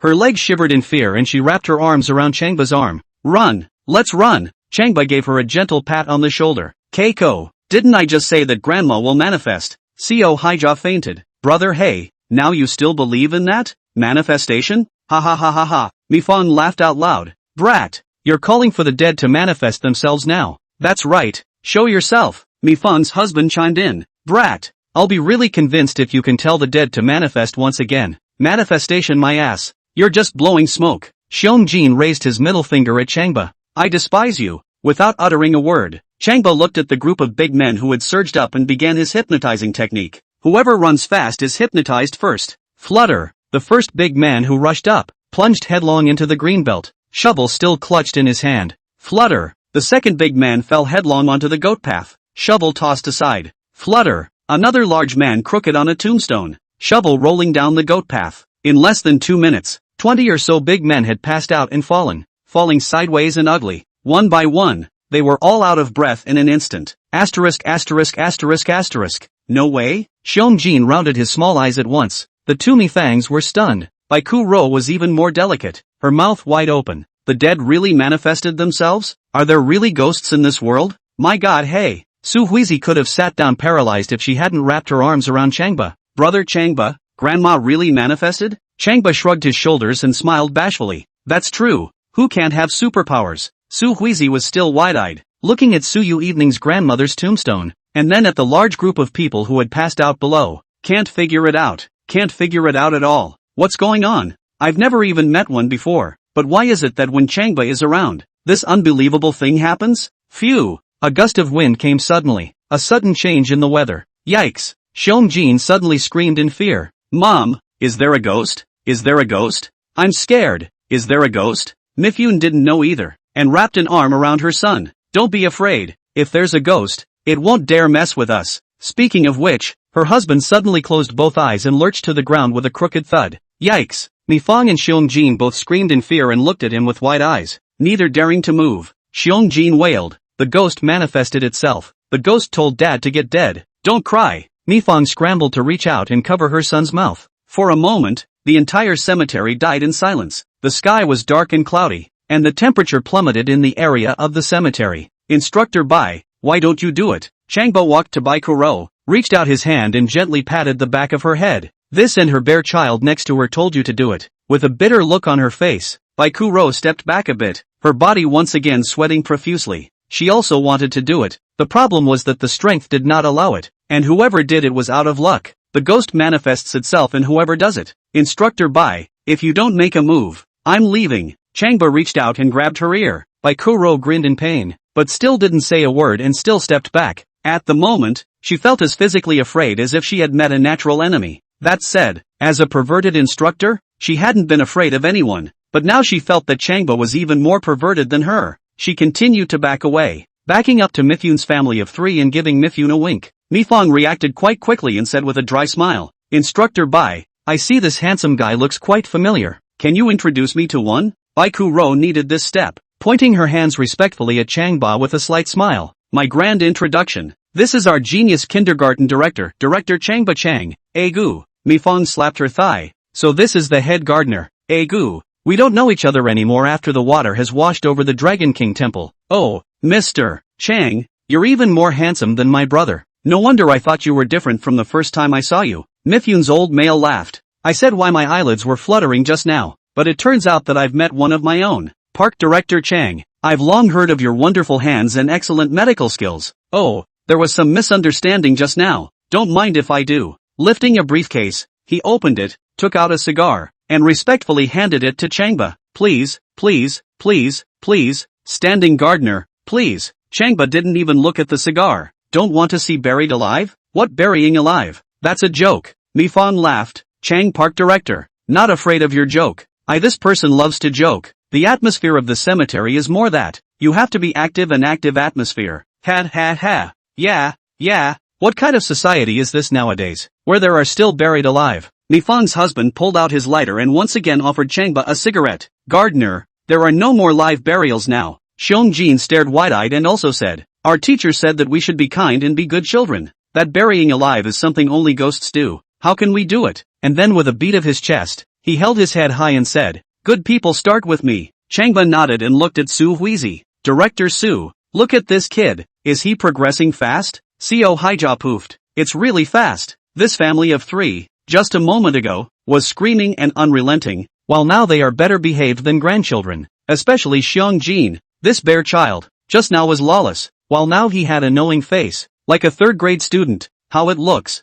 how it's funny. She smiled appreciatively at Changba. Standing gardener, it seems that in the future, whenever you encounter a bare child, it must be handed over to you. Suddenly thinking of something, she leaned close to him and whispered something in his ear. Brother Changba, don't forget about me. Chapter 120, The Liquor of Licking Dogs, Licking God. How could Changba forget? They came here mainly to solve Su Yui's problem. Before he could open his mouth to speak, Mifong had already come up with a smile and said with caution, Director Chang, you also know my identity. I'm not afraid to laugh at you when I say it. Our Mi family stomped their feet. The entire Magic City must tremble. There's also my younger brother, Mi Jianjun. That's even more of a rising superstar in the business world. And you're so famous that we've heard a lot about saving lives. Not to mention other things. I mean, it's definitely a fate that our family of 3 and you met today. Oh, I have an unfavorable request for your consideration. Changba didn't know what she had in her gourd, and asked her to tell him straight. It's like this. My son Jin has been weak and sickly since he was a child, and has often been bullied. As for me, I've always wanted to find him a godfather, but there's never been a suitable candidate. Mifong nodded her head and smiled. Headmaster Chang, this time you understand what I mean, don't you? Oh, you see, how is it? Upon hearing this, Su Yui quietly touched Changba's hand, imploring him to agree. If you can be Xiong godfather, that means you can get involved with the Mi family, and in the future, there will still be things you can't handle in the Magic City. As the saying goes, there's not just fighting and killing in the jungle, there's also the human condition. Headmaster Chang, as long as you agree, the kindergarten's work in the future won't be any better, will it? Ikuro also softly reminded. She wasn't stupid. If she could become friends with Changba, then she could never become a mortal enemy. Having been screwed over and over again by Changba, that was really being screwed over. Changba looked at Mifong, then at her husband and son, and shook her head. We'll have to work together in the future. As for the matter of recognizing the godfather, forget it. How can that be? Mifong smiled curtly. Headmaster Chang, please give us a chance. Of course Changba wouldn't go to be a bare child's godfather. That would definitely be adding to his own problems. And once again refused. Don't say anything about that. I have no thoughts of having children as godchildren right now. Mifong smiled awkwardly and threw a look of help to his husband. signaling him to think of something. Mifang's husband would understand and nodded his head. Standing gardener, ha, I see what you mean. You don't want children as godchildren. Do you want adults as godchildren? How about this? From now on, or should I call you Godfather? Oh, Godfather, what do you say? Once again, he was nodding and groveling, just about on his knees. Ah, Mifyun was dumbfounded. She wanted to ask her son to recognize Changba as his godfather and asked her husband to help her think of a way to do it, but he was good enough to get there first. She knows that her husband is a licking dog, as long as the rich and powerful he licked, has been honorable licking for decades, but now you cannot be so licking.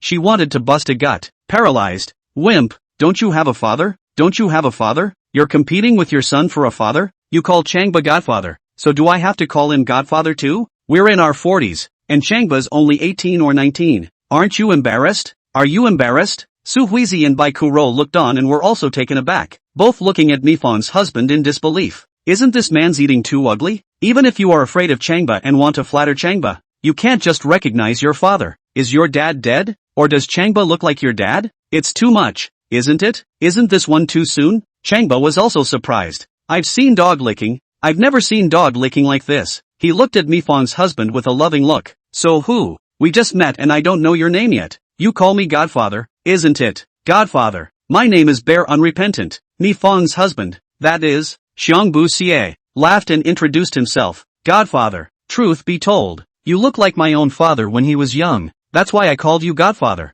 Godfather, if I call you like this, don't you think it's a bit abrupt? Then, why don't I just call you Dad? Put. Seo Haijo was about to throw up. It's so true that if you're not embarrassed yourself, it's everyone else who's embarrassed. Bai Kuro couldn't stop shaking her head, her modesty shattered. As a perverted instructor, she had never seen what kind of people, but today, Xiongbu Xia had taught her a lesson. The name of this lesson is one word, lick. It's no longer possible to describe him as a licking dog. If we were to give him another nickname, it would be Licking God. Mifang, on the other hand, rolled up her white eyes and was about to faint. I've seen dog licking. I've never seen dog licking like this. Xiangbu Shui, you call him father directly. Are you still thinking of taking him home to live directly with your mother? Father, Daddy won't kill you. She really didn't dare to think that she had gotten herself into such a dog-licking husband. Godfather, if you don't say yes, I'll kneel down. Bear Unrepentant fainted trying to get to his knees. Good.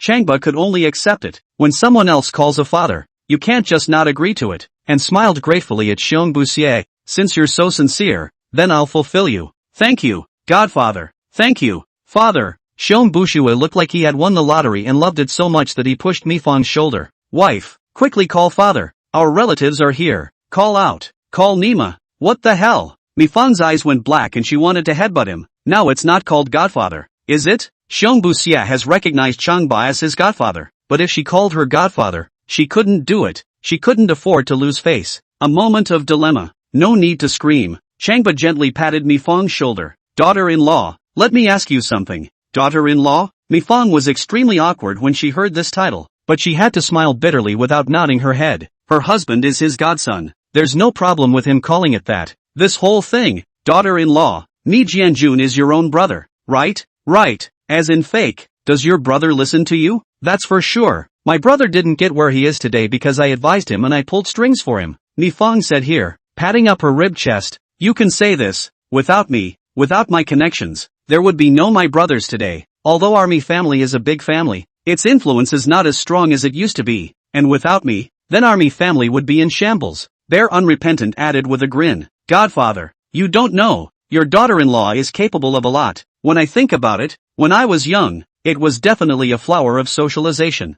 Get out. Mifang opened him with a punch. No one will take you for a dummy if you don't speak. Now she didn't even want to see this lickspittle, and after pushing him away, she gave Changba a curt smile. You tell me, what do you want me to do? That's right. Changba patted Su Huizi's shoulder once. This is our kindergarten's assistant director and my friend, called Su Huizi. Your brother likes her and her little sister and wants one of them, and they don't want to be with him, and I for one don't agree. Lift your foot, step on a rock, and put a little pressure on your foot. Boom! The stone exploded like a firecracker, splattering a cloud of dusty mist. The dusty mist splattered Changba's loafers dirty. Mifang and Xiongbu Xue were both startled, as if they were afraid of firecrackers blowing up their feet. Bai Kuro took an involuntary step back. No one else could see it, but she could. Changba just stepped on it so lightly and the stone exploded. That means he has extremely strong internal strength, and she was far from being able to match it. Unlikely, Xiong Bushue rebuked up in dissatisfaction. Godfather's woman. Mi Jianjun also dares to covet. Call him.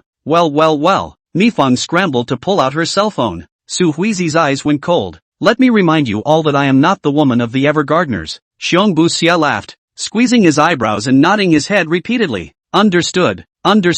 Everyone. Co Haijao swooned. The shameless lickspill is better off talking than not talking at all. Little brother, I'm going to ask you something, and you're going to answer honestly. Mifyun called through with a serious look on her face. What's up, sis? The caller asked. Are you in love with Co Haijia, the assistant director of the Genius Kindergarten, and her little sister? Yeah. What's up? Stop. There are no fragrant grasses under the sky. Why do you have to love a single flower? From now on, you can't harass the Su Huizi sisters. There was silence on the phone. Do you hear me? Mi Fang scolded. No. The caller responded without hesitation. I can't do this thing. Chapter 121. I've never seen such a young and beautiful godmother. Mi Fang raised her eyebrows, glanced at Changba with awe, and shouted angrily into her cell phone. Why not? Because I love them, and I have no regrets in this life if I can marry the sisters. The phone answered. Regret your ass. Do you want to die? Mi Fang yelled. Do you know who they belong to? We can't afford to be offended. I'm warning you. If you listen,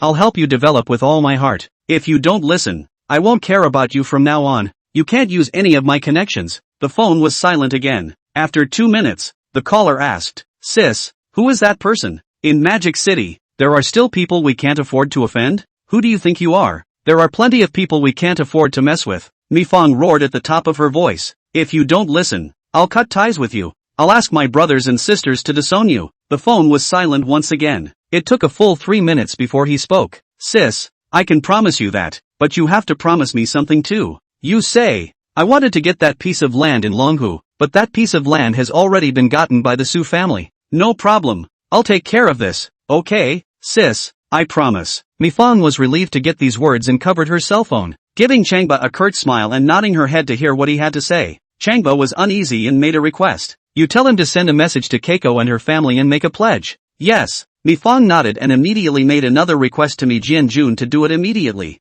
Co Haijia pulled out her cell phone and opened it, keeping her eyes on the screen. 3 minutes later, the message was received. It was a message from Mi Jianjun. Huizi, a twisted melon is not sweet. I won't force my beloved girl anymore. From now on, I won't bother you and your little sister. Su Huizi burst into hot tears at once and replied with 3 words, I know. Putting his cell phone away, he wrapped his arms around Chang Qiba and sobbed. Brother Changba, now my little sister and I are free. Thank you, really thank you. Sobbing, Changba smiled bashfully and gently patted her shoulder once. Alright, work in peace from now on. Mi Fang and Xiong Bushue both laughed as well, taking 2 bottles of mineral water and handing one to Changba and one to Su Huizi. Bai Ku stood to the side, her heart souring, watching with a smile. I can't help but be convinced that people's Changba just have a way of doing things. Beat you up and you're on your knees. Godfather, look down there. A beautiful woman is walking up. Xiong Bushue watched as a beautiful woman walked up below and reported to Changba. Changba took a look and his sword brows furrowed. It's Su Yui. Walking up was Instructor Su Yui. Evening Su. She covered her stomach and moved with difficulty as she walked up. Grass. Bai Ku took a look and secretly screamed. This beauty was Changba's girlfriend, and she had just been sneak attacked and insulted by her. And now that she was coming up, she didn't dare to imagine what would happen to her next. Godfather, just now it was this beautiful girl. Very arrogant. Xiong Bushue pointed at Su Yue Huang. Instructor Bai can't stand it and has already taught her a hard lesson. Look at her. She even dares to come up here. Changba gazed at Su Yang, his eyes filled with heartache, but did not move or speak. Su Huizi grunted and glared at Xiong Buxia. Do you know who the beautiful woman who walked up was? Who? Bear Unrepentant asked. Su Huizi replied loudly. She's Instructor Su, the girlfriend of the head of Chang Garden. Ah, Xiong Bushue was shocked. My godfather's girlfriend? So she's my future godmother?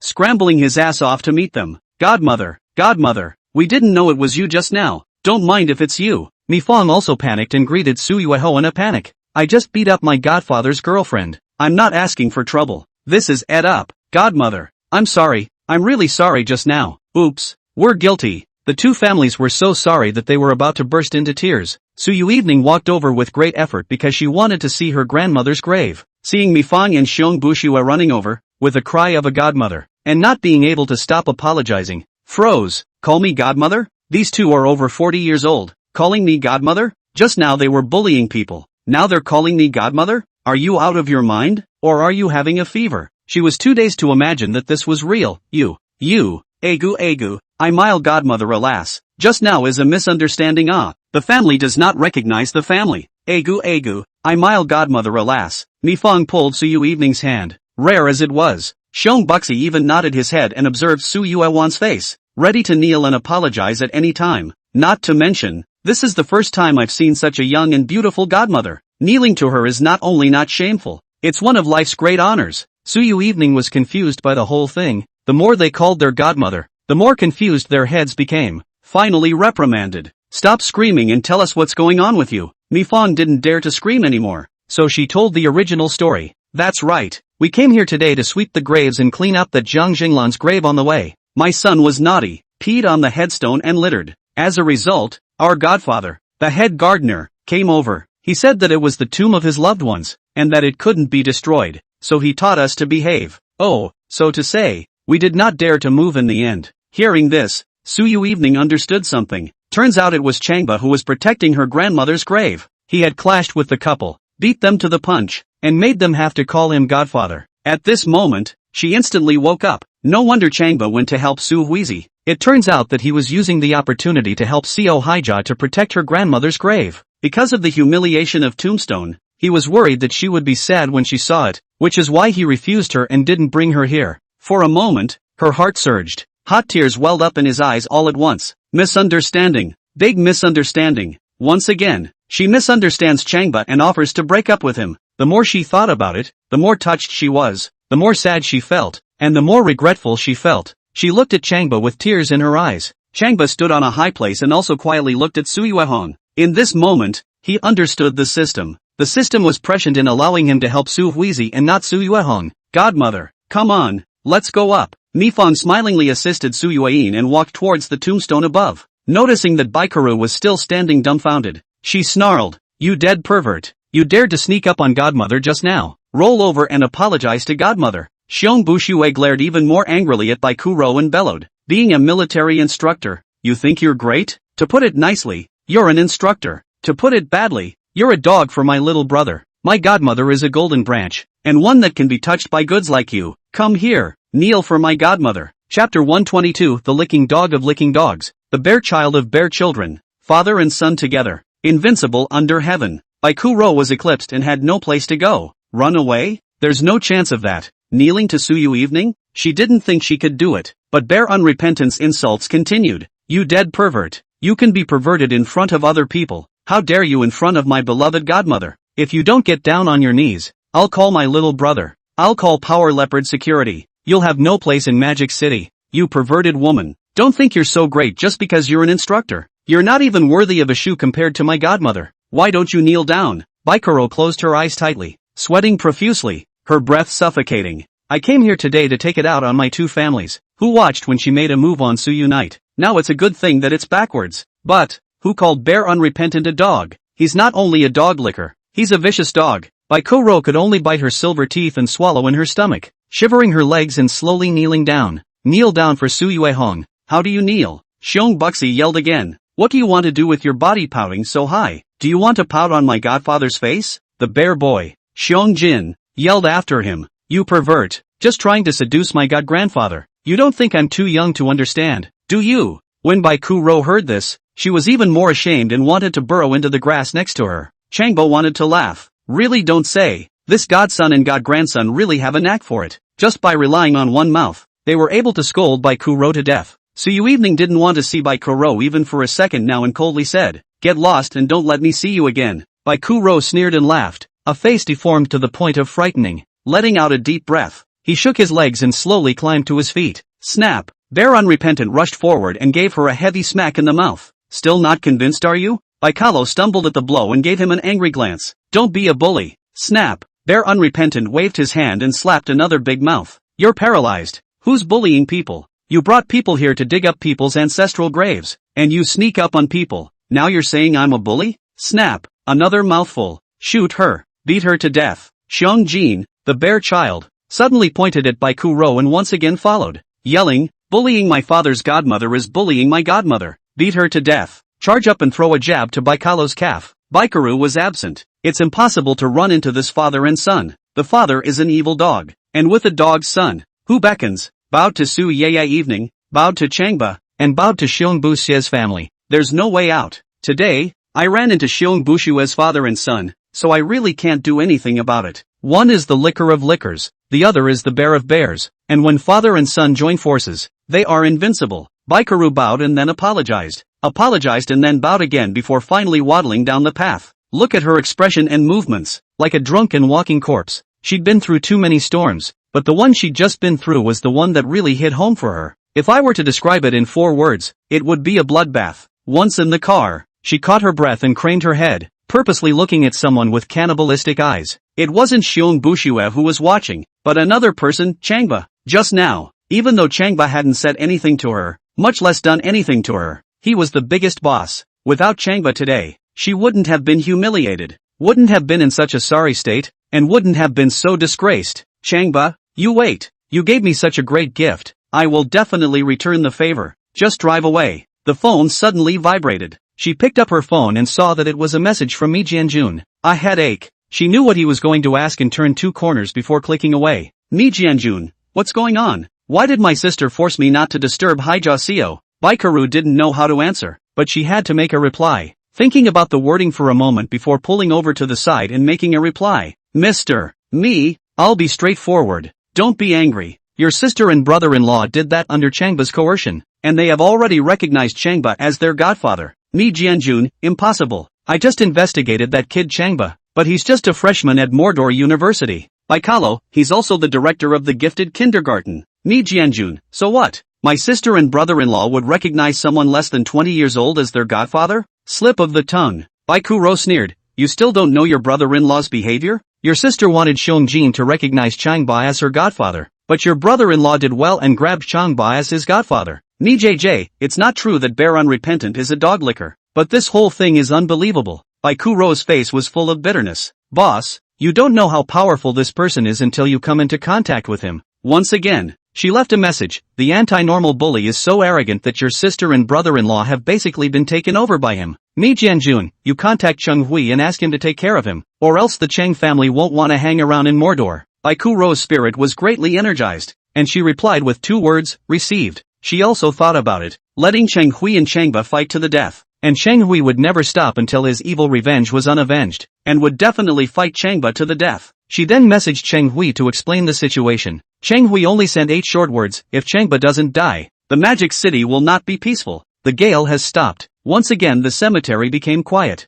Changba, Su Yui jumped headlong into Changba's arms and cried bitterly, thanks to you today, or Grandma's grave. I'm sorry, I misunderstood you again. I promise you that no matter what happens in the future, I trust you. Woo woo. Changba shook his head. Evening sister, you're still mistaken. Actually, I brought garden director Su out to do some work, and I didn't think that Grandma's tomb would be vandalized. Changba, please don't say anything. Su Yuahuan cried once again. I understand now that you do everything for my sake. Ooh-hoo. Burrowing into Changba's arms, he cried fiercely. Changba, do you forgive me? Changba laughed. Silly big sister, what do I have to forgive or not? You're my beloved woman. You're capricious in front of me. What can I do? Besides, the dog system bound us both. Can I not forgive you? He gave her a gentle pat on the shoulder. Alright, don't talk about forgiveness or not. I bought some paper money. Burn some for Grandma. Aha. Su Yueho sobbed and nodded her head, wiping her tears with the back of her hand and pulling his hand. Changba,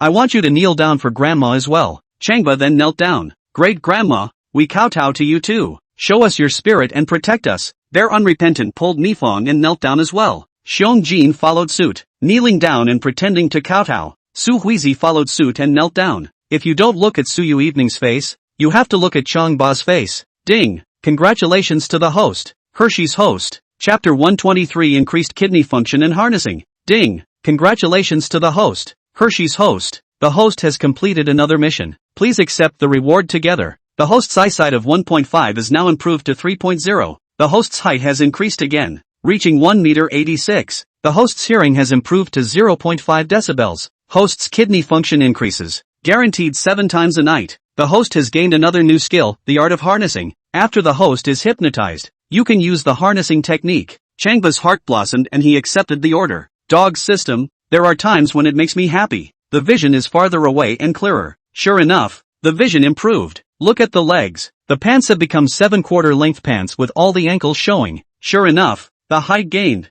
Feel the abdomen. A hot current swirling around, as if another mysterious force was leaping to life. Oh, I'm looking forward to 7 times a night. As for the harnessing technique, Changba is even more excited to see who will be the first person I harness. When he thought that on top of possessing kung fu and medical skills, he possessed 100 poisons, hypnotism, recovery, and now driving arts, he was even more pleased with himself. Invincible, invincible, invincible from now on. Godfather, what do you think the people down there should do? Is it to ask the great-grandmother to manifest her spirit? After everyone stood up, Bear Unrepentant pointed down to the group of still sleeping hulks below. Changba then remembered them and thought to himself, don't I know the harnessing technique now? Why don't I give it a try? Loudly, he said, Grandma quickly manifests her spirit and tells you all to get off one by one. Before the voice fell, a group of big men all started to roll down. It's just rolling. Solid roll. One by one, they all scrambled and rolled toward the bottom, looking like they were doing some kind of training. Changba watched them all roll down to the avenue below and gave the order once more.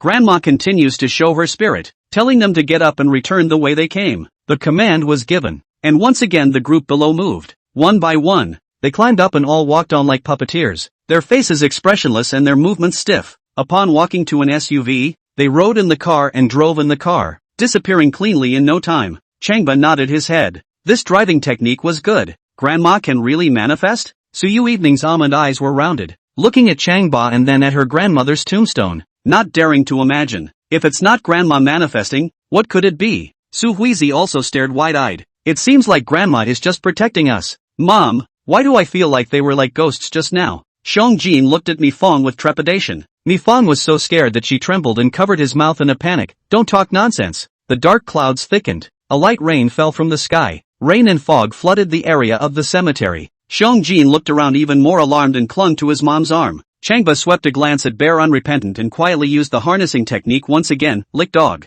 Kick your son. Xiong Buxie immediately lifted his foot and kicked at Xiong Jin's ass. Ghosts. Xiong Jin scurried up in fear. Mi Fong was also startled and scrambled to put her arms around her son again, glaring fiercely at Xiong Buxie. What are you kicking your son for? You lickspittle? Bear Unrepentant also don't know what's going on. The heart is weak. Snappy smile. Suddenly feeling chilled, and feeling that this place is not suitable to stay for a long time, he stood towards Changba's side and smiled curtly. Godfather, why do I feel so cold? Why don't we go down for a meal? Changba was just about to do that and put his arm around Su Yueho and Su Huizi's shoulders as he walked towards the side path. Come on, two sisters, it's time for us to go down the mountain. Shelley's Acupuncture, an all-women's acupuncturist's acupuncture clinic. Inside a VIP room, Cheng Hui lay on his back on the bed, squinting his eyes as he received physical therapy from the acupuncturist. The acupuncturist who gave him acupuncture was a young woman in a white lab coat with a coiled braid, unadorned and clean. Her belly was slightly bulging, and she kept a suitable distance from the bed. She put Chung Hui's pigtails aside and rubbed disinfectant into his back. Shelley, how long have you been in the business? It's been 20 years. The acupuncturist named Shweli replied softly.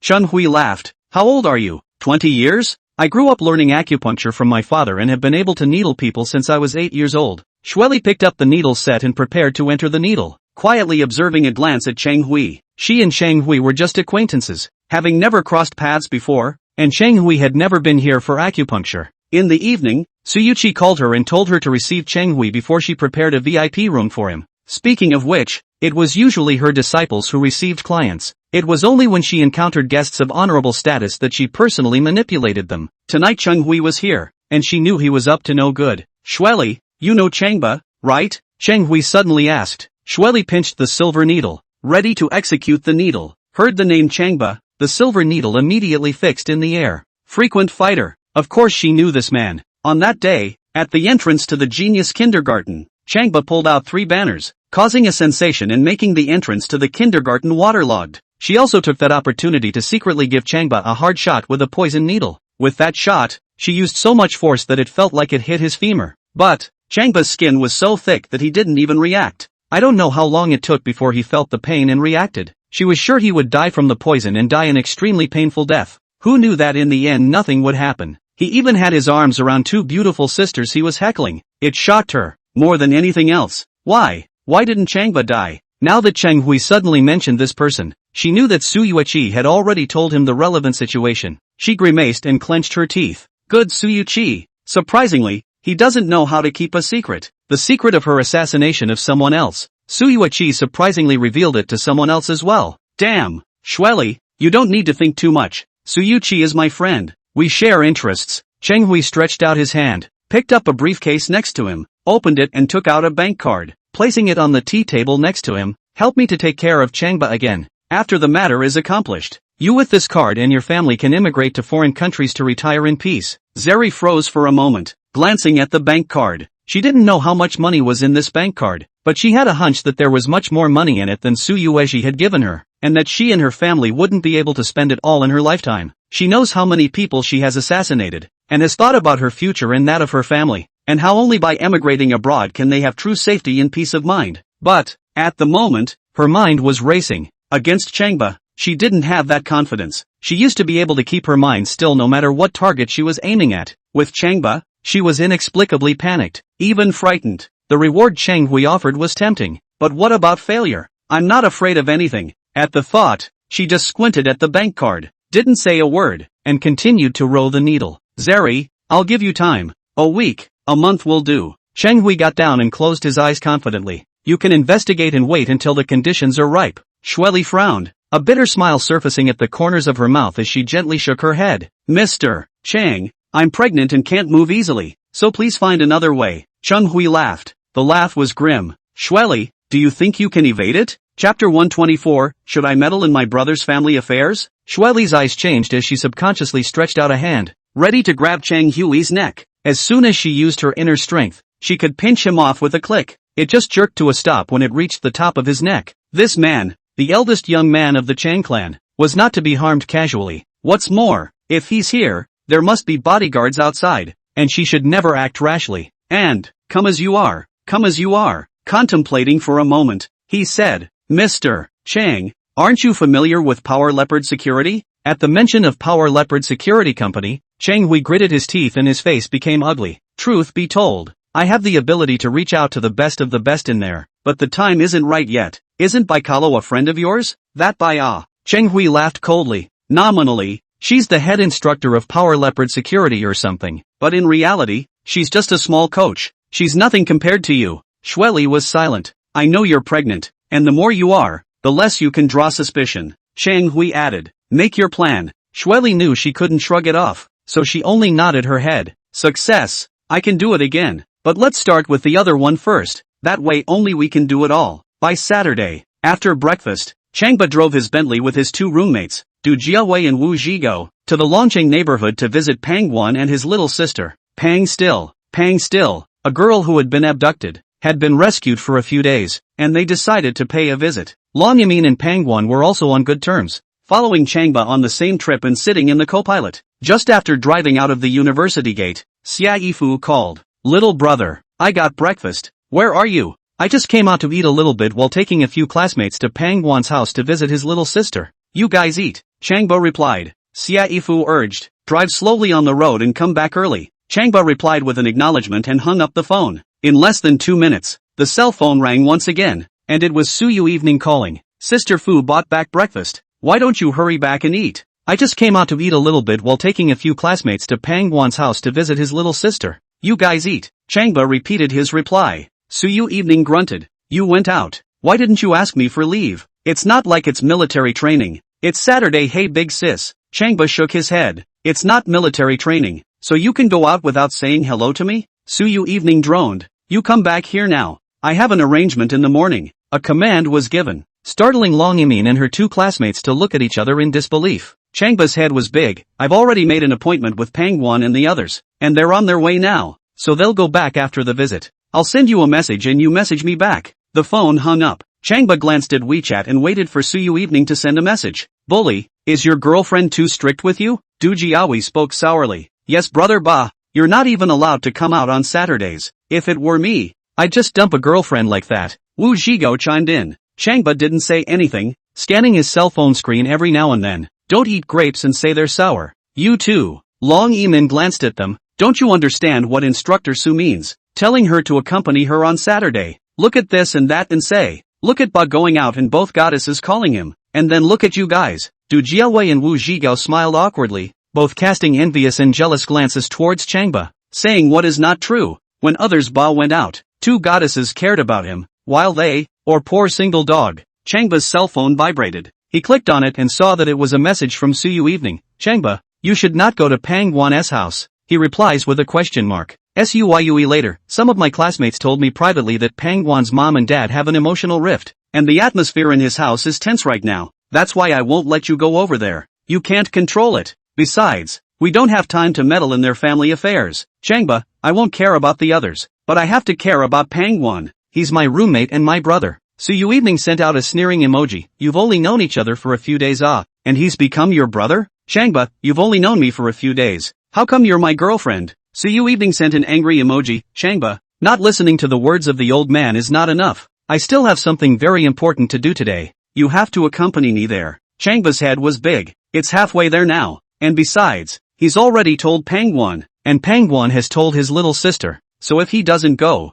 what's the point? He made a reply. Evening sister. I've already made a deal with them. How can you not keep your word? I'll take a look and go back. Wait for me. Su Yui sent a helpless expression. Next time, pay attention to safety on the road. I will wait for you. Changba smiled and replied with a heart. Thanks wife. I love you. Su Yuan, get lost. Changba put down his cell phone and shook his head once more. It's a lot of pressure to have an instructor's girlfriend who's so delicate. Almost at Chang'an Avenue, the cell phone vibrated again. Changba took a look, and it was a message from Miss Binbin. Master, I have scanned the entire Dragon City neighborhood, as well as Pang Guan's home, and advised Master not to go over there. Originally, they were all communicating by voice, but now Miss Binbin sent a message stating that there were some words that couldn't be heard by Long Yimin and her two roommates. Changba replies by asking, why? Miss Binbin, Instructor Su reminded you that Pang Guan's family just has problems. It's hard for a clean officer to solve a family matter, so it's better for you not to go. Changba, I didn't ask you to tell me what to do.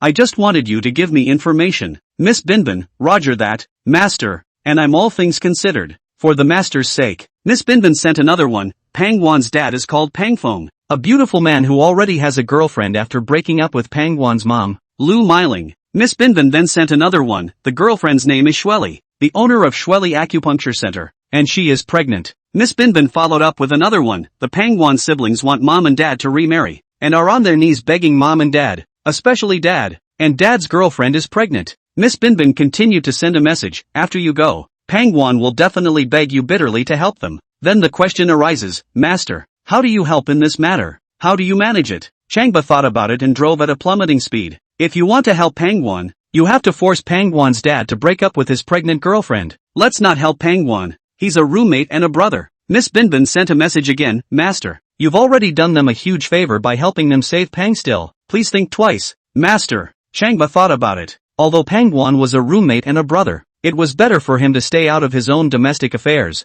Every family has a difficult scripture, and it's better to let them read it as a family. He drove to the left lane and pressed the left turn signal for a U-turn. How do we turn around? Buster, go back? Long Yimin asked. Du Jiawei and Wu Zhigao both looked at Changba as well. Go back. When he reached the intersection, Changba turned the steering wheel to make a U-turn. Ding! Congratulations to the host. Hershey's host. Has the host been waiting for a new mission for a long time? Now the system will satisfy the host. Please, host, help Pang Guan's parents remarry within 1 day. Chapter 125. Long Yimin complained. Instructor Su was furious. What?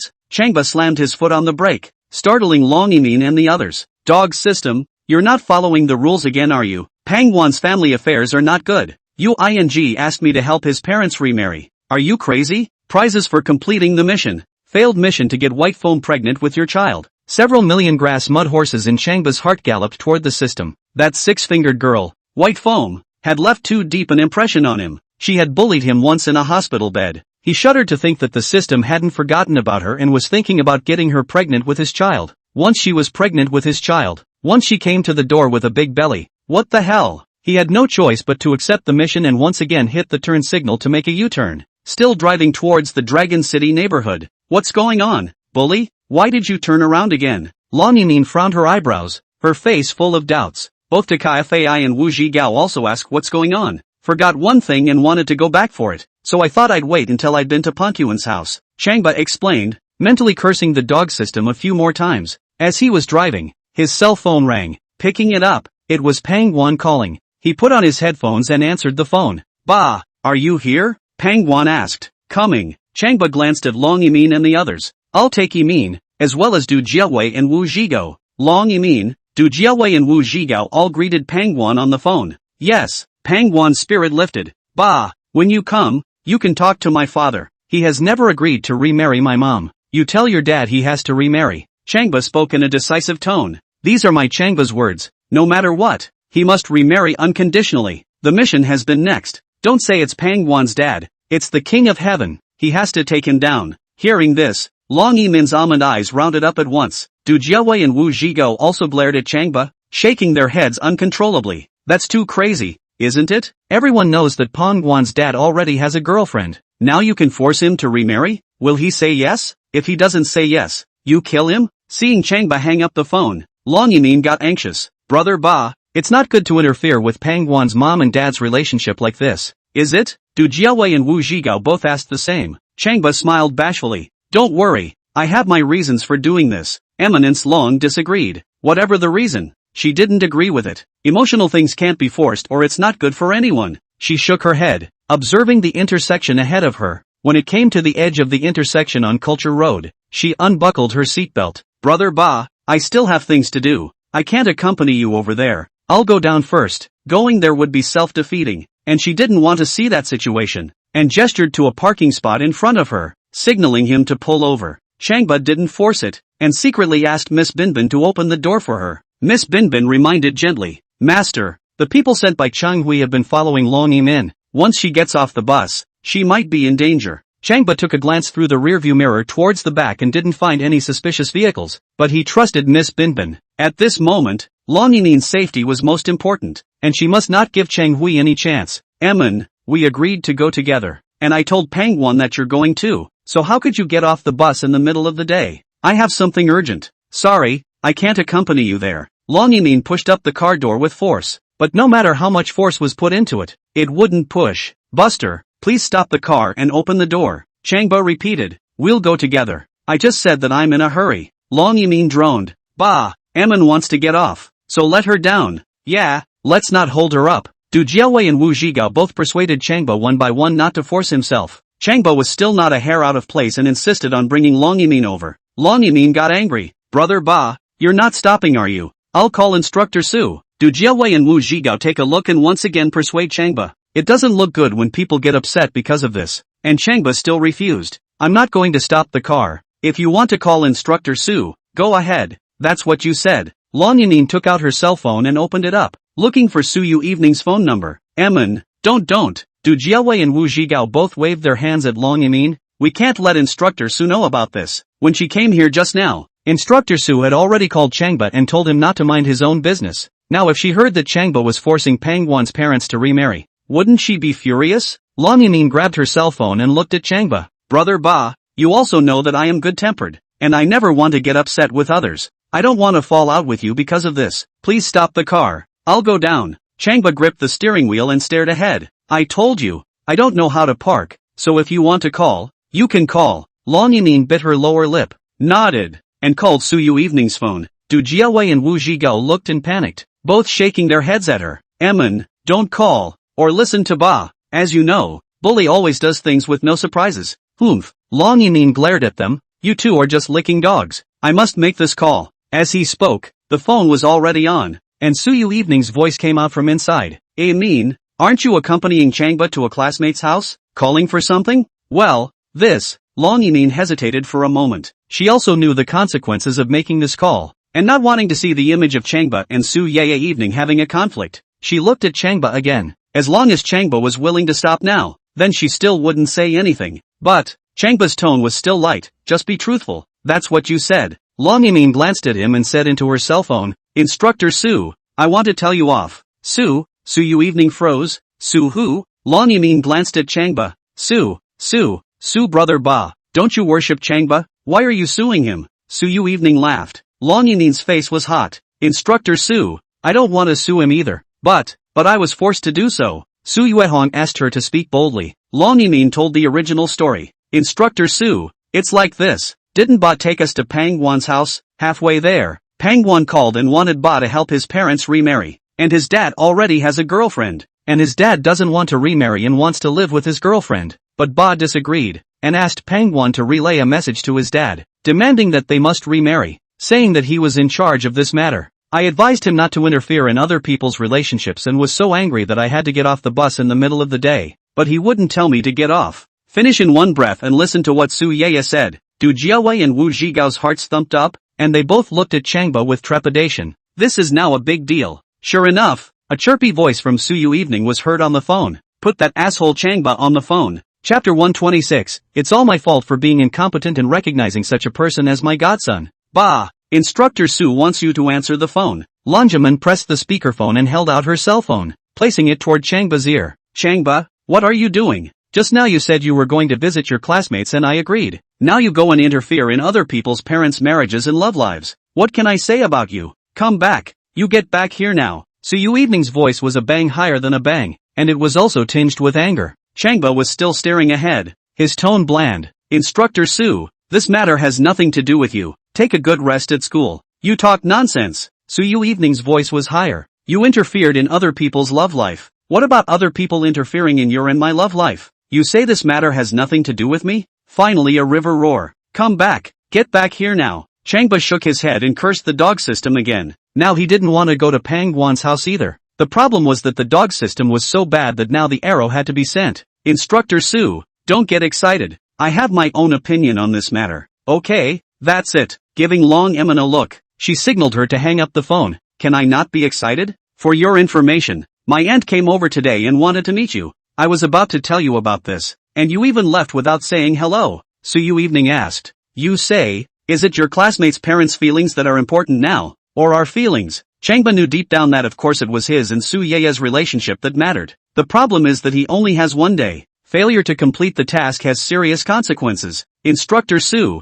I'll definitely go over there when I'm done with this side of things. That's it. He grabbed the cell phone from Emin Long's hand, thinking about hanging up. Long Emin reacted quickly, wrapping her arms around him and glaring at him. You don't listen to Instructor Su either, do you? Changba didn't say anything and was focused on driving. Mean, tell me where your classmate lives. Su Yui Evening droned. Long Emin replied. Longcheng District. We'll be there soon. Got it. I'm on my way. The phone hung up. Changba had a black line. It was already difficult to deal with Pangwan's mom and dad's emotional problems. Wouldn't it be even more difficult when Su Yui Evening came? Brother Ba, once Instructor Su arrives, you can imagine the consequences. Long Emin gently issued a warning. Changba didn't respond and continued to drive. Ding! Congratulations to the host. Hershey's host. The host has a new mission. Rolling. Dog system. Changba wanted to yell at the dog system. That mission hadn't even been completed, and it came out of nowhere with a new one. Is this out of order, out of madness? Host, please tell Su Yuehong to propose to you within January, before the Chungyang festival. What? What did you say? Changba is going to blow up. I have a very difficult task ahead of me and I'm trying to figure out how to accomplish it. You're good. You're setting up a new task. Or an even more daunting one. Are you sick in the head? Are you crazy? Complete the mission and get a big reward. Mission failed. Host transsexualized. How dare you think of giving your master a sex change? Dog system. Changba had no choice but to take on the new mission. Think about completing this task while completing the last one. There was a lot of pressure. But with pressure comes motivation. He secretly gave himself a pep talk. The Dragon City neighborhood is here. 1 hour and 35 minutes later, Long Yimin pointed to an upscale residential community in front of her. Brother Ba, when we reach the entrance of the community, I can get off and leave, right? Changba shook his head. You can't get out of the car. Come in with me. Why? Long Yimin got angry, her almond eyes glaring. Brother Ba, have you ever felt that you're going overboard? Du Jiawei and Wu Zhigao also felt that Changba had gone too far, and together they chimed in.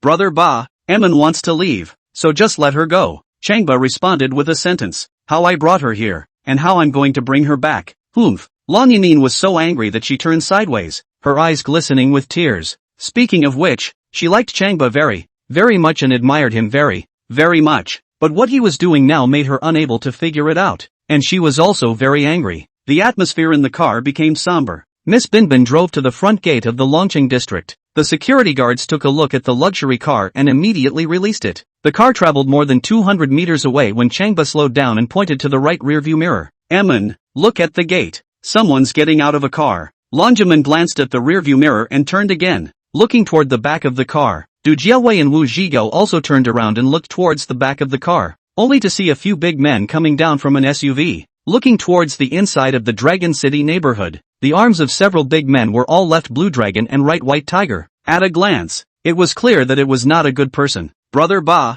who are they? Long Yimin asked. Changba accelerated. They're all Chang Hui's men, following you. Do you think that you can get off alone? Long Yimin then understood the reason why he didn't let her get off the bus, and an apologetic smile blossomed all of a sudden on her face that was still angry just a moment ago. Bah, I'm sorry, I was a little capricious just now. Du Jiaowei and Wu Zhigao also smiled apologetically at Changba. They all had to admit that compared to Changba, they still lacked some fire. No matter what, if you doubt him, then you are absolutely wrong. Once again there was talk and laughter in the carriage. Pangwan's family lives in building 6, and Changba drove to the downstairs parking space and took them out of the car. Godfather. A call of affection came very suddenly from the side. Changba twisted his head and saw a middle-aged man with a balding head walking over quickly. It was the godson he had met in the cemetery of the Garden of Retention. That super-licking dog, Xiong Buriai, with a pocket of fruit in his hand. Changba didn't expect to meet this godson here. Godfather, how did you know I live in this neighborhood? Oh, come and visit me. Xiong Buxi nodded and smiled at Changba. Godfather,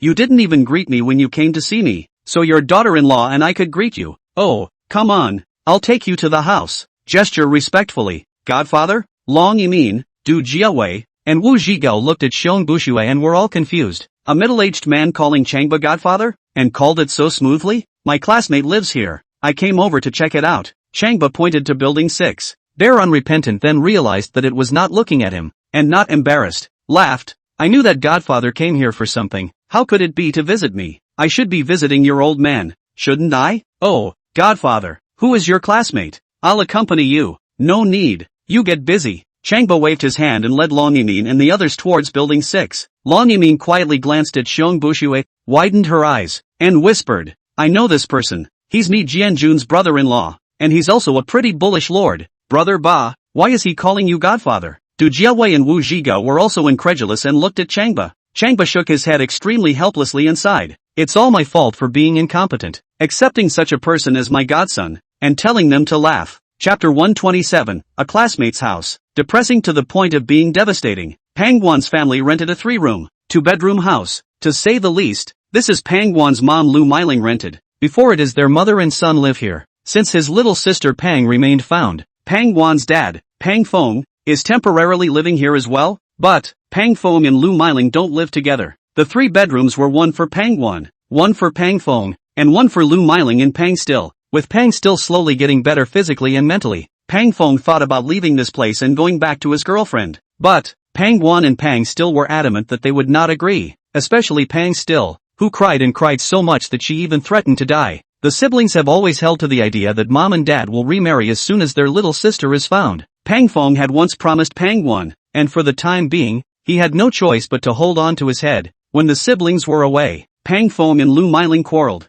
Slowly, the atmosphere in the house became either dull or tense. All in all, the atmosphere in the house was so depressing that it was crushing. This was the reason why Pang Guan asked Changba for help. When he learned that Changba had brought his classmates over, he walked up and down the hallway in front of the door, waiting anxiously for them. The only thing he could rely on now was Changba. Bully! As soon as he saw Changba walk out of the elevator, he rushed forward and gripped his hand tightly with hot tears. You're finally here. Another nod at Long Emin and the others. Changba patted his shoulder once and smiled bashfully. It's okay, I'll take care of this. Pangwan now appreciated Changba's calm, confident demeanor and couldn't help but put his arm around his shoulders. Not to mention, with Changba around, he felt like he had a backbone and a backbone. For a moment, he wanted to cry, but held back. Now is not the time to cry. Bah! Pa! A flamboyant girl in a white dress ran out of the room, crying, and threw herself headlong into Changba's arms. Changba took a look. If it wasn't Pang Still, which one was it? I can't tell you. This little sister is getting cuter and cuter. It's just a lot of crying, a lot of tears, a lot of moving. Alright little sister, don't be sad. Ba is not here. Changba squatted down and stretched out his hands to wipe her face full of tears, wiping both hands with tears. It was good that Long Emin handed over tissues, otherwise this little sister would have been in tears. Seeing how sad she was, he all but secretly demanded that he must help this little sister. As the saying goes, help someone to the end and send the Buddha to the west. Ba! My parents won't remarry. Please help us, okay? Pang was still angling her little face, eyes full of pleading, and crying so hard that her lips couldn't stop shivering. Changba wiped her tears once more, smiling and nodding. No problem, I'll take care of that. Pang still trusted Changba beyond measure. He had been able to save her from the demons, and she was sure he could help them this time as well. She looked at him with adoring eyes and nodded heavily, a smile appearing on her face for the first time. Brother Ba, if you can get my parents to remarry this time, I'll marry you when I grow up. Changba laughed out loud. This little girl has a sweet mouth. Little sister, Bully has a girlfriend. Long Yamin smiled at Pang still. Pan still said with a serious face, I don't care who his girlfriend is. I'll marry him then. Long Yamin and Changba looked at each other and shook their heads with a smile. This little girl, too, was a naturally stubborn breed. Godfather. Just as Changba and Pang remained, they were about to walk into the living room. There was a sudden shout from behind. Changba turned around. Bear unrepentant. How come it's you again? Godfather, please come here for a moment while I say something. Xiong Buxi was still nodding his head with a look on his face. Changba told them to wait at the door and walked towards Bear unrepentant. Long Yamin, Pang Guan, and they glanced at Xiong Bushue and all smiled at each other. Why is this person such a... Calling Pa a godfather mustn't feel awkward either. It must be that Bully's got him by the scruff of the neck. Yeah, well, otherwise he wouldn't have stooped so low. As a few people murmured softly, Changba and Bear unrepentant walked to the other end of the corridor. Godfather, I asked around and it turns out that your classmate Pang Guan's dad is Pang Fong. Xiong Buxi laughed. Truth be told, Pang Fong and I have known each other for a long time. We were fishing buddies a long time ago and later became sworn brothers. Changba realized that they still had this kind of relationship and watched him continue. Godfather, you are very busy. You must not have come over to visit them. If you believe your godson, tell me what the purpose of coming here is. Xiong Buxi smiled curtly. Godfather, I don't have any other intention. I just want to help you and relieve your worries. How can I say this? I am your godson. I have to fulfill my filial piety, right? Changba didn't trust this godson. Don't look at him with a sincere face, but in fact his heart was very bad. This guy called him godfather from the very beginning. He knew that this guy must have a request in his heart, and it's still a big deal. Up to now, though, the guy hadn't said anything yet. Bear unrepentant, I've already made the arrangements. No need to trouble you any further. Go about your business. Bear unrepentant stood still, clasped his palms together and gave him a bow. Godfather, I have not done anything for you, so give my son a chance. Please Godfather, give my son a chance. What? Are you still asking your son to kneel down for you? When Changba saw this, he thought that this guy couldn't harm himself, so he agreed. Okay, let me tell you about it. My classmate wanted to ask his parents to remarry, but Pang Fong wouldn't agree. I see. Xiong Bushue stood up with his head held high. Godfather, leave this matter to me. I'll go over and talk to Pang Fong. I don't believe that he dares not give me this face. Changba thought that this would be fine. Let Xiong Bushue play the vanguard, see how the result is, and then improvise. He called Pang Guan and the others over and told Xiong Buxie to go in first and talk to Pang Fong. But, Bear unrepentant hadn't made it to the door when his cell phone rang. He pulled it out and answered the phone in a panic. Okay, I'm going now. Hanging up the phone, he returned at a brisk pace and headed for the elevator. While walking, he gave Changba an apologetic smile. Godfather, I have an urgent matter that I need to attend to immediately now. You wait for me, I'll be right back. Changba didn't force him to do anything and let him go on his errand, just wondering in his heart, what kind of person, more cow than this godfather of his, scared Xiong Bushue not dare to slack off in the slightest. Suddenly thinking of something, Xiong Buxi suddenly returned and quickly walked to Changba's side, wrapped his arm around his shoulder, and whispered into his ear. Godfather, truth be told, Pang Fong isn't a thing to us, but his girlfriend we have to be extra careful. Changba had already asked someone to investigate Pang Feng's little girlfriend, not realizing that even Xiong Bushue was afraid of her. Looks like that little girlfriend is not to be trifled with. Pang Feng's little girlfriend is called Shueli, the boss's wife of Shueli's acupuncture parlor,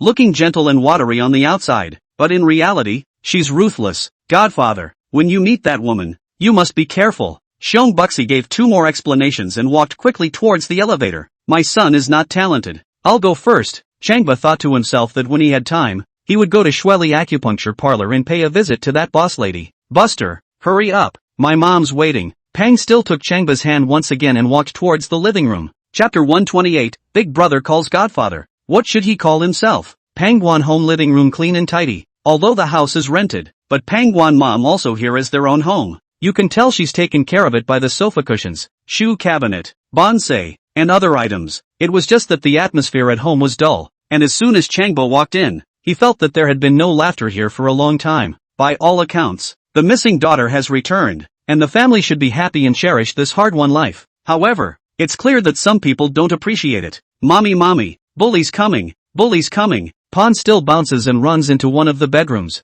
Shortly afterward, a plainly dressed, dignified-looking middle-aged woman came out with a gracious smile on her face. Director Chang, you're here, please have a seat, I'll pour you some tea. Changba thought this was Pang's mother, Lu Miling, and smiled. Auntie, don't be polite with me, from now on don't call me Chang Garden Master, call me Chang Ba. Lu Miling laughed and poured a cup of iced tea, handing it to Changba with both hands. Changba took it and sat down. Lu Miling pulled Long Yimin to sit down again and poured them tea. Everyone drank tea and chatted, and for the first time, the house swelled with joyful laughter. Brother Ba, I want you to come to my house every day from now on. Pang still took Changba's hand and looked at him with a smile. Changba reached out and gently scratched her little nose. Why? Because when you come, me, my mom and my brother become very happy. Pang still said here, choked up. You don't know, you're not here. My parents are always quarreling, so people are afraid in their hearts. Hearing this, Lu Miling's eyes got hot and she twisted her head away. Pangguan also had tears in both eyes, and his expression became very complicated all of a sudden.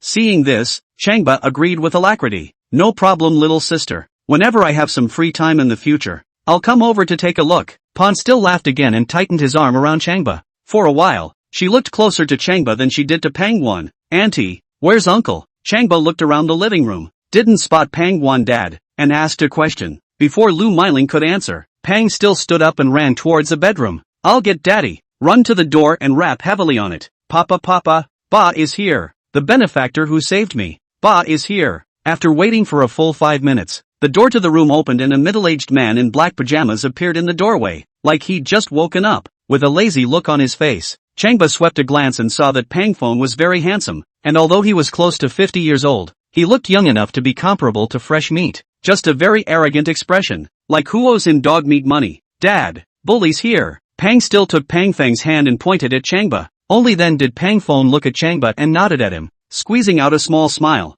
Hello, changing gardener, and welcome to the house. As for Long Yimin, Du Jiawei, and Wu Zhigao, he didn't even take a glance at them, as if none of them existed. Still, they all stood up and gave him a polite nod. Changba couldn't stand Pangfeng's very tuggy attitude and didn't stand up. Uncle, come and sit. Pangfeng walked over to Changba and sat down, picked up the huazi and lighter on the coffee table, pulled one out, snapped it on fire, and took a puff as if no one else was around. Then with a clatter, he threw his cigarettes and lighter on the coffee table. Uncle, this time we've come over, and I think you already know why. Changba didn't talk nonsense and got straight to the point. Pangguan and still want you to remarry your aunt. What do you think? Pangfeng took another drag on his cigarette and puffed out the clouds. Park Director Chang, you have saved my daughter. I am grateful, and I will do my best to help if you seek me out. But regarding my family matters, I ask you to stay out of it. Speaking of which, stand up. Dad. Pang still stood up in a panic and tugged on Pangfeng's arm. Brother Boss saved me. He came to the house as a guest. How can you not accompany him? Pangfeng squatted down and wiped the tear tracks on his daughter's face. Honey, it's not that daddy won't stay with your bully brother, but his demands are very excessive. Pan still had his arms around his neck. Dad, that wasn't Ba's request, it was mine and my brother's. You and Mom grew up together and were college classmates,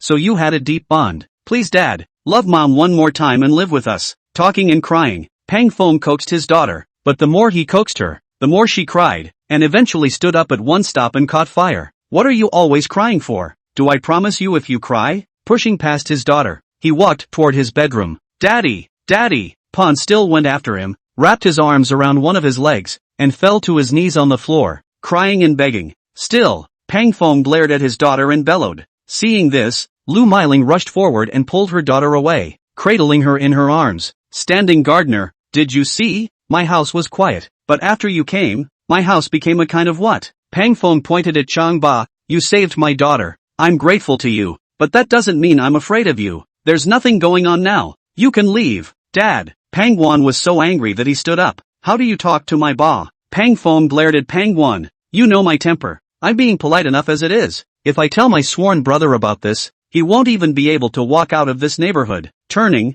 he walked toward the bedroom. Bang, bang, bang. There was a sudden heavy knock on the door outside. Coming.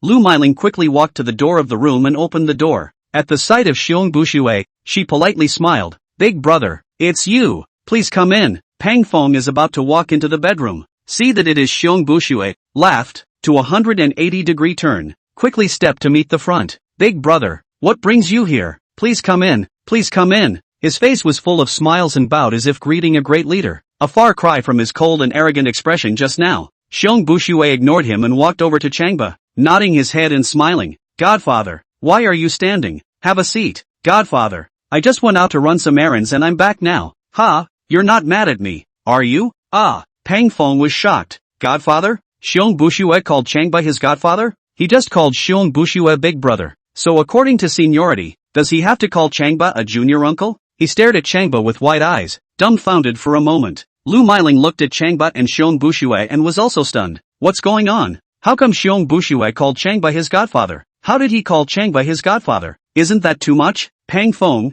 what's wrong with you? Xiong Bushue turned around and glared at Pang Feng. My godfather is here and you were just going to go rest in the bedroom? Pang Feng didn't dare to offend Xiong Bushue, and when he saw him blowing his beard and eyes, he couldn't help but sweat profusely and apologize in a panic. Changba, I'm sorry, I didn't know about your relationship with my big brother. I was rude just now. Please sit down. What's your name? Xiong Bushue glared at Pang Feng once again. I even called him godfather. What did you call him? Pang Feng smiled sarcastically, confused. What should I call myself if my brother calls me godfather? Chapter 129, Trash Brothers, sending cuckolds, one after another. Pang Feng looked at Changba and smiled bitterly. Now, let alone calling Changba godfather, even call a big brother, cannot call out this Changba is his son's classmate, and he called him uncle just now. By all accounts, he should be called a nephew. Pang Feng, let me just ask you, I call Chang Gardner's godfather. What's your name? Seeing that Pang Feng didn't respond, Xiong Bushue stretched out his hand and pointed up. Now I'll ask you, what's your name? Looking at his stance, he was ready to violently beat up Pang Feng. Pang Feng was immediately terrified and stuttered in his speech. I'm called Godfather. He had already felt strange about the title, and now that he was suddenly calling his son's classmate his godfather, he felt more pain than killing him. What a scream! He wasn't going to be a lickspittle like Bear Unrepentant. He had no choice but to turn his eyes for help to his son. Pang Guan was also confused. Who dares to believe that Xiong Bushue will be the godson of Changba? Not Xiong Bushue called out, and he dares to say that none of the people here dare to believe it. Even if Bear Unrepentant is a dog licker, he can't lick like this. Seeing the look in his dad's eyes made him bitter too. If his dad calls Changba godfather, what does he call Changba? That godfather, no matter what, can't be called. His mind spun rapidly as he stepped forward and smiled at Changba. Brother Ba, you know best what my father should call you. As it is now, he will call you whatever you tell him to call you. Now he couldn't make any demands and kicked the ball to Changba for him to make a decision. He just couldn't believe that his best buddy would call his dad his godfather.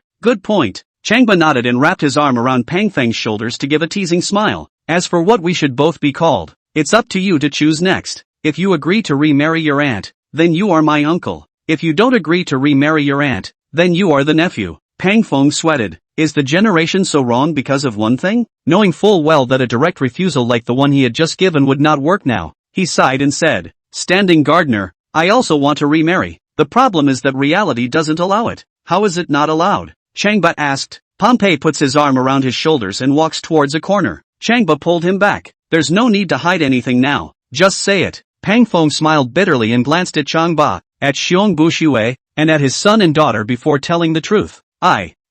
My girlfriend is pregnant. She's dead set against breaking up with. Humph. Xiong Bushue sneered. Older brother. It's not that I'm pouring cold water on you. It's not true that your girlfriend is pregnant, but that doesn't prove that the child inside her belly is yours. Pang Feng glared at Xiong Bushue and wanted to curse, but held back. That was quite a slap in the face. If it were anyone else, he would have gone over with a mouthful and hit the person full of teeth. Isn't this a straight-up cuckold delivery? Bear Unrepentant. Don't talk nonsense. Changba glanced at Bear Unrepentant. Do you know anything about his girlfriend? I understand. Xiong Bushue justified. His girlfriend's name is Shueli, and she is the owner of the Shueli Acupuncture Center. 2 months ago, I went to her for acupuncture. To be honest, I have a brother who is a beautiful man. The backstage is very hard. He looked for Shueli Acupuncture, did not receive money, but also backward, and also provide special services. When this was said, Pang Feng became furious and glanced angrily at Xiong Bushue. He treats Xiong Bushue as a brother, as a big brother.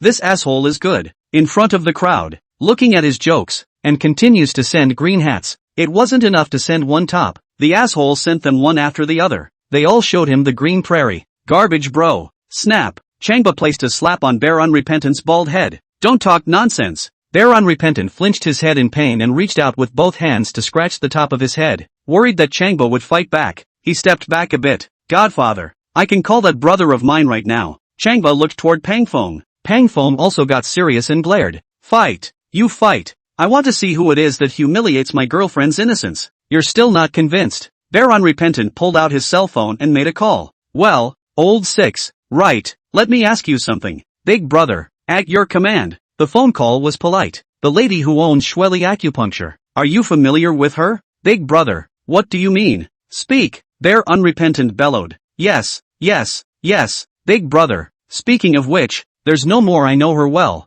I know how many hairs on her body. Xiong Bushue was satisfied with this answer and gave a teasing smile, purposely glancing at Pangfong. Pangfong was on fire, rushed up, grabbed the cell phone, and angrily rebuked. What makes you say that? Do you have proof? Of course I did. I left a photo and video. I'm sending it right now. The phone hung up. Give me my cell phone. The bear snatched the phone and stared at the screen. In less than 3 minutes, photos and videos were sent. Xiong Bushue took a look, his eyes glowing, and placed the phone in front of Changba for him to see. Changba takes a hot look and tells Pangwon to lead Pang Still to the next bedroom. This image is inappropriate for children and should never be seen by children. Long Yamin was smart enough to know that this place wasn't suitable for her either. So she stood up and followed Pang Still to the bedroom. See for yourself. Xiong Bushue placed the photos and videos in front of Pangfong again for him to enjoy. When Pangfong looked at it, it was his girlfriend Shweli, so he couldn't help but blush and lower his head. In your face. Another facepalm. He couldn't dare to imagine that his beloved girlfriend was a pet for other men to play with at will.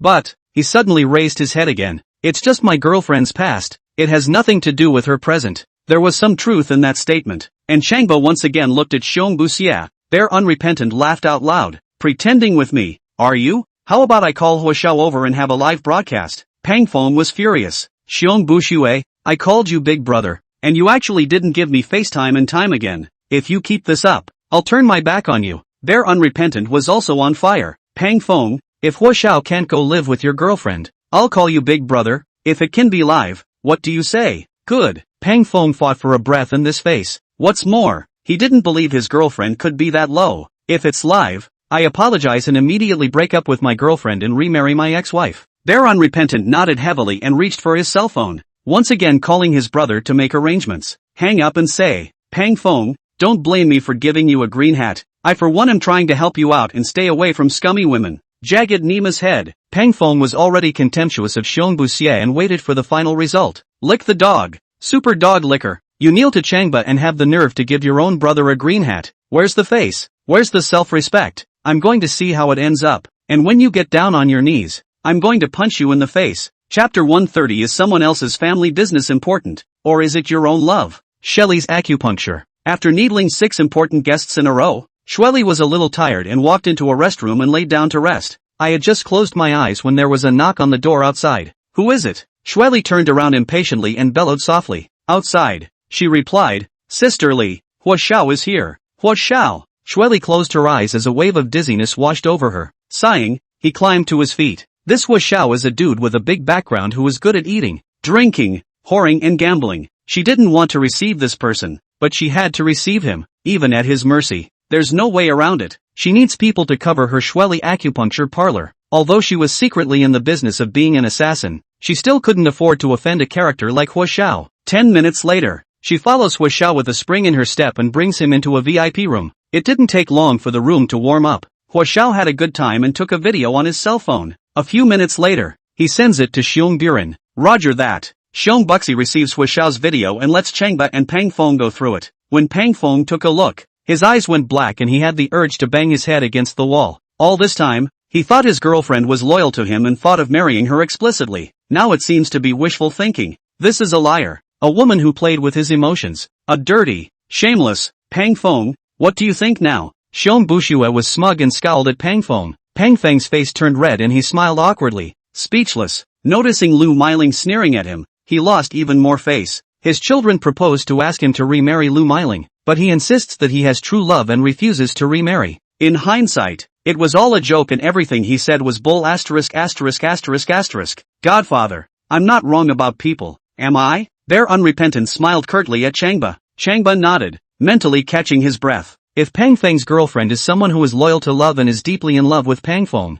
it must be very difficult for him to break them up. Emotionally, he's guilty of it all. In hindsight, that was all too much. He gave Pang Feng a pat on the shoulder. You've seen the truth. Take a stand. Pang Feng gave another awkward smile and nodded. With things as they were, he had no choice but to do what he had just promised. He looked at Lu Meiling with apologetic eyes and whimpered. Meiling, I'm going to go find her, break up with her, sever all ties with her, and after that I'll come back and remarry you. Hearing such a promise, Lu Meiling's eyes moistened, glancing at Pang Feng and then at her son Pangguan. Pangguan was even more excited and in tears as he suddenly walked forward and gave Changba a big hug. Brother Ba, thank you so much. I can't repay your favor for the rest of my life. Last time Changba saved his little sister. This time Changba saved his parents' marriage. He didn't even know how to express his gratitude in words. At this time, Pang still ran out and once again jumped into Changba's arms whimpering and crying, moved to tears, not to mention their siblings. Even Long Yimin, who was standing on the side, was teary-eyed. At this moment, she worshipped Changba even more. What others can't do, Ba can. What others can't solve, Bully can. When dealing with him, you just have to believe in one thing, the result will be perfect. Alright, let's go see that Zeri. Changba consoled Pang still and then led Pang Feng towards the door of the room. Next, all that's needed is for Pang Feng and his girlfriend to meet. If time permits, this afternoon Pangguan's parents will be able to remarry, and their family will once again be able to have the joy of heaven. Godfather, I'll accompany you there. Xiong Buxi followed him out of the room and volunteered. That woman is not ordinary. I'll help you deal with her. Changba nodded and allowed it. If it wasn't Xiong Buxia just now, he wouldn't have been able to handle Pang Feng so smoothly. It's true,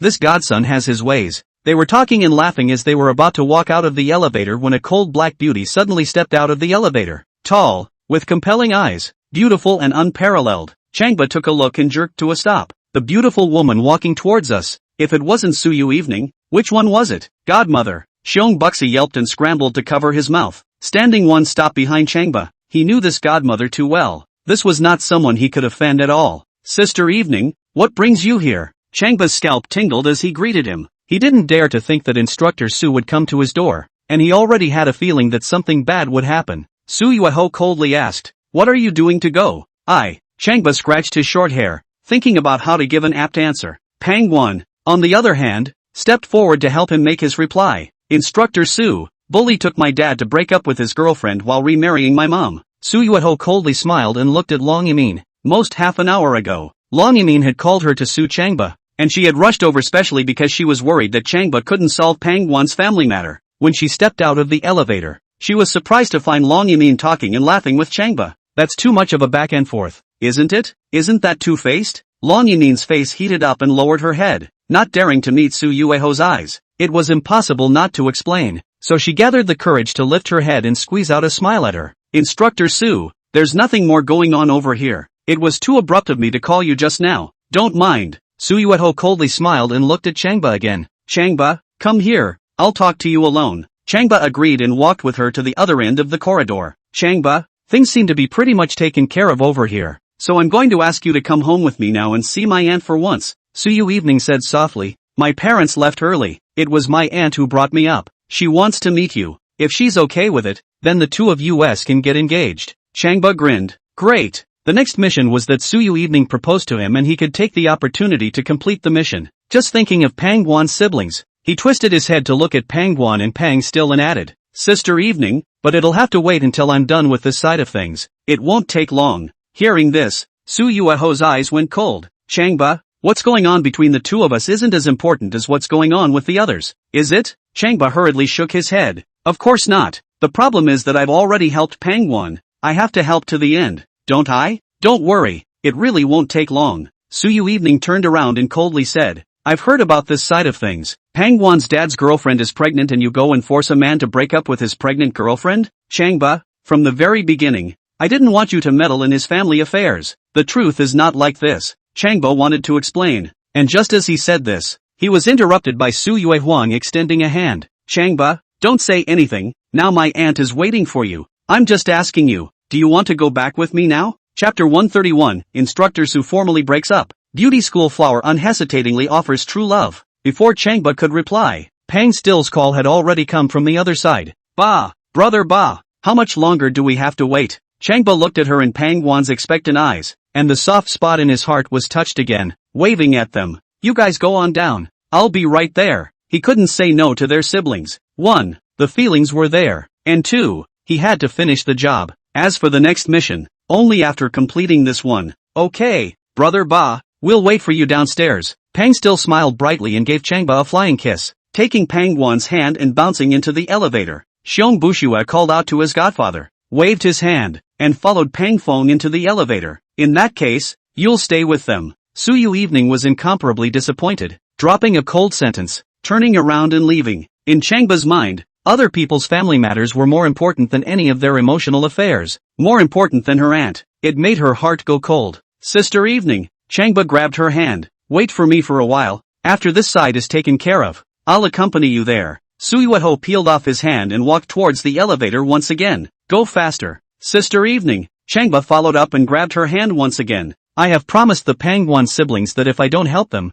their home will be fragmented. What about us? Su Yui Evening glared at him, tears flashing in her icy eyes. Let me say it straight. My aunt has already heard my big sister talk about us, and isn't much of an approver of you. Now that I personally came over to call you and you didn't even go over to see him, then she will definitely tell me to break up with you. When he said this, he twisted his head away, and his speech was already a touch hoarse. I don't want to break up with you like before, but what can I do if my aunt asks me to break up with you? It's not too late for you to go with me to see your aunt. Changba's head was big. A tingle ran through his head. It's a scream to meet such an aunt. Before he could say anything, Su Yui Evening's cell phone rang. She opened her handbag and pulled out her cell phone. It's your aunt calling. She'll tell you to pick up the phone. Changba scanned his cell phone and waited to see what would happen. Well, auntie, I've seen Changba and am persuading him to return to see you. Still need to persuade? The woman on the phone was furious. You're his girlfriend. Don't say you're looking for him in person. Even if you give him a call, he'll have to be there the first time.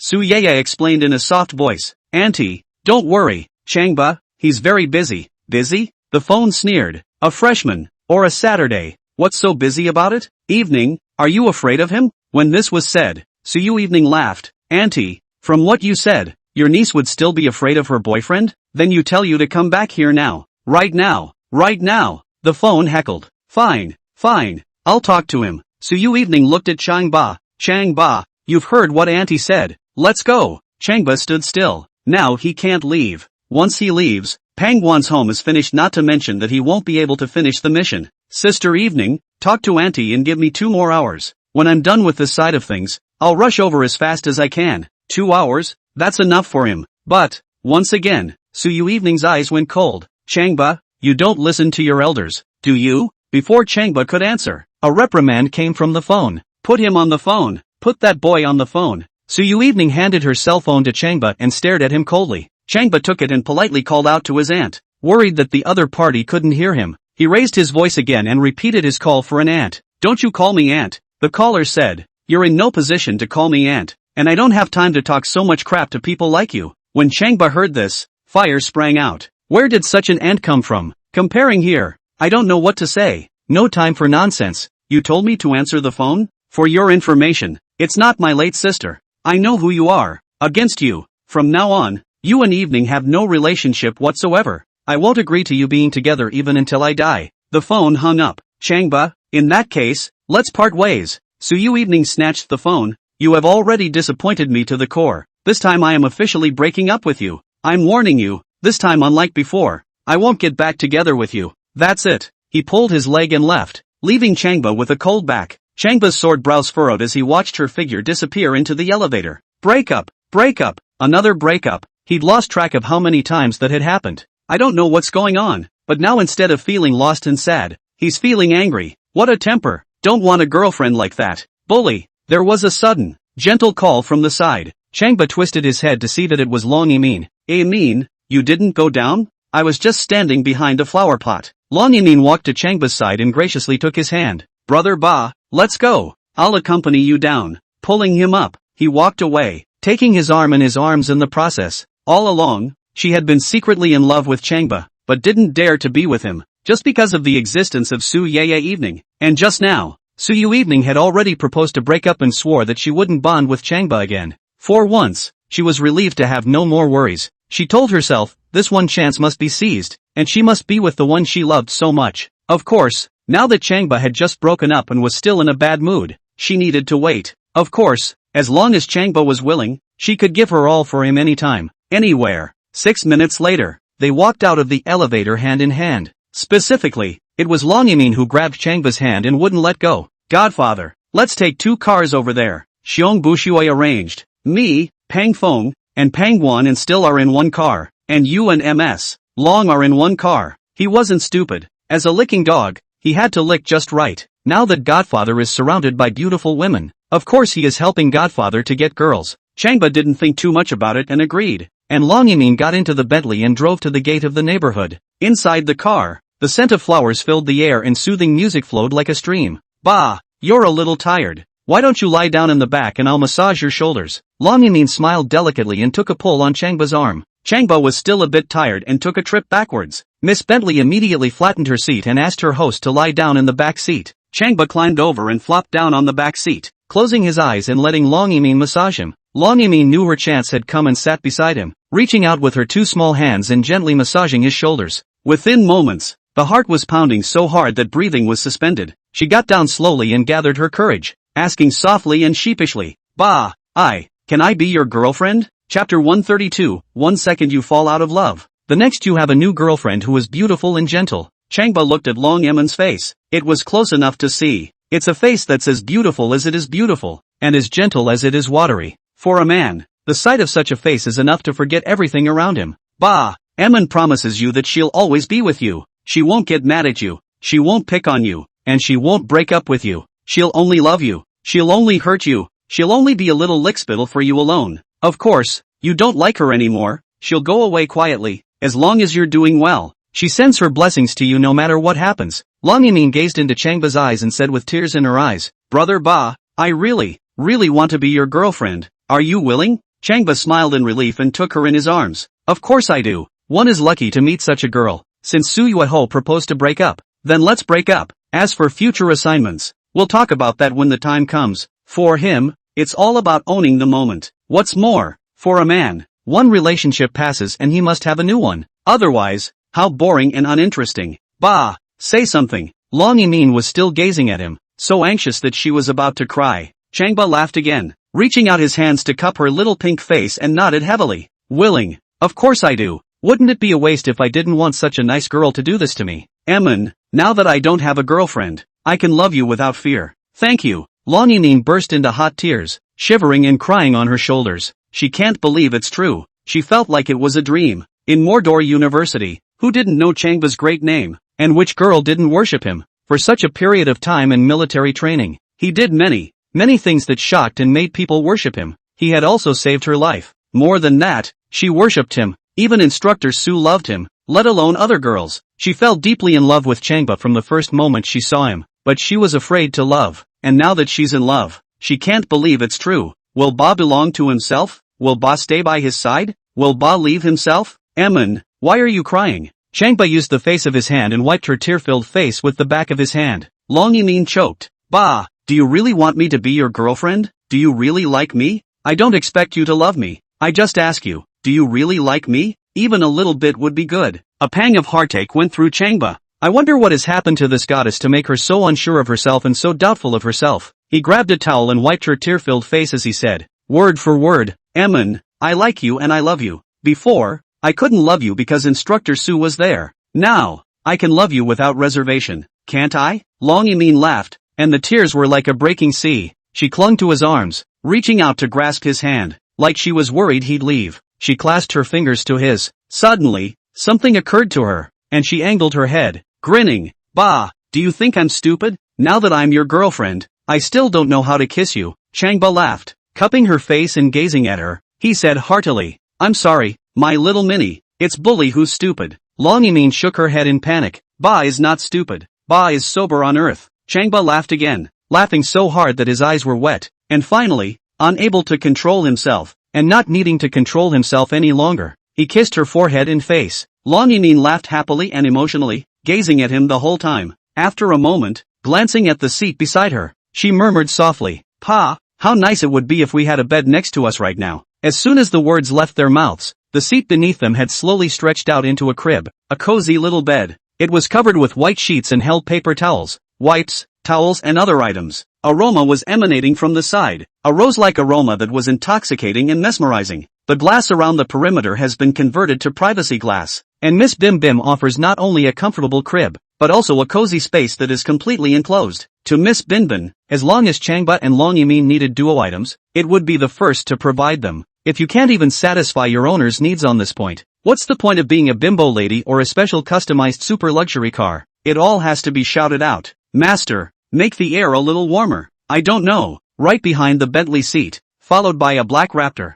Inside sat 4 large men, all watching every move in the Bentley closely. As the glass turned into privacy glass, one of the big men sitting on top of the passenger side pulled out binoculars and peered towards the inside of the Bentley. Chang Xiao, a big man wearing glasses sitting in the back seat, holding a cell phone, reported to Chang Hui, "I just got the news. Changbut and Instructor Su broke up. Breaking up is better. I'll have a chance to pick up Instructor Su." Phone mileage FAI smiled smugly. But, the big man with glasses changed the subject. "Emin Long is in Changba's car." "Emin?" Chang Hui was shocked. "Emin got into Changba's car? Was there anyone else in his car?" "No, it was just the two of them in the car and the glass was pulled up inside with a pull-down curtain. So now I can't see anything." The big man with the glasses looked to the big man sitting in the passenger seat and asked, "Old Six, can you see?" Old Six replied, "I vaguely saw a little bit." Changbut and Long Yimin hugged each other, and there was a movement of undressing. The big man with glasses nodded and reported to Cheng Hui once again, "Chang Xiao,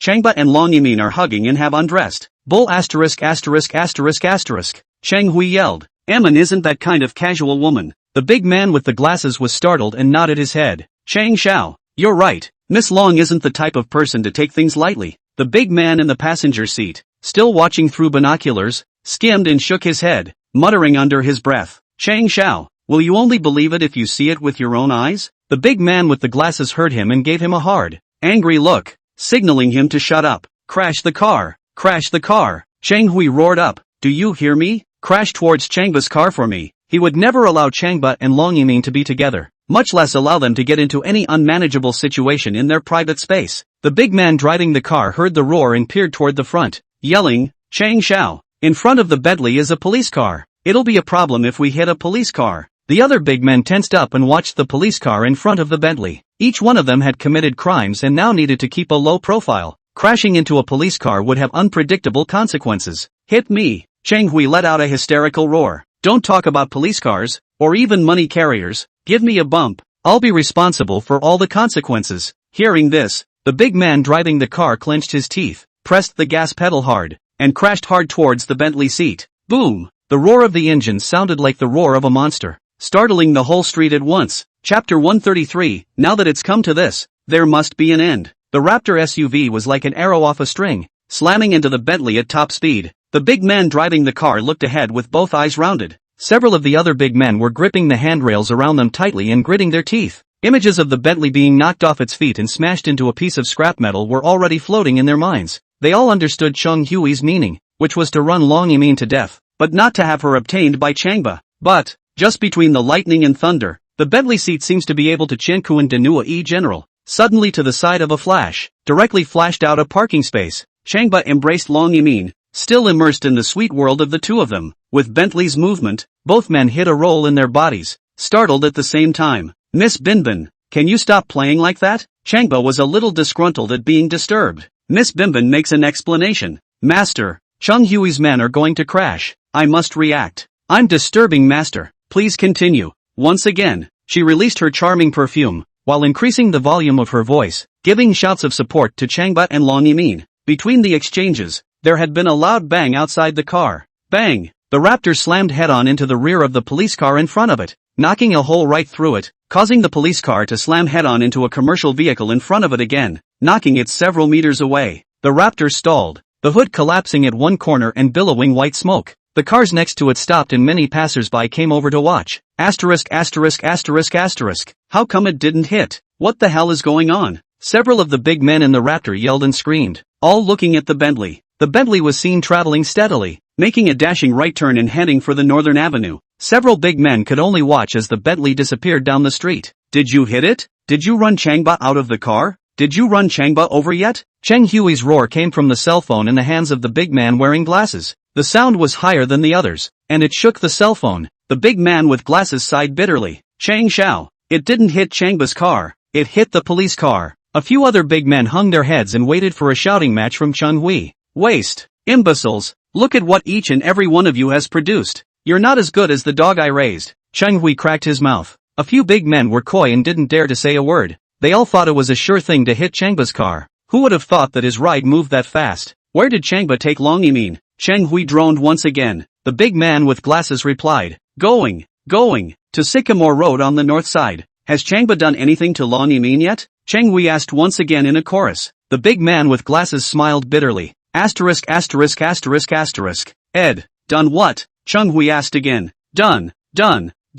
Stammered the big man with the glasses. I asked you what did you do? I didn't do anything. It was Changba who did something. I'll ask you what Changba did. Why don't you tell me? Chang Xiao. A man and a woman together. What do you think can be done? Pust. Cheng Hui deflated like a leather ball. In his mind, Long Yimin was the purest, cleanest, and most perfect goddess, and now she had been defiled by Changba. And it's still something that happens in a car. The more he thought about it, the angrier he got. He took his cell phone and called Shueli. Don't wait. Quickly lay hands on Changba. We must tell him not to see tomorrow's sun. Shueli is taking a break from acupuncture. Serving Huashao just now made her so tired that she was falling apart and feeling nauseous at the same time. A kind of nausea that's all about vomiting. She'd had enough of this kind of life for a long time, and when the last business deal was done, she'd go far away. Just as she was about to go to sleep, Cheng Hui called her and asked her to hurry up and make a move on Changba. Originally, she and Cheng Hui had planned to follow the plan step by step, but Cheng Hui was obviously angered by something and wanted her to do it right here. There was no other way. She could only climb up and strengthen her spirit, preparing to follow Changba while looking for an opportunity to strike and launch a fatal blow against him. This is the moment of truth. I was just about to leave the house when my cell phone rang. Pulling out his cell phone, he looked at the number and it was Pang Fong calling. She froze and didn't answer the phone. Speaking of which, she had known Pang Fong for 3 years. They've known each other since Pang Fong came here for acupuncture, and it was love at first sight, so to speak. Pang Fong is gorgeous and looks like her first boyfriend. Her heart thumped at the first sight. That night, they moved in together. She treated him as the most special of her many boyfriends. In April this year, her mother died after a long illness. Pang Fong accompanied her back to her hometown, and she wore mourning together to send the old man to his last journey. It touched her. It was from this day on that she officially became his girlfriend. However, she still remains close to other men for work reasons. By August, she was suddenly pregnant. This was discovered during a medical checkup and with Pan Fan accompanying her. She didn't expect to get pregnant either, so she went along with it and told Pang Fong it was his child. Pang Fong is ecstatic and plans to buy a house and plan their little life ahead. She didn't think about it that way, just about raking in the cash and getting away with it. Now that Pang Fong suddenly called, she thought it must be about looking at houses again. She didn't have time to look at houses. Besides, she wouldn't be living in his new house in the future. Walking out of the acupuncture parlor, the call came once again. It's still Pang Feng's phone. She was impatient and answered the phone. Why are you making one call after another? I'll call you back when I'm done. Shueli, let's break up, Pang Fong said directly. Shueli froze. What do you mean? We don't fit. We don't fit? You're dismissing it with such a sentence? Don't you forget, whose child is in my belly? Pang Fong sneered and laughed with contempt. Shueli felt something and her heart sank. What exactly do you mean? Shueli, you yourself know whose child is inside your belly. Pang Fong said. I'll bring Changba over to talk to you now, and you can just agree to break up in front of him. Who? When Shueli heard the name Changba, her pupils turned violently large. Who are you talking about? Changba, a student at Mordor University and the director of the Genius Kindergarten. Frequent fighter. Shueli didn't dare to think that she was about to go to him, and he dared to come to her door to die. Then she needed to prepare carefully for his arrival. She turned back to the acupuncture clinic and spoke into her cell phone. Fine. You let Changba come. I sincerely welcome him. When she hung up, she called Cheng Hui to explain the matter. This matter must be told to Cheng Hui. Changba is preparing to go to your acupuncture store? Cheng Hui was still not convinced. Yes, accompanying Pang Fong. He wanted me to break up with Pang Fong. I analyzed that Changba was helping Pang Feng's son. Shueli said, Chang Xiao, bring your people here. We'll proceed as planned. I'm on my way. Cheng Hui said, it's come to this. There must be an end between Changba and me. Chapter 134, What's wrong with me calling Changba my godfather? If you call him godfather, he still won't recognize you. Godfather isn't here yet. Let's wait for him. Xiong Bushui took Pang Still and Pang Fong and they arrived at Shueli Acupuncture and got off the bus and waited. The fall sun was still very hot, and as soon as they got off the bus, they were hot and sweaty. Pang Still and Pang Fong went into the reception hall to blow the air conditioning while Xiong Buxie stood guard outside the doorway, crossing his fingers towards the street. Big brother, go inside and cool off for a while. Pang Fong called up to Xiong Bushui. Bear Unrepentant wiped the beads of sweat from his head and waved his hand. You guys cool it, I'll wait for my godfather. I won't go in until my godfather comes. Hearing this, Pang Fong gave a thumbs up in appreciation. Big brother, you really have filial piety. There are thousands of godchildren, but Big Brother Xiong is the most uncomplicated. Bear Unrepentant smiled modestly. Pang Fong turned around and walked into the reception hall with a cold smile. Grass, how shameless, Pang remained. On the other hand, observing Xiong Buxie with a smile on his face, pulling on Pang Guan's arm and asking softly, Brother, how come this elder brother calls Pa's godfather? Pang Guan laughed and replied softly, Little sister, this elder brother is a very shrewd person. He naturally has his reasons for calling Pa's godfather. He analyzed that Xiong Buxue must have asked for Changba. After waiting for 10 minutes and not seeing any movement, he looked at Pang Fong and asked, Dad, didn't you say hello to that woman? Why didn't she ever show up? Pang Fong pulled out his cell phone and prepared to make another call to Shueli. Just after dialing the phone, a voluptuous woman came swinging down the stairs, her belly slightly bulging, and smiled. Brother Peak, I've kept you waiting. It's not convenient to talk here. Let's go up to the second floor. Pang Fong sneered, swept her abdomen with a contemptuous look, stood up, and walked towards the stairs. Originally he wanted to talk to her on the first floor, say a few parting words and leave, but there were some words the child couldn't hear, so he had to go up to the second floor first. Pang Guan and Pang remain on their feet, hand in hand, and follow. They're worried that Dad's going to get the short end of the stick. What if this woman asks for a huge breakup fee and their dad can't handle it? Pongkuan, you're downstairs with your little sister. Pon Fan stood still and pointed to Pon Crown. I'll be down soon. Pang Guan said, Dad, let's go up and not talk. You're not allowed up there. Pang Fong understood Shueli as a woman. This was a dangerous woman, and he couldn't let a pair of children near her. Speaking of which, he wouldn't let them come when they came, but they had to come. Now that it had come, of course he wouldn't allow them to go upstairs.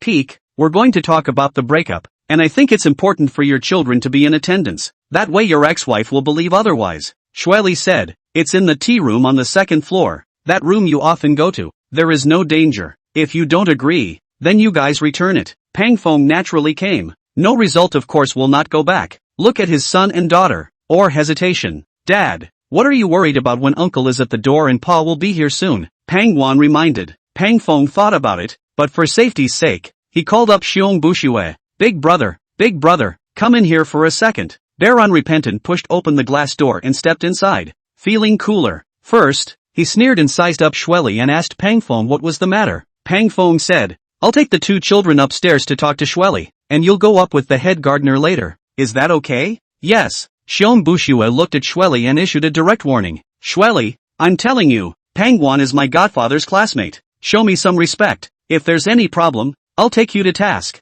Xylee smiled and nodded. There's no need for Chief Xiong to dictate. Shueli knows what to do. Pang Fong was then relieved and took his pair of children upstairs. As for Bear Unrepentant, he turned and walked back out the glass door again, continuing to wait for Changba. Second floor. Inside the tea room, the aroma of tea filled the room. Shueli sat against the window, picked up the teapot, and poured tea for Pang Fong, Pang Guan, and Pang Still, always with a smile, not as if they were talking about a breakup, but as if they were receiving a guest. More or less surprised, Pang Fong explained, Shueli, my missing daughter has been found and our family is reunited. I had promised my son that I would remarry his mother as soon as I found my daughter. There's no way around it. I have to keep my word. Of course, it caused you some damage, and I'm willing to pay for it. Shueli smiled and nodded, picking up her teacup to take a sip of tea. Like he was pleased with the aroma of the tea, he gently pursed his lips. Putting down his teacup, he said, Peak, I understand how you feel. What can I say?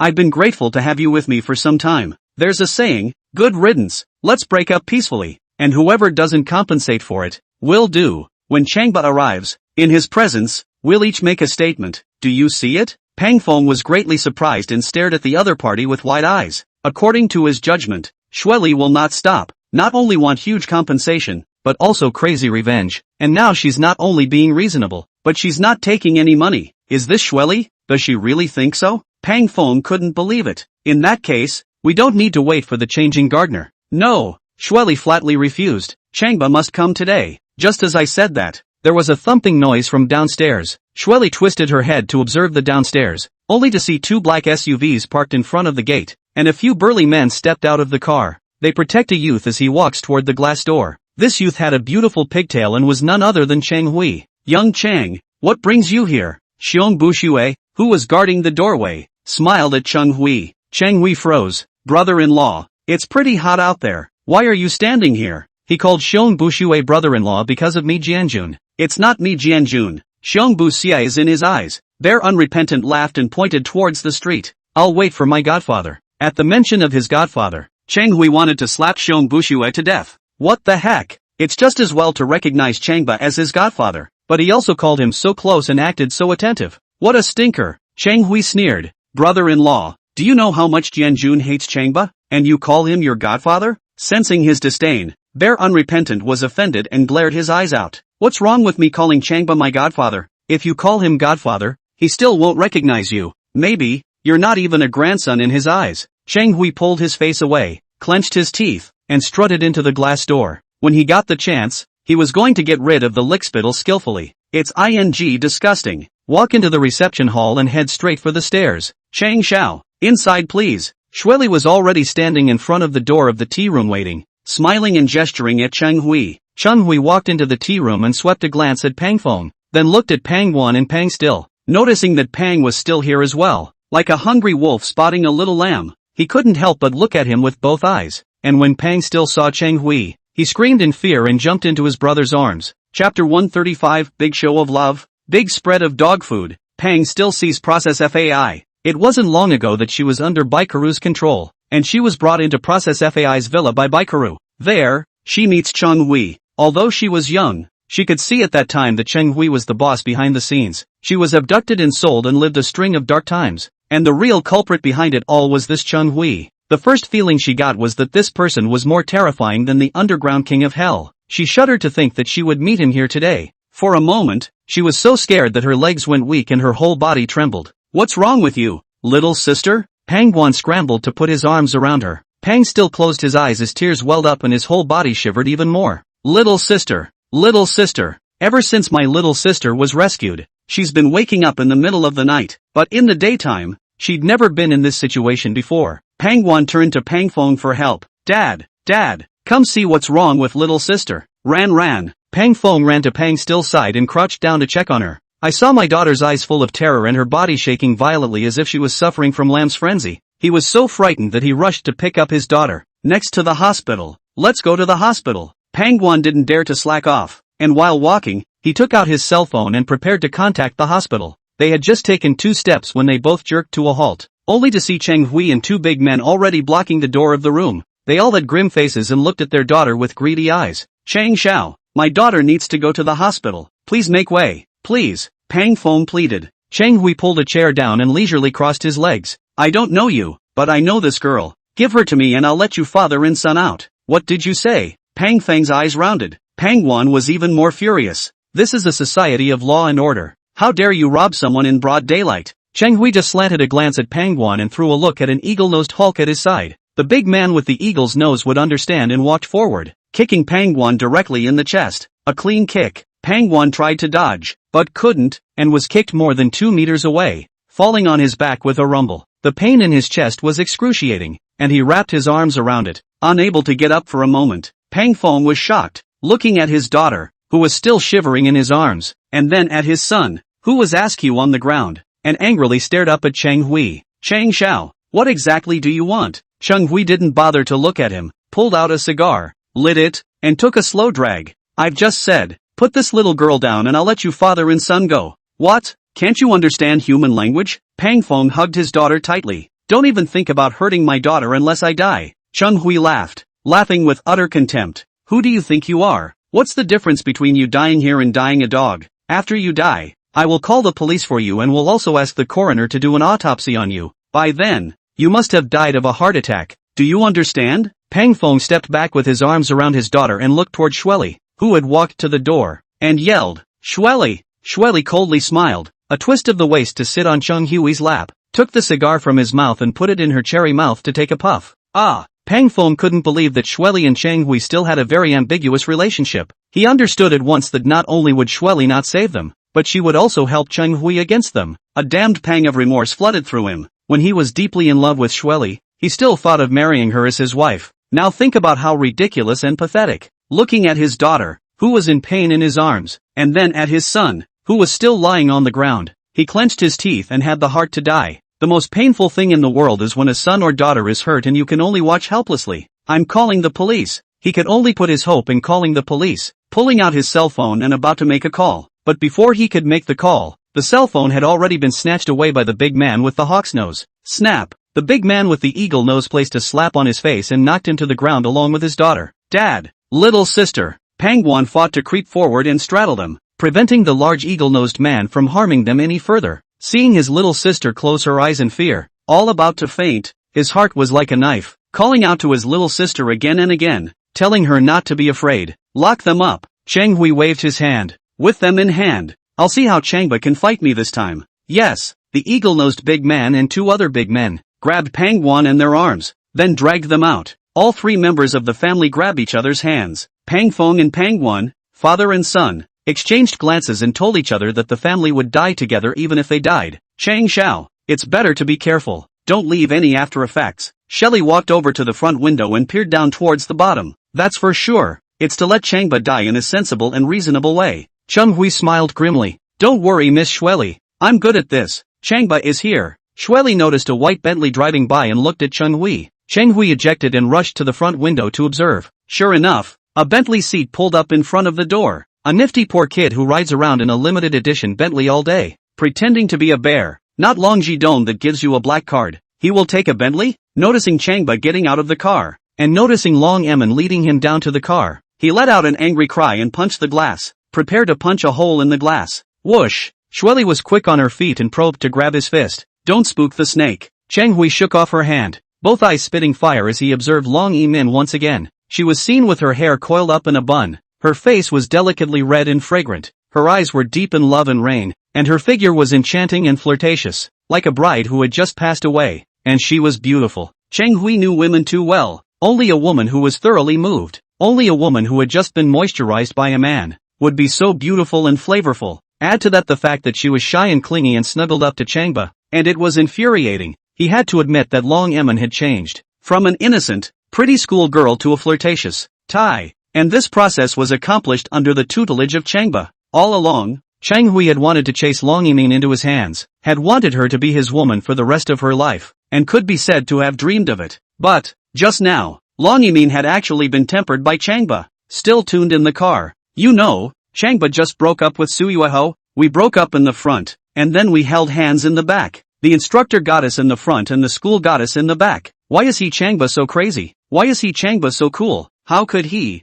Changba, be so wantonly flamboyant? A kiss." Changba viewed a glance towards the second floor, wrapped his arm around Long Emin's small waist, and smiled faintly at her. "Aha!" Long Emin obediently and tenderly delivered a fragrant kiss. One more kiss. "Aha!" And a big show of love and dog food. Chang Hui couldn't watch it anymore. He really couldn't watch it anymore. It was clearly an act for him. It was clearly a slap in his face. It was clearly a gift of a cuckold and a slap in the face at the same time. Chang Hui was finally unable to endure the anger within him, and with a violent shout, he punched the glass again. "Chang Xiao!" Shweli once again reached out and grabbed his fist. "Do you still want to follow the plan? Do you still want Changba to pay the price?" Chang Hui's face was pale and sweaty. A deep breath was let out, and another, before he calmed down and laughed a hideous grin. "Okay, he's just going to live another hour or two. I can wait. Okay, I can wait." Chapter 136. Pangwan siblings disappeared. The fourth floor was eerie. Godfather, Xiong Bushue greeted Changba and Long Emin with his butt, carrying ice cream in his hand. "It's too hot.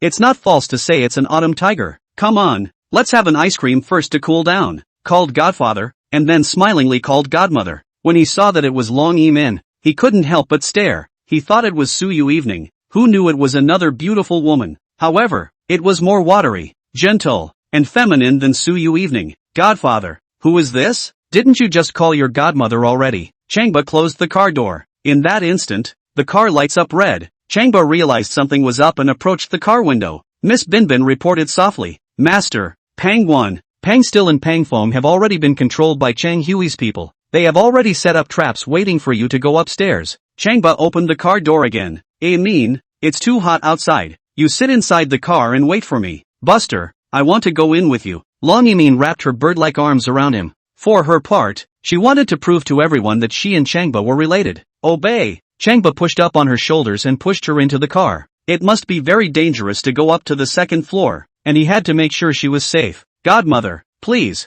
Godmother, please. Bear Unrepentant smiled curtly and gestured respectfully. Long Yimin was embarrassed by the call and covered her mouth to laugh. She had already heard that Changba had collected a godson licking dog, so it was this licking dog. Closing the car door, Changba strides toward the glass door. Godfather, Bear Unrepentant followed closely. Where's my oldest mother? Changba froze. Your eldest mother? It's Instructor Su. This beauty is my second mother. Instructor Su is my first mother. Changba Halo, not bothering to explain to him, he asked, what all went in just now? That kid Cheng Hui has brought someone here and went up to the second floor. But don't worry, Godfather, with me here, he wouldn't dare do anything. Xiong Bushue walked to the front to lead the way. Godfather, if you want to see Shueli, we'll see Shueli. It has nothing to do with Cheng Hui. Changba stood still. It must be dangerous to go up there. And even though he didn't have any feelings for this godson, he didn't want to hurt the innocent. Bear Unrepentant, go out and wait for me. Godfather, you treat me as an outsider? Xiong Bushue smiled. You are a father for one day and a father for life. No matter when or where, I will do my filial duty for you. A face of sincerity, spoken in no uncertain terms. Changba cried and laughed. What has happened to this lickspittle to make him so humble to his godfather? There was little time for nonsense now, so he said no more and walked quickly to the stairs. Go to the second floor. It's empty. Bear Unrepentant searched and saw no one. Whether it was the reception room, the tea room, or the lounge, there was not a soul in sight. He called Shueli, impatient, where are you? My godfather is here. I'm on the 4th floor. You guys come to the 4th floor. They continued up the stairs. Godfather, this isn't right. How come the further up I go, the more eerie I feel? Bear Unrepentant subconsciously wrapped an arm around him. Changba quickened his pace. It's not too late if you want to go down. That being said, Godfather, your old man still treats me as an outsider. Xiong Buxi also quickened his pace. When they reached the 4th floor, the entire corridor was silent and there was no one to be seen. Shueli! Shueli! Xiong Bushue shouted. Where did you go? Come out. The sound echoed down the hallway, and he sounded creepy to himself, muttering under his breath. The 4th floor wouldn't have been dead, would it? How does it feel to be near a haunted house again? Changba tapped him once on the shoulder, signaling him to be quiet, and pointed ahead. A room 10 meters ahead opened its door and a figure walked out. It was Shueli. You guys come over here. Shueli gave Changba a cold look and turned around to walk into the room again. How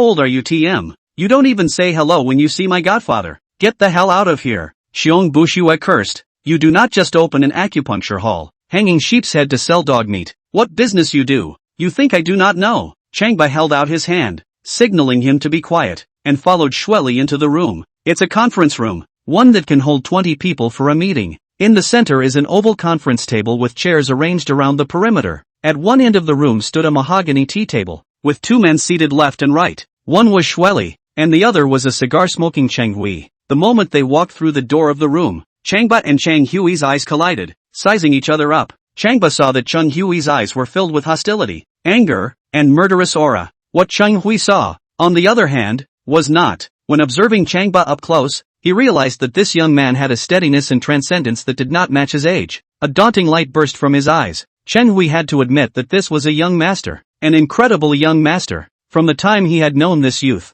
it seemed as if he had never won against him. He had used almost every power and means he could muster and had not won against him. But, today is different. He wanted to see how arrogant this youth would still be this time, how he would still fight him. Not only was he going to crush him, but he was going to get the woman he wanted. Xiong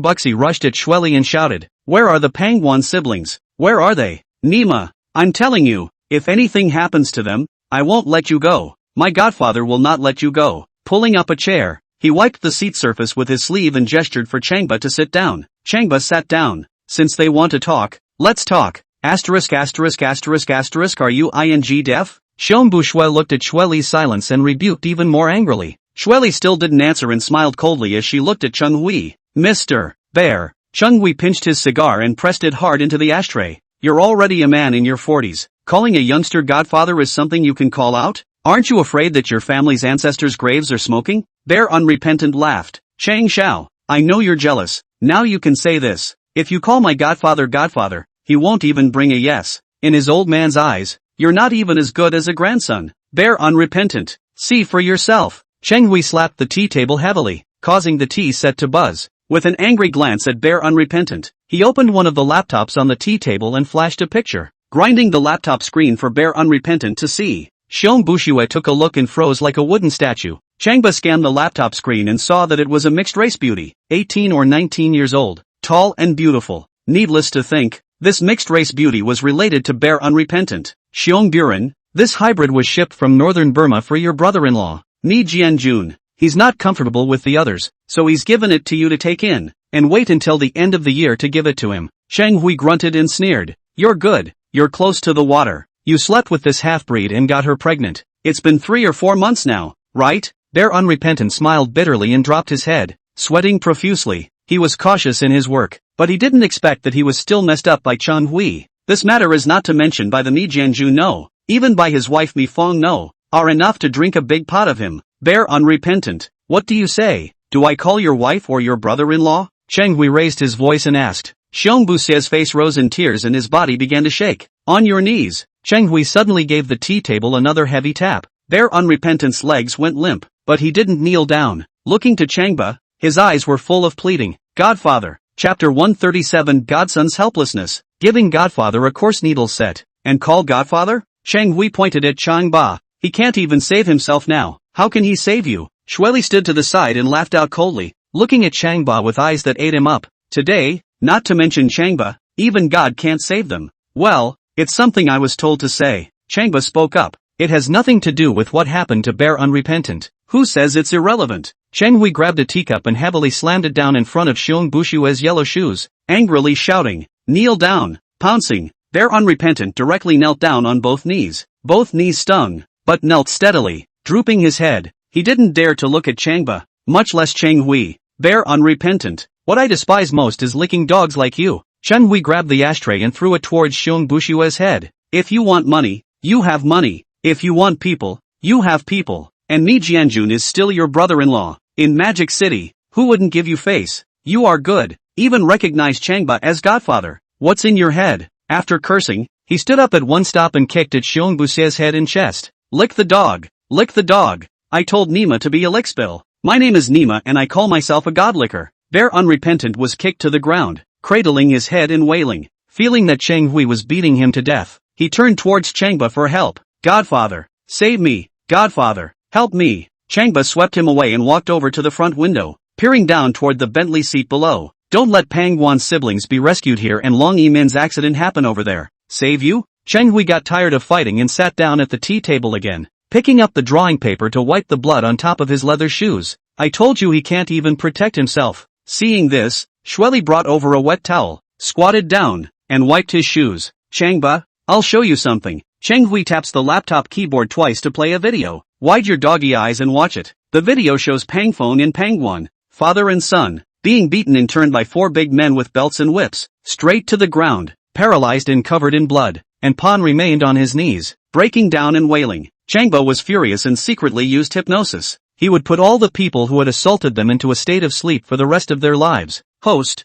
they're in a sealed space. Your hypnosis can't work yet. The system sends out alerts. Changba thought that he could only continue to improve his abilities, and now, he could only use hypnosis on Cheng Hui and Shueli. Changba, Baikaru told me that you know how to hypnotize. Cheng Hui lit another cigar. But I'm warning you, the few people controlling Pangguan and his little sister are masters of anti-hypnosis. Shelly adds, even if you hypnotize us, you can't save the Pangguan siblings. Changba's heart sank. This was unexpected. It seemed that Cheng Hui and Shueli's were indeed prepared. He looked to Cheng Hui and asked, Chang Xiao, what do you want? Cheng Hui didn't answer and gave a hideous smile, looking at Shueli. Shueli understood and pulled open a drawer under the coffee table and took out a syringe with a needle. The syringe is thick and the needle is long. Obviously the same type of needle used to give a pig a shot. She pushed up the syringe, letting some crystal droplets emerge from the needle. Standing gardener, Does that ring a bell about the shot? Changba swept a glance at the syringe, believing the contents to be highly poisonous. You're such an expensive man. You got a shot in the arm last time in front of the genius kindergarten gates. Forgotten yet? Shueli asked with a smile.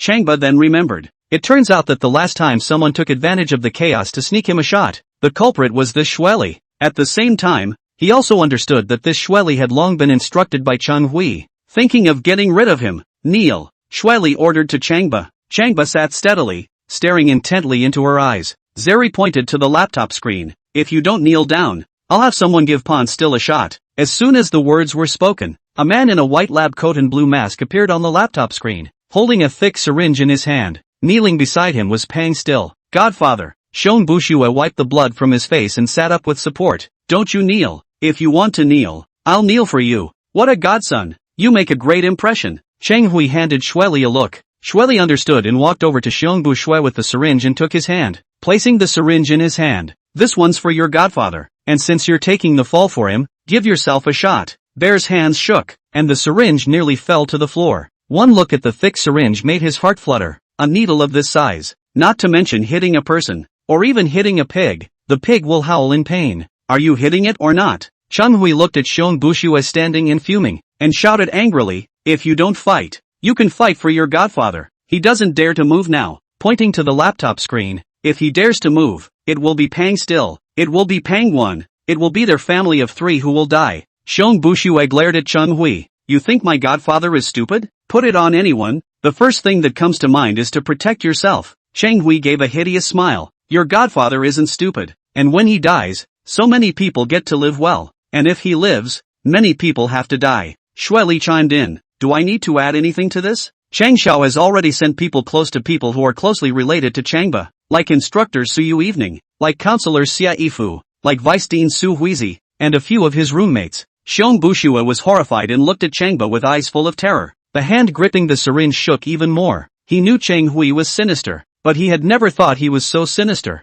Next, he stared at Changba with wide eyes as he wondered what he would do. Bear unrepentant, come here. Changba's face was calm, his tone bland. Since this needle tool was prepared for me, it's good to target me. Xiong Bushua had a bitter look on his face, looking at Chang Hui and then Shueli, so he could only take one small step at a time towards Changba. He had no choice now but to follow Chang Hui's request in order to protect himself. A distance of 5 meters took him 5 minutes to walk. To came to Changba's side, he lowered his head, bent down, stretched out his hands, and shiveringly offered the syringe. Look at his pious appearance, like an ancient courtier handing in a sermon. He whimpered, Godfather, I'm sorry, you'd better do it yourself. Changba took it and, following Shueli's example just now, pushed a little bit of the syringe with interest, causing a little bit of clear liquid to emerge from the needle. Also put the needle in front of your nose and sniff it. Bear Unrepentant took a look and secretly screamed, Godfather, this stuff must be poisonous. Why are you still sniffing it? Chang Hui and Shueli took a look at each other and both sneered in triumph. Not to mention anything else, if Changba took a close sniff of this liquid, half of his life would already be gone. So is one shot enough? Changba pushed the syringe again, and flicked it with his middle finger. Sweeping a glance at Shueli, Shelly replied, one shot, just one. One shot is enough for you to enjoy. Chapter 138, It's my fault for being too young to know that godfathers are good. Changba nodded and looked at Chang Hui again. Chang Xiao, are you ready? Chang Hui sneered, drew a mouthful of cigar, moved elegantly to light a bit of cigar, and lit the ashes into the teacup. I've been ready for this since the day I met you. Taking another puff on his cigar, he slumped back into a comfortable position. There was a good show coming up, and he was very much looking forward to it. Suddenly thinking of something, he gave Shueli a hand signal. Shueli understood, picked up her cell phone and turned on the video. After Changba gave himself the injection, he would be poisoned, and his body would undergo a poisoning reaction, and his entire body would display the tragic symptoms of extreme pain after poisoning. Record the tragedy, not only to enjoy it, but also to do research. Really ready? Changba stared closely at Chang Hui and asked again, deliberately stalling? Chang Hui was a bit impatient and picked up his cell phone. You want me to make a call and tell my men to brutally beat up Pang Feng's father and son again before you'll do anything? Before the words fell, Changba moved, pinching the syringe. He suddenly stepped forward and threw it at Chang Hui with force. Whoosh! The syringe was like a sharp arrow, shooting towards Chang Hui. Watch out! Shueli shouted as she saw a bolt of lightning. Nima! Chang Hui also noticed Changba's movements and let out a yell as he scurried up, subconsciously dodging towards one side. But, he's moving too slow. Before he could stand up, The syringe had arrived and was deep inside his thigh. Ah! Chang Hui screamed in pain. It felt like a steel needle went right through the entire leg. Looking down, he was even more horrified. The syringe was dead as a nail in his leg. Ah! Ah! Ah! Ah! He trembled violently in pain and howled like a pig being killed. Su Yui was stunned. She thought Changba would inject himself. But who would have thought that he would turn the spearhead on Chang Hui? A look at the syringe sent chills down her back. Not to mention the needle. A third of the syringe went into the leg. Upon further inspection, the other side of the leg showed the needle. The pillow still had a striking drop of blood on it. It also means that the syringe actually pierced Chang Hui's thigh. How much inner strength does that have to be? What a burst of energy that has to be. Only the best of the best would have such a blow to the enemy. Su Yui's legs weakened at once. Observing a glance at Changba with terrified eyes, she couldn't help but take 2 steps back. Asterisk asterisk asterisk asterisk. Xiong Bushua was so shocked that he scurried up. Godfather, you're really my godfather. Awesome. Oh, awesome. Glaring at Chang Hui. Quickly detoxify yourself, or else you'll be the one to die. Chang Hui wasn't enamored. Time was life for him now. With a hideous face in pain, he roared at Su Yui. Come and save me. This is poisonous. Quickly help me detoxify. Su Yui was alarmed. Chang Shao, I don't have an antidote for this. Ah. Chang Hui flopped into a chair. You messed with this and didn't dispense the antidote? Su Yui replied sharply. This is for Changba. The purpose is to make him die. You. Chang Hui had a devastated look on his face and felt the pain in his legs get worse. At the same time a wave of dizziness was felt. He knew it was a poisoning reaction. In a few minutes he would be spitting in foaming blood, rolling around on the floor, incontinent, and dying in excruciating pain. And after death, even if the coroner came, he couldn't find out what caused his death. I knew it was a skin wound, but I just couldn't find out if it was from poisoning. Chang Shao, you're so stupid. Xiong Bushua suddenly clapped his hands and walked towards Chang Hui. My godfather is a miracle doctor. The antidote to poison is a snap. Chang Hui then remembered that Changba's medical skills were superb, and turned his begging eyes to him. Standing gardener, quickly, save me, please, save me. Changba opened his cell phone, clicked on the tomato novel, and once again read marrying an old widow as a daughter-in-law. I'm happy and cool. He wanted to take this time to relax and have fun. The dog author updates 10 chapters a day. No advance notice either. Bad review. Chang Park Master, I am sorry. My dog's eyes don't know him to tie. As long as you save me, I'll be the little brother. From now on, Nima fart. Xiong Bushua glared at Chang Hui. I'm his godson. You're his little brother. Why do you think so beautiful? Chang Hui's face was waxy, shivering and sweating all over. Bah! Xiong Bushua was extremely contemptuous. I called Changba godfather. You didn't look down on it. Now how come you call me godfather too? Chang Hui was about to cry. It's all my fault for being so young and not knowing that godfather is good. Godfather, please, save my son's life. Changba didn't say anything, still keeping his head down and reading the novel. I can't tell you, these 10 chapters look over the top. It was as over the top as zapping Chang Hui just now. Are you stupid? If you want to ask your godfather to save you, you have to show your attitude. Xiong Bushua glared at Chang Hui. My godfather's classmates' family is still controlled by your people. If they don't come out, my godfather will save you? Chang Hui then remembered. Exerting all his strength and shivering, he picked up his cell phone and called his men, telling them to treat Pang Wan's family well immediately and to bring the family of 3 to the 4th floor to be handled by Changba. Su Yui stood dumbfounded. Originally, everything was under her and Chang Hui's control. Who would have dared to think that the situation on the field would instantly take a 180-degree turn? Right now, Chang Hui actually called Changba godfather, and his eyes were full of pleading. What about her? Should I run, or should I call my godfather? But, if you run, can you get away? Do you think he'd recognize Changba as his godfather? After only 3 minutes,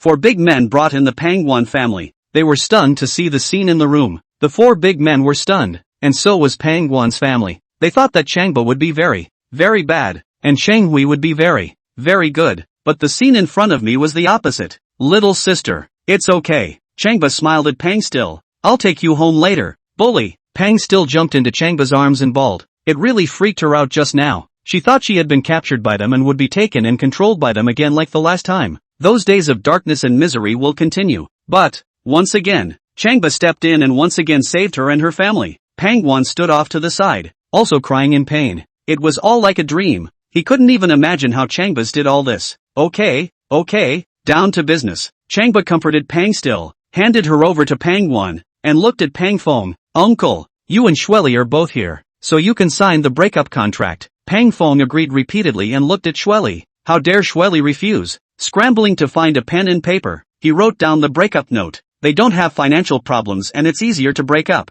3 minutes later, Pang Fong got the breakup contract. Changba was satisfied and instructed Pang Wan. You guys get out first, my car is down there. Alright brother Ba, we'll go down first. With a tearful and grateful smile, Pang Wan took his little sister's hand and led Pang Fong out of the room. Bully, no, godfather, my own father. Chang Hui was already lying on the floor, first foaming at the mouth, and then bleeding from the 7 orifices, already dying. Quickly, save me. Chapter 139, Successfully Completing the Mission. The system is deeply ashamed of its previous abusive master. Changba smiled evilly, stood up, and walked towards the door of the room. Unring the bell. You find Shueli. Put. Cheng Hui spat out a mouthful of old blood and cried out in pain. Godfather. No, surnamed Chang. You are despicable and shameless. He had done what Changba had asked him to do, just to get his life back. But Changba saw death. He'd always thought he was bad, and only now did he think Changba was the #1 bad. What are you guys standing around for? Chen Hui glanced angrily at the 4 big men and gave orders for them to get rid of Changba. But, before the 4 big men could move, they flopped and lolled to the ground together and passed out. I don't know what's going on. It's like a collective poisoning. Oh, Cheng Hui's eyelids rolled over and he wanted to whip over. Bear unrepentant. You take care of the aftermath. Changba gave an explanation and walked out of the room with his head held high. For a hypocrite like Cheng Hui, this kind of shameless villain, of course he wouldn't save it. Saving this man is killing good people. Save this man, and the wrongs of those who were once victimized cannot be avenged. As for Shueli, she'll be given a proper arrangement after she's done with Chong. Inside the room, Xiong Bushua coldly looked at Shueli. Shueli, you heard what my godfather said, didn't you? Shueli walked quickly toward Cheng Hui. I hear you. Leave this place to me. I'll handle Cheng Xiao. Cheng Hui was still bleeding from his 7 orifices. His whole body was trembling, and he couldn't come up for air, like he still had his last breath. Shueli,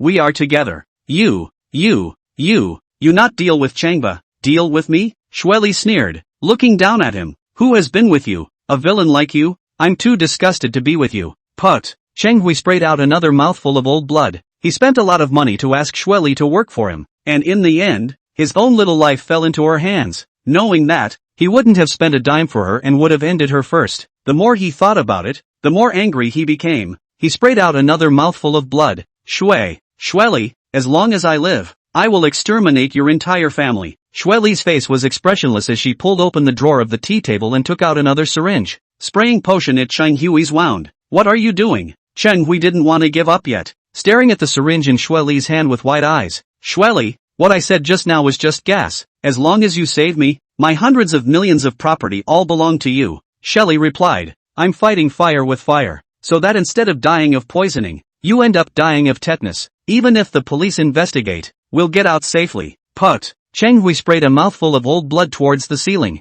Is relentless. Shueli, this matter has nothing to do with my godfather. Xiong Buxi explained. I wouldn't have met or known your godfather. Shueli said, grabbing the syringe on Cheng Hui's leg and pulling it out with force through gritted teeth, bringing out a stream of blood. Ah! Cheng Hui felt another tearing pain and fiercely rounded his eyes. Like a return to the light, the whole person was instantly energized, and looked to Xiong Buxie, panting for help. Brother-in-law, please save me once for the sake of Mi Jianjun. As long as you save me this time, you are my lifelong benefactor, and I will receive the kindness of a drop of water from a man and return it with a spring of water. Bear Unrepentant clasped his palms together. Amit Ba Buddha, goodness gracious, Chang Xiao, don't worry, after you die, I'll ask the best mage to transcend your soul. I'll give you 3 bows to say my final goodbyes and give you one last ride. Bow once, bow again, bow 3 times, bend and bow 1, 2, 3, poof, poof. Cheng Hui spat out several buckets of blood and died of gas. Brother Ba, we're all waiting for you.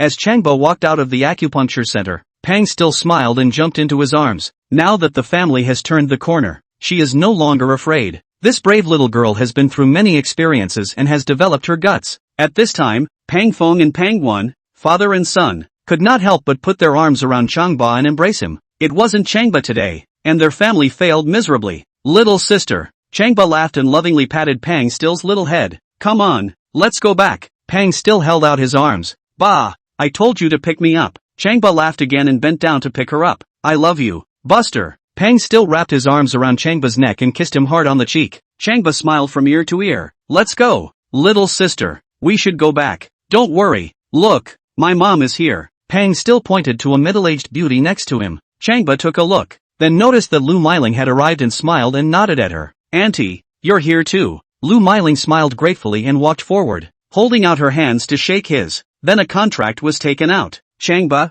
look, this is the contract of remarriage between your uncle and I. We've already signed it, and tomorrow we'll go to the Civil Affairs Bureau to get a license. Good. Changba was even more delighted. Now that Pang Fong and Lu Miling are back together, he is completing his mission successfully. Bully. Pangguan wrapped his arm around his shoulders and said with a smile, it's almost noon. My dad is treating us and has already booked a private room. Let's go. Let's have a reunion dinner. Good. Ha ha ha ha ha. No drunkenness today. Changba had no problem with that and agreed readily. If we don't get together today, when will we? And everyone laughed out loud. So, Pangguan's family took a car, and Changba and Long Yimin took a Bentley and drove to the hotel. As Changba sat in the car, Long Yimin immediately threw her arms around him, warm and affectionate. Brother Ba, people have been waiting for you for a long time. Just now still talking about the situation at that time. I was scared. Changba laughed and asked her to rest assured. Brother Ba, now that you're a returning hero, don't you want to hug a beauty and enjoy the peak of your life? Well, the Bentley drove slowly, and the atmosphere inside the car was once again warm. Ding! Congratulations to the host, Hershey's host. The host has successfully completed his mission. The host completes the mission with full marks. Not only will you help your classmates' family and rid the world of evil, but you'll also be able to hold a beautiful woman. Host is tough. The host is a flirt. The host is dashing. The host is superb. The system is proud of the host. I wish to be proud of the host. The system is kicking itself for not following the rules in the past. The system is deeply ashamed of some of its previous abusive owners. The system awards the host with a reward. The host can naturally add these rewards. The host's hypnosis will not be restricted by space in the future. The host's restoration technique will not be restricted by space in the future. The host's kung fu has gone to the next level. The host's medical skills are extraordinary. The host's image carries its own light. The host's kidney function is #1 in the country. Ha ha ha ha ha ha ha ha ha ha ha. Changba began to genuinely like the system, embracing the beauty in his arms and laughing indulgently. Laughing beauty springs to life. Laughing as Miss Bimbo sped off to her heart's content. Laughing as if the whole street was in full bloom.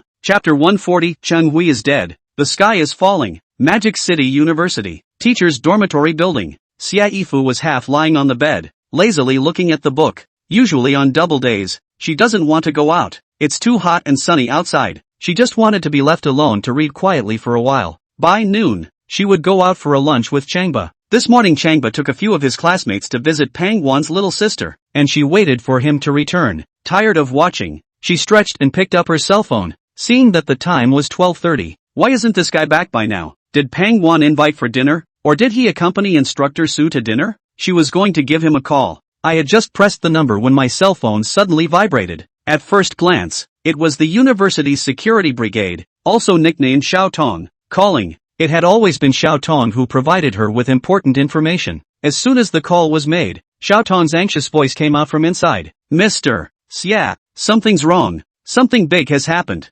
Xia Yifu, hearing that the tone was wrong, dropped her book and sat up. This morning, Ba accompanied Pangguan's family to Xueli's acupuncture parlor to look for Xueli, and ended up meeting Cheng Hui there. After Ba took Pangguan's family out of the acupuncture center, Cheng Hui died. Inside the acupuncture center, Cheng Hui is dead. The sky is falling. Cheng Hui is dead? Xia Yifu was shocked and stood up at one stop. Cheng Hui was the Chang clan's eldest young man, the successor of the Chang clan, and when he died, the sky fell in half for the Chang clan. The sky is falling for those who hurt him. If Cheng Hui's death was related to Changba, the consequences would be hard to predict. Teen Xiao, Cheng Hui is really dead? Are you sure? Sure. There was no heartbeat after the ambulance pulled him to the hospital, and now he's in a crystal coffin. My goodness. An extremely bad feeling arose in Xia Yifu's heart. This matter might really have something to do with Changba. All along, who didn't know that Cheng Hui and Changba had conflicts? Not to mention that Cheng Hui died after Changba left. Even if it had nothing to do with Changba, would the Chang clan let him go?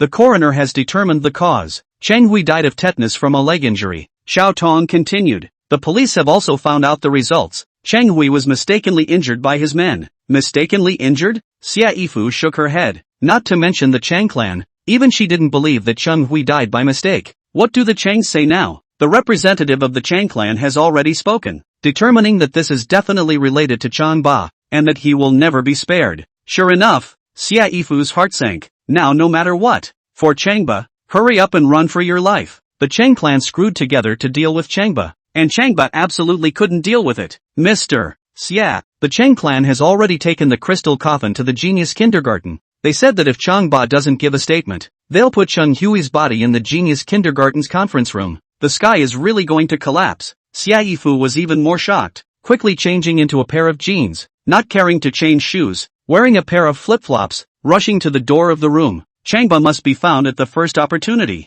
He must be taken away from Mordor at the first opportunity. Regardless, safety comes first now. As she rushed to the elevator, she called Changba. The number you have dialed is in progress. Please dial again later. Called twice in a row and was on the line. Walking into the elevator, she called Su Yui. This Instructor Su. Now that Changba has such a big deal going on, she doesn't know? As soon as the call was made, he asked urgently, Instructor Su, where are you? I'm at my villa. What's the matter? Something has happened to Changba. Something big has happened. You know? Xia Yifu was about to shout out. Su Yui, who was at home with her aunt drinking tea and chatting, walked outside to the living room to answer the phone. Her tone cold. I have nothing to do with him being in trouble. We've broken up. Instructor Su. Xia Yifu was so angry that she shouted. This is not the time to play with your temper. Su Yui's tone was still cold. I'm not being a jerk. We really did break up. Anything he does now has nothing to do with me. Xia Yifu fainted and wanted to cry. This pair of people, how to split up and split up and split up. There is no end to it. Now she didn't have time to ask over the exact reason for the breakup.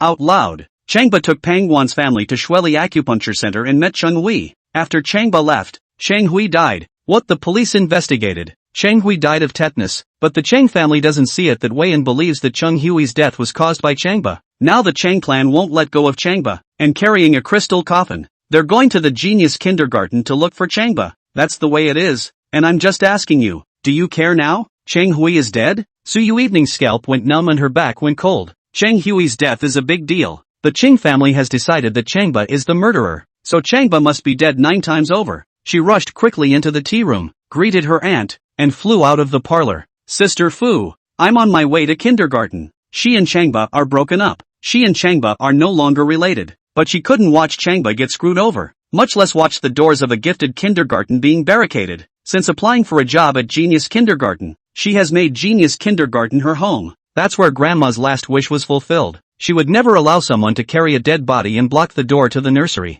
Once it continues, how will kindergartners still go to school? Will kindergarten still be open? Boom! Getting into the Land Rover, she drove off and stormed out. She wanted to call Changba, but thinking that the two had broken up, she called Co Haija. Director Su, where are you? I'm at the Constituent Grove Mall picking out a bracelet. Can I help you, Instructor Su? Constituent Forest Mall is more than 60 kilometers away from the Genius Kindergarten, and by the time Su Huizi arrives, the yellow flowers and vegetables will be cold, replied Su Yui. It's okay, that's it. Hanging up the phone, he called Jin Genius, the chairman of the Genius Kindergarten. Again, now that we're in such a big situation, the only way to report it is to the higher-ups. Director Zhen, you don't know that the Chang clan brought Cheng Hui's corpse to the Genius Kindergarten to cause trouble, do you? I've heard about it and am on my way to the kindergarten. In the meantime, I'm contacting the relevant leaders to deal with the matter. That's fine. Su Yaya more or less caught her breath. I just called the standing gardener and I couldn't get through, so you called him and told him to hurry back. He'll come back when I'm done with my side. Okay,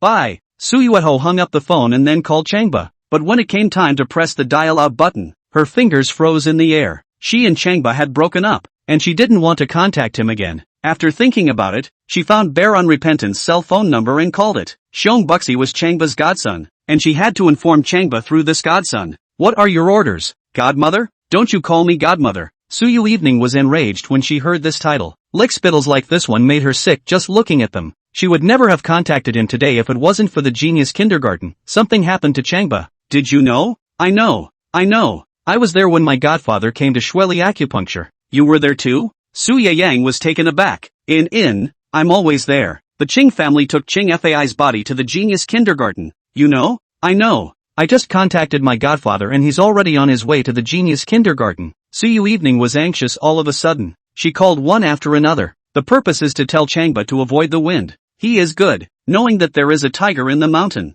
He preferred to go to the Tiger Mountain. She's all about to let out a river roar. Call him and tell him not to go to kindergarten. Chapter 141, Offend Heaven and Earth. Never offend Godfather's little tease. The Bentley seat drove steadily down the street. The air was still warm in the compartment, which was completely within privacy. Changba and Long Yimin were still entwined against each other in the back seat. It can't be helped that one is talented and the other is beautiful. One has the #1 kidney function in the country and the other is gentle and affectionate and romantic. The world is already too lonely for me to live like this. Let me love it all at once. Give you all I have. Let me love you all at once. The bingo girl was very good at her job, playing moving music and swaying appropriately to cheer up the lovers and arrange the general atmosphere of the cave. Let the owner thoroughly experience that supreme general enjoyment. The cell phone suddenly rang. It rang for a full minute before Changba stretched and sat up, reaching out to grab the phone. The call came from Bear Unrepentant. Godfather, are you going to the gifted kindergarten now? Yes. Don't go. Auntie called me just now and told you not to go.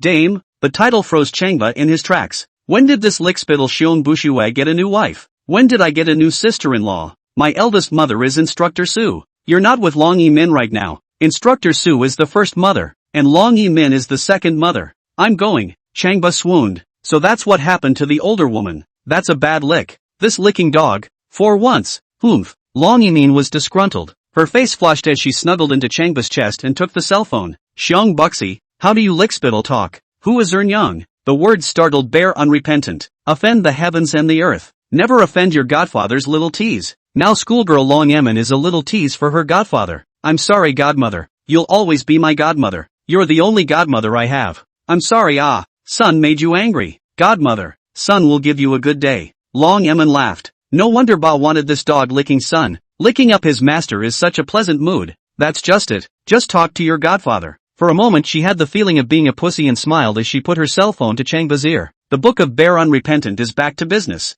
Godfather, Instructor Su said that the Chang clan took Su Yui's body to the genius kindergarten. They're just looking for a statement from you. Yikes. Long Yimin was terrified and subconsciously wrapped her arms tightly around Changba's neck. Brother Ba, what should we do? We can't go to kindergarten now. Once Cheng Hui died, Chang's would be unsettled, and the entire magic city would be unsettled as well. Changba smiled bashfully and gently pinched her cheeks. Don't be alarmed Minnie, I have my own ideas. Long Yimin smiled sweetly and snuggled into his chest once again. She admired Ba beyond measure, and since Ba said so, then he must have a good plan in his chest and would definitely succeed. When the time comes, Ba will surely have another heroic hug to sleep with. No, it's the hero who holds the beauty. Godfather, Xiong Bushue was anxious, calling me to say, you can't go. You mustn't go. The Cheng clan is united. Their strength definitely exceeds yours. If you go, the consequences will be unimaginable. Ha ha ha ha ha. Changba smiled cheerfully. Xiong Bushue, your godfather as the director of the genius kindergarten. The kindergarten is out of order. Do not dare to go over. Then your godfather is not Changba. Ha ha ha ha ha. Hanging up the phone, he hugged the beauty once again and swam indulgently in the sea of love. As soon as Xiong Buxia hung up the phone, he called Su Yui evening. In fact, this call could be made or not, but he felt compelled to make it. This was the best opportunity to impress Su Yui evening. He had a premonition that before long, Su Yui evening would still be Changba's girlfriend. In terms of face value, Su Yui evening and Long Yimin tied. In terms of body shape, they could be a tie. But in terms of character, in terms of toughness, in terms of staying power, Su Yui was far away from Long Yimin. He knows women too well, and it is her character that ultimately determines a woman's fate. Instructor Su, I just called my godfather. What did he say? He's still going to gifted kindergarten. This, Su Yui evening cursed, he just knows how to act like a bully. He's not afraid of being struck by lightning. For a moment, the heart was racing again. Instructor Su, I have an important matter to report to you.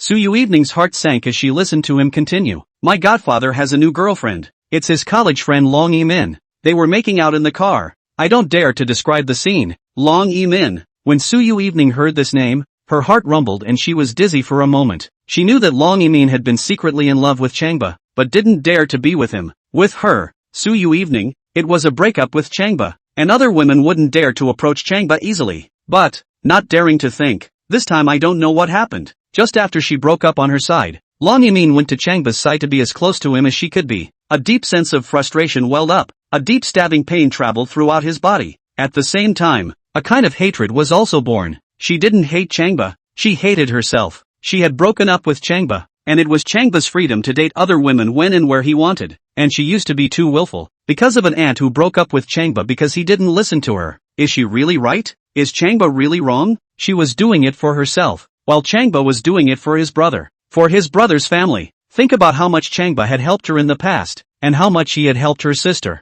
and how much Changba loved her, but she had forgotten all about it, and only thought that Changba couldn't leave her alone, and only knew about big womanism, and in the end, she did not get anything, and Long Yimin, so a gentle and somewhat cowardly girl, actually have love. Her eyes moistened at the thought. She had the urge to cry. Instructor Su, in my mind, you will always be my godfather's official girlfriend, so don't be sad, and don't give up even more. In my mind, only you are a good match for my godfather. Your status, your beauty, and your heroic demeanor are a perfect match for my godfather. And Long Yimin, what does she have? The Long clan has already declined, and Long Yimin is timid and afraid of things. She approached my godfather. All she wanted to do was to hug her thigh. That is, to find someone to rely on. For her to do so is a cowardly act in itself. But you won't. Instructor Su, you love my godfather for who he is. Look now how worried you are for him. And look at Long Yimin. Even she just knows how to play. Just knows how to have fun for a while. Just knows how to have fun for a while when she can. And doesn't care about my godfather's death or life at all. Xiong Bushu, as said here, are going to cry out. Su Instructor, now whether you are angry or not, I have to call you a godmother. Godmother, you will always be my godmother. You must not be sad. And even more, cannot give up.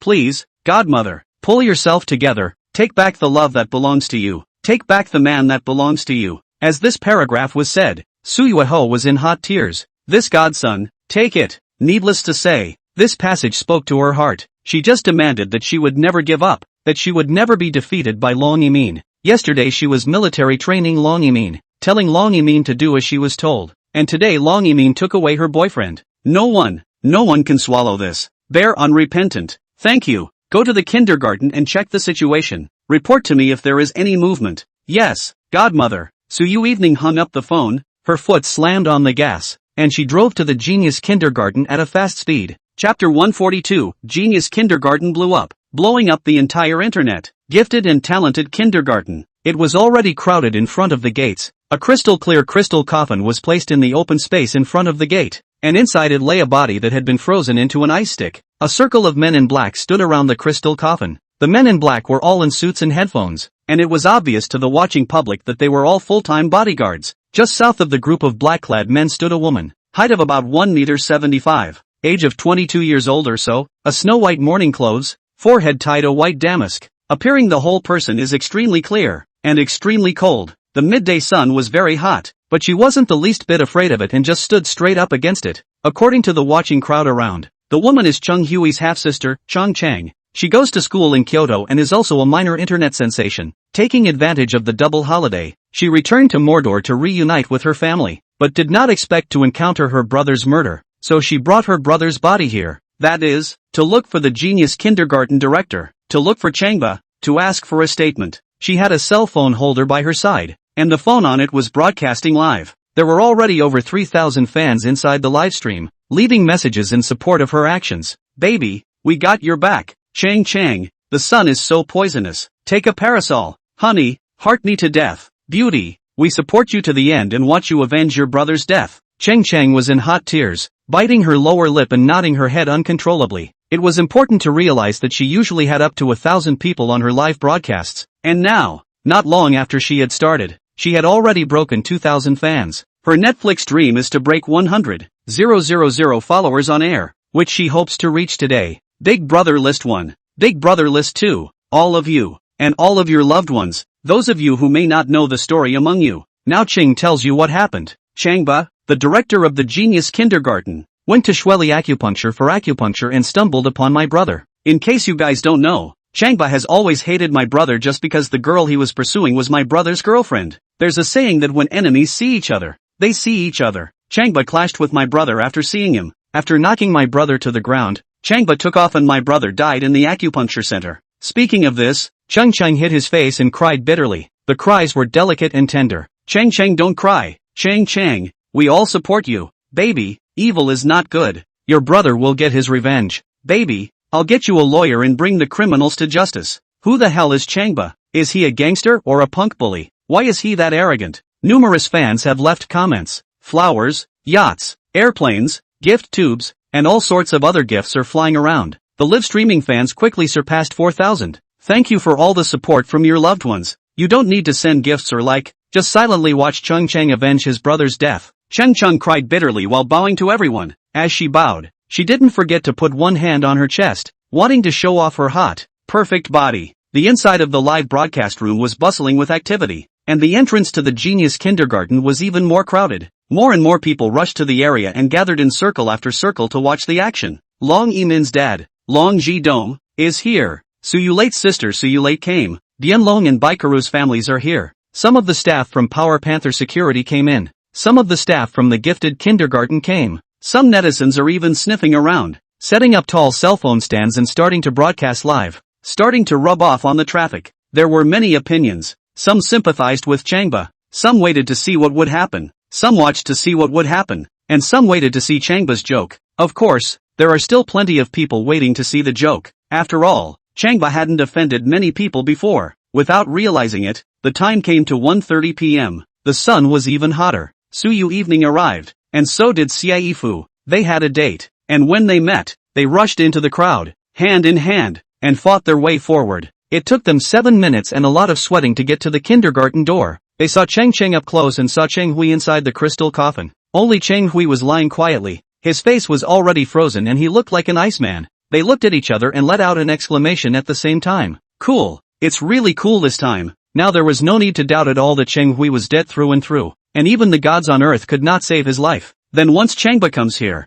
it's just as bad as it gets. Judging from Chang Chang and the Chang clan's posse, they just wanted Changba to take a life for a life. Quickly call Changba. Sister Fu, it'll be too late if we don't stop it. Su Yui evening was so anxious that she was drenched in fragrant sweat and grabbed onto Xiaifu's hand. Xiaifu was also anxious and pulled out her cell phone to call Changba. It's through this time. She didn't dare to speak out loud, covering her cell phone and asking, Changba, where have you been? I'm almost at the kindergarten, and there are a lot of people and cars in front of me, so I'm going to stop here. Don't! Cheng Hui's sister has brought people and corpses over to seek revenge on you. Can you come over? Hurry up! Fu, I've parked. The phone hung up. Asterisk asterisk asterisk asterisk Nymphet. Xiaifu stormed out foul-mouthed. This doesn't listen to me. Instructor Su, and you have to call him. Su Yui twisted her head. We've already broken up. Big sister. Xiaifu wrapped his arm around her shoulders. At this moment you are still remembering personal feelings? Right now. For us, it's most important for Changba to survive. Pulls out her cell phone and puts it in her hand. Instructor Su, if you still have him in your heart,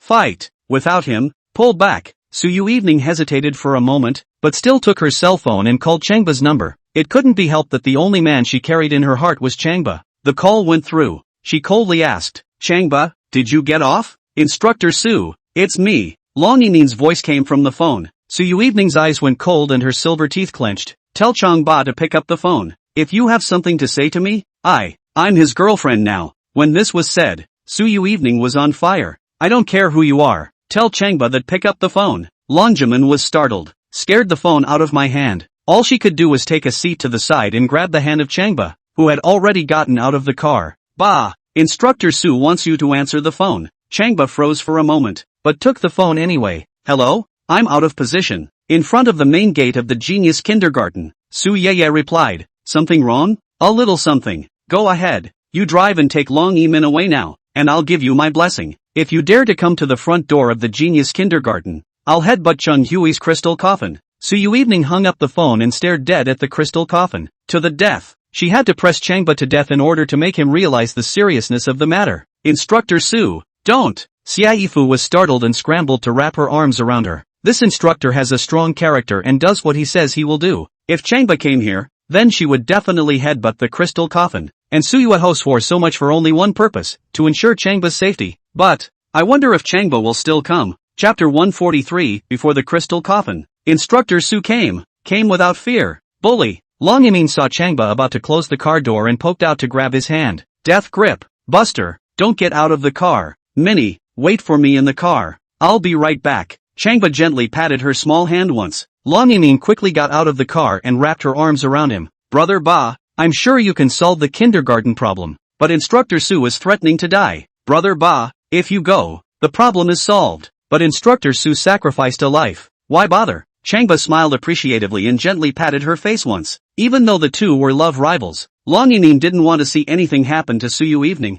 and this kind of kindness still called out to people. He made assurances. Don't worry Minnie, I'll be right back. Longjamin was now uneasy. Who doesn't know Instructor Su's temperament? If she says she'll crash and die on the crystal coffin, she'll definitely crash and die on the crystal coffin. I'm relieved about you, but I'm not relieved about her. Wrap your arms around his waist and beg him not to go. Min, think about it. She's my girlfriend. I'll watch her die. When Changba said this, he felt that it was inappropriate and immediately changed his words. She's my ex-girlfriend, and I can't watch her kill herself. Long Yimin froze, a bitter smile surfacing at the corner of her mouth. She's Changba's girlfriend, and the two have been privy to an unknown number of other fixes in the car. But just now, he blurted out that Su Yui was his girlfriend. Isn't it obvious that he still has her in his heart? Tears came to his eyes. Long Yimin thought that she was beautiful and gentle, pure and unadulterated, and offered herself to him. She would surely be able to get his true love. But now it seems that things are not as simple as they seem. Min, don't think too much.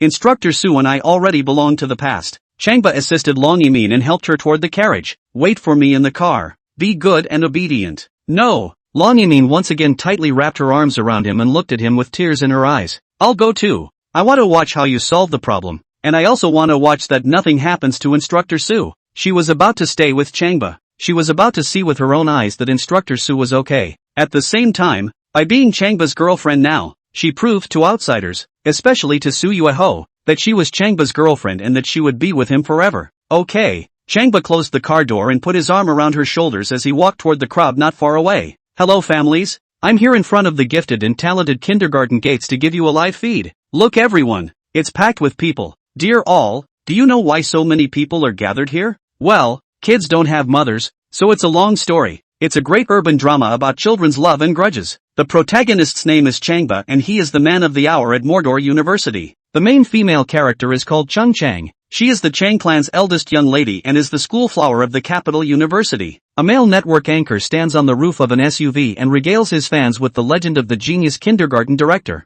Babies, I'm on the mall across the street from the genius kindergarten. Did you see that? Everyone, a crystal coffin was placed in front of the gate of the genius kindergarten. Does everyone know who's in there? Right, the famous Chang clan's great young man, Chang Hui. He's dead at Shueli acupuncture, but dragged to the front door of the genius kindergarten by his little sister. Look everyone, the plain-clothed goddess standing in front of the crystal coffin is his little sister Chung Chang, pretty and sexy looking.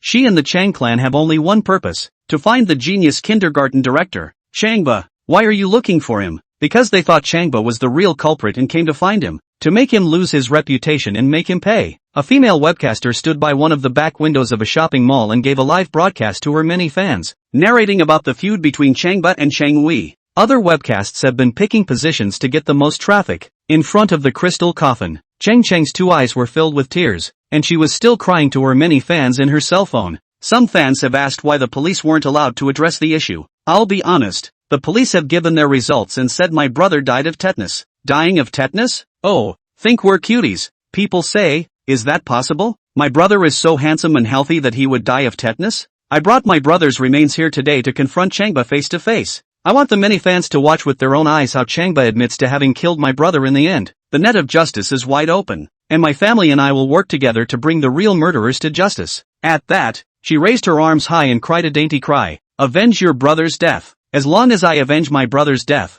I, Chang Chang, have no regrets in dying. Looking at her grief-inducing and heartbreakingly pretty appearance, the many fans in the live broadcast room were heartbroken, causing the entire live broadcast room to instantly explode. Message support for message support. Crazy kudos for the crazy kudos. Crazy bounties for crazy bounties. For a while, the live broadcast fans exceeded 10,000. What are you babbling about? A petulant rebuke suddenly came from beside the crystal coffin. Who are you to say that Changba killed your brother? Chang jerked his head. The crowd standing around her all turned their heads as well. As soon as the fans inside the cell phone heard it, they all followed the sound as well. It was only a tall, cold beauty with deep eyes, whose entire body exuded a valiant yet righteous aura. Asterisk asterisk asterisk asterisk, isn't that Instructor Su? That's her, the military training instructor of Mordor University. A veritable goddess instructor.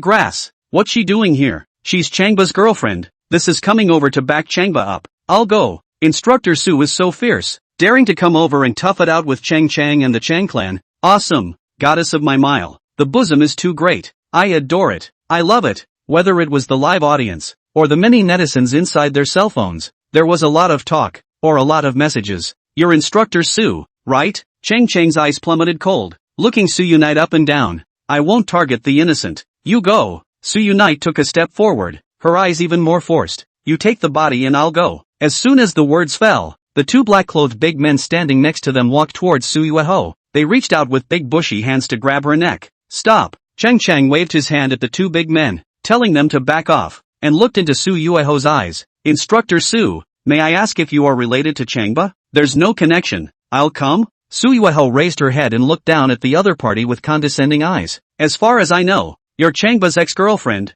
okay? Chang laughed coldly, glancing at Su Yui and looking at the cell phone screen again. Changba has a new love now and can't look at you anymore. Don't you know? Su Yui thought of Long Yimin and a stabbing pain ran through her heart. Yes, Changba's new love now is Long Yimin. She has nothing to do with him now. But, she still held her head high and her eyes were even colder to the bone. I have nothing to do with Changba. Do you have anything to do with the person lying in the crystal coffin? Nominally you are his half-sister, but in reality you are not his father's flesh and blood. You're taking revenge in the name of avenging your brother's death, but you actually have other plans, don't you? Chang became furious. Su Yui, you bully people too much. Chapter 144, Genius Kindergarten. Another sensation. With Chang's angry shout, the black-clothed big man guarding the side once again pounced on Su Yui. Phew! Like a tiger descending from a mountain. It was aggressive. Su Yui did not show any weakness and clenched her hands into fists as she watched them pounce. She knew she was no match for them, but for Changba's sake, it was time to strike. As long as nothing happened to Changba, she felt it was worth it no matter what consequences she would have. Stop! Chang raised his hand. A big man who took the brunt of the attack had already rushed to Su Yui's side and was about to blow his head off with a punch. Hearing Chang's voice, he withdrew his fist and took 2 steps back. The other big men also stopped and looked at Chang. Su Yui, I'm not going to fall for your tricks. Chang sneered. You fought me to the death to give Changba a chance, didn't you? Su Yui's eyebrows tightened, and she had to re-examine this woman in white. Her thoughts were seen through her. Changba is here. The head gardener is here. 2 loud shouts suddenly came from the crowd. The crowd looked for the sound. Su Yui couldn't help but look over as well with rounded almond eyes. Chang's spirits were high as he searched the crowd for that ultimate goal. Sure enough, Changba is here. He came up to me with a big, petite beauty in his arms. He was 5'6", and with the soles of his 3 centimeter thick leather shoes, he was close to 5'9". Walking through the crowd it stood out and was very eye-catching, coupled with a pair of beady eyes and the general aura of the exterminator. The whole person was majestic and imposing. Asterisk.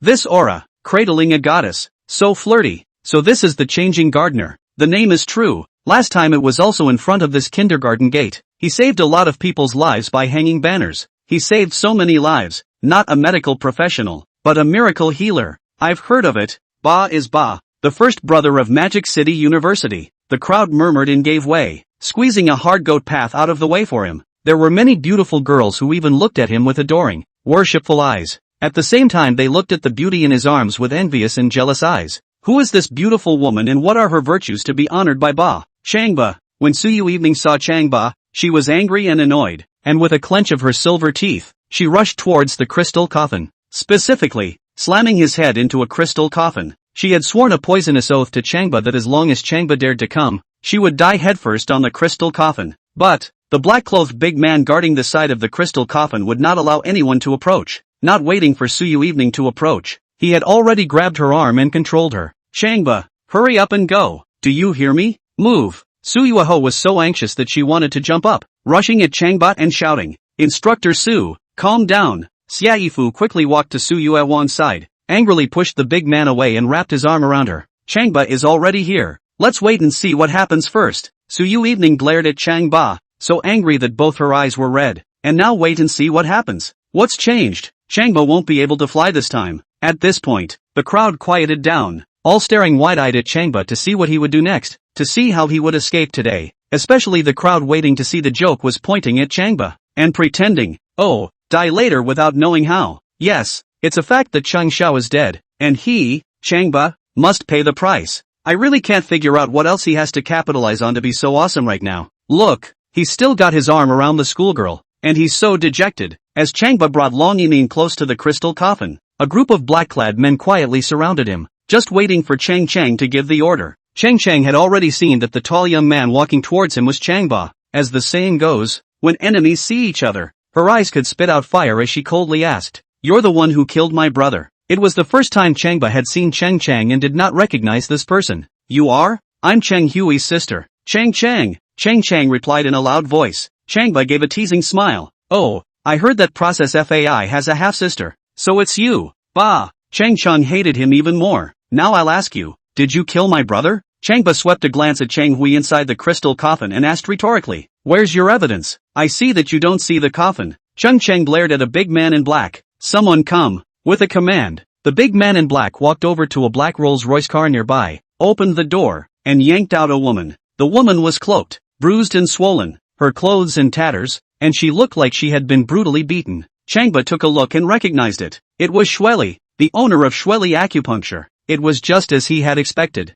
After Cheng Hui's death, there were two people who did the aftermath. One was Xiong Buren, and the other was this Shueli. The Cheng clan's people didn't dare to move Xiong Bu Shui, but they would move this Shueli. Now Shueli was no longer a killer, but a lamb to be slaughtered. On your knees. The big man in black yanked the cloaked woman and dragged her to Cheng Chang's side, pressing her to her knees on the hot concrete floor. Say, Cheng Chang glared at Shueli. How did my brother die? The man in black brought a stereo and a microphone and put the microphone to Shueli's mouth. There was only one purpose, so that everyone would hear Shueli's words, so that everyone would know the truth. Shueli shivered in fear and replied with a sob. It was Changba who killed him. He used a syringe filled with venom to sneak up on Chang Xiao, who was poisoned and died. In order to prevent the police from discovering anything, Changba put down another kind of poison on Chang Xiao's wound to fight poison with poison, and finally created the illusion that Chang Xiao died of tetanus. After Chang Xiao died and before the police arrived, I destroyed the surveillance, but I have backups to prove that everything I said is true.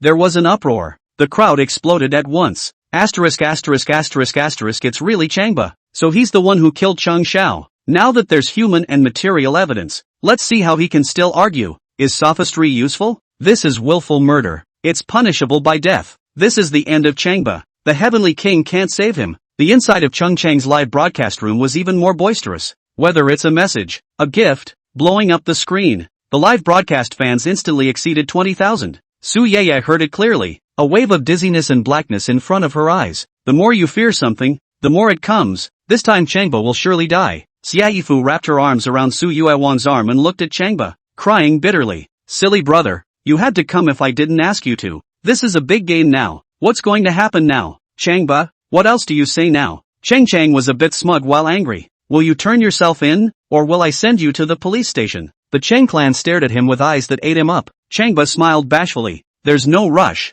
Open the crystal coffin and I'll take a look at your brother. I'll take his pulse. Pust. Cheng Chang and the Cheng clan were furious all of a sudden. Nima, the man is frozen to ice. Take his pulse. Put a on the head. You don't beat around the bush when you're bragging about being awesome. Say that like we're all retards? I think this kid just thinks he's dying slowly. What's the need for nonsense? Just kill them. The group of black-clothed men surrounding Changba were even more furious with their fists clenched, ready to attack and kill Changba at any time. Ha ha ha ha. Cheng Chang gasped and laughed. Changba, are you taking my brother's pulse, or do you want to lie with him? Chapter 145 Ice Cube Zombie appears. Shocking everyone, Changba observed a glance at Cheng Hui in the crystal coffin and walked towards it. If you say take a pulse, you have to take Cheng Xiao's pulse. Treat this dead man right. The big man guarding the side of the crystal coffin could no longer stand it and stepped forward, stretching out a hand to grab his neck. Move again and I'll take your life. Changba looked at him. I told you to look. The big man reached out his other hand and struck Changba's faceplate. Changba shook his head and used hypnosis. He was too lazy to do anything about such a minor character. In the twinkling of an eye, the big man's hand was fixed in the air. Both eyes closed and he entered into dreamland.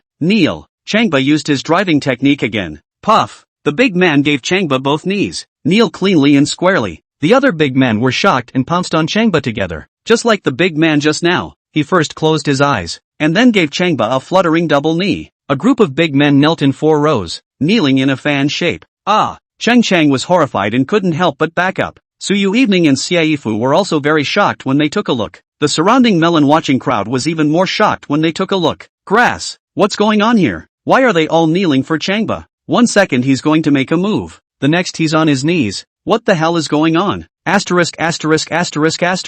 God knows. What the hell is going on? The many fans inside the live broadcast room were even more shocked, analyzing the reason why this group of big men kneeled down. Must have been bribed by Changba. Right, being heavily bribed by Changba to cooperate with him in a play. Oh, money talks these days. One and all are really working hard, kneeling there with their heads hanging down pretending to be asleep. One of them is still a professional bodyguard. Shame on you. It can't be helped. Money is the master. After Chung Chang calmed down, she also saw the problem and was so angry that she stomped her foot, pointing at a group of big men and chastising them. You assholes. My father and my brother have been so kind to you, and you're good, being bribed by Changba and kneeling to him in full view of everyone. You traitors, wait. My father and I will never let you go. A group of big men still knelt with their heads hanging down, not moving a muscle. At this point, Changba had walked over to the crystal coffin and grabbed the lid on top. The lid was cold and icy to the touch. Changba, what do you want? Chung Chang looked at Changba angrily. Do you still want to destroy my brother's remains? Numerous family members also stared angrily, but none of them dared to take a step forward.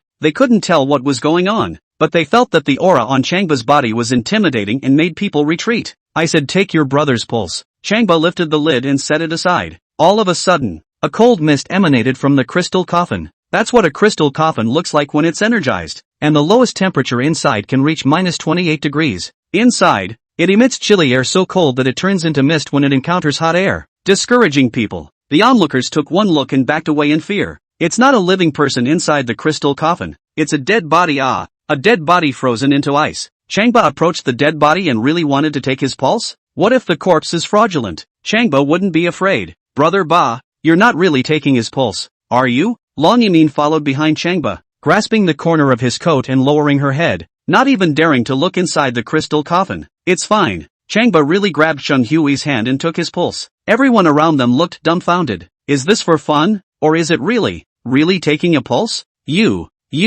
can take my brother's pulse? Chang didn't believe it, but subconsciously thought that his brother could be resurrected. Changba closed his eyes and took his pulse, looking really like an old Chinese doctor that way. How's my brother's pulse? After Chang asked, he regretted very much asking if this was useful. Changba was acting and pretending, and he was cooperating with him to pretend? It's stupid. Your brother is still saved. Changba grabbed Su Yui's left arm and pulled it hard with a click, directly pulling it off, tugged off along with his clothes.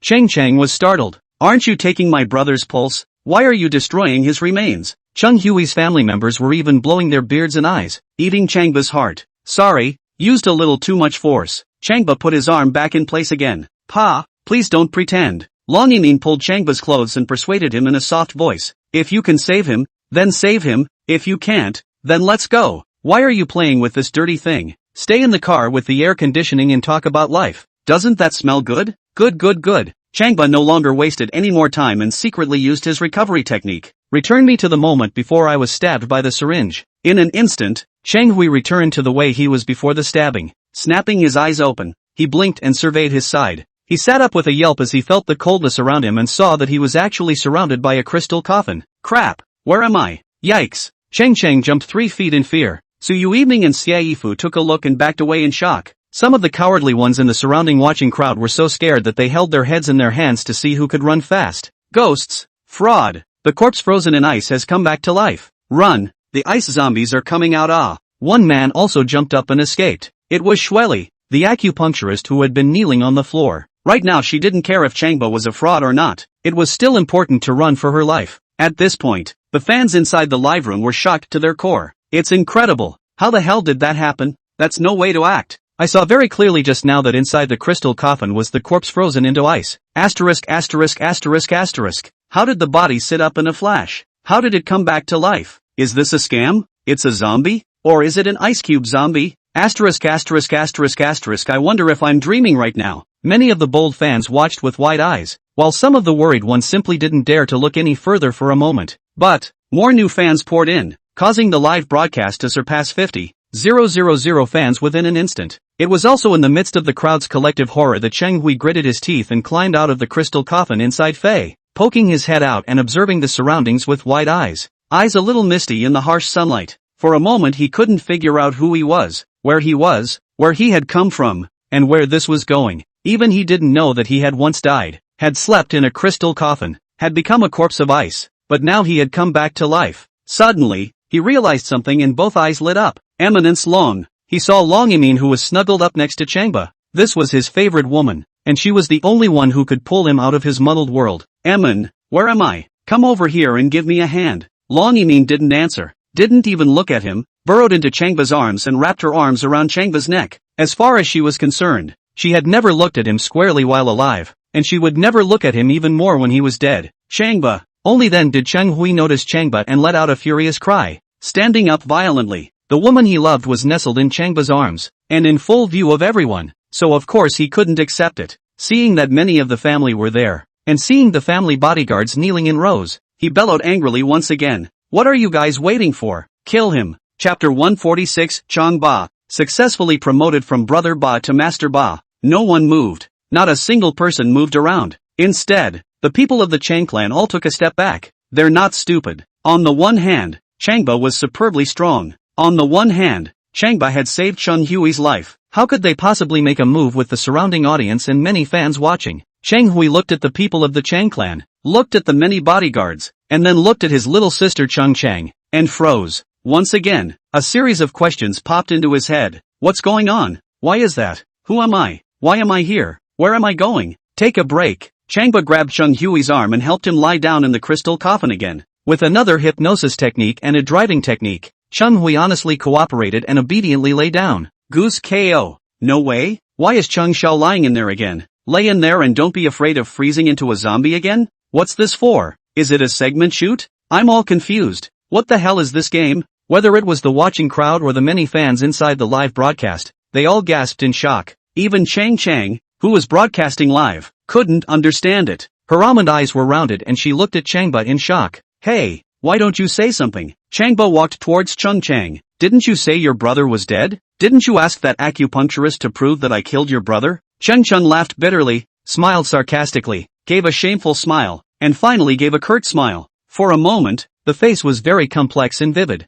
Now that she had seen with her own eyes that her brother had come back to life, what else was there to say? What else is there to falsely accuse Changba of? Why don't you say something? Changba walked over to Cheng Chang and reached out to pinch her little face. I'm asking you now, silly then. Cheng Chang was in pain and in tears, but he didn't dare to resist. Chang Park Director. I'm sorry, I didn't know that my brother could survive. Changba looked to his cell phone, which was still live, and said, you're all fans of this douchebag. You were just helping her crusade against me, weren't you? What do you say now? When this was said, the live streaming fans instantly dropped to over 8,000. The anchor is stupid. So is their group of fans not fans? Some of the fans just disengaged and ran away. There were also some fans who left messages one by one. I'm sorry, Standing Gardener. There's been a misunderstanding. Misunderstanding. I thought you really killed Cheng Xiao. Who knows? Standing Gardeners, you have taught me a lesson. I am impressed. Brother Ba, from now on, I'm your fan. Brother Ba, I adore you. I love you. Buster, Master Ba, please accept my grandson's obeisance. Changba noted the messages and nodded in satisfaction. I can't tell you how cute it is that this group of fans still possesses a sense of right and wrong. Once again, he gave Chang Chang's little face a squeeze. For the sake of your fans, I'll give you a chance. Say, what's next? Chang gave another curt smile and nodded. Brother Ba, of course I'm taking my brother to the hospital to check his health. Excuse me. Rushing to greet the people of the Chang clan, they unplugged the power of the crystal coffin and carried it away. As for the 10 or so bodyguards who were still kneeling on the floor, they were also carried to the car and pulled away. As soon as they withdrew, the spectators also left one after another. On the way out, everyone was taking pictures of Changba, giving thumbs up and praising him. Goodbye, Headmaster Chang. Standing Gardeners, I just admire you. Ba is mighty. Bully is awesome. Master Bully is awesome class. There was also a share of people who felt lost, namely Su Yui, Bianlong's relatives and others. They all wanted to see Changba's jokes. They all wanted to see Changba's bad luck. They all wanted to see him get killed by the Chang clan's people. But it turned out that Changba actually came back to win. Do you think it's infuriating? Do you think it's depressing? At this point, the kindergarten security personnel and some of the staff even looked at Changba with adoring eyes. Look at the beginning of the aggressive momentum. Changba to finish. Kindergarten to finish. Who knows, he instantly will turn the tide. To an extremely exciting have a shock. Sure, the happiest and most excited ones were Su Yui and Xiaifu. They were so happy that they were trembling and jumping around, and when they rushed to Changba's side, they hugged him again. Especially Su Yui. Standing on her tiptoes, she cupped his face and kissed him. Hey. Long Yimin pulled up Su Yui's arm. Other people are watching. Pay attention to the image, Instructor Su. Besides, you broke up with my boyfriend, can you be more reserved? Su Yui seems to have forgotten the breakup. forgotten everything. Embracing Changba is the more tightly embraced, but also the more kisses on the mouth.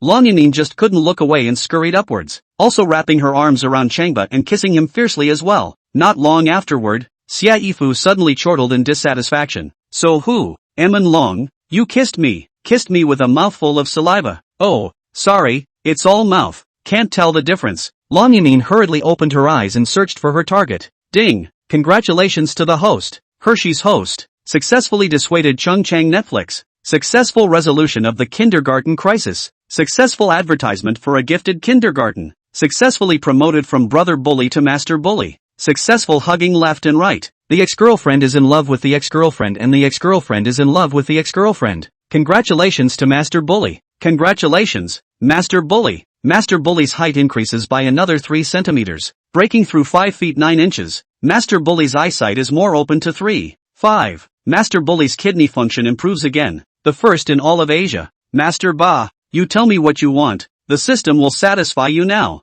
Changba laughed, satisfied. Enough is enough, dog system, it's still you who licks it up and gives me the most pleasure. Ha ha ha ha ha. The dog system tells the host to be a licking dog, not realizing that it is the real licking dog. The old man likes it. Host, warm reminder, please don't forget the new mission. In January, get Instructor So to propose to you. Roll. Right now, I'm having fun. We'll talk about this mission tonight. Changba didn't care about any new missions right now, but rather enjoyed the moment. The blazing sun is in the sky. Fast horses. Cheng Cheng and the Cheng clan pulled Cheng Hui and rushed to the city's first people's hospital as fast as they could. An emergency doctor had long since followed, checking Cheng Hui's body. The temperature is still 17.5 degrees. Blood pressure is 60 and 30. Heavy coma. Doctors did not dare to delay. Pushed up Cheng Hui and sent to the emergency room. Let's bring up the temperature and blood pressure first. Loved ones, thank you for not leaving. Cheng Cheng has already changed her clothes. It's a low-cut pink short dress, lustful and pure, holding a cell phone in her hand and still broadcasting live. Now I've already sent my brother to the emergency room and asked the doctor to give him first aid. Bodhisattva blessing.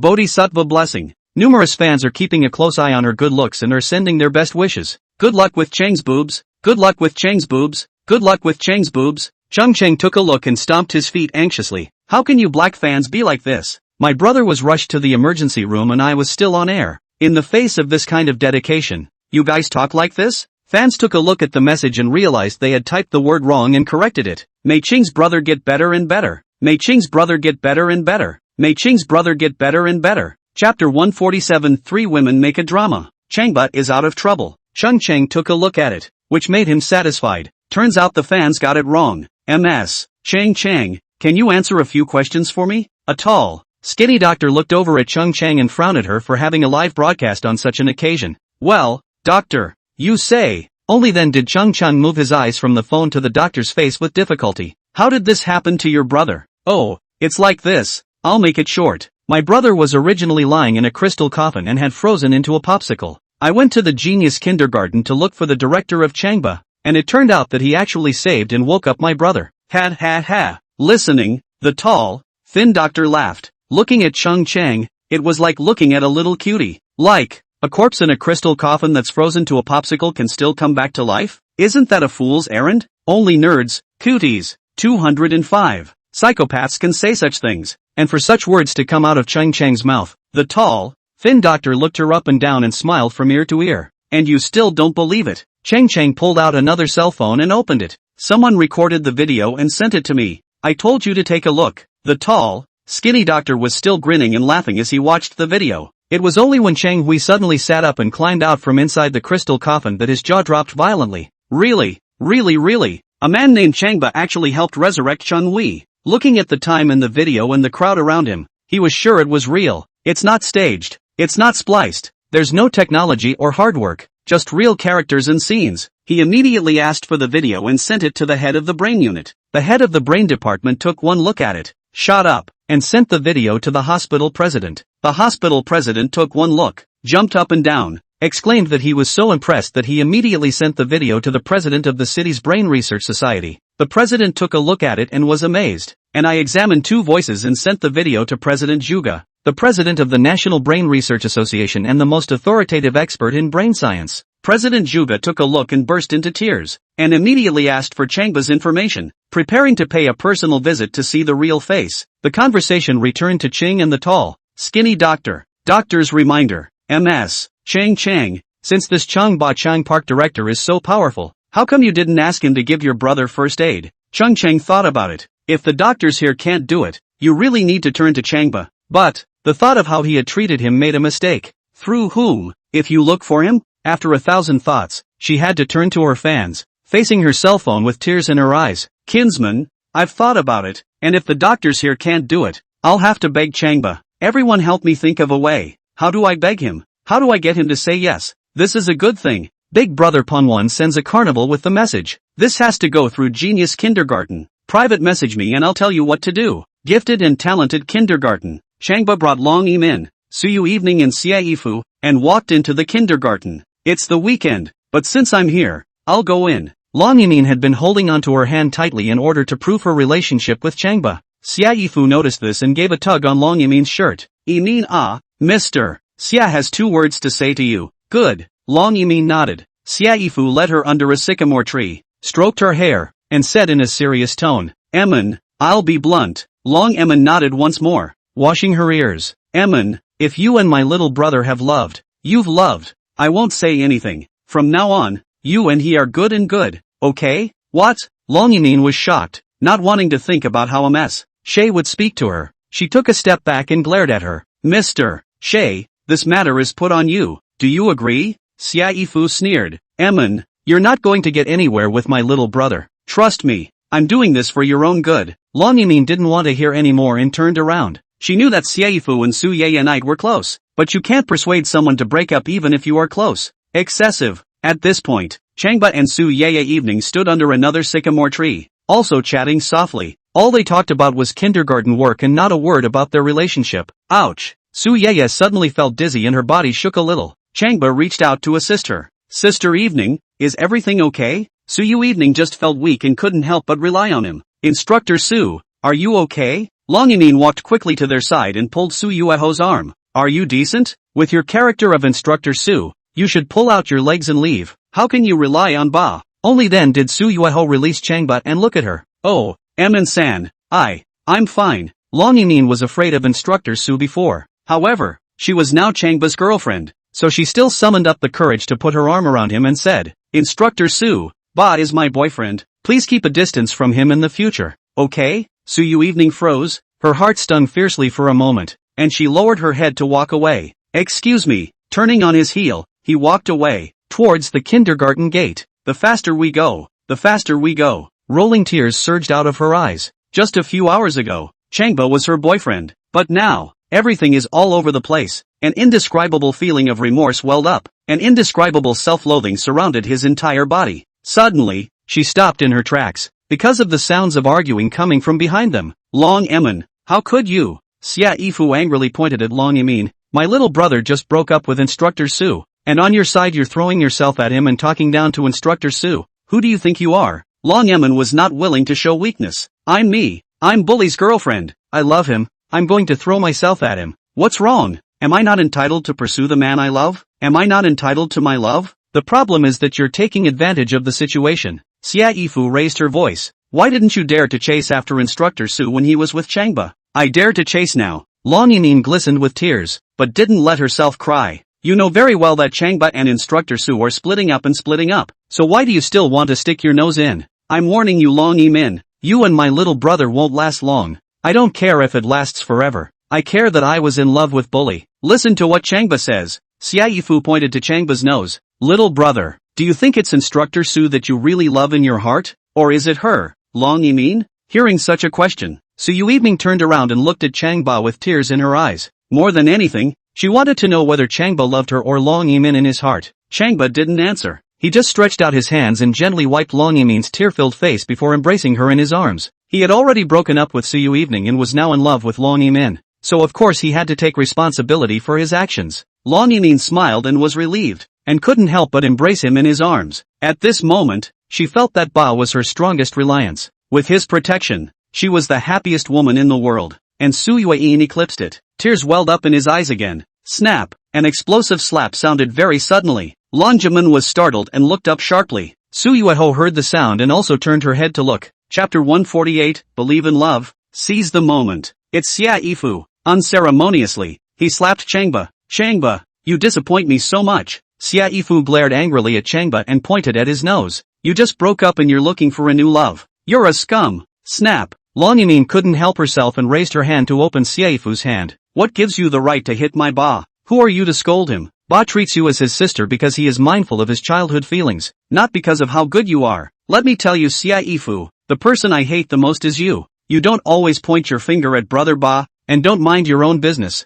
Xia Yifu was hit on the back of her hand. It was hot and painful. Her silver teeth clenched and she pushed hard at Long Yimin's shoulder. You really take yourself seriously. Believe it or not, I'll clean you up. You think I'm afraid of you? Long Yimin wouldn't let her and pushed up her shoulders as well. What are you guys doing? Changba didn't expect the two of them to make a move, so he couldn't help but get a big headache. One hand pulled Long Yimin and one hand pulled Xia Yifu to keep them apart, but they both stared angrily at each other. Still pushing me and me, one with more force than the other. Xia Yifu. Changba was enraged and shielded Long Yimin behind him. What do you want? I'm talking about my girlfriend. What are you pointing at blindly? Xia Yifu exploded at once, grabbed Changba's collar, and started hitting him on the head. Long Yimin protected Changba, preferring to take a beating herself rather than letting him take a beating. Fu-san. Su Yui ran over and pulled up Xia Yifu. It took a lot of effort to pull her away. From start to finish, Su Yui did not touch a single finger of Long Yimin. If it was anyone else, whoever made a move with Xia Yifu, she told him to pay the price. But to Long Yimin, she only had restraint. There is nothing wrong with people pursuing Changba and pursuing love. Besides, people protected Changba and didn't fight with Xia Yifu, so how could they go and bully her? Fu-san. Su Yui saw that Xia Yifu still refused to give up. One hand tugged on her arm, one hand wrapped around her small waist, and forcefully hugged her outside. Xia Yifu stomped her legs anxiously, glaring at Long Yimin, still refusing to give up. Long Yimin, you drilled a hole. You're shameless. You don't deserve my little brother. Instructor Su will end up with him. Listen to me. If they can't get together, I, Xia Yifu, will kneel down and apologize to you. Hearing these words, Su Yui burst into hot tears. Xia Yifu recognized her so much, trusted her so much, and showed her what it meant to be a sister. Her sister, Su Yui, had hurt her deeply, and she had long ago stopped recognizing sisterly love. But now, Xia Yifu made her realize that the sisterhood was still there. It's a truer and deeper sisterhood. She was about to cry and fought to hold her away. Sister Fu, go! Xia Yifu was still pointing and shouting angrily at Long Yimin. When it came to the Land Rover, Xia Yifu calmed down, tired and out of breath. Putting his arm around Su Yui's shoulders, he panted and comforted. Evening, don't feel bad. My little brother will be your man sooner or later. I swear to you, if I can't do that, I'll be struck by heaven. Su Yui didn't let her speak further and wrapped her arms around her and cried bitterly. For a moment, she couldn't describe her feelings. She just wanted to cry to her death. Changba assisted Long Yimin and walked towards the Bentley seat. He kept his arm around her shoulders all the time to soothe. Min, don't be sad. Long Yimin was also crying. She never thought in a million years how she could make such a mess of a relationship. Xia Yifu's curses were hard to hear, and still thunderous. She, Long Yimin, was shameless. She, Long Yimin, was not worthy of Changba. In the end, Instructor Su will get together with Changba. Brother Ba, you broke up with Instructor Su. Is it wrong for me to be with you? Xia Yifu scolded me for taking advantage of the situation. I'm seizing the opportunity, okay? I want my love. Am I wrong? Long Yimin sobbed uncontrollably as she spoke. Hi, Changba sighed. Min, why are you sad? In my place I would be happy. Why? Long Yimin raised her head and looked at him with tears in her eyes.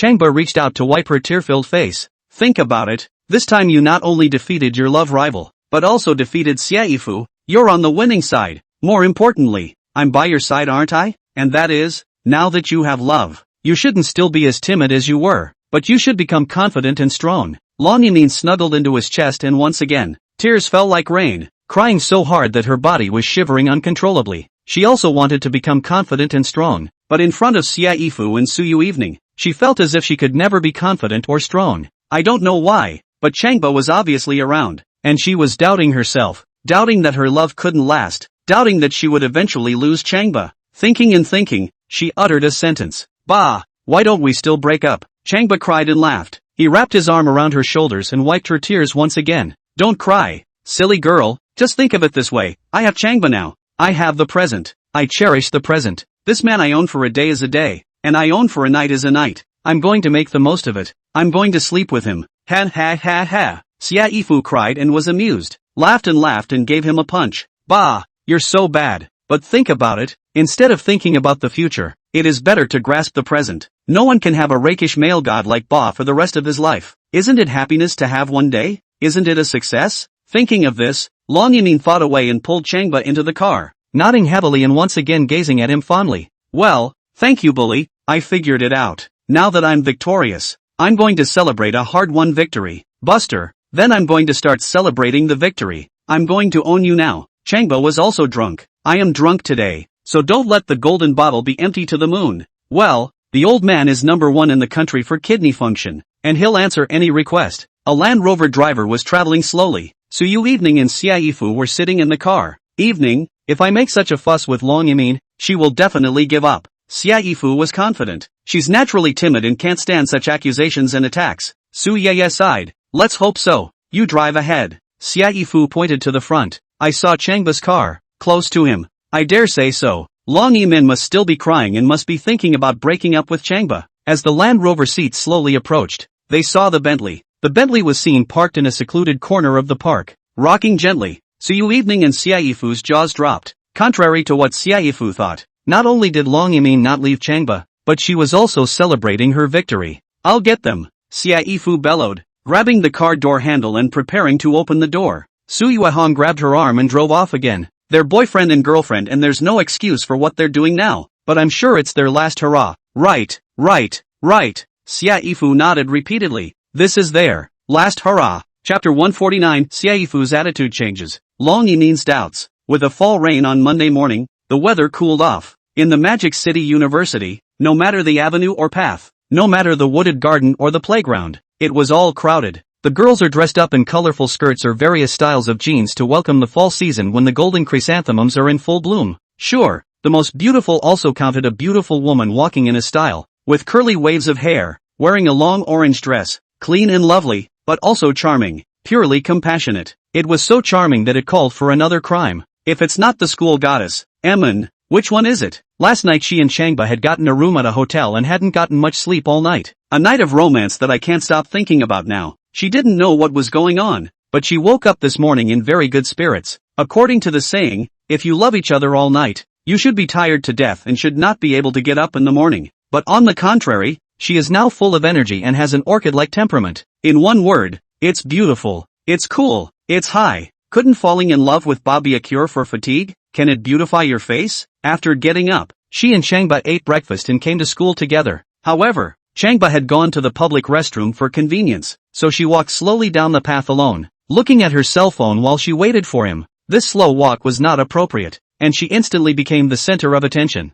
Wow, schoolgirl is getting mature. That's right, the body is getting kavya, like a gorgeous little young woman. Thai as hell. Ba develops her, and she still doesn't develop flowers? I have no regrets in dying to have such a woman in my life. Don't dream of your springtime. It's our good fortune to see a goddess like this. Numerous boys gulped at the sight of Long Yimin, and some secretly took pictures for the occasion. Long Yimin vaguely heard these murmurs, and her heart was happy. It's true to say that when you're with Bully, not only is your little life beautiful, but your whole body gets more beautiful the more you look at it. She giggled inwardly, though, when a figure passed by, it was no one else but Xia Yifu, who had fought with her, riding a bicycle. She went out to buy breakfast. In the old days, she would have smiled and said hello, but now, she was a stranger to her. Needless to say, the two of them have been a dead ringer for each other. Hi, she sighed. Xia Yifu was Changba's sister, not his girlfriend, so why make a big deal with her? Really, Emin? Xia Yifu braked suddenly, one foot nudging the ground,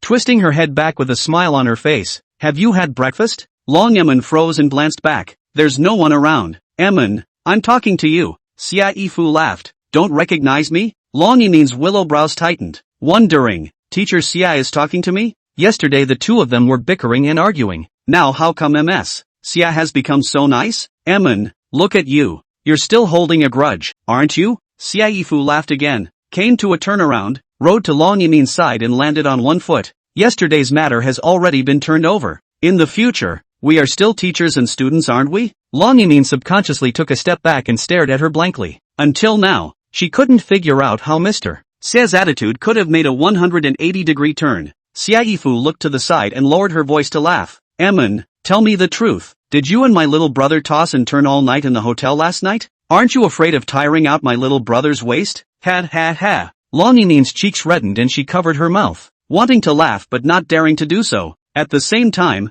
the heart is even more puzzled. What kind of drug is this Mr. Xie selling in his gourd? Xie Yifu got off the bike with a stretch of her long legs, pivoted on one side, and walked over to Long Yimin's side with an even more gracious smile. Yimin not that sis is talking about you. You can't just do it for the sake of having a good time and not cherish my little brother's body. Long Yimin smiled shyly, covered her rolling face, and said daintily, Mr. Xie, it's not the one I have, it's your little brother. He says he has the best kidney function in the world. Ha ha ha ha ha. This, Xie Yifu laughed. When he played house games with Changba when he was a child, he used to boast about how he wanted to be the best in the world, and it turned out that he wanted to do this. Seeing that Xie Yifu kept laughing, Long Yimin stepped forward and put her arm around her shoulders, gently reminding her, Mr. Xie, don't laugh. You're looking for me now. Is there something wrong? Xie Yifu stopped laughing and shook her head repeatedly. It's okay, I just saw you and had a word with you. As he spoke, he glanced up toward the southern avenue, noticing a black BMW A8 driving by. He pretended to be shocked. Oops, whose car is this? Xie Yifu looked towards the BMW, and before she could speak, screams came from inside. Emin. Long Yimin stepped forward and through the car window. She saw that the one sitting on the back seat was actually her dad, Long Jiqiang. It was the first time her dad had visited her at school since college. She was puzzled, but walked over quickly. Dad, what are you doing here? I came to see you. Get in the car. Long Jidom's face was grim. Long Yimin glanced back in the direction of the restroom to see that Changba hadn't come out yet. Glancing at Xie Yifu again, he nodded at her and leaned closer to the car window, giving Long Jiqiang a small smile. Dad, I have good news for you. Long Jidong laughed coldly and quietly glanced at Xie Yifu, who was not far away, without saying anything. Dad, didn't you used to want me to be with Changba? I'm in love with him now. Long Yimin would have been embarrassed to tell her parents this in the past, but now that she was Changba's girlfriend, she already had this backbone, and at the same time, she was also letting Xie Yifu take a look. Who knows? Long Jidong's face was even more ugly. That's why I'm here. Get in the car first. Long Yimin looked back again, walked to the other side, opened the car door and sat in the car. Little brother. Seeing her little brother sitting in the car as well, she smiled broadly and put her arm around his shoulders, kissing him on the cheek. Her little brother was now close to recovering since he had been healed by Changba,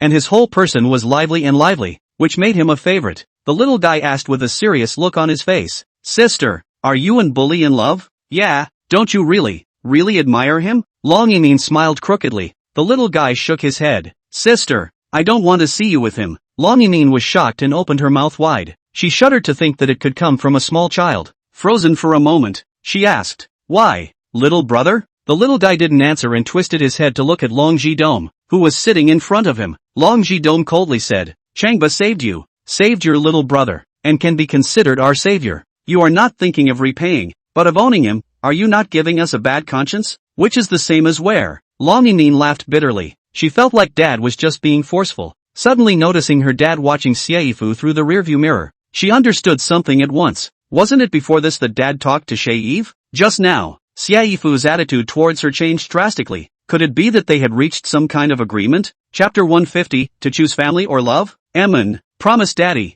Long Jidong turned to his daughter. Break up with Changba and do what you need to do. Long Yimin's eyes were hot and she lowered her head. For a moment her lips trembled and she didn't know what to say. Being a good girl, she didn't want to say no to her dad, but in the face of her love, she felt she couldn't say yes to him again. Emin, I'm not going to force you. You're on your own. Long Jidong added. Also, little brother and I came here to solemnly tell you that we are preparing to move to the capital. Ah! Long Yimin's heart rumbled and she looked up sharply. In the Long family, her dad is the leader of the pack, but her second uncle has always been in the shadows. A lot of the bad things that happened against her dad in the past, as well as the family engaging in internal divisions, were all behind the scenes by Uncle too. Her dad had once mentioned moving when he was upset, and she shuddered to think that it would actually happen, and that it would come so soon. Emin, here's the contract. Long Jidong took out a contract. Your second uncle and I have already signed a contract. I will take 70% of the family's assets, leave Magic City, and everything remaining belongs to him.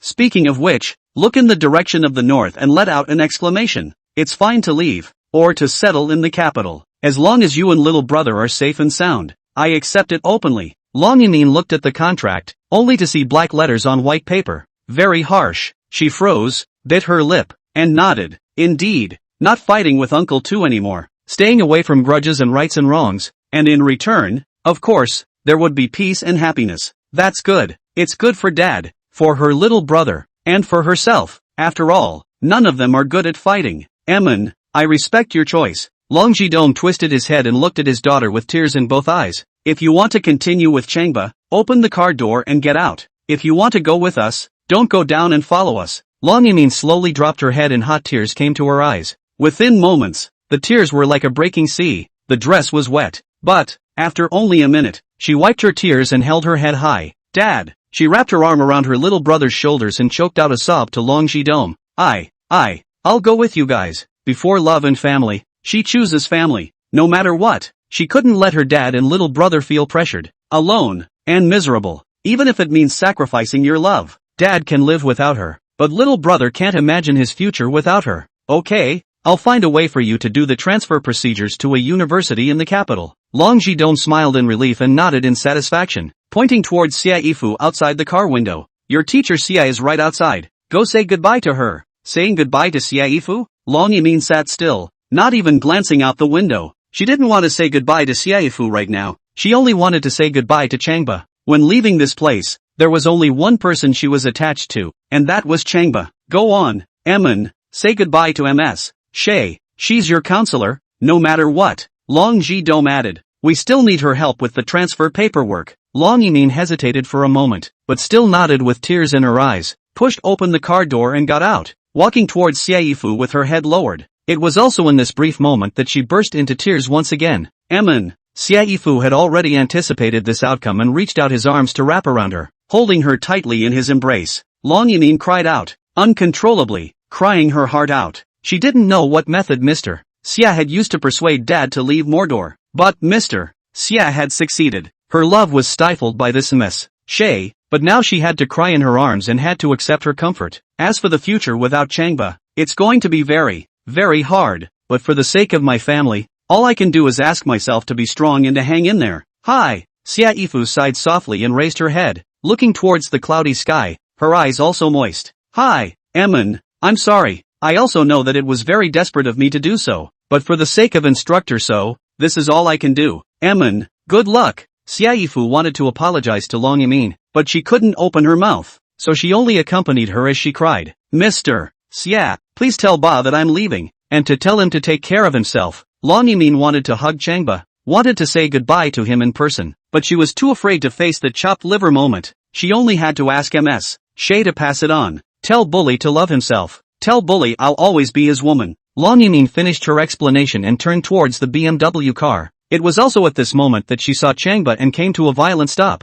He had walked out of the public restroom. But, moments after walking out, he was surrounded by a group of students asking for autographs. Looking at the formation, it was like a big star being surrounded by many fans. Perhaps this was also Mr. Xia's arrangement. Long Yamin glanced back at Xia Yifu. Xia Yifu twisted her head, not meeting her eyes. Long Yamin understood at once, glanced again at Changba's direction, bent down and got into the car, closed the door heavily, and covered her face and cried. She wanted so badly to hug Changba and kiss him goodbye, but she was so distraught that she couldn't help but lose her voice. Her little brother put his arms around her and cried with her. For a time, the carriage was filled with cries. Long Jidong's face was expressionless as he waved his hand at the driver. The BMW sedan drove slowly towards the gates of the university. Unbeknownst to them, a Bentley seat was quietly following behind, followed out of the university gates and down the street. Mr. Long, there's a Bentley behind us that keeps following us. I can't shake it off. The driver noticed the situation and reported it to Long Jidong.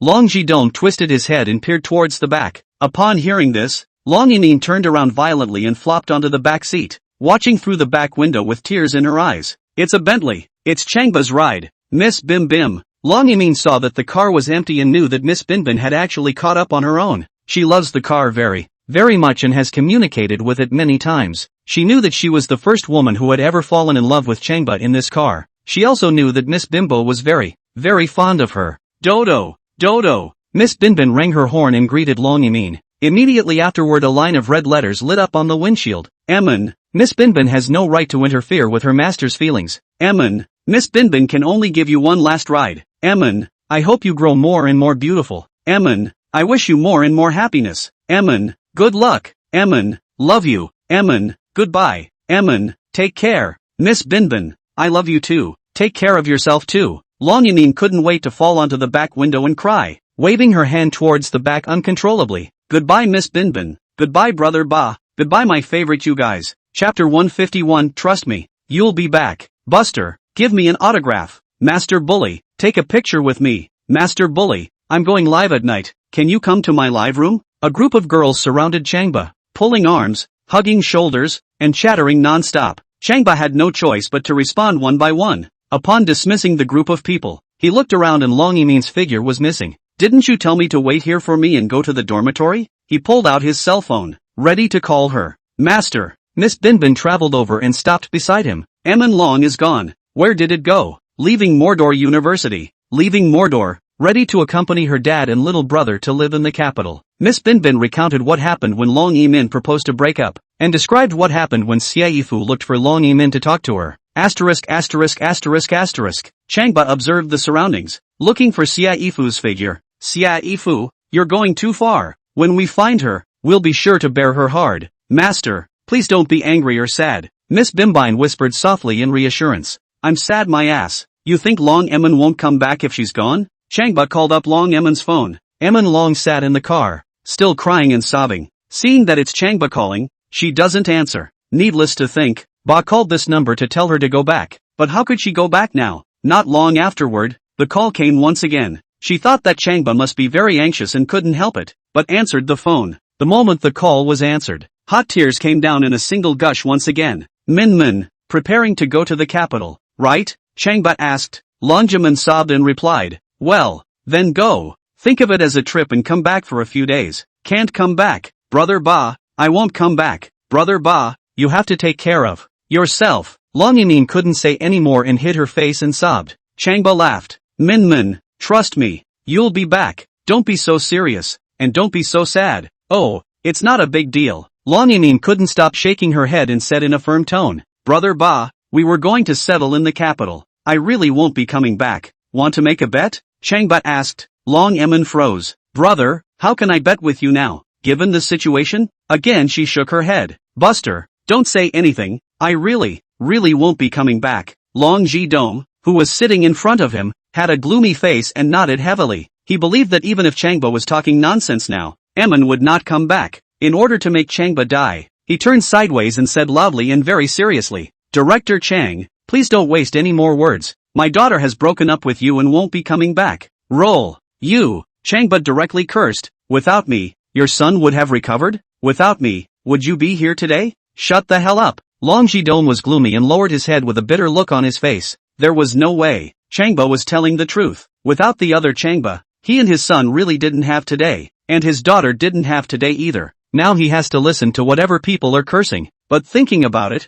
he felt that it was still himself and his daughter who were still quite sorry for Changba. He wimped out in the face of pressure from others. When confronted with benefits gifted by others, he moved, and all the good that Changba had done for him and his children, he had left behind. Min, as soon as we get to the capital, your little brother will not be able to get used to the water. Combined with the dry weather, he won't last more than a few days. Changba added, when the time comes, you'll not only come back, but you'll also turn to me for help. We'll see. Well, don't cry, just go. Think of it as traveling. Long Yimin glanced at Long Jidom upon hearing this. Long Jidom sneered, picked up his cell phone, then sent a message to his friend in the capital city, telling to contact the best internal medicine doctor, with the best doctors, the best treatment conditions, and the best medications. He wanted to see how his son could be watered down. Minnie, that's it, I'll wait for your call. Changba hung up the phone, opened the car door and got in.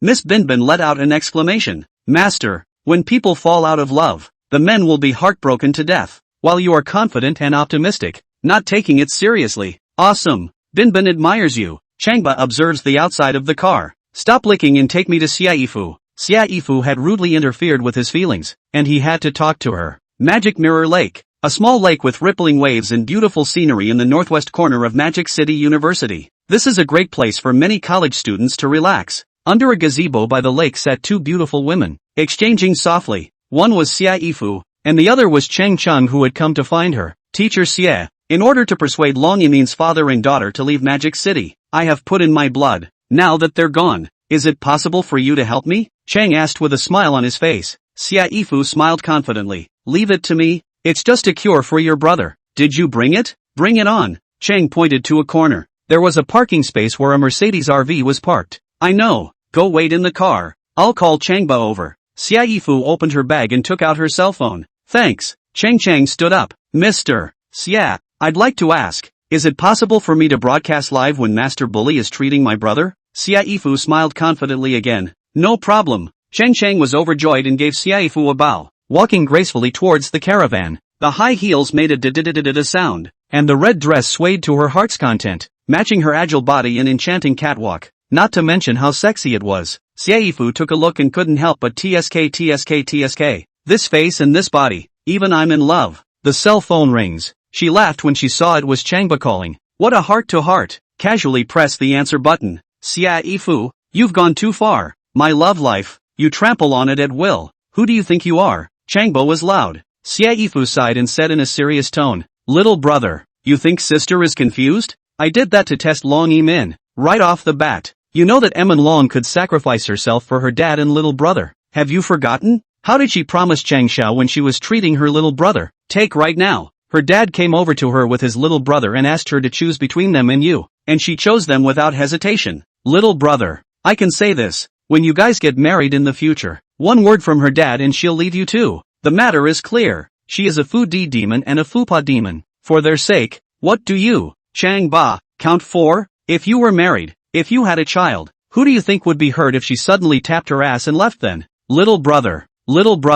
I'm a sister for a rainy day. Changba sighed, unable to say a word. It's not true that Long Yimin is indeed the devil who helps her brother and dad. For the sake of her father and little brother, she can be reckless and give up everything. Little brother, I'm at the Magic Mirror Lake. Come over. Xia Yifu said softly. Well, I'm on my way. Changba hung up the phone. Master, aren't you planning to bear Xia Yifu a beating? Miss Bim Bim asked. Hi. Changba sighed. That's no way to be a bear when you come across a sister like that. Chapter 152, Caravan Driver Slaps Student. Instructor Su is vindictive. Dear all, Master Bully will be here soon. We are full of anticipation. Cheng's face looked like a peach blossom as she smiled confidently into her cell phone. I believe that everyone thinks the same as I do. As long as he comes, my brother will be able to turn the corner. Right, we'll see another miracle happen. It has to be. Miracles must happen. Chang, awesome. Chang, I love you. Chang himself will not give face to Changba? Chang, it's lucky that Changba is treating your brother. In my place, I would willingly be Chang's licking dog. Numerous fans responded by liking, leaving comments, and sending gifts. Chang's heart was so full of joy that he couldn't wait to sing and dance. Hello, this beautiful woman. Is this RV yours? 3 girls in college uniforms walked up next to her, and one of them, a tall girl, asked. Chang looked at them all as freshmen and nodded. Yes, you guys wouldn't be my fans, would you? We don't know you. It's like this. Instructor Su arranged it. Please take the RV. The tall girl gestured to the RV next to her. Chang froze and coldly asked, why? Because Instructor Su is going to lead my class to train for the aerobics performance here and needs this field. The taller girl explained. Military training will be over in a few days. We have to hurry up and rehearse. And as there is standing water on the playground, Instructor Su decided to bring the students here for a bit of training. Oh, Chang raised her thin eyebrows and smiled arrogantly. I'm sorry, I'm waiting for someone here. You guys should go somewhere else. After that, he continued to interact with his fans, ignoring the 3 girls. That Instructor Su is so domineering. Looks like bullying to me. The square is her house, and she uses it when she says so. Chang, don't let her. Let's see what she can do. Chang, we will always support you. Numerous fans have rushed to support Chang.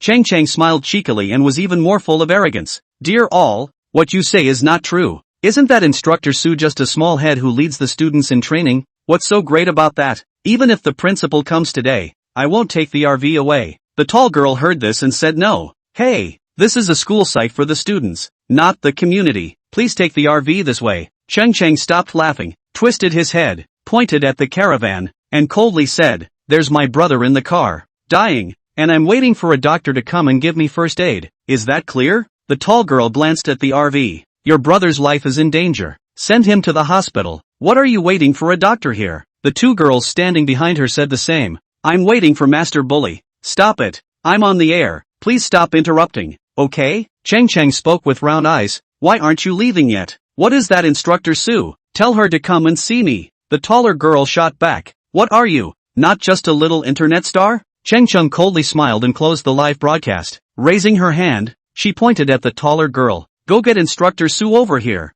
I'll talk to her face to face. As the words were spoken, the driver of the RV stepped down. He was tall, 1.90 meters, and his shoulders were broad. The whole man was like a tower of iron. Walking straight up to the taller girl, he lifted his bushel-sized palm and slapped her across the face. Get out! The taller girl was knocked back and sat on her but on the floor, covering her face and staring. You guys really dared to hit someone? The two girls in the back also glared angrily at the RV driver. Hands on you? The RV driver reached out with another big hand. Believe it or not, I'm going to rip and eat you right here. Taking a big step forward, he went to grab the girl's chest. Forget it. Chang quickly stepped forward and pulled the driver. Let them go. We're not here to cause trouble. The driver smiled lecherously and stared at the taller girl. Roho, let's go. The other two girls took this opportunity to scramble to assist the girl named Ruho to leave quickly. Chang told the driver to go back, opened his cell phone, and once again began to broadcast live. Not long after, she had another intimate interaction with her many fans. In just the past 5 minutes, she had reaped hundreds of rewards. Instructor Su, it's the driver of this RV that just hit Ruho. The two girls walked over with Su Yui and pointed to the RV. Boo! Su Yui rushed to the door of the RV and kicked it in. The real estate driver was playing a cell phone game and got a big scare. Seeing someone kicking in the car door, furious, he pushed the door open and got out of the car with his head sticking out. Just this instant, Su Yui clenched her teeth and gave a hard kick to the car door. Boo! The door hit the driver's ear door hard, and the driver's head hit the door frame hard again. Howl! The RV driver let out a killer howl. Boo! Boo! Boo! Su Yui kicked at the car door several times, causing it to hit the driver's head over and over again. The force was so great that it made a dent in the door of the car. As she pulled open the door, the driver flopped onto the floor with a heavy thud, face down, head bleeding, and passed out. The two girls standing nearby were stunned. Chang, who was standing on the side of the live broadcast, was also scared to death. Even the fans who were still in the live space on their cell phones couldn't help but be dumbfounded. Asterisk. Who is this woman? What's so mean? If it's not Instructor Su, who is it? Instructor Su? Instructor Su Yui Hong? That's her. As in fake. Only she, Instructor Su, would be so murderous. Asterisk. I've heard about it, but today I'm able to see it, and I'm shocked. Boo! Su Yui added a kick to the caravan driver's stomach and walked towards Chang. This RV is yours? Chang was still in shock, looking up and down at Su Yui, and marveling in her heart. This Instructor Su was so cold-looking, so temperamental, and so domineering. It was only when he watched her approach that he froze. Oh, you're Instructor Su, aren't you? Let me tell you. Say your ass. Su Yui directly punched Chang in the face. There was not the slightest hint of pity, only resentment and anger. You dare to make a move on me? Chang ducked with a tilt of her head. You think I'm a vegetarian with a red belt in judo? It turns out that she knows judo, and is a red belt in judo. Grabbed Su Yui's hand, jumped up and wrapped his arms around her neck, and then soft together with her. I don't care if you have a red belt or a white belt. I'll give you gazpacho today. The two people were indistinguishable. One moment you pressed down on me, the other moment I pressed down on you. The clothes and skirts on their bodies were ripped and torn, like snowflakes floating. A couple of the girls next to her looked stunned.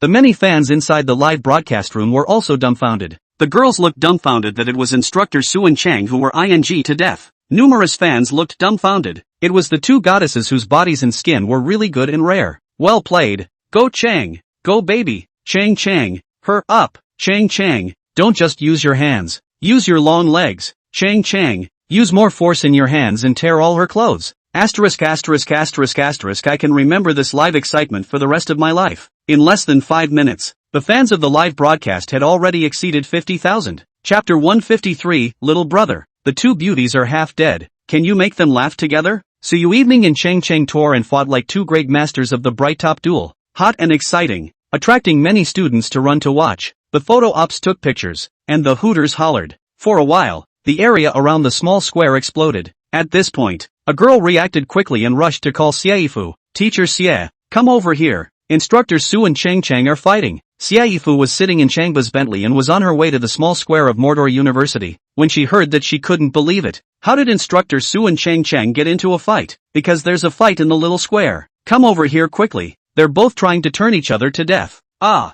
Xiaifu was shocked and had a headache. Because of what happened to Chang Hui, the Chang clan was already harboring a grudge. Now that Instructor Su had made a move against Chang, wouldn't the Chang clan add even more fuel to the fire? The more she thought about it, the more scared she became, and she twisted her head to look at Changba. Little brother, your girlfriend and Chang got into a fight. This is big trouble. What do you think we should do? Changba drove the car and looked ahead, with a calm face, without speaking. Changba, I'm talking to you. Xiaifu was so anxious that she shouted, your girlfriend and Chang Hui are fighting. Someone will get killed. Su Yui evening is decisive in killing and Chang has a grudge. If their two goddesses fight, won't it be a Mars to Earth? Changba still had a bland look on his face. Is Instructor Su my girlfriend now? She's not your girlfriend. She's your ex-girlfriend too, right? Let me ask you, do you care about this? Xiaifu's almond eyes rounded. Let's see. Changba scratched his short hair. Can't we just leave it alone? When it comes to this matter, not to mention Instructor Su, even her sister Su Yui cannot control, only he Changba intervene. Ding! Congratulations to the host.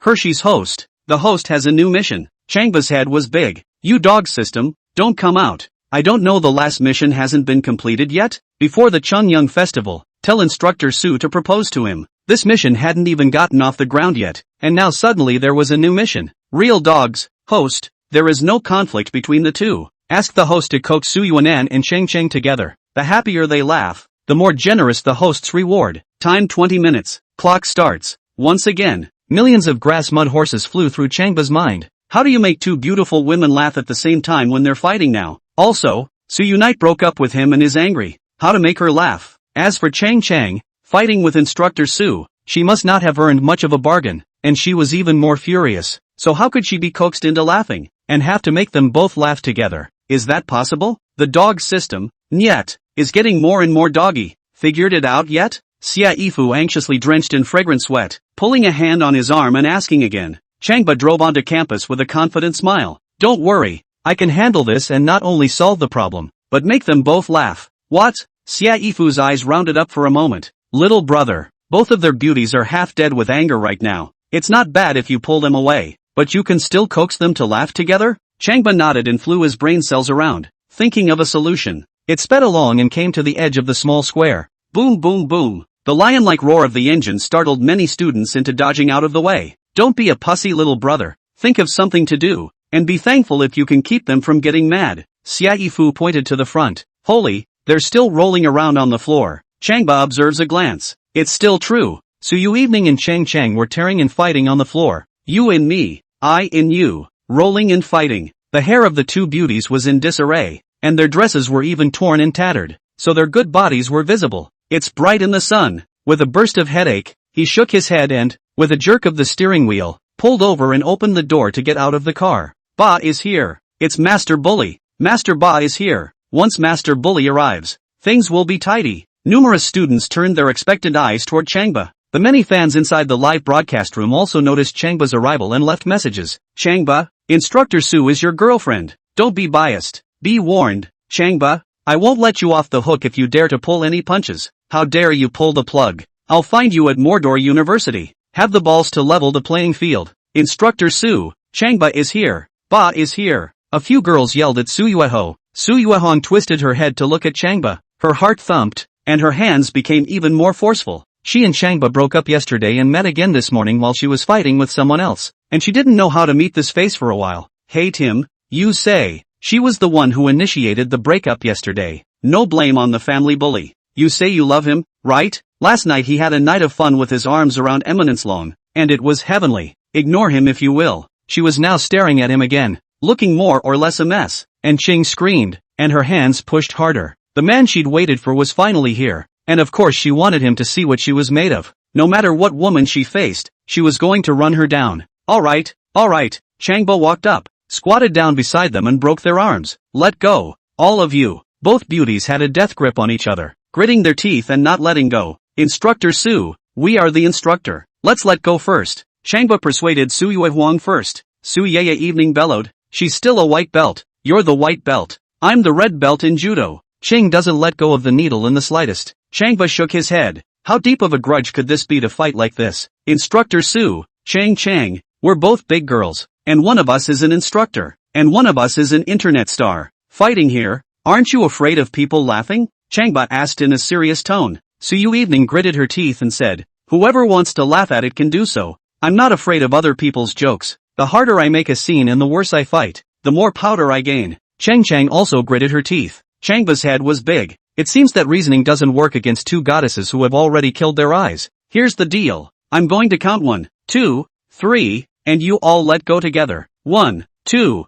3. When they shouted 3, not only did they not let go, but they clenched their teeth and pushed harder. You grabbed my short hair and I grabbed your long hair, yanking quite a bit out of each other's hair. Changba was heartbroken and shook his head again as he began to hypnotize them. The only way to get them to stop now is to hypnotize them. As he murmured and whispered, within 3 seconds they were in dreamland. But, the man was asleep, still with a death grip on his hand. No matter how hard Changba tried to break it, he couldn't. Can break their fingers if you push too hard. How much deep hatred do you have? Changba had no choice but to end the hypnosis and let them wake up again. When they woke up, they screamed and once again, their hands fired, ready for another 300 rounds of fighting. Look, there's nothing Pa can do about it. It's still Master Bully. Where is Bully now? Master Bully can't help it. Will he call the police? At the end of the day it really won't work and he'll have to call the police. The students looked very disappointed and couldn't stop sighing. At this point, the fans inside the live broadcast room were even looking down on Changba. What a bully. Just a grandson. From the beginning, I knew he couldn't. Isn't this guy good at pretending? Why can't he pretend this time? When he encounters a goddess of this level, he's just looking over his shoulder. Chapter 154 Master Pa's Killer App. A killer move that will make people's jaws drop. Changba, hurry up. Xiaifu looked on and was anxious, especially when she saw that Su Yui hadn't earned much of a bargain. She hated to help her. Walking up to Changba, he blurted out again, if you can't do anything about it, I'll call the police. Before Changba could reply, she stepped forward and delivered a hard kick to Chang's ass. Chang jerked her head a little and glared at her. Mr. Xia, you kicked me? You forgot our agreement to wait here for Master Bully. It was only then that Yvonne realized that they were also in on it. If it wasn't for her promise, Chang's family wouldn't have come over. She couldn't help but blush and hurried to explain. Sorry, didn't see it coming. Wrong kick. Teacher Xie, stand aside. I don't want your help. Chang shouted. 2 against 1 is not a skill. I'll clean her up by myself this time. When this was said, Su Yui also came to her senses. We'll see who gets the better of who. When Xiaifu took a look, she was even more anxious and couldn't help but be drenched in fragrant sweat. She had wanted to keep them apart, and now she was adding fuel to the fire. Looks like I'm just going to have to use my killer weapon. Changba nodded at Xiaifu. Killer? Xiaifu's spirit was greatly energized. Little brother, you still have a killer weapon? When Su Yui and Chang heard this, they simultaneously glanced at Changba. They were also curious. At this moment Changba still had a killer weapon that could separate them? Shoo. Changba reached out with both hands, shushed them around his mouth, and tickled at their armpits and loins. It's like scratching an itch. One on the left, one on the right. Scratch and scratch. Asterisk. What are you doing? Su Yui was the most afraid of itching, and cursed. Her hands became powerless all of a sudden. She couldn't even scratch if she wanted to. Master Bully, you hate. Chang was also ticklish and wanted to laugh at being tickled, so he couldn't help but let go of his hand. For a moment, the two beauties were so weak that they could only lie on the floor, panting and staring angrily at each other. Is this your killer, little brother? Xiaifu snorted and laughed. Asterisk. I can't imagine Master Bully using this move. This is the killer? Poorly. I know that trick too. Know that I go up and tickle them. That's right, an instructor and a netizen. It must be too much fun to scratch. Whether it was the onlookers of the students or the many fans inside the live broadcast room, they all sighed in awe. Get up! Changba assisted Su Yui up and heartily combed her messy short hair with his fingers. Not to mention, a lot of hair fell out. Su Yui was furious when she saw so much hair falling down, and once again pounced on Chang. Instructor Su. Changba put his arm around her shoulders. Why are you still doing it? Su Yui glared at him. She yanked my hair out and I'm about to become bald. What's the big deal? Changba placed the hair on her head again and used the recovery technique. In the blink of an eye, her short, beautiful hair was as good as new. Asterisk. Xiaifu took a look and couldn't help but exclaim. Instructor Su, once Changba touches it, your hair is even more beautiful. Pulling out her cell phone, she turned on the mirror function and told her to look in the mirror. Su Yui didn't believe it and looked in the mirror. At first glance, it's true. The hair is much darker and shinier, and it also looks like a much pinker and cuter face. She felt like she was getting less hair though. Changba, what's wrong with you? Why is my hair getting shorter? What's gotten less? It's gotten more. Xia Yifu fainted. She really couldn't figure out how Instructor Su just didn't trust Changba. She reminded her. Roho is standing off to the side crying. Go see her. Only then did Su Yui not mention the hair thing, glaring at Chang who had already climbed up, pulling up Changba towards the girl called Lu He. Changba, quickly show Roho. Her face is swollen. Seeing this, the two girls assisted Roho to walk in front of them. A girl complained to Changba. Bah, Roho now has a toothache and a headache. I don't know what kind of aftereffects will be left behind. When Ruoho heard this, she was even more aggrieved and her tears flowed. Changba observed Roho with a glance. It was still true. Half of her face was swollen and the freckles on her cheeks appeared to be separate. The girl was not bad looking, but it was the freckles that ruined everything. The slap down made even this one look ugly. It creates a feeling of slapping her again. He smiled confidently. Roho, it's okay. I have a way to reduce your swelling and a way to get rid of your full face of freckles. Really? Roho stopped crying and his eyes rounded. She had heard that Changba's medical skills were amazing, but she still couldn't believe it. Changba sighed. If you don't believe it, forget it. Believe. Brother Ba, what method are you going to use then? Roho grabbed his arm in a panic and looked at him expectantly. A few of the girls next to him were in high spirits and instantly surrounded Changba. If Changba could make Roho beautiful, then couldn't a few of them also take this opportunity to be beautiful? For girls, when the face becomes beautiful, the rest can follow. Changba, don't be a pussy. You just made my hair less. Now don't make her freckles more. Su Yui stood to the side, a little impatient. Hurry up. Let's see what method you use. Turning her hairless can be done with a blindfold, but getting rid of freckles won't work with a blindfold. This time she wanted to see how Changba played and pretended. She wanted to see how he was going to act this time. My approach is simple. Changba pointed towards Su Yui and smiled bashfully. If I touch Instructor Su's cheeks, the swelling on Lu He's face will go down. If I pinch Instructor Su's cheeks again, the freckles on Lu He's face will all disappear. When several girls heard this, they all wrapped their arms around Su Yui and begged with a cry from you and a plea from me, begging her to allow Changba to touch her cheeks and then allow him to pinch them. Su Yui was headstrong. He's farting. And you guys believe him? Roho said. I believe in bullies' farts. All his farts smell good. I smelled it once and it really smelled good. Several girls chimed in. Su Yui fainted. Why are these girls acting like Changba's lickspittles? Who does not know that Changba has a godson named Xiong Bushue, the liquor of liquors, and this group of girls are now also doing liquors? Is it because they learned from Xiong Bushue? Instructor Su, my face hurts, my teeth hurt, and my head hurts right now, so help me out. Lu He wrapped his arms around Su Yui's arm and begged. Just now, in order to take the heat out of me, you were willing to put in force. Now for me, this sacrifice you are still not willing? The other girls begged up, all wanting to see Changba's magical maneuvers. Su Yui couldn't argue with them, so she sighed and agreed. Well, for the sake of my students, I can go along with it for once. Twisting his head, he glared at Changba with almond eyes. I'm warning you Changba, if you dare to make fun of me, I'll never let you go. Chapter 155, this asshole is just pinching my face. Why am I so happy? Changba nodded and reached out both hands to cup her face. Just hold her face and look into her eyes like you used to when you were in love. Su Yui froze for a moment. In this moment of staring at each other, she suddenly remembered the past that the two had experienced together. Before military training, they didn't know each other, as if they would never cross paths in their lives. According to normal story logic, it's after military training and nothing happens between them. But as Changba touched her face, a huge change occurred between the two of them as if there was a chemical reaction. It's amazing how the seeds of love are planted between them after only a few days. But after a few more days, they split up again. But after another short time,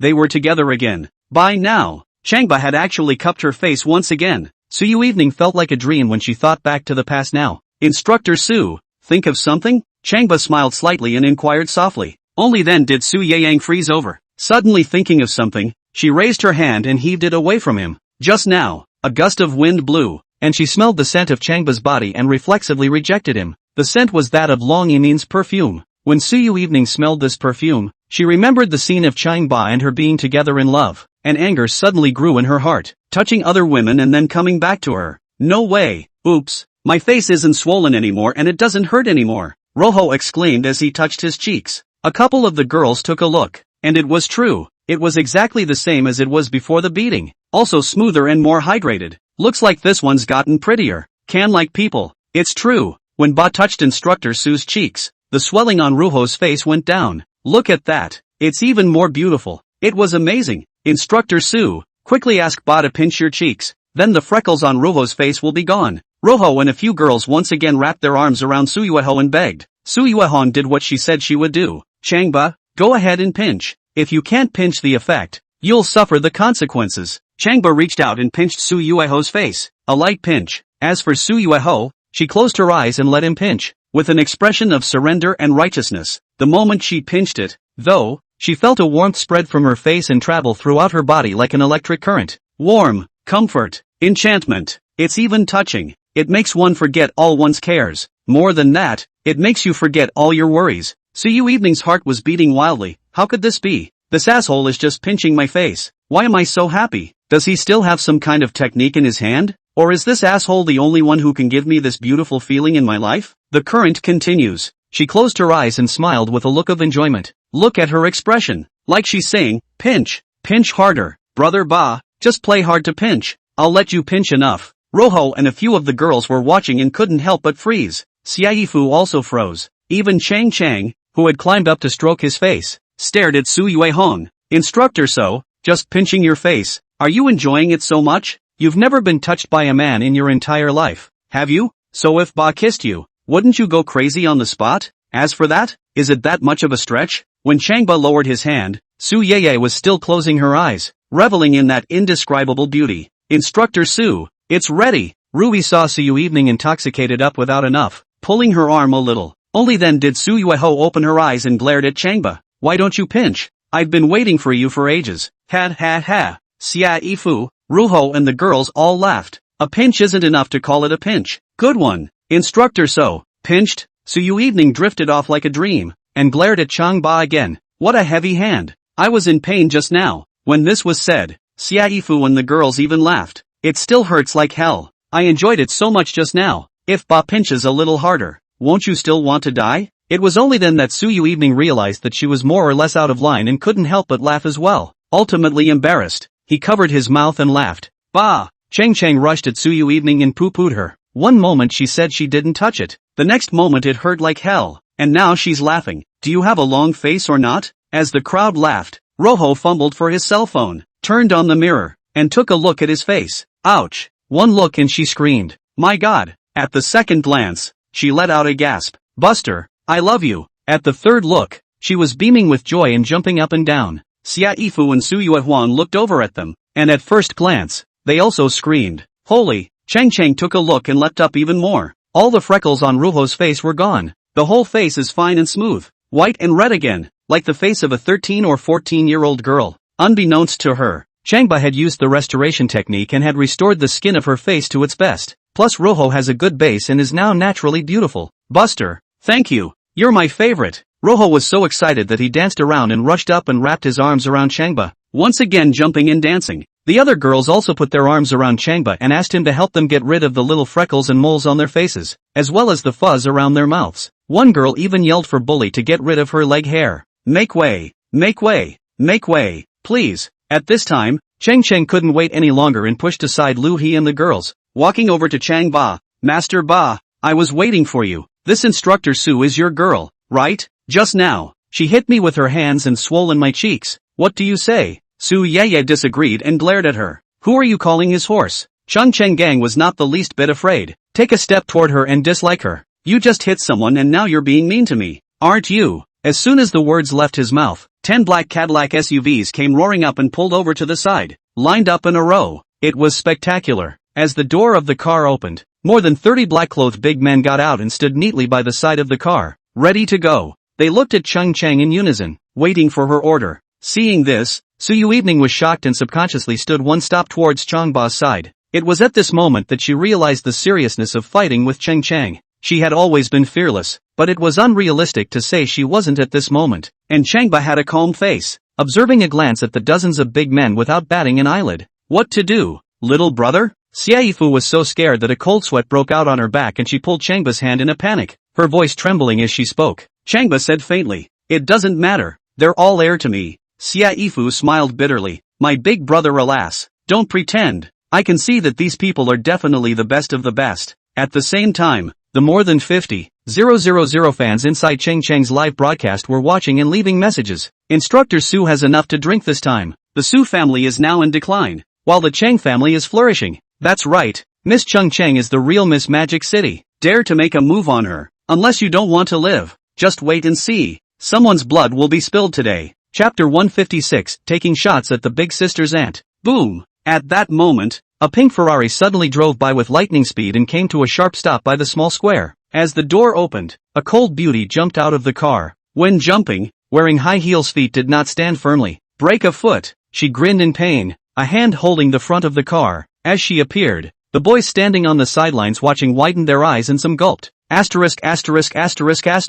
Big sister, why is Su Yui here? Big sis has a great body, cold and Thai. This woman is more mature than Instructor Su. Love it. Would live with her for a day and be willing to be abused to death. When Changba took a look, his sword brows tightened and he looked at Su Yui. Big sister coming over. Must be rushing her little sister. With the ultimate goal of targeting me? Evening. Su Yui rushed at Su Yui evening and rebuked. Who gave you the guts to assault Miss Chung Chang? Kneel down for her and apologize. As she coldly drank, the people around her backed away in shock. But Su Yui evening's face did not change, and she responded loudly with a cold smile. I did it because her people assaulted my students first, so why should I be told to kneel down and apologize? Besides, she did it too. Su Yui stepped forward and rebuked once again. Because she's Miss Chung Chang. Because she's more noble than you. Su Yui turned her head away and ignored it. Noble? In her mind, no woman had ever been nobler than her. Evening. Su Yui felt disgraced, and even more so. She pointed her finger at Su Yui evening and rushed towards her with quick steps, walking with a twist due to a broken foot.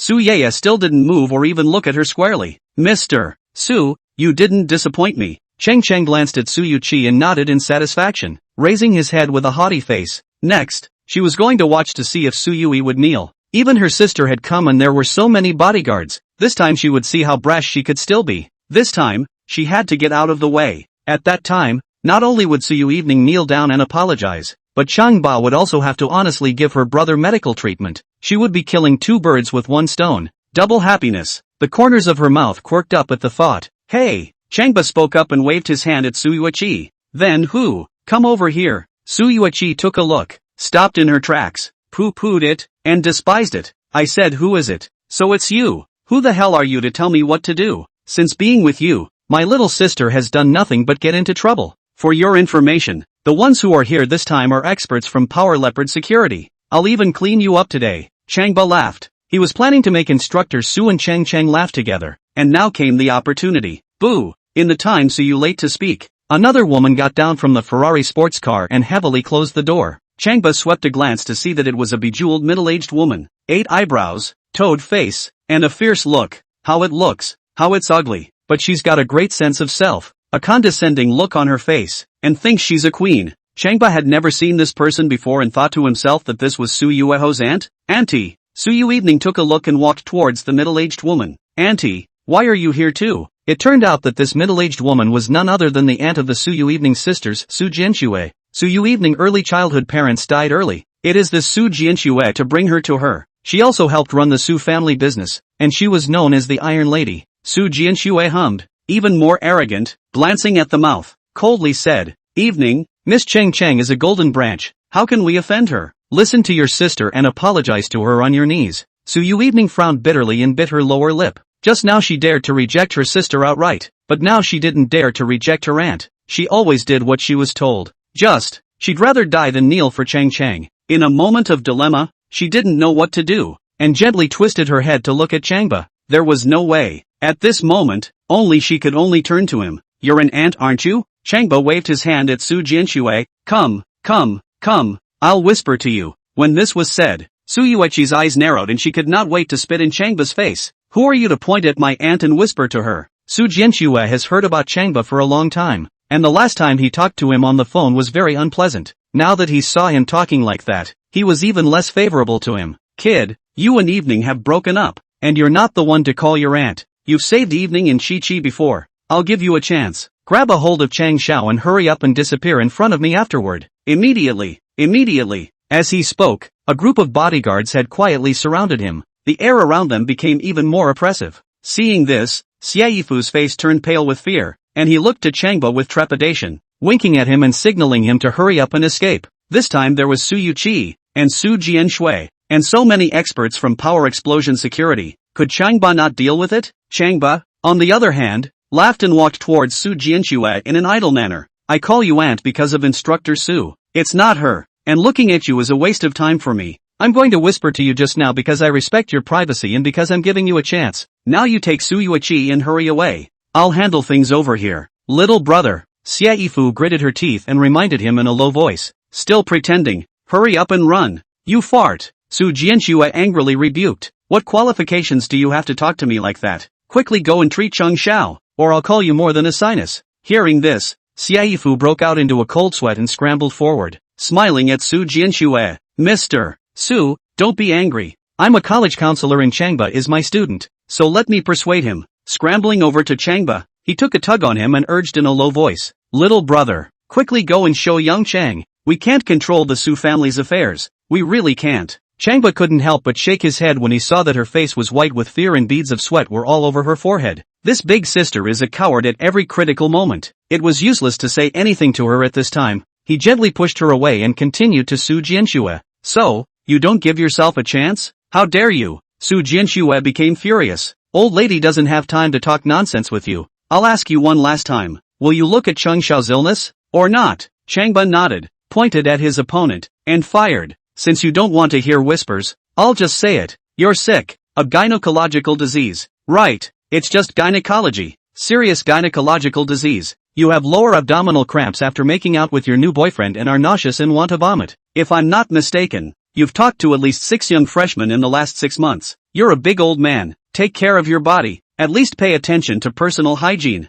When Su Jianshui heard this, he was so angry that his face turned red and his breathing became rapid. Looking at Su Yui, then Su Yuho, and then the surrounding crowd, he was sweating profusely for a while. She didn't expect this Changba guy to directly attack her pain point, and the hand pointing at Changba was trembling uncontrollably. You're bloodthirsty. What proof do you have that I have gynecological problems? Chapter 157. Without 10 years of old gynecology, you can't walk out of this kind of sassy pose. Changba laughed. Who doesn't know that I have excellent medical skills? I can't tell if you're this sick. There are medicines inside the Chanel bag you're carrying. Pull it out and tell everyone to take a look. At this point, Su Yui stood to the side, so angry that her fingernails were deeply embedded in her flesh. She would never allow anyone to insult her aunt and rushed at Su Jianshui and said loudly, Auntie, I know you have medicine in your bag, but I don't know what kind, so pull it out and show everyone. Su Yuhan was also in a hurry. Auntie, you must prove your innocence. Pull it out. Su Jianshui's face was red, her eyes were averted, and her mouth was whimpering without knowing what she was saying. Drugs are there.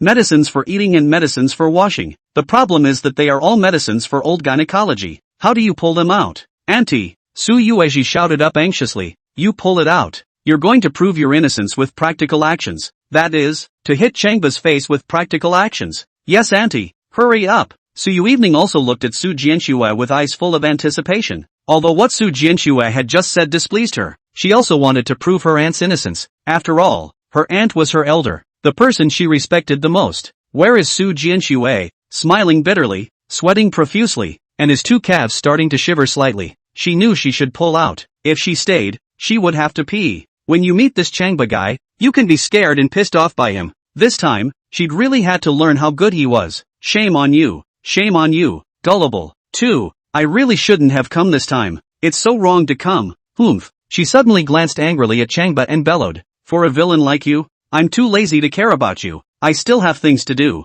so I'll leave first. Turned around, covered half his face and walked towards the Ferrari. Changba, this kid even said personal privacy. Really angry. The question is, how does this kid know all that privacy? And how does it know so well? Su Jianshui couldn't figure it out. Not at all. Since I can't figure it out, I don't want to. Can't I just walk away? Auntie, Su Yui followed. Don't you go. You must prove your innocence. Su Yui shouted back. Auntie, my sister can't get sand in her eyes. What are you going to tell my sister to do if you just walk away? Yeah, if you don't want to be ashamed. Big sister wants to be ashamed too. Changba exclaimed. Su Yuekadu jogged up and stretched out her arms, trying to pull Su Jianshui. Couldn't run fast enough due to a broken foot. Seeing this, Su Jianshui was so frightened that she scrambled to speed up her steps and turned back to glare fiercely at Su Yui. You're a silly girl. If I could prove my innocence, I'd still be gone. Auntie, why are you running faster and faster? Su Yui also rushed at Su Jianshui's back and chirped, following her up, trying to tell her to stay. She had heard no gossip about her aunt's private life. If you are a clean person, then why not prove that you are clean? Now it's good that she's being scolded by Changba and she's still leaving. Look at the way you walk. Is that the way a middle-aged woman should walk? Changba stared at Su Jianshui's back and continued to fire. I'm telling you, without 10 years of old gynecology, you can't walk out of this kind of sassy pose. Upon hearing this, Su Jianxue stretched out 2 hands to cover her face, jogged up, dove headfirst into the sports car compartment, and drove off. Shame on you. Shame on you. What a shame. You can't walk out of that sassy pose without 10 years of old gynecology. It's exactly 10 whole years of old gynecology for her. Changba, how did you assholes know it was exactly 10 years? You're killing people. Su Jianxue cried, uncontrollable crying. She had dealt with Changba twice. The first time on the phone, she was scolded by Changba. This was the second time she was even more scolded by him. And she was still cursed. She shuddered to think there would be a third time. Good thing. 2. Take the sports car and get the hell out of there. You were amorous and flirtatious when you were young,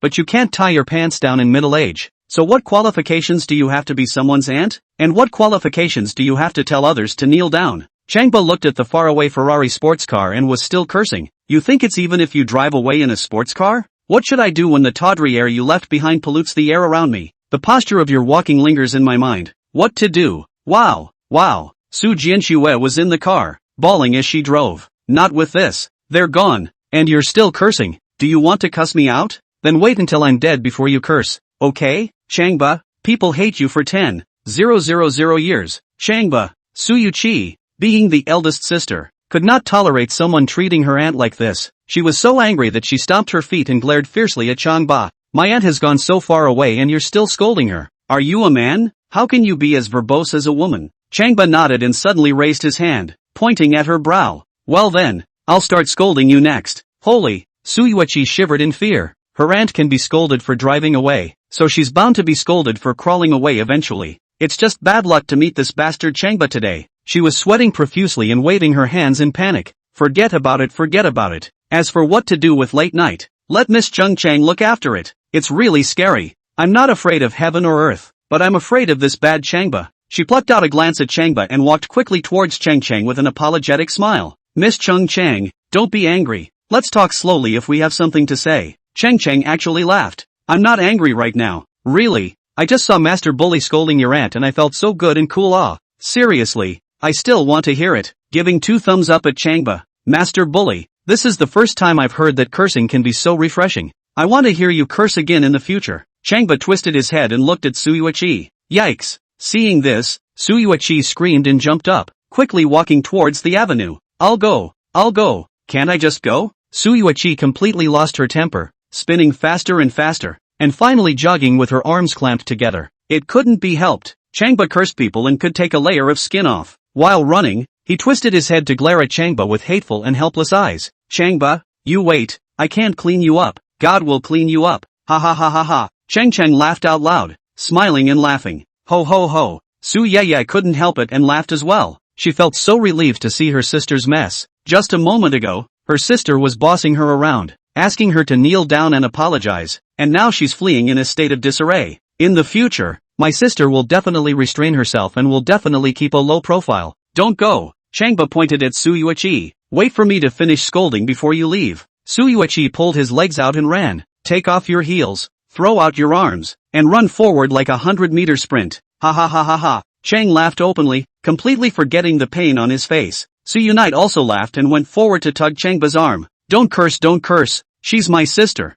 Changba nodded and stopped cursing while smiling. It wasn't making either of the 2 beauties laugh. Mission accomplished. Chapter 158. Female Netroots read as a dog licker. Just to help her brother fulfill his life wish. Master Bully, you're awesome. Chang Chang walked up and pulled Changba's arm as well. Tell you what, as long as you keep an eye on my face and my brother's illness, the conflict between Instructor Su and I will be written off. Master Bully. Changba liked that title, and liked how to call his goddess even more. He gave her a pat on the shoulder and smiled bashfully. Chang Chang, tell me, to what extent do you want your face to be restored? Chang closed his eyes and cocked his head, trying to get up. Half a minute later the eyes opened wide. I think I had the best face when I was 18. You don't know. After I turned 18, I had a trip to the beach and the sun burned my skin, and my skin hasn't pleased me since. Changba understood, nodded, and reached out a hand to gently pat her little face. It's ready. Look in the mirror and see the results. Ah, Chang couldn't believe it. So fast? Nimbly, he opened his handbag, took out the round mirror, and looked in it.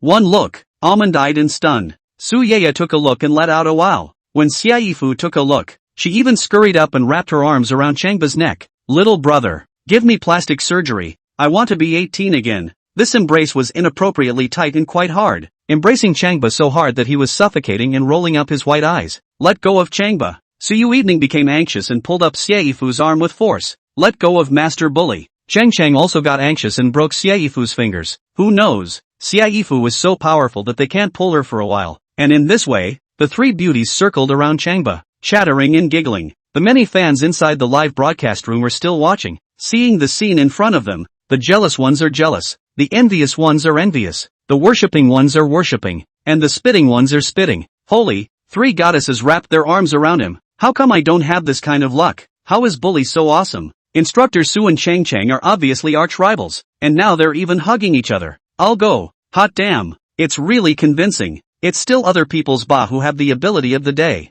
Look at Miss Chung Chang. One word for one. Master Bully. As if she's never been called master. That's more than just calling Master Bully. It's all thrown in the towel. Depowdered. Pinking off. The goddess of my heart is actually a licking dog when she sees Changba. I'm so angry. While many fans were leaving messages, Su Yui and Chang finally pushed Xiaifu away. The two of them were like flower protectors, one on the left and the other on the right, protecting Changba and guarding against Xiaifu, so that he would not be harmed by her again. Xiaifu snorted and laughed, pointing at Su Yui. Instructor Su, didn't you break up with Changba? Didn't you never see him again? Why are you hugging him so tightly now? Only then did Su Yui realize that she and Changba were leaning very, very close together. Her face heated up, letting go of her hand and standing to the side. I swore I wouldn't get back together with him again, but how could my body not be able to do that? Without realizing it, she wanted to lean into him, couldn't help but lean into him, like he carries a powerful magnetic field. Master Ba, let's cut the small talk short, let's get back to the book. Chang took Changba's arm and pointed toward the RV. My brother has been lying in the RV for a long time, so you should give him a look. Su Yui and Xiaifu both looked towards the caravan. Thinking about it, Chang Hui has been lying in the caravan for some time. I don't know if he is dead now. Changba, don't save Chang Hui. Su Yui took a step forward and grabbed Changba's arm once again. How did he deal with you in the past? Have you forgotten? Xiaifu nodded and grabbed Changba's arm as well. Thinking about what Chang Hui had done, it made his heart break into pieces. Changba swept a glance at the caravan, his sword brows slightly furrowed. He certainly wouldn't forget what Chang Hui had done, and a shameless villain like Chang Hui would die early and be reincarnated early. I wonder how many women would have been hurt if he had lived. Su Yuan, Chang burst out, glaring at Su Yu. What did I say just now? Su Yang sneered. Changba has already helped you. What more do you want? Besides, what kind of person is your brother? Don't you know? Chang gave her an angry look and looked at Changba again. Master Ba, as long as you keep an eye on my brother, Instructor Su and I will turn our differences into peace. All the old scores between you and my brother will also be written off. If you don't save him, the fish will die. Before the voice fell, dozens of big men who had been standing still suddenly rushed out and surrounded the caravan in 3 circles. The atmosphere once again became saber-rattling. Seeing this, Xiaifu instantly forgot about the evil that Chang Hui had done and scrambled to pull a hand of Su Yui. Instructor Su, it's better to settle grievances. Let Changba take a look first. Su Yui peeled away her hand. Sister Fu, do you think Chang Hui will shake hands with Changba when he wakes up? Xiaifu smiled bitterly. Who doesn't know that Chang Hui is a hypocrite with one thing on the surface and one thing in the dark? And when he saves him, not only will he not shake hands and make peace, but he will also return the favor. But what if we don't? She looked at Su Yui, looked at Chang Ba, and then looked at the dozens of big men, not knowing what to do. Instructor Su, take it easy. Changba frowned, calculating, and patted Su Yui's shoulder. Wait for me to check the situation first. Stride towards the RV. Chang said thank you to Master Ba and walked ahead to lead the way. Su Yang and Xiaifu looked at each other and followed. The driver who had been knocked to the ground by Su Yui had already woken up, and seeing them approaching, hobbled and rushed to open the car door. When looking at Su Yui, he gritted his teeth. The car door had just slammed into the back of his head over and over again, and it really hurt. A cot in the caravan was neatly packed, and on it lay Chang Hui, in white pajamas, staring, motionless. It looks like a dead man. Changba sat down and took Chang Hui's hand, pretending to take his pulse. Looking at Cheng Hui's situation, he had already been tossed about. Isn't this already dead? Su Yui asked. Chang took offense to this statement and glared at him. Instructor Su, can you see clearly? My brother is still breathing. Changba stretched out a hand and placed it under Cheng Hui's nose. He's not breathing. What do I say? Su Yui shrugged her shoulders once. Ah. Chang was startled and reached out her hand as well, placing it under Cheng Hui's nose. Sensing it, it was true. There was no more breath. Master Ba, please save my brother. As long as you can save him, I'll do whatever you ask me to do. Chang made a bow with both hands and was about to cry. Changba sighed. Chang, speaking of Cheng Hui being your brother. In fact, the two of you have different fathers and mothers and are not related by blood. Why do you have to ask me to save him? Su Yui and Xiaifu were both very curious as well, looking at her and listening to how she would explain. Chang rubbed his eyes and sobbed in reply. You don't know. My brother has been chasing after a schoolgirl named Long Yimin. If he can't get it, he vows not to stop. I once promised my brother that I would help him fulfill this wish, but before I could do so, he lay down. So, I'm going to do whatever it takes to get him over here and help him chase after his beloved goddess. Changba laughed when he heard such words. Well, if you say so, then I'll give him a ride. Chapter 159 Master Pa is mighty, divine doctor in the world. At the mention of Long Yimin, Su Yui had another bout of irritation and wrapped her arms around her and stood towards the corner. It was still unknown to what extent Changba coveted Long Yimin's body, and if he kept thinking about it, it would give people a headache.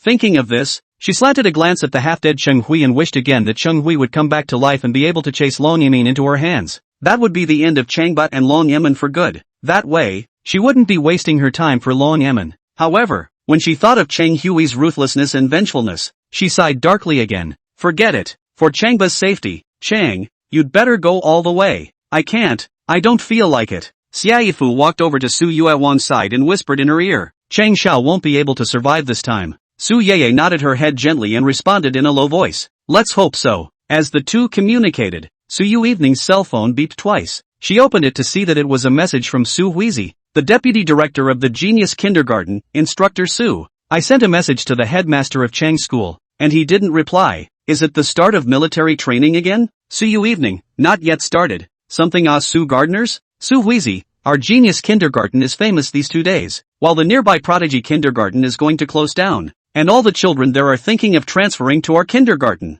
Su Yui was overjoyed. This is a good thing. The Prodigy Kindergarten was doing well. Why would it suddenly close down? Su Huizi, don't mention it. The director of the kindergarten was having an affair with a man and a woman, and his wife made a fuss about the kindergarten in a rage. Not to mention that she gave the staff a meeting to disband the kindergarten. Anyway, they can't run it anymore, and most of the students are going to transfer to our kindergarten. Su Yui was trying to develop and grow the Genius Kindergarten, and couldn't help but smile brightly. Good. Receive them all. Su Huizi sent a bitter emoticon. My big sister. Once they come, there are 700 to 800 people. Our teaching building is not enough. Dormitory building is not enough. Canteen is not enough. Parking lot is not enough. Playground is not enough. These are all big problems. Su Yui thought about it, and her heart sank. I will go to find Changba and talk to him. You wait for my news. Putting away his cell phone, he walked towards Changba. Changba, sitting at the end of the bed with a silver needle, is giving Cheng Hui meticulous acupuncture. His hands buzzed, and a faint circle of mist had filled around him, which was swirling towards Cheng Hui. Standing gardener, let me borrow a step. Su Yui walked over to Changba and tapped his shoulder. Changba didn't say anything and continued acupuncture. This instructor doesn't know how to work with the job either. Hey, Chang couldn't look away. Instructor Su, Master Bully saved my brother again. Hey, Su Yui had to stand towards Changba's side, cover his ears, and whisper up at him, recounting the situation that Su Huizi reflected. Changba frowned, then cocked an eyebrow, and finally nodded slightly, whispering to her that these issues were not a problem. Ask her to feel free to do so. Hi. Su Yui glared at him. These were urgent questions, and she couldn't believe that he could solve them in a very short time. Exchanging whispers with him again. If nothing good comes of it, find a way to rent the campus of the Prodigy Kindergarten and open a branch. Chang stood to the side, watching them keep biting their ears, and seeing that Changba had stopped acupuncture, he broke out into a sweat in a hurry. Instructor Su, can you not delay Master Ba? Another pointed to a cell phone behind him. Look, my fans are watching. They're more anxious than I am. Many fans inside the live broadcast room were so anxious that they were about to curse, leaving messages and accusing Su Yui. This side of the first aid, Su Instructor is good, and often gardeners muttering, I do not know if it is intentional. Got it. Su Yui glanced at Chung Chang, and then glanced at the cell phone that had been broadcasting live, and smiled coldly before turning around and walking away. The sudden influx of 700 to 800 children is the equivalent of running another kindergarten, and the genius kindergarten is surrounded by a complex of buildings that can no longer be expanded. And is it a fool's errand for Changba to say there's no problem? Does Changba have a way to get a venue? Does Changba have a solution to feed, drink, and sleep these kids? Standing in a corner, Su Yui frowned, wrapped her arms around her, and stared intently at Changba to see what he could come up with today. The phone beeped twice more. She opens it and sees that it's still a message from Co Haija, asking if she's reported back to Changba yet. She replied that she had reported back. Su Huizi, what did the headmaster say? Su Yui, you should receive it. Students and teachers together. He said this morning to solve the problem. Co Haija, my god. Expanding the teaching building. Expanding the dormitory building. Expanding the cafeteria. Expanding the playground. Expanding the parking lot. This is an impossible task. Ba is super capable. I know. The problem is that even if he is super capable this time, it won't work. Su Yui's head is big. Chang Ba is powerful, but he doesn't have heavenly skills yet. Now he's the head of the garden. He said so. Then we'll listen to him. When the time comes, if there is a problem, we will go directly to him. Noticing Changba's sudden rise, she put away her cell phone and looked over. It's okay. Changba quickly sterilized the silver needle and put it away. Chang Xiao will awaken immediately. Cheng Cheng couldn't believe it and stared wide-eyed, observing Cheng Hui. Master Ba, you're just going to stick a few needles and he'll wake up? Changba pinched a silver needle and stabbed it into her arm. Yikes! Cheng Cheng screamed in pain and jumped up, rubbing up her arm. It hurts. Changba laughed. See how much you react when I stab you, and how much your brother will react. The problem is that I'm alive. Cheng Cheng's almond eyes rounded. My brother, he is not. Just as she said it, her mouth dropped open. Su Yui and Xiaifu were both watching too, and once they took a look, their jaws were also dropped. Cheng Hui moved. Surprisingly, it moved. First he blinked, then he shook his head, then he stretched, then he sidestepped, then he pressed one hand against the bed and slowly rose. Come to life. Not only did it come to life, but the quality was quite high. Brother! Cheng Chang was overjoyed and pounced on him, grabbing his shoulders and shaking them vigorously. You've come back to life. You've finally come back to life. Sobbing with joy, she turned toward the cell phone that was broadcasting live and sobbed. Did you see that, loved ones? A miracle has happened once again. Ha ha, Master Bully has saved my brother once again. The live feed blew up for a second. Bully is awesome. Master Ba is mighty. The divine doctor is alive. Hua Tuo reincarnated. Miracles happen. Witnessing a miracle is a triple blessing. Thank you, Master Ba. Master Bully has an open mind. Master Bully returns the favor. Master Bully, you've taught us a lesson. Master Bully, I love you, always. Brother Ba, I'm sorry. I put away all the disrespect I've shown you before. Master Ba, please accept my grandson's obeisance for saving Cheng Xiao, regardless of your former enmity. Master Bully, you will always be Master Bully. You will always be my idol. Master Ba, don't say anything. From now on, I'll be your fan for the rest of my life. Chapter 160, When Chang Xiao dies, the world is at peace. Changba was calm at this time. With a smile on his face, he observed Cheng Chang and then Cheng Hui. He knew in his heart that he had used a restoration technique on Cheng Hui to return him to his former self. Next, though, he'd have to use hypnotism and harnessing. Against a shameless villain like Cheng Hui, he would never show any mercy. Where am I? Cheng Hui was a little confused, looking at Cheng Chang and then at the few people around him. Cheng Chang was still immersed in great joy, her face still full of tears. Brother, you don't know, it was Master Bully who saved you. The 8th master? We have an 8th master? Cheng Hui narrowed his eyes and asked. We have the 1st master, the 2nd master, the 3rd master, and the 4th master, but there's no 8th master. Cheng Chang laughed uproariously. It's Master Bully, Changba the Bully. Changba? When Cheng Hui heard this name, he was jolted and jerked his head to look over. Seeing that it was Changba, he scurried up in a reflexive manner. It's like a rat seeing a cat, scurrying up and then bouncing a bit. When Su Yui and Xiaifu saw this, they both wanted to laugh. This villain, when he sees Changba, is just scared to death. Chang Xiao, take it easy. Changba nodded at Cheng Hui. Go out for some air first. Dark used hypnosis. In the blink of an eye,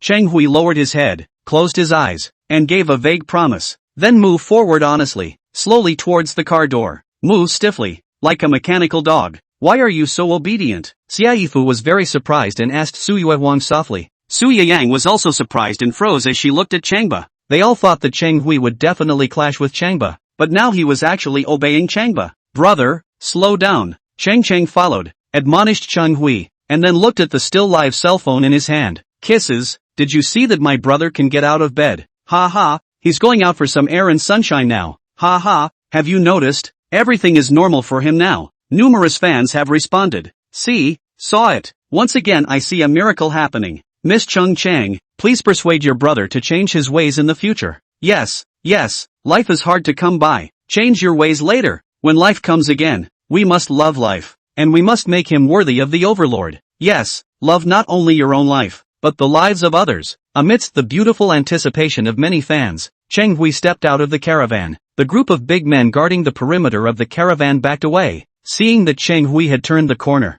they breathed a sigh of relief and all retreated back to the main road. Cheng Hui looked up at the sky. The clouds are dark and the air is oppressive. With a feeling of gasping for air, he glanced at the lake not far away and walked towards a nearby clearing. Observing a boulder at the edge of the clearing, Changba and the girls followed them out of the car and observed the boulder as well. The boulder is a huge oval marble engraved with a few large red letters, Virtue and Talent, honored by all. Virtue and talent are honored. Chung Chung continued to broadcast live into his cell phone. You know, this is my brother's motto. I remember very clearly, when I was in high school, he wrote it on the side of his desk and read it aloud every day. At that time, I really adored him. Once again, many fans responded positively with messages, likes, and various rewards. Stop it. Cheng Hui suddenly twisted his head and glanced at Chung Chang. You really worship me? Aren't you saying all this just for that pathetic traffic? Chang froze, looking at him as if she didn't recognize him. Su Yui and Xia Yifu couldn't help but be puzzled as well and looked at each other. Little brother, why did Cheng Xiao suddenly flip out on his little sister?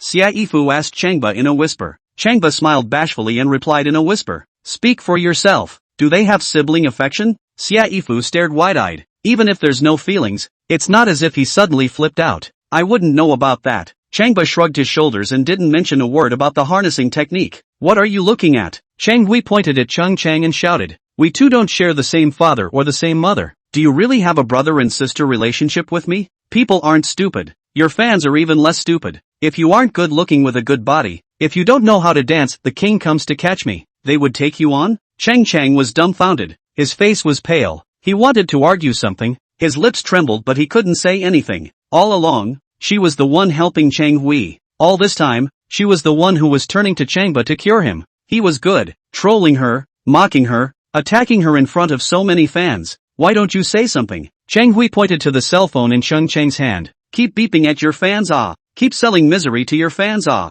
You have tens of thousands of fans in your live room right now. Isn't it all because of selling misery? Cheng Hui. Chung Cheng couldn't hear any more and cried and bellowed. I treat you as a brother, as a relative, and you did this to me. Turning his head to his cell phone, he cried out to his fans. Family members, what do you say? Did he, Cheng Hui, do the right thing? Numerous fans were also outraged and cracked up. Chang Xiao is a. How much Chang has done for him? It's just as well that Chang Xiao is ungrateful. He even insulted his little sister. Fruity, those two just don't have feelings. Tell me to say that a shameless villain with words like these is not worthy of death. Chang Chang, cut off all relations with him from now on. There are also fans who send airplanes and carnivals to cheer Cheng up. Chang Cheng stared at the screen and looked at everyone's messages, nodded her head and wiped her tears and said, okay, family, I'll take your words into consideration. With the support of her many fans, she was full of energy and raised her head, once again looking angrily at Chi Chang to see what else he wanted. Virtue and talent are honored, and I am deeply humbled to see that and think about what I have done in the past. Cheng Hui looked toward the boulder and suddenly exclaimed, how many children have I bought and sold? How many young girls have I hurt? How many young women have I spoiled? And how many families have I taken revenge on? I'm guilty. Speaking here, twisting his head to look at Chung Chang, he added impassionedly, Chang Chang, go back and tell my parents that I have no face to see anyone, and I have even less face to live in this world. I can only offset my sins and alleviate the hurt of others by dying a heroic death. It's not too late. Farewell. With a roar, he lunged at the boulder. Pounce on the boulder as fast as you can. Humph. Chang Chang sneered, saying it like it's true. Just pretend. I'll watch you die headfirst. The many bodyguards also didn't believe that Cheng Hui would want a face and would run headlong into the ground, and they all watched him with wide eyes as he ran forward. Boo! Cheng Hui's speed was so fast that he had already swooped down to the side of the boulder in a flash of lightning and thunder, crashing headfirst into the boulder mountain. Specifically, it's a hit on the font de. The entire top of his head exploded like a watermelon. The word virtue was instantly drowned in blood. Blood mist filled up the entire boulder. No way? Chang Chang was stunned. Did brother really hit the wall? Holy, Chang Xiao, why are you playing for real? Quickly see if Chang Xiao is dead. The many bodyguards also didn't believe that Cheng Hui would do this and came forward to check the situation. Su Yui and Xie Yifu looked at each other and smiled. With Chang Xiao dead and the world at peace, Changba would not be harassed or attacked much in the future. The fans inside Cheng Chang's cell phone livestream took a look and clapped their hands. Good death. Ouch. Cool. I'm going to send a gift tube for the death of Chang Xiao. Kudos to young Chang for his feat. For the first time I admire Chang Xiao. You finally manned up for once. Chang Xiao, have a good journey. In your next life, trust into a breeder and continue to have a good time. Chapter 161 Huge Changes in the Genius Kindergarten. Instructor Su was in a dream. Chung Chang was still standing in the same place, dazed, looking at Chung Hui's corpse in a daze. There was neither sadness nor resentment on his face, just a faint calmness, not knowing what he was thinking. Little did she know that her fans were actively speaking out about Ching Fai's death and having discussions about the aftermath. For a while, the fans in the live broadcast room exceeded 60,000, and it was lively. Chang Chang. Changbo walked to Chung Chang's side,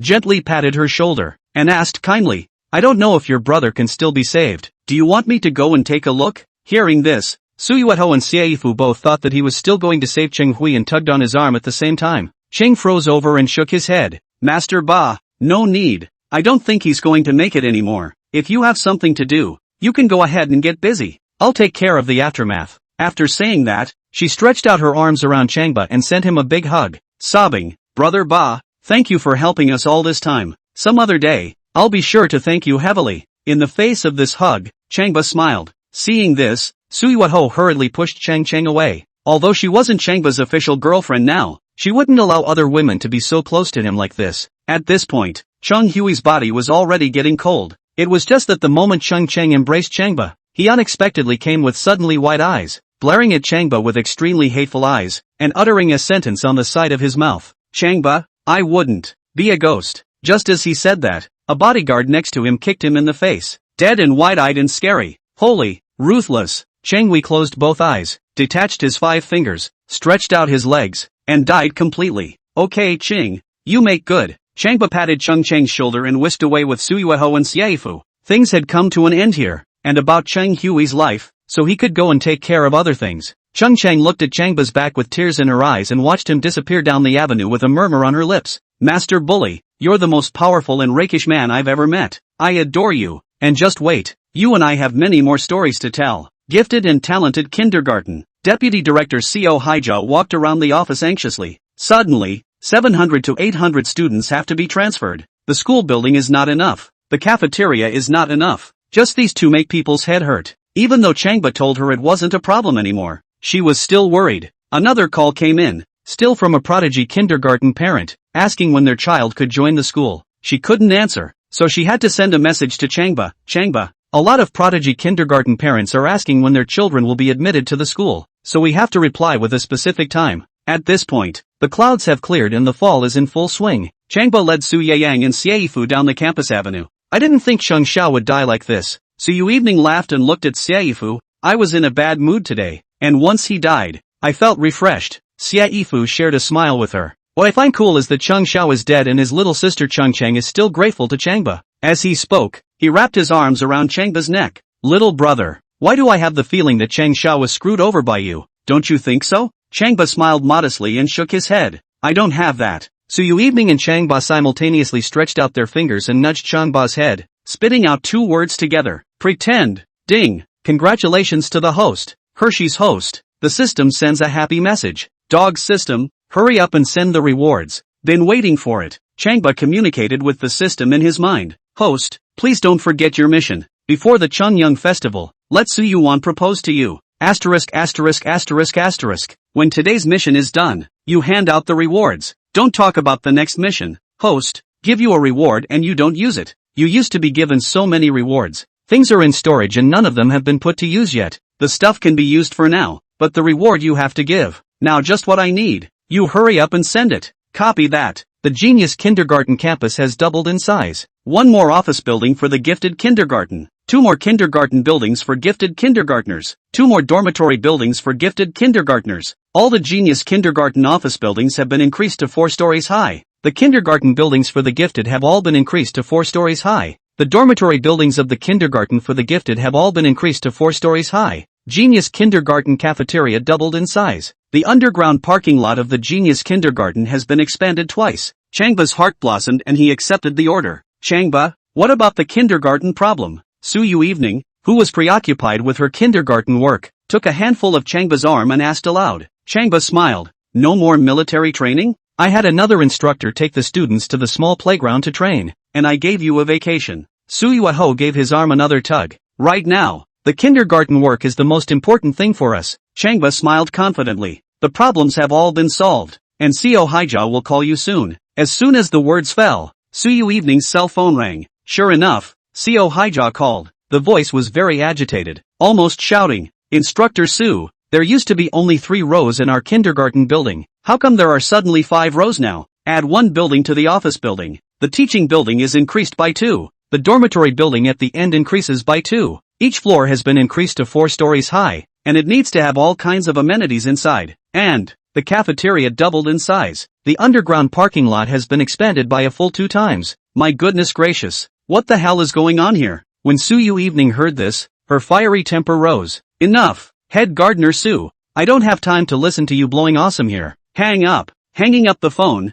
he gave Changba a disgruntled look and chortled. Changba, look at the assistant gardener you found. He didn't learn anything from you, but learned to blow awesome. Changba smiled bashfully, pulled out his cell phone, and tapped it. He only saw Su Yui send him several messages and 2 videos. Tap on the video and let Su Yui go through it. Instructor Su, see for yourself. Su Yui swept a glance at her cell phone and noticed that the school building had become 4 stories high, and all of a sudden, her almond eyes rounded. When he saw that the number of teaching buildings had increased by 2 more, he could not help but give Changba a punch in the chest and explode. Asterisk asterisk asterisk asterisk. What's going on here? What the hell is going on here? As soon as he snatched the phone, he continued to check it. Campus doubled in size. 1 additional office building, 2 additional school buildings, 2 additional dormitory buildings. The office buildings have all been increased to 4 stories high. The school buildings have all been increased to 4 stories high. The dormitory buildings have all been increased to 4 stories high. Doubled the size of the cafeteria. The underground parking lot was expanded 2-fold. It is fair to say that the gifted kindergarten changed dramatically and extremely suddenly. This change is sky high. Su Yui feel that this is dreaming.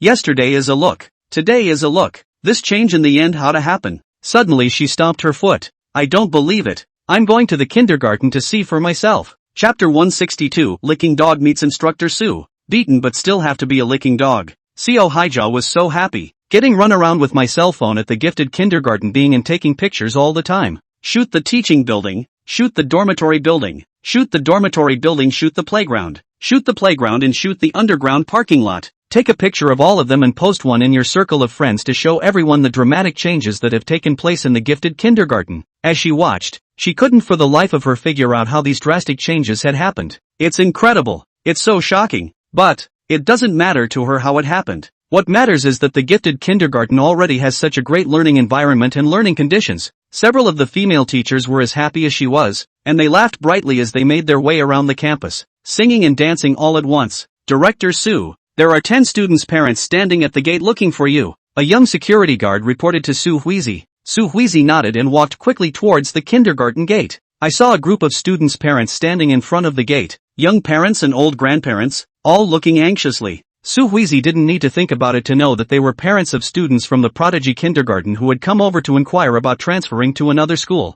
Walk up to the gate and ask through the gate railing. She patiently explained that she would have to wait for the permanent gardener to come over and would make a proper arrangement for everyone, so please do not be anxious. Hey! Next to it came a middle-aged man with a parasol. They come over to transfer is to give face to the headmaster of the standing garden, is to look up to the genius kindergarten. You directly arrange to come in you have to. How to wheedle. Su Yui took a look and recognized that it was Xiong Bushue. His son, Xiong Jin, works at the gifted kindergarten. While he used to be the president of the kindergarten's parent committee, but she had had trouble with him before, and hated the man very much, and glanced at him without speaking. Mr. Bear, President Bear, Mr. Bear. A group of parents smilingly surrounded the bear unrepentant, shaking hands, handing cigarettes to hand cigarettes, lighting cigarettes to light cigarettes. Everyone knows his background. His brother-in-law is Mi Jianjun. That's the man of the hour in Magic City. Xiong Bushue enjoyed everyone's respect and attentiveness very much, promising them that the matter was in his hands. Taking a drag on his cigarette, he glared at Su Yui and chided. Did you hear what I just said? Arrange for the children of these parents to enter the school now. Do you hear me? Su Yui smiled coldly. There's no problem with arranging for students to come in, but we must consult with the head gardener of Chang's on this matter and follow his arrangements. Bear Unrepentant closes the parasol, reaches into the railing, and points to Su Yui. This finger, directly to her chest. I'm going to call the head gardener at Chang's and tell him to give permission for these parents' kids to come in right away. Believe it or not. Su Yui slapped open his parasol. Fight. You fight now. I'm listening. Bear Unrepentant's parasol was opened and feeling disgraced. He poked her directly in the shoulder with the parasol. Do you know how to ing talk? Believe it or not. I'll call the head of the regular gardener to fire you with a single phone call. Poked and hurt. Su Yui snatched the parasol and slammed it to the floor. Why are you moving your hands? It was so uncharacteristic of such a bear parent that she craned her head to look at the young security guard next to her, and Xiong Bushue burst into a rage, rushing towards the security room and shouting angrily at the guards. Open the gate for me. Do you hear me? Open the gates. The one guarding the security room was a young security guard, only in his 20s, with a center-parted head,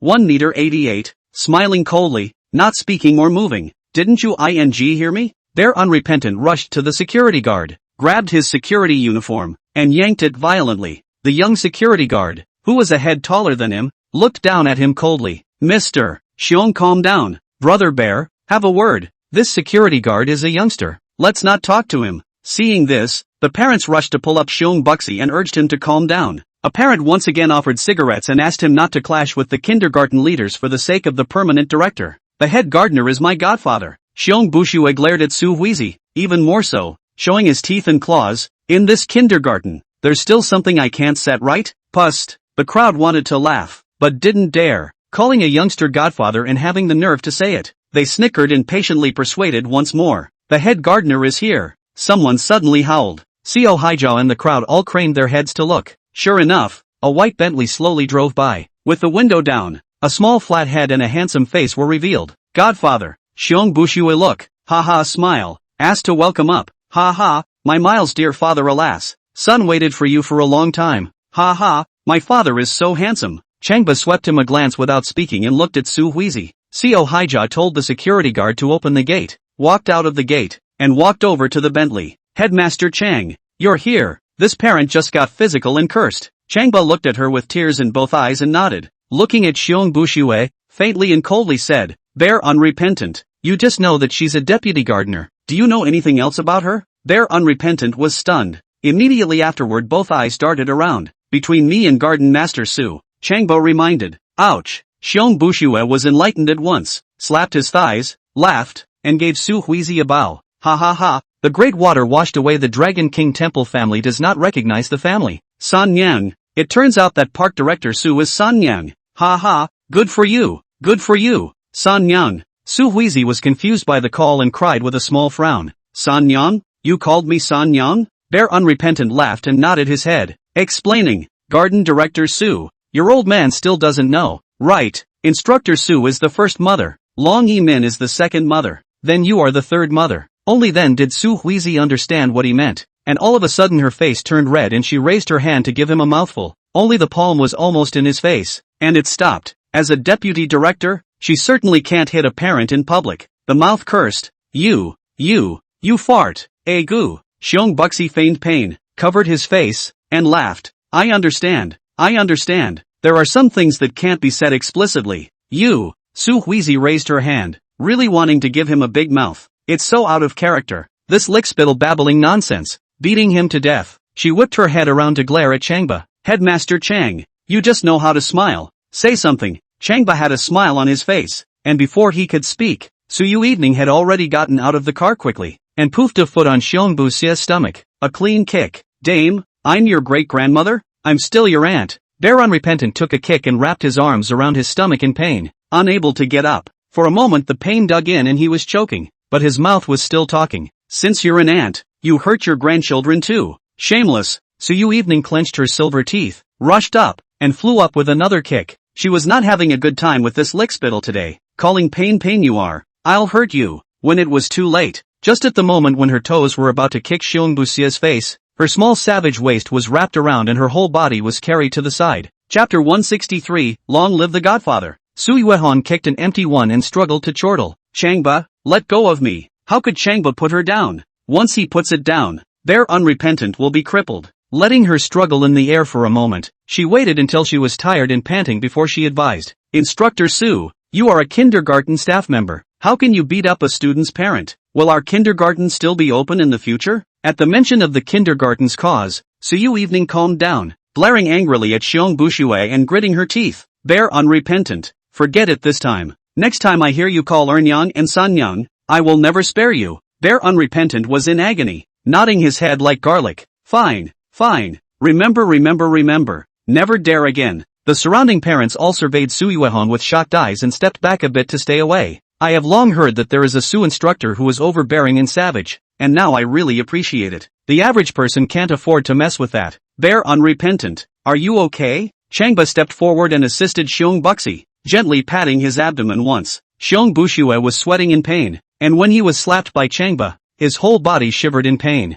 Godfather, I feel gutted. Please stop filming. For a moment, the expression was so complicated that it hurt to die. Changba gently tapped his abdomen again. It's okay now. It doesn't hurt. The bear grimaced in disbelief. After only a second, though, eyes snapped open. It doesn't hurt anymore. That drilling pain magically disappeared. He rubbed his stomach a bit and it really didn't hurt anymore. He was so happy when he bounced around a bit and felt no pain. Godfather, you are worthy of being a divine doctor. Or you are great. I obey no one but you. At this moment, he was even more impressed with Changba's medical skills. Between jokes, he nodded and gave Changba's casual shirt a tug. Seeing the dust on his casual leather shoes, he hurriedly squatted down and took out a paper towel to wipe it carefully. Su Yu evening, Xiaifu and Su Huizi couldn't help but look at it with sideways glances. This licking dog is truly a god of licking. Changba grabbed Bear Unrepentant's arm and yanked him to his feet. Haven't asked you yet. What are you doing in kindergarten? I thought Godfather should be here, so I came over to take a look. Bear Unrepentant laughed. Changba asked again. Why did you have a confrontation with Director Seo? Xiong Bushue smiled apologetically at Su Huizi and described the ins and outs. Point to the parents next to you again, emphasizing that they are all very anxious. Changba understood. Xiong Bushue is also for the sake of many parents, but also for the kindergarten. Arranged Su Huizi road. Director Su, now that we have classrooms and a cafeteria, we can take them in. Let the parents enroll the children first, and then divide them into classes and teachers. Any kindergarten teachers in the prodigy kindergarten who are willing to come over, we'll accept them all. Getting these words, Su Huizi's heart was in the right place. Okay, I'll make the arrangements. The unhappiness of earlier dissipated, and with a smile back on her face, she turned and walked away. For her, she had something important to do next, and she was fist-pumping for the big one. Take it easy. Su Yui called out to Su Huizi. Director Su, wait for me to take a look. Now Genius Kindergarten inside the teaching building. Dormitory building and cafeteria is not increased. She still do not believe. To see with their own eyes to rest assured. Seo Haija stood still, mentally grunting in dissatisfaction. Instructor Su, you're a regular staff member at the gifted and talented kindergarten. And now that the headmaster has made a decision, how dare you, a staff member, negate his decision? You're going to wait for you to make a decision next? Isn't that going too far? Even if you're the girlfriend of a regular bully, don't you have to be aware of the occasion and how and what you're talking about? In his heart, he was upset, and with a smile on his lips, Instructor Su, right now we have enough classrooms, cafeterias, and dormitories without any problems. You should have seen the video I took just now. I'm not at ease. Su Yui added, I have to see it with my own eyes. Seo Haija sighed and glanced at Changba, nodding at her. Well then, if you're not sure, go, I'll show you. Su Yui nodded and pulled Xieifu, walking with her towards the gate. Instructor Su, Changba grabbed Su Yang's arm. If the teaching building, dormitory building and cafeteria are enough, what do you say? It was a chance to finish the job, and he didn't want to miss it. Even if he couldn't complete the mission, he still had to let Su Yui have a mental preparation. This grabbing of the arm is harder on the hand. Su Yui felt pain from being scratched and forcefully peeled up his hand, coldly answering, if it's enough, like in the video, I'll listen to you on everything from now on. Changba was overjoyed. Good, that's what you said. I want you to propose to me. Su Yui sneered, her silver teeth clenched, and she ruthlessly peeled off his hand. I asked you to marry me? How dare you think that? Turn around and walk away. Changba smiled bashfully and watched her walk into the kindergarten. Dare I think about it? It's been thought about, and she knows about it, so let's see where it goes next. Hey! Xiaifu stretched out her index finger and nudged Changba's chest. You and Instructor Su haven't even gotten back together yet. And you're thinking of letting her propose to you. You have a fevered brain, right? Changba had a serious face. I have no fever, and she must ask me to marry her before the reunion. Xiaofu laughed and took a step to follow Su Yui. Seeing them walk away, Xiongbu Xia laughed and took a tug on Changba's arm, pulling him to a quiet corner. Godfather, don't you want Instructor Su to propose to you? I have a good idea. Changba knew that Xiong Buxi had a lot of ghostly ideas, so he nodded and listened to what he had to say. Godfather, if you knock her up, won't she ask you to marry her? Get lost. Changba pushed him away with a palm and walked towards the gate. This licking dog, for once, is not licking at the right level and just knows how to come up with tawdry ideas. Godfather, Godfather. Xiongbu Xia laughed again and pulled Changba. I was just joking. When it comes to getting a female to propose to a male, I really do have a good idea. Changba looked at him coldly and listened to what he had to say. Godfather, I assure you that I can definitely help you succeed. However, before I help you, you have to do me a favor first. Bear Unrepentant made a bow, his eyes filled with a pleasing smile. Changba knew that this licking dog had a request for him. He sensed this at the cemetery when this licking dog called him Godfather. He kept quiet and continued to listen to him. Godfather, as you know I have a girlfriend,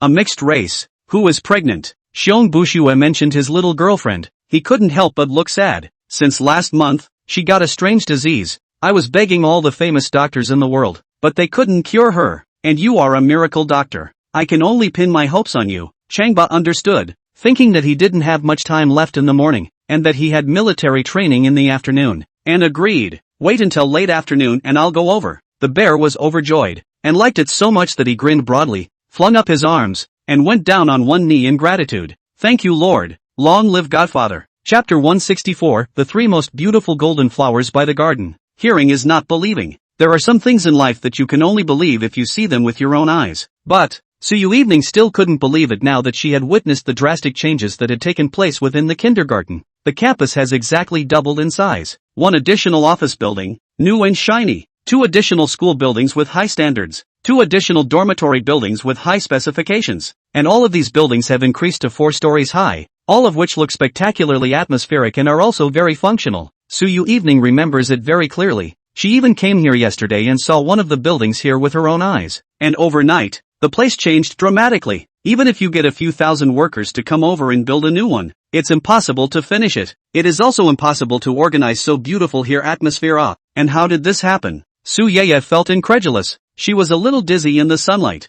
and had the feeling that she was in a dream. My goodness gracious. As Xiaofu looked on, her jaw dropped, and she was also so shocked that her delicate body trembled. She knew Changba was capable and competent, but no amount of skill or ability can create so many buildings in one night. Not to mention, how do you double the size of the playground? How do you triple the size of the underground parking lot? These 2 projects are huge projects. That is to find the national construction company to come over, without 3 or 5 months, cannot take this project. But, people's Changba brother did it. What took their breath away even more was that the talented nursery had not only gotten bigger overnight, but also more beautiful. It has become a garden kindergarten. It has become the most spectacular and beautiful kindergarten in the whole Magic City. In the garden, chrysanthemums are in full bloom, osmanthus blossoms are fragrant, pittosporums are swaying to their heart's content, and hibiscus blossoms are 1,000 times more beautiful. Enchanting, moving, shocking. The 3 women, Su Yui, Xiaofu and Su Huizi, stood at the edge of the garden and also set off a more beautiful appearance. Su Yui was valiant and magnificent.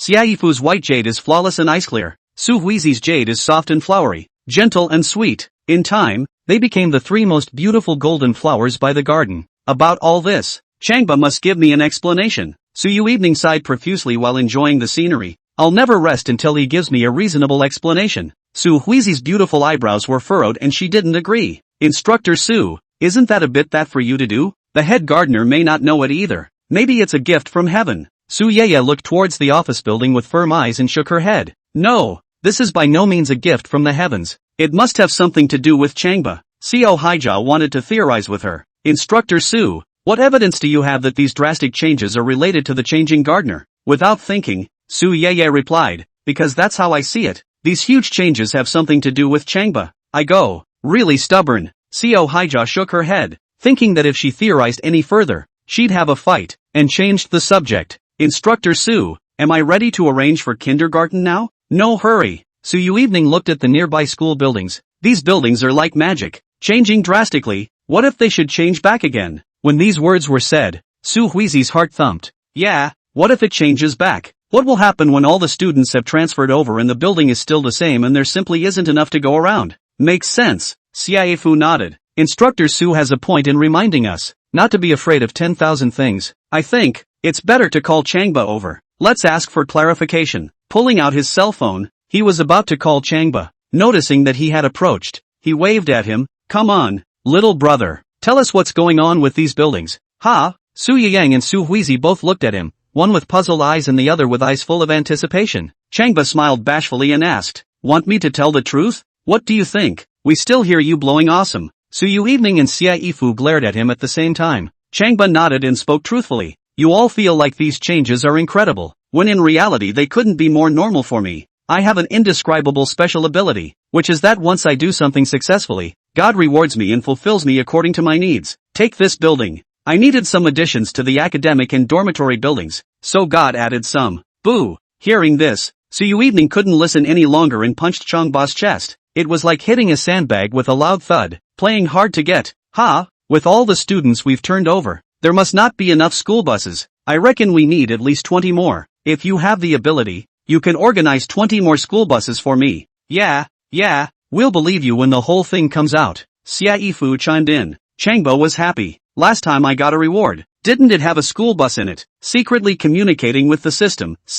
Where is the school bus I obtained last time? Host. 30 school buses are in the warehouse room on the east side of the underground parking lot. Changba turned around and walked towards the underground parking lot. Come on, I'll show you the new school bus. Go! Su Yui gave his shoulder a push. This time, she wanted to see how Changba could still pretend. Xiaifu and Su Huizi didn't believe it either and followed him forward. In less than 10 minutes, they arrived at the underground parking lot. Where's the school bus? Su Yui looked at the underground parking lot inside the empty, cold smile. This will hit the face, right? Xiaifu and Su Huizi looked at each other and both shook their heads. Little brother, there really isn't a school bus, so let's not pretend. Xiaifu sighed. It's still proper to go back to school. Changba quickly stepped forward, walked to the door of the eastern warehouse room, and pushed open the heavy iron gate. Come in and see. The three of them shook their heads again and followed. Su Yui pushed Changba's shoulder again, telling him to get out of the way and walk into the warehouse room. One look, almond eyes. No way? Holy! Xiaifu and Su Huizi took a look and simultaneously chirped. There really is a school bus, hey!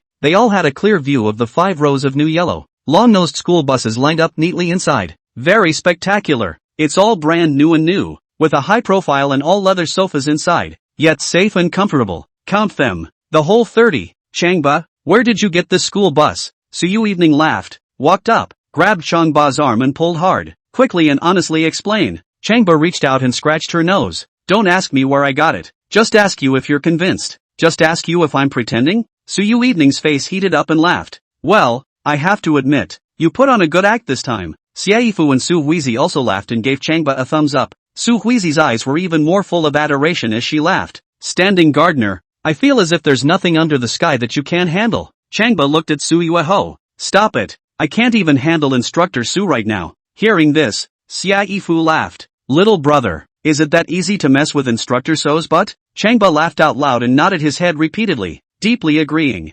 Xiaifu. Su Yui was so shy that her face turned red. She pounced on Xiaifu and grabbed her. Still the oldest sister. I told you to be shameless. I'll tear your mouth off this time. Xiaifu cried out for help and pulled her legs out to run. Changba watched as they chased and fought and frolicked, laughed, and went after them. Chapter 165, The Mysterious Rank 1 Big Brother, the 1,000-year-old demon. Ching Fai is dead. The Ching family held a solemn funeral service for him. The funeral was held for 3 days before it was over. On an unprecedented scale, Cheng Chang was so tired from the wake during the day and the live broadcast at night that she caught a cold and had a fever. As soon as the funeral was over, she came to a nearby hospital to be hospitalized in N4. While on N4, she continued her live broadcast. She has surpassed 2 million followers and her next dream is to surpass 5 million followers. Her many fans were so distressed to see her face emaciated and on N4 that they rewarded her. The first Big Brother called Millennium Old Demon, a series of Gift 10 Carnival. Cheng Chang to pay attention to health. She moved a mess. It was 5 o'clock in the afternoon after the live broadcast. Every time it ends, Cheng Chang will habitually glance at the background private message. Only the private messages from Big Brother List 1, Big Brother List 2, and Big Brother List 3 would she read and reply to them. When she saw a private message from her big brother, Millennium Old Demon, she clicked on it. 1,000-year-old demon, Sheng Chang. I've been observing over the past 2 days and I've found some problems. Chang Chang, brother demon. What is the question? 1,000-year-old demon, your brother's death was odd. His resurrection in front of the genius kindergarten gates was odd. And his final death was odd. Chang Chang's beautiful brows were furrowed as she pondered over the process of Chang Hui's resurrection to death. Thought about it and didn't see anything wrong with it. 1,000-year-old demon, your brother has been frozen into a frozen stick in the crystal coffin. How can he be resurrected? Your brother shouted grandiose words before he died and then crashed headlong to his death. Is that in keeping with his character? Chang Chang analyzed, my brother resurrected. It is master bully medical skill. My brother crashing to death is a matter of conscience. The 1,000-year-old demon let out a sneering expression. You're not brainwashed by Changba,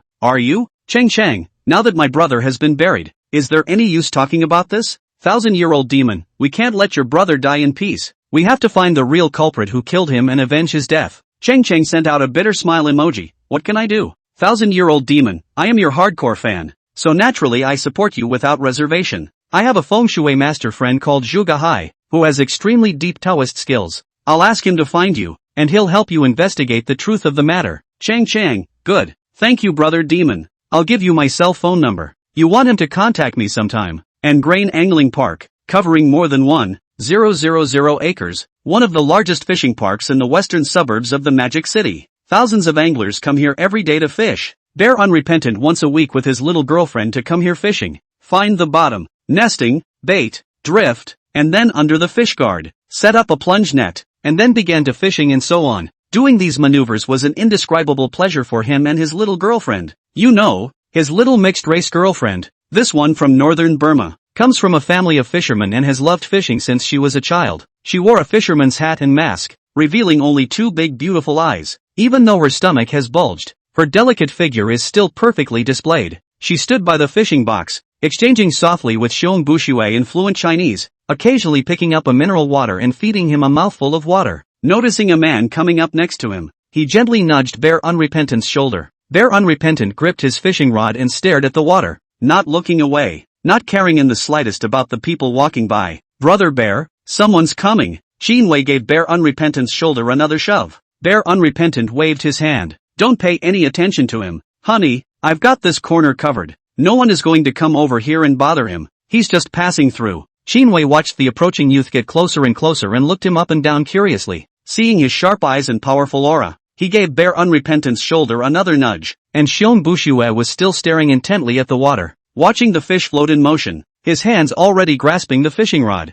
Mr. Bear, hitting the nest. The young man who approached was near Bear Unrepentant. Xiong Buxi also did not look at the others and waved his hand, signaling the other party not to make any noise and not to disturb him. Fishing is the best time for him to relax and rest, and he doesn't want to be disturbed. Besides, after the nest, you have to keep quiet. And what is the point of fishing when you scare the fish that are eating the hooks? This person clearly does not know how to do it. Sir, are you looking for Brother Xiong? Xinyu was alert, watching the youth at close range. The youth also observed her. What's wrong with you? Xin Wei froze, looked to Bear Unrepentant, and nudged his shoulder again. It was only then that Bear Unrepentant twisted his head impatiently. Asterisk asterisk asterisk asterisk Q. I'll look at the person. Oucha stand up, threw away the fishing rod, first to give himself a mouth, and then nodded and bowed repeatedly. Godfather, ha ha, Godfather, why are you here? Didn't I tell you to wait for us at the hotel? The one who walked up was none other than Changba. According to the agreement between the two parties, Changba was supposed to look for them at the hotel, but he was ahead of schedule and came to look for them at the fishing garden. It's fine at the moment. I came over to take a break. Xiong Bushua had to secretly admire that Changba's ability was just as strong. He brought Qin Wei here. Only the two of them knew about it, and didn't dare to think that Changba would be able to find out about it. He nodded and smiled again, bending his waist and walking forward, holding Changba's arm with both hands. Looking at his respectful appearance, he looked like a big eunuch in the palace. Godfather, this is my girlfriend Qin Wei. He shot a look at Qin Wei. Qin Wei, quickly call your godfather. Hurry up. Qin Wei smiled sweetly and nodded at Changba, bending and bowing. Hello godfather. Changba nodded, admiring the mixed blood beauty twice. It's true, this beauty is still attractive even though she's pregnant. Bear Unrepentant moved to a small bench, smilingly invited Changba to take a seat, and respectfully handed over mineral water. Changba sat down and unscrewed the mineral water to drink. Godfather, now that you have also seen Qin Wei, do you want to talk about her first? Bear Unrepentant accompanied the caution with a question. Changba nodded for them to sit down. Xiong Buxia smiled curtly, before pulling Qin Wei to sit on the fishing box and looking at Changba with a smile on his face. He doesn't mention what his little girlfriend's strange disease is, and sees if Changba can tell what's wrong with her. Changba observed Qin Wei for 2 more moments and faintly said, "Your girlfriend is not sick." Hearing this, Bear Unrepentant became agitated and stood up at one stop once again. "Godfather, my girlfriend has a disease. It's Alice in Wonderland." Gesturing with his hands, he explains this strange disease by saying that his girlfriend sees things that suddenly get bigger or smaller, like Alice in Wonderland, and sometimes hallucinates. When hallucinating, she gets a headache and feels a pain that kills her. Changba sneered, "Bear Unrepentant, you're a married woman and she's a woman who was trafficked here. Tell me to say that you either call the police or send her back." Bear Unrepentant laughed bitterly, his fat face plate twitching a bit. After freezing for just a second, he sat down, put his arm around Qin Wei's shoulders, looked at her with loving eyes, and asked, "Jinwei, I'll send you back, will you?" Chapter 166, Godson shouting, "If I don't get rid of you Changba, I swear I won't be a human being." Qin Wei shook her head and snuggled her head into Xiong Buxia's chest, reaching out with both hands and wrapping them tightly around his arms. Before he could speak, he was already in tears. "Brother Xiong, I'm not going back. My parents are dead, so what if I go back? Wouldn't I still fall into the hands of those bad guys? Instead of that, I'd rather stay by Big Brother Xiong's side. Big Brother Xiong loves me. I'm willing to be your lover for you incognito, and I'm more than willing to have children for you." Speaking of which, there were already tears in his eyes. Xiong Bushua's heart was overwhelmed with pain, and he scrambled to stand up, pulling out wet wipes and wiping her tears. "Qin Wei, don't cry. Brother Xiong won't send you back. Don't be afraid either. This is my godfather. He will help us." After comforting Qin Wei, he bowed again to Changba, and finally kneeled down on one knee, asking him to cure Qin Wei's strange disease. Changba smiled coldly as he watched Qin Wei cry in pain. Is it normal for a young beauty to be abducted and sold? And instead of thinking of going home, she thinks of living with a middle-aged man and giving him children? He needed to talk to her alone and figure out who she really was. Sweeping around, he saw a thick grove of trees next to him and pointed. "Bear Unrepentant, this way.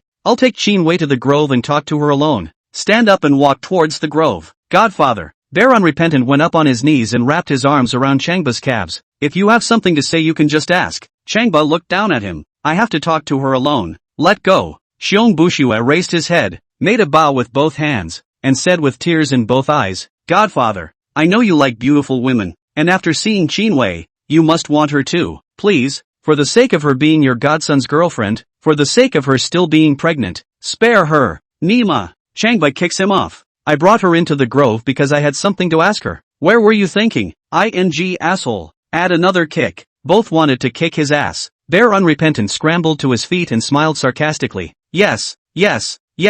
You still want Instructor Su to propose to you. If you were fooling around outside and she knew about it, would she still propose to you? Oh, Godfather. I'm measuring the heart of a gentleman with the heart of a small man. Okay, I'll ask Qin Wei to come over. Walking over to Qinyu, he put his arm around her shoulders and whispered something into her ear. She nodded softly and stood up, following Changba towards the grove. Bear Unrepentant watched them walk into the grove, unconsciously following a few steps, finally standing on tiptoe to peer towards the inside, muttering and whispering, "Godfather, we are men. Don't say one thing and do another." Changba led Qin Wei into the grove and stopped after walking more than 2 meters. There were a lot of half-meter-high rocks set up in the woods, and he and she both sat down. I had just performed the hypnosis when my cell phone vibrated. Changba clicked on it and saw that it was a message from Xiaifu, little brother. I went back to school with Instructor Su and met Su Yui and her aunt. Changba had scolded Su Yui and her aunt away last time, and it could be said that he had scolded them to death. Obviously, they already held a grudge against him.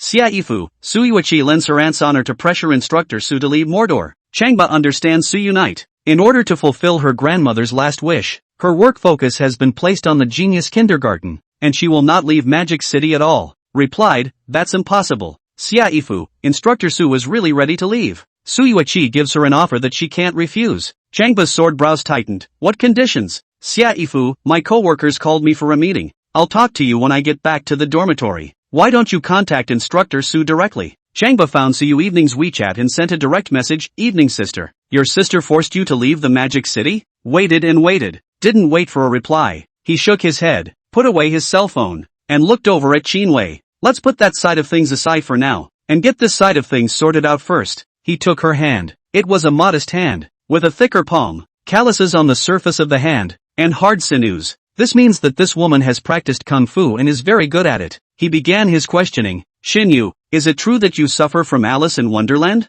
No. Shinyu shook her head gently. I'm faking it. Changba had already made this judgment, and asked again, do you really love Xiong Buxie? Shinyu closed her eyes and shook her head. No love. Then why did you just say that? Because I need to live around Bear Unrepentant. Why? Xiong Buxie is Mi Jianjun's brother-in-law, works in Mi Jianjun's technology company and is also the leader inside the technology research and development department. I'm close enough to him to pry into some scientific research secrets and business secrets. Changba had to re-examine Qinwei as a person. This woman is not simple, and the people behind her are even more so. Every year Mi Jianjun would come in with a shipment of goods from northern Burma, which were all young girls between the ages of 18 and 20-something, and he would pick out the ones he liked to keep, and the ones he didn't like to give to the leaders. Qinwei continued. My masters seized on this and bought some people to plant me in that shipment, with the aim of getting me to find a chance to get close to Mi Jianjun and stay and live by his side, so as to pry into some business secrets. After he met me, he fell in love with me at first sight, but because of his busy schedule and for other reasons as well, he handed me over to Xiong Burii to watch over me first. Changba understands that Xiong Buxie just shortcuts the process of watching over Qinwei, and Xiong Buxie serves in Mi Jianjun's scientific research department,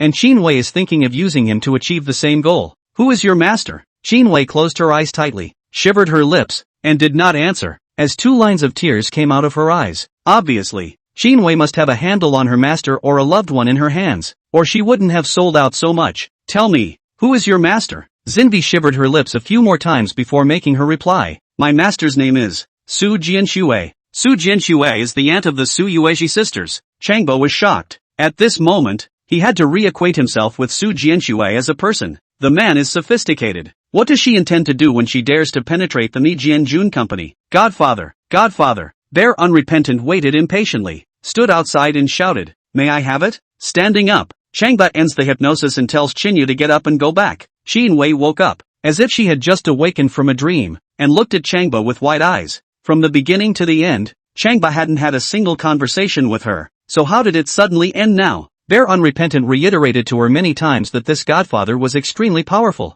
Could it be that he could know her secret without asking? Her heart was beating chaotically, apprehensive, looking at his eyes extremely firm, and not daring to say anything. She nodded her head and turned around to walk outside. Godfather, is Qinwei's illness okay? Bear Unrepentant asked as he walked into the grove, his face full of tension. It's okay, I'll give her a prescription and you just boil the medicine for her to drink. Changba took his cell phone, wrote a simple prescription, and sent it to Xiong Buxie. Xiong Buxie tapped his phone and saw the prescription. Godfather, this prescription doesn't harm the fetus, right? This child is my grandson. I can't wait to love him. Don't worry. Changba gave him a pat on the shoulder and walked away with a big stride. You guys fish? I'll leave first. Xiong Buxie rushed to send off respectfully, and after sending them away, he quickly returned to Qinwei's side and asked urgently, What did Changba ask you? Just ask about the disease. Qinyu didn't know what was being asked, so she just answered, Did he make a pass at you? Qinyu threw herself headlong into his arms and sobbed. Xiong Buxie's heart sank, and he asked, Did he make a move on you?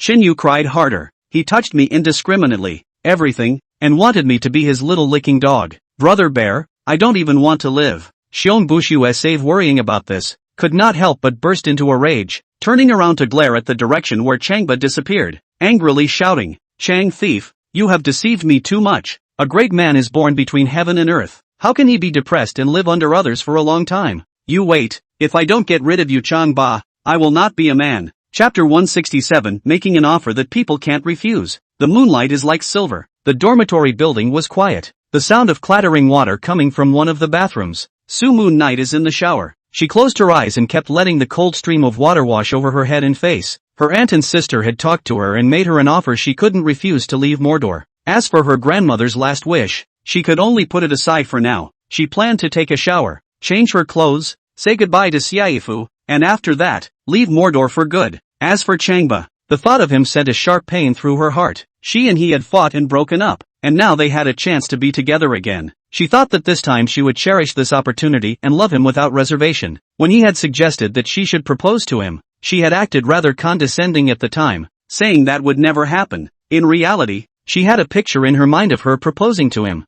For her, it didn't matter who proposed to whom as long as the man and woman truly loved each other. Men and women are equal. Why does it have to be the man who proposes to the woman? She had already figured it out in her heart and was waiting for that one chance. As long as Changba moved her and convinced her, then she would propose to him. But my aunt and sister would not allow it. They already regarded Changba as a thorn in their side and would never allow them to be together. In order to achieve their goal, they made her this offer that was impossible to refuse. She wanted to forget it all, but couldn't, and only rinsed her body again and again with cool water. Evening. Xiaifu appeared in front of the shower door with a white cell phone in her hand. You have a call. Su Yui wanted to be quiet right now, just to keep herself drenched in cool water without responding. Evening. You have a phone call. Xiaifu knocked up the door to her room. Only then did Su Yui open her eyes, said she knew, and opened the small door. For a moment, 4 eyes met. Su Yui looked at Xiaifu's eyes full of concern and anxiety. She couldn't help but have a sore nose, nodded at her to say thank you, stretched out her arm, and took the cell phone. Her sister had hurt her deeply, and for that reason she insisted that there was no such thing as sisterhood in the world. And now that she saw the look in Xiaifu's eyes, she suddenly realized that she had this kind of feeling around her once again, and couldn't help but feel a sourness in her nose again. She nodded at Xiaifu again and gently closed the small door. In this instant, Xiaifu glanced at Su Yui's body. Wow! Xiaifu wanted to yell out. She didn't look at her eyes or face. She just looked at Instructor Su's body. She's got a fantastic body. The jade body was long and fit, concave and convex, with an immortal aura and fragrance, coupled with the white and tender skin. She, a woman, was drooling. If Changba couldn't get this body, then it was a huge loss. Xiaifu sighed and picked up her cell phone to send a message to Changba. Where are you? Are you back yet? If you don't hurry back, your beloved sister Evening will leave Magic City. Changba is having dinner at a specialty restaurant at this time. It will take me a while to eat in the dining room. Xiaifu's scalp tingles. You asshole has a big heart. I'm warning you, I can't stop her. So grab your ass and fly me back. Changba craned his head and glanced through the rear window at the skyscrapers outside. Although he was now super capable, the ability to fly was not there yet. He takes a bite of the prawns and sends another message. What kind of an offer did her aunt and sister make her anyway? Xiaifu, I'm not sure yet. Anyway, your late sister can't refuse and must leave Magic City. It's almost impossible to ask her to stay. This time it depends on whether you have real skills or not. Just after sending out the message, he saw Su Yui walk out of the shower room draped in her pajamas, hurriedly hung up the phone, greeted her, and pulled her hand. Evening, after you've finished washing, take a rest first. Tell me to tell you to hold off until my little brother gets back. Su Yui shook her head and nimbly changed her clothes and packed her things. In less than 5 minutes, she was cleaned up and pulling up her large suitcase. Evening, give Changba a call. Xiaifu once again pulled Su Yui's hand. Su Yui sighed very helplessly. Changba and I don't have anything to do with each other now, so why should I wait for him to come back? Besides, if he just comes back, what's the point?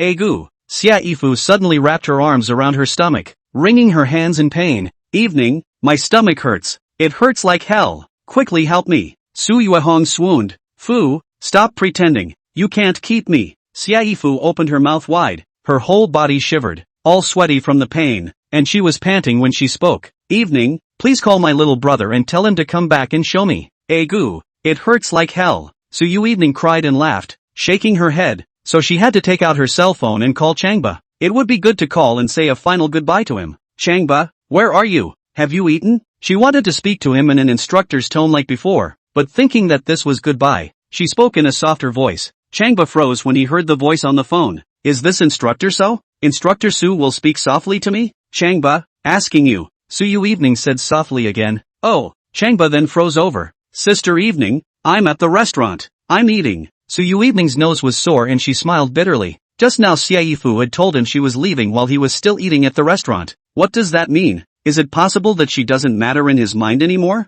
That what? Fu's sister has a stomachache and wants you to hurry back. Su Yui spoke and glanced back at Xiaifu. Ouch ouch. My stomach hurts. Xiaifu purposely raised his voice so that Changba could hear him. She also slapped the coffee table and expressed her pain with her body movements. Sister Fu, don't pretend, Changba said directly. You can't fool me, much less Sister Evening. Su Yui fainted. She just thought that Changba would be able to come back in time, and even if he couldn't help her, they would still be able to meet. But he's so good exposing Xiaifu. Xiaifu was on fire and rushed to Su Yui's side, taking the cell phone and droning. You asshole, hurry up and come back to my sister. I'm eating. Changba continued to feast. Xiaifu was so anxious that she was about to lift the table. Eat, just remember to eat. Instructor Su is leaving. If you don't come back, you won't even see her for the last time. Su Yui panicked and held out her hand, signaling her not to mention her. Xiaifu pushed aside her hand and continued to drink loudly. Instructor Suanton's sister opened an offer that she cannot refuse. You still do not hurry back to help her think of a way. Changba smiled bashfully.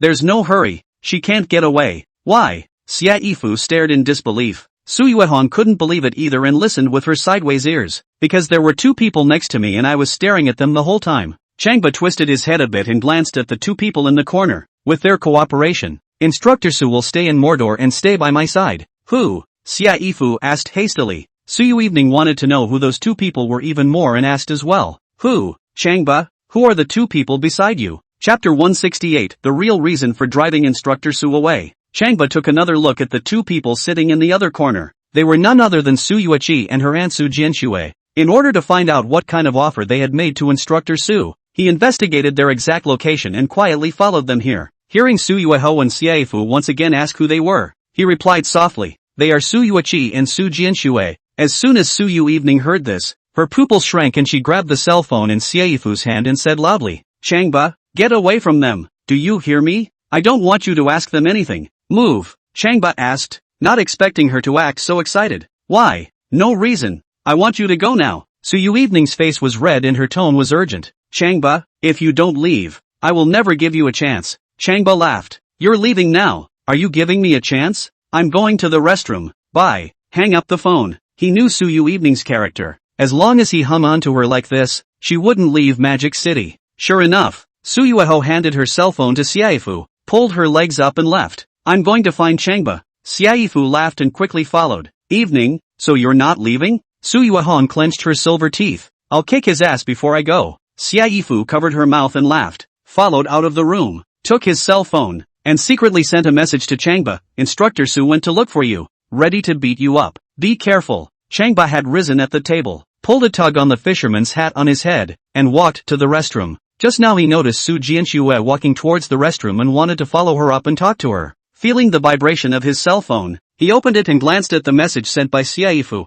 smiled bashfully and made a reply, let her come. I will surprise her. Walking to the door of the restroom, he stood to the side, waiting for Su Jianxue to come out. It was said that it would take at least 5 minutes for the middle-aged woman to enter the restroom, but in less than 2 minutes, she came out in a hurry and walked towards the restaurant exit. That fast? Changba continues to follow, only to see that Su Jianxue didn't greet Su Yui either, but just sent her a message before walking out of the restaurant with quick steps. There was a park next to the restaurant, and she walked quickly into it, deeper into the woods. Changba followed, watching her crouch behind a large tree for convenience, and waited for her. After waiting for about 5 minutes, the sound of a phone call came from behind the big tree. No matter what, late night must break up with that asshole. He cursed me out last time, and late in the day he must never be with him. I've pressured her to leave Mordor. Next, I'll pay for it. You figure it out, and fix him. You're his godson and have a chance to get at him. Then a man's voice came over the phone. Changba is despicable and shameless. I called him my godfather, and he didn't even spare my woman.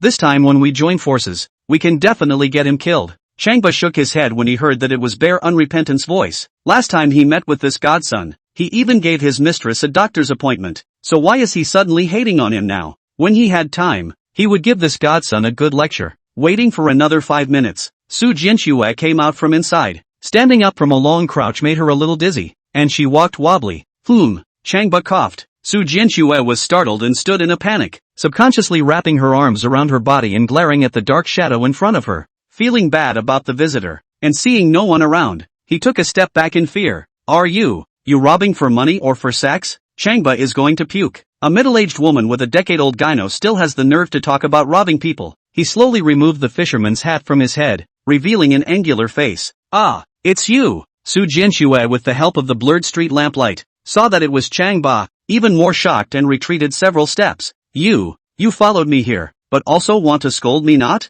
Being scolded out of his psyche by Changba. Now she was not afraid of heaven or earth, but she was afraid that Changba would open his mouth to scold her. I didn't come to scold you. I wanted to discuss a matter with you. Only then did Su Jianxue catch her breath and smiled coldly, quietly fumbling for her cell phone, preparing to send a message to Su Yui, telling her to hurry up and bring someone over. Changba pinched up a stone and casually threw it. Snap! The stone hit the cell phone in Su Jianxue's hand squarely, directly knocking it away. Su Jianxue was scared again and didn't dare to move again, glancing at the cell phone that fell on the lawn and didn't dare to pick it up. Noticing that a hole had been knocked out of the phone screen, his heart rumbled even more and he looked warily at Changba. You forced Instructor Su to leave Mordor, and she's leaving Mordor today, and I want to know why. Changba said, tell me why, and I won't be hard on you. Su Jianxue laughed coldly. Can you fix it if I tell you? I wish to hear it. Changba leaned against a crooked-necked tree. Su Jianxue looked at a rock next to him, blew the dust on it and sat down. I'll be blunt. The person late night respects the most is her grandmother, and she went to work at the kindergarten to fulfill her grandmother's dying wish. In her mind, Grandma was a perfect person, someone who deserved everyone's respect. But there's a stain on Grandma, too, which means that when she was young, she cheated on her husband, too. I'm warning evening, as long as she stays with you, as long as she doesn't leave Mordor, then I'm going to publish Grandma's cheating on the internet. She loves her grandmother's reputation as much as she loves her eyes, so she agreed and is ready to leave Mordor tonight and never come back. Changba understood when he heard this. It turned out that Instructor Su was willing to leave Magic City in order to preserve his grandmother's honor. He asked coldly, Mr. Su, isn't Instructor Su's grandmother your mother? Aren't you slapping your own face by publicizing her dirt? Su Jianxue grunted and sneered with a very smug smile. Growing up she didn't like me and I didn't have much of a relationship with her. The few times I fell in love and got married, she opposed it with all her might. Before she died, she wouldn't see me one last time, but she doesn't realize that not long after she died, I was in charge of the entire Su family. If I hadn't been thinking of that so-called mother-daughter bond, I would have thwarted her long ago. Now don't bring that up, just bring up the old lady cheating. As long as I say that she cheated on me, then everyone will believe it, and the late night will never dare to face. What do you think? When Changba heard this, he despised and hated this middle-aged woman with 10 years of old gynecology even more. Despicable and shameless. No shame. Do whatever it takes to get what you want. At this moment, he could not wait to immediately start the hypnosis technique and tell her to lie and sleep forever. But then I thought, that would be too cheap for her. Mr. Su, I want to make a deal with you. You are not qualified to make a deal with me. Su Jianxue picked up her cell phone and stood up. Changba pinched up another stone. What do you want? Su Jianxue jumped in shock and pointed outside. Can't you see? My men are already here. Changba twisted his head around and saw that there were a few large black-clothed men heading this way. Spooky, mysterious, quick. Judging from the figure and the pace, they were not ordinary experts. For your information, Changba, these experts are all the top experts of Power Leopard security. You're new to the game. You don't know anything about Power Panther security. Let me tell you today, the best of them is a 9-dan expert. And this is all are at the 5-dan level. It's more than enough to kill you Changba. Chapter 169 Instructor Su broke the defense and wanted to fight Changba to the death. Su Jianxue smiled smugly and watched how Changba would kneel and submit this time. But, as soon as the voice dropped, she dropped her teeth in shock. Several of the big men who were rapidly approaching all flopped and fell to the ground. For some reason, they all came crashing to the ground, sleeping sideways and motionless. This is a 5-dan expert? Changba looked at the shocked Su Jianxue and smiled teasingly. Why don't you make a phone call and ask them to come over from the 6th stage of the 7th stage? Of course, it's even better for the 9-dan ones to come over. Su Jianxue retreated back and forth, only stopping violently when his back hit a large tree. She screamed as she felt a stabbing pain coming from her back. At this moment, both of her eyes were round, her eyes filled with shock. If she hadn't seen it with her own eyes, she wouldn't have dared to think that such a few 5th stage experts would be unbeatable in front of Changba. Not even a single blow. What magical feats does Changba know? Can he do magic? Don't look at them down. I can still call them up. Changba's tone was light as he raised his finger to point at a group of experts not far away. As Darkness used his harnessing technique, the group of big men all climbed up and walked forward with their heads hanging down like wild ghosts. Su Jianxue was so scared that her legs went weak and she wrapped her arms around a small tree next to her before she could stand still. On your knees. Changba's tone was light. A group of big men knelt down in unison. Lie down. A group of big men went prone in unison. Stand up. The group of big men stood up in unison again. And you guys go back to sleep. Once again, a group of big men flopped to the ground. When Su Jianxue saw the scene, she even dropped her jaw in shock and sat on the grass with a flutter. Raising his head to look at Changba, his eyes were even more filled with horror. Mr. Su, the worst of your gynecological problems was the year before last, wasn't it? Changba asked. That year, you had skin ulcers and itching all over your body, and it took half a year of recuperation at home before you slowly got better, didn't it? Su Jianxue was about to cry. Yes, Changba, oh bah, how did you know? Changba replied. I know a lot more than that. Now I'll tell your gynecology to go back to what it was the year before. do you believe me? Su Jianxue froze for a moment, shook her head, and stammered, bah, not that I don't believe you, but this thing is impossible.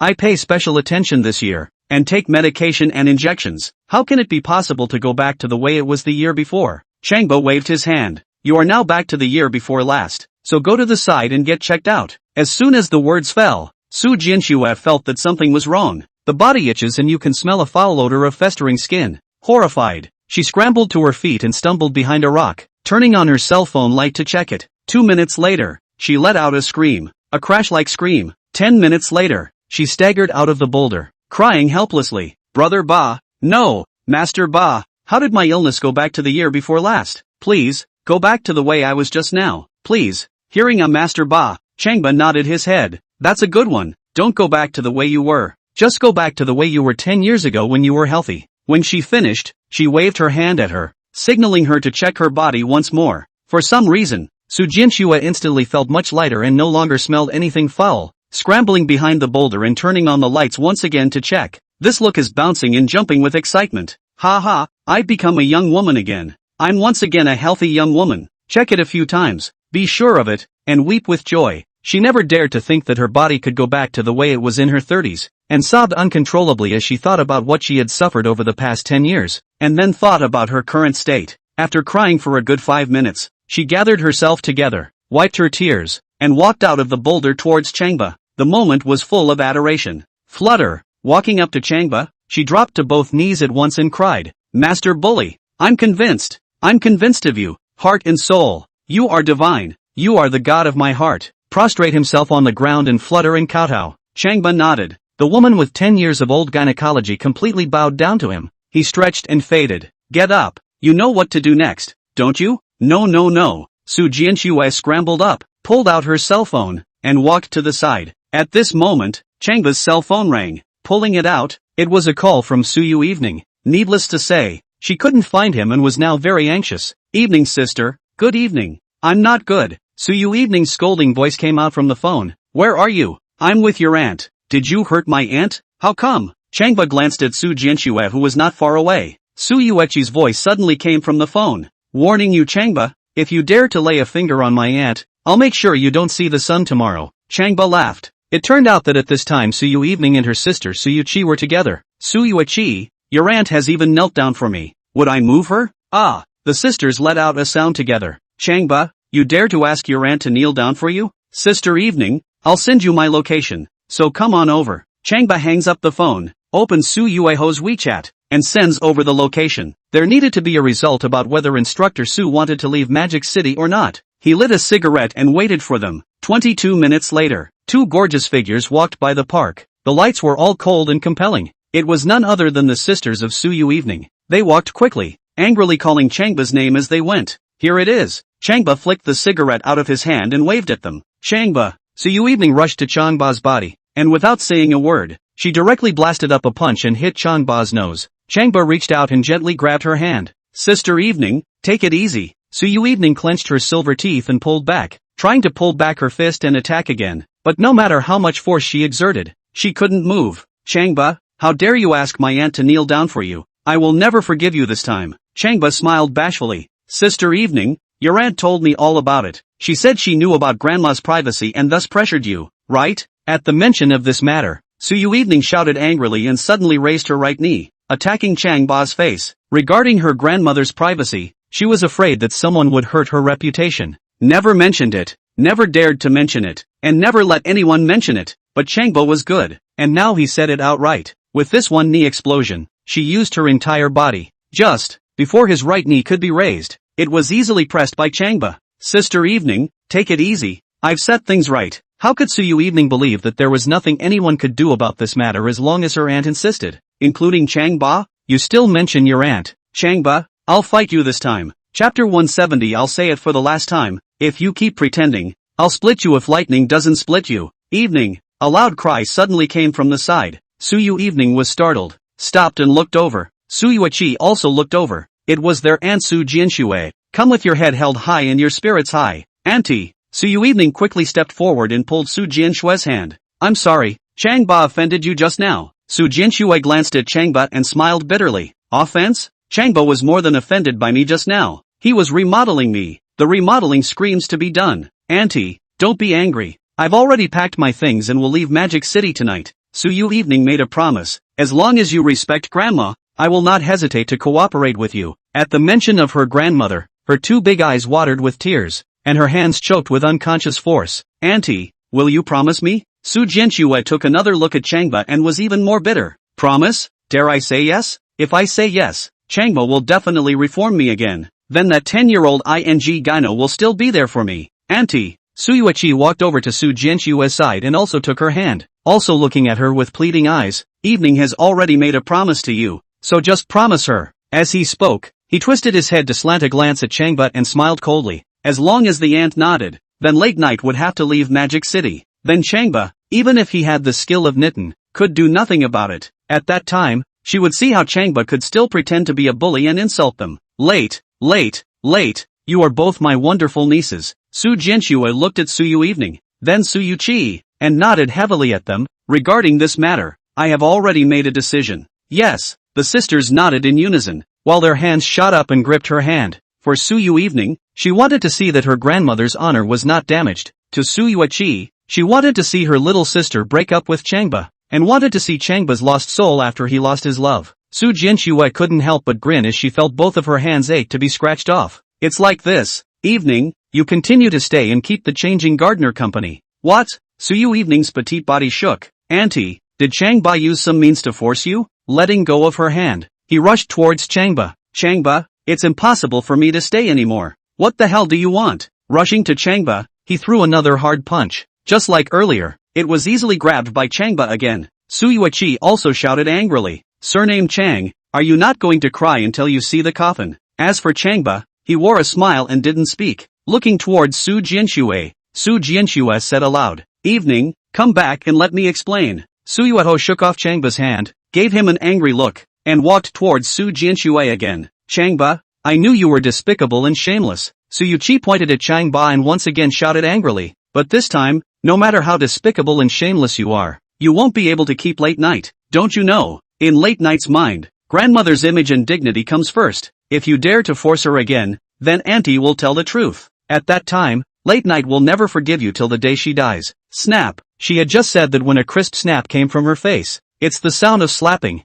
Auntie? Su Yui saw that it was Su Jianxue who raised her hand to hit her and looked at her with eyes full of shock. She and Su Jianxue are in the same camp. The matter about using the grandmother's reputation against Su Yui Night was also something that the two of them discussed together. Yes. But now, how did Su Jianxue suddenly make a move on her? How do you still fight so loud? Su Yui also froze, as if she didn't recognize Su Jianxue, and stared at her blankly. Auntie hands her sister a slap in the face? What are you looking at? It's you who's fighting. Su Jianxue angrily rebuked and raised her hand to give Su Yui another big mouth. Yikes! Su Yui covered her face and retreated several steps, staring at Su Jianxue with wide eyes. Su Yuihong stretched out her two hands to cover her mouth. For a while, no matter how she thought about it, she couldn't figure out how her aunt could suddenly make a move against her sister. Auntie, you must set the record straight. Su Yui, being the eldest sister, of course couldn't help this and bellowed. Su Jianxue didn't speak, but looked at Changba. Su Yang and the girls froze, and they all looked at Changba as well. Changba reached out his hand,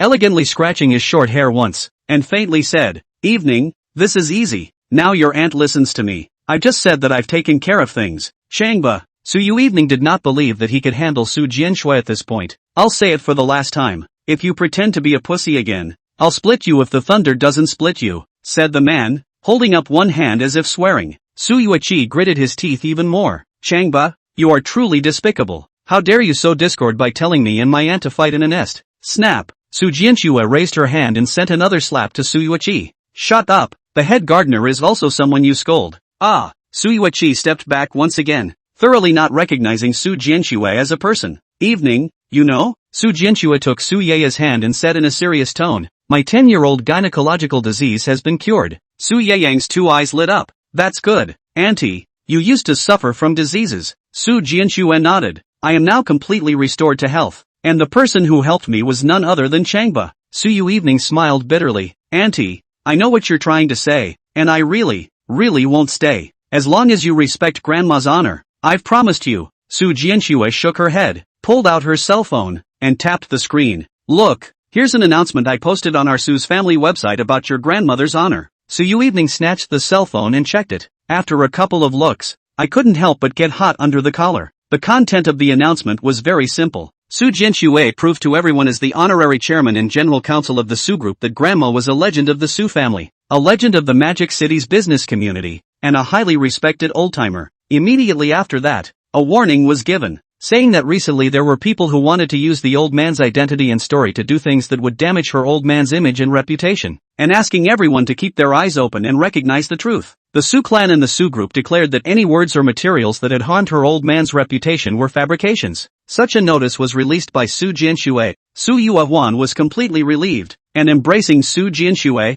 she was crying with joy. Auntie, thank you so much. This way, Grandma's reputation is preserved, and Grandma can rest in the ground for a long time, and she won't have to worry about anything anymore. Evening, you shouldn't thank me, but Changba. Su Yui smiled and looked at Changba. If it wasn't for him, my old gynecology wouldn't have been cured. If it wasn't for him, the conflict between us wouldn't have dissolved. If it wasn't for him, I'm afraid your grandmother's reputation would be buried in our own hands. Su Yui slowly twisted her head and looked at Changba with tears in her eyes. Frequent fighter. This time it was Changba again. If it wasn't Changba, she would still be held hostage by her aunt and sister. She and Changba would definitely be separated, and there was no telling what kind of life she would lead in the future. And she had just misunderstood him, disapproved of him, cursed him and hit him with her hands. Bully, she cried once again, calling out to Ba, before realizing she had called him the wrong thing, and jogged up to him, throwing herself headfirst into his arms. Changba, I'm sorry. Once again I apologize to you. Changba hugged her and smiled brightly. Instructor Su finally stayed, so he and she could continue their fling,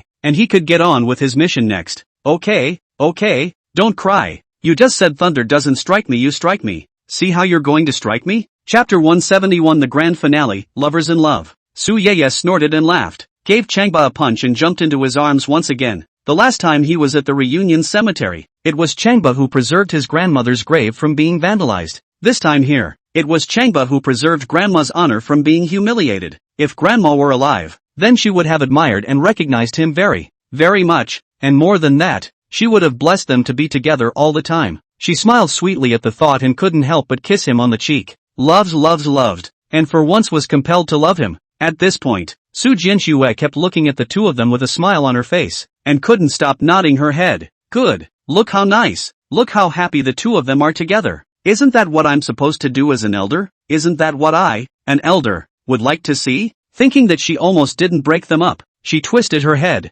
her eyes cold, glaring at Su Yui. Asshole. I've never seen such an asshole of a sister. His own little sister obviously has a happy love, and it's just as well that he doesn't bless it, but he even sabotages it by interfering with it. What a dereliction of duty. What a bad conscience. Seeing Su Yui keep staring at the phone with wide eyes, she angrily shouted, "What have you been looking at?" Su Yui also saw the notice on her cell phone and checked the family group notice through her own cell phone. After reading the content several times, she believed that it could no longer be changed and stared at Su Yui with eyes full of shock. Just half an hour ago, Su Yui was still discussing this matter with her. To use her grandmother's reputation to pressure Su Yui to force her to leave the Magic City and give Changba a devastating blow. And now it was good that Su Yui had turned against him. In this way, she was screwed and became inside out. Su Yui was so angry that she couldn't catch her breath and felt like she was suffocating, glaring angrily at Su Yui and chiding. Auntie, what did you say before you came here? Why are you doing this now? Su Yui sneered.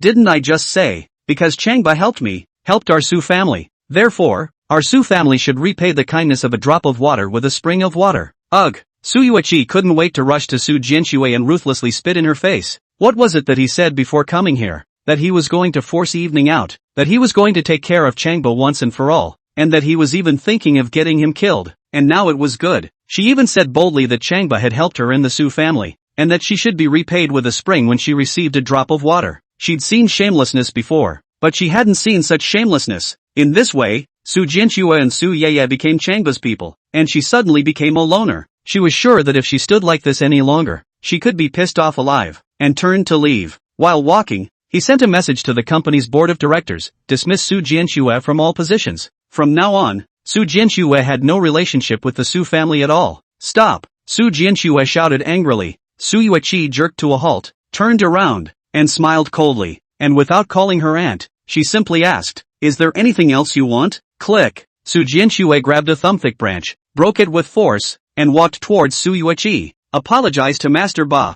Master Bully? When Su Yui heard this title shouted out from Su Jianxue's mouth, she couldn't help but let her eyes spit fire. She was their aunt, the honorary chairman and general counselor of the Su group, and she was so good that she called Master Chang Baba, only a minor character. A punk would call him that, and she called it out? What did you just say? What did you call Changba? Master Bully. Master Ba. Master Ba. Su Jianxue shouted 3 times. Su Yui twisted his head and glared at Su Yui. Did you hear that? Your aunt called your girlfriend Master Bully. Su Yui evening, still snuggling tightly against Changba, coldly said, she respects and worships Changba, can't she? Whoosh, whoosh. Su Jianxue swung the long tree branch in his hand with force and walked towards Su Yui. I just respect Changba. I just worship Changba. What the hell? These words completely ignited Su Yui and shouted angrily. Don't forget how Changba scolded you the last time you were in the small square of Magic City University. How he scolded you to death. Now that you're worshipping him again, tell yourself how you have the nerve to say it. Whoosh,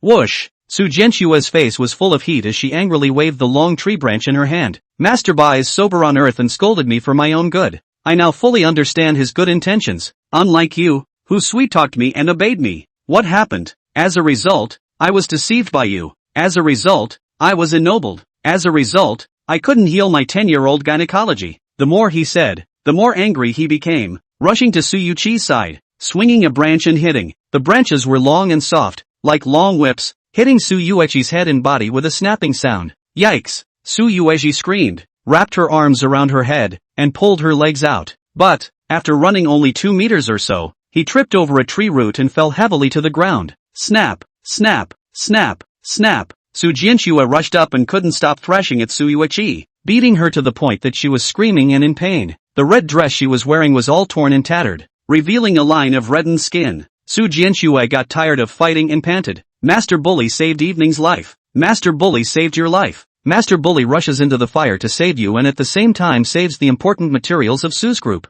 You're good, and you've been gracious over and over again. Good for you. Trying to break up the two of them over and over again. Has your conscience been eaten by a dog? How are you going to lead the SOS like this? Snap, snap, snap. All that was left was to swing the long whip once again and beat Su Yui non-stop. Stop fighting. Su Yui suddenly rushed up and grabbed Su Jianxue's hand, snatching away the bloodied branch. Su Jianxue killed his eyes and shouted, Evening, have you forgotten what she did to you? Evening, have you forgotten that she's ready to deliver you into Chang Hui's arms? Evening, have you forgotten that she tried to get your boyfriend killed over and over again? Su Yui burst into hot tears and nodded, choking up. Forget it, I forgot all about it. I've forgotten all the bad things my sister has done to me, but my sister raised me, and I haven't forgotten. When I was a child, my sister looked out for me, and I have not forgotten. Speaking here, he went to Su Yui's side, assisted her, and cried, Sis, my little sister begs you for something. Forget the past and let's start over, okay? Thank you Ifu for showing me that there is still sisterhood in this world. You and I will continue that sisterhood, okay? You're still the same loving sister, and I'm still the same respectful sister. We weather the storms together. We face the challenges together. We accept the joys and sorrows together. Su Yui had already been in tears. It hurts so much that it brings tears to my eyes. Now hearing such words, crying out, he threw his arms around his little sister and cried, Little sister, I shudder to think that you will ever forgive your sister. Sister always thought you hated me to death. Sister was wrong. Sister was obsessed. Sister was blinded by interest. Now it is my sister who begs you. Give my sister a chance. Give my sister another chance to love her little sister. Little sister, okay? Good. Su Yui wrapped her arms around her sister and hugged her and cried. When Su Jianxue saw this, she laughed and cried again. Finally crying so hard that he couldn't even straighten his back. He walked over to Changba, put his arm around his shoulder and cried, Master Bully, lend me your shoulder. Changba pushed her away.